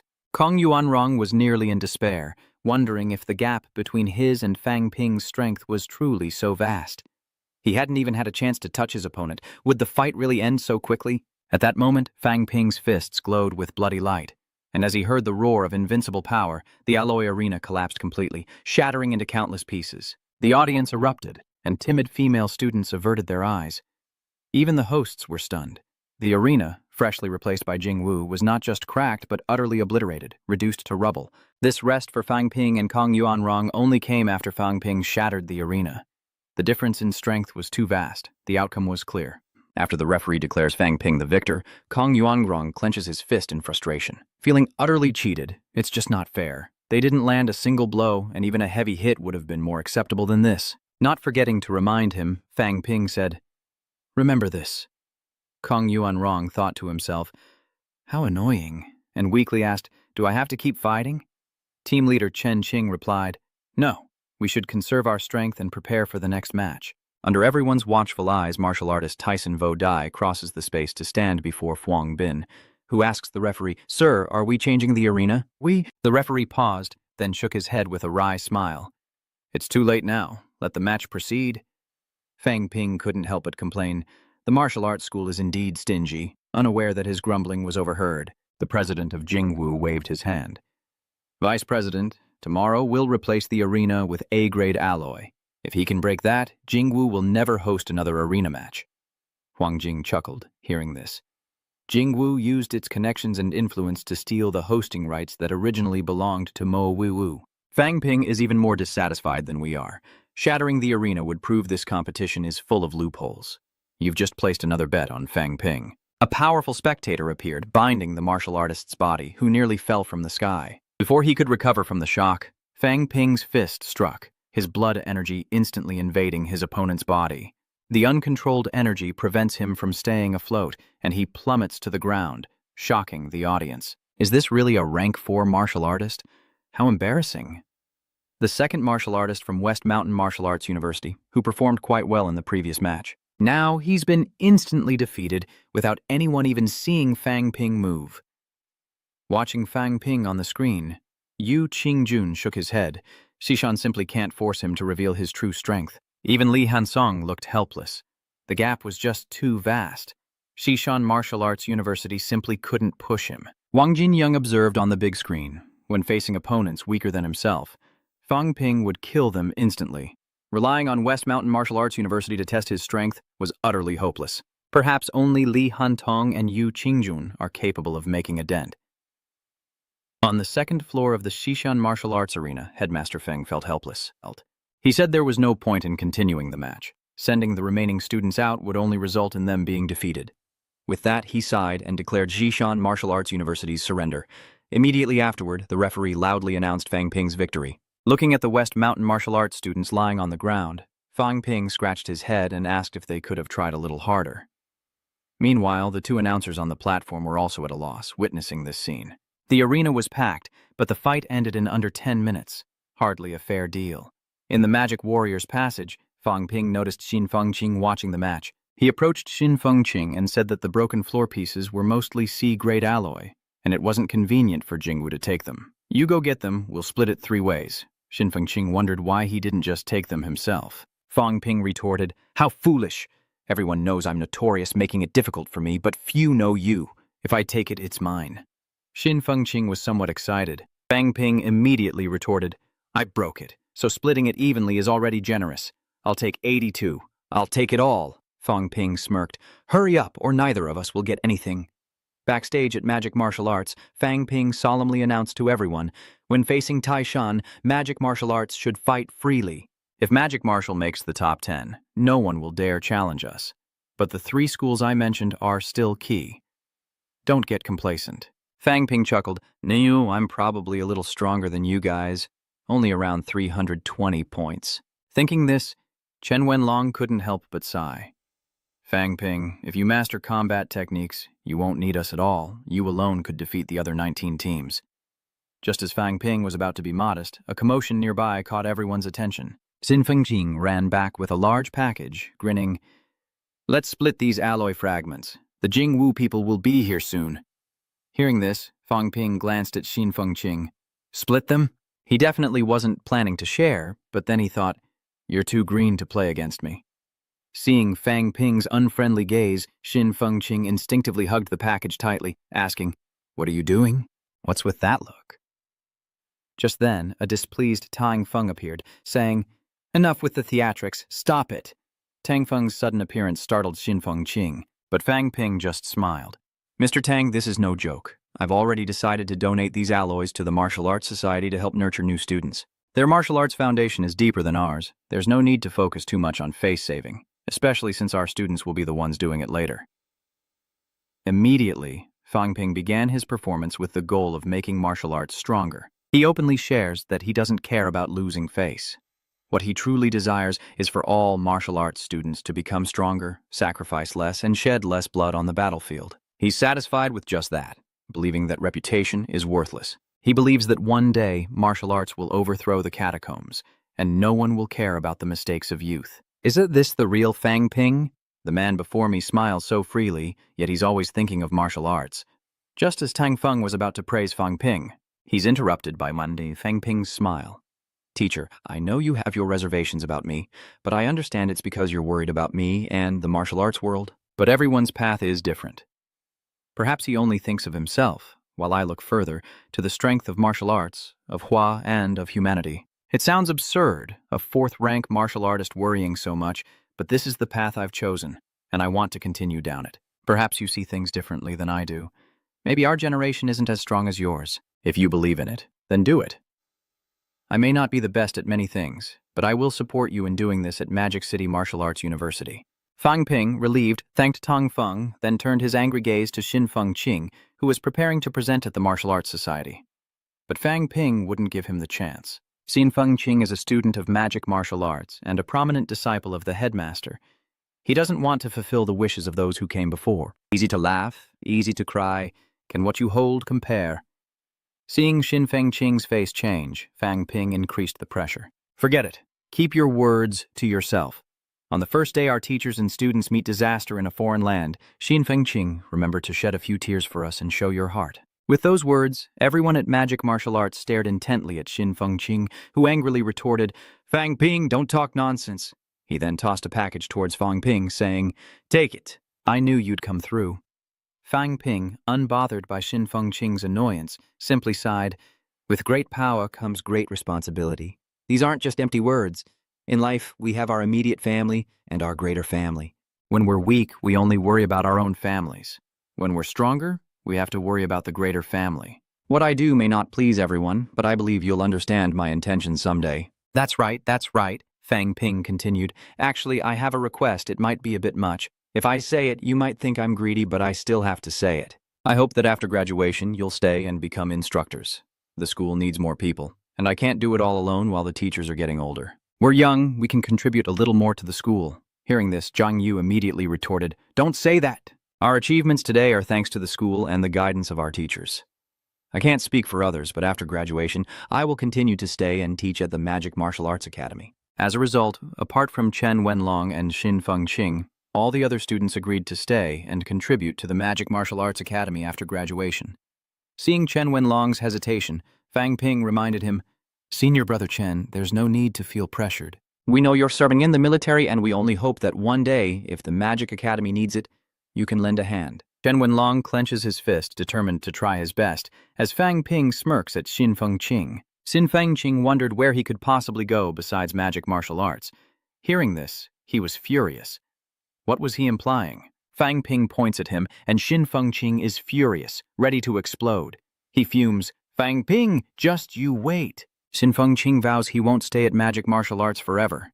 Seeing everyone happily chatting with Fang Ping only fuels his rage. They're all so easily fooled. Just you wait. Fang Ping will make you all suffer, working for nothing. The first round at Jingwu is over, with 10 of the 20 teams moving on. The first match between the losing group and the winning group's challenge round proceeds as planned, and Fang Ping, yawning as he looks at the list, finally identifies the top 10 teams. Next up is the ranking round for these 10 teams, and the rules are different than before. Instead of 2 groups with the top 2 advancing, they'll now draw lots to form 2 groups of 5. Each team will play 4 matches, earning 2 points for a win, 1 for a draw, and none for a loss. Finally, the teams will be ranked by points, with the top 2 from each group advancing to the next round. The winner will compete for first and second place, while the losers will compete for third and fourth. After explaining the rules, the Minister of Education smiled, confident that the strong teams would advance, regardless of their group. Hearing this, Fang Ping realized that to make the competition more dramatic, martial arts would likely face the #1 military academy, Nanjiang Military University. Immediately, Fang Ping turned to Yu Chengjun and provoked him.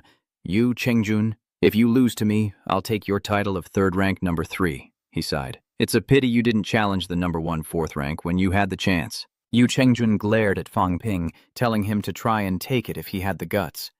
With the taunting done, Fang Ping turned to Wang Jinyang, offering a slight smile. "Wang, it seems we're destined to meet." Wang Jinyang responded with a smile. "I hope we meet in the finals." With the tournament format, the top 4 teams are bound to clash, and their strengths and weaknesses will soon be revealed. As everyone chatted excitedly, a powerhouse in the golden body realm suddenly shouted, "All right, hurry up and draw lots for me."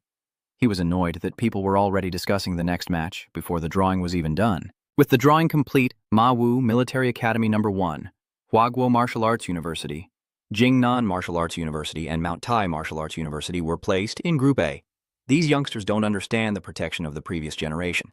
If we descend into infighting and have more chances to clash, will we have it easy? Meanwhile, Jingwu, Nanjiang Martial Arts University, Kuzhou, the Huaxi Military Academy, and Southeast Martial Arts University were placed in Group B, as announced by the Golden Body Realm expert from the Ministry of Education.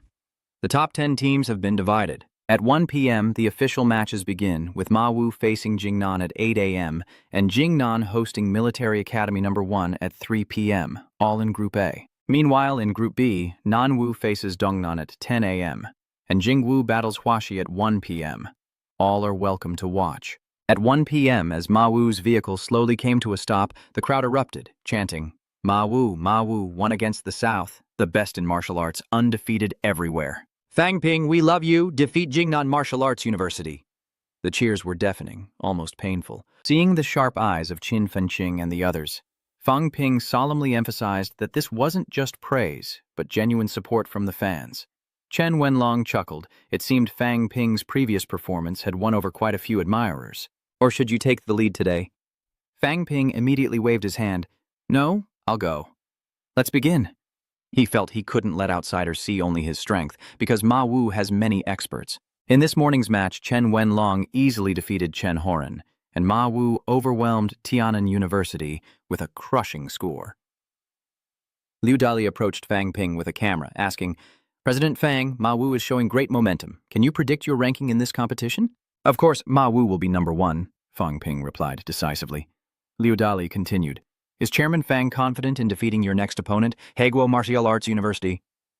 Fang Ping winked. Isn't Chen Wenlong the main player? No, it's my turn. Fang Ping is up. On December 15th, the match between Martial Arts University and Haguo Martial Arts University is about to begin as the referee reminds both sides to prepare. Fang Ping, one of the participants, held Liang Fenghua's blade and said, My blade can't be used carelessly. I'll borrow this for now, and if I break it, I'll give you mine. Liang Fenghua chuckled, saying it wasn't necessary as he was planning to replace it anyway, but wondered if the C-grade alloy blade would suit him. Fang Ping tested the blade, performing a few moves, and replied that C-grade was just right for him. From the Martial Arts University of Hua, a 6th-grade powerhouse glanced at Fang Ping and warned, Be careful of his mental suppression. Fang Ping has just broken through, and although he is trained diligently, he can't improve so quickly. Liu Shiji from Haguo responds respectfully, assuring him that he's prepared for Fang Ping's strong mental power, but he's not a grandmaster of the same rank, so he won't be easily disturbed. Liu Shiji took a deep breath, drew his blade, and stepped into the arena.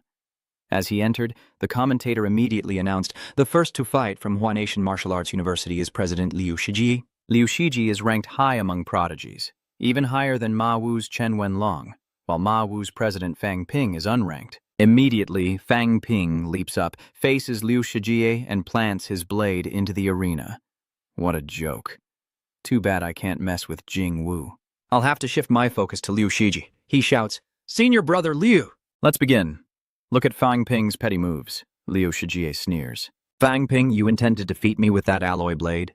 Fang Ping doesn't deny it. Senior Liu guessed right. He glanced around as he spoke. The audience won't be making any money this time. All that effort for a fight that'll end quickly. With both fighters in position, the referee loudly declares the match has begun. Will things go as Fang Ping predicted? Liu Shiji immediately unleashed a powerful blow, leaping with his blade to strike at Fang Ping's head, to which Fang Ping replied, I told you it's my turn to shine. He quickly moved to parry, borrowing momentum to block. The clash of their blades echoed, sending a jolt of numbness through Liu Shiji's hand. Fang Ping's blood energy is truly astonishing. He smirks, saying that with less than 2,500 points of blood energy, an alloy blade won't be enough to defeat him. Instantly, the blade in Fang Ping's hand shattered, sending countless fragments towards Liu Shiji, who tried to raise his sword in defense, but Fang Ping gave him no chance, unleashing a Maha fist strike directly into Liu Shiji's back. He couldn't react, suffering a relentless barrage of attacks, countless blows landing. Fang Ping, seemingly tireless, continuously used his blood energy to attack, forcing Liu Shiji back without end. The Maha fist and the shattered longsword had gravely wounded Liu Shiji, and as he knelt on the ground, Fang Ping leapt into the air, condensing his life force into a colossal fist, and roared. The invincible fist of the world. A resounding boom echoed as a colossal fist materialized before Liu Shiji, who screamed in agony as he was sent flying. The battle between Fang Ping and Liu Shiji was quickly decided by Fang Ping's overwhelming tactics. Seeing Liu Shiji unable to fight, Fang Ping glanced at him and said, You've lost. The audience was stunned, mouths agape, as victory came to Fang Ping in under half a minute. Too fast.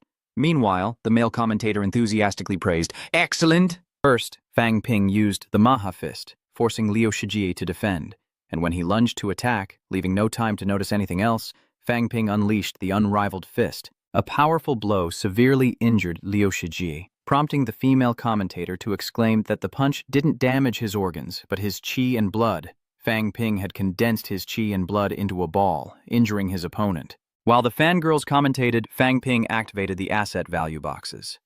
A minor matter, after which he glanced at the referee. The announcer continued to shout, Next!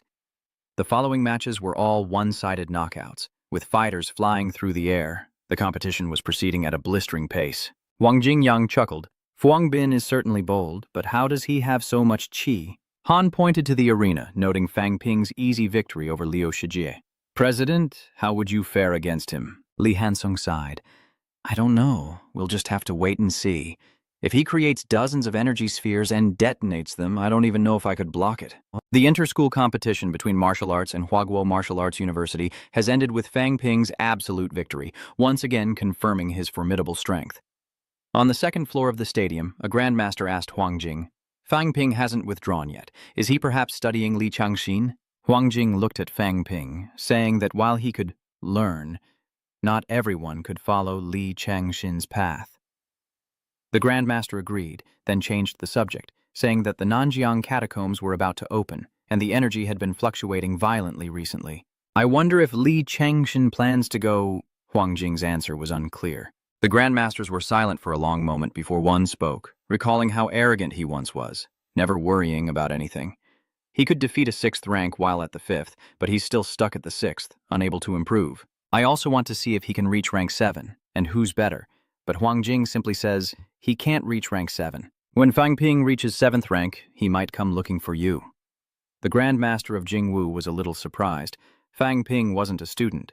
Hearing this, the Grandmaster of Jingwu grunted softly. No wonder the sword-nurturing method of Sword Hall Shin isn't taught to just anyone.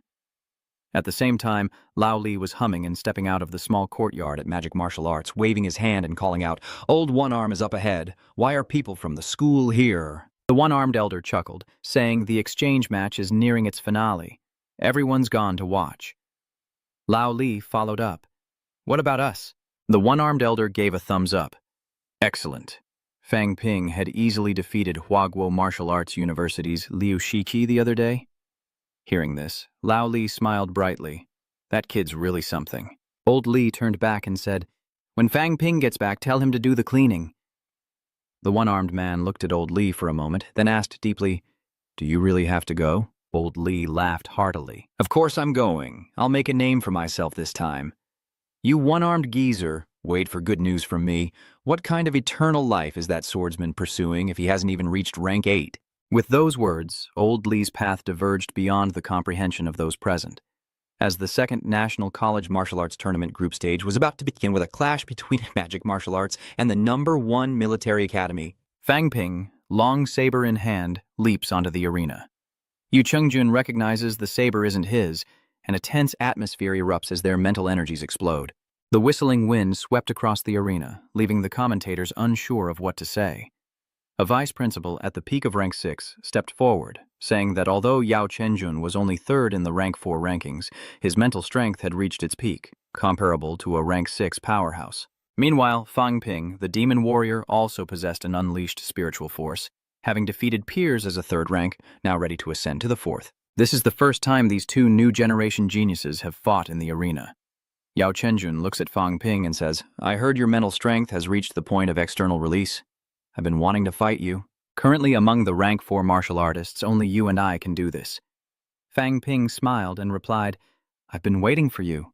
No matter how strong you are, you're just an opponent for me to gain experience from." As the referee's whistle blew, the match began.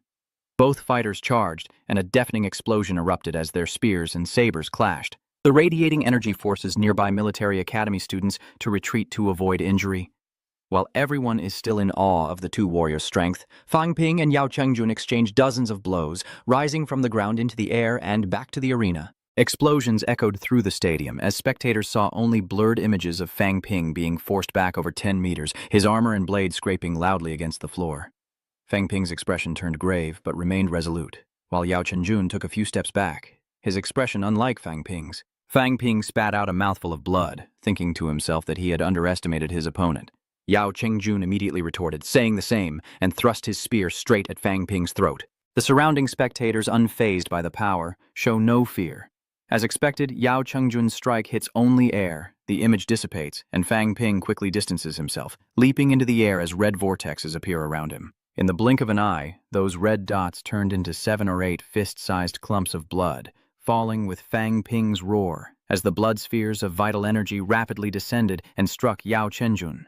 Seeing this, Yao Chenjun scoffed, the tip of his spear flashing with a dazzling light, repeatedly piercing the clumps of blood, unleashing a series of massive explosions. The force of the blast suffocates the audience, sending dust and debris everywhere, leaving a deep crater in the ground. Yet Yao Chengjun remains unharmed. Yao Chengjun's face pales slightly as he rushes towards Fang Ping, giving him no chance to cast.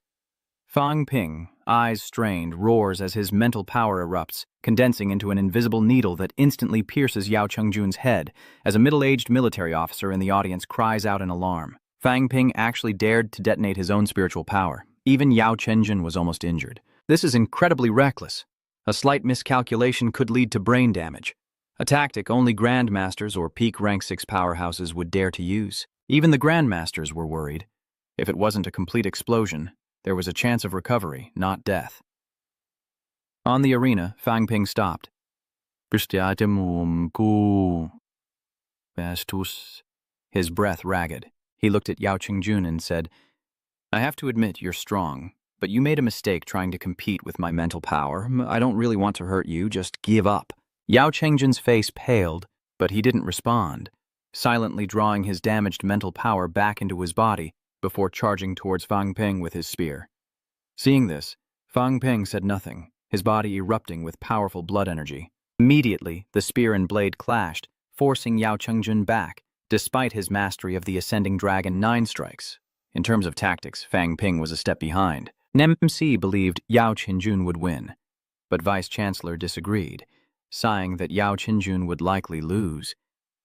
A man with marrow like rainbows and another with innate frost, their battle was a spectacular sight to behold. Seeing the MC's doubtful gaze, Foban says regretfully that while Du Than Quan is strong, Fuang Bin is slightly better tactically. His mental power, physique, and energy are all superior. More importantly, Fang Ping possesses terrifying regenerative abilities, making him difficult to defeat without a decisive blow. In the arena, Yao Chengjun abandons his mental power and switches to his masterful spear techniques. A clash of weapons echoes as Fang Ping transitions from defense to offense, beginning to overwhelm his opponent. With a resounding crash, Fang Ping's powerful strike sends Yao Chengjun crashing to the arena floor. Fang Ping descends from above, looks at Yao Chengjun, and asks if he wishes to continue. Yao Chengjun paused, then cleared his throat. "Take my final spear!" Before he finished, his spear plunged into the ground, tearing the earth around it. In an instant, the ground became a wasteland, rushing towards Fang Ping. With a resounding crash, the long blade flashed like lightning, unleashing 2 attacks that collided in mid-air, creating a thunderous boom and sending Yao Chengjun's spear flying. Seeing this, Yao Chengjun sighed, realizing that even his final, powerful strike was shattered by Fang Ping. The gap between them was too vast, and with a bitter laugh, he admitted defeat. As Yao Chengjun turned away, Fang Ping covered his mouth, swallowing a recovery pill. Yao Chengjun was indeed a formidable opponent. His internal injuries were severe, but victory was paramount. He couldn't let anyone know he'd used a potion. Soon after, the referee declared Fang Ping the winner and asked if he wished to continue. Feigning no injuries, Fang Ping spat out 2 words. "Of course, continue." The referee eyed him knowingly, realizing he was still acting tough after using recovery pills. But seeing that Fang Ping wanted to continue, the referee said nothing and quickly announced the start of the second round.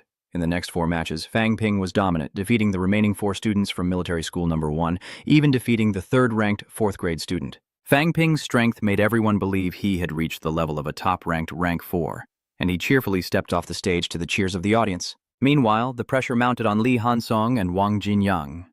Facing Fang Ping would be an uphill battle. Back on the team, Tang Feng approached Fang Ping, asking if he was all right.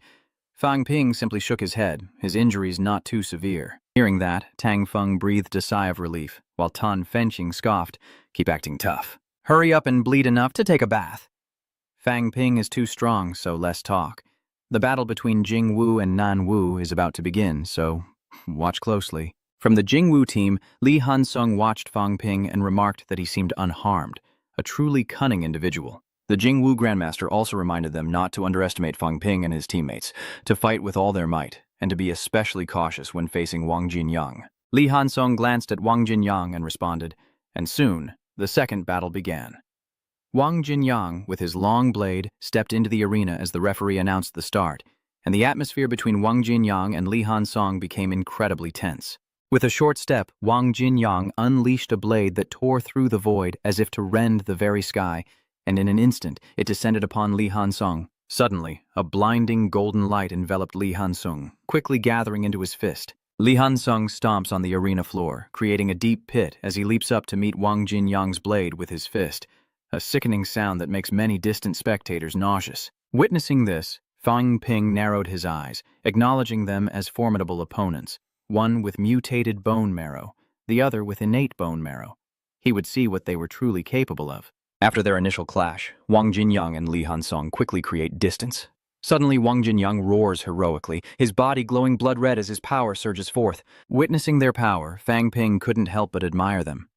On the big screen, Li Hansong and Wang Jinyang looked like they were showing off special effects, wowing the audience. How come I don't know this move? He wondered. Wasn't marrow like a rainbow only supposed to increase the recovery speed of qi and blood? How could they boost their blood like that?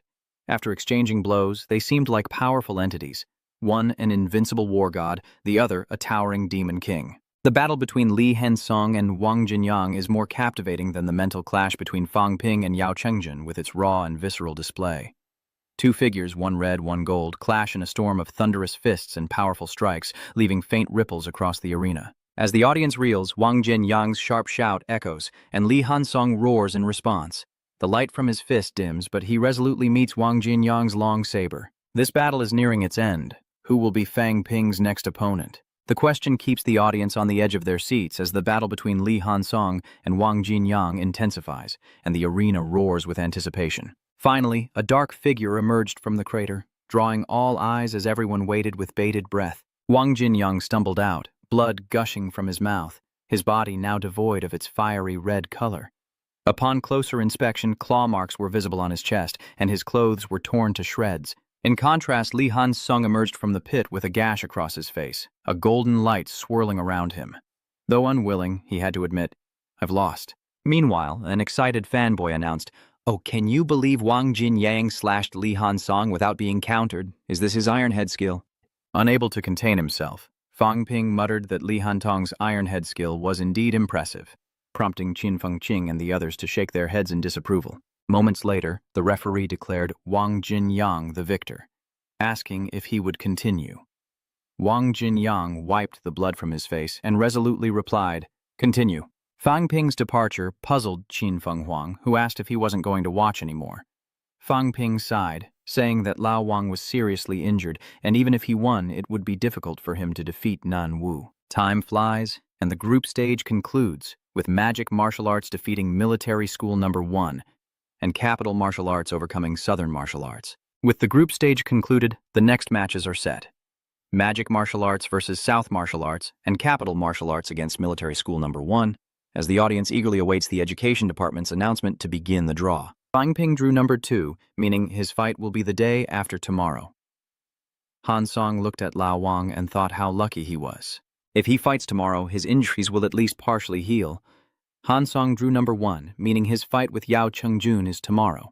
He had intended to fight Fang Ping since they were both 4th grade, but that was now unlikely. Soon after, Li Hansong turned to Yao Chengjun and asked, Well? Yao Chengjun solemnly replied that personal victory or defeat was secondary to one's state of mind. This was the moment to advance to the 5th rank, and with that, both Yao Chengjun and Li Hansong produced several elixirs in their hands. Anxiously, they both swallowed the elixirs, and 2 streams of blood-colored light erupted fiercely. This was their preparation to advance to the 5th rank. Xin Fengqing couldn't help but complain. What are you doing? I was just reaching a critical moment in my cultivation, she muttered, inadvertently speaking her true feelings. She then feigned politeness, thanking the grandmasters, saying Xin Fengqing would never forget this day, but her cultivation was still too shallow to assist. Once my martial arts reach a certain level, I will repay you all, she declared, surprising everyone. He's much better than that scoundrel Fang Ping. This kid even throws out barbs after cultivating. Xin Fengqing, sensing everyone's emotions, secretly thinks that if his martial arts achieve something, it must at least reach the 9th rank, but he doesn't know when that will be. Fang Ping looked around and said that they didn't need to be so polite, and that they should remember the teachers who had shown them kindness in the world of martial arts. When our martial arts reach their peak, we'll slay more enemies. That's more meaningful than simple repayment. Teachers, we won't stand on ceremony. If I have any questions about martial arts, could you enlighten me? With that, Fang Ping bowed respectfully to the grandmasters before him. Unexpectedly, the grandmasters quickly departed, foiling Fang Ping's plan in an instant. Seeing this, Fang Ping clicked his tongue, thinking how petty they were. Even the heavenly realm sighed inwardly. Fang Ping was indeed the first to make so many grandmasters run away. Xin Fengqing, wanting to learn from Fang Ping, was glared at by Chen Yaoting, humiliated before even benefiting. A truly miserable experience. On December 18th, the semi-final between Jingwu and Military School No. 1 took place, and Chen Wenxi, extremely worried about Jingwu, secretly observed and searched for Fang Ping. Moments later, Chen Wenxi saw Fang Ping leaning against a chair, and she beamed with a smile. "Fang Ping, I have good news for you. I broke through." Fang Ping praised. "Excellent, you've reached the high stage of rank 3. He added, "Work a little harder. A second-year student at Martial Arts University, not bad at all." Chen Wenxi couldn't help but react. Fang Ping lazily replied that he wasn't interested, adding that as chairman, he no longer felt like a student. Xin Fengqing sarcastically called him an exploiter before calling Chen Wenxi over. "Wenxi, come over here and wait." As Wenxi sat down, Xin Fengqing began to hawk his wares. "I heard you need a weapon, Wenxi. I have a long sword that would suit you perfectly. I'm not trying to rip you off, just 80 million. Someone offered me 100 million before, but I refused."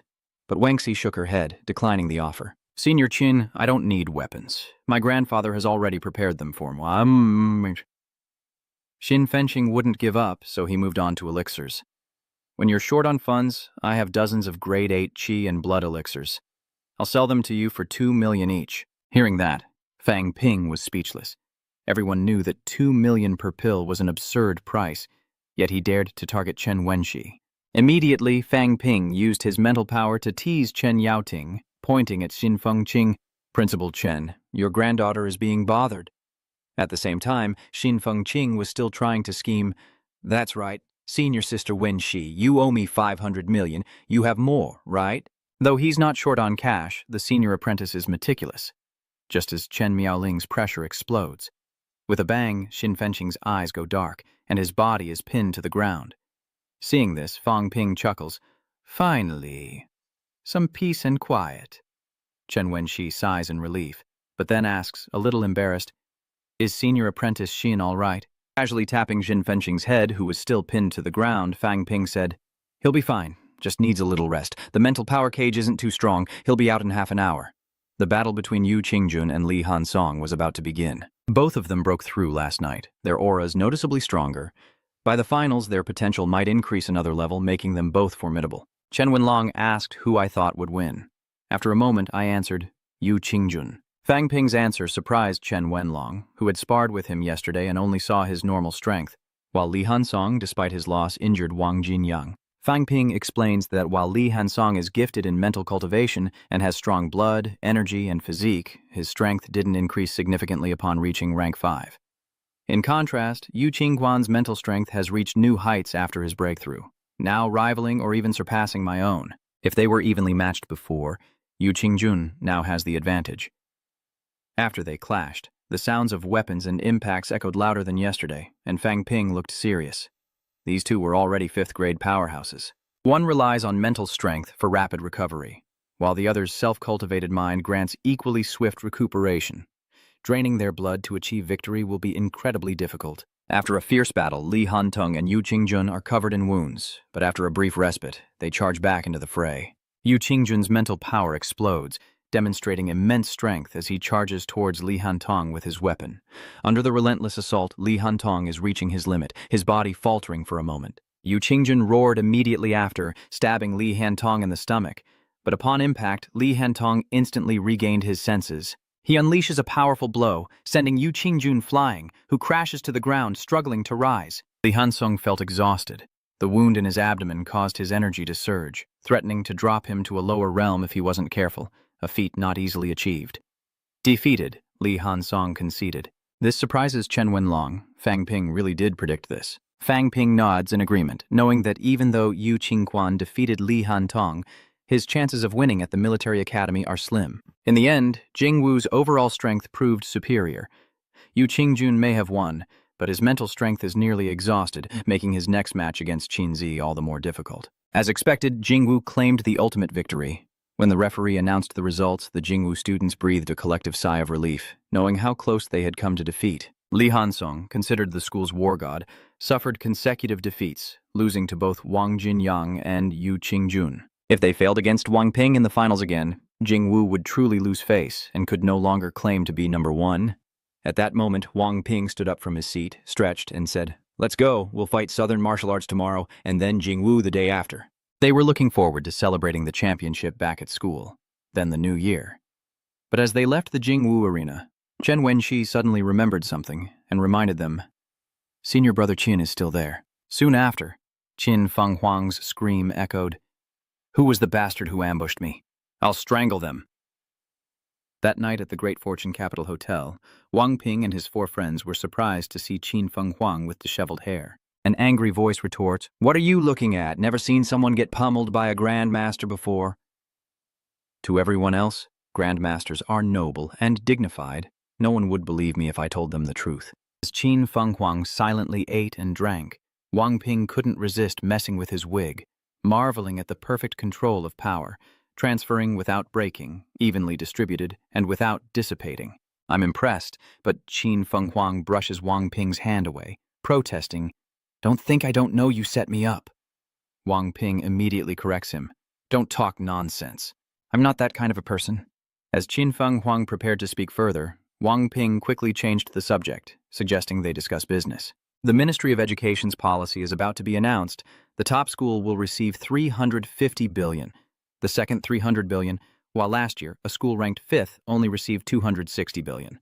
In other words, if we take first place this year, we'll have $90 billion more than last year. Words that immediately grabbed everyone's attention. Wang Ping continued, "With this $90 billion, we can increase the budget for the instructors. That way, our magic martial arts can train even more grandmasters. Currently, Jingwu has 5 masters, while we only have 3. To truly be number 1 among the 5 great academies, we need at least 5 masters to ensure our power." The Grand Fortune Hotel in Jingdu remains a serious issue. Jingwu's annual budget used to be around $350 billion. If we only take second place this time, we'll lose $50 billion. So Jingwu won't accept defeat easily. Sitting down, Fang Ping calmly said, "I'm sure you all understand my intentions. I don't see the Southern martial arts as a threat. I only want to fight Wang Jinyang. My real rival has always been Jingwu." Chen Wenlong looked at Fang Ping and asked, "What are you trying to say?" Fang Ping replied, "If I can't beat Wang Jinyang tomorrow, I'll at least drag him down to my level. Even if I lose, I have to win this fight at all costs, even if it means getting hurt." Fang Ping touched his pacifying chaos blade, saying he needed to save his ultimate move for Li Hansong. If he could defeat Wang Jinyang with a single strike, it would not only affect the budget between first and second rank, but also solidify his reputation as an invincible rank 4 martial artist. Meanwhile, at the male martial arts team's hotel, the team leader looked at Wang Jinyang and asked why he didn't choose to break through, a worthy price to pay. Wang Jinyang smiled faintly. "Principal, let me do this my way. I want to challenge him. He's been waiting for this day for almost 2 years, and so have I.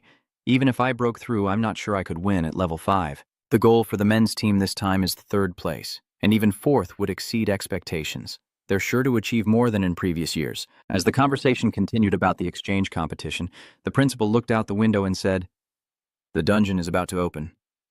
Wang Jinyang's expression changed upon hearing this. "How much longer?" The head of the men's martial arts team, Tran On, replied, "It could open at any moment. The energy particles are already spilling out in large quantities, a sign that the passage is stabilizing. Currently, Din Nam School and the army have arrived in Tuyan, and they are guarding it day and night. I was hoping it would wait until after the exchange, but if not, I'll head back early. The dungeon appeared in Nanjiang, so the masters there should lead the way. But don't worry, you don't need to rush. In the early stages, you don't need to enter. Let us clear the enemies at the entrance first, then it'll be your turn. Principal, please be careful." On Saturday, December 19th, Ma Wu and Nan Wu entered the Jingwu arena. The crowd roars, chanting, "Magic martial arts! Magic martial arts 1 against 5. Southern martial arts, you're the best." In the stands, the chairman and the host began to comment. "The match between Magic Warrior and Southern Warrior is what I've been looking forward to the most, even more than the finals. Everyone knows that Ma Wu, Fang Ping, and Nan Wu, Wang Jinyang are both from Yang City, Nanjiang, and even graduated from the same high school. From what I've gathered, Fang Ping's martial arts foundation and body refinement techniques are linked to Wang Jinyang. Both are currently at the same level. Fang Ping defeated Yao Chenjun, while Wang Jinyang surpassed Li Hantong. And to everyone's surprise, Wang Jinyang has brought a weapon, a bow and quiver, marking the first appearance of ranged combat in the competition. The male host is also surprised that Wang Jinyang knows archery. This is the first I've heard of it. Could this be his secret weapon for this match? The female host adds that this might be a way to counter Fang Ping's physical advantages, as he excels in both mental and physical strength as well as close combat. Can Wang Jinyang really stand up to him? The male host muses that basic attacks might not work on Fang Ping. On the stage, Fang Ping tells Wang Jinyang to remember to use the A-grade alloy arrows or he might not be able to penetrate his defense. Wang Jinyang nodded slightly. Though the martial arts team wasn't rich, they could still afford some grade A alloy arrows. Fang Ping's face stiffened for a moment. All right, you think too highly of me. You're really going to use grade A alloy arrows? Immediately after, he dropped his usual playful expression and said, I've been looking forward to this fight for a long time. Wang Jinyang simply replied that he was also looking forward to it. As Fang Ping and Wang Jinyang began, Wang Jinyang brandished his blade, instantly filling the space with tension. He quickly drew his saber, his chi exploding, and in a flash, a thunderous sound erupted. Fang Ping paled slightly, but quickly recovered, saying, not enough. He then unleashed a mental attack, sending countless invisible sabers slashing through the air. Wang Jinyang remained calm, wielding his blade decisively, unconcerned with his opponent's mental strength. Though not yet mastered, his own mental strength, combined with his bloodthirst, shattered each of his opponent's invisible attacks. Immediately, Wang Jinyang decided not to waste any more blood energy, leaping onto the stage, his blood energy erupting, its powerful movement echoing throughout the stadium. Wang Jinyang instantly accelerated, closing the distance with Fang Ping and unleashing his saber like thunder, roaring forward. Enraged, Fang Ping scoffed at his opponent's meager abilities, asking who he thought he was dealing with. He gripped his blade with both hands, unyielding, and despite lacking arms, he wielded his weapon to strike. The clash of blades echoed, their auras exploding, painting the stadium in vibrant hues. Then, Fang Ping decided to use his powerful aura to strike Wang Jinyang. Wang Jinyang immediately leaps into the air, hovering. Then, Fang Ping deploys a mental shield, intending to immobilize his opponent. In response, Wang Jinyang roared, "You can't stop me!" and shattered the flimsy shield. Seizing the opportunity, Fang Ping stealthily moved behind Wang Jinyang, sweeping his long blade in a unified 7-hit combo. A slash echoes, followed by a muffled explosion. The air churns and flames erupt from the intense heat, scorching the surroundings as Wang Jinyang is blasted backward. Before he could stop, he sheathed his blade, grabbed his longbow, and fired an arrow faster than the wind, breaking the sound barrier and shocking everyone. Fang Ping used his skywalk to move at lightning speed, leaving afterimages as he narrowly dodged the arrows. He prided himself on his speed, not just for offense, but against the 3 blood-infused arrows aimed to overwhelm him. Just when everyone thought he'd keep dodging, Fang Ping used his mental shield to block Wang Jinyang's 3 arrows. A crack echoed as the arrow shattered the shield, creating a violent explosion. The crowd was stunned, everyone thinking Fang Ping couldn't withstand the attack. But as the dust cleared, they were shocked to see him standing tall, laughing, and thanking his A-grade alloy. I see. This is a battle of fate, with both Fang Ping and Wang Jinyang unleashing power on par with 5th-grade experts, devastating the martial arts stadium. As Fang Ping controls all 3 long arrows, Wang Jinyang's aura changes drastically. He's like a madman, his body radiating a turbulent blood energy that leads everyone to the brink. Fang Ping doesn't wait. As Wang Jinyang's aura erupts, he appears like a phantom above Wang Jinyang, but Wang Jinyang has no intention of retreating. Instantly, an alloy bow appears, blood-red energy erupts, and the bowstring sings as a silent, blood-soaked sword hurtles toward Fang Ping. As mental power merges with blood energy, Fang Ping raises his long blade, power flowing into it from the bow. The long blade trembled violently, emitting a sound like shattering. Witnessing this, the Grandmasters on the 2nd floor stood up. It was a fusion of essence and blood. This power far surpasses pure energy, which is why Grandmasters can overwhelm lower-level martial artists. How can Fang Ping do this? Even the Grandmaster is losing it. Fang Ping, are you crazy? He's forcing a fusion with his celestial bridge, but he hasn't reached the peak of rank 6. The 3 gates might not align, and his organs aren't refined enough. If he can't withstand it, the celestial bridge will collapse. The Grandmasters turned their gaze to the Grandmaster realm, noticing his worried expression. Where did Fang Ping learn this? Who taught him to do this? He dares to take a shortcut using his own bridge to heaven. In the stadium, Wang Jinyang is also surprised. The power of the blood fusion makes him feel the pressure of a Grandmaster approaching. Fang Ping is a true genius, but Wang Jinyang sneers, thinking victory is already his. Wang Jinyang can lose, but he can't lose to Fang Ping. As Fang Ping fused his blood and spirit, Wang Jinyang unleashed a torrent of blood, his pores literally oozing droplets of blood. Immediately, they both roared, Fang Ping slashing his blade at Wang Jinyang as he fired his most powerful blood-key arrow, the clash of weapons deafening. Fang Ping's rank B blade shattered, while Wang Jinyang's bow fared no better. The massive explosion left everyone reeling, the ground collapsing as mud and debris sprayed outwards, impacting the surrounding mental shield. The terrifying explosion left everyone dizzy and deafened, and as the dust settled, the figures of Fang Ping and Wang Jinyang gradually emerged. Fang Ping stood firm, but his blade was broken, while Wang Jinyang bore obvious injuries, looking like shattered porcelain. Despite the pain, Fang Ping resolutely declared his victory, and then they both collapsed. Wang Jinyang coughed incessantly, while Fang Ping gritted his teeth, trying to appear calm. Huang Jing couldn't help but mutter, Fang Ping, this kid is badly injured, yet he's still trying to act tough. Is he not afraid of actually exploding? As the Grand Master's a thought, Fang Ping immediately collapsed into Tang Feng's arms upon reaching the magic martial arts grounds. Xin Fengqing shouted, Fang Ping, how are you planning to pay for my blade? Seeing Fang Ping pop pills like candy, Xin Fengqing wondered if his internal organs were damaged beyond repair as he swallowed 3 recovery pills at once. Meanwhile, the principal of Nanwu gave Wang Jinyang some recovery pills and sighed. You're really too impulsive.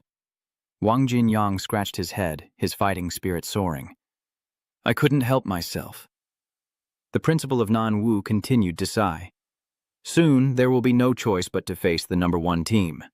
I've informed the Ministry of Education that Nanwu will concede and no longer compete for 3rd place. At this, the principal's expression changes. We need to return to Nanjiang. I'll be back this afternoon. The entrance to the catacombs has appeared. Hearing this, the faces of everyone at Nanwu immediately change. Wang Jinyang asked seriously, The entrance has opened? The principal nodded in confirmation. Yes, it opened this morning. The prepared group is already there and will join the next battle when the tunnel is more stable. Chen Wenlong quickly defeated 4 opponents, and the referee declared Nanwu the victor. As the Nanwu team passed by, Wang Jinyang stopped Fang Ping, saying the catacombs had opened, and he was returning to Nanjiang, inviting him to join if he was interested. Fang Ping hesitated for a moment. Nanjiang has a catacomb. I'd really like to see it. After saying goodbye to Wang Jinyang, the surrounding audience erupted in chatter. Because of Fang Ping and Wang Jinyang's performance today, everyone eagerly anticipates tomorrow's match between Fang Ping and Li Hansong. Fang Ping looked up at the sky, sighing, as the Nanjiang catacombs had just opened. I wonder how many martial artists will sacrifice themselves in this foreign land, sacrifices that ordinary people will never even know about. In the outskirts of Tuyan City, Thuongson Mountain, many soldiers are busy on this barren land, saying it will become a strategic military zone. Before a chasm tens of meters deep, 2 middle-aged men stood, and Zhang Dingnan spoke. According to the plan, this time we'll send 1 9th rank, 1 8th rank, 7 7th ranks, along with 12 6th ranks. That's the limit. Any more, and the tunnel will collapse. Wu Chuan paused, then said, Why don't you stay on the surface and command? Zhang Dingnan chuckled. Commander Wu, you jest. The big picture is in the catacombs. With a single strike, Fang Ping had created an undefeated legend. On December 19th, with Nanwu's withdrawal, the rankings were set, leaving only Moa and Jingwu to compete for the championship. As Fang Ping entered the stadium, he saw the enthusiastic Jingwu team. The atmosphere was truly bustling. He shook his head slightly. Today, it's a swift victory, claim the #1 spot, and immediately return to Mo Wu. Huang Jing looked at Fang Ping and asked if his blade was effective, to which Fang Ping replied that if Li Tieto didn't want to die, he should just admit defeat. I don't plan to draw my blade, but if he refuses to yield, I will strike him down. And if a Grand Master tries to intervene, remember to fight for my rights. Huang Jing chuckled. If you really can strike down someone from the Capital Martial Arts Academy, then do it. I'll stand by you. Fang Ping smiled. Just watch, teacher. Fang Ping ascended into the air, leaping powerfully into the large lake, and called out, Hey, Li Hansong, come on up! Duan Feng, observing from the side, glanced at Huang Jing, wondering, can he do it? Li Hansong had already reached the 5th grade realm, while Fang Ping had not fully recovered. Huang Jing pondered, unsure, but seeing Fang Ping's confidence, perhaps his blade nourishing, wasn't a small matter.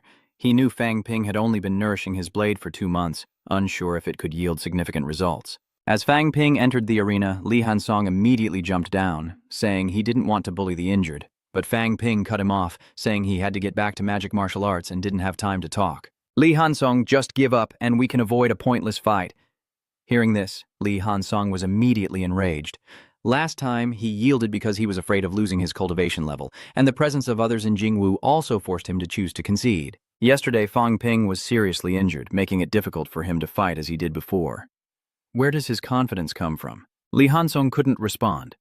Fang Ping placed his hand on the hilt of his blade. So, no surrender? Then don't blame me for what's about to happen. A golden hum vibrated as a surge of energy erupted, shaking the air. The grandmasters watching the fight were horrified, their faces paling. He's only been nurturing his blade for 2 months. This weapon is beyond what a rank 4 martial artist could achieve in such a short time. It's almost the work of a rank 6. Blade nurturing isn't something anyone can easily do. It requires many elements. First, you need a high-quality weapon, and the Binluan blade is a top choice.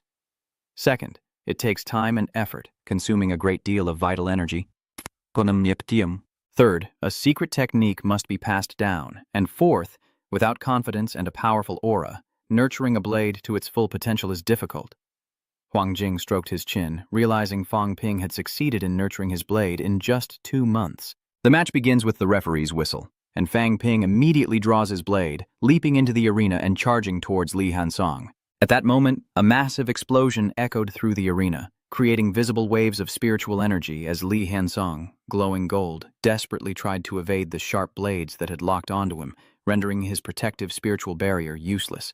Controlled by the blade, Li Hansong roared in fury, refusing to believe his 5th-grade realm couldn't withstand a single strike. Fang Ping simply smiled and uttered the words, "Easily fooled." Then 2 powerful attacks collided.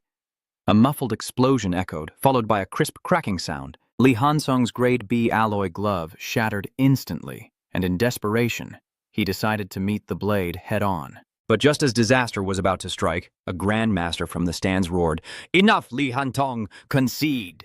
And with a wave of his hand, he sent Li Hantong flying off the stage. Losing its target, Fang Ping's blade crashes down on the grade A alloy stage, the resounding boom and flying shards shocking everyone. With a single strike, Fang Ping had won. After the referee announced his victory, Fang Ping bowed his head and sheathed his blade. Murmurs spread through the arena. Fang Ping is truly powerful, a genius among geniuses. His true ability is astonishing, defeating Tian Qiao with a single strike. Amidst the uproar, Xin Fengqing quickly pocketed the A-grade alloy fragment, an act that earned him a chilling glare from Fang Ping. Seeing that look, Xin Fengqing broke out in a cold sweat, stuffed the fragments into his pocket, and quickly disappeared. Li Hantong, looking dejected, stood silently next to Fang Ping. Fang Ping calmly said that Li Shiyun should step down. Li Hansong looked up at Fang Ping and asked helplessly if he was really that weak. Fang Ping replied frankly, "No, you're strong, but I'm stronger." Hearing this, Li Hantong sighed and admitted, "I know I'm not your equal." He turned and walked off the stage, thinking there's always someone better. The results of this competition would affect the rest of his life. 3 minutes later, the referee declared the victory of Magic City Martial Arts University, with Fang Ping undefeated. The second Martial Arts League tournament officially closed with Fang Ping's resounding triumph. The prodigy Fang Ping swept away all rivals, his fame echoing in every direction. A story of Nanjiang, the catacombs, Changqing Sword, rank 6, the Slash, rank 8, Fang the Devil King, wreaking havoc in Old Willow City, Nanny Li Lao Tu, the invincible rank 4, and the president of the Martial Arts Society leading Magic Martial to become the #1 school, his youth etched in the sea. All of this contributed to Fang Ping's miracle at Magic City Martial Arts University, and when the team returned, the atmosphere on campus was electric. Invincible Magic, Martial Arts University. Invincible chairman, girls swooning, boys inspired. Fang Ping, the #1 prodigy, sweeping all before him, defeating opponents above his level, triumphing over the #1 military academy in Jingguo, admired and respected by all. Some students were even moved to tears, as Magic Martial Arts finally claimed the #1 spot, fulfilling the late headmaster's wish. We will go even further. Inherit the headmaster's wishes, pacify the catacombs, and avenge him. All the teachers and students of Magic Martial Arts are full of confidence in Fang Ping, believing that he will continue to lead Magic Martial Arts to create new miracles. Outside the Martial Arts Academy's History Museum, Fang Ping holds a gleaming gold sign that reads, #1 School, Martial Arts Academy, as Headmaster Wu Quishan welcomes Fang Ping and his team with boundless joy. This title isn't just for show, it also brings an additional 90 billion in funding compared to last year, promising to attract outstanding students and valuable resources, as well as the opportunity to hire more qualified teachers. In particular, this year, Magic Martial Arts University has officially surpassed Capital Martial Arts University. Headmaster Wu Kuishan excitedly declared it wonderful, truly wonderful. Thank you all for making Magic Martial Arts what it is, and for helping us achieve this prestigious title. This honor belongs not only to Ma Wu, but to everyone. Meanwhile, back at the Martial Arts Club, Fang Ping seethes with anger, finding Wu Kuishan petty. He feared losing face and wouldn't let me speak, costing me a chance to build my image. He sighed, deciding not to dwell on it. The Nanjiang catacombs have opened, and I need to head to the Martial Arts Club to arrange personnel. Hopefully, Xin Fengqing is waiting for me there. As he finished speaking, a muffled sound echoed. Fang Ping opened the door and saw Xin Fengqing looking worried. He approached her sternly. Xin Fengqing, if you leave before the exchange event ends, you'll be seen as lacking vision and dedication to magic martial arts. I'll let you off with a light punishment this time, just 1,000 academic points. Hearing that, Xin Fengqing's expression paled. Fang Ping, don't speak nonsense. When I left, you had already defeated Li Hantong, so you could say I left early too. Fang Ping is being too loud and talking nonsense. What if something goes wrong and magic martial arts fails? Who will take responsibility? I'm not strong enough, and senior brother Chen couldn't defeat Xin Zi. So who bears the responsibility? This battle concerns the #1 school position, hundreds of billions in funding, and the hopes of countless teachers and students at Magic Martial Arts Academy. Defeating Jing Wu is the headmaster's lifelong dream, and you treat it like a joke? Seeing everyone's angry gaze fixed on him, Xin Fengqing retreated and slumped into a chair, sighing. I get it now, he thought to himself. My mistake was taking something from Fang Ping. It's okay to take from others, but never from Fang Ping. Seeing Xin Fengqing's defeat, Fang Ping clapped his hands and moved on to the main issue, the opening of the Nanjiang Tunnel and catacombs yesterday. Once the tunnels stabilize tomorrow and the day after, we can enter, and the purpose of gathering everyone today is to see who wants to join. Participation is voluntary, as newly opened paths and catacombs are extremely dangerous. Even though everyone here is at least a third-rank martial artist, caution is still paramount. Zhang Yu was the first to raise his hand. I'll go. Then, Liao Lei and the others echoed, we'll join too. Fang Ping considered this, saying that including himself, there were 9 rank 4 martial artists and 24 rank 3 high-stage martial artists or higher. This was a considerable force, but if these most dedicated warriors of magic martial arts were to be lost in the catacombs, the school would decline in the years to come. Then, looking at Zhang Yu, Liang Fenghua, and the Su sisters, Fang Ping said, I'll be leading the team, so I need you two to take charge of the martial arts club. As for Chen Yunxi, you don't need to participate, since you just reached the high stage of rank 3. Chen Yunxi immediately objected, saying that there are other rank 3 experts among our classmates, and I won't slow anyone down. After a moment's thought, Fang Ping agreed, but insisted they stick with the main team and not wander off. Chen Yunxi nodded repeatedly. With everything settled, Fang Ping, feeling Tan Fuang Tan's pitying gaze, uncomfortably asked, What are you looking at? I've already docked you 1,000 points. Let's see who dares give you more. Xin Fengqing doesn't give up, suggesting softly, Let's split it. You give me points and I'll give half back to you. Fang Ping shook his head sternly. What kind of person do you take me for? Don't even think about it. If you want merit points, earn them in the catacombs yourself.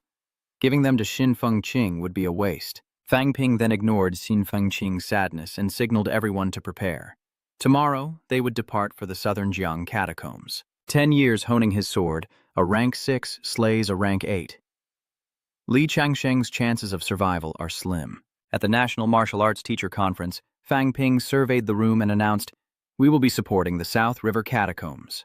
The Martial Arts Club has registered 7 rank 4 martial artists and 24 rank 7 and above martial artists. Luo Yichuan looks worried. Isn't this a bit risky? Many high-ranking rank 8 students have already gone. Fang Ping waved his hand, explaining that the rank 4 and 8 martial artists would follow the main force, so it wouldn't be too dangerous. This time, Magic City Martial Arts University has 1 high-rank and 35 mid-rank martial artists, along with 24 peak rank 7 martial artists proving their strength. Furthermore, I negotiated with South Jiang, and they agreed to subsidize Magic City Martial Arts University with 300 million, and I will also invest another 300 million. That's 600 million in total to purchase necessary equipment for teachers and students. 300 million isn't much. Money is just an object. Hearing this, Luo Yichun and Tang Feng looked at Fang Ping with new eyes. The martial arts club had changed a lot since Fang Ping became president. He used to turn in all prize money, but now he's proactively spending large sums, sacrificing personal gain for the common good. This transformation has taken everyone by surprise. Luo Yichun patted Fang Ping's shoulder, saying that new waves replaced the old. Seeing his carefree attitude towards martial arts, he was reminded of the old headmaster. Fang Ping chuckled modestly, telling Dean Luo not to joke, as he couldn't compare to the old headmaster. He was only doing a little bit. However, Fang Ping has his own plans, and he's currently on good terms with Tang Feng and Luo Yichun, two peak rank 6 martial artists. A few $100 million in investment to win people's hearts is quite a bargain. That evening, Fang Ping strolled around the school, exchanging 2,000 credits for 60 million in cash at the martial arts club. After deducting the 300 million subsidy for the school, his capital reached 950 million. But his mental strength remained stagnant. Perhaps he must wait until he reaches the 5th rank to develop further. I'll stay a while longer, and once my 5 viscera are honed to their limit and my connection to the heavens is secure, then I can choose a breakthrough. The next morning on the bus, Xin Fengqing asked in surprise, "What did you just say?" This time in Nanjiang, Fang Ping personally subsidized us with 300 million. The person next to him nodded, "Yes." The school is buzzing about it. Not only did he pay out of pocket, but he also got 300 million from Nanjiang. That's incredibly generous. Fang Ping really doesn't seem like that kind of person. Back then, when Fang Ping first arrived, he smiled at Xin Fengqing and asked, "Don't I seem like that kind of person?" Senior brother Xin still remembers yesterday's grudges. Xin Fengqing immediately replied, No, it's just 1,000 study points. It's not worth mentioning." Fang Ping moved closer, whispering a threat. "Cooperate with me on this trip, or I'll keep suppressing you for the next 6 months." Xin Fengqing was confused. Cooperate with what? "Fang Ping is too much. When we get to Nanjiang, remember to tell everyone I subsidized Nanjiang with hundreds of millions out of my own pocket." After a moment, Xin Fengqing looked at Fang Ping uncomfortably. "Isn't it enough that you want to buy the martial arts axis? And you want to buy out Nanjiang and Jingwu? Do you want to become a martial arts overlord?" Fang Ping was adamant. "I won't do it. No way." "Then give me back the life recovery pill and the blood-boosting pill you took yesterday." Upon hearing that, Xin Fengqing was speechless, forced to surrender and board the bus. Seeing Fang Ping being welcomed by everyone, Xin Fengqing thought to himself that it was over. Now, demon martial arts is completely in Fang Ping's hands. In Xi'an, Nanjiang, Zhang Dingnan awaits the arrival of people from demon martial arts and capital martial arts. He sighed softly, never expecting Fang Ping to actually bring people. Over 100 8th-rank martial artists, and almost half of them, Wang Jinyang, also waiting, nodded slightly. "Indeed, I didn't expect this." He not only brought people from demon martial arts, but also convinced capital martial arts to join. As the bus pulled up, Fang Ping signaled to Xin Fengqing, who yawned, complaining about the hassle of traveling there. "If it weren't for Fang Ping spending 600 million, I wouldn't want to come to this place." Zhang Dingnan took Fang Ping's hand and said, "Thank you." Fang Ping replied, "It was nothing. The South Jiang catacombs have opened, so of course I have to participate." He turned to Wang Jinyang. "Wang Jinyang, inform Fang Ping of the current situation and our next steps." Wang Jinyang nodded. "The catacombs are currently stable. Once it's basically stable, Governor Zhang and a few rank 6 martial artists will take some people in first. Opening the catacomb means there will definitely be martial artists at the exit putting on the pressure. However, we don't yet know the enemy's strength, so Governor Zhang and the others will go in first to gather intelligence and probe their power. Once we have news, we'll send in the second group of mid-rank martial artists to eliminate the grotto martial artists around the exit and establish a base. We must take this position at all costs. Since the tunnel's discovery, they surely know as well. If we don't strike first, they will, and that will spell disaster for humanity. Eliminating powerhouses at the threshold realm is difficult, and if they plot an escape, the consequences will be dire. Over the years, we've sacrificed more in the catacombs than it would take to turn the tide. That is our goal. That's why we need to secure the battlefield in the catacombs." Fang Ping understood the issue, his eyes turning serious. "I understand completely. On this trip to the catacombs, we must seize a base, stand our ground, and fight to the bitter end." After Chang Dingnan and Wang Jinyang left, Xin Fengqing spoke up.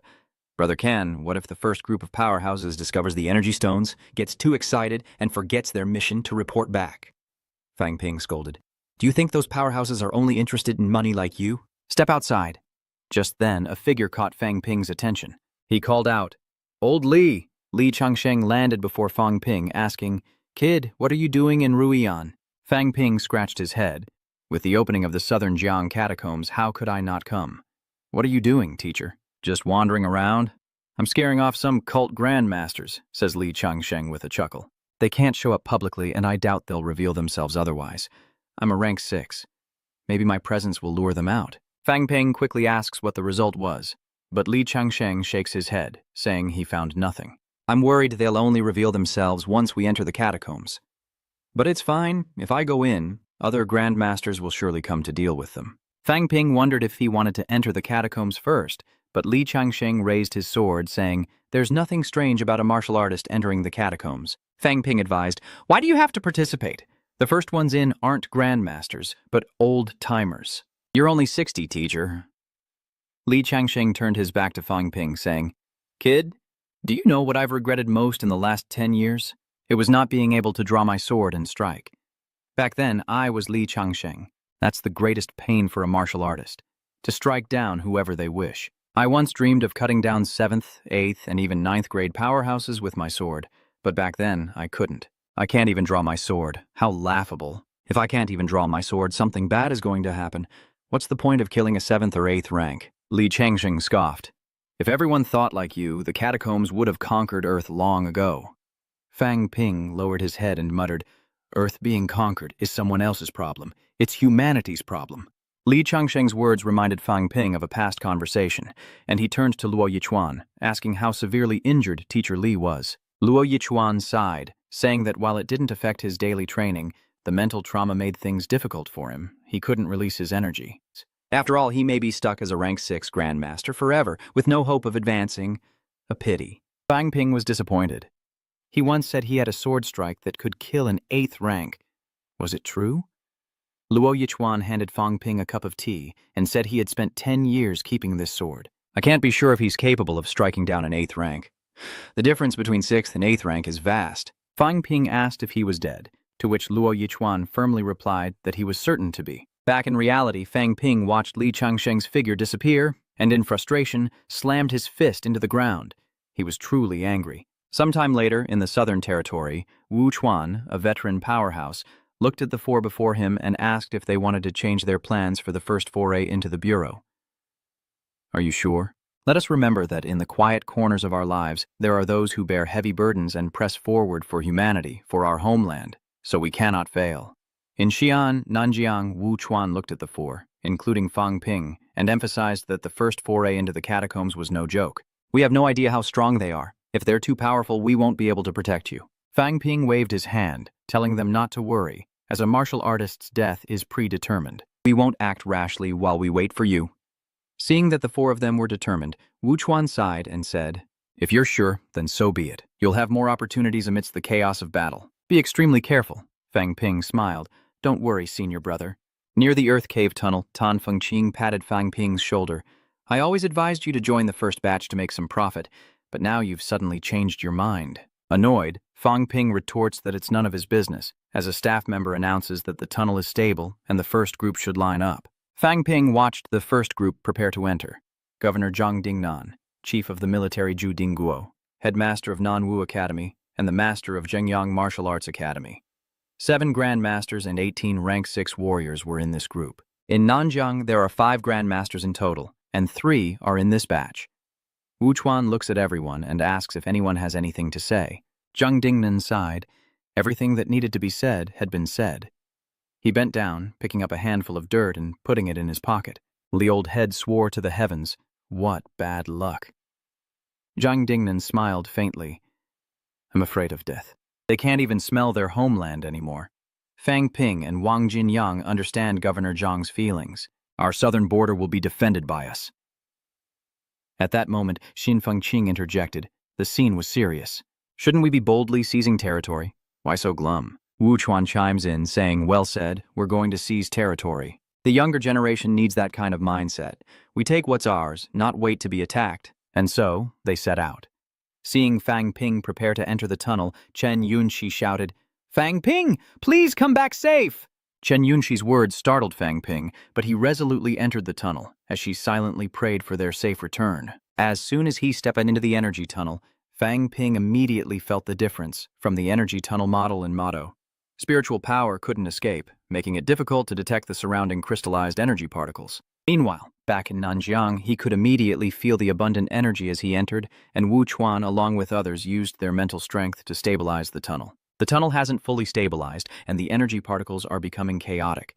Everyone, remain calm. Xin Fengqing wipes his nose and says that cultivating here for a few days would undoubtedly be more effective than cultivating outside for months. Wu Chuan shakes his head. It's too dangerous. These unstable energy particles could explode at any moment.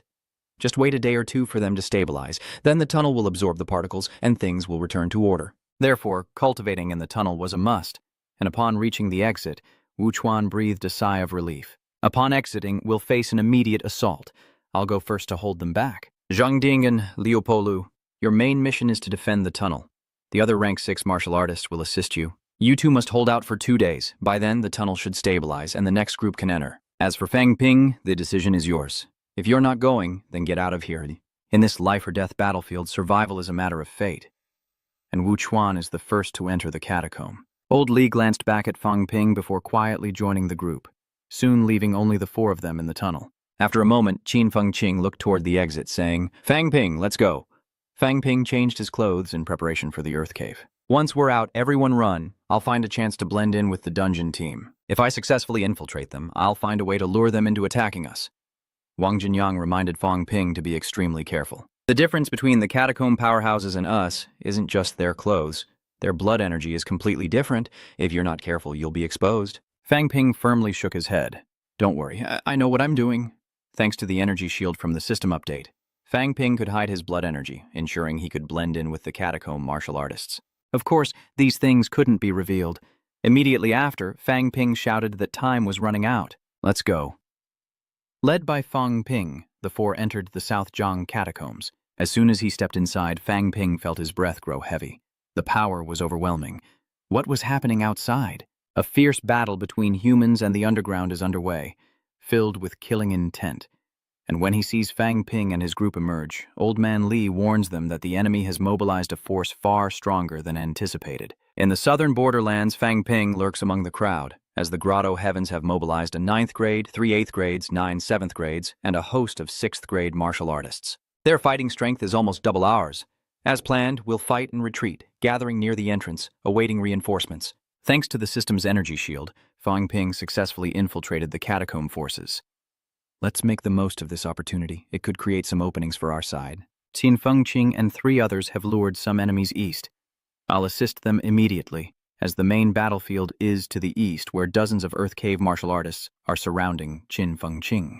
To escape the dire situation, Qin Fengqing feigned fear and said, Hey, isn't it unfair for dozens of 4th and 5th rank fighters to gang up on me, a lone 4th rank? Just then, Fang Ping arrived on the battlefield. He skillfully manipulates his mental energy to deal with the Earth Realm martial artists, and Qin Fengqing seizes the opportunity to quickly defeat them. Qin Fengqing exclaimed happily, Fang Ping, well done, your timing is perfect. Destroy their mental energy, I've already killed 10 of them. Meanwhile, Li Hansong, a rank 5 warrior, is pressured by the 2 remaining rank 6 warriors. One of them, Qing Julu, is choking Li Hansong, gloating, Look at your bald head, Li Hansong. I've caught a big fish. Just then, Fang Ping rushed in. Hey, General, I'm here to help. The rank 6 martial artist, oblivious to the danger, sneers. Help me? What do I need help with? But in the blink of an eye, Fang Ping landed a sharp blow, bisecting the 6th rank martial artist, blood splattering everywhere. Another 6th rank martial artist from Qingjiaolu witnessed this scene, unable to believe that his comrade had been killed by his own teammate. Han quickly realized the truth. He wasn't one of them. He was a survivor, a martial artist from the Blessed Lands. After helping Li Hansong take down his opponent, Fang Ping and Li Hansong turned to King Jinyang and said, Your Majesty, we're here to help. Killing a rank 6 isn't easy. Let's figure out a way together. The 3 quickly surrounded the last rank 6 martial artist from Qingjiaolu, and Han's escape seemed impossible. The clash between the 6th rank powerhouses was incredibly fierce. Hearing the resounding explosion from the east, Old Man Li, having just finished his fight, grinned, Well done, Fang Ping. A 6th rank martial artist is forced to self-destruct. This time, we've eliminated dozens of 6th rank abyss martial artists and hundreds of mid-ranks. Not bad. Elsewhere, an injured martial artist from the catacombs raises his arms, declaring that Venerable Zhongmu seeks to destroy the Venerable of the Resurrection Pool. If they can kill that Venerable, they will win. Venerable One is the title the catacomb dwellers give to the powerful rank 8s. Noticing the chaos in the catacomb ranks, Fang Ping said, "Old Wang, the three of you continue east, away from the battlefield. I'll go back and see if I can help." Seeing Old Li preparing to draw his sword, Fang Ping worried. Is Old Li about to draw his sword? Old Li has always wanted to strike down an 8th rank, and now that one is nearly defenseless, he's needed, but if he draws his sword, he'll be in danger.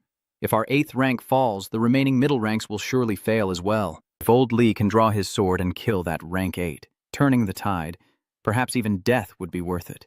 I'll go help. Thinking this and sensing a familiar power, Old Li happily said, "Thank you, Fang Ping. I've received your spiritual power." Immediately after, Old Li reached the half-step spiritual realm, and the long sword was drawn from its scabbard.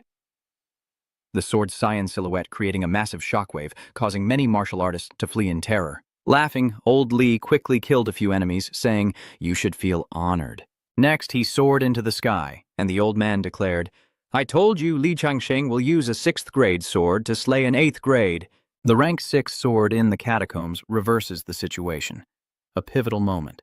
With one strike, he severed immortality, and the golden light around Old Li began to fade. Fang Ping, undeterred, gritted his teeth, soared into the air, grabbed the figure, and fled in an instant. As he desperately ran, Fang Ping retrieved a radiant pill from his storage and shoved it into Li Changsheng's mangled mouth. He wasn't even sure if it was a mouth anymore. The face was so shattered, and that lump of flesh began to writhe on the ground. Looking down, Fang Ping remarked, "Oh, I've moved you so much you can write now. Not an easy feat." "What is this?" A word appears on the ground. "Leave." Annoyed, Fang Ping says, "You ungrateful old man telling me to get lost? If I leave, you'll just become monster fodder." Just then, a search party's shouts echoed in the distance. He killed and robbed, fleeing this way. He must be hiding in this valley. "We have to turn this valley upside down." Spotting the pursuers, Fang Ping quickly wrapped Li Laotu in several layers, knowing it wasn't wise to stay since the valley might be sealed off. "How about I take you into the city?" Upon hearing that, the lump of flesh stirred. Fang Ping quickly explained, "Don't get excited. I know there are many high-ranking individuals in the city's catacombs, so it's not safe. But the city has many resources, and who knows, we might find high-level herbs and energy stones that can cure you. Old Li, if you're not saying anything, I'll take that as a yes. Let's head into the city." At that moment, Li Changsheng truly felt regret. Perhaps he couldn't end his own life, but this little convict might just do the trick. The next morning, at Sualok's gate, Fang Ping gazed at the massive city before him. "Is this Kualok?"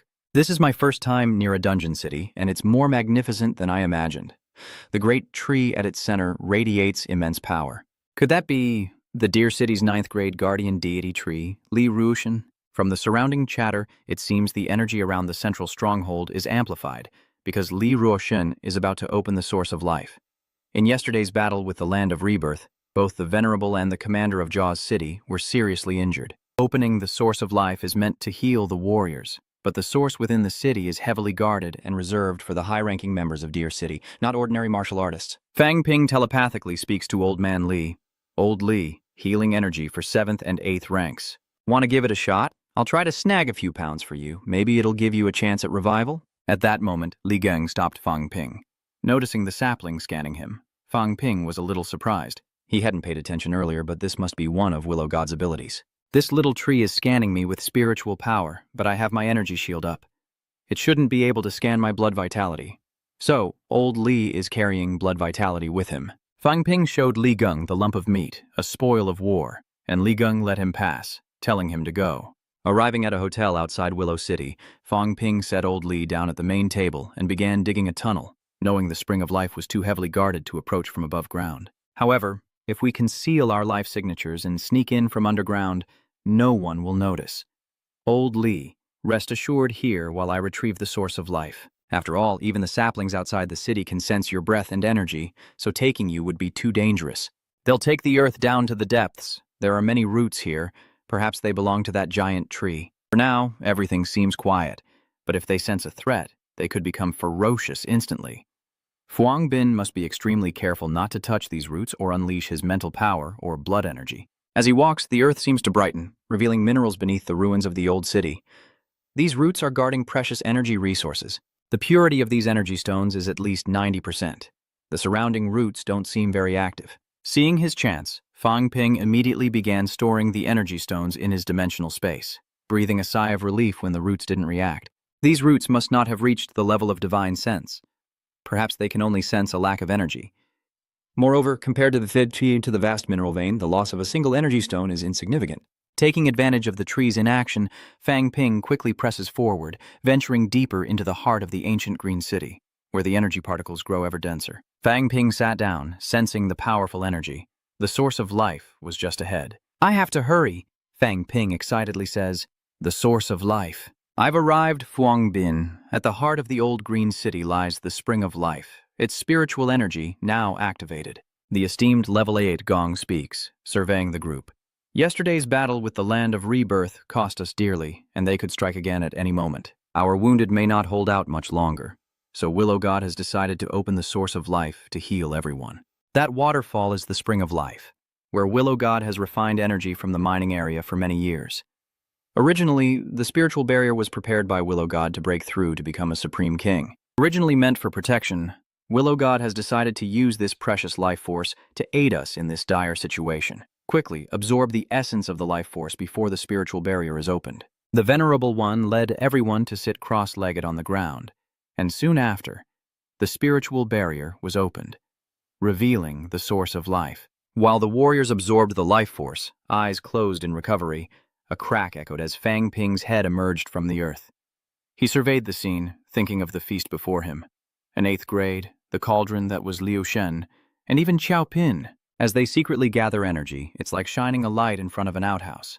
But for now, Qiao Pin and Liu Shen are focused on stabilizing the spiritual barrier and controlling the energy flow. Even if Han discovers me, he likely won't dare to act. I just need to be wary of these others, as the Earth Realm warriors don't emit any energy fluctuations. As long as their eyes remain closed, they won't detect my presence. But if the energy essence is blocked, they'll surely notice soon. A blink is all it would take to launch an attack. I only need 2 seconds to execute my plan. Just 2 seconds. Arriving at the source of life, Fang Ping opened his storage space, thinking it was 1 cubic meter, and expanded it to absorb the essence of energy. "I have to get this done before returning to the cave within 2 seconds. I need to hurry."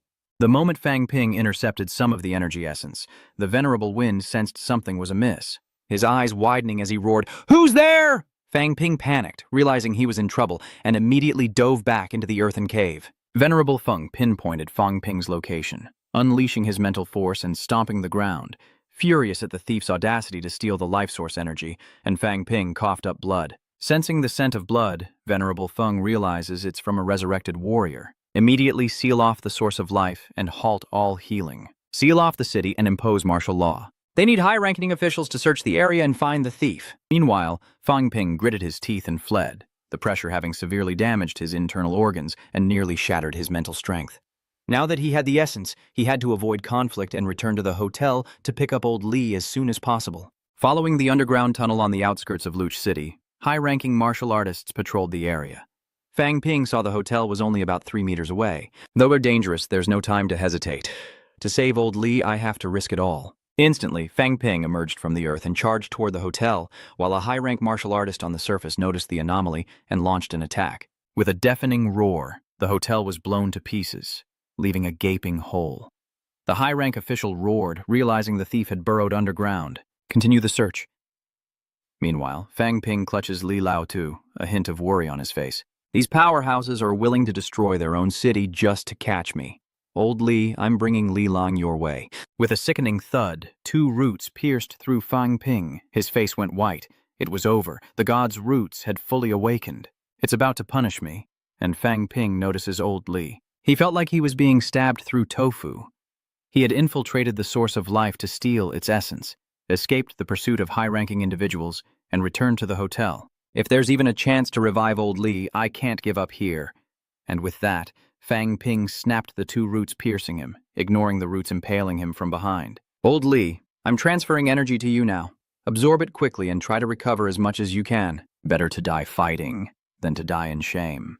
Seeing Fang Ping fight so desperately to save him, Old Man Li was moved to tears, his eyes filled with determination. Meanwhile, Fang Ping's mental strength was collapsing. His internal organs were damaged, and his body was reaching its limit. To make matters worse, the rank 9 tree roots continued to attack, and he was barely able to resist. Moments later, a vine pierced Fang Ping's calf, sending him crashing to the ground, and Li's cocoon hurtled forward. In that instant, Fang Ping felt despair. It was over, but then the sack suddenly emitted a metallic light. Then, old Li's voice echoed, "Fang Ping, just a little further. A hand is reaching out from the sack. Keep transferring energy to me." "Hurry!" The mass of flesh encased in pure energy began to take the form of an arm reaching for Fang Ping, but before he could celebrate, a barrage of roots hurtled toward them. Just as old Li fully recovered, he shattered everything with a single blow, simultaneously sending Fang Ping's head hurtling towards the tunnel entrance for escape. But, even in the sewers, enemies await. Lao Li seizes Fang Ping's chaos-quelling saber, swiftly finishing off a guard. The dazzling attack unleashes immense pressure, leaving Fang Ping in awe. Meanwhile, the divine weapon stabilizes the drainage, ceasing its assault on them. After the attack, Lao Li quickly pulled Fang Ping away before the sewer gate collapsed, and after a while, they both successfully jumped out, only to be greeted by 2 8th-grade Golden Body Kings, determined not to let the 2 thieves escape. Unexpectedly, they ran into Liu when Lao Li confidently charged forward with his blade, but why walk into a trap? He swerved, dodging them, and they fled for their lives. "My physical body isn't complete yet. How can I face them?" Fang Ping thought he was so formidable, but running away was the best option. 3 hours later, they were buried in mud to cover their tracks, at least 300 miles from Juliu City, which should be safe.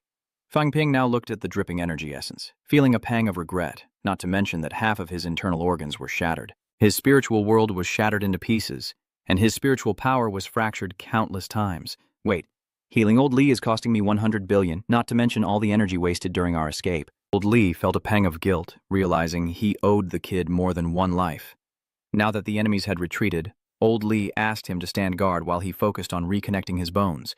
He needed to consolidate the energy essence he'd absorbed before it dissipated. Old Li's body began to emit an extremely dense energy, impressing Fang Ping, and even the surrounding plants were about to be energized. After a while, old Li finally sensed a trace of mental power, so this was the reason he couldn't break through. Unknowingly, Fang Ping had helped the old man accomplish something extraordinary. Now it was Fang Ping's turn, and he began to use the remaining essence of his blood to heal his internal injuries. Meanwhile, old Li recalled what Fang Ping had done, deeply moved that the boy had acquired so much life essence. He could have become a rank 6 overnight if he'd used it himself, but he gave it all to Li for healing. Before he could even be moved, Fang Ping woke up and told Lao Li to put on some clothes, much to his dismay. He smacked Fang Ping a few times, telling him to focus on cultivating. After a while of breaking through under Lao Li's guidance, a dazzling red halo appeared between Fang Ping's hands, but it immediately went haywire and became uncontrollable. Fang Ping was dumbfounded, as ordinary people's merged forms are round, but Fang Ping's form looked wrong, so he told him to stop. However, Fang Ping had great difficulty stopping, because there was too much energy, and the bridge to heaven and earth was being forced. It seemed the energy was about to explode, and Lao Li rushed to help control it. Finally, when the energy reached its limit, Fang Ping hurriedly tried to absorb it into his body. With a tremor, the young man's body suddenly glowed as if about to explode, and Lao Li anxiously urged him to quickly cultivate his inner body to exhaust the energy below. As expected, after exerting all his strength, all impurities were expelled, and his body became firm again. Now, Fang Ping's mental strength has exceeded 700, 300 points higher than the average 5th-rank warrior. 7 minutes after cultivation, he checked his system and saw his blood energy was nearly 4,000, and his physique had reached the peak of the 5th rank. At this astonishing rate, even old Li was impressed. It took him months to increase 1 rank, and he might even reach the 8th rank before him. The next morning, they approached Willow City again, disregarding the danger as they plotted to blow up their energy storage. Fang Ping was dazzled by the energy stones inside, so he asked old Li to lure the Willow God away so he could act. In the past, 1,000,000 grams of energy stones could be exchanged for 9 billion. And if he could bring all of that back to sell to the students at MCMAU. First, they'd be in debt for life, and then they'd be paying it off forever. Thinking fast, they split up, leaving Fang Ping to handle the heist. No need for stealth, he brazenly waltzed into the stone storage, his power easily suppressing the guards as he casually hauled away the goods. Driven by greed, he plunged Willow City into chaos, turning everyone into suspects and inciting them to slaughter each other. With preparations complete, Fang Ping dove into the sewers. He began gathering energy stones like harvesting seaweed, but was soon stopped by a soldier. Fang Ping immediately used his condensed mental power to blow away his killing intent, unexpectedly causing the entire cave to explode. This energy stone is too flammable. Sure enough, the explosion attracted the willow tree to attack. Barely escaping the shop, they're met by archers lying in wait. Just as hundreds pursue them, a golden light appears, and Old Li arrives just in time, grabbing Fang Ping and flying them into the air to escape. On their way, they stumble upon a rank 1 soldier chasing someone. It's one of their own men. Old Li quickly brings them aboard, and they fly straight back to the city to hide. Finally, making it through the gate, Fang Ping immediately checks his wealth value, reaching nearly 12 billion, just enough to upgrade the system, which he does without hesitation. After a transformation, Fang Ping realized its function was nothing special, except for a strange conversion function. So he decided to test it out. A burst of golden light erupted, and Fang Ping realized this was the power of heaven and earth conversion, and now he could easily gather it in his palm like a ball. Its power is immense, easily leveling a desert, but it costs too much to use. What a waste. Outside the tomb, it's been 5 days since Fang Ping entered, and everyone is anxiously waiting, wondering about his fate. Suddenly, Fang Ping emerged, excitedly announcing the mission's outstanding success. Though there were some losses, the Vice-Chancellor had successfully reached the 8th rank and then broke through to the 8th rank realm. Humanity had won this battle. Before everyone could celebrate, Fang Ping continued to boast, revealing that he had broken through to the 5th rank, leaving everyone dumbfounded. The strongest student here is only at the peak of rank 9, which disappoints her, so Fang Ping promises to help everyone improve their strength when he returns. First, he'll help his teacher break through, as she doesn't lack energy, but rather has a mental block. It took a lot of life essence to break through, and he was stingy with every drop. After a difficult fusion, he even needed Fang Ping to provoke him from the outside, demanding a lot of money for it. Finally, the female teacher successfully merged her spiritual power and the power of heaven and earth into a large sphere, and Fang Ping congratulated himself that his efforts had not been wasted. With the work in Magic City finished, Fang Ping went to the southern coast to begin training his bones. Currently, the process is only 10% complete and has only cost 6 million, which isn't expensive. But whatever, even if it increases 100 times, it won't exceed 1.4 billion.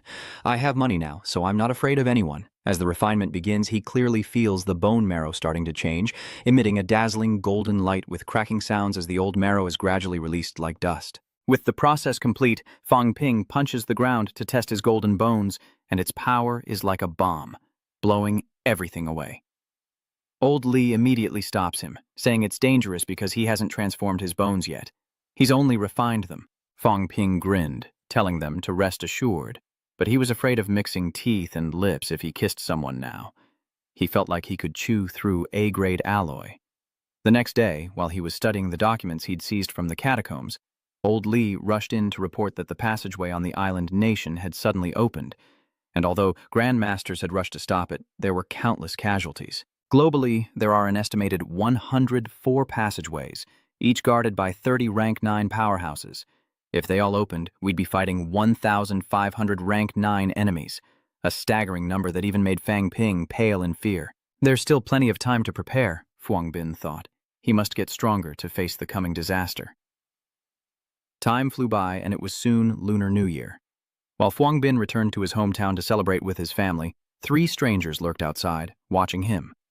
They were all rank 6 martial artists, while Fuang Bin was only rank 5, so they were confident they could easily suppress him. An old, white-haired man couldn't wait, immediately launching a surprise attack through the window, but Fang Ping sensed his presence and sent him to his grave with a single 6th-grade blade. 2 more remain, but they're proving to be difficult opponents.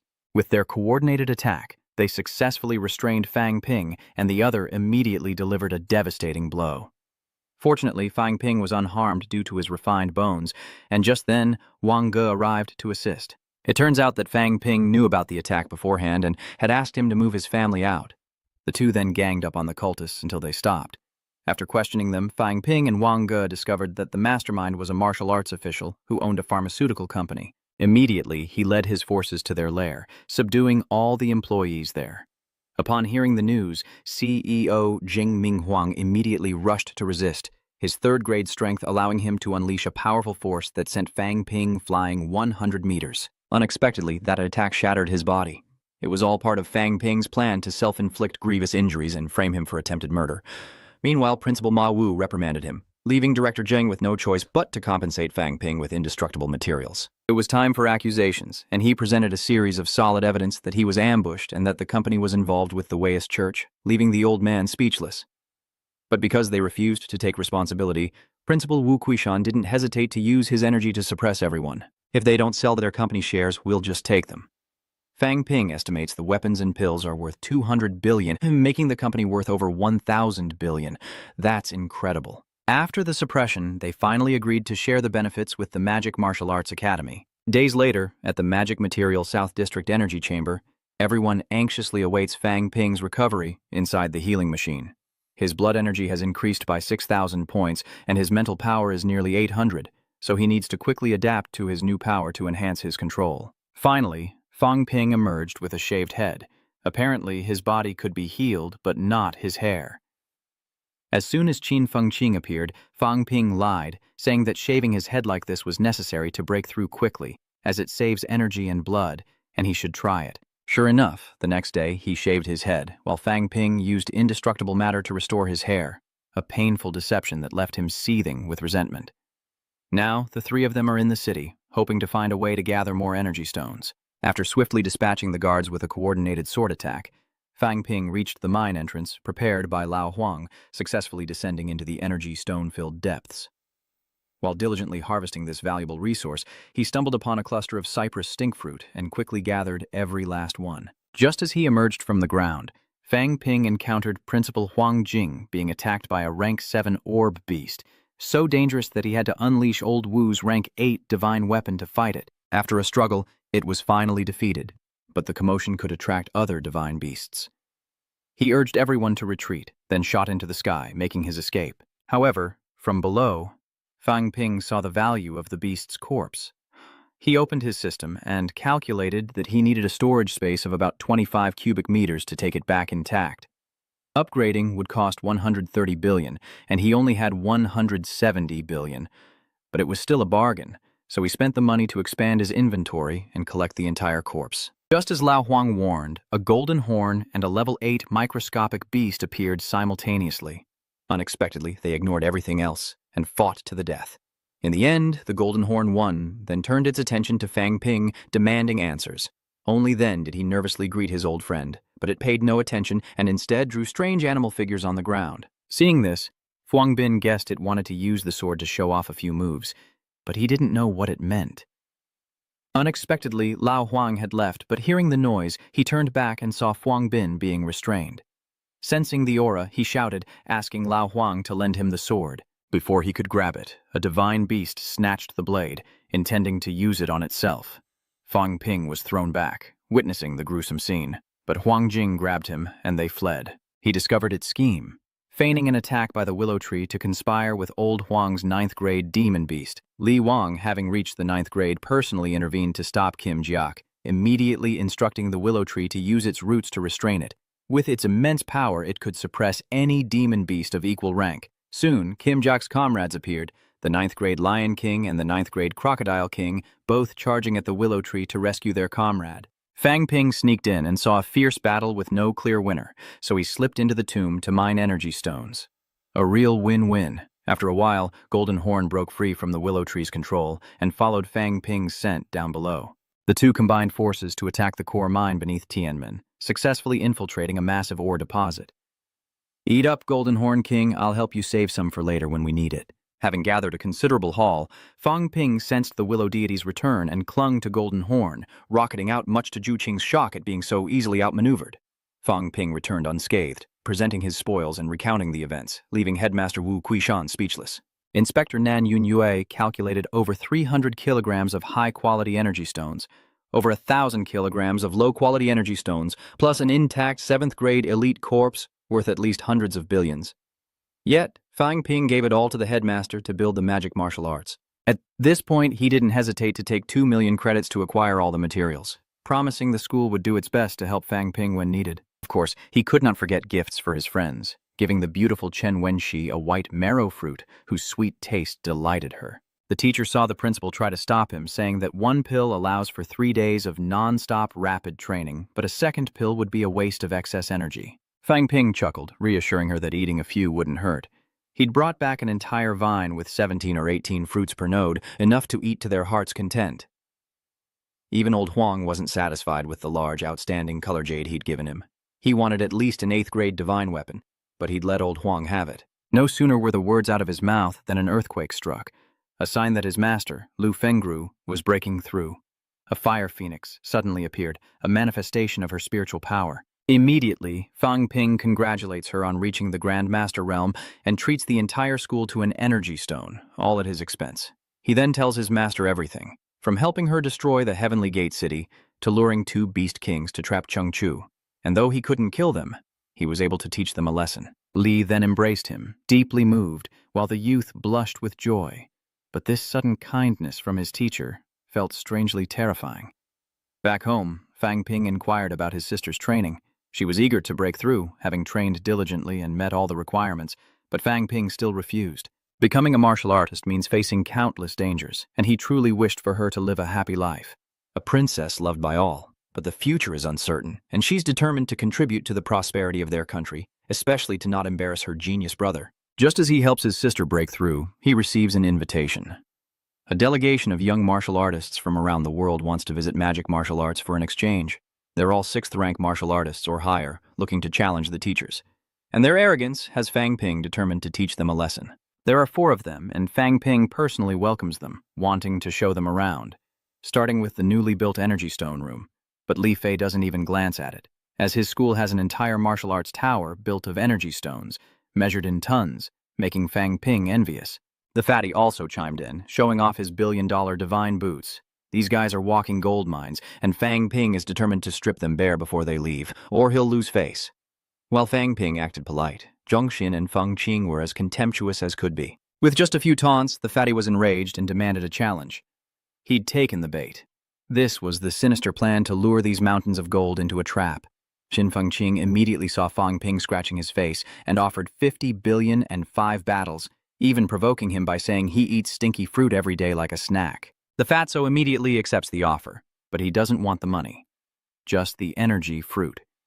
R skims off the valuables, including 50 billion, 5 divine weapons, and all the energy fruit. Hearing this, the Deputy Minister of Education turned pale, not expecting the newcomers to be fleeced so ruthlessly by Fang Ping's group. The first match was between Xin Fengqing and Fatty, both brimming with energy. His opponent struck first, unleashing a full-force kick with rare divine boots, but Xin Fengqing instantly countered, channeling all his energy into a headbutt that sent the fatty spitting blood. He barely escaped, unharmed thanks to his protective armor. Realizing there's no chance of winning, Xin Fengqing mockingly admits defeat, while the victor trembles as if about to die in the arena.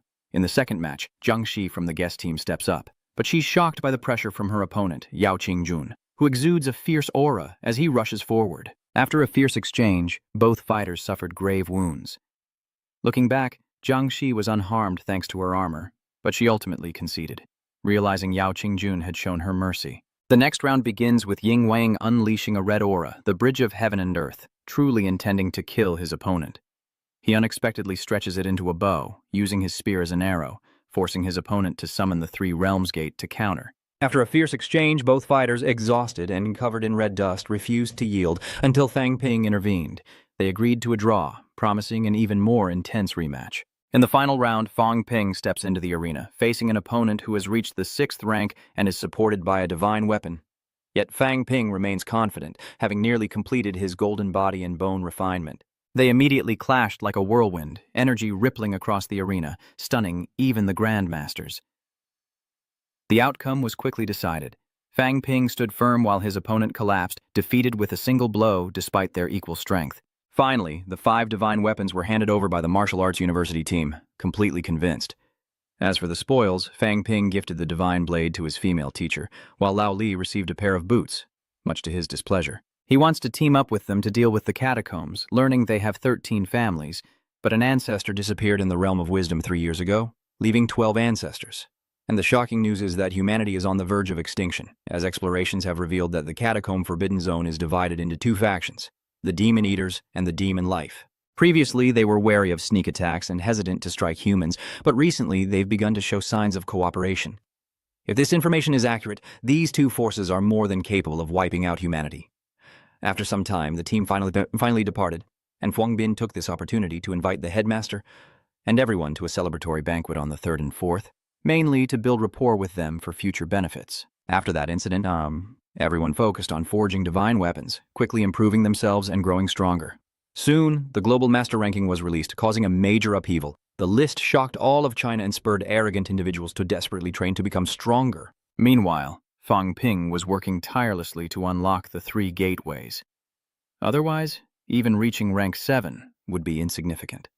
7 days later, the headmaster and female instructor rushed to Fang Ping, sensing a powerful surge of energy. Arriving, they saw Fang Ping's formidable spiritual power forming a giant sword.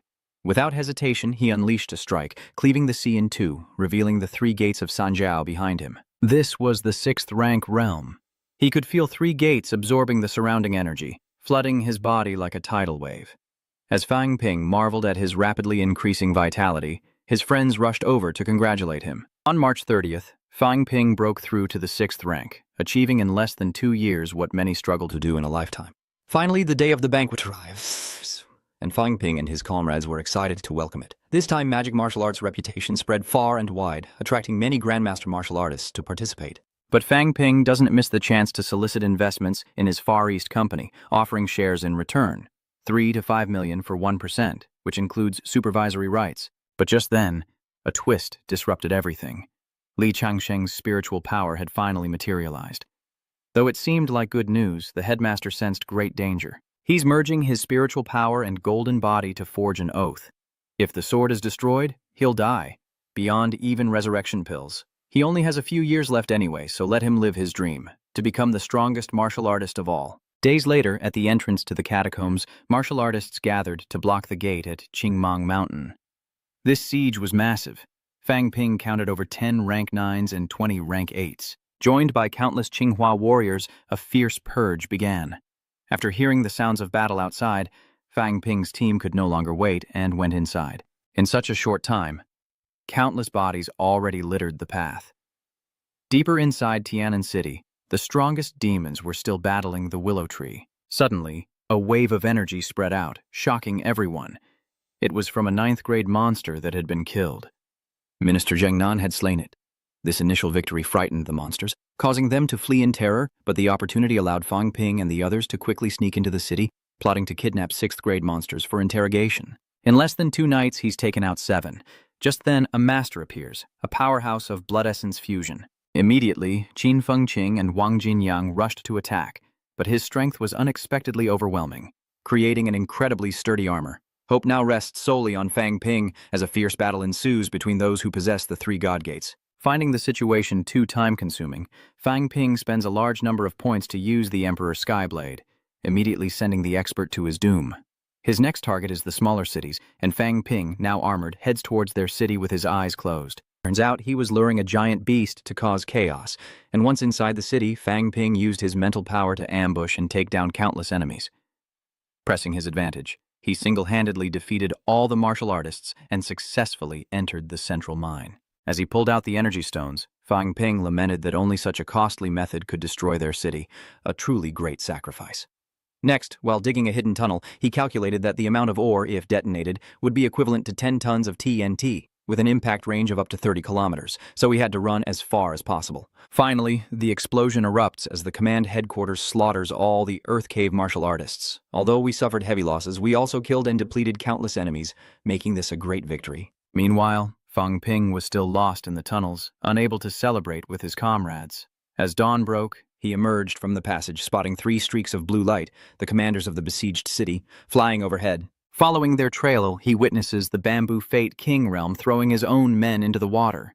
This river is a branch of the Forbidden River, and the old king explains that it's how he tests for lurking beasts. They decided to conceal their presence and wait for the opportune moment, letting them fight the water monsters, and then swoop in to take everything. They noticed a cracked stele nearby, revealing only one character, likely from the Qin dynasty 2,000 years ago. It's a valuable item, and Fang Ping is determined to dig it out. But even after digging 10 levels deep, it's still not the end. It's incredibly long. Frustrated, Fang Ping plunged his hoe straight into the gravestone, and before Lao Wang could stop him, it exploded with a deafening roar. Even the nearby city lord had to brace himself against the devastating force. Luckily, Fang Ping pulled old Wang away from the explosion, but he was still badly injured. They had to run to the abandoned city wall to heal. Just as they entered, they saw a large, blood-colored robe. Peering through a crack, they realized this was a trading place for city lords who had reached the 9th rank. On one side was Yang Ra from Trantin City, and on the other was Wu Min from Vuongkan City, both vying for territory in the burial grounds. Fuang Bin and Lao Vuong wondered why they were taking so long to talk. Suddenly, a golden light erupted, and unable to reach an agreement, the two sides engaged in a chaotic, life-or-death battle. Their strength, having reached the level of dukes, caused terrifying shockwaves. Just then, Wang Chung arrived to reinforce them, deciding to join forces with the old white-haired warrior to eliminate Queen Wu Ming and avenge an old grudge. But cornered, she desperately summoned her most powerful weapon, the undying divine hand of the Pine King, forcing everyone to scatter. But it was too late. The divine tree began emitting dark energy, devouring everything into its domain before vanishing. The sky cleared, and from afar, the sounds of fighting could still be heard from last night's battlefield. Wang Cheng and the old silver-haired martial artist blaming each other as they continued to brawl. Strangely, within minutes, they all turned into golden skeletons, and they quickly discovered another stranger in skeletal form, Fang Ping, who was now exposed. Immediately, the three engaged in a fierce battle, but fortunately in this form they couldn't recognize which side Fang Ping was on. They could only tell that he was wearing a shirt while they were not. Before they could react, one of them self-destructed, triggering a cataclysmic explosion meant to bury everything here. There was no escape this time. The shockwave of spiritual energy would eventually erase all senses, and he resigned himself to being buried here, gazing at the sky one last time. Suddenly, a desperate cry rang out. It was Lao Wang, who had arrived just in time to help. He realized Fang Ping was severely injured, surrounded by countless corpses, all of them 7th or 8th grade powerhouses. A day passed, and Fang Ping finally awoke to find Lao Wang beside him, who had fortunately administered life-saving medicine in time. His body recovers quickly, and the two begin to collect their spoils, precious divine weapons.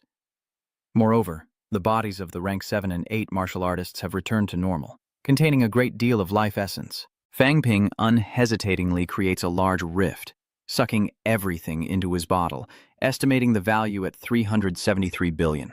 Just then, Tia Tu and Xin Fengqing fall from the realm gate into Wukala, revealing that they had successfully entered a place called the Heavenly Court. After causing a ruckus, they were kicked out, but Xin Fengqing managed to grab a handful of immortal soil and ate it all the way here. It must be good stuff, because after eating half of it, his hair grew long like a Super Saiyan. Congratulations on your successful return to secular life. After their triumphant return, they were greeted by the Minister of Education himself, who had reached the 9th rank of the Heavenly Court. He wanted to meet with Fuang Bin's team in particular, and being noticed by such a big figure made Fuang Bin uneasy. The minister called this meeting to discuss a youth competition. Winners will be considered high-level and allowed into the sewer, where they can rapidly develop their spiritual power. A once-in-a-lifetime opportunity. Understanding the minister's intentions, Fang Ping is excited to enter the Gong district, mainly to legitimize the elimination of the enemy's younger generation. However, he is warned not to underestimate the dangers, as the mortality rate for geniuses entering the Gong district is as high as 50%, because it's not just half of them. The very next day, Fang Ping, Li Hansong, and Qin Fengqing all cultivated together, breaking through their realms. After 3 days, he completed the incredibly powerful half-golden body, but Fang Ping wanted to stop.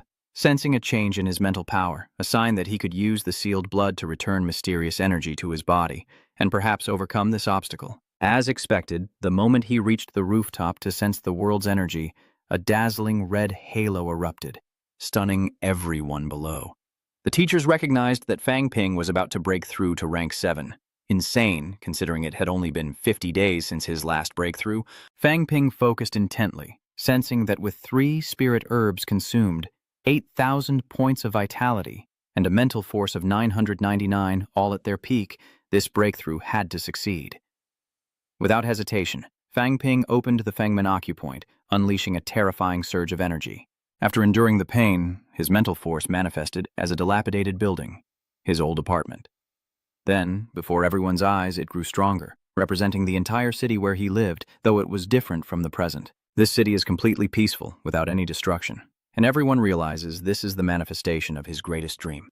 Finally, Fang Ping successfully broke through to rank 6 upper stage, his materialized spiritual power complete, and he cried out, praying for a world of peace without war. Fang Ping vows to strive for the well-being of all and the prosperity of the nation, to fight for it, and to die without regret. The next day, Fang Ping returns to the energy room to help seal Lao Wang and Qin Fengqing's energy portals, and begins to study spiritual combat techniques. 20 days pass, and Chen Yunxi outside misses him dearly. Rumors said Fang Ping wasn't interested in women, yet the image of him embracing Lao Wang and Qin Fengqing made her shudder. A heartless man indeed. As the youth competition approached, Fang Ping and Lao Wang flew to Qingdao to register, unaware that Fatty Chow had already caught wind of it and was there to greet them. According to his intel, there are a total of several hundred participants vying for a spot, some representing the government, some representing their own forces, and some who are virtually unknown. As soon as they arrived at the plaza, the three ran into Hao Hash, who immediately challenged Fang Ping's team to a duel, unleashing a fiery red aura. Fortunately, Lao Wang casually deflected the blow, and Fang Ping didn't even need to lift a finger, using his mental power to create a massive explosion, kicking up a cloud of dust. As the dust settled, a massive crater shocked everyone. He's become even more formidable. Fuang Bin coldly eyed the crowd, determined to obtain either a top-grade demon core or a divine weapon this time. It's raining. It's not that I'm cruel, it's that you're pushing me too far. Since you're showing your face with me, you definitely won't attack me overtly. The blonde-haired brute thought he was scared, cowering in fear, and challenged him, thinking it was an easy win. But his expression immediately changed, radiating an intense fighting spirit. The two immediately clashed, the European's beard unleashing a flurry of overwhelming blows, all while proclaiming himself the strongest. At that moment, Fang Ping used his divine power to materialize reality, transforming the battlefield into a city to attack the bearded man. He immediately ignited his life force, swelling up like a war god. Fang Ping used his materialized axe to shoot straight at him, then detonated it, tearing the blonde-haired man apart. Though he begged for mercy, he was beaten so badly his avatar was distorted, and he cried that even the essence of blood was useless. Well, give me that machete, buddy. Amidst the cheers of the crowd, he emerged with imposing grace, proving his opponents were nothing special. Fang Ping immediately feigned injury, claiming he'd need at least a day to recover. His two friends were speechless at this display. Zhenxing City's Yang Kia then spoke up. Fang Ping, your act will be seen through sooner or later, and you only have 2 challenge rights left. For your safety, why not have Yang Mu and Yang Feng both use a challenge on you to help you through this? He smiled with glee, but secretly thought, Yang Xia doesn't want divine weapons or beasts. This doesn't fit my predictions. He can't actually be trying to be nice to me or I'll look like a fool playing along, that sly old fox. This charade is best played with Yang Mu winning, followed by Yang Feng's defeat at my hands, securing my place in the finals as a victor. And if no one challenges Yang Mu, he too can advance as a winner. But something still feels off. Below the stage, the rank 6 cultivators think he's stalling and hasn't really attacked yet. Just then, the old man told Yang Mu to concede, seemingly out of kindness. But Yang Feng of Zhenxing City immediately challenged him, seeking to kill him. He unleashed a fiery red power, the same system as the Jushi of the Yang family ancestor, a unique move used to suppress the city. General Li Deyong angrily rebukes the old man for living shamelessly for the sake of an old divine weapon.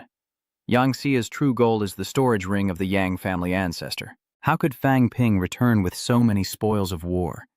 It must be the storage ring, and the old ancestor's body is definitely hidden inside that ring, the old ancestor of the Yang family. They entered the realm and, in just a few days, advanced from the 5th to the mid-6th level, especially Fang Ping, whose spiritual power had long since exploded. The young master needs a new vessel, and I must obtain the body and the old ancestor's storage items. Kill Fang Ping. He is the Yang Forger's prize.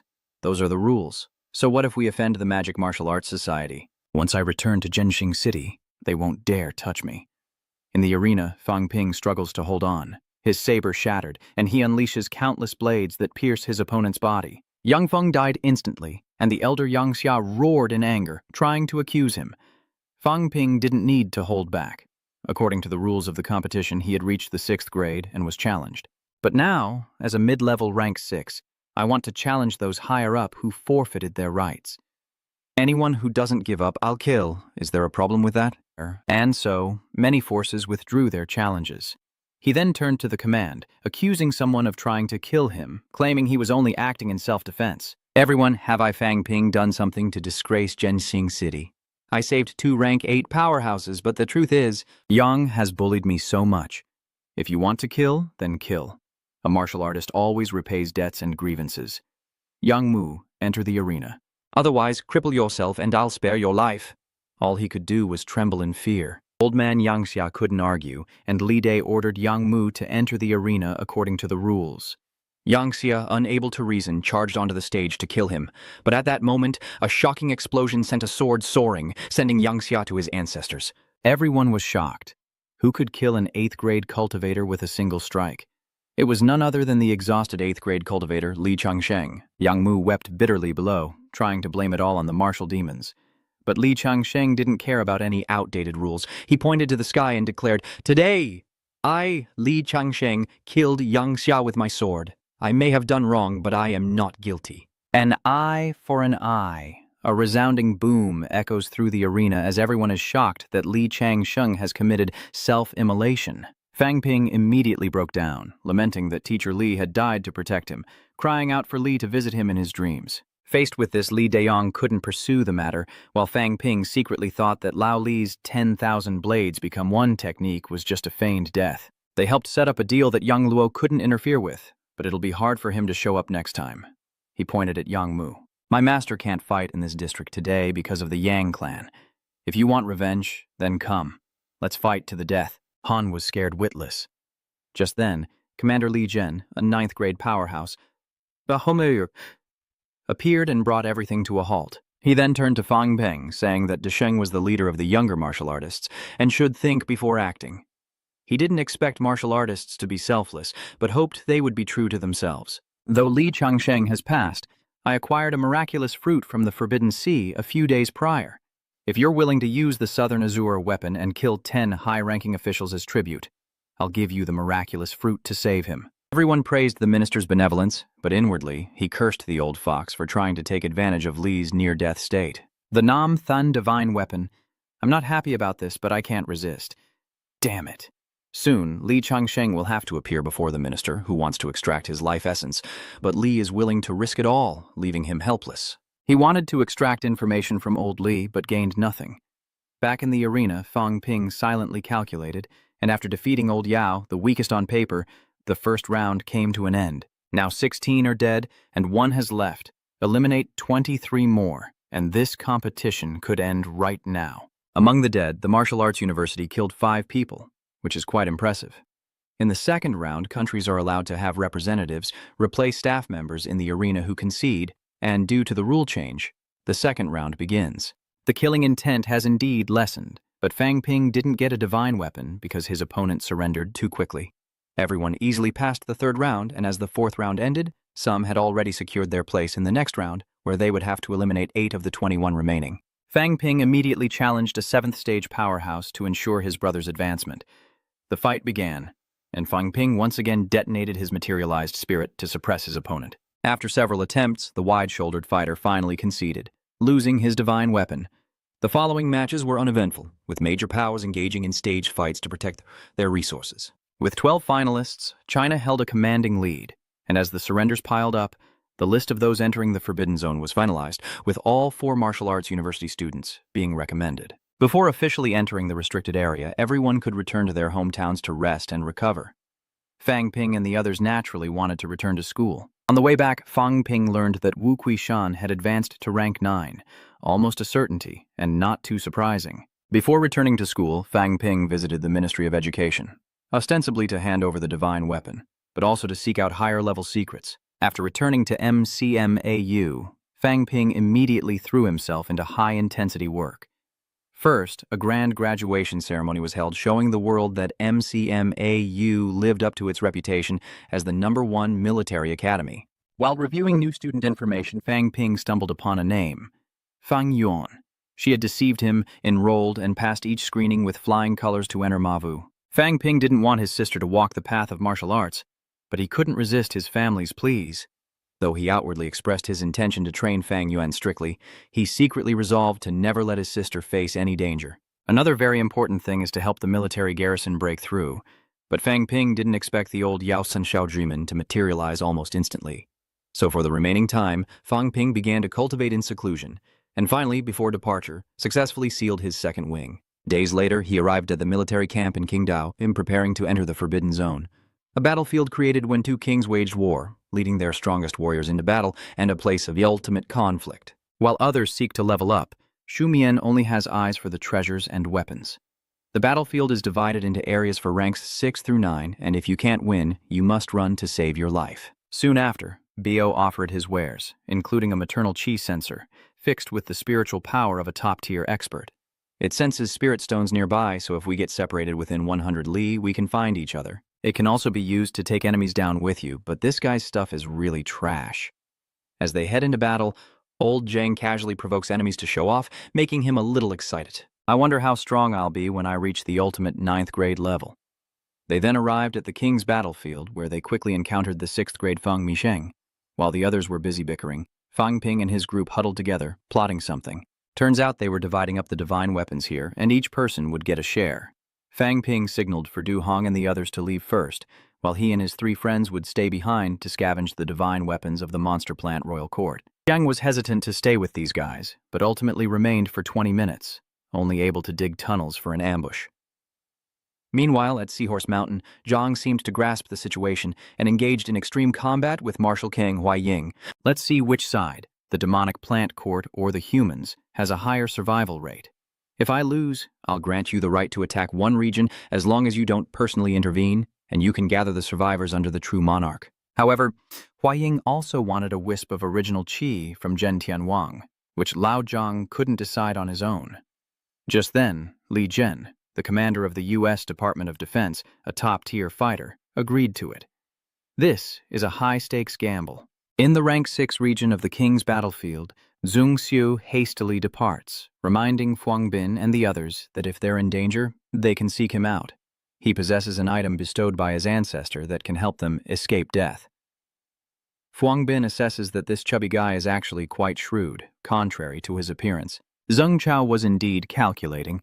The old ancestor was right. This is an era of rising figures. Following one of these great figures might just be the key to survival. He has to mingle with them, but not too much. It's better to invest in them. No need to fight myself. Later, I'll just move the treasure trove out for them. Consider it an investment. I wonder if I can make a profit later. Who?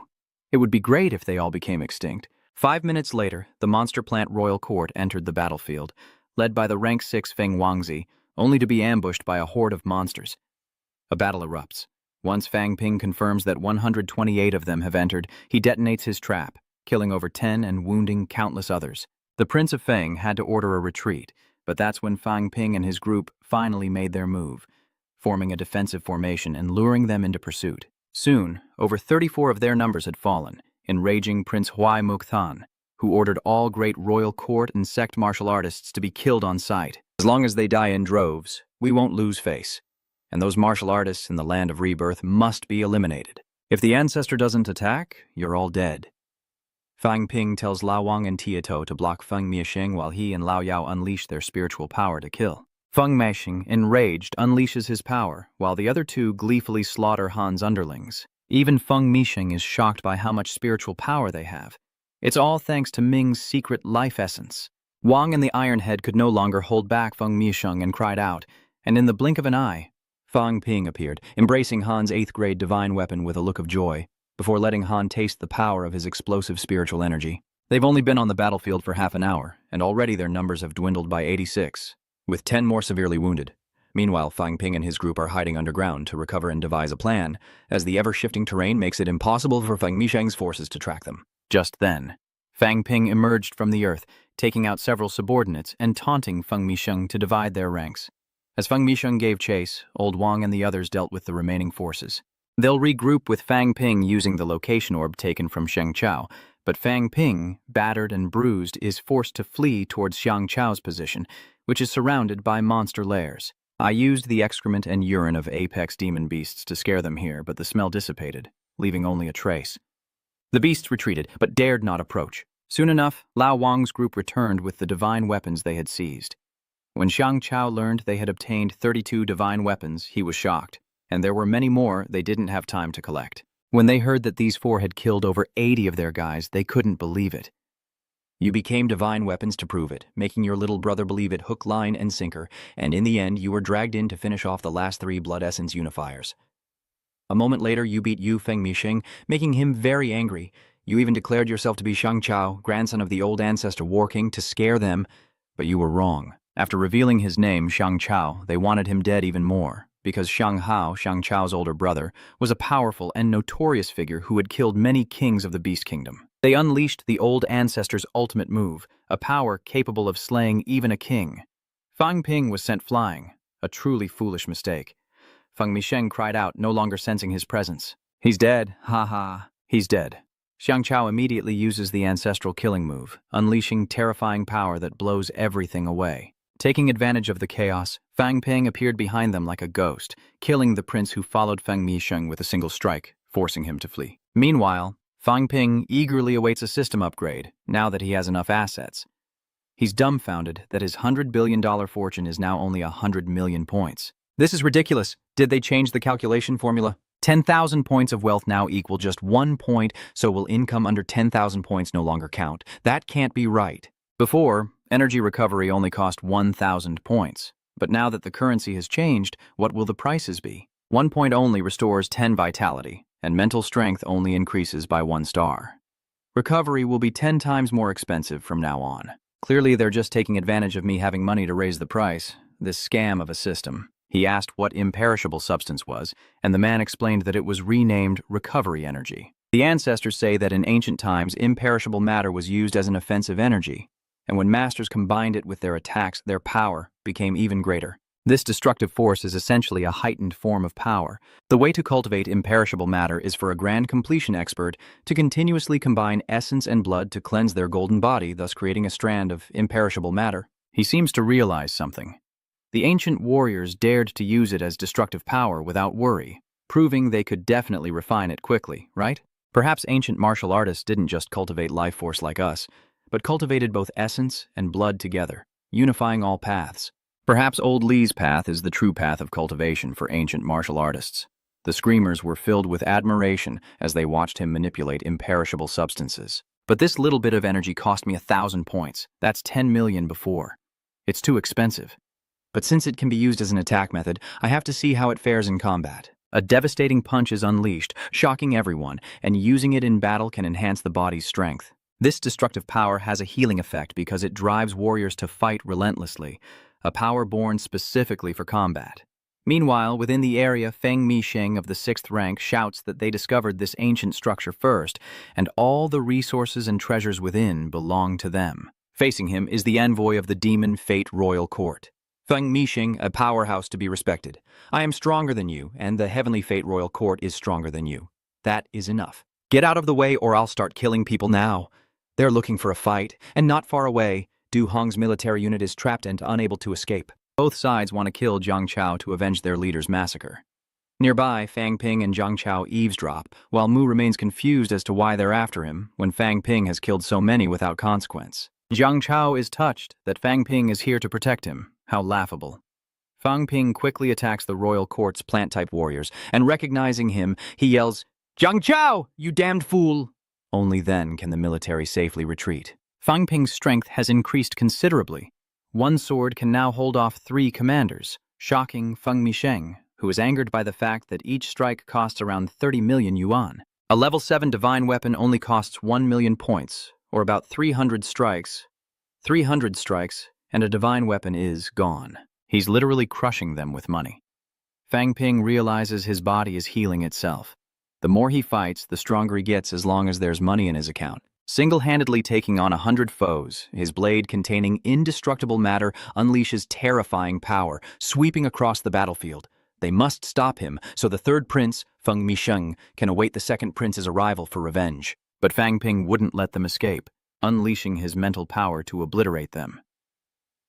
Meanwhile, Ji Yao observed that this Xiang Chao was far too powerful. Fang Ping threatens the Demon Plant Royal Court, promising annihilation if they interfere.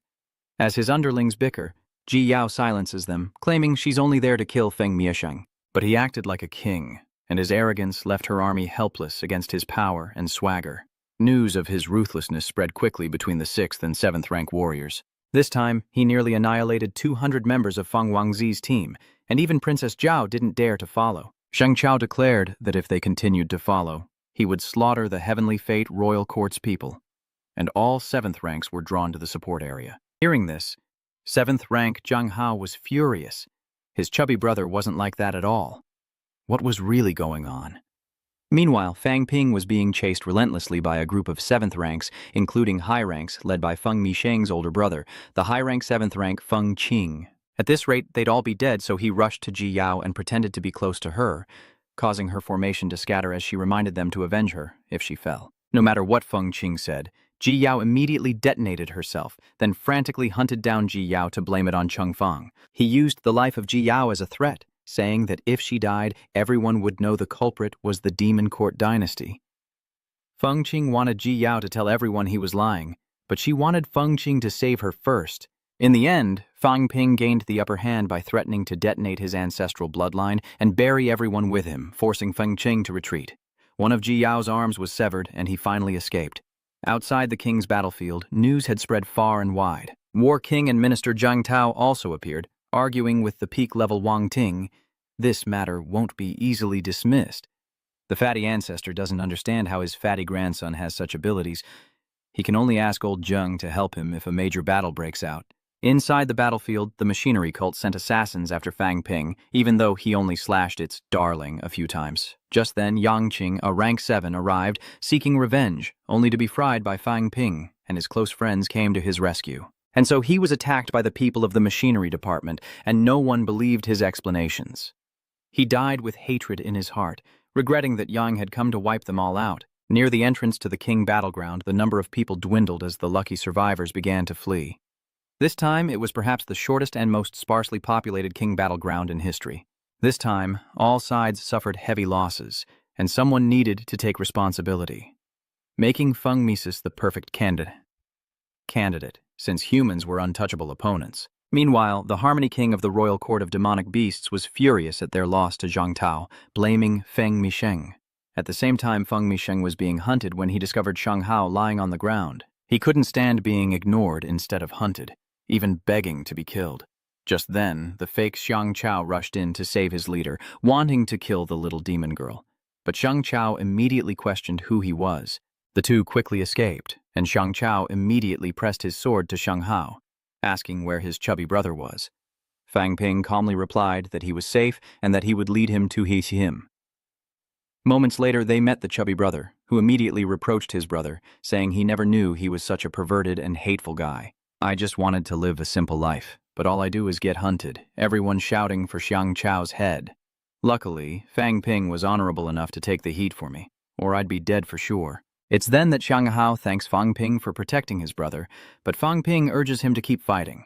With one exception, Jijiao must not be harmed. Jijiao's father is the king of the demonic fate royal sect, the leader of the entire sect, ruling over the demonic fate royal court and its vast territory, commanding countless powerful warriors, and her grandfather is an unparalleled powerhouse. I hear her strength rivals even my grandfather's.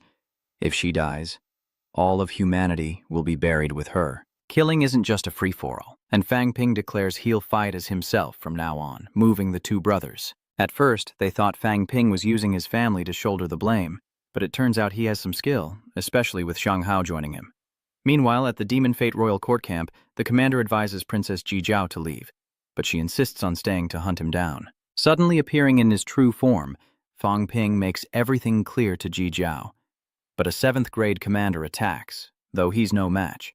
Fang Ping unleashes the aura of death, and the red sword immediately emits a shield, wanting to clash, only to face bitter defeat. It turns out the source of the death aura isn't the red sword, but Shang Hao's sword. But now, he's here, spreading rumors that Jijiao is begging for his help, when she's actually seeking an alliance with the Demon Beast dynasty to hunt down Fang Ping. The Wind Destroyer thought he was hot stuff with Jijiao, but now that she wants to work with us, I suggest you watch your tone. Otherwise, you'll die at Fang Ping's hands, and we'll have nothing to do with it. But even with both of you, you can't directly confront that many 7th grade powerhouses. He devised a plan to detonate Xiang Chao's ancestral origin ball, but its range was so vast that they might not escape in time. Fang Ping then threw stones to attack them, followed by a foul-smelling distraction. Even Jijiao was impressed, wondering how he came up with such a crazy idea.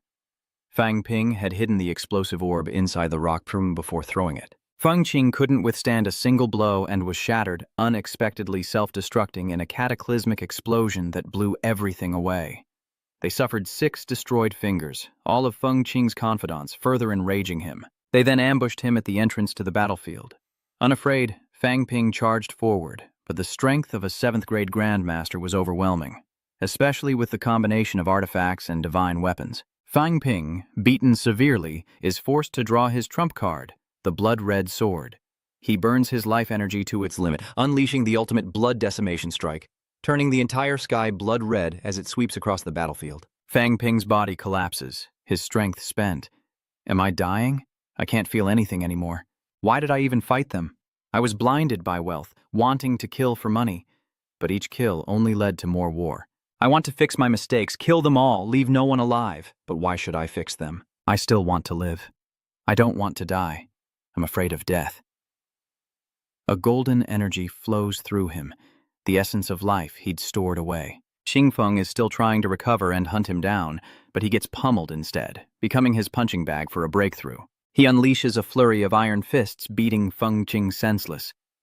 His golden body has begun to manifest, but it's still incomplete, perhaps only half-formed. Lao Yao and Jiang Hao arrive to congratulate him, and Lao Yao, after some time apart, has broken through to 7th grade, a stroke of luck indeed.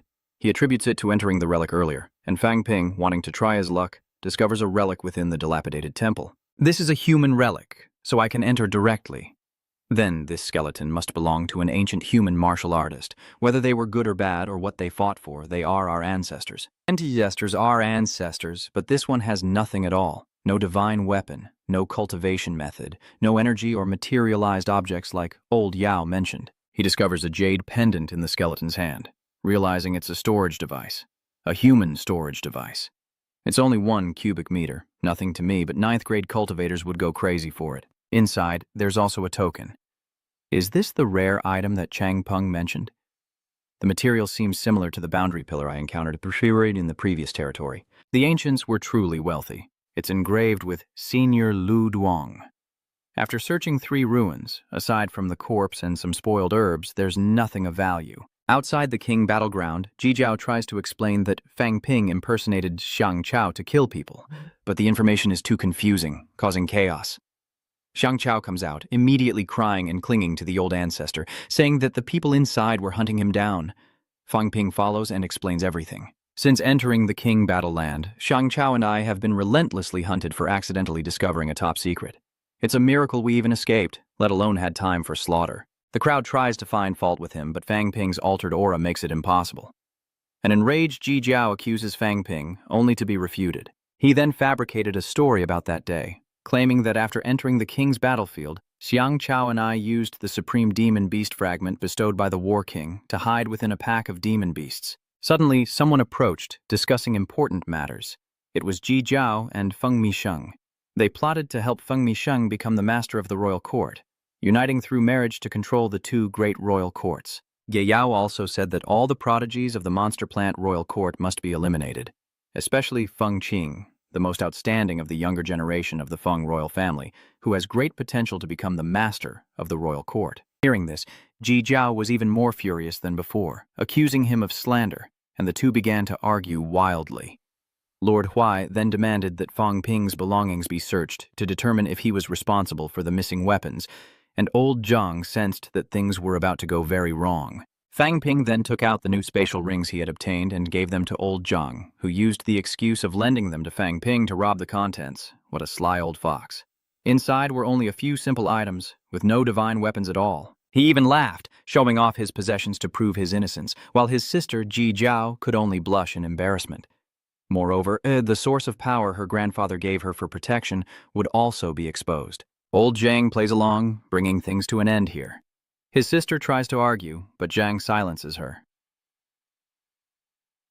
A former pinnacle's power is not something a 6th rank can easily dismiss.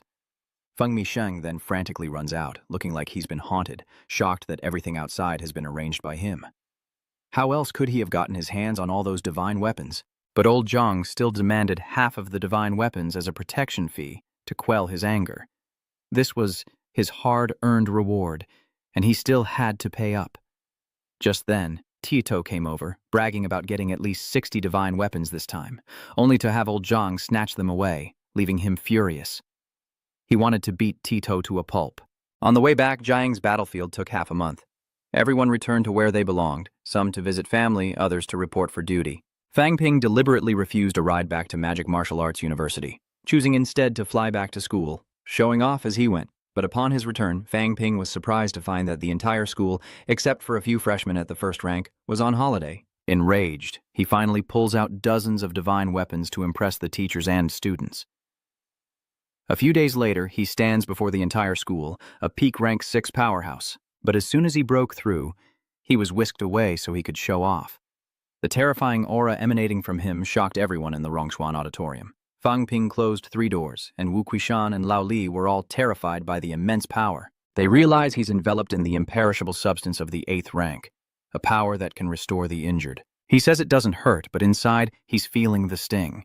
This time, it'll cost him 1,000 wealth points. Even though he's spent tens of millions of points, it's not a loss. In this era, the stronger the martial arts, the better. These people have suffered injuries for the sake of martial arts and humanity. I have plenty of wealth points, so spending a little is no big deal. What's important is where people's hearts now lie. Since you're all so supportive, I'll do something big again. He unleashes his materialized mental energy, absorbing all the energy pouring down. Fang Ping officially became the youngest grandmaster, breaking through to mid-rank 7th grade at only 20 years old, directly slapping the faces of those old grandmasters.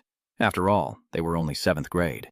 His strength exploded once again after breaking through to mid-rank. On July 28th, Fang Ping successfully broke through, and on the 29th, invitations were sent to grandmasters everywhere. The invitations alone conveyed wealth and grandeur.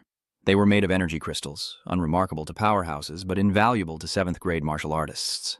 Not only that, the invitation's inscription was carved from imperishable material. Who else could be so extravagant?